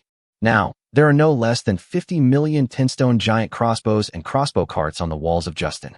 It seems that a lot of effort has been put into defending the city this time. You have to know that the city wall is 35 meters high, and each crossbow cart weighs about 90 kilograms. In today's slave civilization, it would take a lot of effort to move this thing up. At the moment when the Qing soldiers attacked the city, crossbow arrows flew in the sky. Liang was watching from a distance and felt a little uncomfortable for a moment. Before, they were the ones defending the city, but now they have become the ones attacking the city, and the one they are fighting against is the leader of the ancient domain. At this time, the flame dragon chariot was blocking the crossbow arrows in the front, and the infantry followed behind, while Lu Rong ordered the tinstone giant crossbow and the crossbow chariot to shoot madly at the city wall. In front of the city gate, Justin also arranged no less than 50 million cavalry and infantry to prevent the enemy from breaking through the city gate. But in front of the flame dragon chariot, everything was in vain. The enemy cavalry only charged, and the next moment, the scene on the grassland appeared again. The 30 million cavalry on the opposite side were instantly broken through. In just one wave of attack, less than 5 million of the enemy were killed. Seeing the casualties, Justin's eyelids twitched. However, he forced himself to remain calm, because the real trump card had to be saved for later. He also had a chariot, but it had not arrived yet. At the same time, he looked around his castle with a sinister smile on his face. Do you really think I'm going to sit there and wait for death? I'll see how you die. Liang Zheng watched as the infantry and battering rams quickly arrived at the city gate and actually began to attack the city. Suddenly, he had an ominous premonition. He always felt that it would not be so easy. Chi Tian obviously also sensed something ominous and hurriedly asked people to investigate the surroundings. Sure enough, he soon received news that there were no less than 200 million troops attacking this side. Then he saw the appearance of the chariot, just like the Yanhuang chariot before. The halberd dragon in the front was running madly, but it had no equipment on its body. On the chariots were light crossbowmen and spearmen, numbering no less than 50 million, followed by 5,000 cavalrymen, all equipped with copper and tin. When Liang Zheng saw this, he couldn't help but feel a little surprised. He had a new understanding of these elders. It seemed that these guys really had a solid foundation. At the end were the crossbowmen and infantry, all equipped with copper and tin weapons, and all extremely elite.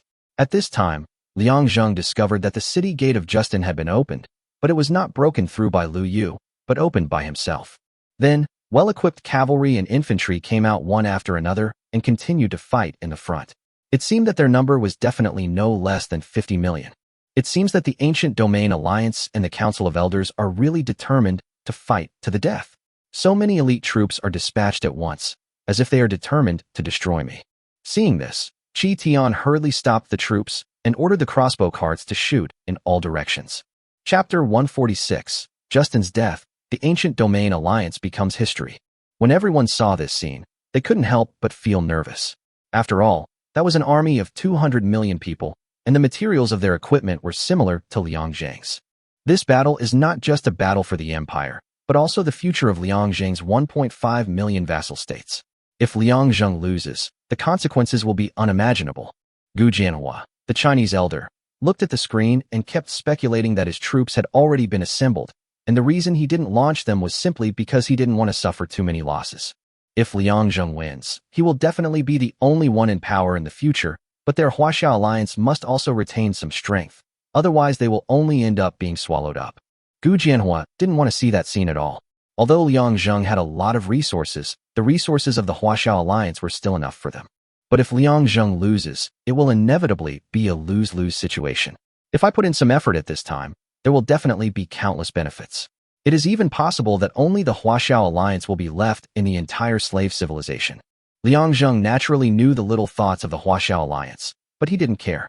He was already very satisfied that the other party was willing to send 500 million troops to block the nomadic alliance on the border. Although it was obvious at first glance that they were not elite troops, otherwise they would not have been defeated by 300 million cavalry, but Liang Zheng would definitely not hold them in high esteem. At most, after winning, he would live in peace with the Huaxiao alliance. At this time, Qi Tian was preventing the troops from counterattacking. Being surrounded was not a good thing, but they were not worried. Even if the other side was strong, they could not be stronger than the soldiers of the Celestial Empire. The 10-stone giant crossbows and crossbow carts kept firing, and both sides started a long-range battle from the beginning. Gu Hong also led 50 million cavalry to charge in all directions. The crossbowmen advanced further, occupied an advantageous position, and then launched a counterattack. The war was extremely brutal, and both sides were extremely anxious. But through the video, Moston discovered that the most elite soldiers of the slave civilization that he had painstakingly trained were actually no match for Liang Zheng's soldiers. Of the 200 million soldiers, only half were left after fighting with Liang Zheng for less than 3 hours, but the enemy's casualties were only 50 million. Liang Zheng watched the war coldly. Now the troops in the front had rushed into the Sta Empire, and Lu Yu was leading the infantry in a crazy fight in the city. It seemed that the war would be over in 2 hours at most, but at this time, Moston's soldiers were suddenly attacked from behind. Liang Zheng frowned and looked at the screen and found that it was the Chinese Elders' Council that sent soldiers. He couldn't help but shook his head. It was not a timely help, but only icing on the cake. When Moston saw this, his face turned pale and he sat on the ground sweating profusely. He had forgotten how long it had been since he last lost. The other 14 elders were almost the same. Only Alice didn't seem to care. She just sighed and shook her head. No one can stop his pace. It seems that it's not just the equipment that's different, but even the soldiers themselves are vastly different. As soon as these words were spoken, everyone had to accept the reality that they would be killed soon. A chill ran down everyone's spine, and they all looked at Alice. Alice, you have some friendship with the Emperor. Can you tell him that we are willing to be his vassal state and ask him to let us go? Alice sneered at this. Do you think it's possible? If we win, and he becomes the one who is willing to take on your efforts, would you agree? Hearing Alice's words, everyone trembled and then sat on the ground, but at this time Moston suddenly shouted, "Exclusive military unit." Everyone looked over with suspicion, not understanding why the elders suddenly went crazy. What kind of special military unit? But Moston was like a madman. He didn't answer, but just laughed. I see. I was just wondering what went wrong. It turns out that when he obtained the Chosen One, he also obtained the legendary exclusive unit. At this time, someone finally reacted. Are you talking about the invincible troops that Caesar acquired? Yes, it's the invincible soldier class. Their attributes are all higher than those of the soldiers in the mall. Not only that, they are also equipped with exclusive equipment. I suspected it at the beginning, but I just didn't think about it. Now I know, it's too late. With the despair of the ancient domain elders and the support of the Huaxia elders, the battle was over in just half an hour. At this time, all the elders of the ancient domain had fled back to their hometowns, except Justin and Alice. Liang Zheng looked at Justin, who was like a dead dog, and ignored him. Instead, he looked at Alice curiously. You don't have to look at me like that. Even if I run away now, I'm afraid you'll soon attack our hometown. I only have 2 choices now. One is to be your slave, and the other is death. As for my fate, it's entirely in your hands. But don't forget, you owed me a favor. Looking at Alice's cunning eyes, Liang Zheng shook his head. He understood that the other party was also betting to see if he was a person who cared about others. Liang Zheng sighed and directly agreed to Alice's slave application. The other party obviously breathed a sigh of relief. Okay, master, I'm going home first. Liang Zheng ignored her and sent her back first, then looked at Justin, hanging corpse at the city gate. After saying that, he walked straight out without even looking at the other person. At the same time, a message appeared on the world public frequency. The survivor Liang Zheng killed Justin, leaving his body hanging at the city gate. The Star Empire was destroyed. A total of 310 million soldiers were killed in this battle. This time, 310 million soldiers were killed, earning 124 billion points. Current points, 70,324.14. Upon seeing this news, 1.5 million vassal states cheered immediately. They had made the right bet. From now on, the entire slave civilization would become a monopoly of one country. Even the Huaxiao alliance could not influence them. And it was at this time that Liang Zheng's vassal states grew wildly again, from the original 1 billion to 3 billion. In the slave civilization, the 1.5 million vassal states increased to 3.2 million, and now there are only 800,000 people in the Huaxiao Alliance. When Liang Zheng saw this number, he was puzzled, but when he saw that his progress towards becoming the first emperor had reached 38%, he nodded with satisfaction. It seems that it won't be long before I become the first emperor. I just need to reach 80%. Now I am only half the number away. But these are secondary. The most important thing now is to become an empire. It was at this time that news from the system continued to appear. Chapter 147, Building an Empire. You have gained a territory of 20.45 million square kilometers, and your economy, culture, and military have been greatly improved.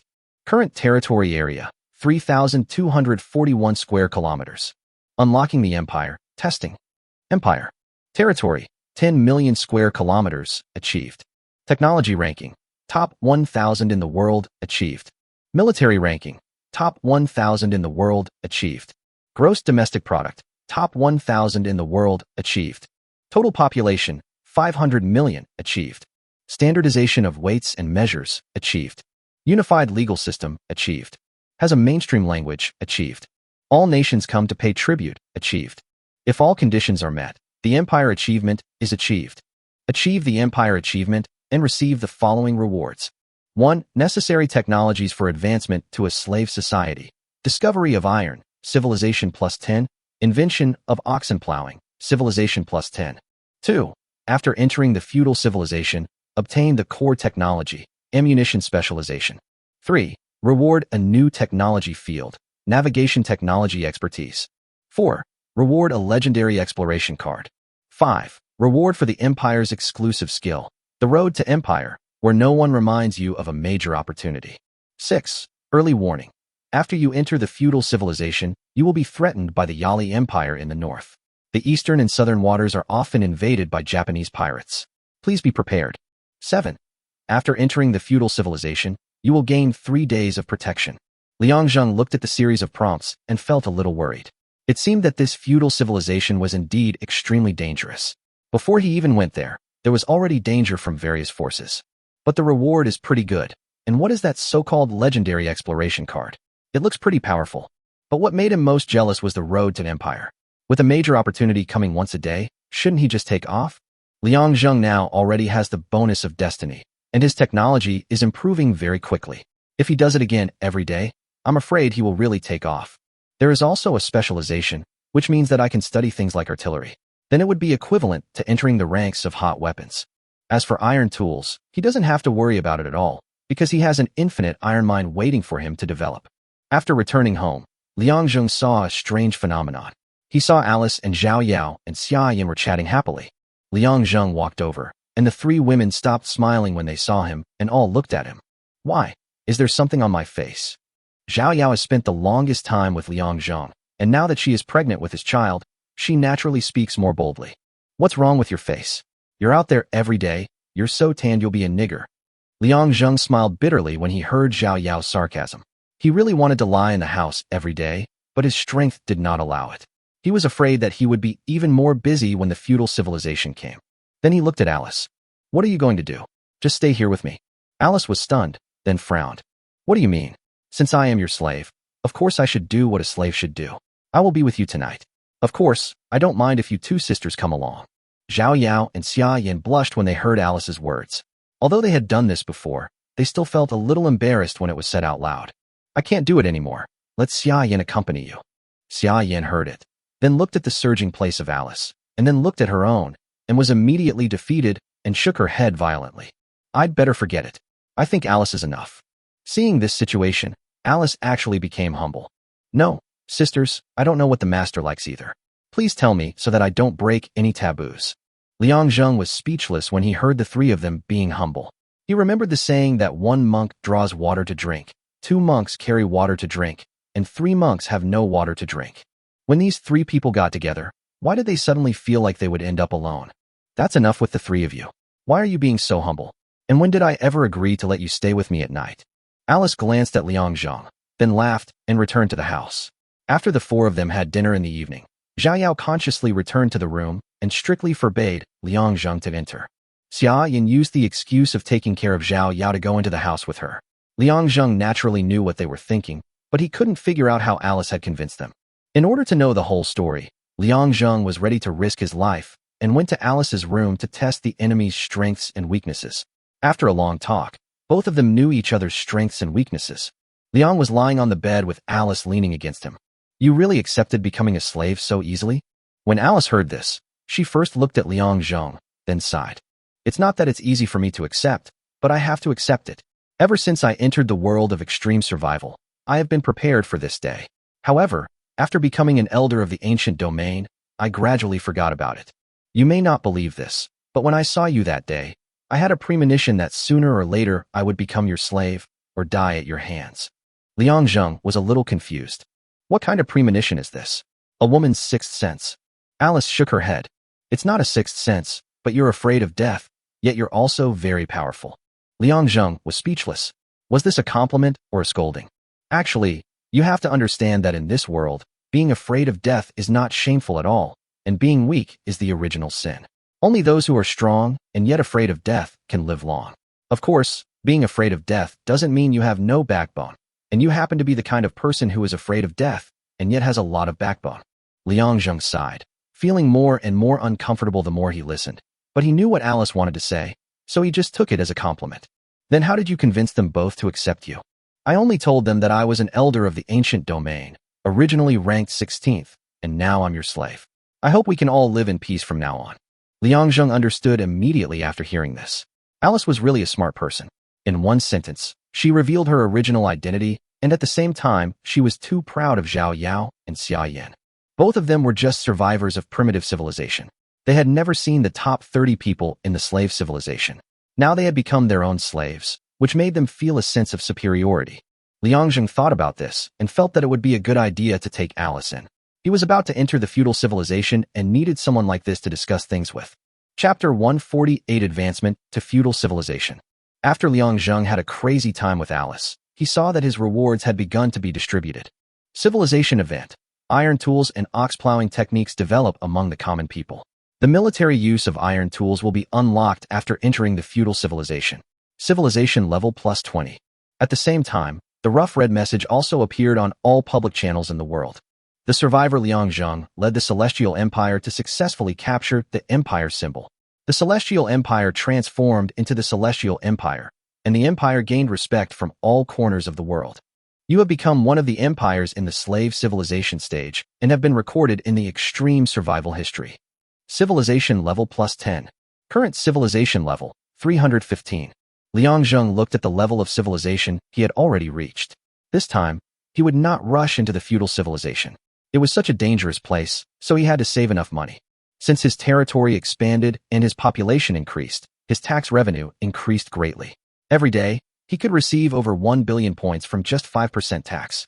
Although it is nothing to Liang Zheng at present, a grasshopper is still meat, and a little bit of it will add up to a lot. Who knows how many points it will take to reach the feudal civilization? Liang Zheng had already looked at the introduction to feudal civilization. After entering the feudal civilization, his vassal states will still follow him, but they are still in their own civilizations, while he has entered a higher feudal civilization. Although they still provide points to the provider every day, they cannot help themselves militarily at all, which means they cannot support themselves. Of course, if they also reach the feudal civilization, they could also help themselves. As for the major event that occurs once a day, it cannot be activated in the slave civilization stage and can only be used in the feudal civilization stage. At this time, people on the world's public channels were queuing up to congratulate Liang Zheng. Miao Yingying. Congratulations to Emperor Yin for establishing the Celestial Empire. As a vassal, I feel incredibly honored. I wish the Celestial Empire prosperity. Haiba. Congratulations to Emperor Yin for establishing the Celestial Empire. As a vassal state, I feel extremely fortunate. I wish the Celestial Empire prosperity. Luo Wencheng. Congratulations to Emperor Yin for establishing the Celestial Empire. As a fellow Chinese, I feel incredibly proud. I wish the Celestial Empire great prosperity. After seeing this, Liang Zheng typed a thank you on the World Channel and prepared to host a banquet for everyone tonight. One reason was that he was about to go to the feudal society. In addition, in a battle, these vassal states did make a lot of efforts, and they should be treated like the master country, with rewards and punishments. At the same time, He also invited Luo Wencheng and Gu Jianhua. Although the other party had their own ulterior motives while helping him, he didn't care. Anyway, they could no longer catch up with him. Current ranking. First, Liang Zheng. Everyone, I will host a banquet tonight for all the vassal states, along with the Huaxia Alliance leader Luo Wencheng and elder Gu Jianhua. However, before that, I do not wish to see any remnants of the ancient domain alliance. When everyone saw this, they immediately understood what the boss meant, and everyone began to organize themselves spontaneously, especially Gu Jianhua, who volunteered. This is a great opportunity, and it is obvious that Liang is deliberately releasing resources. As long as he takes down the ancient domain alliance, all these resources will be his. Liang Zheng naturally wouldn't care about these things. No matter how strong he was, he would not be able to keep the things even if he gave them to the other party. He had the deepest understanding of this. When the unlimited copper mines were obtained, Luo Wencheng rebelled again and again because of this matter, and even almost took advantage of his misfortune when he was in the most difficult time. Liang Zheng finished speaking. Before noon, all 14 elders of the ancient domain were found hanging dead at the city gates, and naturally the most of them were the Huaxia elders. I believe they must have made a lot of money this time, but the other party will definitely give some back. It is impossible for them to embezzle it all. Liang Zheng thought about it and decided not to break these unspoken rules. After all, these things are centuries-old traditions. If they are broken rashly, it will take some time to sort them out, and he doesn't have that time. I plan to stay here comfortably for a year, and when Zhao Yao gives birth, I will have saved up enough money for the family, and then I will be able to directly advance to feudal civilization. However, during this year, he will monopolize all resources. After all, only if one has a strong family background can one have the confidence to run rampant in feudal civilization. A year later, a cry broke the morning peace. The prince was born, and there was congratulations outside the palace. Congratulations to the emperor on the birth of his prince. Liang Zheng looked at the little guy in his arms, not knowing where to put his hands. His face was full of smiles. Now that mother and child were safe, he finally felt relieved. After all, giving birth in this slave civilization is still very dangerous, and the medical facilities here are still very backward. If any problems really arise, he really doesn't know what to do. Look how happy you are. Show me your son. Liang Zheng brought the child to Zhao Yao, and the little guy cried loudly. By the way, what did you name your son? Liang Haoyan, what do you think of this name? Zhao Yao's face was full of happiness. When she heard the name, she kept teasing Haoyan. At this time, outside the palace, the ministers were kneeling and waiting for Liang Zheng. Seeing the emperor appear, everyone congratulated him again. Greetings to the emperor. Congratulations to the emperor on the birth of his son. Haha, I've decided to hold a 3-day banquet, so everyone can have fun. Also, after 5 days, I will directly advance to the feudal civilization, and I'll be waiting for you all there. I wish the emperor a prosperous country. The entire banquet lasted for 3 days. In the following 2 days, Liang Zheng continued to sort out many things. He first found Gu Jianhua. A year ago, he used threats and bribes to seize all the tin and copper mines of the slave civilization. All tariffs were then raised to 20% and iron ore was mined at a rate of 960 million tons per day.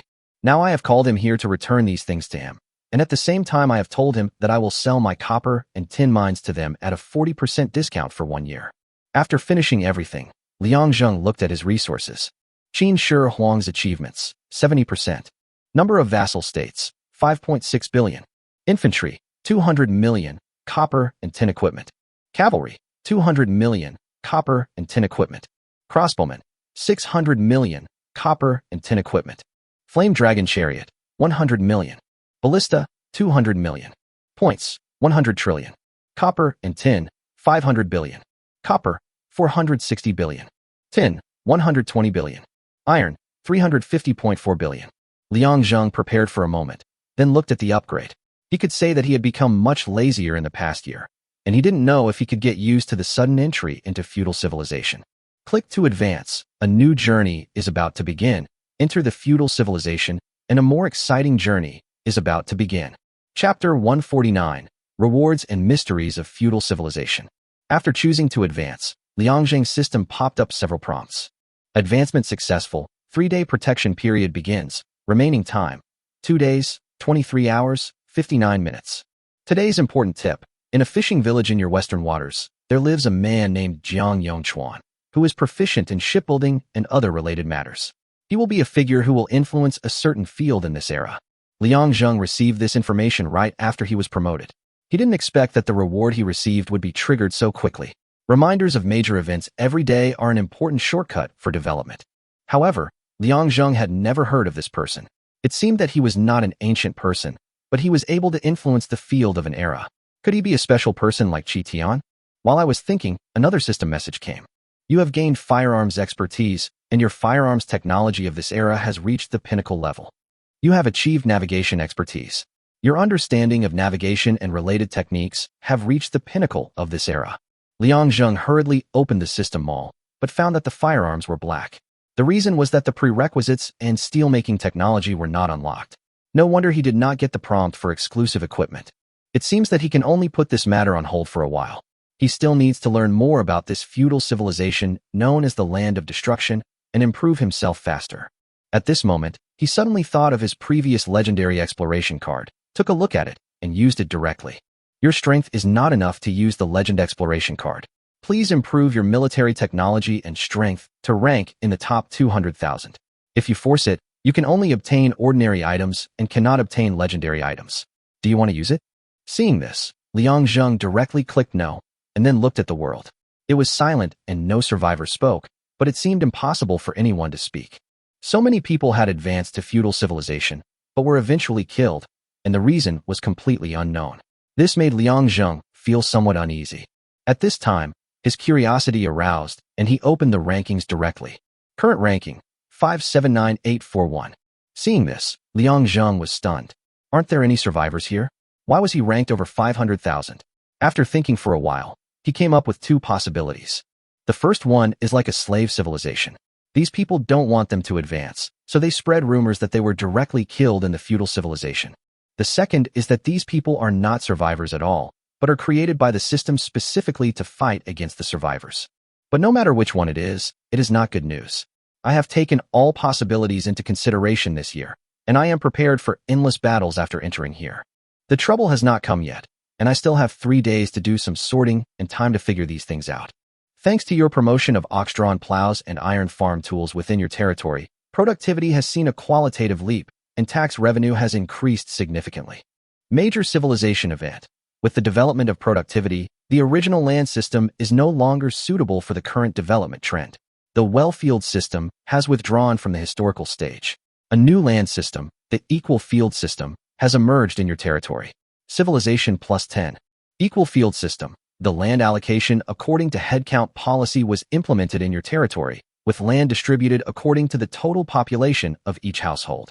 Land was privately owned, and farmers regularly paid a certain percentage of taxes. Current civilization, 35 out of 250. Seeing the upper limit of civilization, Liang Zheng was a little confused. When he was in the slave civilization, he still needed 300 points, but when he reached the feudal civilization, it only required 250 points. It seemed that the pace of development was getting faster and faster. However, this is not a good thing, because the development is too fast, and more resources and technologies are needed. If these 500,000 survivors are real people, it will be even more cruel. Your territory is vast. To adapt to new development trends and protect the people, you need to add 200 land trade ports, establish a new customs department, and deploy regular patrol forces. This requires 10 billion points. Yes, customs is born, civilization plus 10. Due to the implementation of private ownership of land, over the next period of time, land will gradually be concentrated in the hands of the powerful and wealthy. They will use various means to purchase land. This is an inevitable historical process. Will you establish a relevant land management system to regulate this highly concentrated land? Landowners must truthfully report the amount of land to the empire and pay taxes annually. This will benefit the empire's tax revenue and agricultural development. Civilization plus 5. Yes. Again, warning. After the protection period, your coastal areas will be invaded by Japanese pirates. They are proficient in shipbuilding and navigation technology and frequently attack fishermen and coastal villages. Please be prepared. Liang Zheng kept processing the information that popped up, and for a moment, he was busy and dizzy. However, during this period, he kept staring at the world channel, but still no one spoke, only a few system prompts. System message. The survivor, Chuan Sangda, discovered an island in the Weihai Sea and named it Sangda Island, gaining 60,000 square kilometers of sea area. System prompt. Survivor Golar discovered a new continent in Nanjiao, named it Nanjiao Continent, and occupied it, gaining 2.78 million square kilometers of territory, 2 iron mines, and 100,000 miners. Seeing this news, Liang Zheng's heart jumped. What the hell is this? Not only can you expand your territory just by strolling around Shanghai International Studies University, but you can also obtain minerals and miners. This is simply too awesome. At the same time, I also began to wonder, were these messages deliberately sent to me by the system, or were these people really survivors? After observing for so long, I haven't seen the so-called alliances and forces of the slave civilization. These people seem to be busy seizing territory. If they meet, they will fight directly. It seems that no one communicates at all. This kind of environment is perfect for him.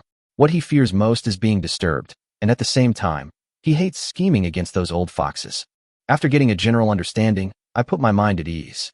I only had 3 days to adapt, so it seemed I had to speed up. Guhong. Yes. What are your instructions?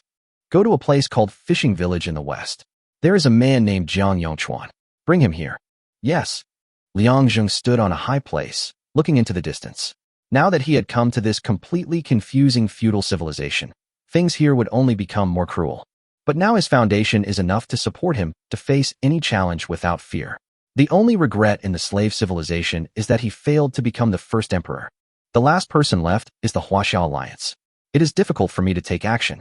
It seems that I have been too soft-hearted. Chapter 150 New Clues. Just when Liang Zheng was in a daze, he suddenly heard a burst of laughter from behind. Turning around, he saw Zhao Yao walking towards him with Hao Yin in her arms, followed by Xia Yin and Alice, both of whom had envy in their eyes. Now Zhao Yao can be said to have truly consolidated her position. The saying that a mother's status is determined by her son is fully demonstrated in her. Whatever Liang Zheng can do, as long as Zhao Yao says so, she will agree. Why are you out? You're still in confinement after childbirth. Don't catch a cold. Zhao Yao coaxed Hao Yin in her arms and said, Don't worry, I really can't lie down anymore, so I'll get up and move around. Liang Zheng didn't stop her when he heard it. He just put his clothes on Zhao Yao and kept teasing Hao Yin. He was very happy in his heart. At this time, Gu Hong came over with a man. Son of heaven, the people have been brought here. Liang Zheng nodded. Okay, go ahead and get busy. Yes. Liang Zheng looked at Jiang Yongchuan. He was not tall, but very sturdy, with shiny dark skin. It seemed that he had been exposed to the wind and sun on the sea a lot, and his characteristics also appeared. Shipbuilder, Jiang Yongchuan. Health, 500. Shipbuilding proficiency, 800. Introduction, a talented shipbuilding master who is not appreciated. If he is appreciated by the king, he will be able to change the current understanding of ships and become a master of his generation.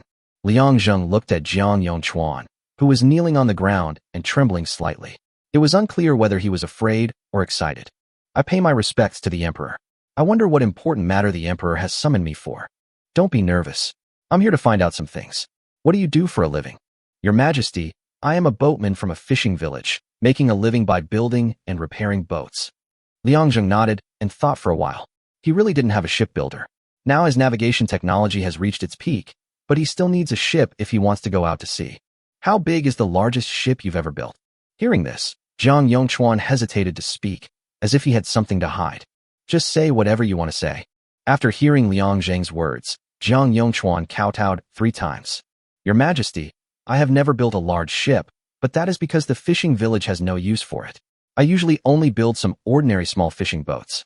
But please believe me, Your Majesty, if you give me the opportunity, I will definitely build a large ship. Liang Zheng nodded and smiled. Okay, I love giving talented people like you opportunities. From now on, you will help me build ships for the Celestial Empire. How about that? Jiang Yongchuan was stunned when he heard this. He looked at Liang Zheng for a long time, but his body became more excited. After a while, tears came to his eyes. Thank you for your appreciation, Your Majesty. I swear that the Celestial Empire's ships will be so large and sturdy that all smaller nations will be left far behind. Liang Zheng nodded in satisfaction, and at this moment, a system voice came. Appoint Jiang Yongchuan as the Western Coast Guard. He'll specialize in building warships for the Celestial Empire. This requires 50 billion points to construct a dock and pier, and to start the process. Agree. Jiang Yongchuan, listen to my orders.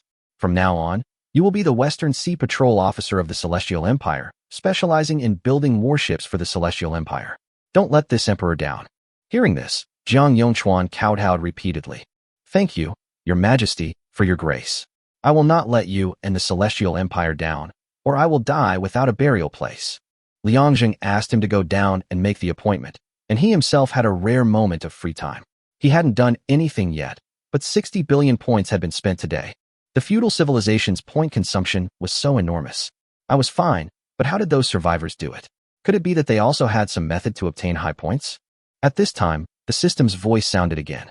Last month, agricultural taxes, commercial taxes, and customs duties totaled 70 billion points, and the current total is 100.1 trillion points.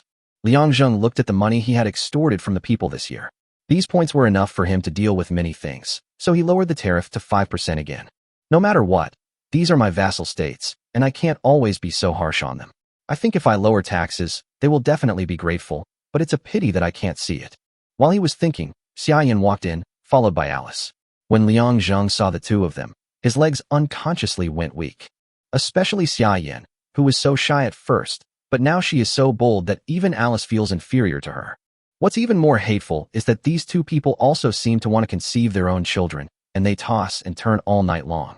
Liang had nothing to do during this year, so he just went along with them. But now he can't do that anymore, because he has important things to do. Well, I feel a little unwell today. You guys should go back to your room first.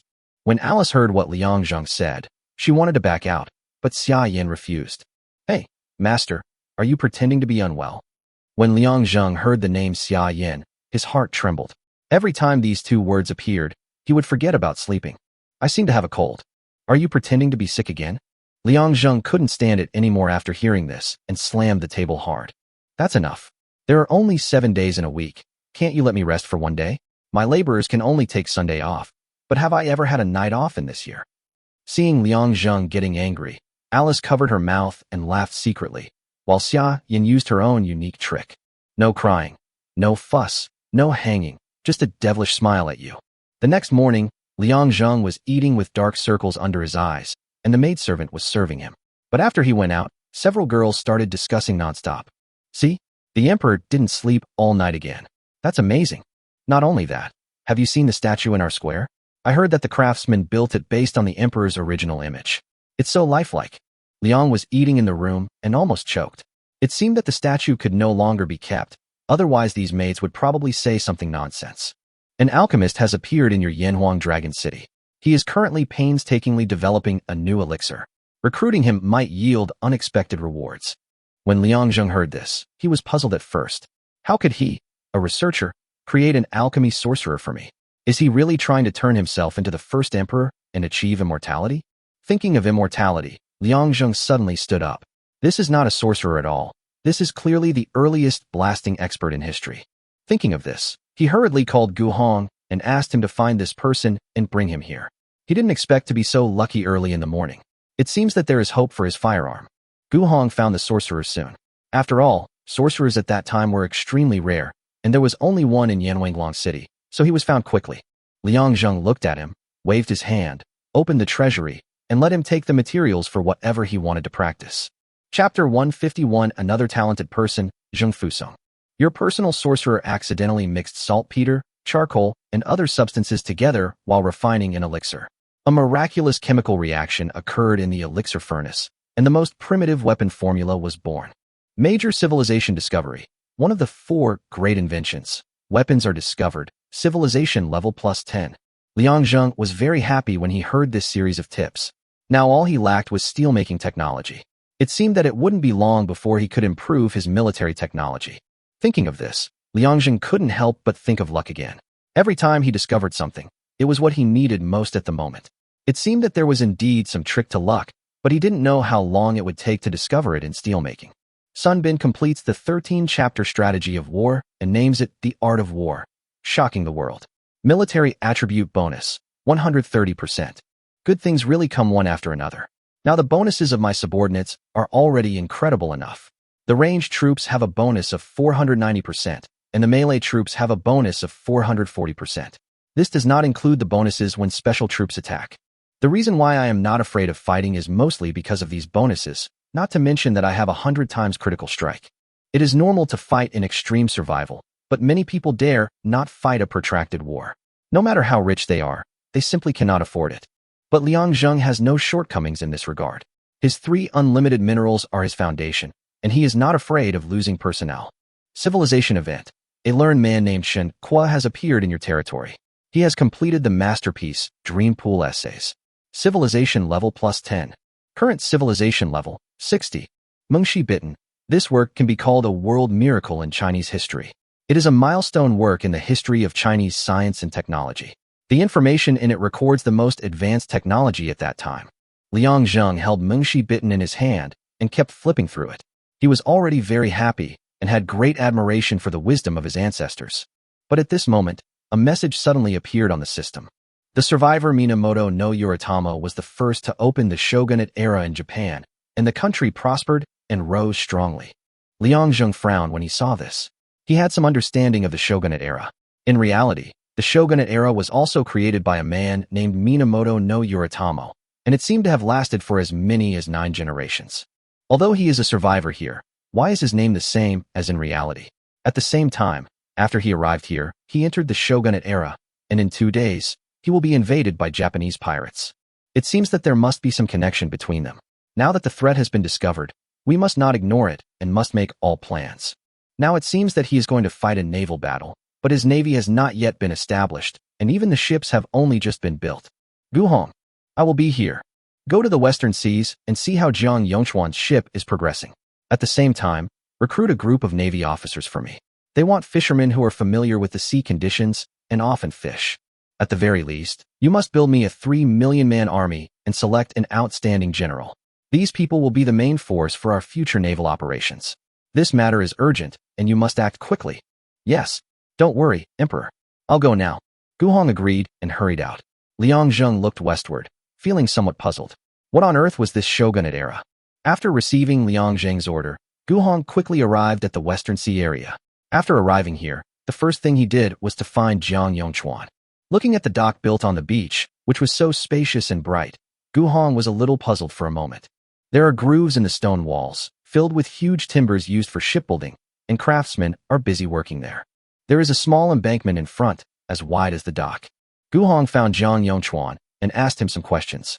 Inspector Jiang, shouldn't this boat be built on the shore and then lifted into the water after it's completed? After hearing what Gu Hong said, Jiang Yongchuan laughed and explained to him. General Gu, this is the dock I invented on my own. General, you may not know that our future warships will be dozens of meters long, or even larger. If we still use the previous method, there is a great possibility that the warship will be damaged when entering the water, which is not worth the loss. Now, we can completely skip this process and directly send the warship into the sea without any damage. Hearing that Jiang Yongchuan was keeping the secret, Gu Hong couldn't help but feel a little anxious. Please give me some advice, Inspector Jiang. General Gu, you are so kind. I don't deserve your advice. Actually, it's pretty easy to understand. We're building our ship on land slightly above sea level, but 2 meters below high tide. So, we need to build a 2-meter-high embankment to block the seawater during high tide. Once we've built the ship, we'll dig up the embankment to let the seawater in. The warship will then rise with the rising tide and enter the sea smoothly. Gu Hong was really shocked when he heard this. Jiang Yongchuan seemed very satisfied when he saw his expression. The Jiang patrol driver is incredibly intelligent. I really admire him. No, General Gu, you're too polite. Although Jiang Yongchuan said this, a smile had already spread across his face. Everyone wants his achievements to be recognized, especially Gu Hong. He had long known that the other party was an old man close to the emperor. This time, he probably came specifically to check on the progress of his shipbuilding.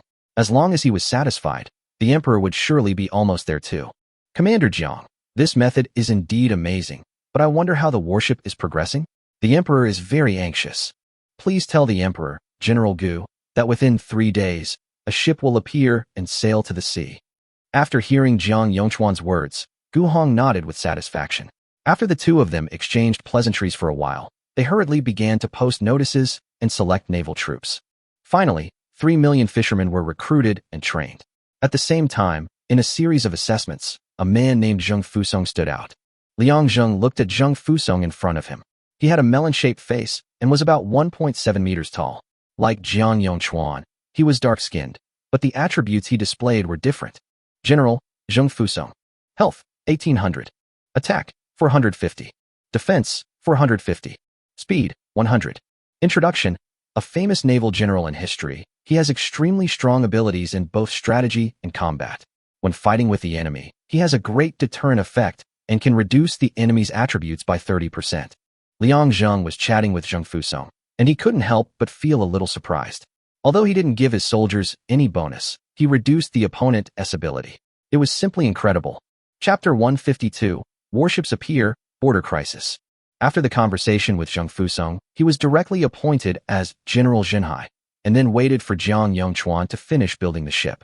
There was a blacksmith in Yanhuang Dragon City who always felt that iron farm tools were not hard enough, so he began to study a special forging method to increase the hardness of the iron. Liang Zheng heard the system's prompt and summoned Gu Hong, who had just left, in again. Go ask those blacksmiths if anyone is researching new manufacturing methods. Have them work on it. At the same time, all the resources in the national treasury are open to them. Let them take whatever they need. After hearing this, Gu Hong immediately agreed, then turned and walked out. At the same time, he thought to himself that the emperor has been very generous recently, opening the door to the treasury at every turn. Civilization Event, Eagle Ship Launch, a warship with pointed ends, approximately 10 meters long and 3 meters wide, capable of exceptional speed. It carries a crew of 15 and is equipped with oil drums, fire arrows, and other weapons. It is the primary vessel for surprise attacks and assaults on the battlefield. Civilization Level +5. Eagle Ship, a type of warship in Chinese history that appeared during the Ming Dynasty. It once played a huge role in resisting foreign enemies in the Jiangsu and Zhejiang areas. Civilization Event. The Shirlu Tsongshan ship is launched. This ship is a main battleship and the backbone of the army. It has a relatively wide hull, 15 meters long and 5 meters wide. It moves quickly and is equipped with relatively primitive firearms. Civilization Level +5.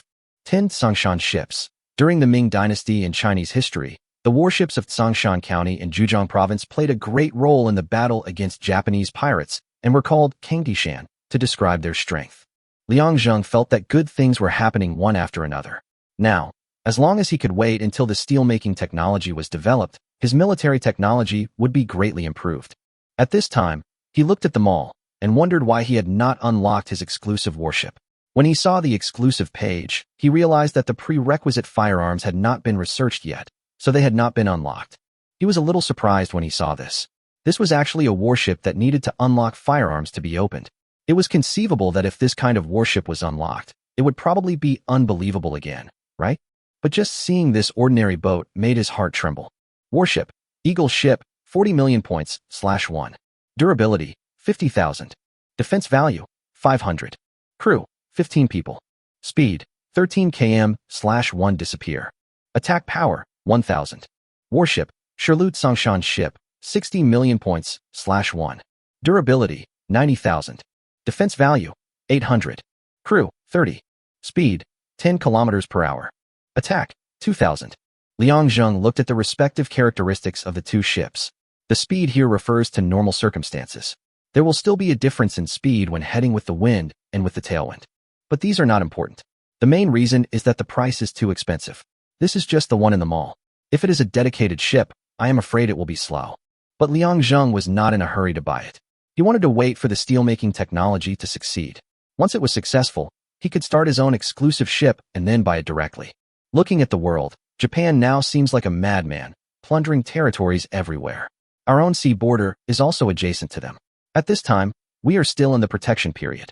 If not, I am afraid that the other party would have invaded us long ago. I took a look at my protection time, which is now only 1 day and 16 hours. I wonder if I can research steelmaking during this period. At this time, Zhao Yao came out again alone. When she saw Liang Zheng, she hugged his arm. Liang Zheng glanced at her. Why did it come out again? Your body won't be able to bear it if you continue like this. Zhao Yao glanced at Liang Zheng and rolled her eyes at him. I'm afraid that before I collapse, you'll be the first to give up. You don't know how to control yourself. You stay awake all night long. I don't know where you get so much energy. Liang Zheng rubbed his forehead and closed his eyes, thinking that Zhao Yao was out for a walk, but it turned out that she was here to call him to task. It seemed that it must be those maids who reported the secret this morning. It seemed that he had to fire them and replace them with a new batch. I understand. I was quite relaxed before and didn't pay much attention to it. Now that things are getting more complicated, I won't be so bothered all night long. Don't worry. Zhao Yao snorted when she heard Liang Zheng's words. You can't make trouble. I've put them under house arrest in my room. Just be quiet while I'm in confinement. Liang Zheng looked at Zhao Yao's eyes, and for some reason, he suddenly felt a chill on his back. as if he had seen this kind of look in Xia Yan's eyes before. Ahem, I might have a lot of things to do recently, so I can't accompany you for the time being. You should take care of Hao Yan. After saying that, he turned around and walked back to his room, ready to have a good sleep. After all, he was too tired last night, and he hadn't slept all morning, so he really couldn't hold on any longer. But as soon as he returned to the house, he heard the palace guards reporting that Zheng Fusong had returned again. Liang Zheng was a little puzzled, but he still called him in. This humble general pays homage to the emperor. Get up. I wonder what you're talking to me about. Son of heaven, my navy now has 3 million men and ships. I want to take the soldiers with me to the western frontier sea. Liang Zheng asked with some confusion. Western border sea? What's there? Your Majesty, the western frontier sea is where the Japanese pirates linger most. Only by suppressing this place can we maintain peace on the border of our celestial empire. Not only that, but the residents there are now suffering terribly. Liang Zheng roughly understood what he meant and thought about it. Well, you prepare first. The day after tomorrow, I will give you at least 100 ships, and then you can lead your soldiers there. Zheng Fusong was extremely excited when he heard this. He grew up in the border area when he was a child, so he naturally knew the hardships there. He had acquired this skill in order to resist the Japanese pirates. Thank you for your understanding, Emperor. Liang Zheng stopped. The generals of Shijiang are also citizens of the Celestial Empire. They are being harassed by those Japanese pirates. How can I ignore them? But you must remember, either don't fight them, or if you do, make sure they know what fear is and flee at the sight of our Celestial Empire fleet. Upon hearing this, Zheng Fusong immediately patted his chest and said, Don't worry, Your Majesty. As long as I lead the fleet to attack, I guarantee that the Japanese pirates will be wiped out and they won't even have the courage to come to the Celestial Empire. Liang Zheng nodded in satisfaction. Zheng Fusong talked to him for a few more words and then walked out again. Liang Zheng exhaled heavily and lay directly on the bed. When he was chatting with Zheng Fusong just now, he was forcing himself to stay awake. If the other party didn't leave, he was afraid that he would fall asleep while chatting.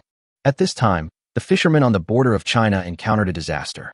They were fishing when they were all killed by a survivor named Sandang Lian. The boat was destroyed and everyone on board died. Chapter 153, Initial Victory, Playing Hard to Get. Liang Zheng was already furious as he looked at the document in his hand that had been urgently sent over 800 miles away. His face was extremely gloomy. The 5 generals in front of him also knew about this and were even more furious. Those damn Japanese pirates actually claimed that the waters over there belonged to them. Because our Chinese fishermen had crossed the border, they murdered them directly. Over 100 fishermen were killed, and not a single one survived. As soon as Lu Rong finished speaking, Lu Yu started cursing. Bullshit. That's our territory. When did it become theirs? Your Majesty, let me lead the troops to the battle. I promise to chop those bastards into pieces and feed them to the dogs. When Shi Tian heard this, he frowned. Okay, Lu Yu, I know your voice. Who here wouldn't be angry? Now we need to fight a naval battle, and only Zheng Fusong is good at it. He should be the one to do it. Lu Yu glanced at Zheng Fusong and wanted to say something, but in the end he didn't say it. He knew that what Shi Tian said was right, and he could only wait for the emperor's order. Liang Zheng rubbed his head as he listened to their words. His territory was clearly protected, so why were they able to kill his people? Could it be that they had truly transcended their boundaries? Zheng Fusong, I will give you 100 Eagle ships and 110 Lu Tsongshan ships. If the enemy is really crossing the border and killing people, then attack them directly. If we are really crossing the border, then make that place our celestial empire and then attack their lair. When they heard this, they were immediately happy. It turned out that they had to attack the nest. If that was the case, it would be much simpler. Zheng Fusong knelt down and bowed. Your Majesty, rest assured, if there is no result within 3 days, I will come to you immediately with the head. As soon as he finished speaking, he turned around and walked out without waiting for Liang Zheng's reply. Several generals looked at Zheng Fuchuan's back and were a little surprised. Good fellow, he looks short, like a stump, but he is a man of blood. He issued a military order right from the start. As soon as Lu Yu finished speaking, the others all smiled, and Liang Zheng had already spent 100 million points to buy 100 Eagle ships and 110 Lu Tsongshan ships. It's not that he is stingy, but he is still waiting for the steelmaking to be completed. These ships cannot be upgraded. Once they are built, they will be scrapped even if they are not used. Although he has a lot of points, there are hundreds of billions of points in the banned civilization nowadays. He dare not act rashly with these points. Who knows what kind of trouble will happen? After receiving the order, Zheng Fusong came to the western regions and saw his fleet. He couldn't help but sigh in his heart. At the same time, he assigned the personnel and set off directly. When they just reached the border of the Celestial Empire, they saw a fleet of warships in the distance. At the same time, the spies in front also came back in small boats, constantly waving flags. Stop and let the spies report back quickly. When everyone heard the general's order, they stopped all the ships and waited for the spy to upload the information, then came directly to Zheng Fusong. Reporting to the general, 52 enemy ships have been sighted ahead, all of them iron-headed ships. The Taitu ship is a larger ship than the Shirlu Songshan ship. It has a thick layer of iron sheet on the bow and is equipped with 40 crew members. It has strong firepower and is good at ramming, but its disadvantage is its slow speed. Tell the Eagle ships to surround them quickly and stealthily. All 10 Songshan ships should advance to draw their firepower. Then let the Eagle ships launch a surprise attack and blow them all up. Yes, sir. Zheng Fusong moved forward slowly, while constantly paying attention to the position of the Eagle ship. When he saw the flag signal that they had arrived at the designated position, he would directly rush forward. The enemy's ships and firearms are more powerful than ours, but we have the advantage of numbers, which is 4 times theirs. Since that's the case, we should surround them and attack them, making them completely confused. After moving to a position less than 500 meters away, he saw the iron-headed ship in front of him. Without any hesitation, he ordered the crossbowman to pull the giant crossbow, ignite the oil on the arrow, and start shooting. At this time, there were no firearms, so they could only use crossbow arrows, but each one would be filled with oil, and then ignited and shot at them. The ships of this era were all made of wood, and fire attacks were the most deadly. When the enemy saw the sudden appearance of thousands of fire-rain crossbow arrows, they were immediately panicked and hurriedly looked for something to block them. But what they couldn't imagine was that Liang Zheng's crossbowmen had incredible attacks, and it was impossible for them to resist them with their defense. The crossbow arrows instantly broke through the defense and then shot at people or the deck, and the flames were instantly ignited, but the Eagle ship had already reached the designated location. The next moment they saw the fleet taking action, they all started shooting, but they were not shooting at the deck. Because they were short, they only shot at half of the hull. Then one ship after another began to burn. Zheng Fusong saw that his sneak attack was very successful, but at this time the opponent began to counterattack. After hearing a few loud bangs, they realized that the other party was firing firearms. However, the other party's range was obviously no match for their crossbow arrows, and they shot for a long time without hitting anyone. At this time, Zheng Fusong had a more intuitive understanding of the power of the Celestial Empire. The shooting range of this 10-stone giant crossbow could reach 880 meters, and the enemy's artillery could not reach it. Seeing this situation, the enemy immediately ordered a retreat, and Zheng Fusong snorted coldly. You want to run away after killing someone? It's too late. Then immediately order the Eagle ship to throw oil barrels nearby to block their escape route. The enemy, who had originally thought they could escape, was horrified to discover that not only was there fire on the ship, but there was also fire in the water. No matter where they escaped, countless oil drums would appear the next moment, instantly blocking their retreat. Only then did they realize that they were completely surrounded. Forced into a corner, they could only choose a direction to launch a surprise attack. After all, no one wanted to sit and wait for death. They focused on one side and began to try to break through. When Zheng Fuqiuan saw this, he already had a plan in mind. Since you want to run away, I will help you. Then they ordered the Eagle ships to spare their lives, but they only let go less than 5 ships, and the rest were completely destroyed in the flames. The reason why he let them go was because Zheng Fusong remembered the emperor's words and attacked their lair, making them tremble at the sight of the Celestial Empire. Seeing the other party escape, Zheng Fusong was not in a hurry. Their ship was still burning with flames, and black smoke was constantly coming out. If Liang Zheng was here, he would definitely be amazed. Holy crap! Isn't this the original form of a cruise ship? We saw the enemy fleeing into the distance, but there were 5 Eagle ships secretly following behind them. Now we just had to wait at the gathering place. Once we knew where their lair was, we could go straight to them. Chapter 154 Unlocking Steel, Exclusive Warship. The flames on the sea burned fiercely for half an hour, and finally everyone was buried in the sea. But the Eagle ship that followed still did not come back, which made Zheng Fusong a little worried. Could it be that the other party discovered his subordinates and killed them all? After waiting for another hour, Zheng Fusong was about to chase after it, but finally saw a broken Eagle boat coming back, and a bad premonition suddenly arose in his heart. The draft of the Eagle ship was obviously different now. The whole ship had sunk 2/3 and was about to sink into the sea. The outer Eagle ship rowed over to check, but as soon as it arrived, it was sent to the bottom of the sea by a huge explosion. Seeing this, Zheng Fusong's face turned pale. He had made a military order. If he could not defeat the other party, he would bring the other party's head to see the emperor. But now he has no idea where the enemy country is. How can he win? At this moment, an eagle boat came from behind, saying that someone had brought the emperor's order. Zheng Fusong was puzzled, then walked to the back and saw Lu Yu vomiting violently, holding the emperor's order in his hand and handing it to him. He took the order and read the contents of the letter. He first praised him, saying that this battle was extremely beautiful, and then told them to return to the court. He was a little confused. Although he didn't know why Liang Zheng got the news so quickly, he hadn't even reached the other party's hometown yet. So why was he asked to go back? At this time, Liang was looking at the system screen. The previous battle was really pleasing to the eye. The enemy was burned to ashes, and the 5 eagle ships also followed quietly. Although Zheng Fusong didn't know what happened, Liang Zheng saw everything. The 5 eagle ships had already found the other country and returned. However, on the way, they met a fleet from another country. Liang Zheng saw the flag but did not recognize it, so he searched and found that it was Minamoto no Yoritomo's team. Through observation from the last eagle ship, he discovered that the other party actually wanted to attack the Sandong Company. Although he didn't know the reason, he was also affected. The reason why Zheng Fusong was asked to come back was that the opponent's battle had probably ended long ago, and it would be useless for him to go there now. Moreover, his enemy also shifted from Mito Rin to Minamoto no Yoritomo. Whether you injured him accidentally or intentionally, you should not provoke the Celestial Empire, otherwise there will be only one outcome, which is to be directly wiped out. However, Liang Zheng is no longer a fool. He doesn't even know whether the other party is a human or a ghost, so it is impossible for him to rush up and start a fight. If all this was done by the system, it would definitely not be that simple. If it were really survivors, it would be much easier, but the other party obviously had firearms. Moreover, Minamoto no Yoritomo had already entered the shogunate era and was obviously more powerful. At the very least, he needed firearms to go to war with him. He had been staring at the World Channel for 2 days and had never seen it so quiet. Apart from system messages, no one was talking at all.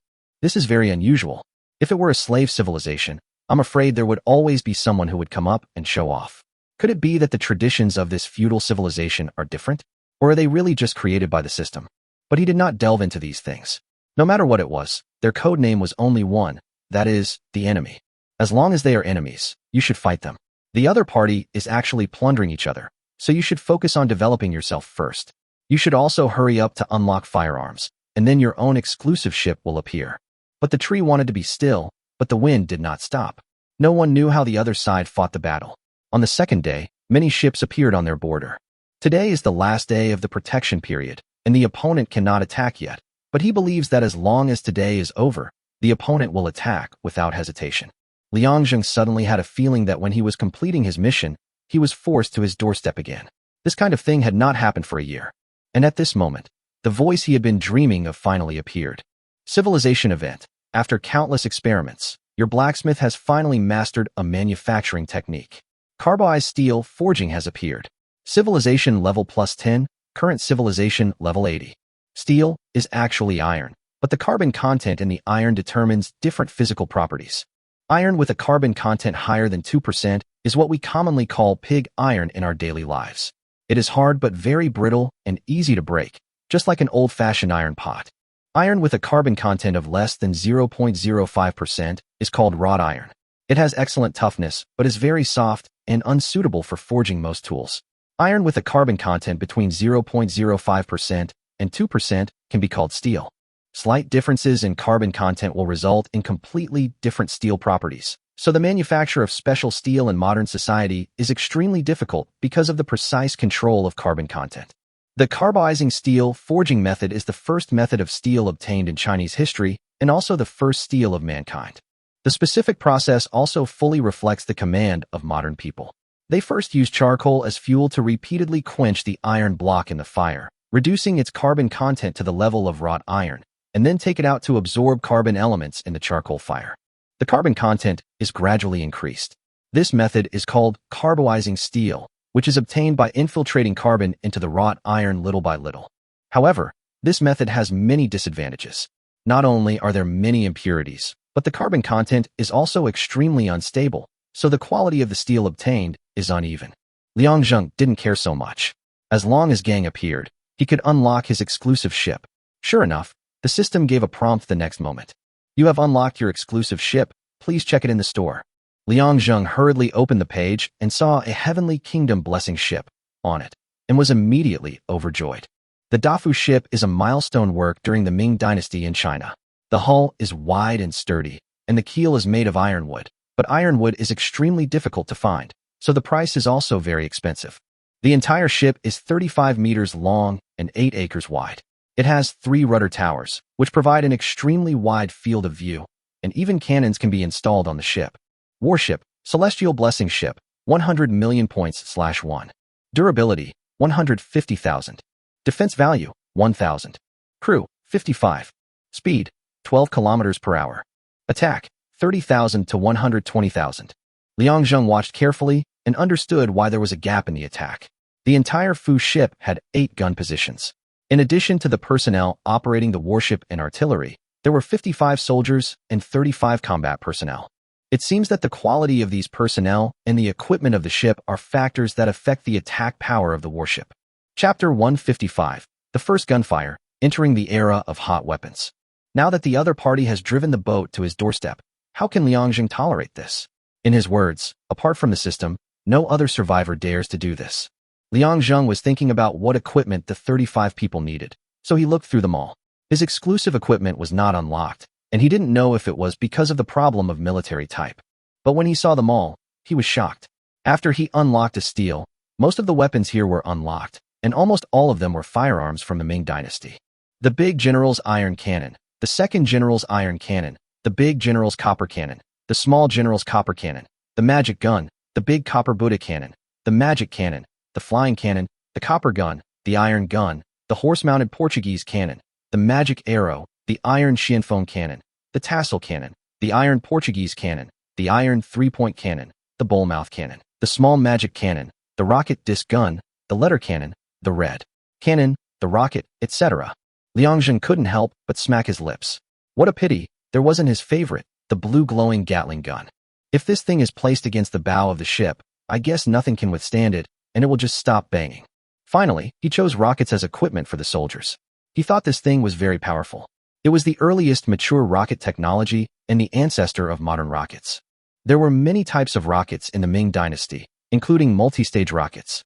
There was also a man named Wan Hu, who tried to use 47 rockets to carry people into space. Although he failed and died heroically, he was definitely the first person in human history to do so. Equipment, rocket, 200,000 points/1. Attack damage, plus 5,000. Introduction, a disposable item, but it has extremely strong explosive power and can shatter the opponent even if they are wearing armor. Equipment, cannon, 50 million points/1, 100 steel/1. Attack damage, plus 15,000. Range, plus 2,500 meters. Introduction, the oldest artillery, requires 2 people to operate, has extremely strong attack power. Even an iron wall can be easily destroyed. Liang Zheng couldn't help but feel a little bit of pain when he saw this. He could exchange 10 irons for a steel sky, and 100 steels meant 1,000 irons. A ship needed as much as 8,000 irons. After some calculations, it was found that 50 billion would be enough to buy 50,000 Fu ships, which would need to be equipped with 400,000 cannons, which means 400 million pieces of iron would be needed. He then spent another 350 billion points to equip all 35 combat crew members on the ship with rockets. Now he has 99.7 trillion points and 350 billion iron left. Just after finishing all this, a system suddenly came to mind. Important tip, the blacksmith is dissatisfied with his current carboizing steel forging method and is determined to improve it. Please continue to help him accelerate his research. After hearing this, Liang Zheng did not waste any time and directly ordered Gu Hong to tell him that whatever the blacksmith needed should be satisfied. Even if he wanted the moon in the sky, he had to ride a dragon and pull it down for him. When Gu Hong heard this, his face turned green immediately. He rushed out hastily and served carefully, fearing that the other party really wanted the moon, and he would have nowhere to cry. After Liang Zheng finished all this, he stretched lazily and looked at the 50,000 Navy soldiers in the port. At this time, Zheng Fusong was like a hungry wolf seeing his young wife, and he kept laughing. When tomorrow comes, there will definitely be continuous artillery fire. Then we will see how powerful the other party is that they dare to block our door and fight us. These are nothing. The most important thing is that damn Minamoto no Yoritamo actually destroyed his 5 Eagle ships. Go out and ask around. He, the king of Inton, is famous for his pettiness. When others massacred his 2 towns, he directly wiped out the entire race of the other party. It seems that you are going to follow in their footsteps. Liang Zheng arrived at the port and walked directly in front of Zheng Fusong. Zheng Fusong, listen to my orders.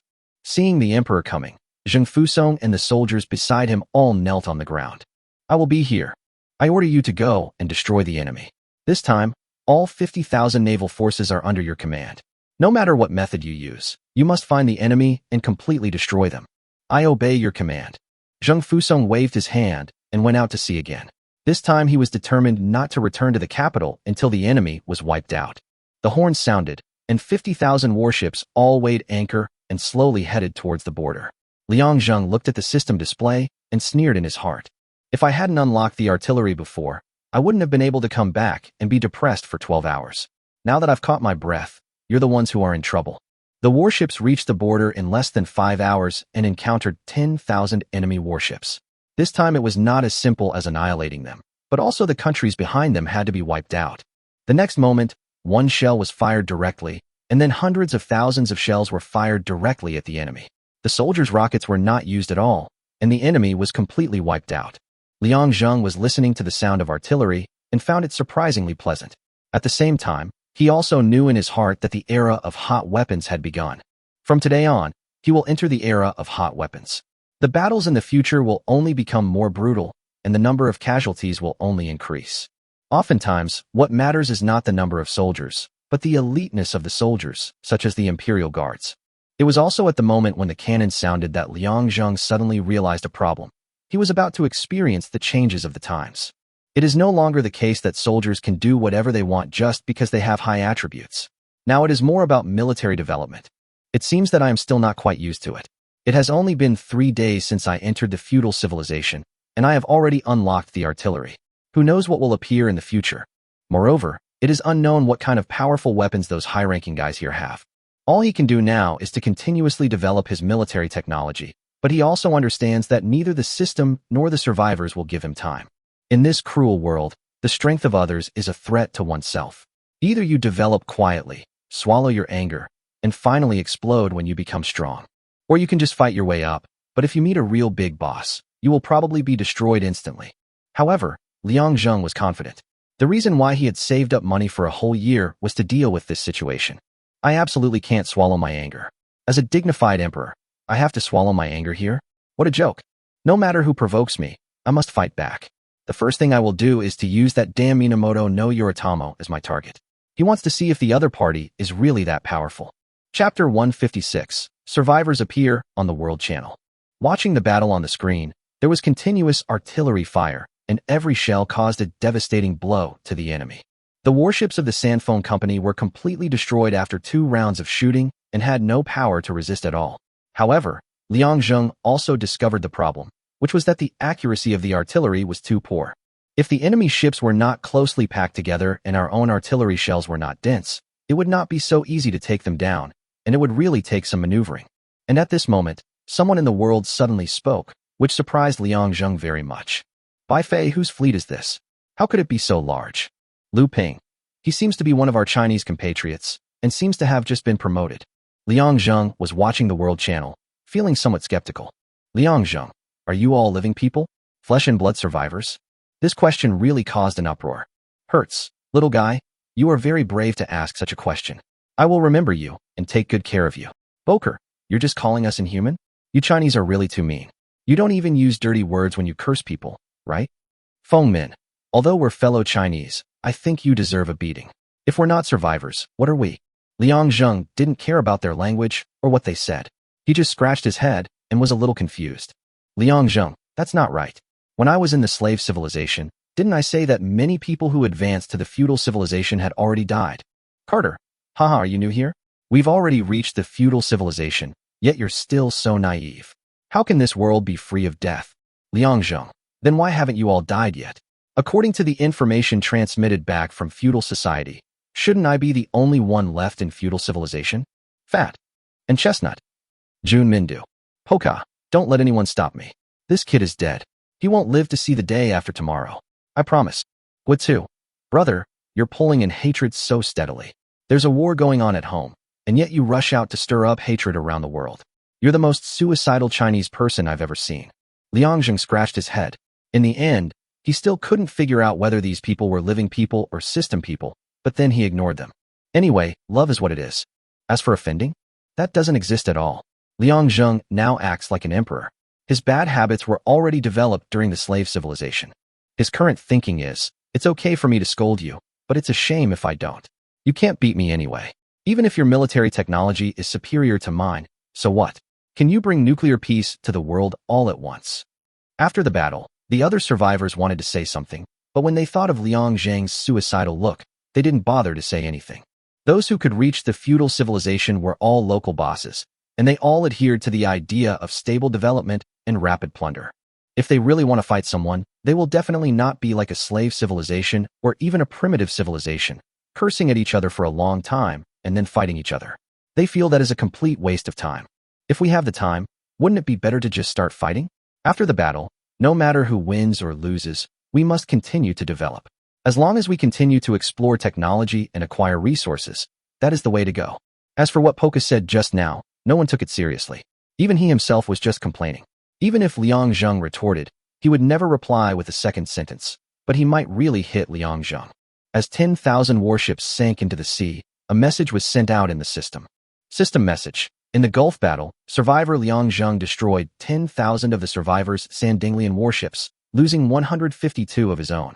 This battle has been recorded in the history of extreme survival and is known as the Gulf Battle. You destroyed 10,000 enemy warships and earned 50 billion points.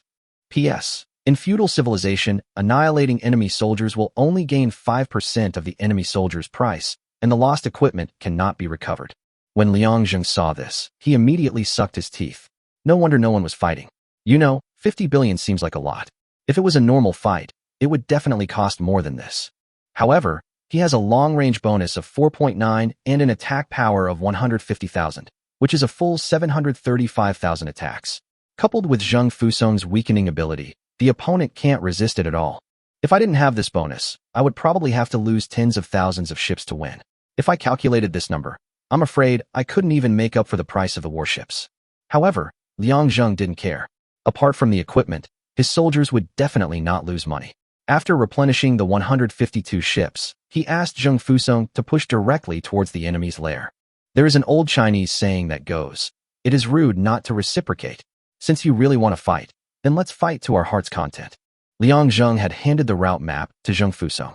Although it was abstract after all, he believed that the other party would be able to understand it. Sure enough, Zheng Fusong did not disappoint him and went straight to the base of the Sanding Company. But when he arrived at the place, Liang Zheng couldn't help but take a breath. The other party actually also had 50,000 warships, and from the looks of it, they were even more powerful than his own exclusive Fu ship. Liang Zheng also realized a problem at this moment. That is, if these people are really survivors, then their family background is definitely not as poor as his. You are accumulating wealth in the slave civilization, while others are accumulating wealth in the feudal civilization. Moreover, as long as a new continent or island is discovered, there will be a possibility of obtaining resources. Zheng Fusong was very brave. He ignored the opponent's 50,000 warships and fired the first shot. The next moment, San Tinglian could no longer hold on and started cursing at the world. "Santorin, bastard, you actually dared to fire? Can someone teach this new guy some rules? I've already destroyed 10,000 ships, and you're still coming to my house. I showed you 50,000 ships, and you still dared to fire? Are you crazy?" When Liang Zheng saw this, he started to fight back directly. "Liang Zheng, are you an idiot? The ship has already arrived at my doorstep, and I won't kill you? Since you are already disabled, of course I will rush to your doorstep to beat you. As the saying goes, you must stand firm when you are beaten. If you can beat me, then resist. Ryanotzi, newcomer, I advise you to stop, otherwise you will be the one who suffers. No one wants to start a large-scale war. There is absolutely no benefit. If you insist on doing so, I am afraid both sides will suffer losses. The Mito Ren has already surrendered to Minamoto no Yuritamo. Do you have any backers? Liang Zheng, stop the nonsense. I'm my own backer. If you're going to attack me, then be prepared to be attacked back. As for that bastard Minamoto no Yuritamo, he destroyed 5 of my Falcon ships, and I haven't even settled the score with him yet." Chapter 157, 100-fold Steel Refining Technology, Unlocking the Flame Dragon Cannon.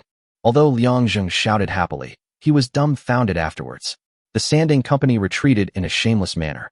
He had no one to land and fight, and in the end he returned empty-handed. Seeing this scene, Liang Zheng couldn't help but feel depressed. What the hell was going on? They had already reached the enemy's doorstep, but in the end, there was no landing force and they had to retreat. You can't just rely on the Navy to attack the city with rockets, right? That's completely unrealistic. Just when he was worried, a system voice came. Civilization event. After unremitting efforts, your blacksmith has improved the forging of carboized steel into 100 refined steel, further improving steelmaking technology. 100 refined steel has a wider range of uses. Civilization level +5, current civilization level 85. You have unlocked a new exclusive ship. Please check it out in the store. Liang Zheng clicked on the exclusive page and saw a ship that shocked him. The Celestial Treasure Ship. Warship, Celestial Treasure Ship, 1 billion points, /1. Durability, 500,000. Defense value, 50,000. Crew, 6,000. Speed, 10 kilometers per hour. Attack, 100,000 to 500,000. Introduction. This exclusive ship built by the Celestial Empire is extremely sturdy and has great mobility. With 20 gun positions, it is the top-level ship in feudal civilization. You have unlocked the exclusive artillery. Please check it in the mall. I looked at the exclusive page again and looked at the equipment. Equipment. Celestial Flame Dragon Cannon. 200 million points, /1, 300 steel, /1. Attack, 25,000. Range, 4,000. Skill, Shatter. Introduction. The steel cannon, forged with the technology of refining steel, is the crystallization of the wisdom of the Celestial Empire's craftsmen. When each shell explodes, it has a strong splashing ability, and its power can penetrate any steel defense. When Liang Zheng saw this, his heart was already blooming with joy. His luck was really amazing. The problem he had just thought of was solved directly. This treasure ship is really suitable. First, the ship is extremely strong, has high defense and durability, and there is absolutely no problem in transporting people on its own. Second, the ship has a huge carrying capacity. Each ship can accommodate 6,000 people. Even if the necessary crew members and gunners are excluded, there is absolutely no problem in accommodating 5,500 combatants. Thirdly, this ship actually has the ability to fight at sea, and is even more powerful than the Fu ship, with 20 cannon positions, not to mention that it has unlocked its own exclusive flame dragon cannon. Tianbao ship. According to the Ming history, this treasure ship was majestic and huge, but the actual size of the treasure ship was not stated. According to the information in History of Ming Dynasty, the largest treasure ship was 44 zhang and 4 qi long and 18 zhang wide. According to the record of 31.1 centimeters of Ming Dynasty ruler in History of Weights and Measures, the ship is 139 meters long and 56 meters wide. If calculated based on the 28 centimeters of the unearthed Ming Dynasty wooden ruler, the ship is 125 meters long and 50 meters wide. Liang Zheng no longer hesitated. He had previously built 50,000 Fu ships that could serve as escort ships, and this treasure ship would start with 10,000 ships, which could accommodate 60 million people. This is definitely not a small number. Although he has no idea how many people the other side has guarding the city, his 60 million people are almost enough. After all, their attributes are against the sky. 100 billion was spent to directly purchase 10,000 celestial treasure ships, followed by the flame dragon cannon, which now requires 3,000 irons to purchase one. If all the treasure ships and Fu ships were replaced, that would mean 600,000 cannons.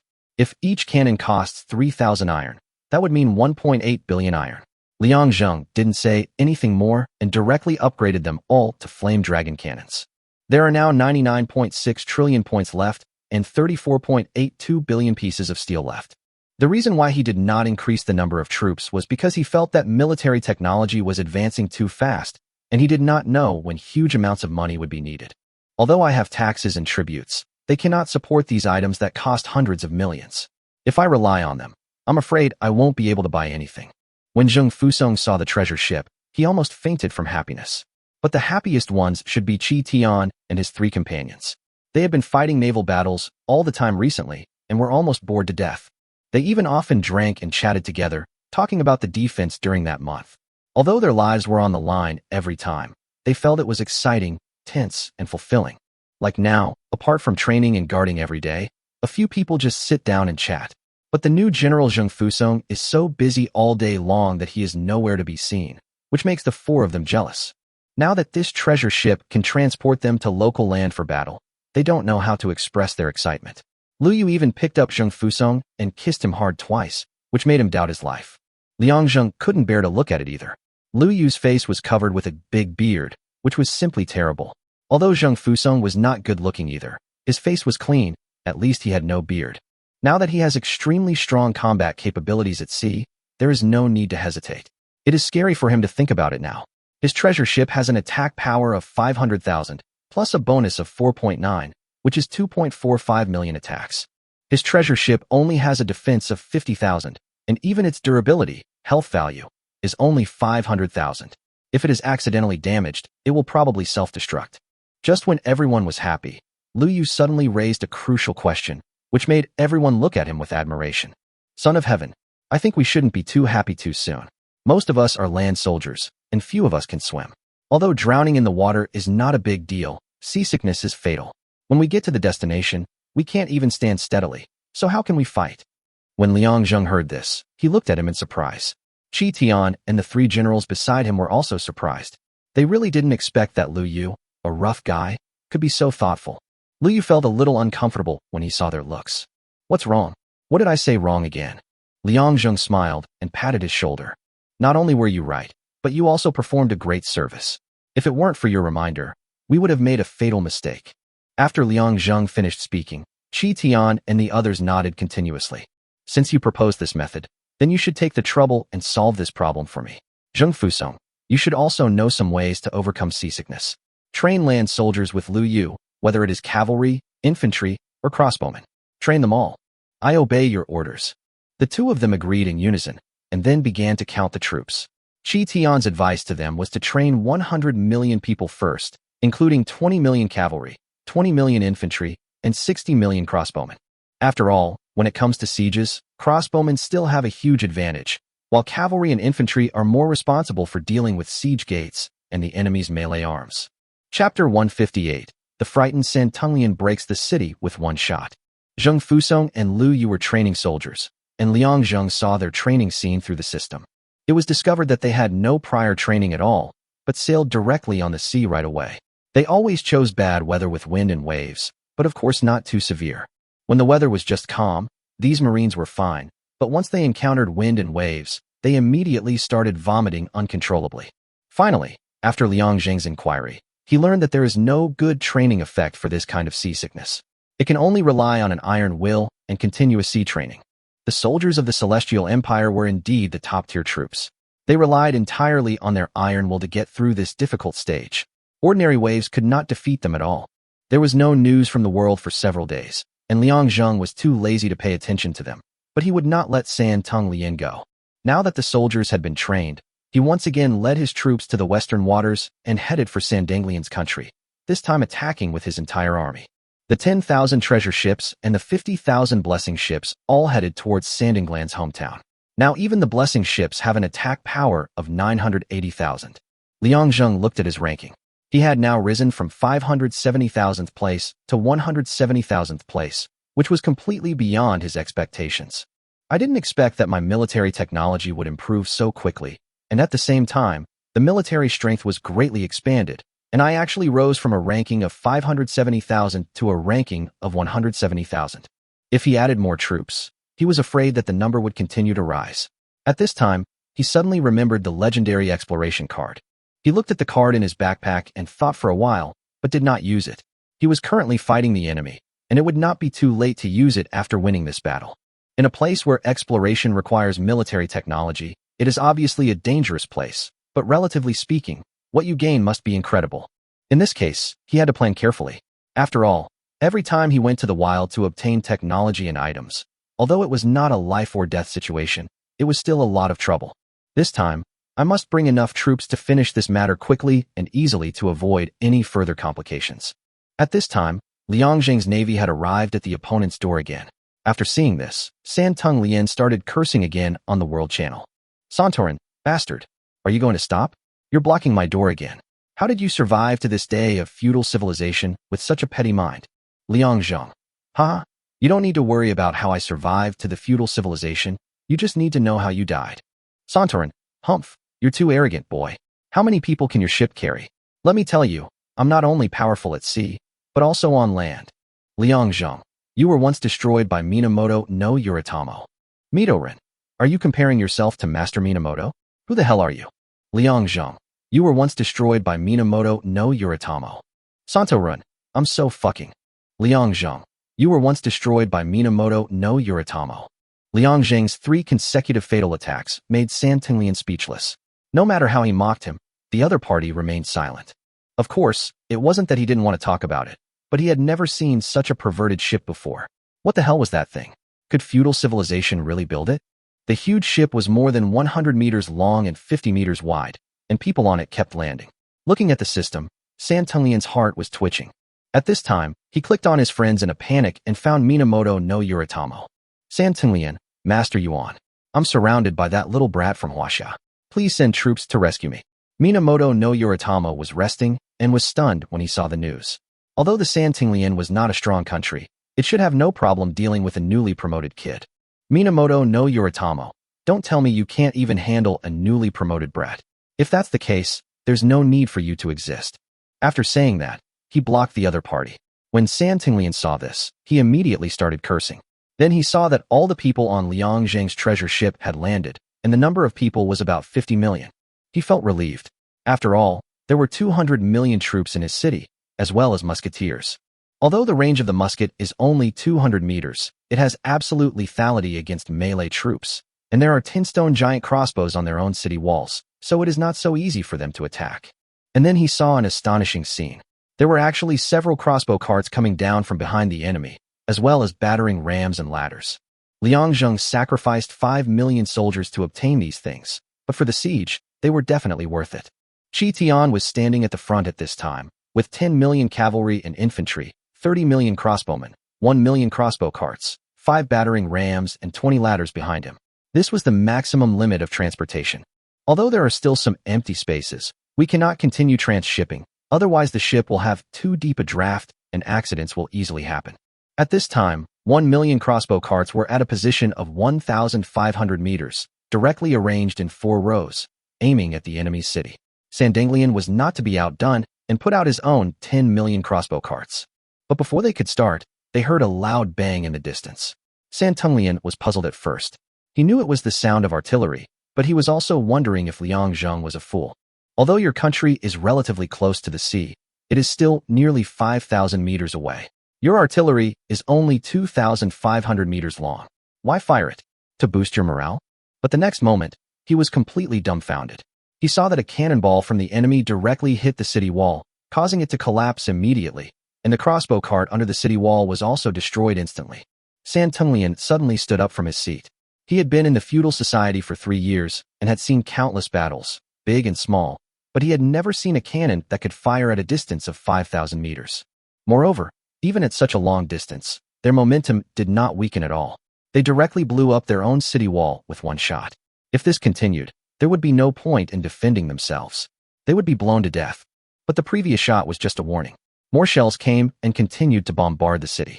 The city wall collapsed instantly, and 10 million crossbow carts were directly destroyed. San Tinglian's mind was still a little confused. What on earth could this be? Could it be 100-fold tempered steel? But that was completely impossible. I have been there for 3 years, and I have only been able to make carboizing steel. How can a newcomer who has just been promoted for a few days have the skills to make 100-fold steel? Chapter 159 Rapid Development, Business Breakthrough. But the facts before him forced him to admit that this was definitely the technology of tempering steel 100 times. Otherwise, how could the range of this artillery be so long? Liang Zheng was also stunned when he looked at the system screen. He did not give the order to fire. Seeing Qi Tian looking back in surprise, he obviously didn't know why there was a sudden artillery attack. Turning the camera, we saw Zheng Fusung commanding on the ship, constantly adjusting the position of the artillery and bombarding the enemy's city wall.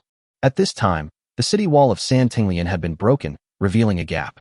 There was no need to use siege equipment at all, and they could just send troops to charge. Zheng Fusung took a look at the ruined city wall and immediately stopped the bombardment. Qi Tian also seized the opportunity and directly ordered the crossbow carts and 10 stone giant crossbows to advance forward, and the cavalry and infantry began to charge. Seeing this situation, San Tinglian hurriedly ordered the crossbow carts outside to block the gap and launched a fierce counterattack, but it was all in vain. The speed of the infantry was not bad, and they did not rush into the blind spot of the crossbow carts. But the 5 million cavalrymen were already at the gate of the city, and they did not give the crossbow drivers any chance at all and started killing directly. Liang Zheng has already shut down the system and no longer needs to watch the war that is about to begin. He believes that his soldiers will definitely not be inferior to those of the opposing side. Seeing this situation, San Tunglian hurriedly ordered the infantry and cavalry to go out to fight, but he found that the opposing soldiers had extremely high defense and attack capabilities, and his own soldiers could not even break through the defense. At this time, cold sweat was already running down his forehead. In just 3 days, he had been attacked twice in a row, and both times ended in failure. He could not accept it at all. If it was Minamoto no Yoritamo, he could still accept it. After all, he had become a strong man in the shogunate era, but this newcomer was also so powerful, how could he reason with him? I have spent 3 years working hard in feudal civilization.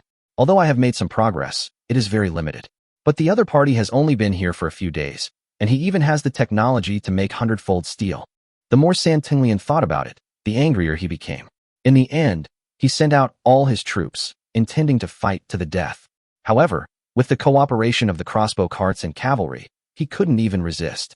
In the end, Liang Zheng sacrificed 16 million people and killed 200 million people on the opposite side, and the World Channel also sent out the news directly. The survivor San Tunglian was beheaded by Liang Zheng. His body hung on the city gate, and San Tunglian's country was destroyed. Seeing this, the World Channel started to move again. Bull, is there something wrong with the system?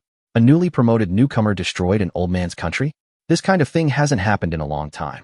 Ma Bin, sure bro. Let's take down Japan straight away. But be careful. Minamoto no Yoritamo is no pushover. Fat what? You want to get involved too? Ma Bin, so you're also one of them? Can I give you a friendly reminder? How about we do the same? Fat, I don't have time to chat with you. I need to go and take over some territory. Many of the islands in the Sandanglian are very close to me, so it's a good time to expand. Carl, then you better be careful. Don't let the newcomers kill you again. Liang Zheng watched them chatting. There was no beginning or end. They all fell silent after just a few words. However, this fat actually said openly that he wanted to occupy the territory. He was completely ignoring his own existence. Liang Zheng, I killed the people from the Santung Company, and the territory is also mine. Anyone who wants to get involved is making themselves my enemy. Fat, young man, don't be so youthful and impulsive. Put aside whether you can take over this territory or not. Take care of your own family first. Liang Zheng, you don't need to waste time on this matter. If you doubt my ability, you can give it a try. After Liang Zheng said this, fate did not continue the argument, and Liang Zheng's system also issued a prompt. This time, you killed 200 million enemy soldiers, earned 10 billion points, lost 16 million soldiers, and gained 13.21 million square kilometers of territory, 3 iron mines, 2 intermediate, and 1 advanced. Seeing this, Liang Zheng sighed. He had not even recovered the soldiers in this battle. He had lost 2 million cavalry, 3 million infantry, 8 million crossbowmen, and 3 million crossbow carts. Not counting the points used to purchase soldiers, the equipment alone would cost a full 43.8 billion points, and he had to pay a full 33.8 billion points. No wonder people here rarely fight. Even if they do, it's just a one-off fight in the wild, and then they don't care about it anymore. As for sieges, they are even rarer. It seems that it is not that they don't want to fight, but they really can't afford to fight. There are not many local tycoons like Liang Zheng. He spent 43.8 billion points to recruit soldiers, and also asked Qi Tian and others to prepare to return to the court. As for the territory of the Sandang Company, he did not plan to deploy troops there. If someone really attacks, you can directly teleport the soldiers over, saving a lot of trouble. This can also be regarded as a disguised way of opening a teleportation point. Major civilization event. A mulberry-picking woman has appeared in the southern part of your territory. She has spun exquisite silk from silkworms. Your country now has the most popular commodity of this era, silk. Civilization plus 10. Important tip. There's a place called Tawa Town in the northern part of your territory. They're researching an incredibly exquisite porcelain-making method. Their dazzling creations are coveted by countless people. You need to send people there to take over the entire porcelain-making industry here and establish an official kiln. This will greatly boost your commercial profits. Civilization plus 10. Current civilization level, 135. Seeing that his civilization level had already passed halfway, Liang Zheng knew that this was probably the benefit brought by the title of destiny he had obtained. It seemed that the month of defending the city was not in vain. It had only been 5 days since he was promoted, but he had already reached such a high level of civilization. Both military and trade had become first class. As long as his country continues to develop, it won't be long before he can rule the entire feudal civilization again. The most important thing is that his progress in becoming the first emperor has reached 72%. As long as he continues, he will be very close to his goal of becoming the first emperor. Liang Zheng was thinking deeply at this time. Now that he had silk and an official kiln, could he do something in the business? Although they have taxes and tributes, they are too little. There is no benefit at all from fighting a war now, and it may even result in a loss. If this continues, sooner or later they will run out of money. The prices of items in feudal civilization are really too exaggerated. They are not enough for me to support myself. Maybe one day I will become a pauper again. Chapter 160. I was scared just by seeing the treasure ship. After Liang Zheng thought for a while, he decided to control the sea area. After all, his navy can now be called invincible. They have a long range and high attack power. No one can withstand his bombardment.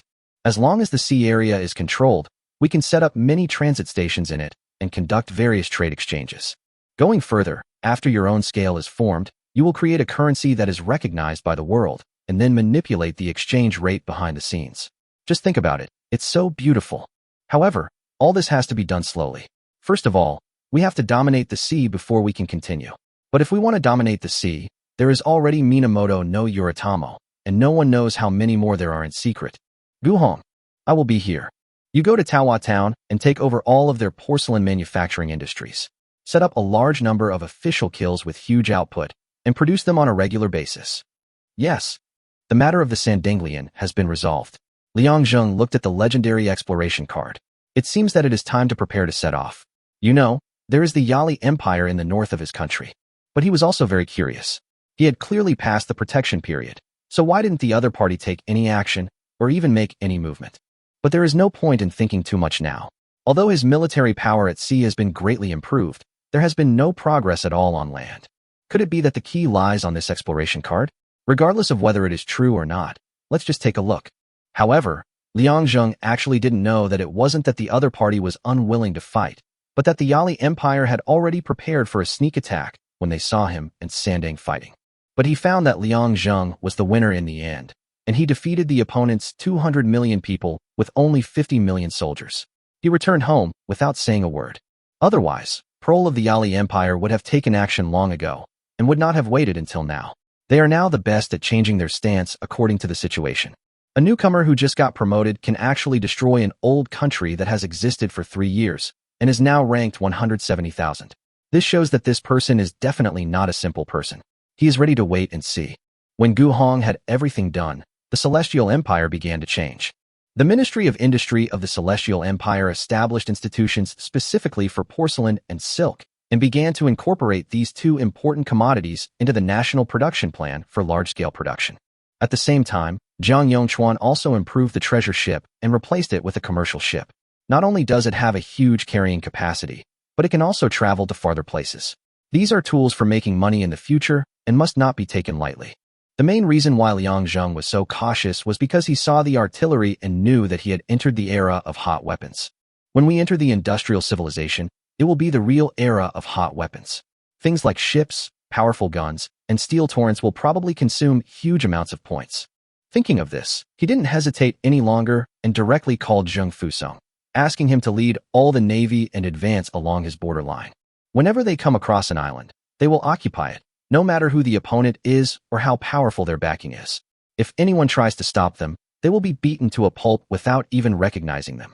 After hearing this, Zheng Fusong excitedly accepted the order and then began to occupy territory with his navy.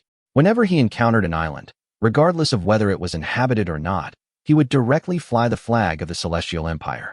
If anyone dared to come out to stop them, the treasure ships and the Fu ships would bombard them in turns until the other party surrendered.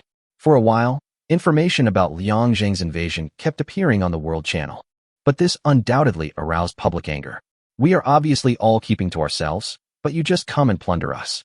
Do you really think we dare not start a war? Cui Binghui, Liang Zheng is going too far. You're actually plundering other people's territory. Do you want us to unite and destroy you? Bart, what are you talking about? Let's unite and kill him together. Let's go straight to his lair. I don't believe he can hold on. Harris, I absolutely agree.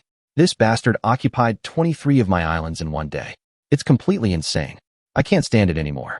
In this way, the world responded to the call of 100 people, and in the end there were no less than 30 empires that united, and each of them dispatched 20,000 naval forces. In this way, 600,000 navy troops came towards Liang Zheng in a mighty manner, but he was not at all panicked. Since you want to fight, then let's have some fun. Since the other party has dispatched a fleet of 600,000, it is impossible for me to compete with that 60,000.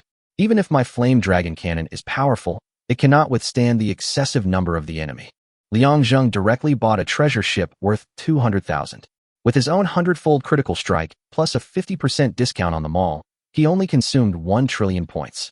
At the same time, he equipped them with 4 million flame dragon cannons, which consumed 6 billion iron.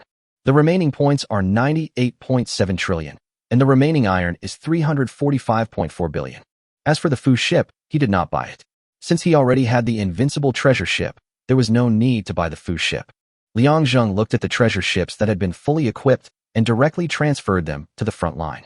Zheng Fusong was still thinking about how to deal with the enemy's 600,000 navy. But when he saw the 200,000 treasure ships that Liang Zheng had dispatched, he immediately dispelled this concern. Although the other side had 600,000 naval forces, they were all miscellaneous brands. Even if Liang Zheng did not give him the 200,000 treasure ships, he was still confident that he could completely destroy the other party, but his own losses would certainly be extremely heavy.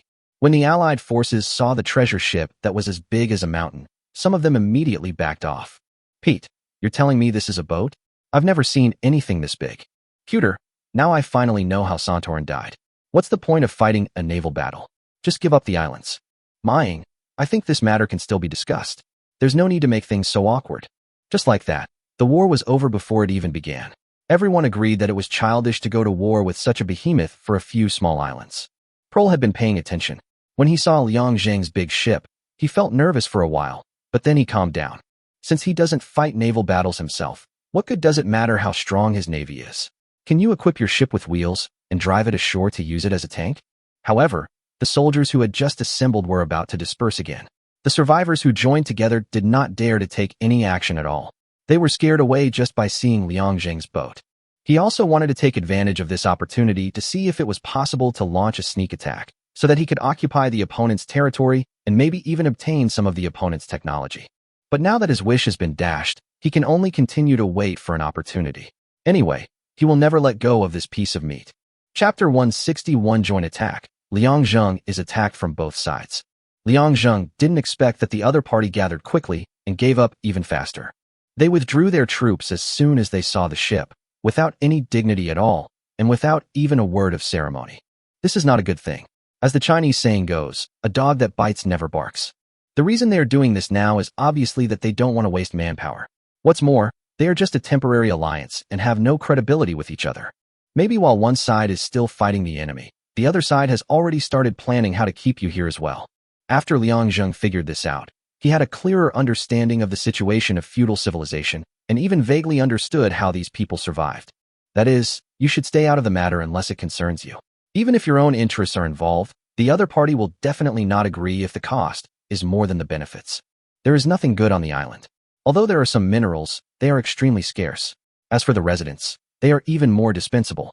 When they reach this level, they will not care about any petty gains, let alone argue for the so-called face. Only development and survival are their common goals. Liang Zheng's face was full of black lines at this time. He spent billions of iron and trillions of points, and you guys just said you don't want to fight? But there was nothing I could do. I couldn't really attack someone's house, could I? That would be a fight to the death, and even if I won, there would be no benefit. It is better for them to continue to occupy the sea areas and develop their own Silk Road. Don't they like to develop? Then they can change their approach and engage in a commercial war with you. Of course, even if it is a commercial war, there must be a strong military country to support it. Otherwise, when others look at you with envy, you will be doomed. However, as Liang Zheng further occupied the territory, the interests of more people began to be affected. Some empires even relied entirely on customs duties to survive, which was equivalent to touching the other party's bottom line. After Liang Zheng plundered 5 important straits, he was surprised. The daily tariffs alone were as high as 3 billion. Adding the 5 straits together, that was a full 15 billion points. You have to know that this is one day's income, and there are no less than 100 such straits in the sea. If they all belong to him, the customs revenue alone will be 300 billion points that day. However, this is not something that can be achieved by just thinking about it. There must be a price to pay. For example, 10 people united together and prepared to resist Liang Zheng together. 5 of them were people who had already been taken away from the strait, and the other 5 were about to be taken away. Now Liang Zheng was only a short one-day journey away from their strait. Messer, Liang Zheng, I'm advising you to be kind. Do you really think you can get rich by plundering? Even if I can't defeat you in a naval battle, I can still cause you some damage. I'm afraid even you can't afford such a price, right? Casa, think about it carefully. Return the strait to us. We can pretend this never happened. We have already gathered a full 1 million naval forces. Even if your ships are powerful, they may not be able to withstand them, right? Liang Zheng looked at the world channel and snorted coldly. Liang Zheng, I can't give back what's in my hands. Either you give it up, or we'll just start a war. No more nonsense. After hearing Liang Zheng's words, several people were immediately furious. They had never seen anyone so barbaric. Was he really not afraid of suffering heavy losses? In their opinion, this was just a greenhorn, completely like a newborn calf who was not afraid of a tiger, but they had too many concerns. If a war breaks out, neighboring countries will definitely take the opportunity to launch a surprise attack, and if the naval battle fails, hundreds of billions of points will be wasted. But Liang Zheng was completely unmoved and clearly wanted to start a war, and this strait was one of his major sources of income. At this time, several people began to discuss countermeasures in the chat group. Hyrule, since he wants to start a war, let's not waste time and just fight him directly. Also, I think we should stop hiding our secrets and beat him into submission. Messer, I agree. You 5 shouldn't assume there's no threat to you right now. If Liang Zheng continues sailing, you'll be the first to bear the brunt of the damage. Those people behind you are clearly only concerned with the present. I've contacted them many times, but to no avail. Puddock, I don't believe it. How could a newcomer possibly turn the tables? I think he just stumbled upon this giant ship by accident, so he's showing off. But it must have been incredibly expensive. This is probably all he has left. Coelho, now that you mention it, I have an idea. Since his naval forces are so powerful, why don't we attack from the land? Wakai, how do we attack? Forget about how we're going to bypass his navy. We definitely can't catch up just based on distance. Coelho, use your brain. Even if we really send troops, it won't be us. Will Prol of the Yali Empire give up this piece of meat that is right at our fingertips? Messer, but that guy is insatiable. If we go after him, I'm afraid he'll bite us hard. Coelho, so what? We have 10 of us. No matter how much he wants, we'll each only contribute 1/10. But if a naval battle really breaks out, I don't need to mention the losses, right? After a discussion, everyone found Prol. Seeing these people's private chats, he immediately knew what they were thinking and was extremely happy. He didn't expect that after enduring for so long, he still found a way to make money. In this case, he would never take it lightly. These are all big players in the sea, and he will definitely take a big bite. Prowl, no problem everyone. Leave the land affairs to me. As long as you start fighting, I will attack. But as for the price, I want 1 trillion points and 10 billion iron. The group of people started cursing, but they could only agree reluctantly. If one person did it, it would be very difficult, but if 10 people shared the burden, they could still afford it. After all, the points that each person contributed were only 100 billion points and 1 billion iron, which was just their psychological limit. Prol obviously grasped their bottom line. After receiving the points in iron, Prol did not say anything more and directly upgraded a batch of equipment, and then began to march towards the Celestial Empire.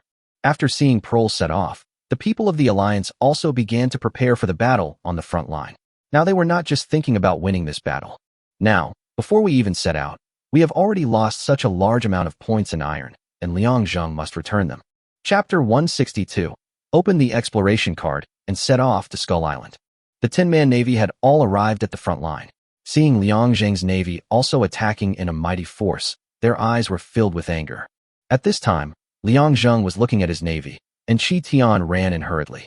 Son of heaven, this is bad. The Yali Empire has launched an attack on us. A full 200 million troops are coming towards us, and they have already begun to attack the city at the border. Liang Zheng frowned when he heard the news. It seemed that the other party still had not given up on invading him. In that case, he might as well take care of him. You take all your troops to the border, drive them back to their lair, and then lay siege to the city to teach them a lesson. Yes. After receiving Liang Zheng's order, Chi Tian turned around and ran outside, taking away all the soldiers, including 200 million infantry, 200 million cavalry, 600 million crossbowmen, 100 million flame dragon chariots, and 200 million crossbow carts. The reason why Chi Tian was allowed to take so many people away was because he was afraid that the enemy's soldiers would be too powerful. After all, The strength of his own land forces soldiers was still at the stage of slave civilization. Liang Zheng's goal is also very simple, which is to rely on numbers to crush the opponent. No matter what kind of military technology he has, as long as the quantity is increased, he will win. At the same time, he thought about it and realized that there were only two possibilities for the other party to attack him at this time. First, Prohl saw that the other 10 empires jointly attacked him, so he thought it was an opportunity, so he wanted to take this opportunity to destroy him. Second, the 10 major empires secretly allied with him, and the two sides reached certain conditions, which led him to send troops to attack them. But no matter which one it is, he doesn't care. As long as someone dares to attack him, he will make the other party pay the price, and it will be an extremely tragic price. Liang Zheng looked at the exploration card in his backpack and sighed in his heart. He originally wanted to explore, but he had so many troubles that he really had no time to do so. At this time, the naval battle had already begun. The 210,000 treasure ships and the 50,000 Fujin ships fired at the same time, and the 10 major empires were dumbfounded. Puduk, how is that possible? What is this guy's cannon made of? Even if it's made of 100% tempered steel, it can't have such a long range. Messer, it's definitely not 100% steel. My ship is equipped with 100% steel cannons, but their range is only 3,000 meters. His cannons have reached 5,000 meters. Coelho, how can we fight this? We can't even get through. We're completely targeted. This bastard is so powerful. Is he really a newcomer? The 10 great empires were all silent. No one spoke, and some were just regretting that it was now impossible for their navy to retreat. 1 million ships have already been lined up densely together. Even if they want to move, it will take a lot of effort, but this is secondary. If you turn around and run away, the enemy will chase you without restraint. If you can't even destroy a single ship of the enemy, you will be wiped out. Cobalt, everyone, I admit defeat. If he visits my strait, I will have no choice but to give up. Goodbye. Seeing someone quit, the others had this idea, but when they thought about the price they had paid, they felt extremely unwilling. Messer, wait, Cobalt. Don't forget we still have Prohl. Liang Zheng's navy is so powerful that land warfare will inevitably fail. I have a feeling Prohl will destroy his kingdom. This one sentence rekindled everyone's hope. Although the losses this time were heavy, as long as the other party's country was destroyed and their own strait was recaptured, these losses could be slowly recovered. It was only a matter of time. But just as they finished speaking, they saw Prohl sending them a message. Prowl, you bastards have killed me. I only sent 200 million soldiers to attack the city, and this guy actually used 1.3 billion soldiers to stop me. Not only have I suffered heavy losses, but his remaining 900 million soldiers are heading towards my home. I don't have time to care about you anymore. After Prohl said this, everyone felt a chill in their hearts. They never thought that Liang Zheng actually had 1.3 billion marines. But is that all he has?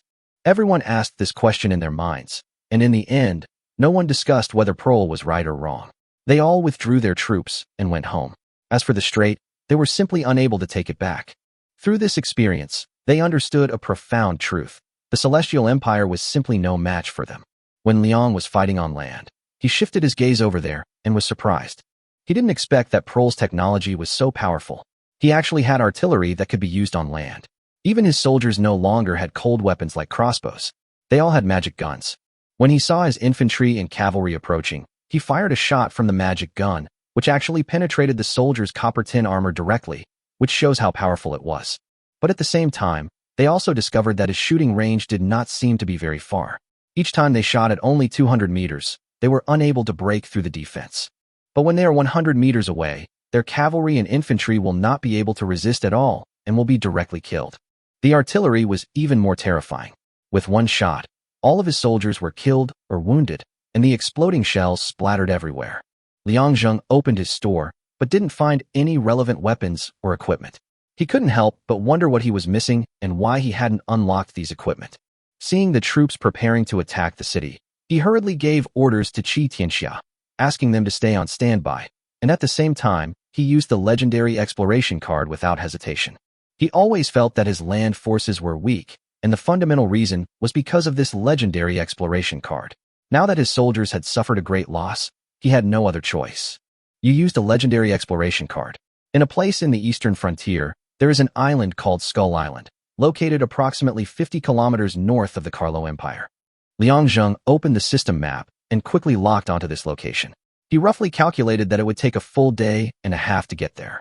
He hurriedly ordered Zheng Fusong to come back, and take 300 million soldiers with him to head directly to Skull Island. This time he would definitely not make the same mistake as last time in Sunset Canyon. The name of Skull Island alone is enough to make him take it seriously. All the tasks assigned by the system are never easy. He watched Zheng Fusong come back, and at the same time told Qi Tian to lead 300 million soldiers to follow him, landed 50,000 treasure ships, gave the location, and set off towards Skull Island. The few people who were originally paying attention to Liang Zheng and wanted to see what he would do next, unexpectedly found that he suddenly stopped moving. Chapter 163 Landing on Skull Island, Terrifying Beast. The treasure ship was sailing on the sea. It was the first time that Liang Zheng saw the scenery of the sea. He couldn't help but feel intoxicated, and even the troubles he had been worrying about before faded a lot. No wonder people always say that the sea is infinitely tolerant and that no matter what troubles and sorrows you have, they can all be accepted by it. Tianzi, we are almost reaching the island you mentioned. Very good. Full speed ahead. We are in a hurry. Zheng Fusong ordered the crew to speed up, while Qi Tian on the side seemed a little depressed. They were supposed to attack the enemy country, but suddenly they were called by the emperor to explore some island. Liang Zheng also noticed his expression, so he walked over and patted him on the shoulder. I know everything about the previous battle. Our soldiers were bombarded with cannons. Do you think it will be okay even if we reach the city? Qi Tian didn't understand why Liang Zheng suddenly told him this. Don't worry, the Yali Empire is right there, and it can't escape. Once we've explored Skull Island, we'll destroy it. Qi Tian nodded, and Zheng Fusong beside him spoke. Son of Heaven, the name of this island is very strange. Why is it called Skull Island? Is it possible that it is full of skeletons? Liang Zheng laughed. Then it's up to us to explore. I don't know who gave this name, but I think it's just to scare people. Let's not make a fuss. Even if there really is something there, our celestial empire will not be afraid. When Qi Tian heard this, he immediately became more confident. That's right. No matter what it is or how many people there are, our celestial empire soldiers can repel it. At this time, they had already crossed the Carlo Empire. When King Qin saw the treasure ship from the celestial empire, his heart skipped a beat. He thought that Liang Zheng was going crazy and was going to attack his empire directly. But I found that he actually crossed the checkpoint directly without stopping at all. As for paying taxes, if you dare to collect taxes from 50,000 treasure ships, then your career is basically over. But out of curiosity, Qin sent a few small boats to follow them quietly, wanting to see what they were going to do. Liang Zheng's men had discovered the other party a long time ago, but just as they were about to sink it, they saw the other party turn around and flee. He did not let the Navy chase them. Now it is real that they have found the treasure of Skull Island. Seeing a black dot appear in the distance, Liang Zheng and the others all looked over there. It seemed that this should be the so-called Skull Island. What Liang Zheng didn't expect was that the island was very large. Not only that, from a distance, he could easily see the towering ancient trees. It looked like they had a history of hundreds of years, right? Moreover, the environment of the entire island is extremely beautiful, and the seawater next to it is extremely clear. You can see the colorful fish in the water at a glance, which is extremely beautiful. The treasure ship docked at the shore. Liang Zheng did not let everyone get off the ship. Instead, he sent 50,000 infantrymen to explore inside to see if there was any danger. I reached the shore, looked at the fine sand under my feet and the forest on the island, and felt that this place seemed to be suitable as a tourist destination. At this moment, he heard the roar of a wild beast, which directly penetrated the entire island, and immediately all the birds and beasts flew away in fright. Qi Tian and Zheng Fusong hurriedly protected Liang Zheng behind them. Soon a soldier covered in blood ran back. Son of Heaven! Son of Heaven! Looking at the soldier in front of him, one of his arms was completely broken and clanged in the air, and there was a lot of blood flowing from his head. It was a miracle that he could run back here. What's going on? Why are you like this? Where are those people? Son of Heaven! We were attacked by wild beasts. There seems to be a kind of structure inside that we have never seen before. As we were exploring, an unknown beast suddenly rushed out. It was extremely tall, and all 50,000 infantrymen were killed. Hearing this, Liang Zheng's scalp tingled. What the hell was this? They could actually wipe out 50,000 of his own imperial infantry in an instant. You know, their current defense and attack power are already incredible. But before Liang Zheng could continue asking, the soldier fainted. He must have been trying to report the news, hanging on by a thread, and now that he had finished reporting, he fainted. Liang Zhengming carried him back to the boat, then said to Qi Tian, "Let the soldiers gather and prepare to attack. No matter what kind of monster it is, as long as it blocks the path of our celestial empire, it must die. I obey your orders." Then Qi Tian began to gather soldiers. But there was no way so many soldiers could come up from the shore, so he could only ask the soldiers who had already gathered to move forward first. Liang Zheng also followed the army. He really wanted to see what the monster looked like. He had even killed the Tyrannosaurus Rex. Could there be any monster more powerful than him? As soon as he entered, Liang Zheng saw a tall building that looked like an altar. It was about 20 stories high, and there seemed to be some kind of sacrifice on it. Then he saw many records and ancient texts, most of which he could understand. It was not because he was knowledgeable, but because these were the civilizations he had experienced. Liang Zheng read it and was extremely surprised. This turned out to be the ruins of an empire called Hualong. It seemed that this empire was previously called the Huabang Empire, but later became increasingly powerful. So he wanted to fight for the destiny, but ended up in failure. But what shocked Liang Zheng was that this person had actually reached his limit. The letter was densely covered with records of his fight against the system soldiers over the past 30 days. On the 30th day, he actually said that the system sent tanks and fighter jets to completely destroy his empire, leaving him no chance to resist. But this is completely wrong. How could there be airplanes and cannons in a feudal civilization? They are all products of industrial civilization. If this guy can be here, I'm afraid it's just a feudal civilization. But just as he was thinking, the sound of the beast came again. Everyone looked in the direction of the sound and found that the guy was standing on the ancient tree. When Liang Zheng saw it, his heart twitched. No wonder the other party could destroy his army of 50,000 people in an instant. There was an animal that looked like a snake, but was not a snake on the ancient tree. Its entire body was dark red, and its head resembled a snake, but its mouth was full of sharp teeth, with 4 fangs exposed. Its body was extremely sturdy, and it was almost as tall as the ancient tree that the 5 people were hugging. But the most frightening thing is its body. The exposed part alone is no less than 40 meters long, but it looks like it is probably not even halfway there. Moreover, it looked wet all over, as if it had just come out of the water. Thinking about how I had just walked on the sea and was not attacked, I wondered if it was my good luck that played a role. The dog system is becoming more and more abnormal. Chapter 164, Snatch the Treasure Chest. A giant snake-like beast coiled on the tree, roaring continuously, its eyes fixed on them. All the Celestial Empire soldiers tensed up when they saw it, and Chi Tian and the others were also a little amazed. They had experienced so many things and had seen all kinds of wild beasts and dinosaurs, but this was the first time they had seen such a huge animal, and it was extremely shocking. Liang Zheng looked at it wrapped around the tree with the altar below. It refused to move, as if it was guarding something. Looking up, he found a treasure chest on the altar. He immediately determined that this was what he wanted. In that case, he decided not to waste any more time and waved his hand. Kill it and steal the treasure chest on the altar. At Liang Zheng's command, Chi Tian and others rushed forward first, and the 10 stone giant crossbows and crossbow carts behind them kept firing, attacking the giant snake. Seeing the attack of the Celestial Empire soldiers, the giant snake roared angrily, rushed forward suddenly, and rushed directly towards the cavalry in the front. As for the giant crossbow that fell on it, sparks flew everywhere, but it failed to even break the defense. However, Liang Zheng was not surprised at all, as he had known this would be the result. None of the tasks given by the system are easy to complete. He will probably lose a large number of people this time, but he is determined to get this treasure chest. The shore of the island is less than 3,000 meters away from the altar, but the towering trees around it are extremely tall, and the shells cannot penetrate at all. Now that all the soldiers have landed and are fighting the giant snake, Zheng Fusong can only give up using the flame dragon cannon. But he was not idle either. Liang Zheng asked him to gather the sailors, follow the crossbowmen, and shoot at the giant snake. Although he didn't understand why Liang Zheng arranged it this way, he did it anyway. As for the reason, he naturally didn't know that he had a buff that could weaken the opponent's strength by 30%. When Zheng Fusong's sailors joined the battle, the effect immediately appeared. The giant crossbow that was originally unable to penetrate the giant snake's armor now pierced into it in an instant. Although the effect is not ideal, it is better than nothing. The main reason is that it is not suitable for group combat. Currently, there are less than 5 million people who can actually shoot. The rest of the crossbowmen were still looking for suitable positions to join the battle. Liang Zheng glanced around and became furious. It seems that the system had already calculated against him, knowing that he would bring many people with him. But now the venue has completely lost its function and cannot be used at all.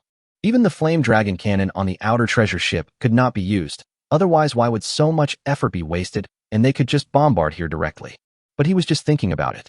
Even if he could really use the flame dragon cannon, he might not use it. After all, the treasure chest was still here. Who knew whether it was of good quality? If it was destroyed by a cannon, he would have no place to cry. The cavalry in the front row continued to attack. At the same time, they took out ropes and large nets to try to control the giant snake. This was something Liang Zheng had thought of in advance. Considering that there would be many wild beasts encountered in every mission, Liang Zheng asked people to prepare these things. He believed that they would be useful sooner or later. However, it was used this time, but unfortunately, it was not very effective. Even though the big net had caught the fish, no one could pull it away. Even 40,000 cavalrymen were unable to subdue it. They could only let the giant snake drag them and their mounts back and forth, and the casualties were extremely heavy. Seeing this situation, Qi Tian immediately gave up the possibility of control and let them start throwing their weapons, aiming at the giant snake's eyes. Such a behemoth can only carry out long-range attacks. Now the number of people in this place is limited, and tens of thousands of people are useless. If they fought a war of attrition, they would probably suffer extremely huge losses. Even if they finally controlled the giant snake, they would probably not be able to kill it. Qi Tian organized them instantly and asked them to form groups of 50,000. Every 50,000 people would throw the spears in their hands, aiming at the head of the giant beast. After receiving the order, the Qing dynasty cavalry began to quickly divide into teams. Everyone threw their spears forward at once, and then dispersed from two directions. The cavalry behind continued to throw forward. But Qi Tian came up with a long-range attack, and the giant snake would never sit still and wait for death. It let them hit it obediently. When the spear came at it, it simply lowered its head. The spear hit the snake's head with a loud bang, and sparks appeared, and all of them bounced away. Then it roared angrily and rushed forward with its snake body. The cavalry who originally wanted to retreat did not hesitate at all and charged forward directly. He ran directly to the big net under the giant snake, grabbed it with his hands, and pulled it back hard to give the cavalry behind him space to attack. The cavalrymen who had thrown their spears earlier all ran back and tried to grab the net tightly, but they were constantly dragged by the giant snake. The cavalrymen behind began to throw forward quickly and then followed forward to grab the net. If there was no place to grab, they would grab the person next to them who was holding the net. The crossbowmen were firing fiercely. Now that they had the skill of quick loading, they could shoot even faster, but unfortunately, they could not cause much damage to the giant snake. After fighting for less than an hour, they had already lost as many as 5 million people. However, the giant snake now seemed to be a little exhausted, and even its struggle was not as fierce as before. Seeing this situation, Qi Tian ordered all the soldiers to attack quickly, with no intention of giving the giant snake any time to rest.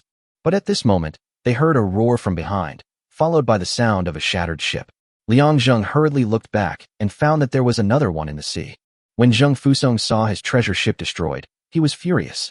He ran towards the fleet quickly and asked the flag bearer to wave the flag to disperse the treasure ship quickly. Liang Zheng took a look and found that this one was not as big as the other one, and it had a red pattern on its head. Could these two be a pair? Thinking of this, Liang Zheng's eyes suddenly lit up, and he came up with an idea. He had been thinking about how to lure the giant snake to the sea, but he had tried several times without success. If the other half of its hand was injured, it would not sit idly by. As long as it reached the sea, it would be absolutely sure to blow them both to pieces. Not to mention, too, even if there are 200 of them, he can definitely make them never come back. The most important thing is that when fighting at sea, his treasure chest will never be damaged. He hurriedly told Qi Tian about this idea. After hearing it, the other party immediately understood it and then called on the soldiers behind him to retreat and leave a path for him. At this time, Liang Zheng had already run towards the treasure ship, taking his last breath before Zheng Fusong killed the giant snake in the sea. Chapter 165, Captive Giant Snake Plan. Zheng Fusong has already arrived on the treasure ship and is constantly instructing the sailors to disperse and aim their cannons at the giant snake. As long as there is space, he will immediately open fire.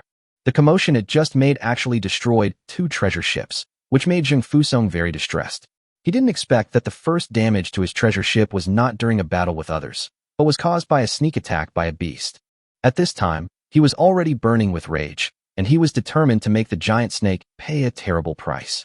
Just after all the treasure ships had dispersed to a certain distance and were about to bombard it, he saw a flag bearer waving a flag of stop, and he was immediately confused. After a while, a soldier brought Liang Zheng onto the boat. When Zheng Fusong saw him, he hurried forward to ask, "Sir, why did you suddenly stop us? Do you want to capture this beast alive?" Liang Zheng was speechless when he heard Zheng Fusong's words. "Why would I capture it alive? To keep it as a pet? Just to make some noise in my celestial empire? However, it would be nice if this thing could really be raised, but it would need to be raised in someone else's empire, and then let it run wild when it grows up. I'm afraid that those empires would be buzzing when they saw this giant beast. I'm not asking you to save its life, but to keep it breathing. This way, we can let the guy on the island know and ask him to come and rescue it. Then, we can help the couple return home together at sea. Zheng Fusong immediately understood Liang Zheng's meaning, then nodded vigorously and began to give orders. After a while, Liang Zheng saw that the guns of the original 10 treasure ships were aimed at the giant beast, but now only 2 of them fired their cannons. But what Liang Zheng didn't expect was that just the first shot shattered the skin that even the crossbow could not penetrate. The giant snake screamed and fell into the sea. Originally, Liang was about to call for a stop, but it was too late. The remaining shells had already arrived one after another. Suddenly, a burst of fire appeared, and the giant snake's screams were instantly drowned out, leaving no sound at all. Liang Zheng sighed. It seemed that this plan had failed. Now that the giant snake in the sea was dead, he was afraid that the one on the island would not come out. But what he didn't expect was that there was a sudden roar from the island, followed by a violent crash, and the towering trees fell down one after another. A moment later, a giant snake with crossbow arrows all over its body rushed out and disappeared into the sea in an instant. Zheng Fusong hurriedly deployed troops around, fearing that the giant beast would suddenly appear somewhere and damage the treasure ship. But after waiting for the weather to change, Liang Zheng and the others still didn't see the giant snake. They were wondering if the giant snake had escaped. The next moment, a column of water appeared, and the giant snake emerged from it, holding the body of another dead giant snake in its mouth. It looked at everyone angrily. Because it was holding the corpse in its mouth, it couldn't open its mouth, and its throat kept making a hissing sound. Obviously, it was extremely angry. When Zheng Fusong saw this scene, he frowned at first, but then he no longer hesitated and directly ordered an artillery attack. It was still the 2 treasure ships that were bombarded in an instant. Obviously, this giant snake was much more cautious than the previous one. Perhaps it was because it saw the wounds on the corpse and was already on guard. The moment the cannon sounded, it sank into the sea again, but was still hit several times. It let out a cry, and the corpse in its mouth fell into the sea. Zheng Fusong saw a burst of blood red floating on the sea surface, covering the originally clear sea water. For a moment, he could not see its location and could not help but feel a little worried. At this moment, there was a sudden loud crashing sound, and a treasure ship shook violently. It was one of the 2 treasure ships that had fired before. Zheng Fusong hurriedly ordered everyone to take shelter. However, because the treasure ship was too huge, it could not be operated so fast. Then someone was heard shouting that the bottom of the ship was leaking, and the treasure ship was actually sinking at a speed visible to the naked eye. But the sailors on the ship had no fear. Instead, they saluted everyone else and then stood at the position of the cannon. They actually planned to die together with the giant beast in the sea. Because they knew that if they didn't do this, more treasure ships would be destroyed, and someone had to do this. Everyone looked at them and saluted in return. Zheng Fusong even shouted, "Go with peace of mind. Your family will be my family from now on." Hearing this, the soldiers on the sinking treasure ship all smiled, and then slowly sank. In the end, only 2 cannon shots were heard in the sea. It seemed that the 20 cannons only fired at these 2 shots. But no one heard any screams. Just when everyone thought they had failed, a crimson color rose from the sea, and then the corpse of a giant snake floated up. Although they won, no one cheered. Instead, they bowed to the deep sea again in salute. Zheng Fusong even obtained Liang Zheng's permission to load the 2 giant beasts onto the treasure ship and bring them back to the Celestial Empire. He wanted to seal up these 2 giant beasts and let all the Navy know that there was once a group of warriors who killed the 2 giant beasts with their own lives. Liang Zheng had already arrived at the altar and saw the treasure chest. When he saw it from a distance, he thought it was very small, but when he got closer, he found that it was half a person's height. But just behind the altar, there was actually a group of snake eggs. There were no less than 1,000 of them, and each one was more than a person's height. Liang Zheng's eyes lit up when he saw them. When Qi Tian and the others saw this, they were shocked. If they were all allowed to hatch, then this sea would be dominated by them. Zheng Fusong, in particular, felt a little trembling in his heart when he saw this. Not only was this giant snake extremely powerful, but the scales on its body were also extremely thick. It would be fine if they surfaced, but if they stayed hidden in the sea and kept attacking ships, I'm afraid no one would be able to kill them. Liang Zheng looked at these snake eggs and felt a little hesitant. Should he take them back or not? This is obviously a multiple-choice question given to me by the system. If I bring it back and can successfully keep it in captivity, then I can say that I am truly invincible. But if he failed, his own celestial empire would be destroyed in an instant, as these giant snakes were extremely destructive. After thinking about it for a while, Liang Zheng asked Qi Tian to take a few back for research to see if they could be kept in captivity. Qi Tian and Zheng Fusong were also stunned when they heard this, and both nodded woodenly. Judging from their expressions, they obviously did not follow the thinking of their emperor. Seeing such a dangerous thing, it would be fine if you didn't kill it all for the benefit of mankind, but you also took it back to keep it in captivity. The two men looked at each other, feeling helpless. They had to ask a few soldiers to take the three people back. They thought that the emperor was really too capable. Chapter 166: The Appearance of the Matchlock Gun. Liang Zheng didn't care about the snake eggs. The most important thing at the moment was this treasure chest. It was likely that there were extremely incredible things in it. But after studying it carefully, he still couldn't figure out what was going on, because there wasn't even a lock on it. The whole box seemed to be made in one piece, and was completely sealed. However, Liang Zheng knew about this thing. It was something called Luban lock, which was divided into 6 or 9 pieces. The changes here can be said to be endless, and they need to be unraveled layer by layer like peeling off an onion. Without relevant knowledge, it is impossible to unravel them. Liang Zheng didn't have much knowledge about this aspect, and he had no way of knowing how many pieces of iron this thing in front of him was made up of. He could only order people to take this big piece of iron back, and he couldn't help feeling annoyed. After going through so much hardship, I finally got something, but ended up with this problem. I couldn't even open it. But there is still a way. He doesn't believe that no one in his dynasty can open it. With so many skilled carpenters and blacksmiths, how can they not open such a small corner?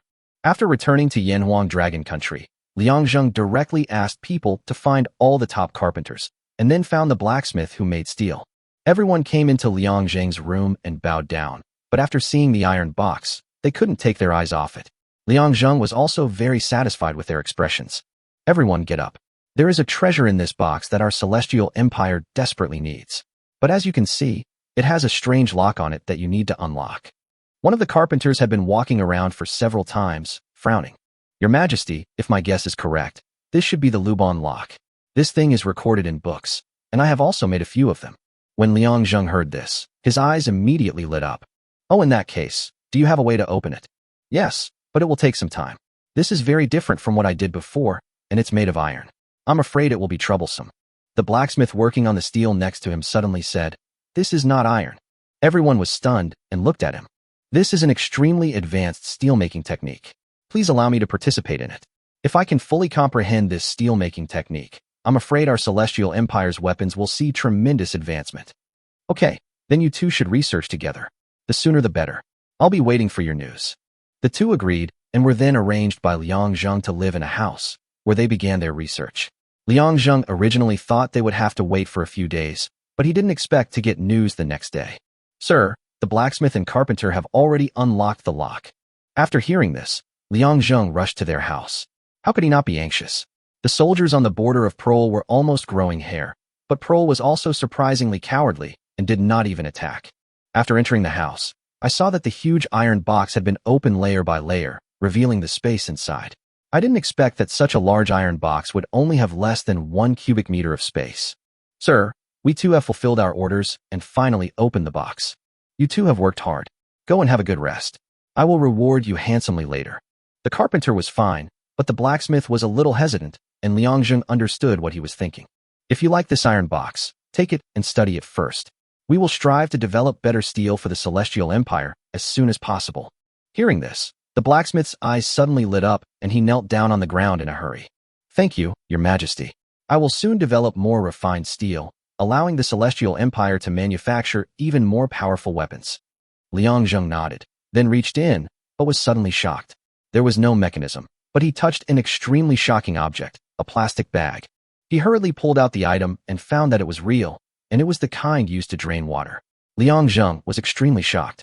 Was this made by Hualong country, or was it inserted by the system? When they saw Liang Zheng's expression, they were all a little puzzled. Guhong walked up and called out softly, "Son of Heaven." Liang Zheng came to his senses and stopped. You guys go ahead and do your work. I'm going to take a look first.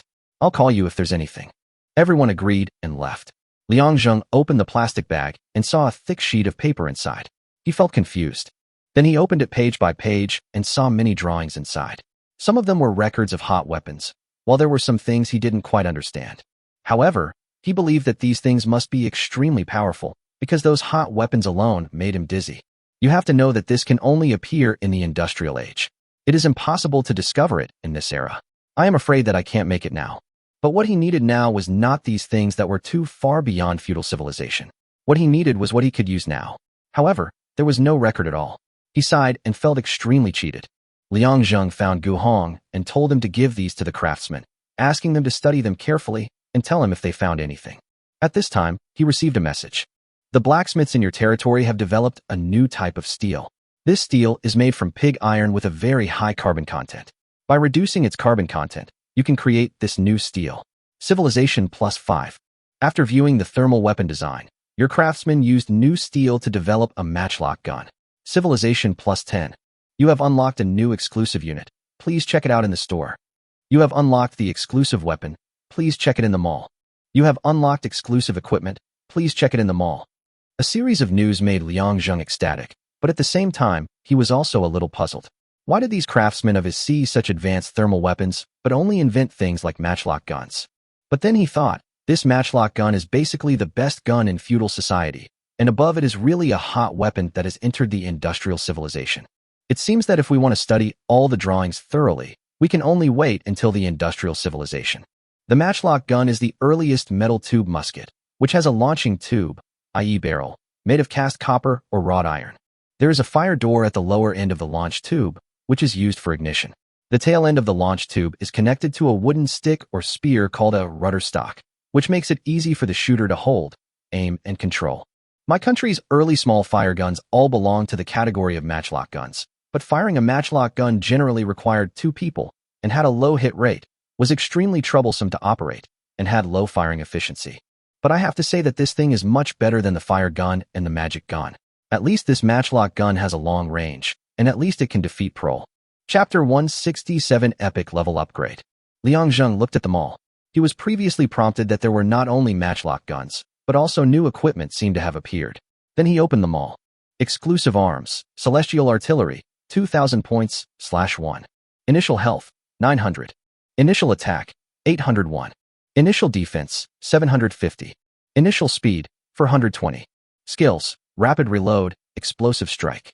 Introduction, a professional gunner trained by the Celestial Empire with the ability to quickly reload. When bombing the enemy, it can cause a huge bombing effect, and the range of the shells is increased by 50%. Exclusive arms, Celestial Musketeer, 2000/1. Initial attack, 701. Initial defense, 650. Initial speed, 420. Skills, continuous shooting, weak point attack, extended range. Introduction, the exclusive musketeer of the Celestial Empire can shoot continuously in a unique way. At the same time, he is more sensitive to breaking weaknesses, increasing the chance of hitting weaknesses by 50% and the shooting distance by 200 meters. Exclusive weapon, Celestial Fire Gate Spear, 20,000 points, /1, 100 steel /1. Attack damage, +1,200. Range, +450 m. Number of operators, 2. Introduction, the matchlock gun, specially made by the Celestial Empire, is the prototype of the earliest firearms in history. Continuing research will yield unexpected results. Equipment, Celestial Divine Cannon, 200 million points, /1, 300 steel, /1. Attack, +10,000. Range, +3,000 meters. Range, 0.3 kilometers in diameter. Number of operators, 3. Introduction, this steel cannon is made with the latest steel technology from the Celestial Empire. If further research is conducted, more powerful properties will surely be discovered. When Liang Zheng saw these 2 introductions, he couldn't help but think of the part about his Yanhuang chariot. It seemed that the introduction was not just written casually, but also seemed to contain some guidance. Then he looked at the equipment and found that there were only 3 pieces of equipment, all made of steel and universal, which means that all of his soldiers can now wear them. Armor, Celestial Steel Armor, 10,000 points, /1, 50 steel, /1. Defense, +1,000. Helmet, Celestial Empire Steel Helmet, 10,000 points per piece, 50 steel per piece. Defense, +1,000. Shield, Celestial Steel Shield, 10,000 points per shield, 50 steel per shield. Durability, 50,000.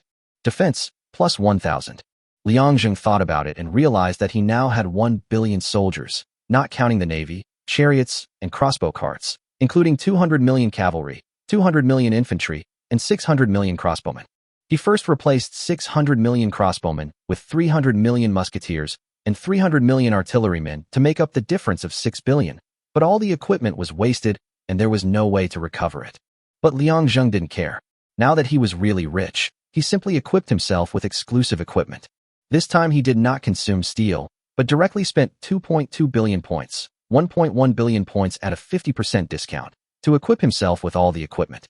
The most expensive ones were the infantry, while the cavalry, musketeers, and artillerymen only needed helmets and armor, and the infantry also had an extra shield. Looking at his remaining 8.79 billion points, Liang was preparing to start equipping weapons. However, there was nothing to equip the infantry and cavalry with, so he could only wait until suitable ones were available in the future. The musketeers and artillerymen had a great improvement. He first purchased 100 million Shenwu cannons, which cost a total of 300 billion steel, and the price at 50% off was 150 billion steel. Liang Zheng now has 208.2 billion worth of steel left. This is how rational he is in accumulating the capital for a year. In the past few days, he has also increased his steel holdings by more than 8.2 billion. It seems that his capital chain will not be broken. Now he has undergone a major change, and he can be called the overlord both on land and at sea. As for Prol, just after he bought the Shenwu cannon, Qi Tian's eyes were already burning with excitement.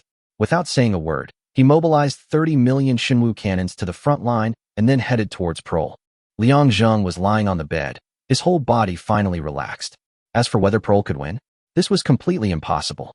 You have to know that the 4.9 bonus of his Shenwu cannon alone was no joke. Moreover, the properties of the Shenwu cannon and the artillery are completely compatible with each other, which means that the initial attack of your Shenwu cannon is 12,400, the total attack damage is 60760, and the range is 0.75 kilometers.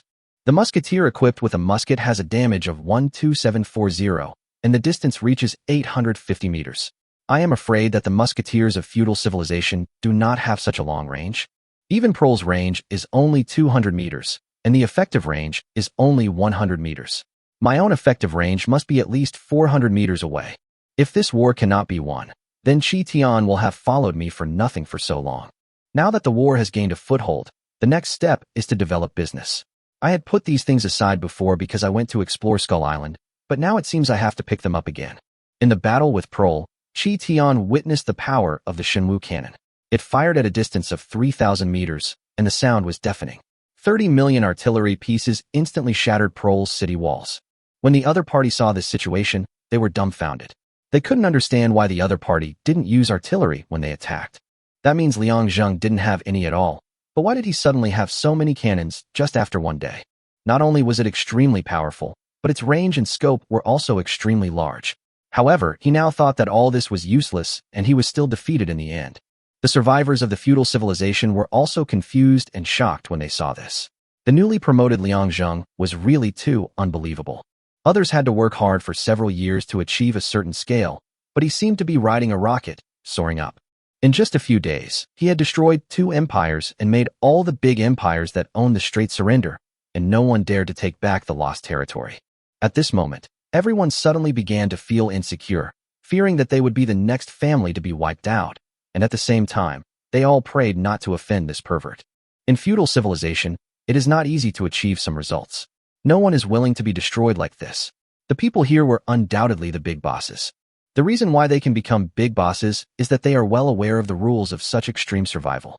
When they are powerful, they plunder as much as they want, and no one can or dares to control them. However, if you encounter a stronger survivor, you must immediately learn to admit defeat. As long as you can survive, just hold on. As long as you develop, there is hope. Chapter 168, Liang Zheng's Reverse Scale. Liang Zheng stayed at home for 3 consecutive days. He was extremely busy in the first few days after he arrived. He was almost exhausted and had very little time to rest. At this time, he was holding his son, looking at Xia Yan, and discussing the issue of the Silk Road with her. The reason why he was looking for Xia Yan was because she was also a CEO in reality. How about it? Why don't you give it a try? We've already developed our merchant ships. All we need to do is load them with cargo. We have 59 straits, which is more than enough for us. Xia Yan listened to Liang Zheng's words and kept teasing Hao Yan. Why wouldn't I agree? I'm almost bored to death sitting here all day. But I'm afraid Alice and my eldest sister won't be able to sit still anymore. I'm afraid they'll want to go too. Liang Zheng immediately became anxious when he heard this. That won't do. The three of you can't go out together. Even though I'll send people to protect you, you never know what might happen. Besides, who am I going to sleep with at night if you all leave? Hearing this, Xia Yan covered her mouth and laughed. Didn't you say you wanted to take a break? Liang Zheng rolled his eyes. How dare you say that? Either you keep doing it for a year, or you keep me from touching you for a week straight. If you keep doing that, I'll probably get into trouble. Okay, in that case, the three of us will take turns accompanying you. 2 of us will go out each time, and 1 will stay with you. Is that okay? Liang Zheng thought about it for a while and reluctantly agreed. Okay, even though 1 is a little too few, you can't stay here all the time. It's easy to get sick. Just go out for a walk. Once you've had enough fun, you won't want to run around anymore. The Silk Road project was finalized, but Liang Zheng didn't expect that his merchant ship would encounter trouble on its first voyage, and it was trouble. At this time, all 59 lords of the Straits gathered in an empire called Das, and all knelt before a woman named Isalabai. She was called Elizabeth I, and was one of the strongest people in feudal civilization, especially in the sea where she had great strength. She has shares in all these 100 straits, and other empires know who the real owner is, so they dare not compete with them. She was seen sitting on a throne, looking at everyone with a lazy expression. What a bunch of losers. You could usually stand firm with my reputation, but now you've been defeated by a clueless young man. I don't know how you've survived all these years.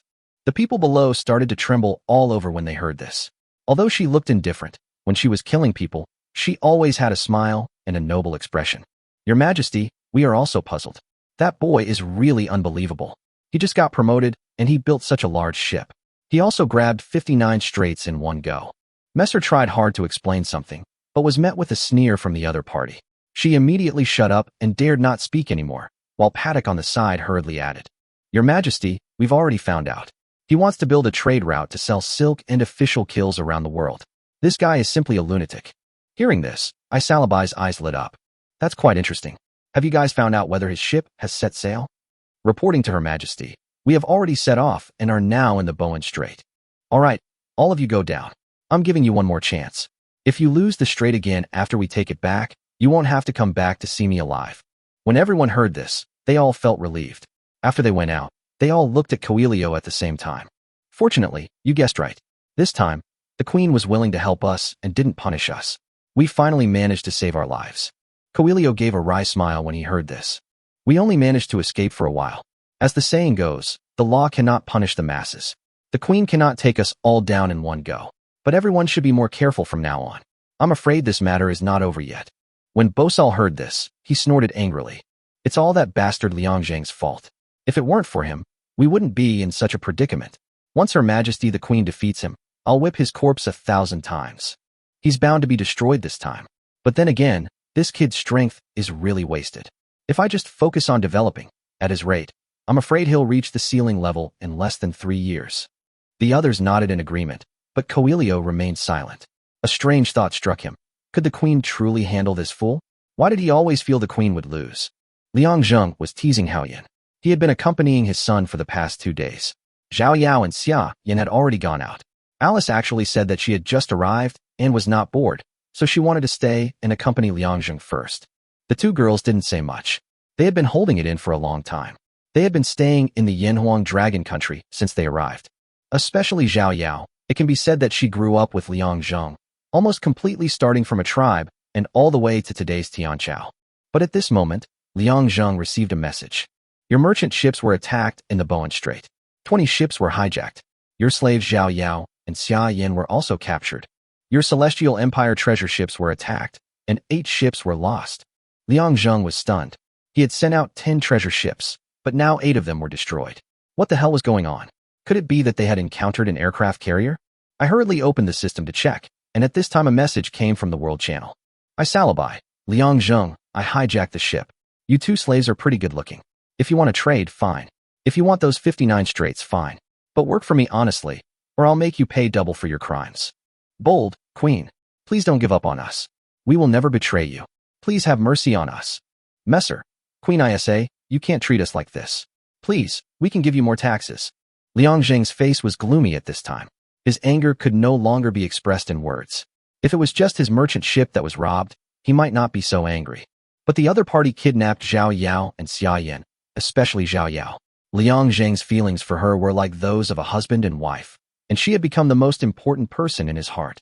As an orphan in real life, Zhao Yao gave him a family here, and as a man, he had to protect them from the wind and rain. This Isalabai has touched her reverse scale. No matter how powerful she is, the final result will be only one, and that is destruction. Liang Zheng, you want to die? I'll grant your wish. Chapter 169, Unequal Civilization. When Isalabai saw Liang Zheng's words, she was immediately furious and immediately ordered her navy to continue moving forward and directly attack Liang Zheng's hometown. Liang Zheng opened the system and wanted to take a look at the battle situation ahead, but he found that all his 10 treasure ships were destroyed, and his heart tightened. He knew best the strength of his treasure ship, but the other party actually destroyed all of his treasure ships. How did he do that? The other survivors were even more shocked when they saw Liang Zheng's words. Although Isalabai was a woman, she was even more cruel than a man. But the happiest ones among them were Messel and his companions. When Liang Zheng said that, they knew that the queen would never let him go, and they would continue to control the strait. Liang was looking at his border. He knew that the enemy would definitely attack, and then he would be able to see what the enemy's ships were. From the beginning of his development to the present, he has always survived by dominating everyone. He has never been afraid of anyone, and no one can threaten him. Especially in terms of equipment and personnel, he has an absolute advantage and has never been at a disadvantage. But he found that the opponent's strength was obviously more than one level stronger than his own. Otherwise, his treasure ship would not be destroyed so easily. Finally, a row of black spots appeared faintly on the sea, about 20 in number. When they got closer, he finally saw clearly that they were actually 20 giant steel ships. Liang Zheng was stunned when he saw this. How could this be possible? This is a feudal civilization. If a giant steel ship is to appear, it must be an industrial civilization. But then I thought of another possibility, which is to reflect reality. When China was in the feudal civilization, some Western countries had already reached industrial civilization. Could this kind of thing happen in extreme survival? Otherwise, how could he explain the 20 giant steel ships in front of him? You have to know that this is not just a matter of 20 iron ships. If the other party can build such a powerful navy, then her land force must also be very powerful. He suddenly remembered those design drawings. Hualong Kingdom was also a feudal civilization, but in the end they actually had these design drawings, which must have meant that they had entered the era of hot weapons. This means that during the feudal civilization, military technology had every chance to reach industrial civilization, but it was the Western countries that achieved it first. Liang Zheng sighed heavily. It seemed that this time he would really have to fight a manpower war. No matter how strong the other party's military was, he would make her pay the price. Zheng Fusong was called over. At this time, they already knew about the battle on the front line and the existence of the enemy's giant steel ship. Well, do you think our treasure ship can defeat them? Zheng Fusong lowered his head and pondered for a moment, then nodded heavily. Yes, but it will come at a great cost. I heard from the soldiers below that the enemy's artillery range is nearly 10,000 meters, and the force is enormous. It only takes about 3 shells to destroy one of our treasure ships. Liang Zheng was shocked when he heard this. Zheng Fusong has the ability to weaken the opponent's attributes by 30%. Even so, the opponent still has an attack distance of nearly 10,000 meters, and the attack power is even stronger. So what do you have in mind? Zheng Songfu shook his head. Faced with such a huge disparity, there's no way out. Our treasure ships aren't suited for surprise attacks, but the Eagle ships can't carry artillery. Our only option now is to use the treasure ships as shields and charge forward headfirst, while the Fu ships look for opportunities to advance quickly. Our artillery is definitely not weak. I believe we can destroy even giant steel ships. As long as we reach range, we'll definitely win. After hearing what Zheng Fusong said, Liang Zheng nodded. It was true. Now they at least had an advantage. That was attack power. He didn't believe that the other side could withstand 2.45 million attack shells at once. The enemy has 20 giant steel ships coming. I'll give you 5,000 treasure ships and 10,000 blessing ships. Push them straight in. I don't believe we can't destroy them. Zheng Fusong immediately accepted the order and went out to start counting the troops. Liang Zheng was most worried about Zhao Yao and Xia Yin at this time. He was afraid that Yashalabai would do something to them. If that's the case, I'll really be exposed to my own weaknesses, and I'll be stuck in this situation for 2 years. At this time in the Das Empire, Isalabai looked at Zhao Yao and the others with a smile on her face. Your master is truly a fool. He actually challenged me openly. If that's the case, I have no choice but to destroy him. Then, you two will disappear before my eyes. Hearing Yashalibai's words, Xia Yin supported Zhao Yao and looked at the other party coldly, while Zhao Yao frowned, worried about Liang Zheng in her heart. Well, This is the last time for the two of you. Do you have any wishes? Tell me about them. When Zhao Yao heard this, she looked up and said, let us go back. Isalabai burst out laughing. Is there any difference between letting you go back and letting you stay here?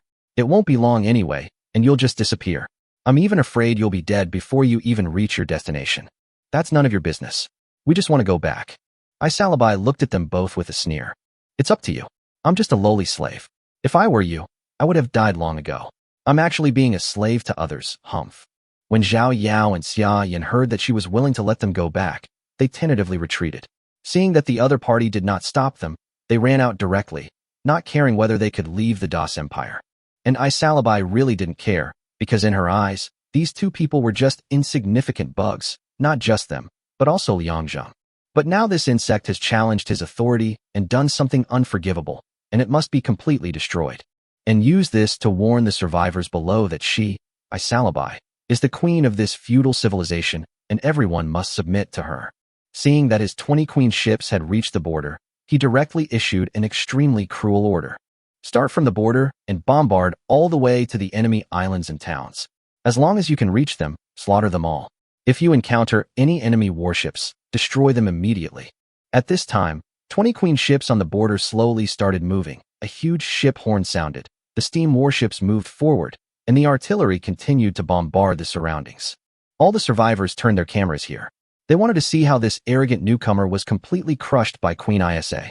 Messel and his men were even more delighted, and they wanted to send their own warships to follow and bombard the enemy as well, to avenge the shame of having the strait taken away.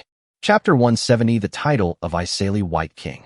Liang Zheng's warships were about to reach the border and encounter 20 queen ships, but the other side didn't seem to care at all. Seeing his territory being destroyed, Liang Zheng was furious. When Qi Tian and others knew about this, they were even more angry and screamed. It has always been the Celestial Empire that wantonly attacks other people's territories, and no one dares to act so presumptuously in their territory. When Isalabai saw this scene, she sneered in her heart. If anyone dared to provoke her, he should be prepared to pay the price of having his country destroyed. At this time, she saw that her good friend, a man named Williams, had sent her a private message. She frowned because this man was on the same level as her, but was pursuing her. Isa, why would you attack a small civilization like that? You've just lost your reputation for nothing. Tell me, and I'll send someone to deal with it. After seeing this, Isalabai seemed a little bored. What she hated most was explaining.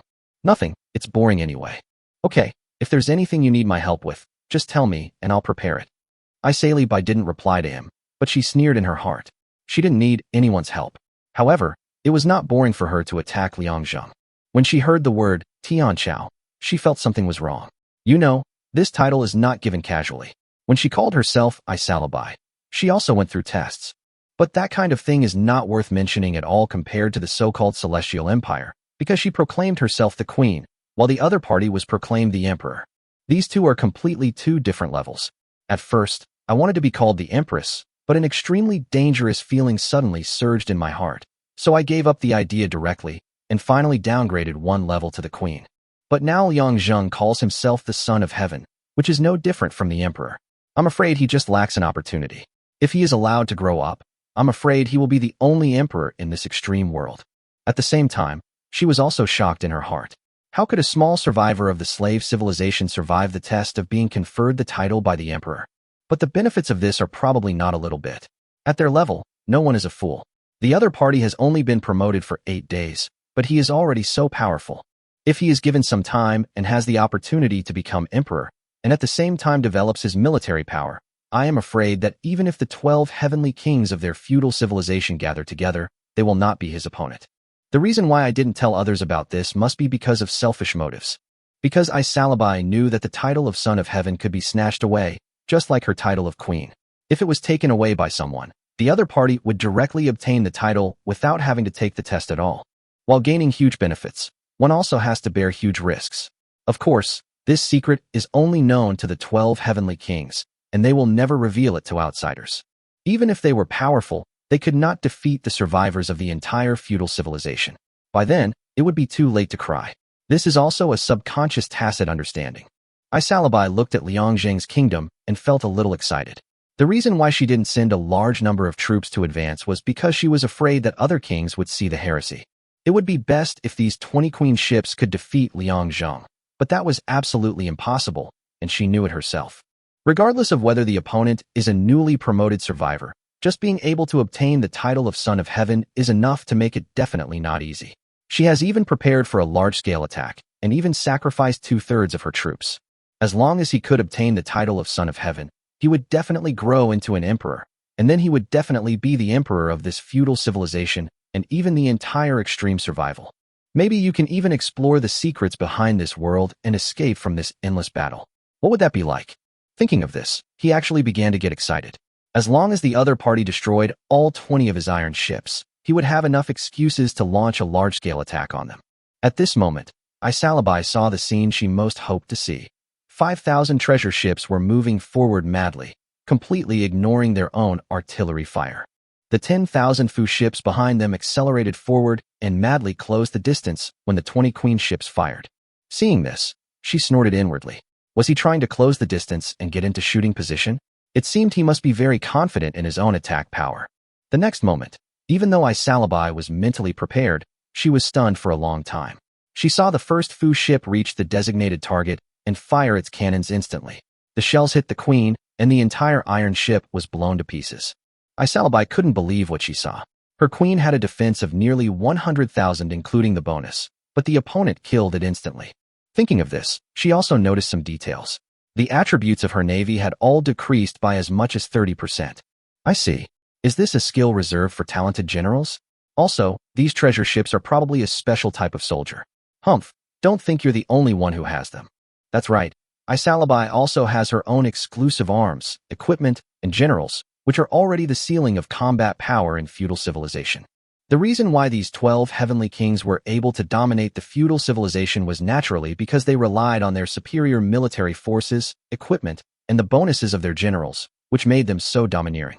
Most of their exclusive ways of obtaining them were obtained after passing the king's test, and some were obtained by chance before that due to good luck. Even if Liang Zheng belongs to the latter, so does Isalabai.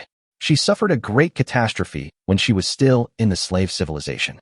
But at this moment, her exploration team obtained a treasure chest. Like a lucky person picked by the system, she took a gamble and went to dig for treasure. In the end, she obtained this so-called exclusive type of soldier.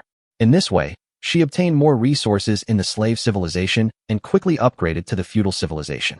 However, the exclusive equipment was not activated, but was given as a reward after she became queen. If Liang Zheng knew this, he would probably be shocked. First of all, when he obtained the exclusive military branch, he directly obtained the exclusive equipment.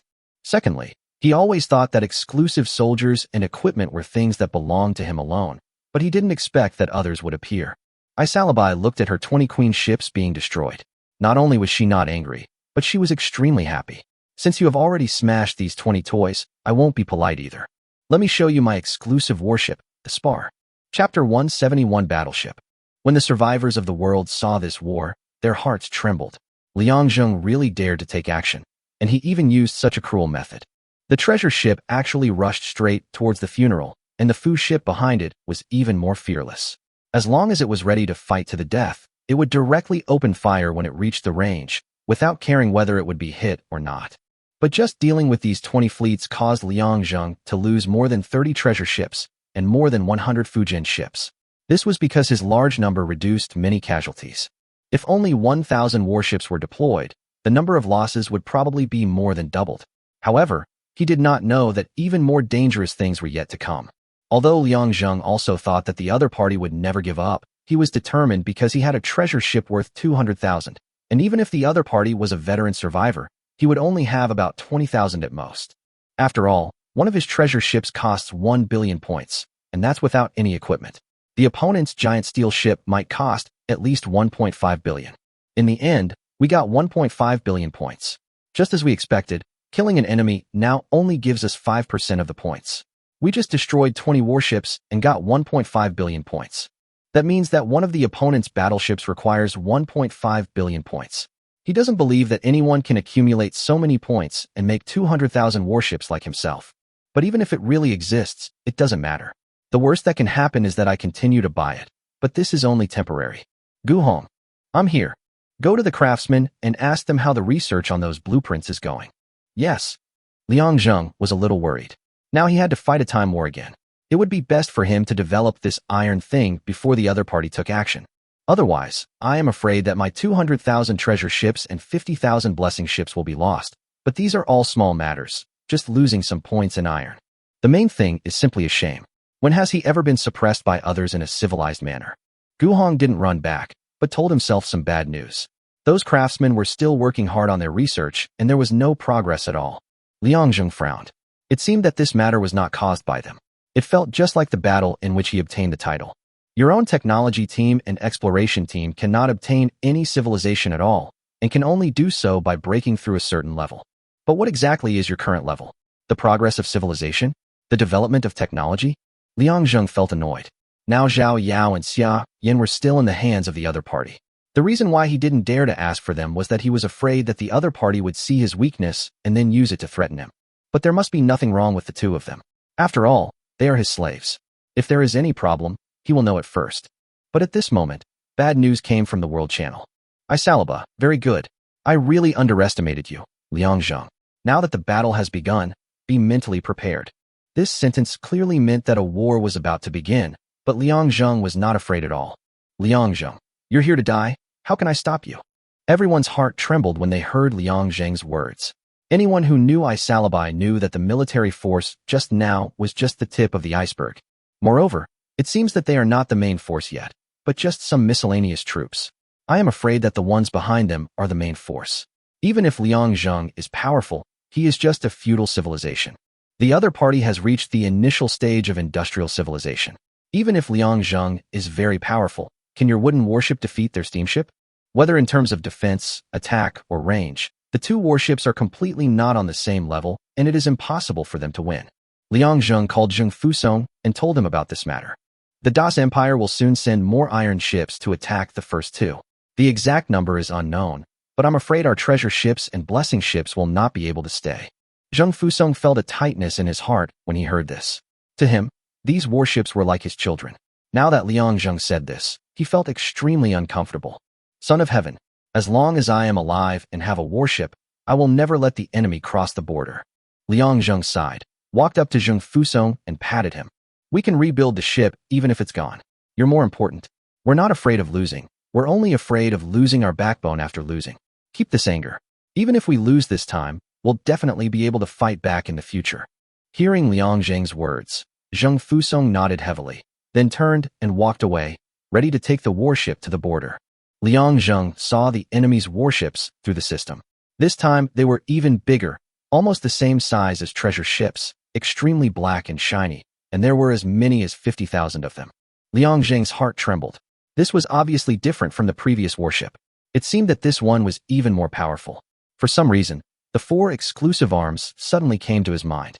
But this is just a suspicion. There is no evidence to prove that these are Salabai's exclusive warships, and he also finds it hard to believe that the other party has exclusive troops. Liang Zheng did not hesitate at all and directly sent out 200,000 treasure ships, plus 50,000 Fujin ships. This was all the military force he had now. He originally wanted to send in another wave of troops, but did not take action for the time being. He wanted to see how strong the opponent's warships would be. If he could defeat them, he did not plan to continue sending in troops. After all, I don't have many points in iron now. Once I enter the industrial age, I'm afraid I will be even more short of them. Zheng Fusong was standing at the bow of the ship at this time, looking at the huge ship in the distance. He suddenly realized that he might not be able to save his 250,000 sold warship. He looked back at the soldiers and saw that they were all ready for battle. When the other survivors saw this scene, they immediately knew that Liang Zheng was completely finished. They were afraid that the queen was completely furious this time. But he deserves it. He actually dared to offend Her Majesty the Queen. He is simply courting death. But when they saw Liang Zheng's 250,000 warships appear, they were extremely shocked. They could not imagine why a newcomer who had just been promoted from the slave civilization would have such a large navy. But when Salabai saw these numbers, she just frowned and looked at the 300,000 warships that were ready to provide support at any time at her home. She is not that naive. Anyone who can obtain the title of Son of Heaven must have a strong foundation. Now her only advantage is her powerful military technology, and she must make better use of it. Chapter 172 The Will of the Celestial Empire Soldiers, Never Retreat. The world was not just watching those low-level survivors. but also several of the 12 heavenly kings. Seeing the other party's name and military strength, they naturally guessed a lot. Huh, this cousin of Yashalabai actually did this kind of thing secretly behind my back. Does she really think she can handle it? A man named Bar snorted angrily, staring at the system screen with his eyes shaking constantly, and at the same time sent his men to start recruiting Navy troops. That's right. Liang Zheng may be seen as a clown who fights against the kings in the eyes of others, but in the eyes of the 12 kings, he is a piece of fat, but not greasy meat. As long as you take a big bite of this piece of meat, you will definitely reach a higher level. Only those who have obtained the title will know the benefits it brings. If it weren't for the title, they would probably be like those people at the bottom, no different from ants, but they simply don't have the strength to obtain a higher title. Although they were also shocked that a newcomer who had risen from the slave civilization would actually be given the title of Son of Heaven. So what? The title he received would probably just be passed down to one of the 12 heavenly kings. As for Liang Zheng, he had a mountain of treasure, but was like a lamb to be slaughtered.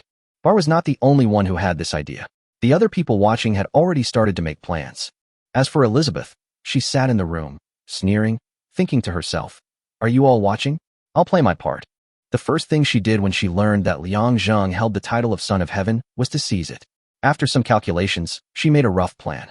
She had originally wanted to give up the idea of attacking directly. If she could see it, the other kings would surely be able to see it as well.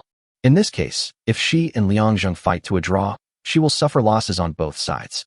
I am afraid that the others will soon try to gain benefits. Although her country will not be destroyed, she will definitely lose a lot of territory. Then he might as well put on a show and send 50,000 warships to the front. After Liang Zheng was crippled, the remaining 11 people would definitely not sit there and wait for death. After all, the title of Son of Heaven is so tempting. As the king who has been awarded the title, no one will give up this opportunity. Wang could never become emperor, and they originally thought that their lives would end here, but the appearance of Liang Zheng gave them hope again.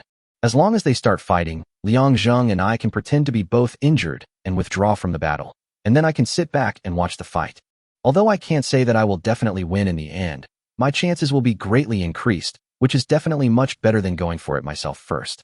If these guys see that she is about to get the title, they will definitely unite in an instant and launch a large-scale attack on her territory. If she is not careful, she may die directly. She absolutely did not want to see such a situation, which was why the 300,000 warships at home remained idle. At this time, the first shot was fired on the border. Isalabai gave a direct order, and all the warships charged forward. Even if they died, they had to take a few people with them. This was a completely crazy play, designed to create the appearance of being anxious to everyone, and to draw the 11 spectators into the game. As soon as Isalabai's order was given, the spar began to attack forward frantically. Zheng Fusong was stunned when he saw this. What was going on?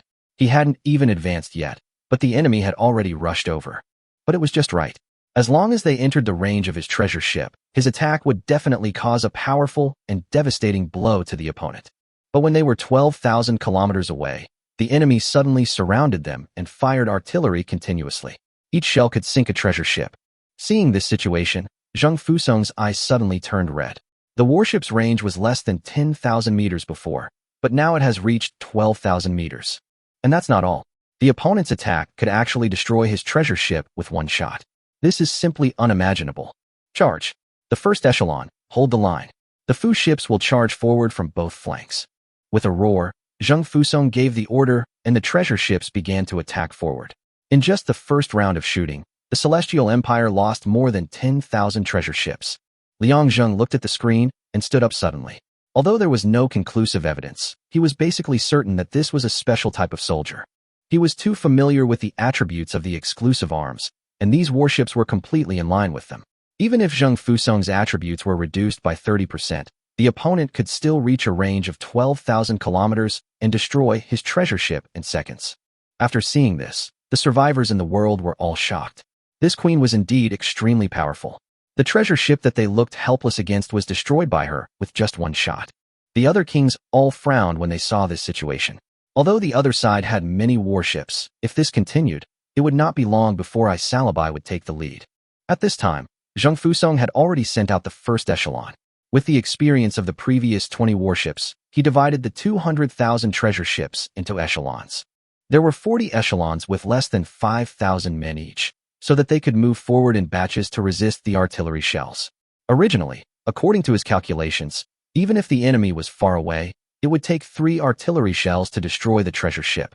As long as they sacrifice less than 2 echelons of treasure ships, they will be able to reach the shooting range, and then they will have hope of winning. But plans really cannot keep up with the speed of change. Now the treasure ship can be destroyed by a single cannon. This is something he could not have imagined. The 5 echelons at the front were all tied together with iron chains. This tactic was to strengthen the formation. As long as no more than 1/3 of the treasure ships were damaged, they could move forward steadily. But now this tactic is completely unsuitable. If the opponent's 50,000 warships attack, our side will instantly lose more than 10,000 treasure ships. This is because many shells hit the same ship, otherwise the number would probably be doubled. 4 echelons of treasure ships had already sunk into the sea ahead, and the 5th echelon rushed forward directly. Zheng Fusong clenched his hands tightly, his nails digging into his flesh. Once upon a time, they were the overlords of the sea, but now they are forced to use this suicidal tactic to get closer to the enemy. The Fujin ships were protected on both wings, waiting for the treasure ships to reach 6,000 meters. Then they would charge forward, reach their own shooting range, and start shelling. At this time, the first treasure ship finally fired its cannonballs, and the shells hit a warship on the opposite side, which was instantly blown apart. But what was shocking was that it did not sink. Chapter 173 Liang Zheng's Rage. This scene surprised everyone. There was a big hole on the side of the ship, but it did not sink or break. Liang Zheng was extremely shocked when he saw this scene, but when he looked at the attributes of his treasure ship, he was even more shocked. I saw that all his bonuses were gone, leaving only the treasure ship's basic attack of 500,000. How is this possible? Could it be that all of my additional attributes have disappeared? But when he looked at his other soldiers, he found that the additional 4.9 attributes had not disappeared. This made him break out in a cold sweat on his forehead. When he saw this situation, he suddenly understood that there was only one possibility. That is, the other party also had a talented general, and his own skill was to eliminate all the additional attributes of the opponent. Liang Zheng sat on the chair.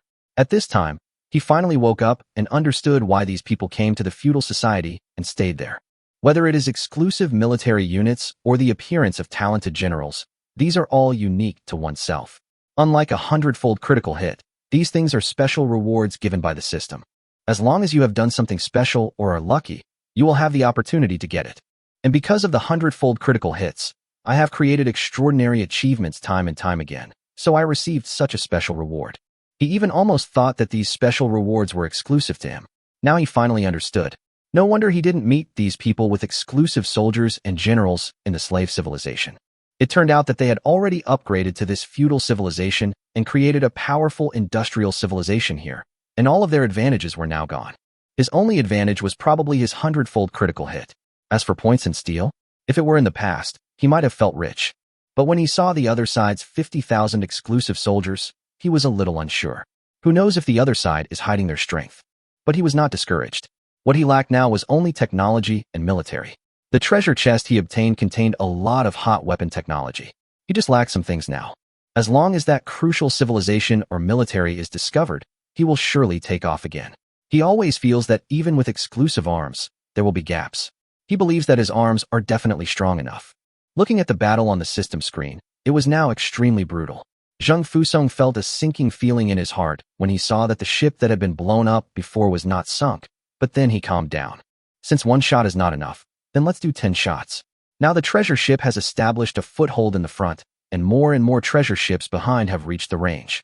There are still about 130,000 of them now, and the enemy has suffered some losses, but these steel ships can only be sunk with 2 to 3 shells from the treasure ship. The Fu ships were attacking forward rapidly at this time, searching among those giant ships. This was also the order issued by Zheng Fusong, letting these 50,000 Fu ships directly attack the enemy camp. As long as the Fu ship goes in and shoots, the 8 cannons can cause damage to the surrounding giant steel ships, and even one Fu ship can bombard several giant steel ships. But this is not absolute. Some Fu ships stopped in the middle of them, although the spar did not dare to shoot at each other for fear of accidentally injuring teammates. But they directly rammed the Fu ship. How could the wooden boat be a match for this giant steel ship? It was directly smashed to pieces. At this time, a captain saw this situation and immediately gave an order to set his own warehouse on fire, and then bowed to all the crew members.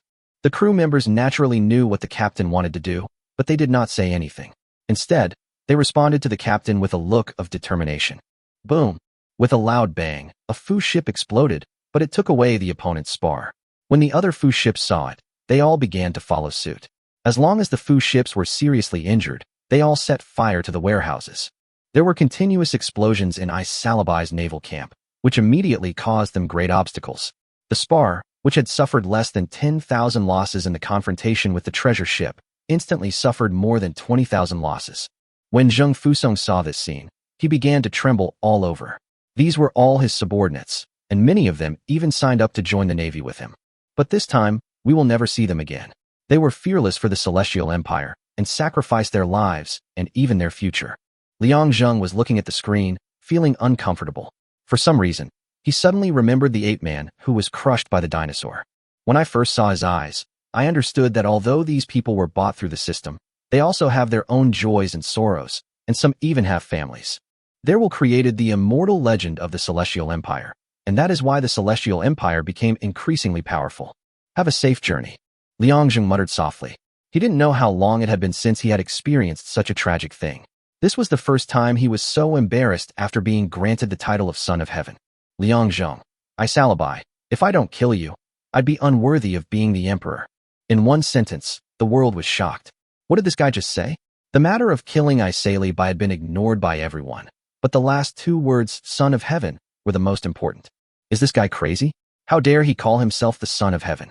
Isn't he afraid of being killed by the system? But after watching for a long time, they found that Liang Zheng was fine. Everyone was terrified. This kid had actually won the title of Son of Heaven. Isalabai had a blank expression on her face. She had nothing to worry about from Liang Zheng's words. You know, even for her to enter the industrial civilization, it took her 3 years. Even if you, Liang Zheng, are really the emperor, what can you do? I'm afraid that from now on, you won't be able to survive even 10 days. As for now, I'm afraid you only have 3 days left. What was originally known only to a few heavenly kings was now seen by all the heavenly kings, and all of them were cursing Elizabeth in their hearts. Liang Zheng had no idea how much trouble he had gotten himself into because of his words. He knew too little about this feudal civilization world. I'm afraid he never dreamed that the title of emperor he obtained would bring him fatal trouble. Liang Zheng was watching the battle ahead. Now, 50,000 Fujian ships had been completely wiped out. Most of them exploded on their own, and many were sunk. As soon as the enemy discovered that the Fu ships were self-destructing, they took corresponding countermeasures, which was to sink them all before they self-destructed. Chapter 174 Warship. Isalabai looked at the screen. Now all of her 50,000 warships had been sunk, but her facial expression did not change at all. She still looked stern. Listen to my orders. All warships, stand by. At Isalabai's command, all the warships were put on standby. She looked at the other kings who were ready to make a move, and a sneer appeared in her heart. Then I thought of Liang Zhenghua. He actually said in the world that he wanted to kill me. He really doesn't know how to live or die. Let's see how you fight against the other kings in the future. They will not attack as gently as I do. Liang Zheng looked at the Fu ships that had all been killed. Now, only 100,000 of his 200,000 treasure ships were left. This battle was truly brutal. But when they wanted to return to the capital, they found that there were more warships around them. Seeing this situation, they suddenly felt nervous. Could it be that Isalabai was coming to kill them again? Liang Zheng stared at the warships intently, and anger suddenly burst out in his eyes. There were 4 countries attacking at the same time. Moreover, when they met, they actually attacked each other, obviously thinking of themselves as meat on the plate and ready to be eaten. But what he couldn't understand was why they attacked him collectively. Could it be that they wanted to please Isalabai? But he immediately dismissed the idea. The fighting power of these people was definitely not weaker than Isalabai's, and might even be stronger than her.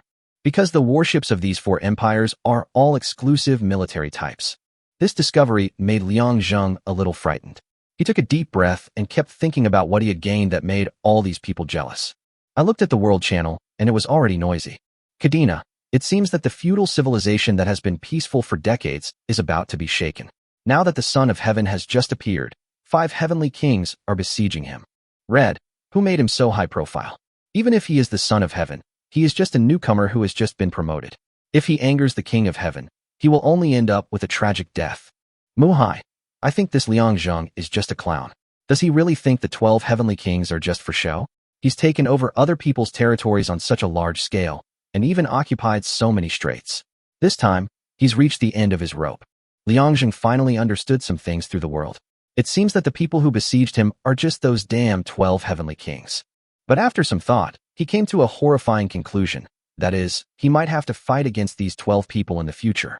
The title of King of Heaven is definitely not given casually. Judging from the system's beating nature, these 12 people must have passed the same test as himself to obtain it. However, only these 12 people know what the test is, but this also explains how they obtained their exclusive arms and equipment. Thinking of this, Liang Zheng was a little worried. If this was the case, then they must know that the title could be plundered, and then he would be in real danger. The title of Son of Heaven would definitely drive everyone crazy. It is not yet known how powerful their exclusive arms are, and even less is known about the skills of their generals. Previously, Isalabai's military talent had caused Liang Zheng to suffer a great loss secretly, making the opponent's additional attributes invalid. It was definitely a powerful skill. The 11 people who could compete with her would probably not be that simple. He didn't believe that only these 12 kings were born in the past 100 years. But at present, only these 12 heavenly kings can truly stand firm. After thinking about it for a while, Liang Zheng asked the craftsmen to study the blueprints as soon as possible. They had to develop the iron ship as quickly as possible, otherwise the enemy would attack them at the door. Now Liang Zheng's 100,000 treasure ships are on the edge, but the 5 kings are just surrounding them without attacking. It seems that they must have some concerns. I guess the 12 people are discussing how to divide them up. However, this also gave Liang Zheng time. As long as he could develop the iron ship before they attacked, he would definitely make these 12 people regret it. At this time, the 12 heavenly kings were in a chat group, testing each other. Osha, I didn't expect the 5 of you to be so impatient and have already taken action. In that case, I won't get involved. When the other 11 people saw this sentence, they immediately sneered in their hearts. They didn't want to get involved at all. It was obvious that they were trying to play the mantis stalking the cicada while the oriole was behind. But no one tried to expose him, because no one took such words to heart. Anyone who could become a king in office was an old fox. Dean, Osha, please stop talking nonsense. I think this kind of discussion is completely ridiculous. The 12 of us just need to use our own skills. Whoever survives to the end will be the emperor. Isalabai. Haha, you say that, but who's going to start the fight? Isn't the reason we're discussing this all because we're stuck in this vicious cycle? Azusa Sato, didn't you already strike first? You just didn't expect the other party to be so powerful, right? Even if you deployed your own special weapon, it would be useless. When Isalabai heard what Sato Azusa said, she was suddenly furious, but then she forced herself to suppress the anger. It is obviously irrational to argue with him about such things now. By the time I get the final victory, I am afraid that Sato Azusa will have turned into dry bones. Williams, Humph, you're ridiculous for saying that. If it were you, you'd probably be foolish enough to send out all your troops. You'd have already been wiped out by the remaining 11 of us. After seeing what Williams said, Sato Azusa just snorted coldly. There was no result from this discussion. In the end, it was just a verbal battle. This is also the situation they want to see the most, because so far no one wants to step forward, let alone make any agreement. The reason is simple. There can only be one emperor. In this situation, there is no interest to be shared equally. Even if they really form an alliance, they will never trust anyone with their backs. The reason for setting up this group chat is just to sound out each other and get to know the dynamics of all parties. Everyone is thinking about how to obtain the title of Son of Heaven while preserving their strength. But after Liang Zheng declared to the world that he was the emperor, this was obviously impossible. Now all 12 of them are thinking about the same question: how to preserve their strength and still obtain the title of Son of Heaven. It was precisely because the 12 heavenly kings were restraining each other that Liang Zheng actually got a moment's respite. Although there were more and more warships surrounding the border of the Celestial Empire, no country took action. Chapter 175: The Collision of Technology. Liang Zheng was looking at the increasing number of enemy ships in the system with a frown on his face. Qi Tian and his men were kneeling in front of him, not daring to breathe. Just now, their emperor was extremely furious. The Celestial Empire had never suffered such humiliation before, and the other party was blocking its doorstep. All of you get up. I'm not angry with you. From now on, have all the craftsmen work hard on their research. We need more advanced military technology. After hearing Liang Zheng's words, several people slowly exhaled and slowly stood up. At this moment, Liang Zheng heard the voice of the system. Civilization event. Your blacksmith uses the pig iron decarbonization method to obtain a new type of fried steel. Its hardness is even higher than that of 100-fold tempered steel, and it is also more corrosion resistant, making it extremely suitable for shipbuilding. Discovering fried steel grants plus 5 civilization level. Current civilization level is 155. At this time, A big eunuch came in and delivered a message outside the door. A blacksmith came with a piece of shiny metal and was about to face the emperor. Liang Zheng summoned him in, and the other party knelt on the ground when he saw Liang Zheng. Son of heaven, I have developed a new type of steel that is incredibly hard and can help our celestial empire build even better warships. Liang Zheng hurried forward, helped the blacksmith up, and then took the steel in his hand, feeling extremely happy. Good. Very good. The celestial empire is only able to prosper because of you. This emperor will reward you handsomely. When the blacksmith heard this, he was immediately excited. It was the honor of his life to receive praise from the emperor. Liang Zheng looked at the steel in his hand and was very excited. He was determined that as long as his blueprints could be improved, he would be able to create an invincible navy at sea. At this moment, Liang Zheng's system prompted again. Important note. In Yanhuang Dragon City, there is a craftsman named Gu Gong who is extremely interested in technology and seems to be able to decipher certain blueprints. When Liang Zheng heard this, he immediately understood that this was a prompt from the system and hurriedly asked someone to bring the craftsman named Gu Gong.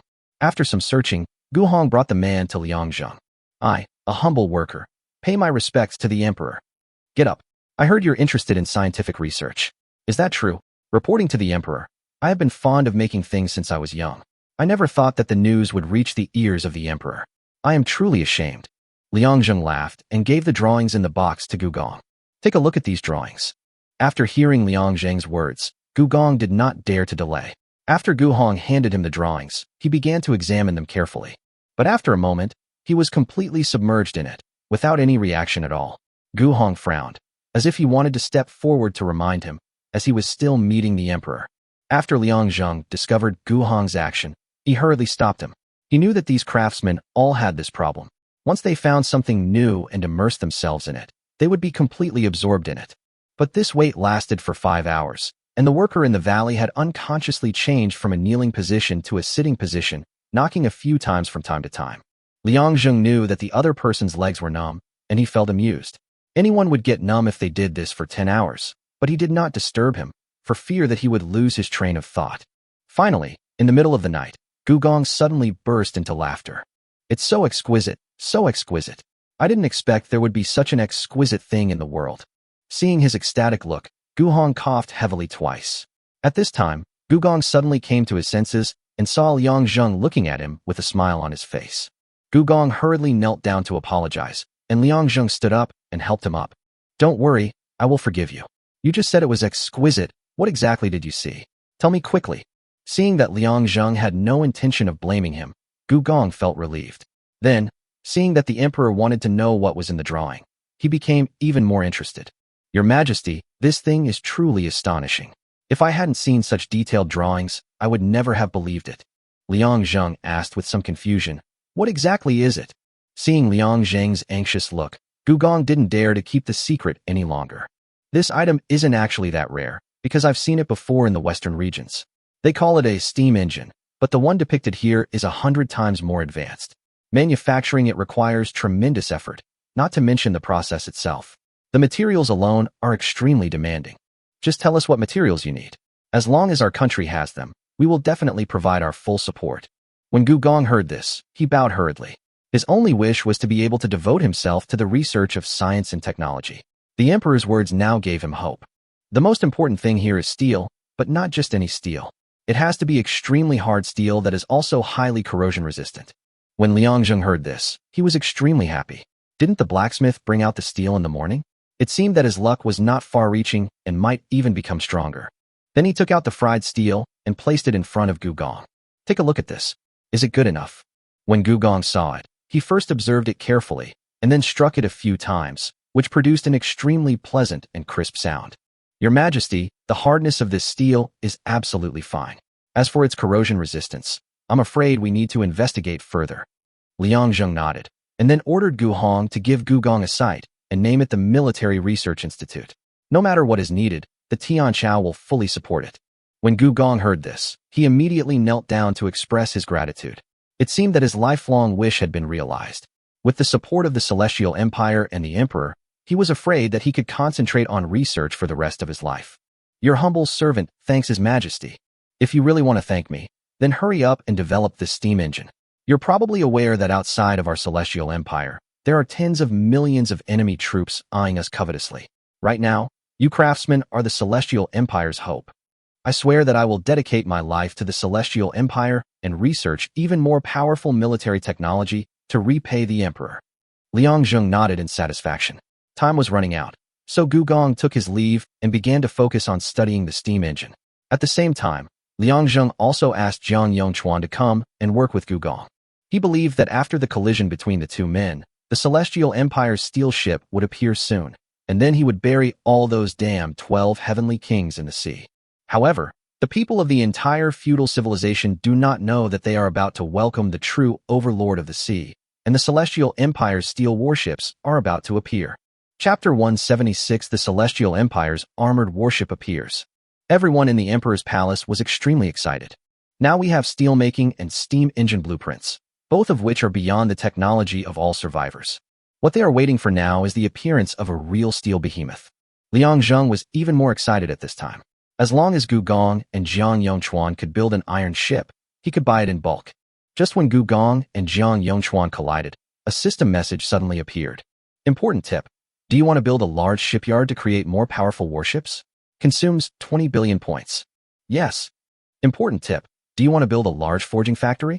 Consumes 10 billion points. Yes. Important tip. Building an assembly plant? Consumes 10 billion points. Yes. All three factories have clear division of labor. Needless to say, the first one is used for shipbuilding. The original shipyard is no longer suitable for today's large tonnage warships. The second forge is the smelting workshop of the Ministry of Industry, where the craftsmen will have more mature conditions to carry out new research and development. The third assembly plant has higher assembly conditions, creating better conditions for steam engines and future new types of mechanical assembly and research. Liang Zheng brought all three departments under the name of the shipyard, all of which were commanded by Jiang Yongchuan, and named it the Tianqiao Shipyard. In naval battles, you gained a total of 3.75 trillion. After hearing this, Liang Zheng did some calculations and found out that Isalabai's exclusive iron ship actually required 1.5 billion points to build. Wouldn't he need a higher point? Current remaining points, 102.45 trillion points. Remaining iron, 3154. He had accumulated some money during this period, and also gained some from the steel minerals he plundered from the island below. At this moment, he suddenly heard a heavenly sound. Civilization event. Your assembly factory produced the first steam engine in China, gaining +5 civilization. Current civilization is 155. Liang Zheng suddenly felt excited and ran towards the assembly factory. When he arrived, he saw a group of people surrounding a huge and very active discussion. At the same time, everyone was amazed, and their words were full of excitement. At this time, someone suddenly shouted, "Welcome the Emperor." After hearing this, everyone suddenly turned around and bowed to Liang Zheng when they saw him. "Welcome the Emperor." Liang Zheng nodded happily, then walked to the front of the steam engine, the joy on his face difficult to suppress. "Yes, you are excellent." When the crowd heard the Emperor's praise, they all shouted, "Congratulations to the heavenly dynasty." At this time, Gu Gong and Jiang Yongchuan came forward and bowed. "Your Majesty, I have fulfilled your trust and have finally developed this device. I guarantee that it is far more advanced than even the steam engines of the ISA Empire. If I had better materials, I would definitely upgrade it." Liang Zheng laughed when he heard this. "Very good. Thank you for your hard work. I will reward you and all of you handsomely. As long as you are here, my Celestial Empire will be invincible." Just after he finished saying this, he was suddenly stunned and then hurriedly ran out. Everyone was also stunned, and some did not understand why, so they hurriedly followed him out, but the Emperor was no longer there. The reason why Liang Zheng was so anxious was that he had just discovered news about Zhao Yao and Xia Yin when he was at the border. The two were on a small island, and the situation was extremely critical. Liang Zheng arrived beside them in an instant. Looking at their sunken faces, he felt a pang of heartache. Liang Zheng walked over and saw that the two of them were breathing steadily, and he felt a little relieved. At this time, Zhao Yao woke up in a daze, and when she saw Liang Zheng, tears instantly welled up in her eyes, and she threw herself into his arms. Liang Zheng hugged Zhao Yao tightly and patted her shoulders gently. "We're home now. Nothing's going to happen anymore. Don't worry. I'll make them pay you back 1,000 times over for what you've endured." Liang Zheng brought the two back to Yanhuang Dragon City and settled them down. A big stone in his heart finally fell. Although he didn't ask them how they came back, he knew it from their appearance. He had been feeling guilty for a while and hadn't even dared to see Hao Yan. He was afraid that the little guy would look at him with his big, watery eyes, as if asking about his mother's whereabouts. He exhaled heavily and looked into the distance. Now Liangzheng no longer had any worries. The two girls had returned, so he would no longer have any weaknesses. At this time, construction had already begun in full swing in the shipyard. The new shipyard, constructed with various huge guide rails, levers, pulleys, and gear transmission devices, greatly improved the shipbuilding efficiency. Huge steel plates were processed according to requirements in the forge and made into steel warships. On the platform of the last dock, a shiny new warship attracted everyone's attention. When everyone saw it, a sense of pride flashed in their eyes, and the blacksmiths even shed tears of excitement. Jiang Yongchuan was trembling all over, thinking about how he started out as a small shipbuilder and built the Eagle ship, the Shilut Songshan ship, the Fu ship, the Treasure ship, and finally the Iron ship. This series of experiences has already transformed him. He believes that as long as he continues to study, he will be able to build more powerful warships and make the Celestial Empire even more powerful. When Liang Zheng was looking at the giant ship, a prompt appeared on the system. You have unlocked your exclusive warship. Please check it out in the mall. Warship, Celestial Empire Ironclad, 2 billion points, /1, 100 fine steel /1. Durability, 2 million. Defense value, 50,000. Crew, 30,000. Speed, 25 kilometers per hour. Attack, 800,000. Liang Zheng took a deep breath and then started to build it. He took a look at the conversion between iron and fine steel. It took 100 irons to exchange for 1 fine steel, which means that it takes 100,000 irons to build an ironclad ship.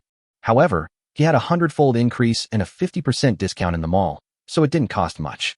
He then directly made 100 million of them, spending 50 billion iron, and had 265.4 billion iron left. Seeing the 100 million steel ship appear, everyone was extremely excited and shouted at the same time.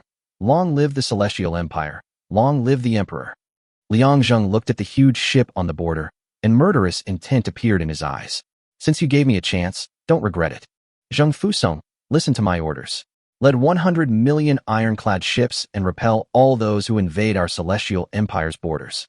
Now that they have come, do not let them go back. When Zheng Fusong heard this, he was excited. He had been looking forward to this moment for a long time. I obey your command. Chapter 177 Military Exercises, The Power of Ironclad Ships. After receiving the Emperor's order, Zheng Fusong led 100 million ironclad ships to the border. When this scene appeared, everyone was shocked. Osha, what is this? They can actually create a giant steel beast in such a short time? How is this possible? The 12 heavenly kings all looked extremely embarrassed at this moment. They thought they had Liang Zheng in their grasp, but in just a few days, he had built an ironclad ship. You have to know that they went through countless hard battles and more than 10 years of accumulation before they were able to develop the ironclad ship. Everyone still hasn't figured out why Liang Zheng has developed so quickly and can even build steel warships so quickly. William's eyes were gloomy as he looked at the ironclad ship that had arrived at the border, and he kept thinking in his mind. Williams, it looks just as I thought. This one sentence drew everyone's attention, and no one seemed to understand what he meant by this sudden sentence. Osha, what? Did you think of anything? Williams, we are just the king of pop now, but the other party has the title of Son of Heaven. I think you are all familiar with this title, right? Back then, there were people who wanted to break through, but ultimately failed. I originally thought it was an impossible task, but I never expected Liang Zheng to actually accomplish it. After saying this, all the kings fell into deep thought, and at the same time they understood what Williams wanted to express. At this moment, everyone's hearts seemed to be less united, and they looked at Liang Zheng as if he were a bigger piece of fat meat. But this piece of fat meat is now like being covered with iron, and there is no place to bite it. I am afraid that even if all of them are mobilized, there will only be this number of ironclad ships left. Williams naturally saw what everyone was thinking, but he didn't point it out. He had already made preparations before he said it. No one would not be envious of the title of Son of Heaven. They have been trapped here for more than 10 years and naturally want to get closer. However, if you want to upgrade, you need a higher civilization progress, but the 12 heavenly kings are all the same, except that the remaining 5 points of progress cannot be obtained. Especially Williams, he had reached the peak 5 years ago, but 5 years have passed, and his civilization level has not improved at all. When he saw Liang Zheng appear, he felt that this seemed to be his opportunity. Only by snatching Liang Zheng's title would he be promoted directly. But having said that, the other party has built an ironclad ship worth hundreds of millions in just a short period of time, so one can imagine how strong their foundation is. While everyone was thinking about it, they saw that an announcement had begun to be issued on the World Channel. Liangzhong, we are about to conduct a military exercise. I urge everyone to get out of the way as soon as possible. Otherwise, if any harm comes to you, we will not be responsible. When the 12 heavenly kings saw this sentence, they knew that the other party was making a naked provocation. How could they, who had been in high positions for many years, tolerate such provocation? Said, damn it, you really think you're invincible just because you own hundreds of millions of ironclad ships? You don't have the final say here. Seeing one of the 12 heavenly kings making a sound in the world, everyone began to pay attention. Liangzhong looked at Sita's words and raised the corners of his mouth. Since that's the case, then let me show you if I have the ability to make the decision. He immediately ordered the ironclad ships to begin attacking. The next moment, artillery fire suddenly bombarded the warships besieging the border. In an instant, all the warships blocking the way sank into the sea. Osha, bastard, this guy actually dared to attack. Since he is seeking death, we must not show any mercy. This time, we will destroy him completely. After he finished speaking, he ordered the warships to counterattack. The other kings also began to give orders, and a great battle immediately began. But at this moment, William stopped moving and stared at the battlefield. When all the survivors in the world saw this scene, their hearts couldn't help but tremble.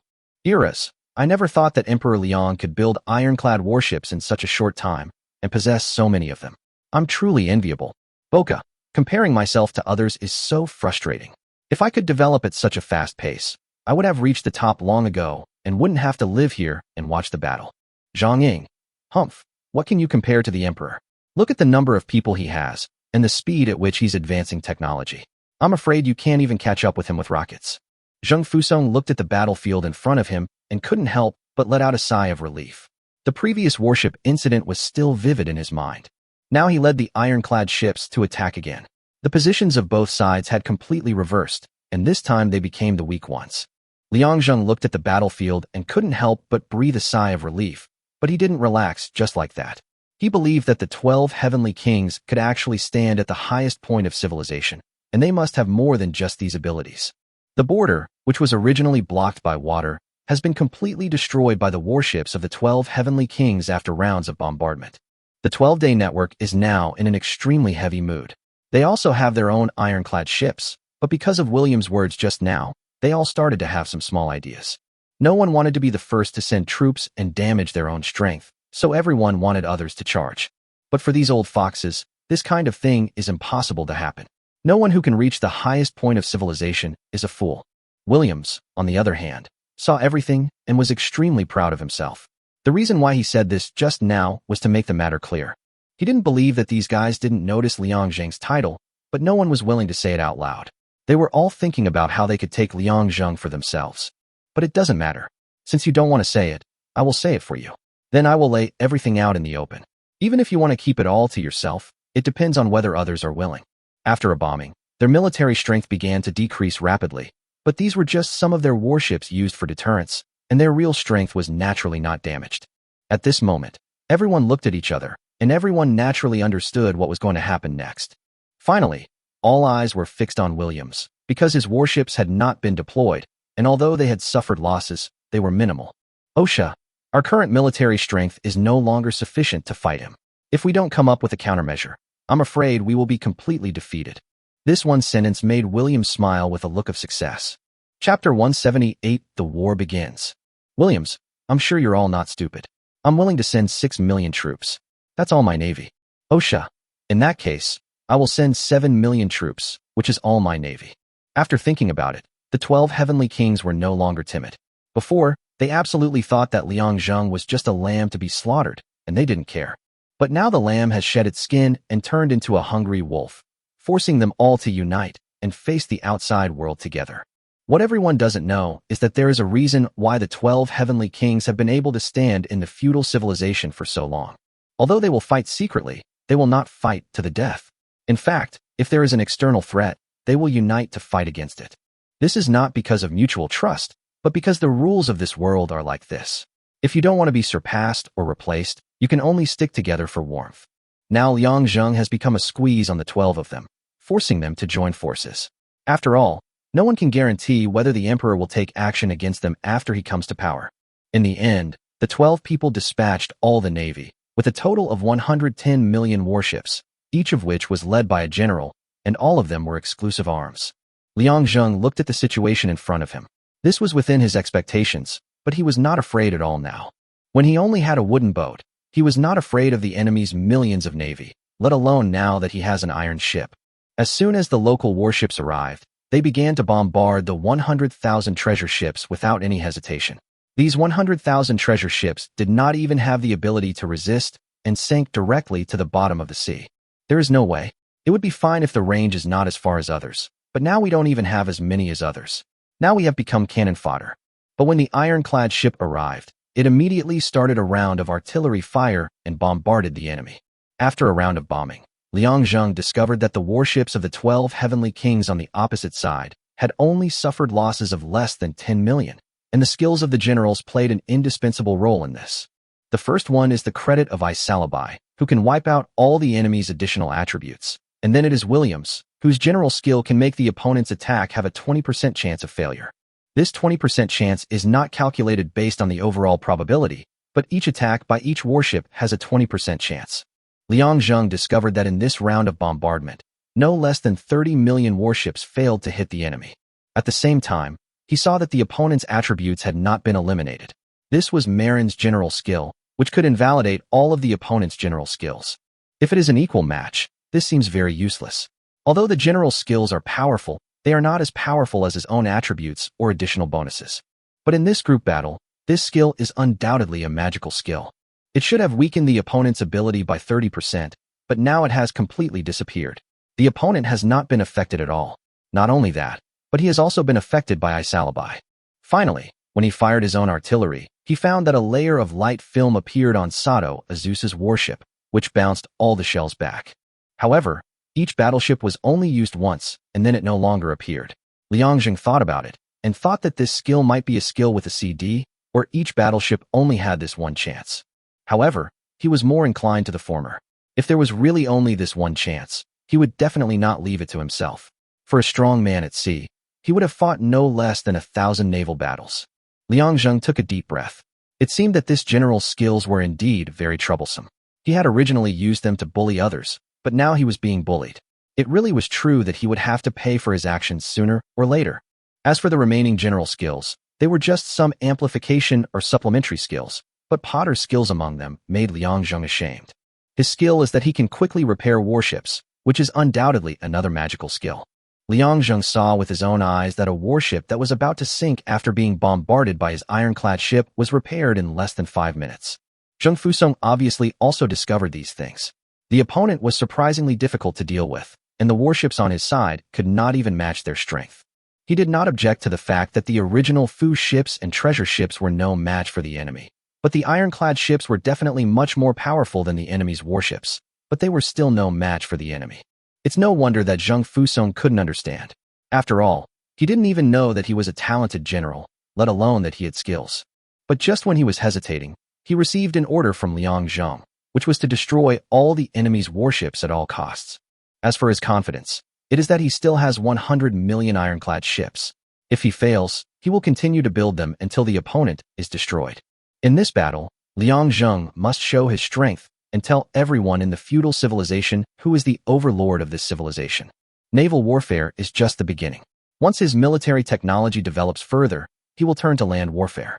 In the World Channel, everyone was watching the live broadcast. After all, this battle was a once-in-a-lifetime event. Most of them had been here for about 10 years and had never seen such a large-scale battle. But when they saw Liang Zheng's warships, their scalps all went numb, and those who had not been optimistic about Liang Zheng before felt a burning sensation on their faces. At this time, they finally understood the meaning of the word Son of Heaven. This was definitely a son of destiny. Otherwise, how could they explain that in less than half a month, he could own a warship like an ironclad? As for the 12 heavenly kings, their faces looked very ugly. In the first round of bombardment, they lost about 10 million warships. Liang Zheng suffered a direct loss of 30 million. In less than 2 hours of fighting, they lost a total of 40 million warships, and Liang Zheng lost 80 million warships. They originally thought they would win directly, but then they saw dense black spots appearing on the horizon, and then they discovered that there were no less than 100 million ironclad ships. They really couldn't understand. Even if they had saved resources for more than 10 years, they would never dare to squander them like this. How did Liang Zheng have such a foundation? Seeing this, some people are ready to retreat. This is a war that cannot be won. The other side is determined to win by numbers and will not listen to reason at all. Rich and inhumane. These 4 words suddenly flashed in everyone's mind, and everyone was extremely excited about the title of Son of Heaven. Although it is unknown how long this guy has been in the slave civilization, this foundation is definitely not something that a normal slave civilization can possess. Chapter 179 Super Empire. At the end of the battle, all 110 million warships of the 12 heavenly kings were sunk, and only less than 20 million of Liang Zheng's 200 million ironclad ships were left. Looking at the final result of the battle, he sighed in his heart. If it weren't for the 100-fold critical hit of the character, this would have been another tough battle. Especially the skills of this general really made him suffer a lot. Otherwise, he would not have won the battle with such great consumption. Zheng Fusong was kneeling in front of Liang Zheng at this time. He felt that the reason why he used twice the number of troops to win the war this time was entirely due to poor command. Well, you don't have to blame yourself too much. Remember this lesson. We will make them pay back 100-fold in the future. Liang Zheng naturally knew the ins and outs of this, and did not blame Zheng Fusong. Now that he has become the true overlord of the sea, it is indeed time to do something practical. In this battle, he obtained 82.5 trillion points, which made him extremely excited. Now his total points have reached 83.5245 trillion points. At the same time, he spent another 75 trillion points to purchase 100 million ironclad ships, and now the total number has reached 120 million. The reason for purchasing these is to build his Silk Road. Points are something that will never feel too much at any time. After all, no one knows what they will face next. After that title battle, Liang Zheng developed this problem. No matter what kind of resources it was, the more the better, and he tried every possible way to make money. As for the 12 heavenly kings, all their forces for the naval battle have been lost, and they all look dejected. Although they are not seriously injured, they are still extremely distressed. Azusa Sato, we've been completely defeated this time. Now we have to give up all our maritime territories. I think the people on land will also be in danger. This sentence made everyone worried. Whether it was because of their greed for the title of emperor or Liang Zheng's strength, they would no longer allow the celestial dynasty to continue developing. Isalabai, the 3 of us have already exhausted our naval capabilities. The rest depends on your land battles. Williams, don't worry. While he's certainly strong at sea, I don't believe he's equally strong on land. I'll stop the team from attacking. When everyone heard this, they all frowned. Williams seemed to be a flatterer of Isalabai, but everyone knew that this kid was very cunning. The reason why he fell in love with Isalabai was certainly not because he fell in love with her. If his naval strength was not too weak, how could he have kept trying to please her? You have to know that the sea is a piece of fat meat. The reason for this is that you can tell by just looking at the arrangement of the kings. Among the 12 people, 9 of them were kings on land, and only 3 of them were kings on the sea. Of course, this doesn't mean that the other 9 of them are incapable of naval combat. Although he has some strength, he is no match for the other 3. Now that they are going to fight a land battle with Liang Zheng, the others look very confident. The reason is simple. On land, they have more chances to compete for the title of emperor. This is also the fundamental reason why the other kings did not send troops to fight naval battles. Liang Zheng was still at home at this time, planning his own Silk Road, completely unaware of the upcoming battle. Even if he knew, he would not be afraid. Many of my famous battles were fought on land. Now that the other side wants to fight a land war, that is what he wants most. As for military technology, he didn't believe that no matter how powerful the other party was, they could withstand the bombardment of hundreds of millions of Chinese artillery pieces. The next day, Liang Zheng called Zheng Fusong and several other generals. I've called you here for several important matters. The first is to commemorate our fallen warriors. I've decided to hold a collective memorial service for all the fallen warriors in 3 days. The second thing is the Navy. From now on, you will advance in all directions. Anyone who refuses to obey will be destroyed. Don't talk too much. I don't want to see a merchant ship being hijacked again. Third, we need to build a larger network while building the Silk Road. Not only that, we also need to train a group of people specifically to spy on the enemy. After Liang Zheng finished speaking, he looked at Lu Rong and Gu Hong.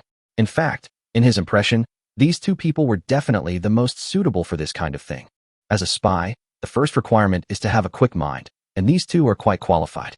The reason for establishing this spy network was because of the issue of Zhao Yao and Xia Yin being captured. Liang Zheng feels a little scared when he thinks about it now. After they left his territory, they lost contact with each other, and he couldn't get any news at all. It was not until he returned to his own territory that he realized that the two had escaped from the other party's empire. He could fully imagine the dangers along the way. If he was not careful, he would end up with no remains. He would never let such a thing happen again, so he thought of this spy network system. Liang Zheng established this organization as the Shadow, directly under the emperor. When it came to the division of tasks, he only kept Gu Hong and Lu Rong, and all the others resigned. At the same time, he also assigned his 2,000 palace guards to them as resources for the initial startup. As for the remaining candidates, they could be selected from the three armies at will. Zheng Fusong fought in all directions. The first battle was of course against Minamoto no Yoritamo of the shogunate era. However, when Zheng Fusong just arrived, the opponent directly gave up all the maritime territories. Seeing the other party so decisive, he actually felt a little bored.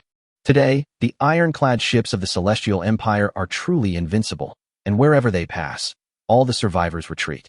What's more, before they arrived, an empire had already submitted a letter of surrender and ceded all its maritime territories to the Celestial Empire.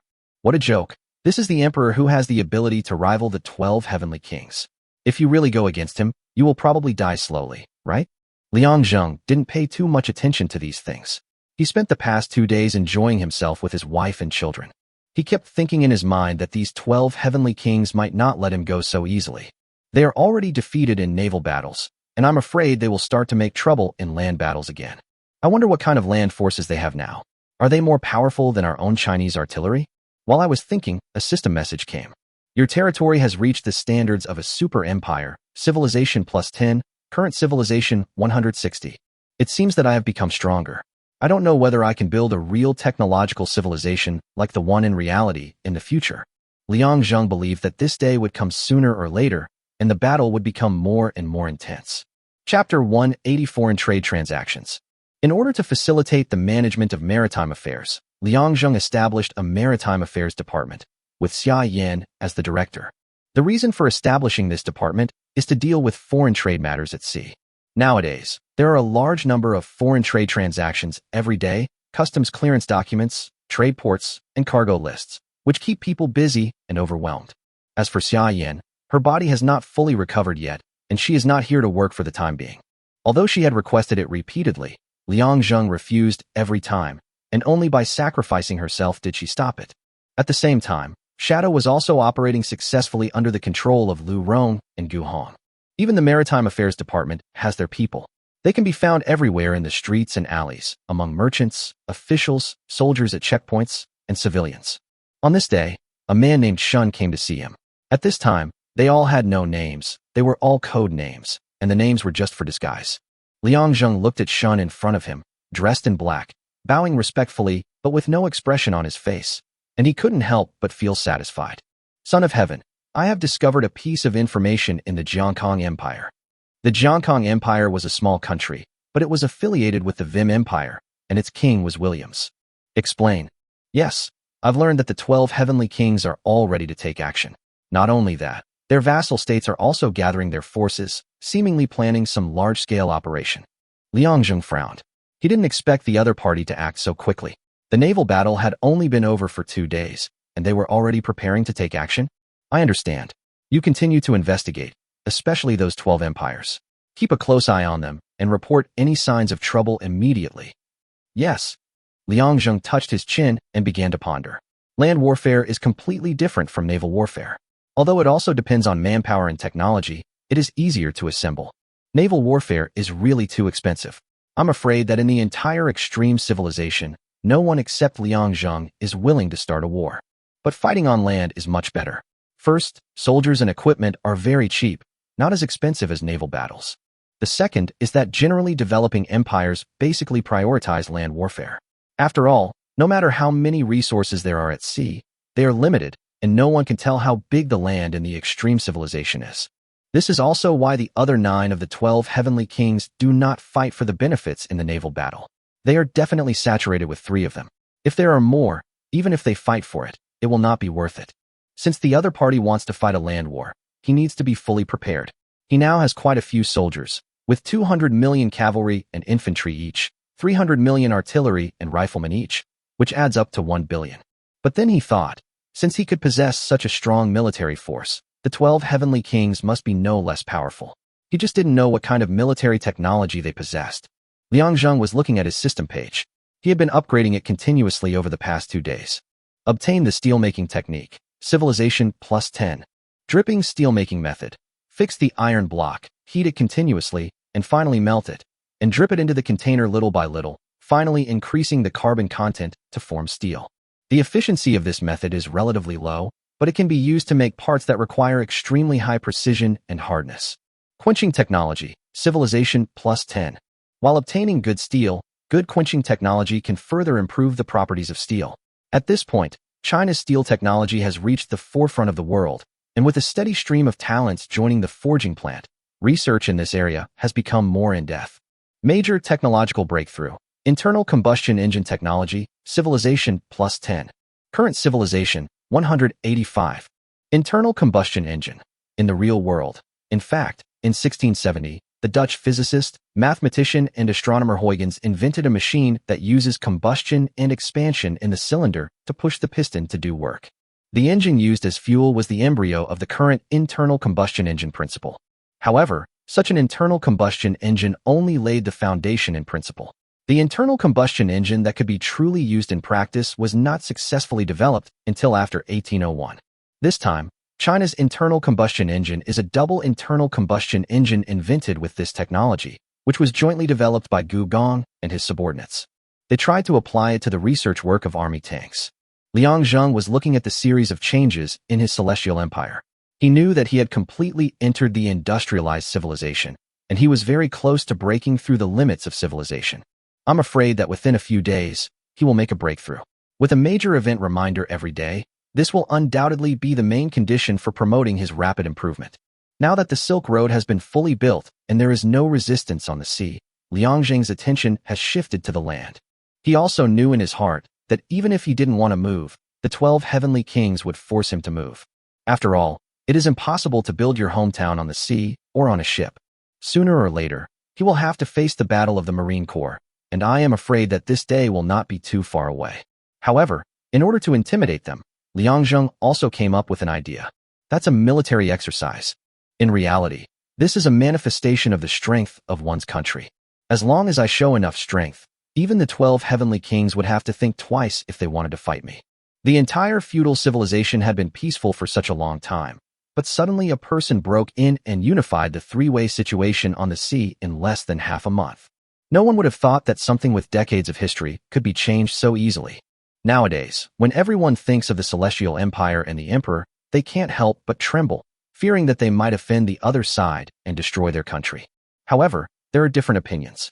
Many people believe that Liang Zheng is only dominant at sea and is completely useless in land battles. This is also the reason why Liang Zheng wants to conduct a series of military exercises. This time he didn't intend to just go through the motions.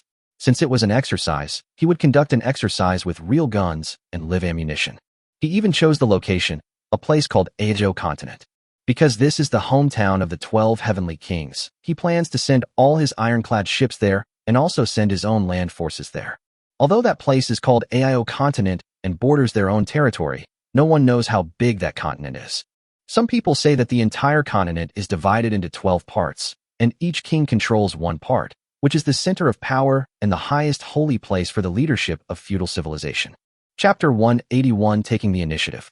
In the past 2 days, the 12 heavenly kings have been discussing every day how to fight against Liang Zheng. In the World Channel, all the survivors have been inquiring about the news from each other. Li Cheng, it's been quiet these past 2 days, like the calm before the storm. Malais, of course, don't forget what the emperor said to Queen Isa. Marais words made everyone's heart tremble, and they remembered the words, "If I don't kill you, I will be unworthy of being the emperor." At first everyone thought Liang Zheng was crazy. Not only did he dare to call himself the son of heaven, but he also dared to endanger Queen Isa. But then they understood. Liang Zheng's strength is definitely not exaggerated.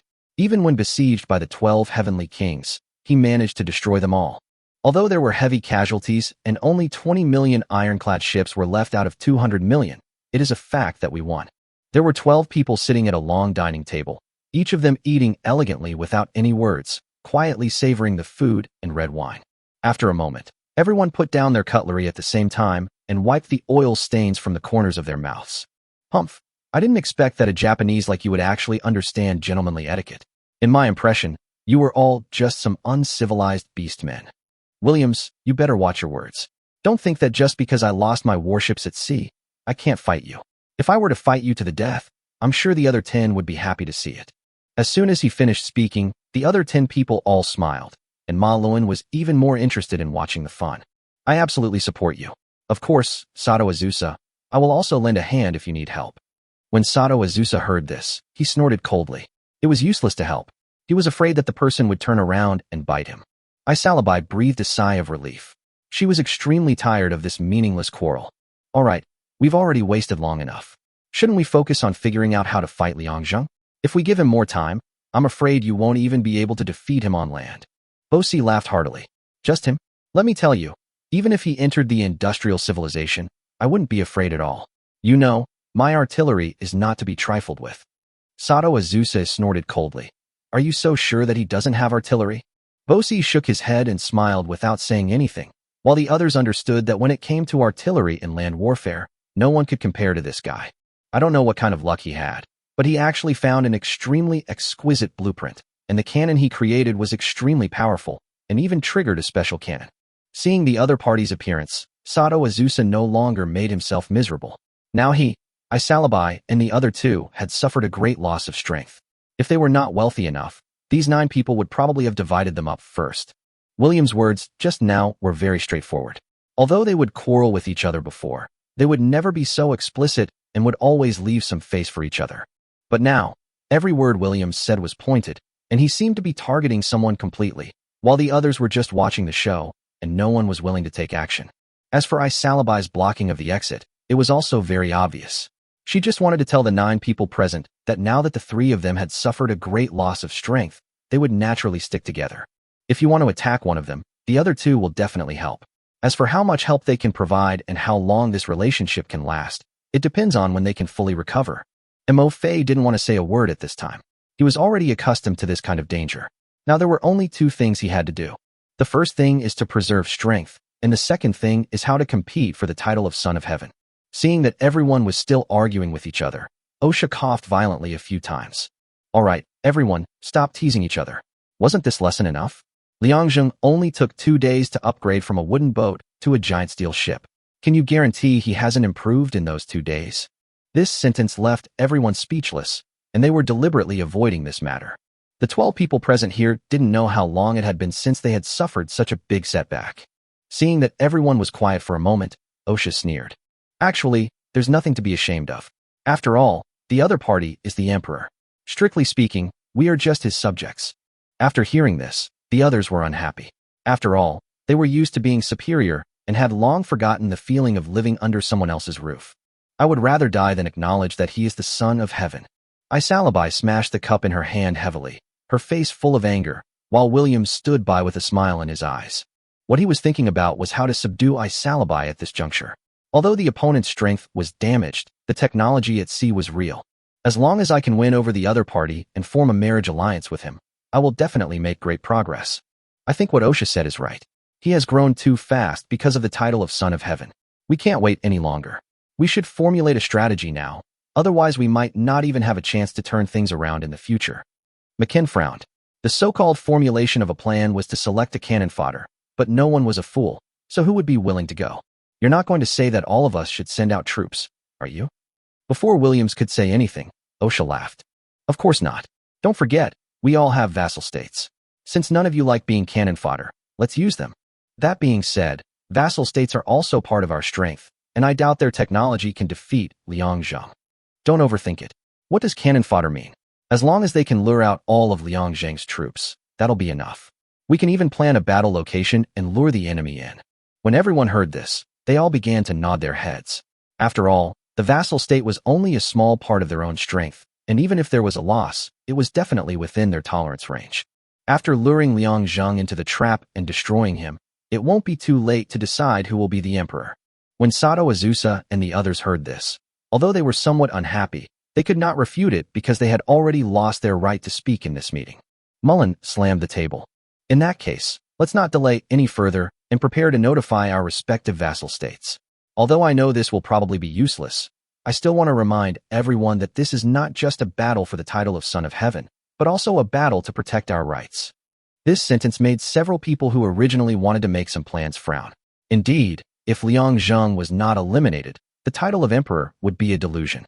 The 12 heavenly kings were busy planning, but they had no idea that Liang Zheng was actually planning to take the initiative this time. Chapter 182, Bombardment. Qi Tian and his companions were so busy that they didn't even have time to sleep. The emperor suddenly proposed a military exercise, and it had to be held on the border, adjacent to the enemy. They hurriedly gathered all their soldiers together, including 1 billion land forces and 120 million naval forces. Using the ironclad's carrying capacity, they intended to transport all their land forces to the border and then begin exercises. But this was also a major migration. I don't know how long it has been since China launched a full-scale attack. By the time they reached the border, 300 million artillerymen and musketeers were already in place, and the cavalry and infantry had all occupied advantageous positions. 120 million ironclad ships have occupied the border in the sea, and all artillery fire is aimed at the continent of Ao. Looking at the team, Liang Zheng fell into deep thought. The cavalry and infantry were really of little use nowadays, and he had only developed gunners and riflemen. I don't know when we will be able to develop into an era of complete thermal weapons. When tanks and planes are flying all over the sky, I'm afraid that these infantry and cavalry will have to change their jobs. Liang Zheng's action shocked all the survivors in the world. What exactly does this emperor want to do? He actually sent his troops to the enemy's doorstep with such fanfare. Wasn't he afraid that the 12 heavenly kings would attack him at the same time? Although they lost the naval battle, the reason was that only 3 kings were good at naval battles, which allowed them to occupy the vanguard. If we fight a land war, I'm afraid we won't get any benefit at all. Even though the 1 billion troops may seem like a lot, if these 12 heavenly kings were to take action, there would definitely be dozens of times more troops. Moreover, they guaranteed that they would be composed entirely of artillery and musketeers, and there would be no backward cavalry and infantry. The 12 heavenly kings obviously also discovered this. They were originally discussing how to plot against each other, but they didn't expect that he would dare to come directly to their doorstep to fight this battle. Osha, Liang Zheng, you think too highly of yourself. You actually dared to send all your soldiers directly to the border of the Io continent. Are you planning to start a war with our 12 heavenly kings? Liang Zheng, I don't object to your idea. I'd like to organize some military exercises. What do you think? Are you interested? After these words were spoken, everyone's heart trembled. Who would believe you? You have brought the troops to the doorstep of someone else's family, and you say you want to conduct a military exercise? Why don't you go to heaven? I salibi. Haha. Boy, you are a little too arrogant. In that case, let us tell you who is the master of this feudal civilization. Liang Zheng. Don't worry, I'll keep my promise soon. Wash yourself and wait for me. It will look better when you hang yourself at the gate of your empire. When Salibi heard this, she was so angry that she wanted to grab Liang Zheng and skin him alive. Sato Azusa, I wonder how long you can continue to be so arrogant. Do you really think you can scare us with just a few billion people? Liang Zheng, you guys are talking too much nonsense. I'm going to prepare for the drill, so please watch carefully. Mo Fei, I advise you to think twice before you act. If you dare to fire a shot, I'm afraid you'll disappear from this civilization in the next moment. Liang Zheng did not reply, but just sneered. The battle had already begun at sea, and he didn't care at all. At the same time, he ordered Qi Tian to start the exercise. As the first cannon shot rang out, everyone's heart began to shake violently. The survivors couldn't believe that Liang Zheng actually dared to do this. Being besieged by the 12 heavenly kings and being able to defeat them is already a legend. Now he actually dares to come to someone else's lair and act wildly. Is he really courting death without limit? The 12 heavenly kings were also confused, especially Mo Fei, who was a big talker. As soon as he finished speaking, the other party opened fire, obviously not taking them seriously. Asshole, it seems we don't need to formulate any strategy. He's already at our doorstep, so we can just make him disappear. There was also a vicious flash in the eyes of the others. These shells were like slaps in the face, lashing them madly. Only 12 people started contacting the vassal states at the same time, totaling about 200. These 200 vassal states are basically the top empires. Many of them were promoted by the 12 heavenly kings. For them, the king's orders are absolute and are the foundation of their own strength. After receiving orders from their respective kings, they started to send troops without any hesitation. Liang Zheng looked into the distance and saw that there were no less than billions of soldiers dispatched. But the enemy's soldiers were really too weak. Although there were artillery pieces, their total value was only a few million. There are countless musketeers, but they are not exclusive weapons and are far inferior to his own. Moreover, the other side also has cavalry and infantry, but now that my infantry and cavalry are wearing steel armor, I am really not afraid of them. The Shinwu cannon had already started bombarding before the enemy arrived. The enemy's formation was too dense, and each attack could take the lives of hundreds of soldiers. The enemy's artillery has not yet reached the designated firing position. The 12 Heavenly Kings watched the battlefield through the system screen, constantly studying Liang Zheng's combat power. This guy's artillery and musket have a very long range. I wonder if your artillery can compare with it, Bosi. Bosi also frowned at this time and calculated carefully. I think its range is around 4,000 meters, but its blast radius is indeed extremely wide, and its attack power is quite good. Don't worry, he must have some bonus. When the time comes, I will transfer the position of the naval commander and eliminate all his bonuses. After hearing what Salabai said, Bosi nodded in agreement. After all, even his most advanced artillery has a range similar to his, but the blasting range is definitely not that wide. The battle began, and everyone was paying attention to it. Anyone with a discerning eye can see that these are all vassal states of the Heavenly King. Although it is a vassal state, it is still a powerful existence for them. But in front of Liang Zheng's artillery, they could not move an inch. 100 million artillery pieces were firing crazily. Even if a few people were lucky enough to break through, they would be shot to death by matchlock guns as soon as they reached 1,400 meters. At this time, a question popped up in everyone's mind. How powerful is Liang Zheng? It's not just naval warfare that has extremely strong combat power. Even in today's land battles, it also shows its powerful strength. Could it be that the feudal civilization's heaven is really about to change? Will the 12 Heavenly Kings become a thing of the past? Chapter 183 Strength Display. Looking at the raging artillery fire on the battlefield, everyone thought for a moment that they had reached industrial civilization. Hella, is this how the big guys fight? I don't even have a cannon to offer. Yaki. Haha, I don't even have a gun. I just have a bunch of hard metal things. Hua'ing, it looks like a war is about to break out. These are all vassal states of the 12 Heavenly Kings. If they are truly destroyed by the Son of Heaven, they will definitely not let it go. Bakara. Needless to say, I have a feeling the world is about to change. In the World Channel, a group of onlookers kept discussing, and the 12 Heavenly Kings looked extremely ugly. They did not do this because of Liang Zheng's strong strength. For his artillery and gunners, the 12 Heavenly Kings were not frightened. But Liang Zheng not only attacked on land, but his ironclad ships also bypassed the border and began to attack the AIO continent. Only then did they understand why this guy was doing this exercise. Liang Zheng's team lined up on the coastline, and behind them on the sea was the ironclad ship. At the beginning, the attack was only carried out with artillery, and now there are also artillery on the ironclad ships. Although the vassal states will obey orders and fight, they will not die in vain like the system soldiers. After reporting the situation on the battlefield, they all tacitly withdrew from the range. The 12 Heavenly Kings couldn't continue to urge them. After all, no one was a fool. Who would want to die in vain for a victory with no hope? If it were just these, it would be fine, but what made them most angry was that once the vassal state retreated, Liang Zheng had no intention of moving forward at all. It is just along the coastline, constantly bombarding the edge. The earth was almost broken by the explosion, as if it was about to break away from the AIO continent. When Ma Luan saw this, he was extremely furious, because the place where Liang Zheng logged in was his territory. How could this bastard be so shameless? Could it be that he wants to just shatter the AIO continent bit by bit with just this one artillery shell? Everyone shuddered when they heard what Ma Luan said. For some reason, they felt that Liang Zheng seemed capable of doing such a thing. This guy is really too presumptuous. It seems we have to find a way to fight back. The survivors of the entire feudal civilization are watching us. As soon as Williams finished speaking, everyone fell silent, and then they all looked at Mullen. The meaning is very clear. You are cannon fodder in your own territory. When Mullen saw the looks in the eyes of the other 11 people, he almost vomited blood. What he was thinking now was, this damn Liang Zheng, there are so many border areas to go to, why did he choose him? But it's no use thinking so much now. The artillery shells won't give him any chance.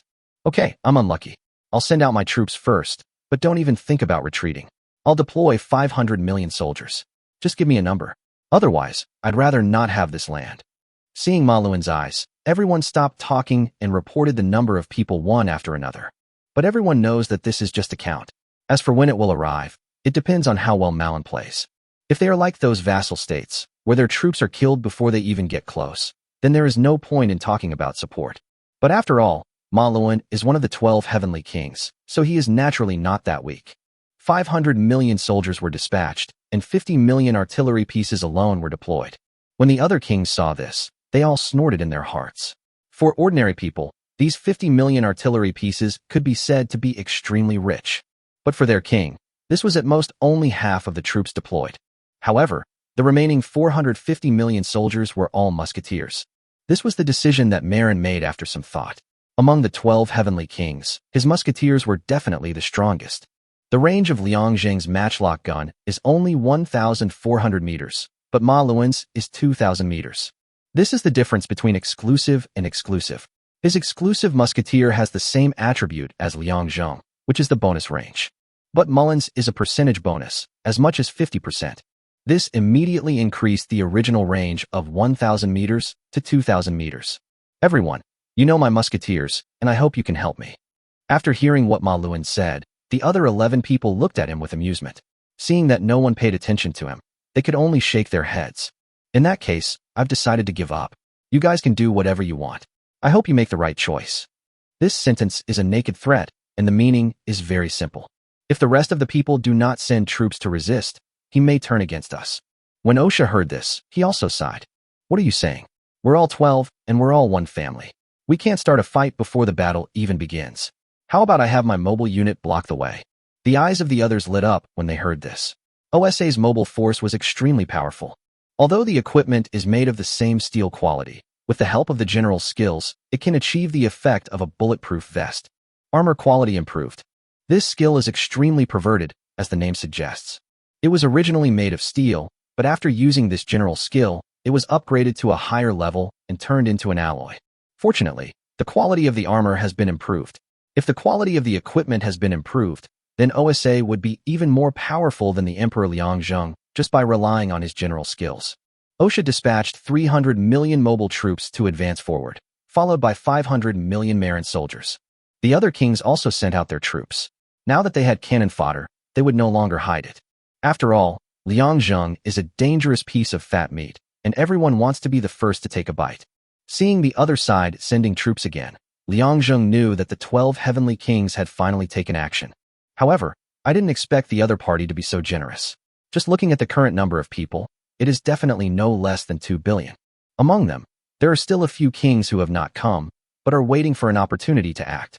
When he saw Osha's cavalry in the front, he was also confused, but he was not careless at all. These kings are much more familiar with this kind of war than himself, and it is impossible for them to send ordinary cavalry to die. But when the Shinwu cannon bombarded him, he finally understood. The Shinwu cannon, which could originally kill hundreds of soldiers with one shot, now only took the lives of less than 200 people on the opposite side. These people were closest to the center point, and those who were a little further away only suffered minor injuries. Liang Zheng frowned. It seems that these kings are not easy to deal with. Chapter 184. The faces of the 12 heavenly kings were all rubbed. OSA's men quickly broke through the front and reached a distance of 2,000 meters, followed by Mullen's gunners and artillerymen. Liang Zheng was estimating the combat effectiveness of the 12 heavenly kings through the system screen, while also familiarizing himself with the skills of the opposing generals. Both sides knew that with their strength, it was impossible to decide the outcome in one battle. If Liang Zheng was really easy to deal with, that naval battle would be enough to destroy him. At the same time, if the 12 heavenly kings were really united, the number of people Liang Zheng sacrificed would probably increase. The World Channel watched the battle as both sides continued to bombard with artillery and muskets firing at each other. The Chinese musketeers were only 1,400 meters away, which put them at a disadvantage in this regard. Fortunately, Liang Zheng had 100 million artillery pieces before, so it was not difficult for him to fight against them. OSA's front line was now completely useless, and Mullen's musketeers were within artillery range. But at the same time, Mullen's artillery was also constantly attacking Liang Zheng's position. At the beginning, the two sides were evenly matched, but with the addition of other kings, Liang Zheng gradually became unable to cope. If it weren't for the ironclad ships supporting them from the rear, I'm afraid my own land forces would really not be their match. It seems that we still need to improve our military technology.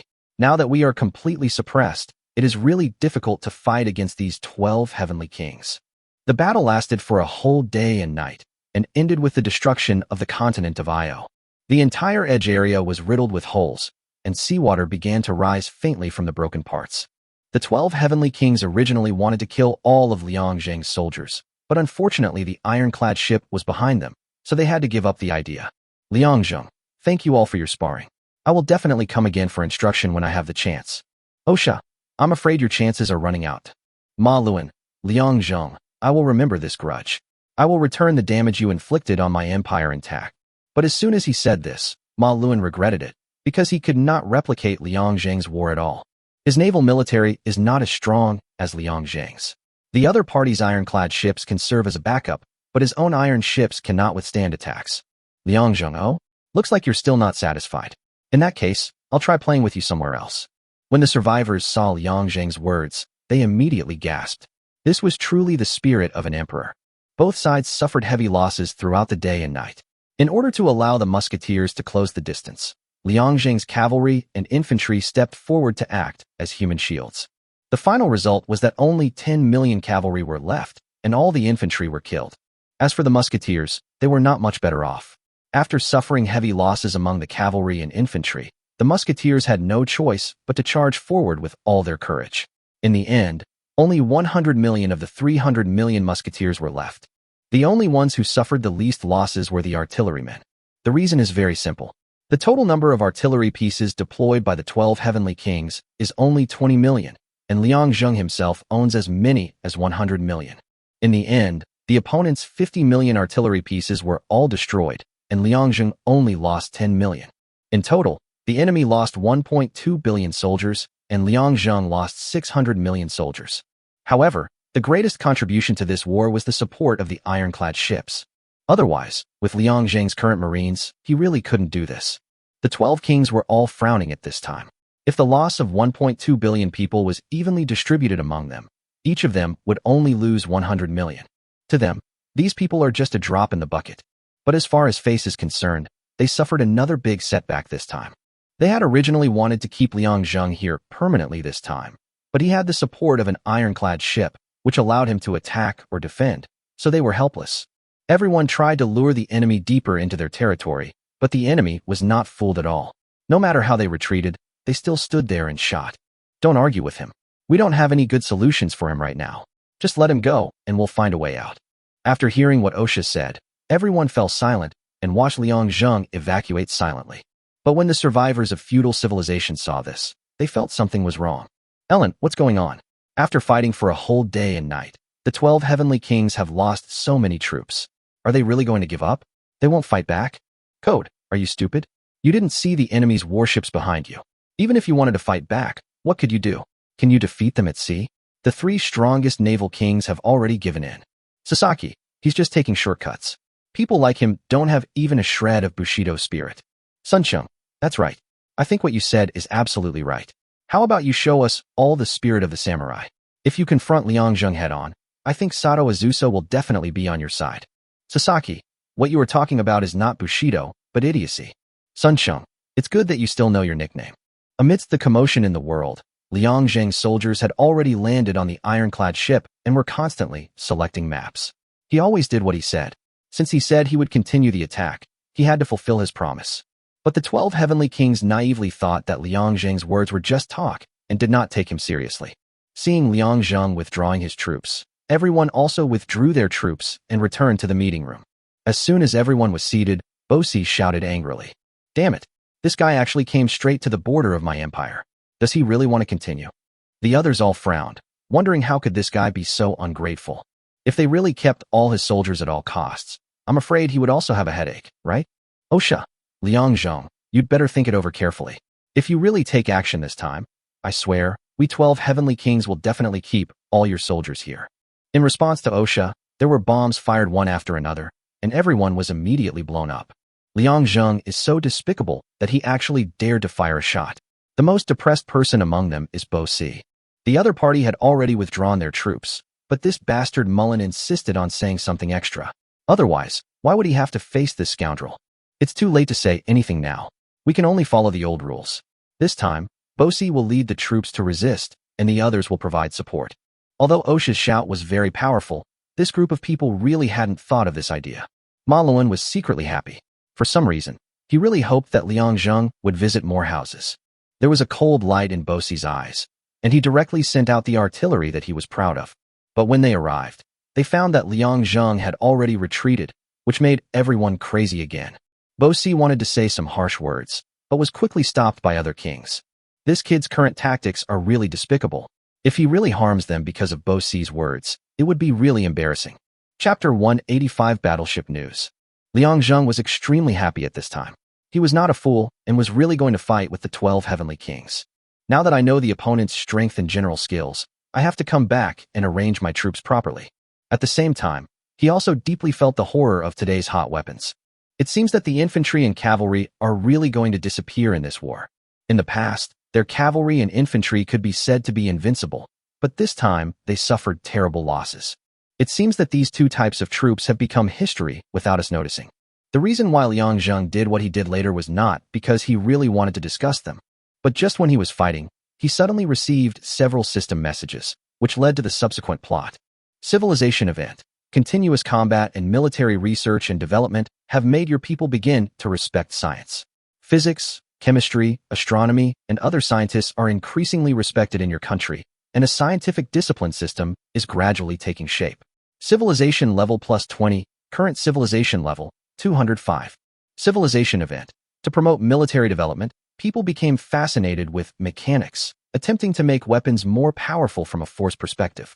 The theory of universal gravitation was officially born, laying the foundation for mechanics. Civilization level plus 10, current civilization level, 215. Important reminder.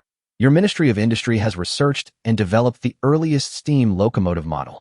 This groundbreaking research will help revolutionize land transportation, facilitate the transportation of domestic materials, and significantly boost the Silk Road. Would you like to spend 10 trillion credits on further research? Agree. Consume 10 trillion points, current remaining points, 8,267.8, 4 trillion. Steam locomotive is born, civilization plus 15, current civilization, 230. Liang Zheng was watching the birth of the train and was already extremely excited. This was definitely a groundbreaking progress, and China would usher in earth-shaking changes. My points have now reached 230. I only need to increase them by 20 more points to enter the next civilization. He couldn't help but feel a little emotional, even though he was experiencing a lot right now. But in fact, it has only been more than a year since we entered the extreme survival. More than a year is really too short for survivors. It is so short that even a person with great luck cannot advance from primitive civilization to slave civilization. Liang Zheng has become a top survivor thanks to his 100x character critical strike, and can even compete with the 12 heavenly kings in feudal civilization. Now Liang Zheng is extremely looking forward to the emergence of steam locomotives. He is very excited at the thought of paving the entire feudal civilization with railway tracks. In the alliance of the 12 heavenly kings, they all had sad expressions on their faces, and Osha had a frown on his face. As you can see, it's extremely difficult for us to defeat Liang Zheng right now. But if we continue to leave him alone, I'm afraid he will become even more powerful. By then, I'm afraid no one will be left alive. This sentence expressed everyone's thoughts. What they feared most now was Liang Zheng's development speed. This guy is obviously abnormal.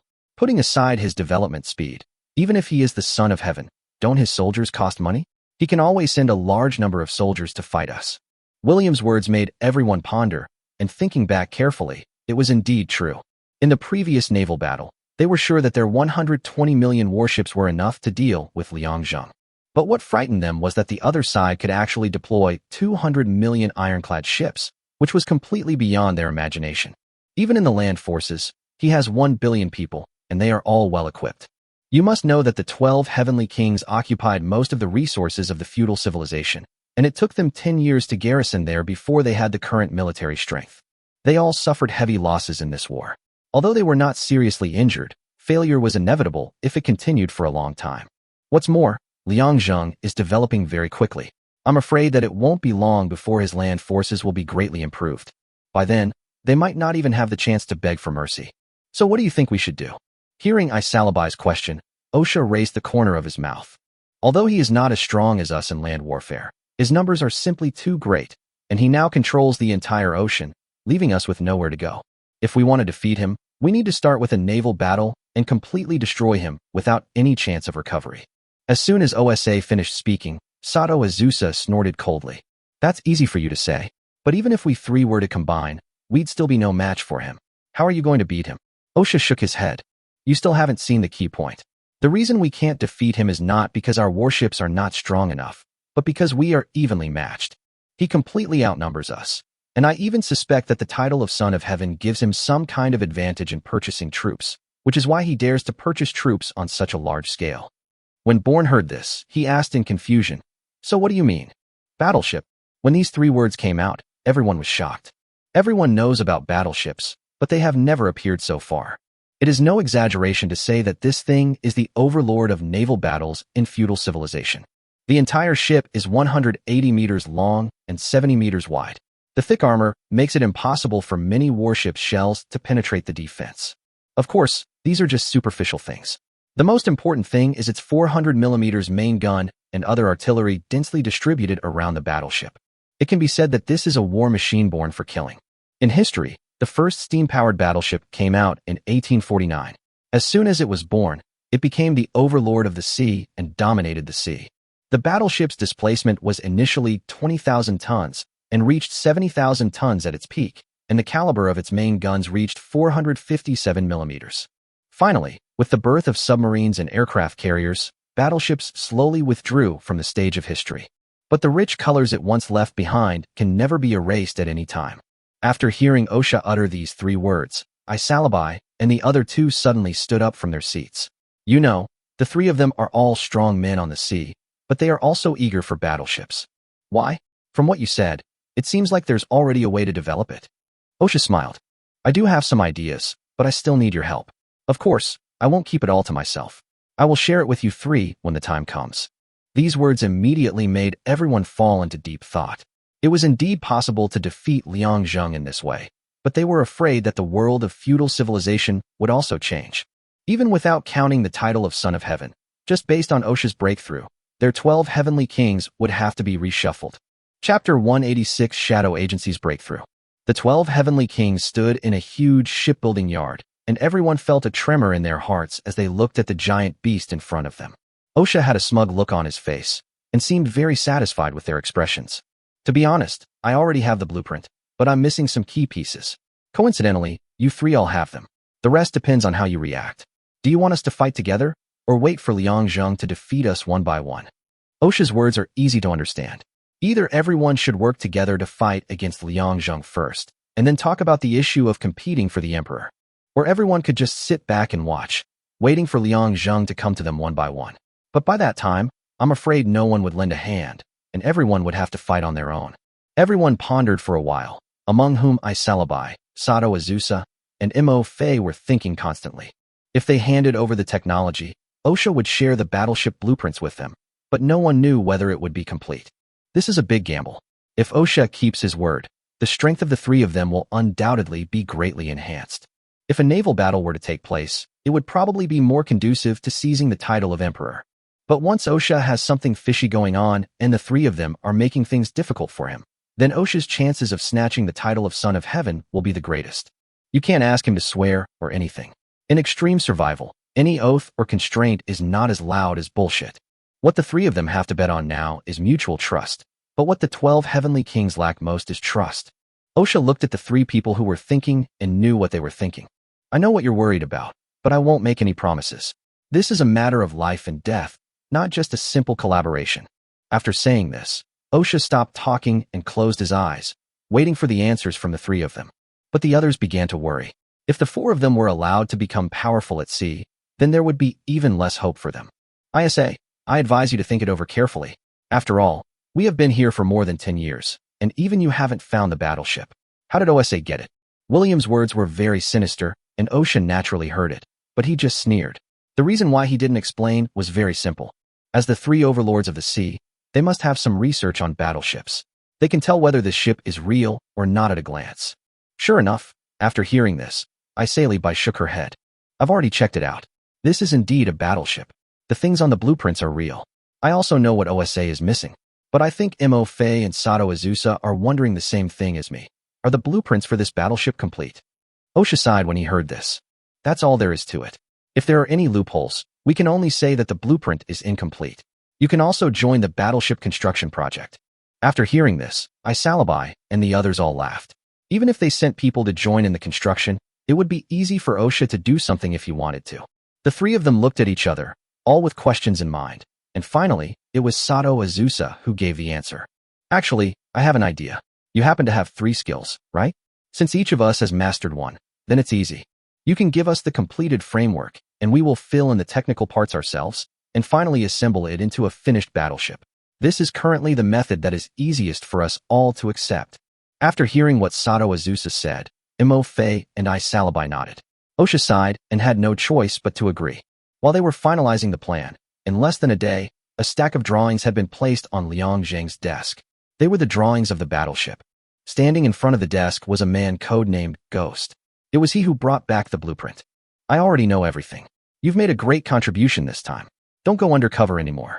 I'll make you an instructor, specifically teaching the new recruits. Thank you, Emperor. Liang Zheng stopped, and the ghost bent down and stepped back. Looking at the drawings in front of him, Liang Zheng felt a tremor in his heart. Fortunately, he had foresight and set up a shadow organization early on to specifically gather various information. But even he didn't expect that this would have such an outstanding effect. He had heard of this battleship in the real world, but he thought it was not possible for the current civilization to appear. I didn't expect that even the blueprints have appeared in front of me now, and the 12 heavenly kings are already in the process of being manufactured. Thinking of this, Liang Zheng hurriedly asked someone to hand it over to the military office, asking them to study it as soon as possible and make sure to create it before the enemy country invents it. After receiving the order, Zhang Yongchuan from the Maritime Patrol Command rushed over and discussed the matter with the people from the military office. Liang Zheng looked into the distance. Now we have entered a period of rapid technological development. It depends on who can break through to a higher level first. Whoever can do it will be the real winner. Having more soldiers nowadays is not completely without advantages. It just requires several times the number of troops. Take battleships, for example. If the other party really develops it, I am afraid I will have to use 10 ironclad ships to fight against one of their battleships. If the other side really dispatched 100 million battleships, even if I had 100 times critical strike, I would still be bankrupt. Civilization event. Your construction department has revolutionized the traditional musket, inventing oblong projectiles for propulsion and innovating rifled fire. This marks the birth of the first true rifle in the Celestial Empire, a groundbreaking achievement. A wide variety of firearms will emerge in the future. Civilization plus 10, current civilization, 240. When Liang Zheng heard this system prompt, he felt inexplicably excited. He knew that he was finally not far from the Gatling gun emitting blue flames. In the real world, in 1825, people made improvements to the spiral rifle and designed a rifle with a chamber at the rear of the barrel. They also changed the spherical projectiles that had been used for a long time and invented oblong projectiles, which was the forerunner of the rifle. It was not until the 1840s that people successfully developed the striker-loaded rifle, which was also the earliest bolt-action rifle. Important tip: Zhang Yongchuan has encountered difficulties in constructing a large ship. Perhaps there is a man named Moxian in Yongchang County, south of the royal city, who can help him. When Liang Zheng heard this reminder, he hurriedly sent someone to Yongchang County to find a man named Moxian. It seems that Zhang Yongchuan has also encountered a huge problem. The increase in displacement from 4,000 tons to 20,000 tons is indeed not so easy to break through. Just balancing the hull is difficult. Chapter 187. Baptism of Civilization, Era of Sin. A 20,000-ton warship cannot be built casually. The keel laying, power configuration, ship stability, and reliability alone are enough to give people a headache. Zhang Yongchuan was already overjoyed when he learned that the emperor had helped him find a professional in this field. When Mosin arrived at the dock, Zhang Yongchuan treated him with even greater courtesy. However, through understanding, Zhang Yongchuan also realized that this person's theoretical knowledge is indeed very strong, but his practical ability is still somewhat lacking. However, the two sides complement each other in this regard, and Zhang Yongchuan's knowledge has now reached a bottleneck. But his practical ability in shipbuilding is definitely among the best. Even when Zhang Yongchuan was discussing with Moxian, there was a large group of people surrounding them, which was also intentional by Zhang Yongchuan. He hopes that Mosin's knowledge can be learned by everyone, and that these people can continue to practice these theories with their own hands. The drawing that was obtained before was constantly being modified. Liang Zheng was also puzzled after knowing this matter. This was clearly obtained by his men, so why were there so many problems? But after learning about it once, he realized that the ghost had seen this drawing when Osha was making a deal with Isalabai and the other two. Thinking of this, Liangzheng felt funny in his heart. It seemed that none of the 12 heavenly kings were good people. The calculations between them must have become more intense. But this made things difficult for Moxin and Jiang Yongchuan. At the beginning, they were both humble and polite to each other, but later on, they even quarreled until they were red in the face. I told you that your theory was wrong, but you refused to believe it. Just look at it, after you built it, and you'll see that the entire balance point has tilted. What do you mean by that? If we don't build it, how can we know if my theory is correct? Now that we know the imbalance problem of the balance point, we can just fix it. How do we change it? Your theory is simply not feasible with the current materials. How do you think we should change it? When Mosen heard this, he took out the drawings again, thought about it for a while, and then tore them into pieces. Wait, I'll give you a blueprint tomorrow and see if it's possible then. Jiang Yongchuan looked at the torn drawings and sighed heavily. In fact, there was nothing wrong with Mosen's drawings.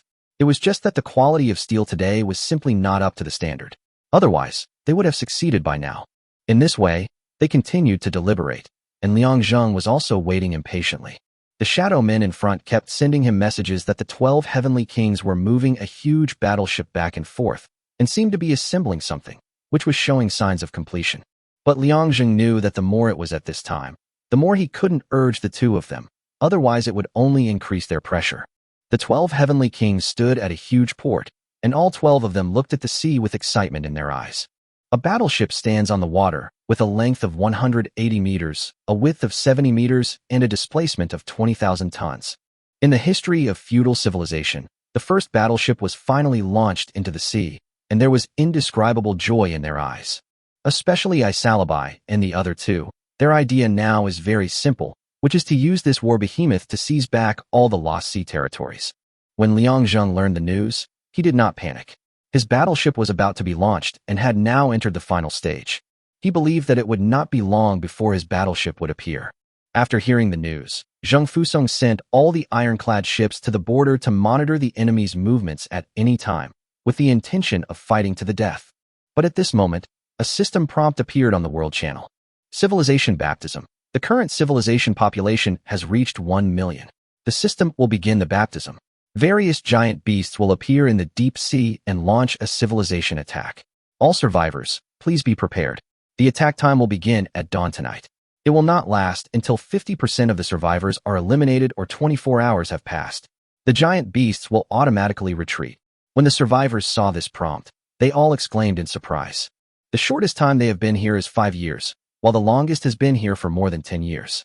But I have never heard of any incident of baptism of civilization. However, this kind of thing has been experienced by everyone in the previous primitive civilization and slave civilization, and they know the cruelty involved.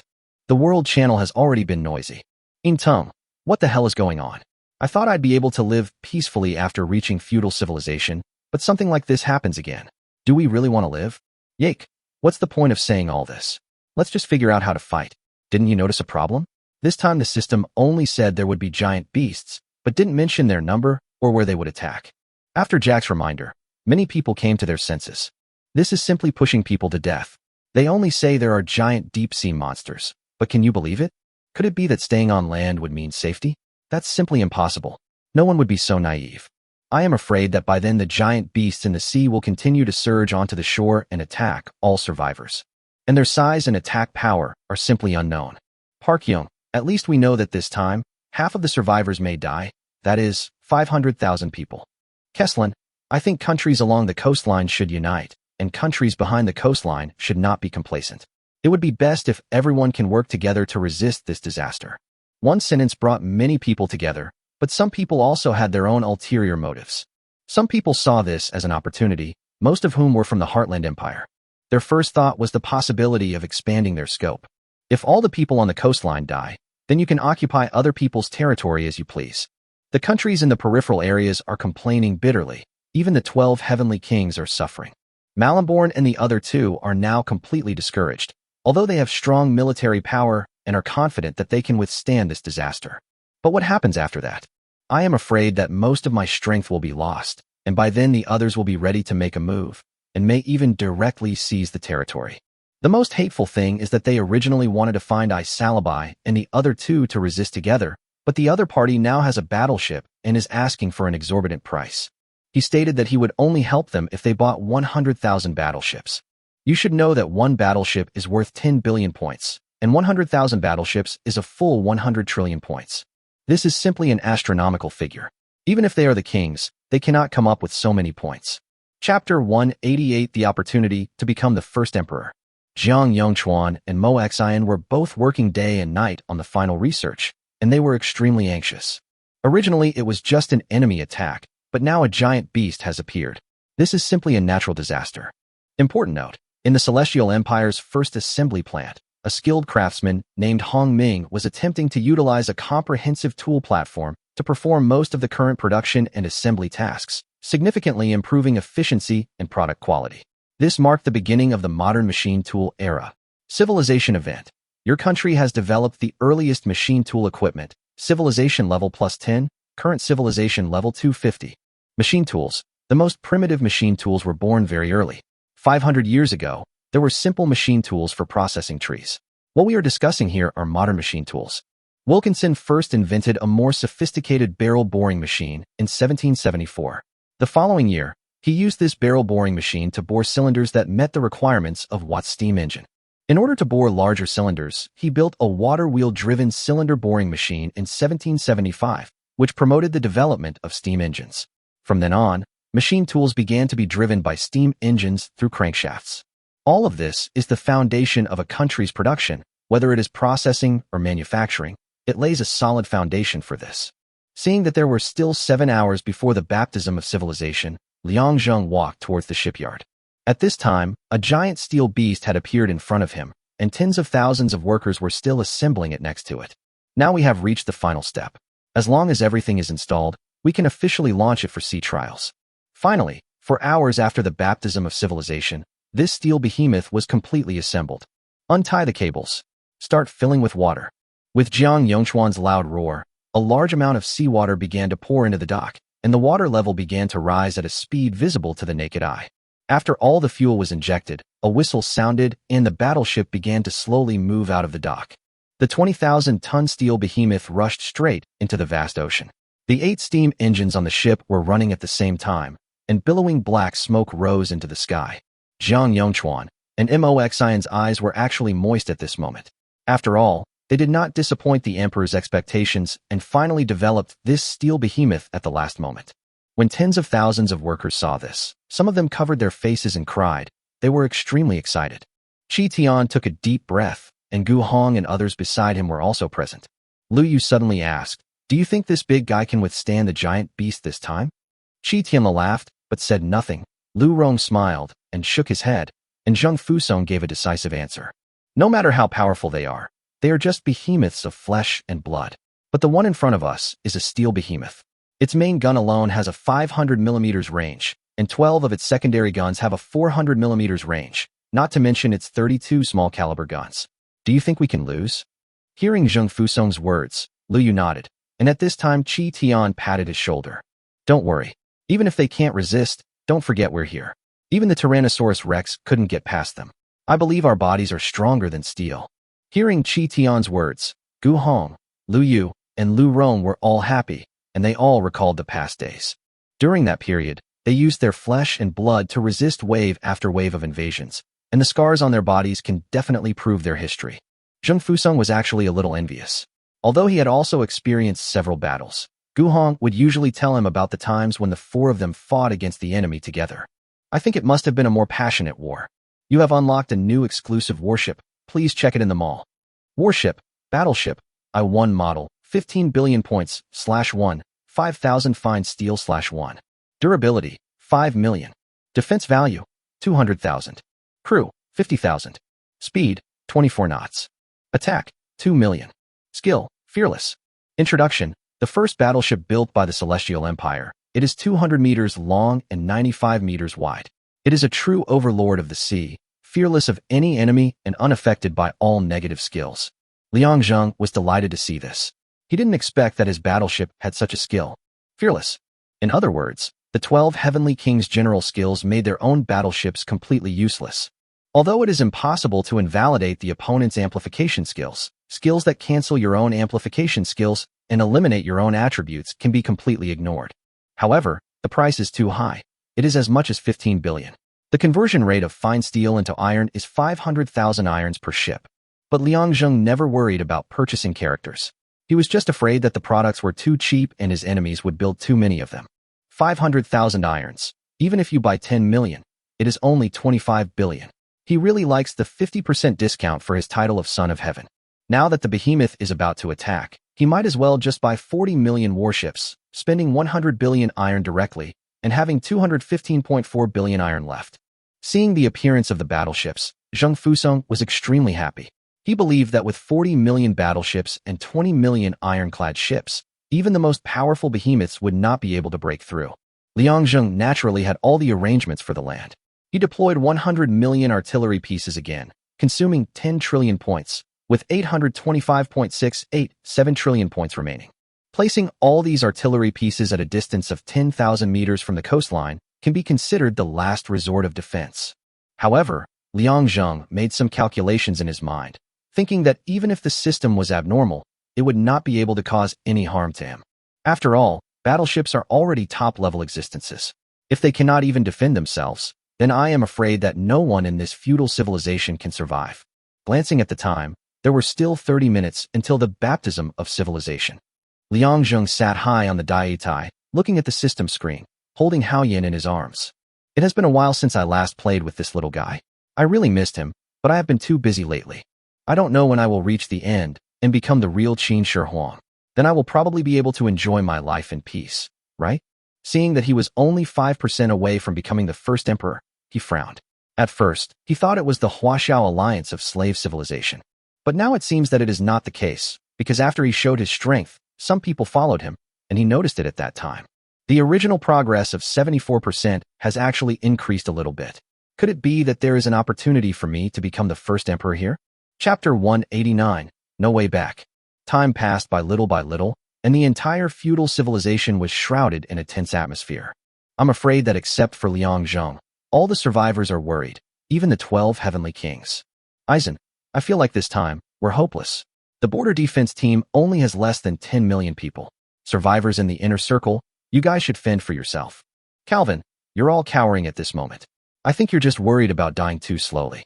Although I've already admitted defeat at the edge, those of you inside shouldn't think too much either. Liang Zheng was watching the World Channel. Only the people in the outer circle were constantly shouting and cursing, while the people in the inner circle seemed to be holding on to luck. At first, he couldn't understand why everyone had risen from the lowest level of civilization, so they didn't even understand the most basic principle of sticking together for warmth. But then I realized that these people did not understand this principle, but understood it too well. Liang Zheng discovered that these people were not completely inactive, but had built a defense network in the inner circle to jointly resist the attacks of the giant beasts. Carl, it's not that we don't want to help, but we're simply powerless.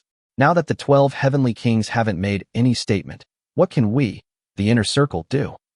When the people outside the circle saw this information, they immediately became furious. Alvin, do you really think you're safe in that circle? Go see how the 12 heavenly kings have arranged it. A bunch of cowardly youngsters. Even with such abuse, the people in the inner circle remained indifferent. They thought that as long as they were well defended, the life and death of the people in the outer circle had nothing to do with them. While everyone was arguing, a message from the system came, which cheered up all the survivors. The first baptism of civilization begins. 30 million deep-sea monsters are in place. Seeing this news, everyone started cursing again. There are 30 million deep-sea monsters at the beginning, which is enough to destroy an empire. The largest number of soldiers in the outer circle is only 20 million. But you have to know that these soldiers are just ordinary soldiers, and it is completely impossible for them to compete with the deep-sea monsters. Even if they had a fleet, they were just some low-level warships, and there were no powerful iron ships at all. The survivors of the coastal empire all showed expressions of despair. Their territory was too large, and they could not take care of the entire area. The moment the baptism of civilization began, all the survivors began to search for deep-sea monsters in their own territories, hoping to take action against them. If there were airplanes in this era, they would be able to observe from the sky and find that huge figures are constantly appearing in the sea and swimming quickly towards the shore. By the time the survivors on the coastal edge discovered it, it was too late. The first deep-sea monster landed on the shore. It was extremely huge, 80 meters tall, and covered with thick scales. The survivors attacked it the moment it appeared, but the artillery only produced sparks when it hit the body, without causing any damage. This discovery made everyone tremble in their hearts. What kind of structure is this thing made of? It has such high defense that even artillery cannot penetrate the armor. When the giant beast was attacked, it roared in anger, and its sound pierced the sky. It just moved forward, and humans and warships were like toys in front of it, unable to resist at all. Only when the survivors see them do they realize how naive they are. There is no need for 30 million such behemoths. Just 10 of them are enough to destroy an empire. Giant beasts kept landing on the coastline, and the survivors fought back hard, but it was all in vain. All obstacles along the way were completely destroyed by them, and none of them could stop them even a step. Yes, these aren't really behemoths at all, but demons designed to destroy us. My empire has been destroyed in half by 3 behemoths, and 2 more are attacking the coastline. I give up. Survivors in the inner circle, you will make your own decision. Before he could finish his words, the system displayed the information that the Cass Empire had been wiped out, and everyone was shocked. Only 5 minutes had passed since the system released the information, and an empire had already been wiped out. The survivors in the inner circle were all extremely frightened at this time. The reason why they did not dare to come to the coastline was that the military at sea was too weak, and they were unable to establish an effective defense network. The inner circle of the defense network only consists of some artillery pieces, but these are extremely crude artillery pieces, and some are even inferior to the artillery pieces of the coastal empire's warships. But everyone knows that no matter who they are, there is no way out at this moment, and they can only grit their teeth and fight on. Now most people hope that the behemoth can quickly kill 50% of the survivors so that they can escape by chance. But you have to know that in a feudal civilization of 1 million people, only 500,000 people can survive, and there are only tens of thousands of survivors on the coastal edges. The deep-sea monsters rushed forward relentlessly, and the world continued to show signs of being wiped out. Each piece of information caused great psychological fear to the survivors, and they were simply unable to resist. This is completely different from the disaster of slave civilization.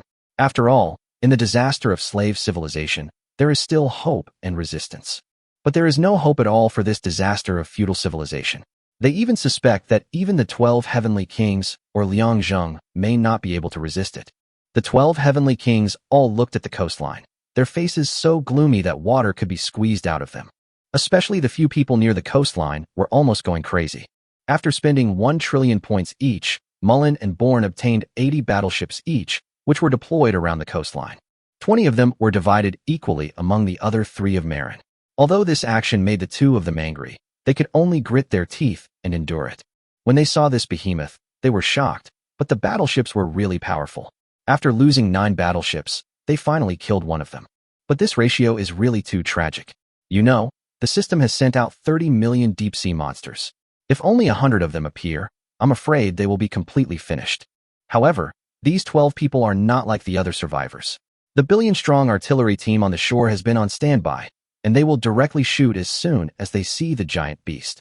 Isalabai frowned and looked at the deep-sea monsters on the coastline. She had just been attacked by 4 deep-sea monsters and lost 20 battleships in an instant. If it weren't for her powerful military skills, the number of casualties would be even greater now. But if this continues, she would probably be seriously injured again in the end. Chapter 190 Liangzheng's Plan. Mo Fei and Sato Azusa also experienced the situation of Isalabai. As for Marin, he put his battleship at the end. The reason is simple. Mullen is in the most central area. Even if he wants to cheat, no one can do anything about it. While the 12 heavenly kings were fighting hard, Liangzheng was having an easy time. The reason was that the appearance of the battleship had increased Liangzheng's combat effectiveness by more than 1 level. It has an attack power of 2 million, plus a bonus of 4.9, which means it has a total attack power of 9.8 million.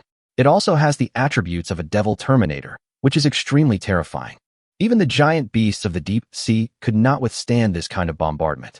In addition, Zheng Fusong had the skill to reduce the opponent's attributes by 30%, so he could easily resist it.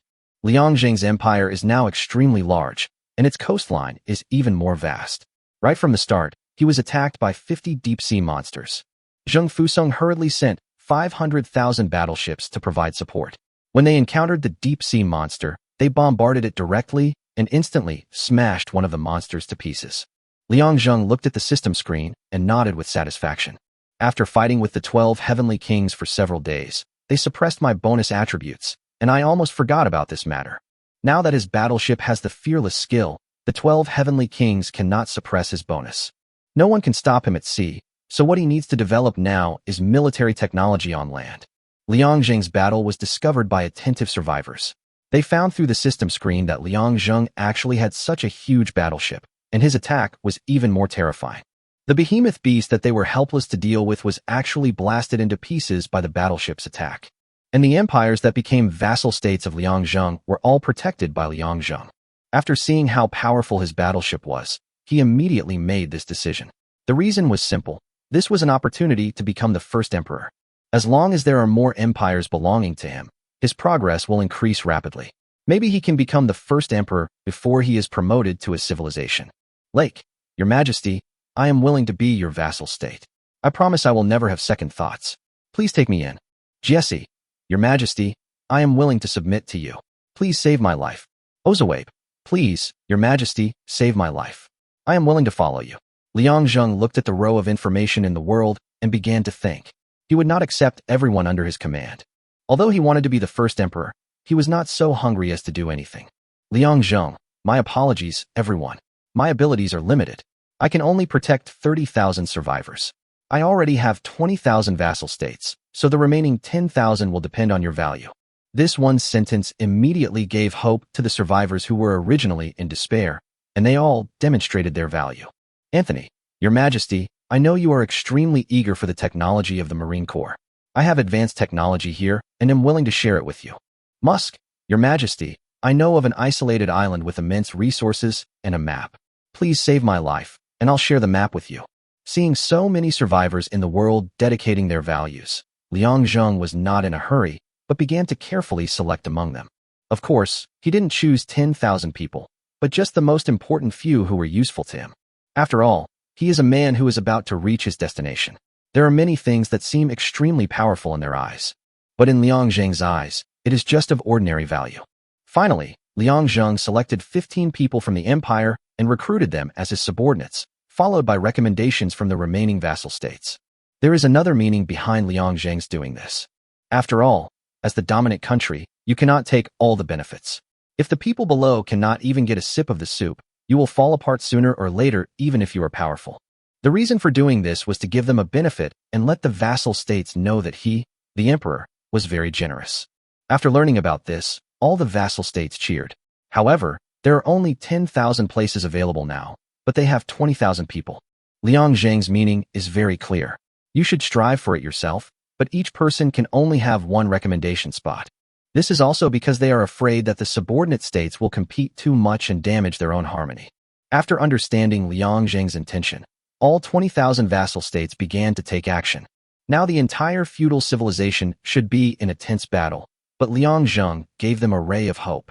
The survivors who did not enter Liang Zheng's affiliated country began to frantically buy quotas, and the price even reached 100 billion per quota. You know, these survivors are just the lowest level. Although they are indeed powerful in the entire extreme civilization, they are only at the bottom of the feudal civilization. As for the 100 billion points, this may be the points they have accumulated over the years. If they take them all out at once, I am afraid it will be difficult to develop in the future. But now just being alive has become a luxury, let alone points. Liang Zheng's vassal states are all smart people. They know that this deal will not last long. Because only half an hour has passed, and an empire of nearly 100,000 survivors has been wiped out. This is also the reason why the surviving survivors are going crazy. They are now completely occupied by fear and don't care about points at all. The quota of 10,000 people was occupied in just 10 minutes, and Liang Zheng also sent battleships to protect them. And those survivors who have not become vassal states are still begging. Ozawabe, Your Majesty, please be kind and take me in. Liang Zheng raised the corner of his mouth when he saw this message. All the vassal states knew that he was Chinese, so naturally they hated the Japanese the most. They also deliberately avoided this point when making the recommendation. Liang Zheng, I've done my best. I hope those who are able will lend a hand in this disaster. After saying this, Liang Zheng stopped talking, but the 12 heavenly kings had already started cursing. Liang Zheng's last words were truly heartbreaking. Although the 12 heavenly kings were capable, they had no time to care about others. But this sentence seemed to give the rest of the survivors a hint, and all the attention turned to the 12 heavenly kings again. If a drowning person grabs a straw, he will not let go easily no matter what. Liang Zheng smiled as he watched the survivors' words on the World Channel, feeling happy in his heart. If you want to fight the enemy, sometimes you don't have to do it yourself. Chapter 191, Celestial Continent. Yo, the 12 Heavenly Kings have been so cautious about their territory and points, and the entire Io continent is their territory.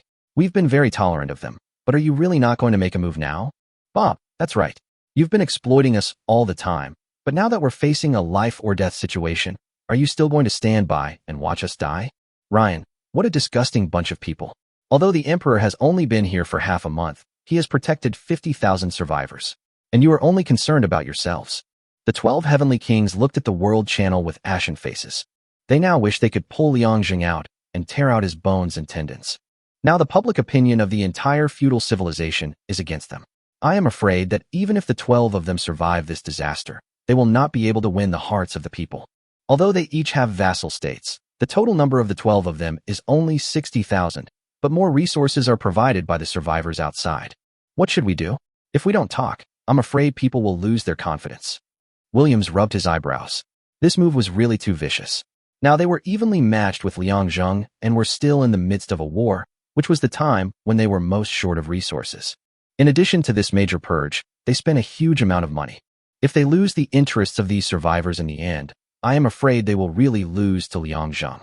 But everyone understands that with their current strength, it is unrealistic to take care of others because they simply don't have the energy. In the territory of the 12 Heavenly Kings, only 60,000 vassal states are in the AO continent. The rest of the survivors have no chance to get involved at all. Do they have to enter the AO continent now? As for making them his vassal state, that is even more impossible. In the eyes of the 12 Heavenly Kings, these people are just machines or slaves that can produce points. If they are made their vassal states, they will simply be a burden. They are all already super empires, and unlike Liangjing, who has the progress of the first emperor, they will not choose vassal states for no reason. But the 12 of them really couldn't understand why Liangjing suddenly built a battleship, and it seemed to be even more powerful than their battleships. Malin, everyone, it's not that we don't want to help you. It's just that we're powerless. You can see we've suffered heavy losses right now. Ozawabe, bullshit. How can your 60,000 vassal states live in peace? Why don't you let us enter the Io continent? This one sentence completely ignited the world, and everyone started cursing the 12 Heavenly Kings again. Marin was even more furious. He looked at Sato Azusa and cursed. Are all you Japanese people fools? Sato Azusa wanted to reply, but after thinking for a long time, he still didn't know what to say, so he could only vent his anger on Ozawabe. Sato Azusa, damn it. Who the hell do you think you are, that you can just casually enter the Io continent? Even Minamoto no Yoritamo was barely qualified. Ozawabe. Asshole, so you 12 Heavenly Kings all value strength? All the tributes and points we've paid you over the years are useless, right? Ma Luan was completely driven crazy after seeing this conversation. Just as he was about to explain something, Liangjing suddenly spoke again. Liangjing, everyone, God is merciful and compassionate. I just spent all my savings, including the points you just paid to become my vassal state. I have decided to protect 10,000 survivors. This sentence moved all the survivors deeply. They were originally confused about Liangjing's actions, but now they completely understood that Liangjing was trying to protect more survivors. This time, before Liangjing's vassal states could even ask for a price, some people continued to voluntarily pay points, even more than before.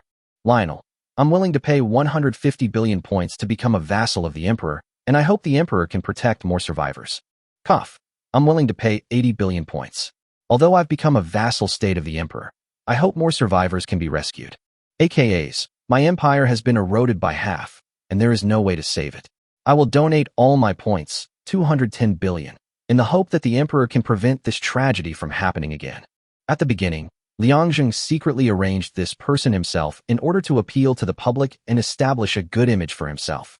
However, as more and more people contributed, the survivors of the feudal civilization unexpectedly united together. When the 12 Heavenly Kings saw this, they knew that their situation was hopeless, and they were afraid that they would never be able to engage in any trade in this world again. At the same time, don't even think about getting any points from these survivors. Liangjing frowned when he saw this. He was just pretending, but now he felt like he was in a difficult situation. But he was not too worried. At worst, he could just continue buying battleships. He had plenty of points anyway. He had just obtained another 300 trillion points. These were all collected for him bit by the survivors. Seeing this, Liangjing sighed. It seemed that he could only be a great man once. Liangjing, I've received everyone's points, and I'm very touched. I'll dispatch all my battleships to the various coasts, hoping to stop the behemoths. As for the outcome, I can't predict it. I can only say that I have a clear conscience. Boca, long live the Emperor. We bow down to him. Yating, long live the Emperor. We bow down to him. Tai Luan, long live the Emperor. We bow down to him. Because of Liang Zhong, the survivors who should have been cold-blooded and ruthless actually awakened their humanity, and everyone was willing to help others. Liang Zhong even purchased another 40 million battleships, consuming 100 billion in steel, leaving 115.4 billion. But he did not send them there. Since the 12 heavenly kings had established a continent called Ao, why didn't he establish a continent called Celestial Empire? Liang Zhong, everyone, as you all know, the entire extreme survival map is too large. I can't protect every part of it. If possible, I hope you can move to my continent. Under normal circumstances, no one would be willing to give up, but now that their lives are at stake, how could they still care about territory? What's more, the continent where Liang Zhong is located is definitely not small, and there is a huge area in the rear that has not been opened. Originally, Liang Zhong wanted to develop it slowly on his own, but now he wants to establish his own continental empire. If these people are all his vassal states, it doesn't matter. The territories where the vassal states are located are also considered the main country, so Liang Zhong is not worried about anyone rebelling at all. Chapter 192 The Giant Beast Advances to a Violent Giant Beast. After hearing the news, the survivors rushed to the mainland of China. But now, there are only less than 700,000 survivors left in the entire feudal civilization. Excluding the 60,000 survivors of the 12 heavenly kings and Liang Zheng's own 50,000 vassal states, there are still 590,000 survivors left. This time can be described as a great migration, during which empires were constantly destroyed. In the end, there were only 340,000 survivors who entered the Tianqiao continent. It's not that those people don't want to go, but they really can't move. Migrating an entire country is not a simple matter. It requires paying a certain amount of points and giving up a lot of territory. The people in the most central area felt that they did not need to migrate, so they did not give Liang Zhong points, nor did they become their companions. In the end, the total number of survivors was determined to be 410,000. The originally barren continent of China has now become the most prosperous continent in the entire feudal civilization. Liang Zheng's 80 million battleships surrounded it, but this action also brought them a huge disaster. There were originally 30 million deep-sea monsters, but each of them only encountered a few at the beginning. But now it seems that all the deep-sea monsters are coming towards them. When the 12 heavenly kings found out about this, they were extremely happy. They felt that Liang Zhong was simply courting death. Even if your battleships are powerful, they cannot withstand so many deep-sea monsters. I am afraid that it will not be long before the entire Celestial Empire will be a river of blood. Liang Zhong also discovered this problem. From a few at the beginning to dozens now, the number is still increasing. If this continues, I am afraid the number will increase. His battleships were constantly being lost, and now millions of them had been destroyed by the behemoths. As for the ironclad ships, they had all been wiped out long ago. Liang Zhong sighed. It seemed that it was not easy to be the king. However, he was not afraid. He did not believe that his 80 million battleships could not defeat 30 million behemoths. The pressure on the 12 heavenly kings suddenly decreased, and the same was true for the inner circle. Although they were also under attack, there were only dozens of them. All the survivors are watching the video on the World Channel. The Chinese mainland has now been completely surrounded by deep-sea monsters. They kept trying to break through the defense circle and wanted to take action on land. However, the battleships formed an iron wall, making their attacks ineffective every time and causing countless damages. Liang Zhong frowned. Based on previous battles, the problems given by the system were definitely not so simple. Things turned out just as he expected. After 12 hours of resistance, the system sent a message.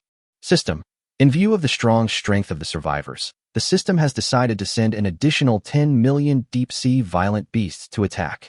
With just one sentence, all the survivors were alert, and the sounds of the world instantly became two different ones. Fair, bastards, why don't you just go and die? You bastard emperor, can you please stop harming people? If everyone on the periphery were dead, there wouldn't be any violent monsters appearing now. Buck, you guys are just living in despair. You're really harming yourself and others. You can't just die yourself, but you're dragging the entire feudal civilization down with you? Alvin, shut your stinking mouths. If you want to end this baptism, why don't you just go and die? When it comes to surviving, no one is better than you. Yasi, you are nothing but a bunch of clowns. You think you are so arrogant and domineering just because you are in the inner circle. You even dare to insult the emperor. When this disaster is over, I will bear the brunt of the attack and be the first to punish you. Joys. Count me in. The very existence of this group of people is a disgrace to humanity. Liang Jinke was in no mood to care about the world's quarrels, and he simply ignored the clown who insulted him. He was afraid that he would not even survive this disaster with such a person. At this moment, he felt that something was wrong with the sea. He saw huge whirlpools appearing, and even the sky began to become extremely dark, with dark clouds pressing down. Roars continuously came out from the deep sea, captivating people. The 12 heavenly kings' hands were shaking as they watched. They didn't know what they were going to face, but it was definitely more terrifying than these 30 million beasts. The system actually dared to send out 10 million behemoths, which is definitely a world-destroying level. Liang Zheng understood that he might not be able to keep his 80 million battleships. Lightning danced wildly in the sky and thunder roared loudly. For a moment, he seemed to see the scene of the destruction of the world. But he knew in his heart that although the extreme survival system was extremely cruel, it would definitely not kill everyone immediately. Now there are still 690,000 survivors in the entire feudal civilization, which means that as long as 190,000 survivors die, they will survive the next disaster. But now more than half of the survivors are in their own Tianqiao continent, and I am afraid that these 10 million violent beasts are prepared for them. In the sky, a raindrop as big as an apricot began to fall, and in an instant the entire feudal civilization was surrounded by heavy rain. The daytime had now turned into complete darkness, with the sounds of violent beasts surging all around. At this moment, the earth trembled, and people only saw an extremely huge dark figure appear in the darkness. The figure alone was 100 meters tall, and its color was completely invisible, but the patches of skin looked as if they were embedded in the rock. Everyone gasped when they saw this, but Liang Zheng was even more shocked. When the first one appeared, his battleships started shooting directly, but he found that even though all the attacks from his 10,000 battleships hit the enemy was still able to move. Then more and more ferocious monsters appeared in the sea.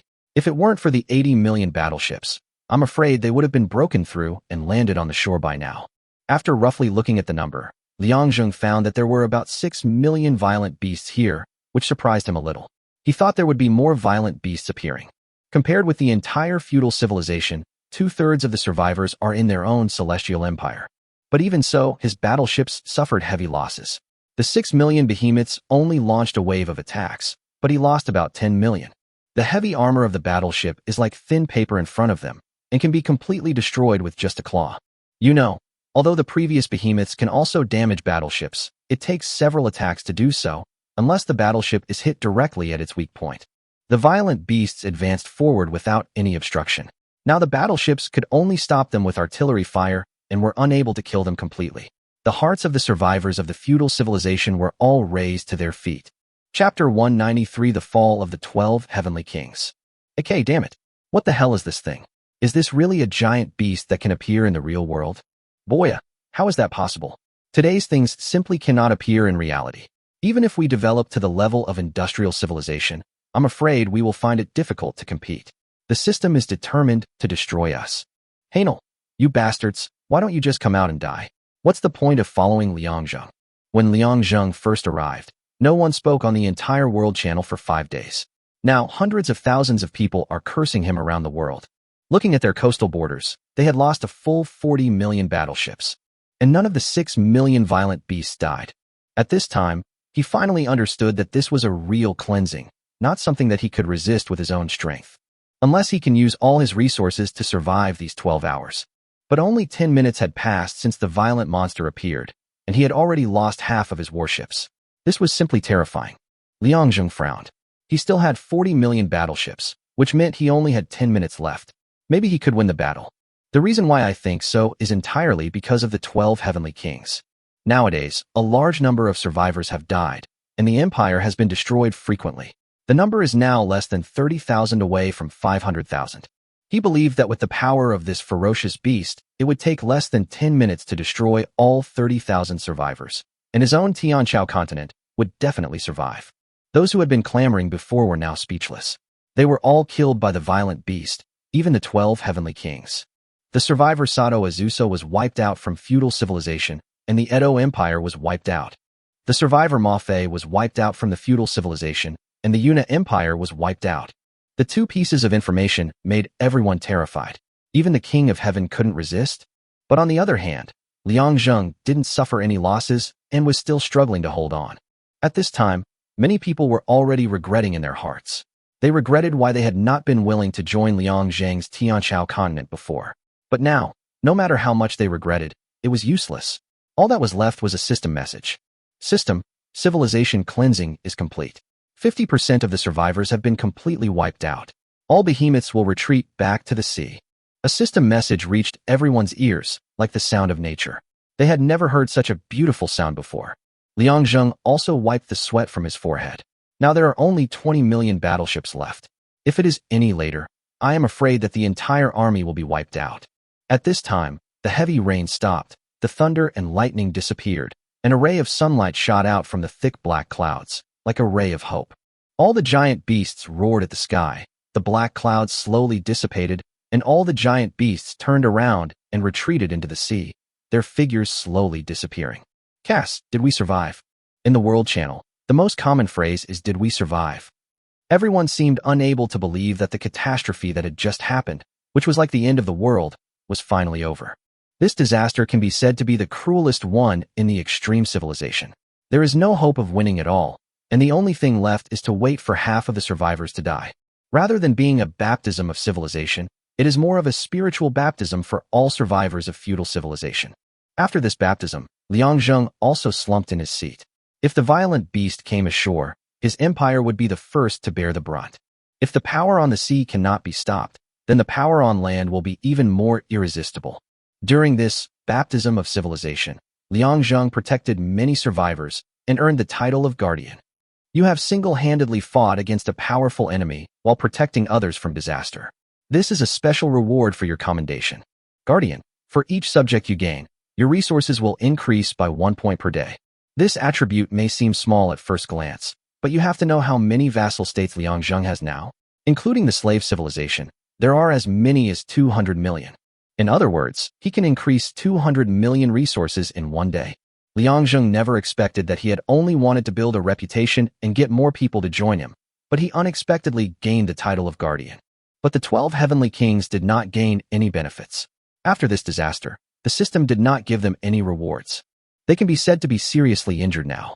Not only did they lose 2 kings, but they also had to fight against the violent beast with all their strength and exposed all their hidden strength. This damn Liang Zheng. I'm going to hang his body on the city gate. Born cursed loudly, but Mullen sighed and shook his head. From today on, I don't intend to be an enemy of the Emperor anymore. If you want to continue, it's up to you. Don't drag me into this. Everyone looked at Ma Luan in surprise, wondering why he suddenly changed his mind. What do you mean? You want to be a traitor? Hearing William's words, Mullen snorted coldly. What do you mean by traitor?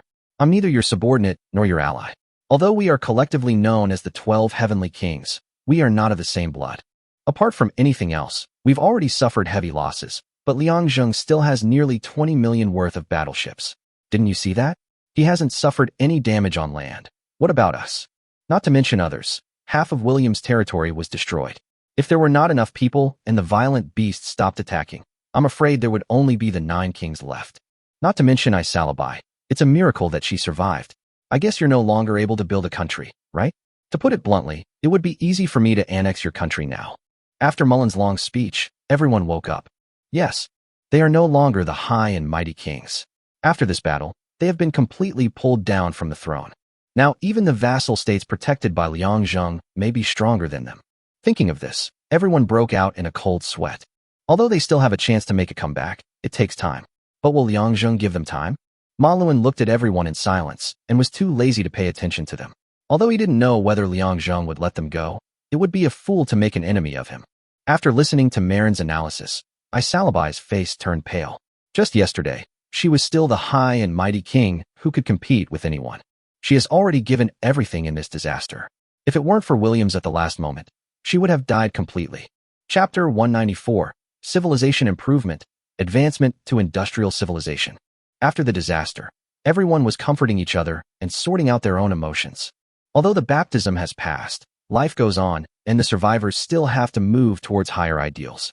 What Liang Zheng got this time was an unexpected surprise. He earned 200 million in resources a day, which was enough for him to deal with any accidents. But this time there was no settlement reward, and he only had 20 million battleships left. But even so, he was now the strongest empire in the entire feudal civilization. Important tip: the Ministry of Industry has developed rails for steam locomotives, using uniform specifications suitable for nationwide promotion in China. Railway transportation has been discovered. Civilization plus 10.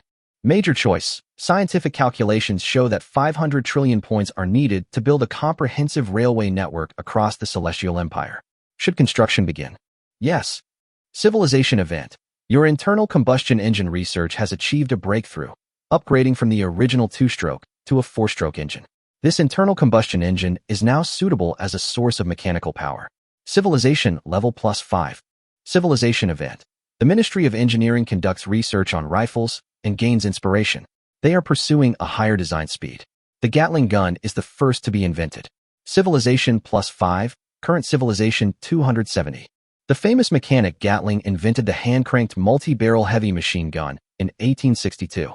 The Gatling gun has 6 to 10 barrels installed side by side on a rotating cylinder. Every time the handle is rotated one circle, each barrel completes the functions of loading, shooting, and ejecting shells in turn.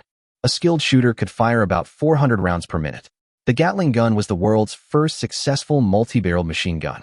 Seeing this, Liang Zheng's blood boiled. The Gatling gun with blue flames that he had been looking forward to for a long time finally appeared. Thinking of this, he rushed to the Military Science and Technology Institute. He wanted to experience the feeling of operating the Gatling gun himself. When he saw the Gatling gun, he couldn't help but pick it up and scan it. But to his disappointment, this thing was not as good as he imagined. Not to mention that this machine gun is extremely heavy. The most important thing is that it does not emit blue fire. It seems that there is still a big gap between the things in the game and the reality. Civilization event: your scientists have invented thermal power generation technology. Civilization level plus 10, current civilization level 280. Thermal power generation technology: it is a factory that uses coal, oil, and natural gas as fuel to produce electricity. The earliest thermal power plant was built in 1875. Its basic production process is: the fuel burns in solitude, and the water turns into steam when heated, converting the chemical energy of combustion into thermal energy. The steam pressure drives the turbine to rotate, and the thermal energy is converted into mechanical energy. Then the turbine drives the generator to rotate, converting mechanical energy into electrical energy. This discovery is so significant.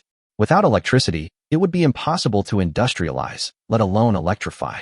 Major decision: after scientific calculations, 500 trillion points are needed to build 50,000 power plants, which can be popularized throughout the entire Celestial Empire. Should we begin construction on thermal power plants? Yes. Major civilization event: popularize electricity. Civilization plus 10, current civilization 290. Liang Zheng looked at the civilization level of 290 points. He could now directly enter the industrial civilization and finally ushered in an era of steel torrents and armor everywhere. But at this time he began to worry. During the slave civilization, he was told that there were no survivors in feudal society. When he came to this world, he found that there were not only hundreds of thousands of survivors. If he were to attack industrialized civilization now, wouldn't there be more advanced survivors there? And even if there were no survivors, he believed that the system would not let him develop safely so easily. You have to know that in the late industrial age, there were aircraft carriers and radars flying everywhere. With his current military civilization, if he really went there, he would probably become cannon fodder. The current number of people is no longer an advantage. Only with higher military technology can he become more powerful. Major civilization event: the generation of electricity gave rise to the invention of the electric light. For the first time, your celestial empire ignored the coming of darkness. Human activities were no longer constrained by the night. Civilization level plus 10. Current civilization level 300. It has been detected that you can enter industrial civilization. Note, this era spans a very long time. In the post-industrial era, survivors are extremely powerful. You will be included in the primary area for 10 days, and you can also freely choose whether to enter the advanced area in advance. At this moment, Liang Zheng wanted to curse in his heart. The system had just ruined his 600 trillion points, and now it forced him to advance to industrial civilization. It was obvious that the system was trying to trick him. He took a look and found that the progress towards becoming the first emperor was only 78%, which was unbelievable to him. I have clearly acquired so many vassal states, and now there is only 2% of the progress left. Does it mean that I really have to unify all the people in the entire feudal civilization? Liang Zheng let out a long sigh. If that was the case, he didn't plan to advance now. Anyway, we can now increase 200 million resources every day, and the 12 heavenly kings are at their weakest. Now it can be said that there are only 10 heavenly kings left. Why doesn't he take this opportunity to unify the entire feudal civilization and then advance? Thinking of this, I directly sent a message on the world channel. Liang Zheng, this emperor intends to unify the entire feudal civilization. You will have one day to consider it. After one day, I will directly send troops to attack all those who have not become vassal states of this emperor. If it were in the past, he would never be so direct. But now she has no time to think about it. The advancement of civilization is imminent, and he must make plans in advance. At the same time, he secretly had a feeling that he would gain great benefits by becoming the first emperor when entering industrial civilization. However, the survivors who did not join Liang Zheng's affiliated country became angry when they saw this message. Thinking about the previous disaster, if Liang Zheng had not protected those dying survivors, their sacrifices would not have been so great. The 12 heavenly kings, in particular, were extremely angry when they saw the news. Surprisingly, Ma Luan was the first to speak. Ma Luan, I am willing to submit to the emperor. Everyone was extremely surprised by just a few short words, and Liang Zheng was also surprised to see this message. He thought about how the 12 heavenly kings would resist, but he never thought that Marin would obey at the first moment. Chapter 195 Emperor Liang Zhengtian. Advanced Industrial Civilization. After Williams and others saw what Mullen said, they were extremely angry and they chatted with Mullen privately. Born, what the hell are you thinking? Are you really going to submit to that idiotic emperor? Ma Luan, there's nothing to think about. If I surrender now, at least I can survive. If I continue to resist, I'll only die. Williams, his naval forces are indeed extremely powerful, but we haven't lost on land yet. Mullen, are you sure? Haven't you ever wondered why he was able to build a battleship in such a short time? Why did he dare to protect so many survivors? A few words left everyone speechless. None of those who could become the king were stupid. On the contrary, they were extremely smart. The reason why he is now singing a different tune from Liang Zheng is, firstly, to protect his own interests, and secondly, he has fallen into an extreme idea. They now feel that Liang Zheng is their enemy, and if he is an enemy, there is no such thing as surrender. But after listening to Mullen's words, they finally figured it out. Born, I am willing to submit to the emperor. Osha, I am willing to submit to the emperor. Isalabai, I am willing to submit to the emperor. But after Isalabai finished saying this, Liang Zheng immediately rejected it. Liang Zheng, I will agree to anyone's surrender, except you. If I say I don't kill you, I'd be unworthy of being the emperor. This sentence made Isalabai angry and frightened. She looked at the other kings with a helpless look. When his eyes finally locked onto Williams, he discovered that the other party had actually closed his eyes. Isalabai smiled palely. What bullshit suitors, what love, all lies.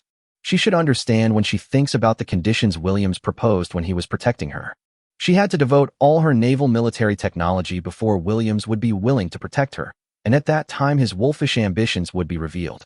The two watched as the other heavenly kings surrendered to them one after another, and the rest of the Foundation survivors also surrendered without any objection. Looking at the achievements of Qin Shi Huang, the progress finally increased from 78% to 80%.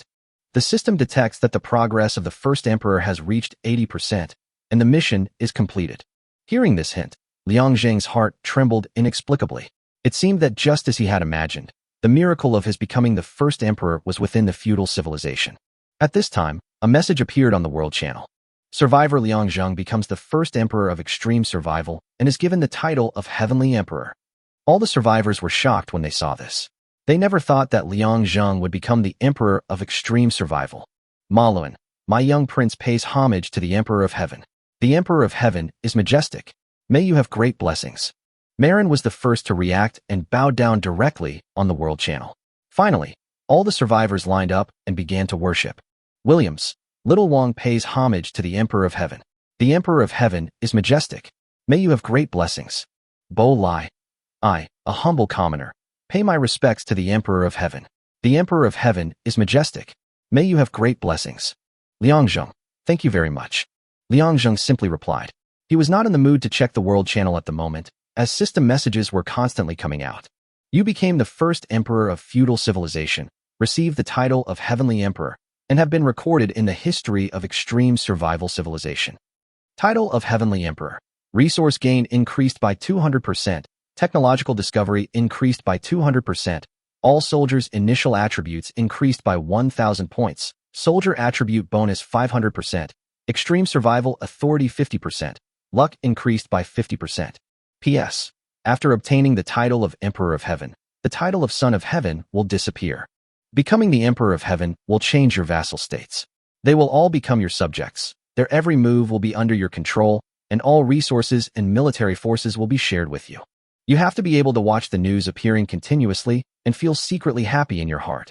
Now he can get 200 million resources a day. If it is 200%, that means 400 million resources, which is doubled. And this does not include the Silk Road that he has already built. And now the entire feudal civilization is unified into one continent, the Celestial Empire. Today, the entire sea is filled with Chinese merchant ships, and the roads are filled with Chinese trains. As for Salabai, before he could even make a move, she was attacked by the other kings, with Williams being the first to bear the brunt. Anyone with a discerning eye knew that he was not doing this to show off in front of the world, but to obtain Salabai's maritime military technology. Liang Zheng watched all this happen coldly. In the end, Salabai's body was hung on the city gate. Zhao Yao and Xia Yan, who were standing next to her, also saw it. But for the two of them, there was no hatred in their hearts at this moment. They just wanted to stay with Liang Zheng.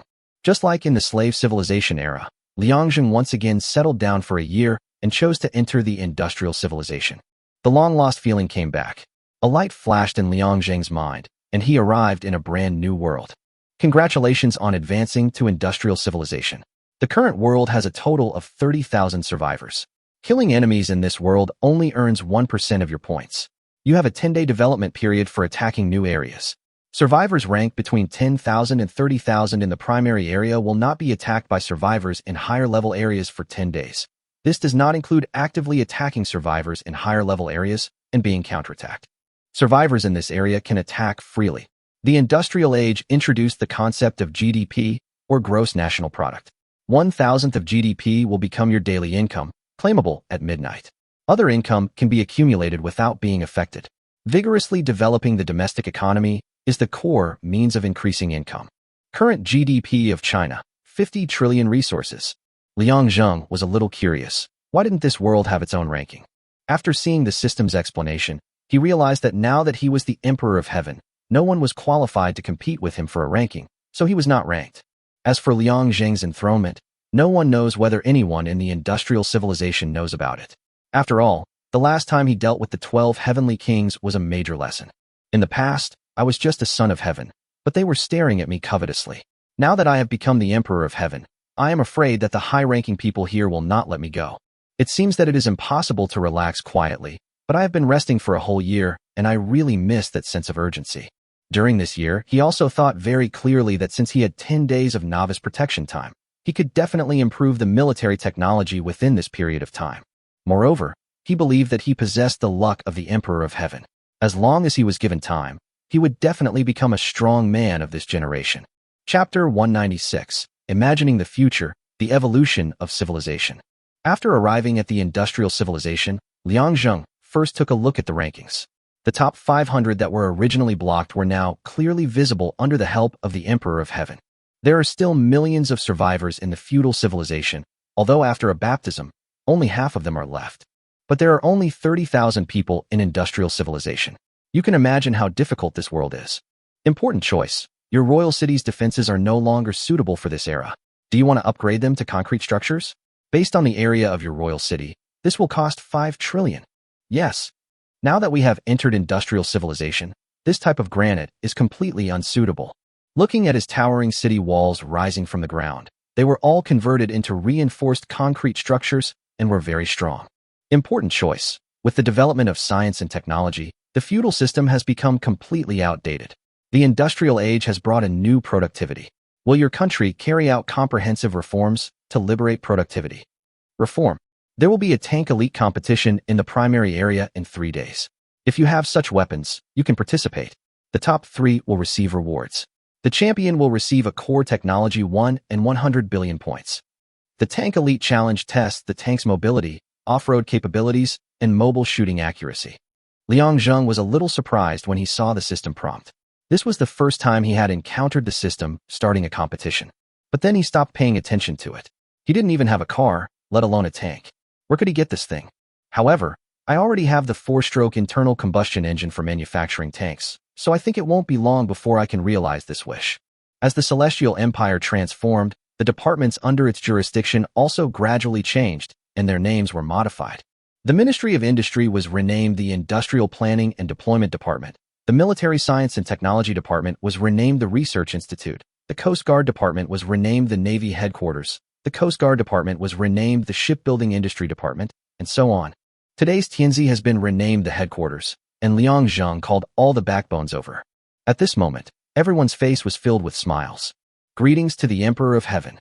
Liang Zheng waved his hand and said, "Everyone, please sit down. I will reassign you tasks." Yes. Engineer Gu, as the head of industrial planning and deployment, you will be responsible for the development of army equipment from now on, especially in the field of combat vehicles.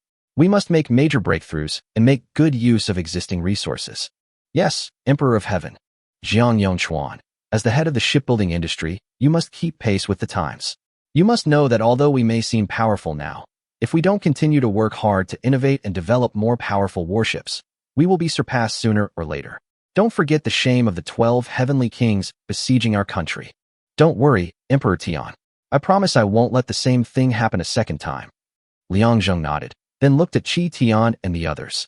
Qi Tian, as the commander-in-chief, you must work even harder. You must understand all kinds of technology, and you must also understand the principle of knowing how to use people effectively. You must know that you are in charge of the entire combat unit. Don't worry, Emperor Tian. I am studying hard now. As for Lu Yu, Gu Hong, and Lu Rong, your missions are equally important. From now on, victory in war is no longer determined by numbers, but by more powerful equipment and conviction. It's not the quantity of men that matters, but the quality of the troops. You need to rebuild the army into a multifunctional hybrid of traditional army, artillery, and mobile forces.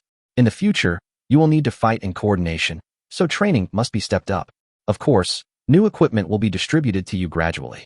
After hearing this, the three of them replied in unison, "Don't worry, Heavenly Emperor. We will not disappoint you." Liang Zheng looked at the man next to him, named Dong Yuan. He was one of his 2,000 guards and had performed extremely well. Dong Yuan, the Imperial Guards are also undergoing changes. From now on, you will become a special operations force. Your mission is no longer to protect me, but to respond to future special operations. I will gradually distribute the corresponding weapons to you. Dong Yuan, yes. Originally, the 2,000 guards could only protect Liang Zheng, but now that he has 50% of the ultimate survival authority, he can actually change this part. Moreover, the number of people has exceeded 2,000. Like other arms, they can be purchased without limit. As a powerful arm, this is definitely the best foundation for special forces.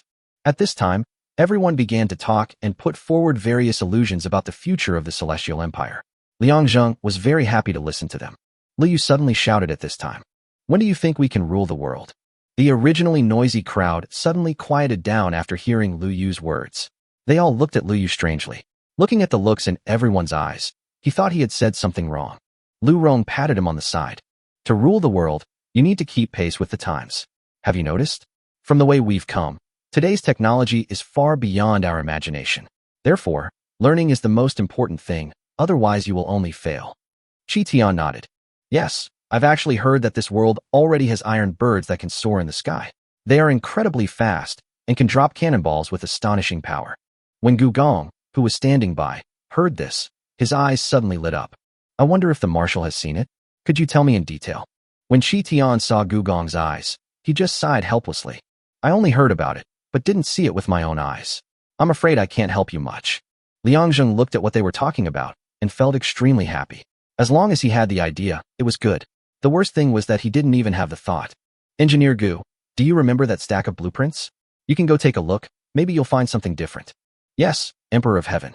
After everyone had imagined the future, they all went about their own business. Liang Zheng was bored, so he went for a stroll on the street. Now, every citizen who sees him worships him immensely.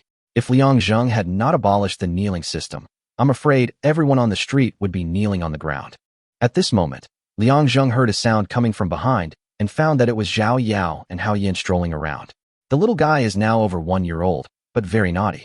Not only did he look around in Zhao Yao's arms, His little hands kept reaching to the side, eager to learn about new things. After seeing this, Liang Zheng walked over, took Haoyan from his arms, and kissed him hard on the cheek. Xiaoyao was also happy to see this.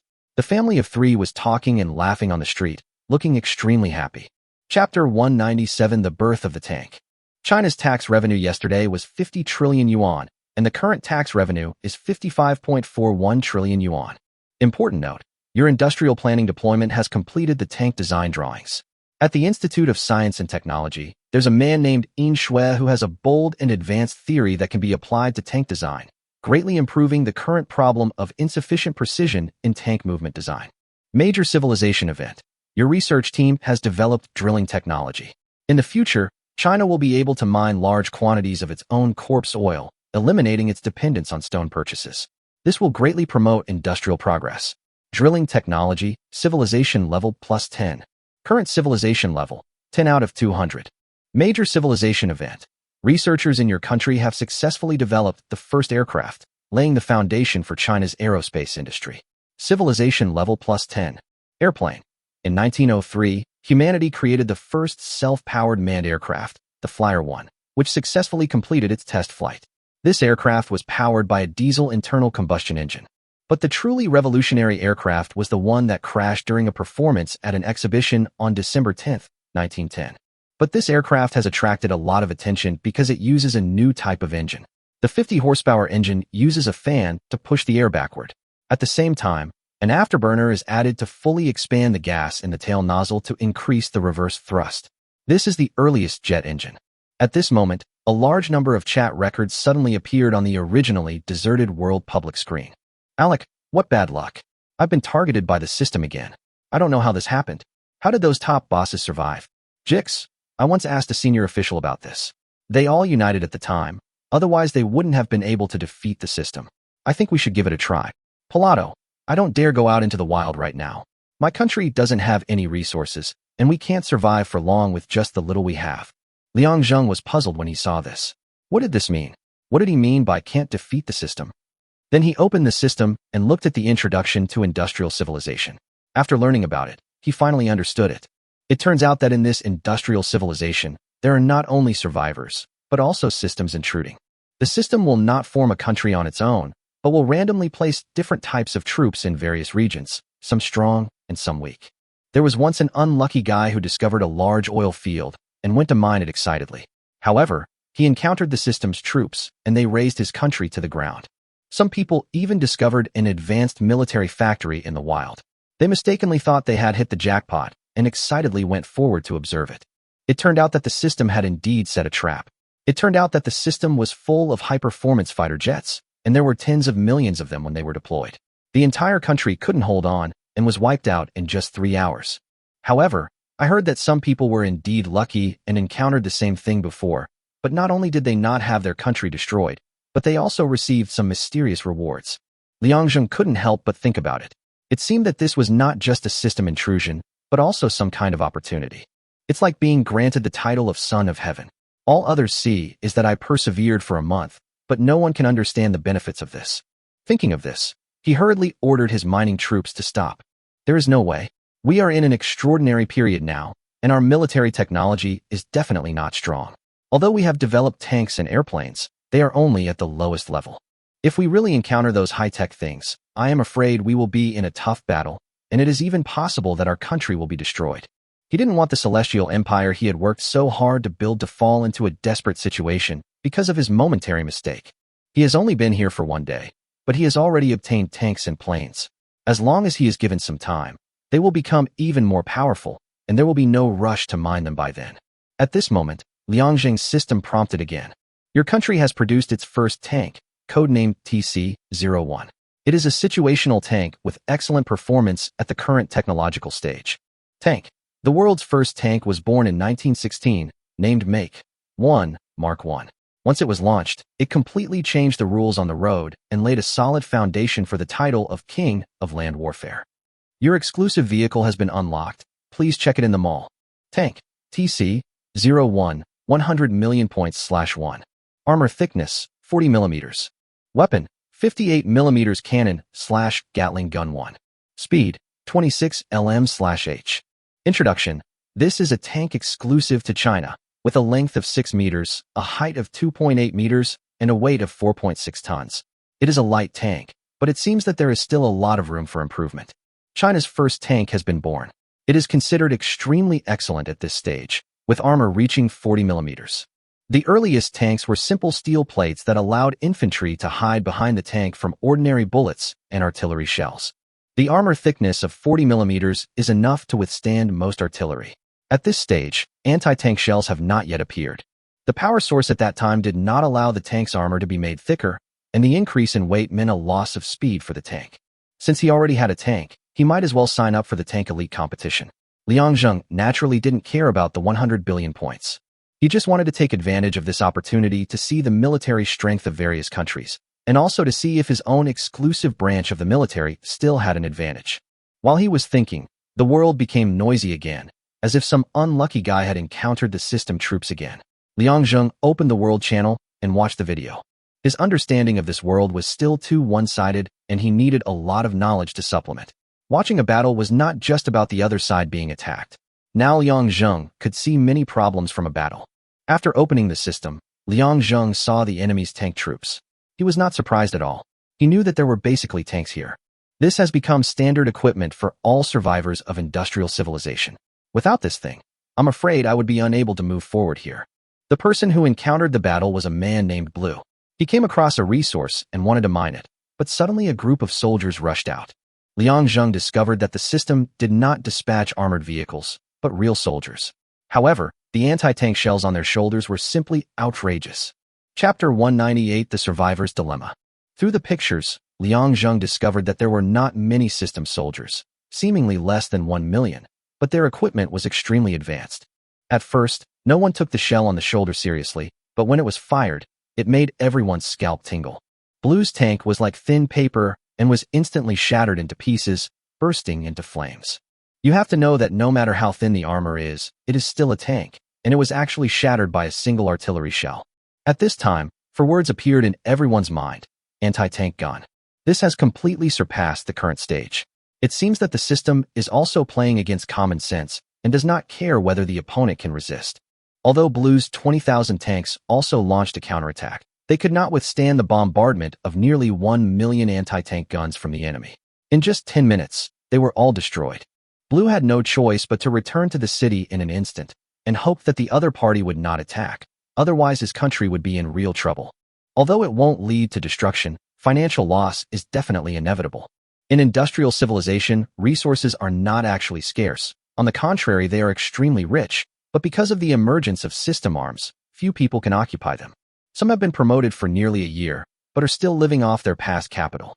The entire empire is crumbling, and the resources obtained from below are simply not enough to support it. Seeing this, Liang Zheng shut down the system, and the previous question appeared in his mind again. If the other party has the ability to destroy these 1 million people, will they be able to obtain this anti-tank gun? He didn't know why, but he always had this idea. However, he didn't try it. He was not strong enough now, so he decided to wait until he was stronger. He found that what these people encountered were beyond the existing stage.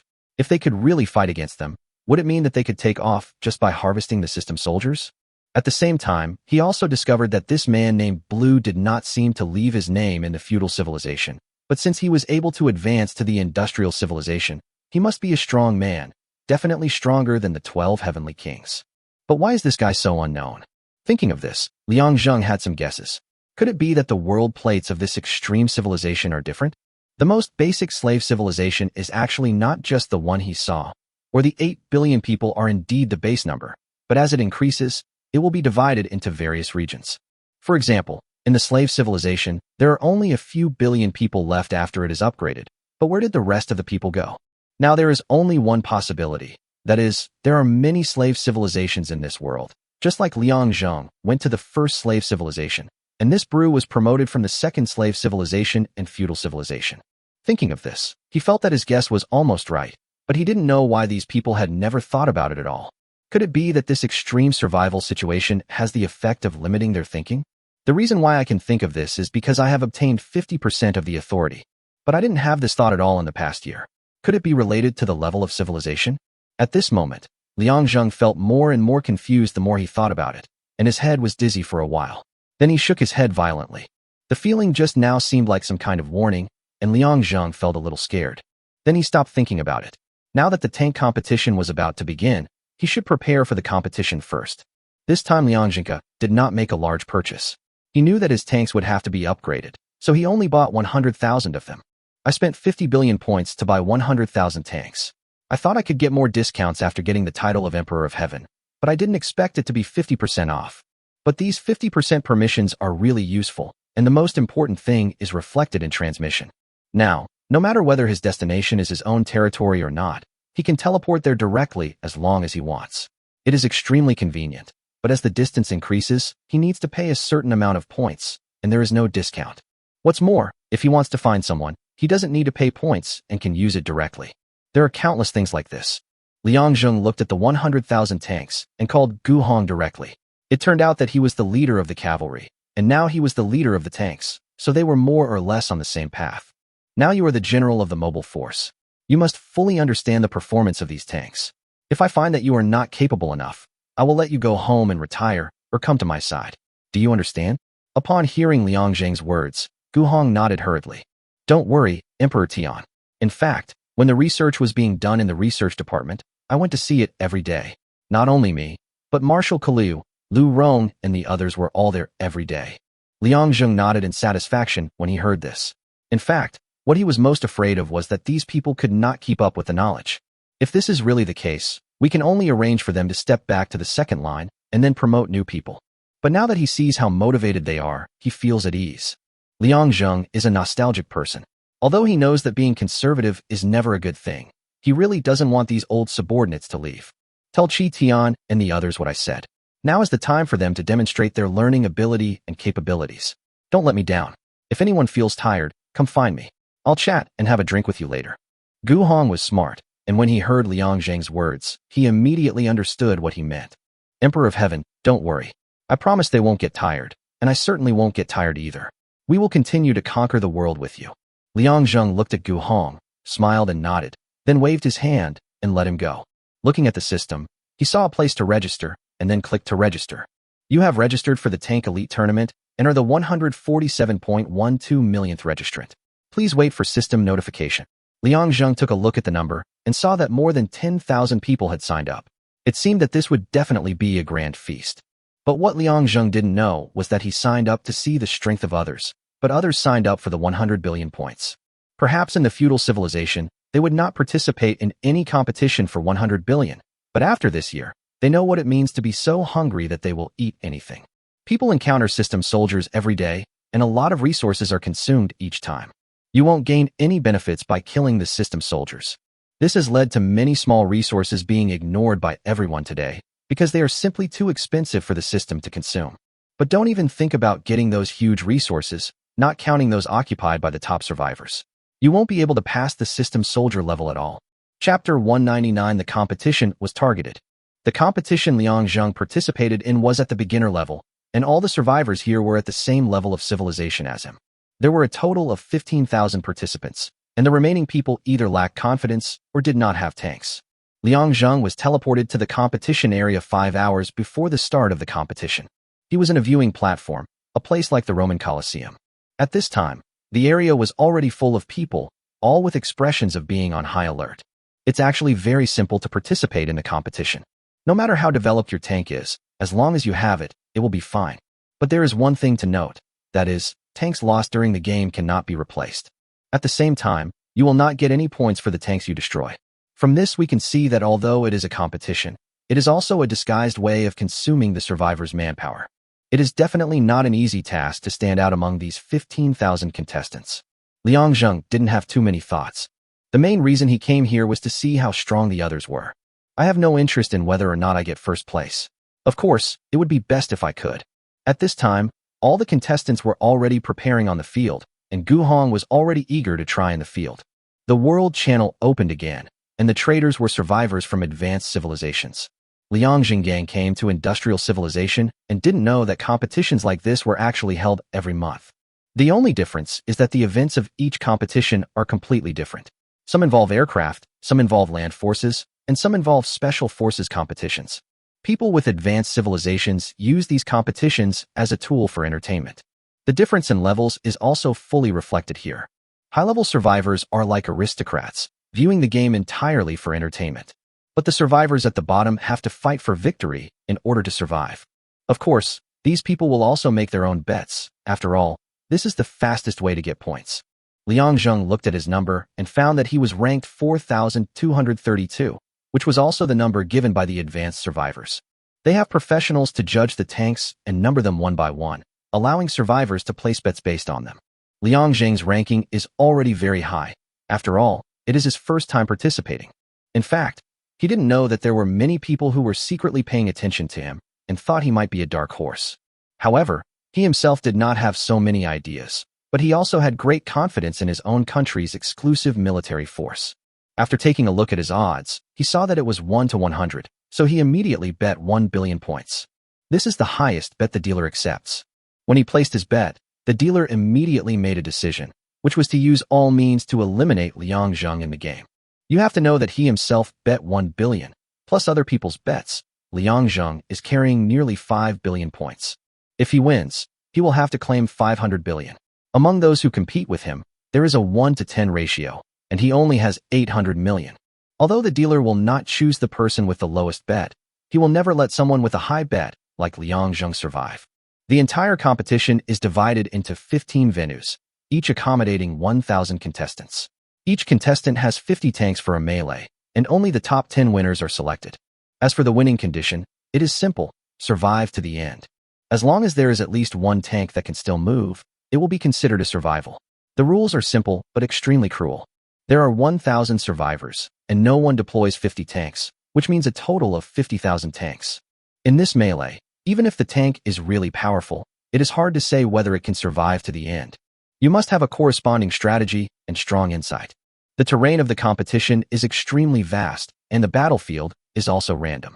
Some are wilderness, some are cities, and some are mountains. The weather will also be different, such as rainy days, snowy days, windy days, etc. The place where Liang Zheng was located was a wilderness, the weather was sunny, and there were no additional factors. This also made everyone in Liang Zheng's group feel extremely lucky.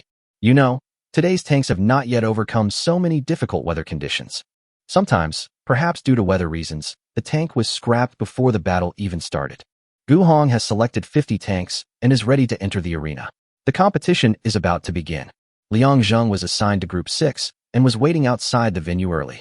All 15 groups of contestants were ready and competed at the same time, and the spectators began to cheer. Liang Zheng was also surprised when he saw these tanks. There were all kinds of them. He originally thought that everyone would be similar, and basically all of them were transformed according to the real world. But now I have to admire the imagination of these survivors. Squares and circles gathered together, and some were even diamond or triangular. The competition started and all the tanks in Group 6 were transported to their designated locations.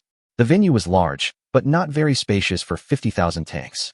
It seems that the system's meaning is very simple, which is to determine the winner in the shortest time possible. I saw thick smoke and billowing black smoke in the venue.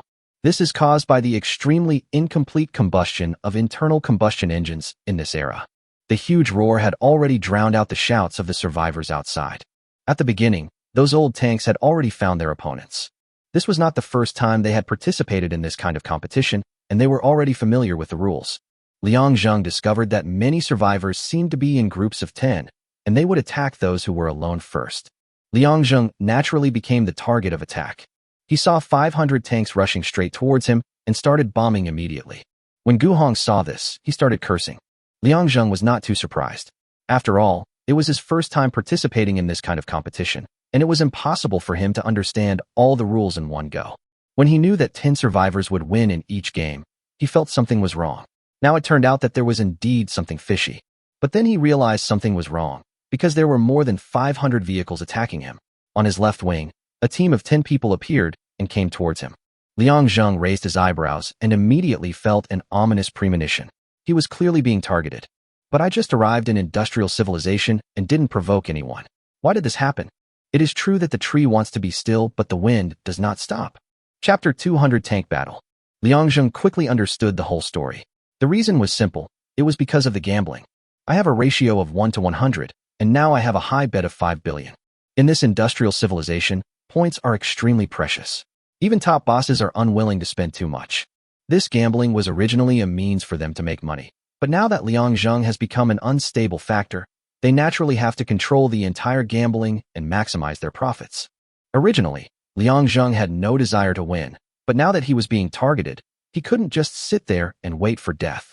Guhong, we must win this game. Yes, Emperor of Heaven. After receiving Liangzheng's order, Guhong also began to deploy.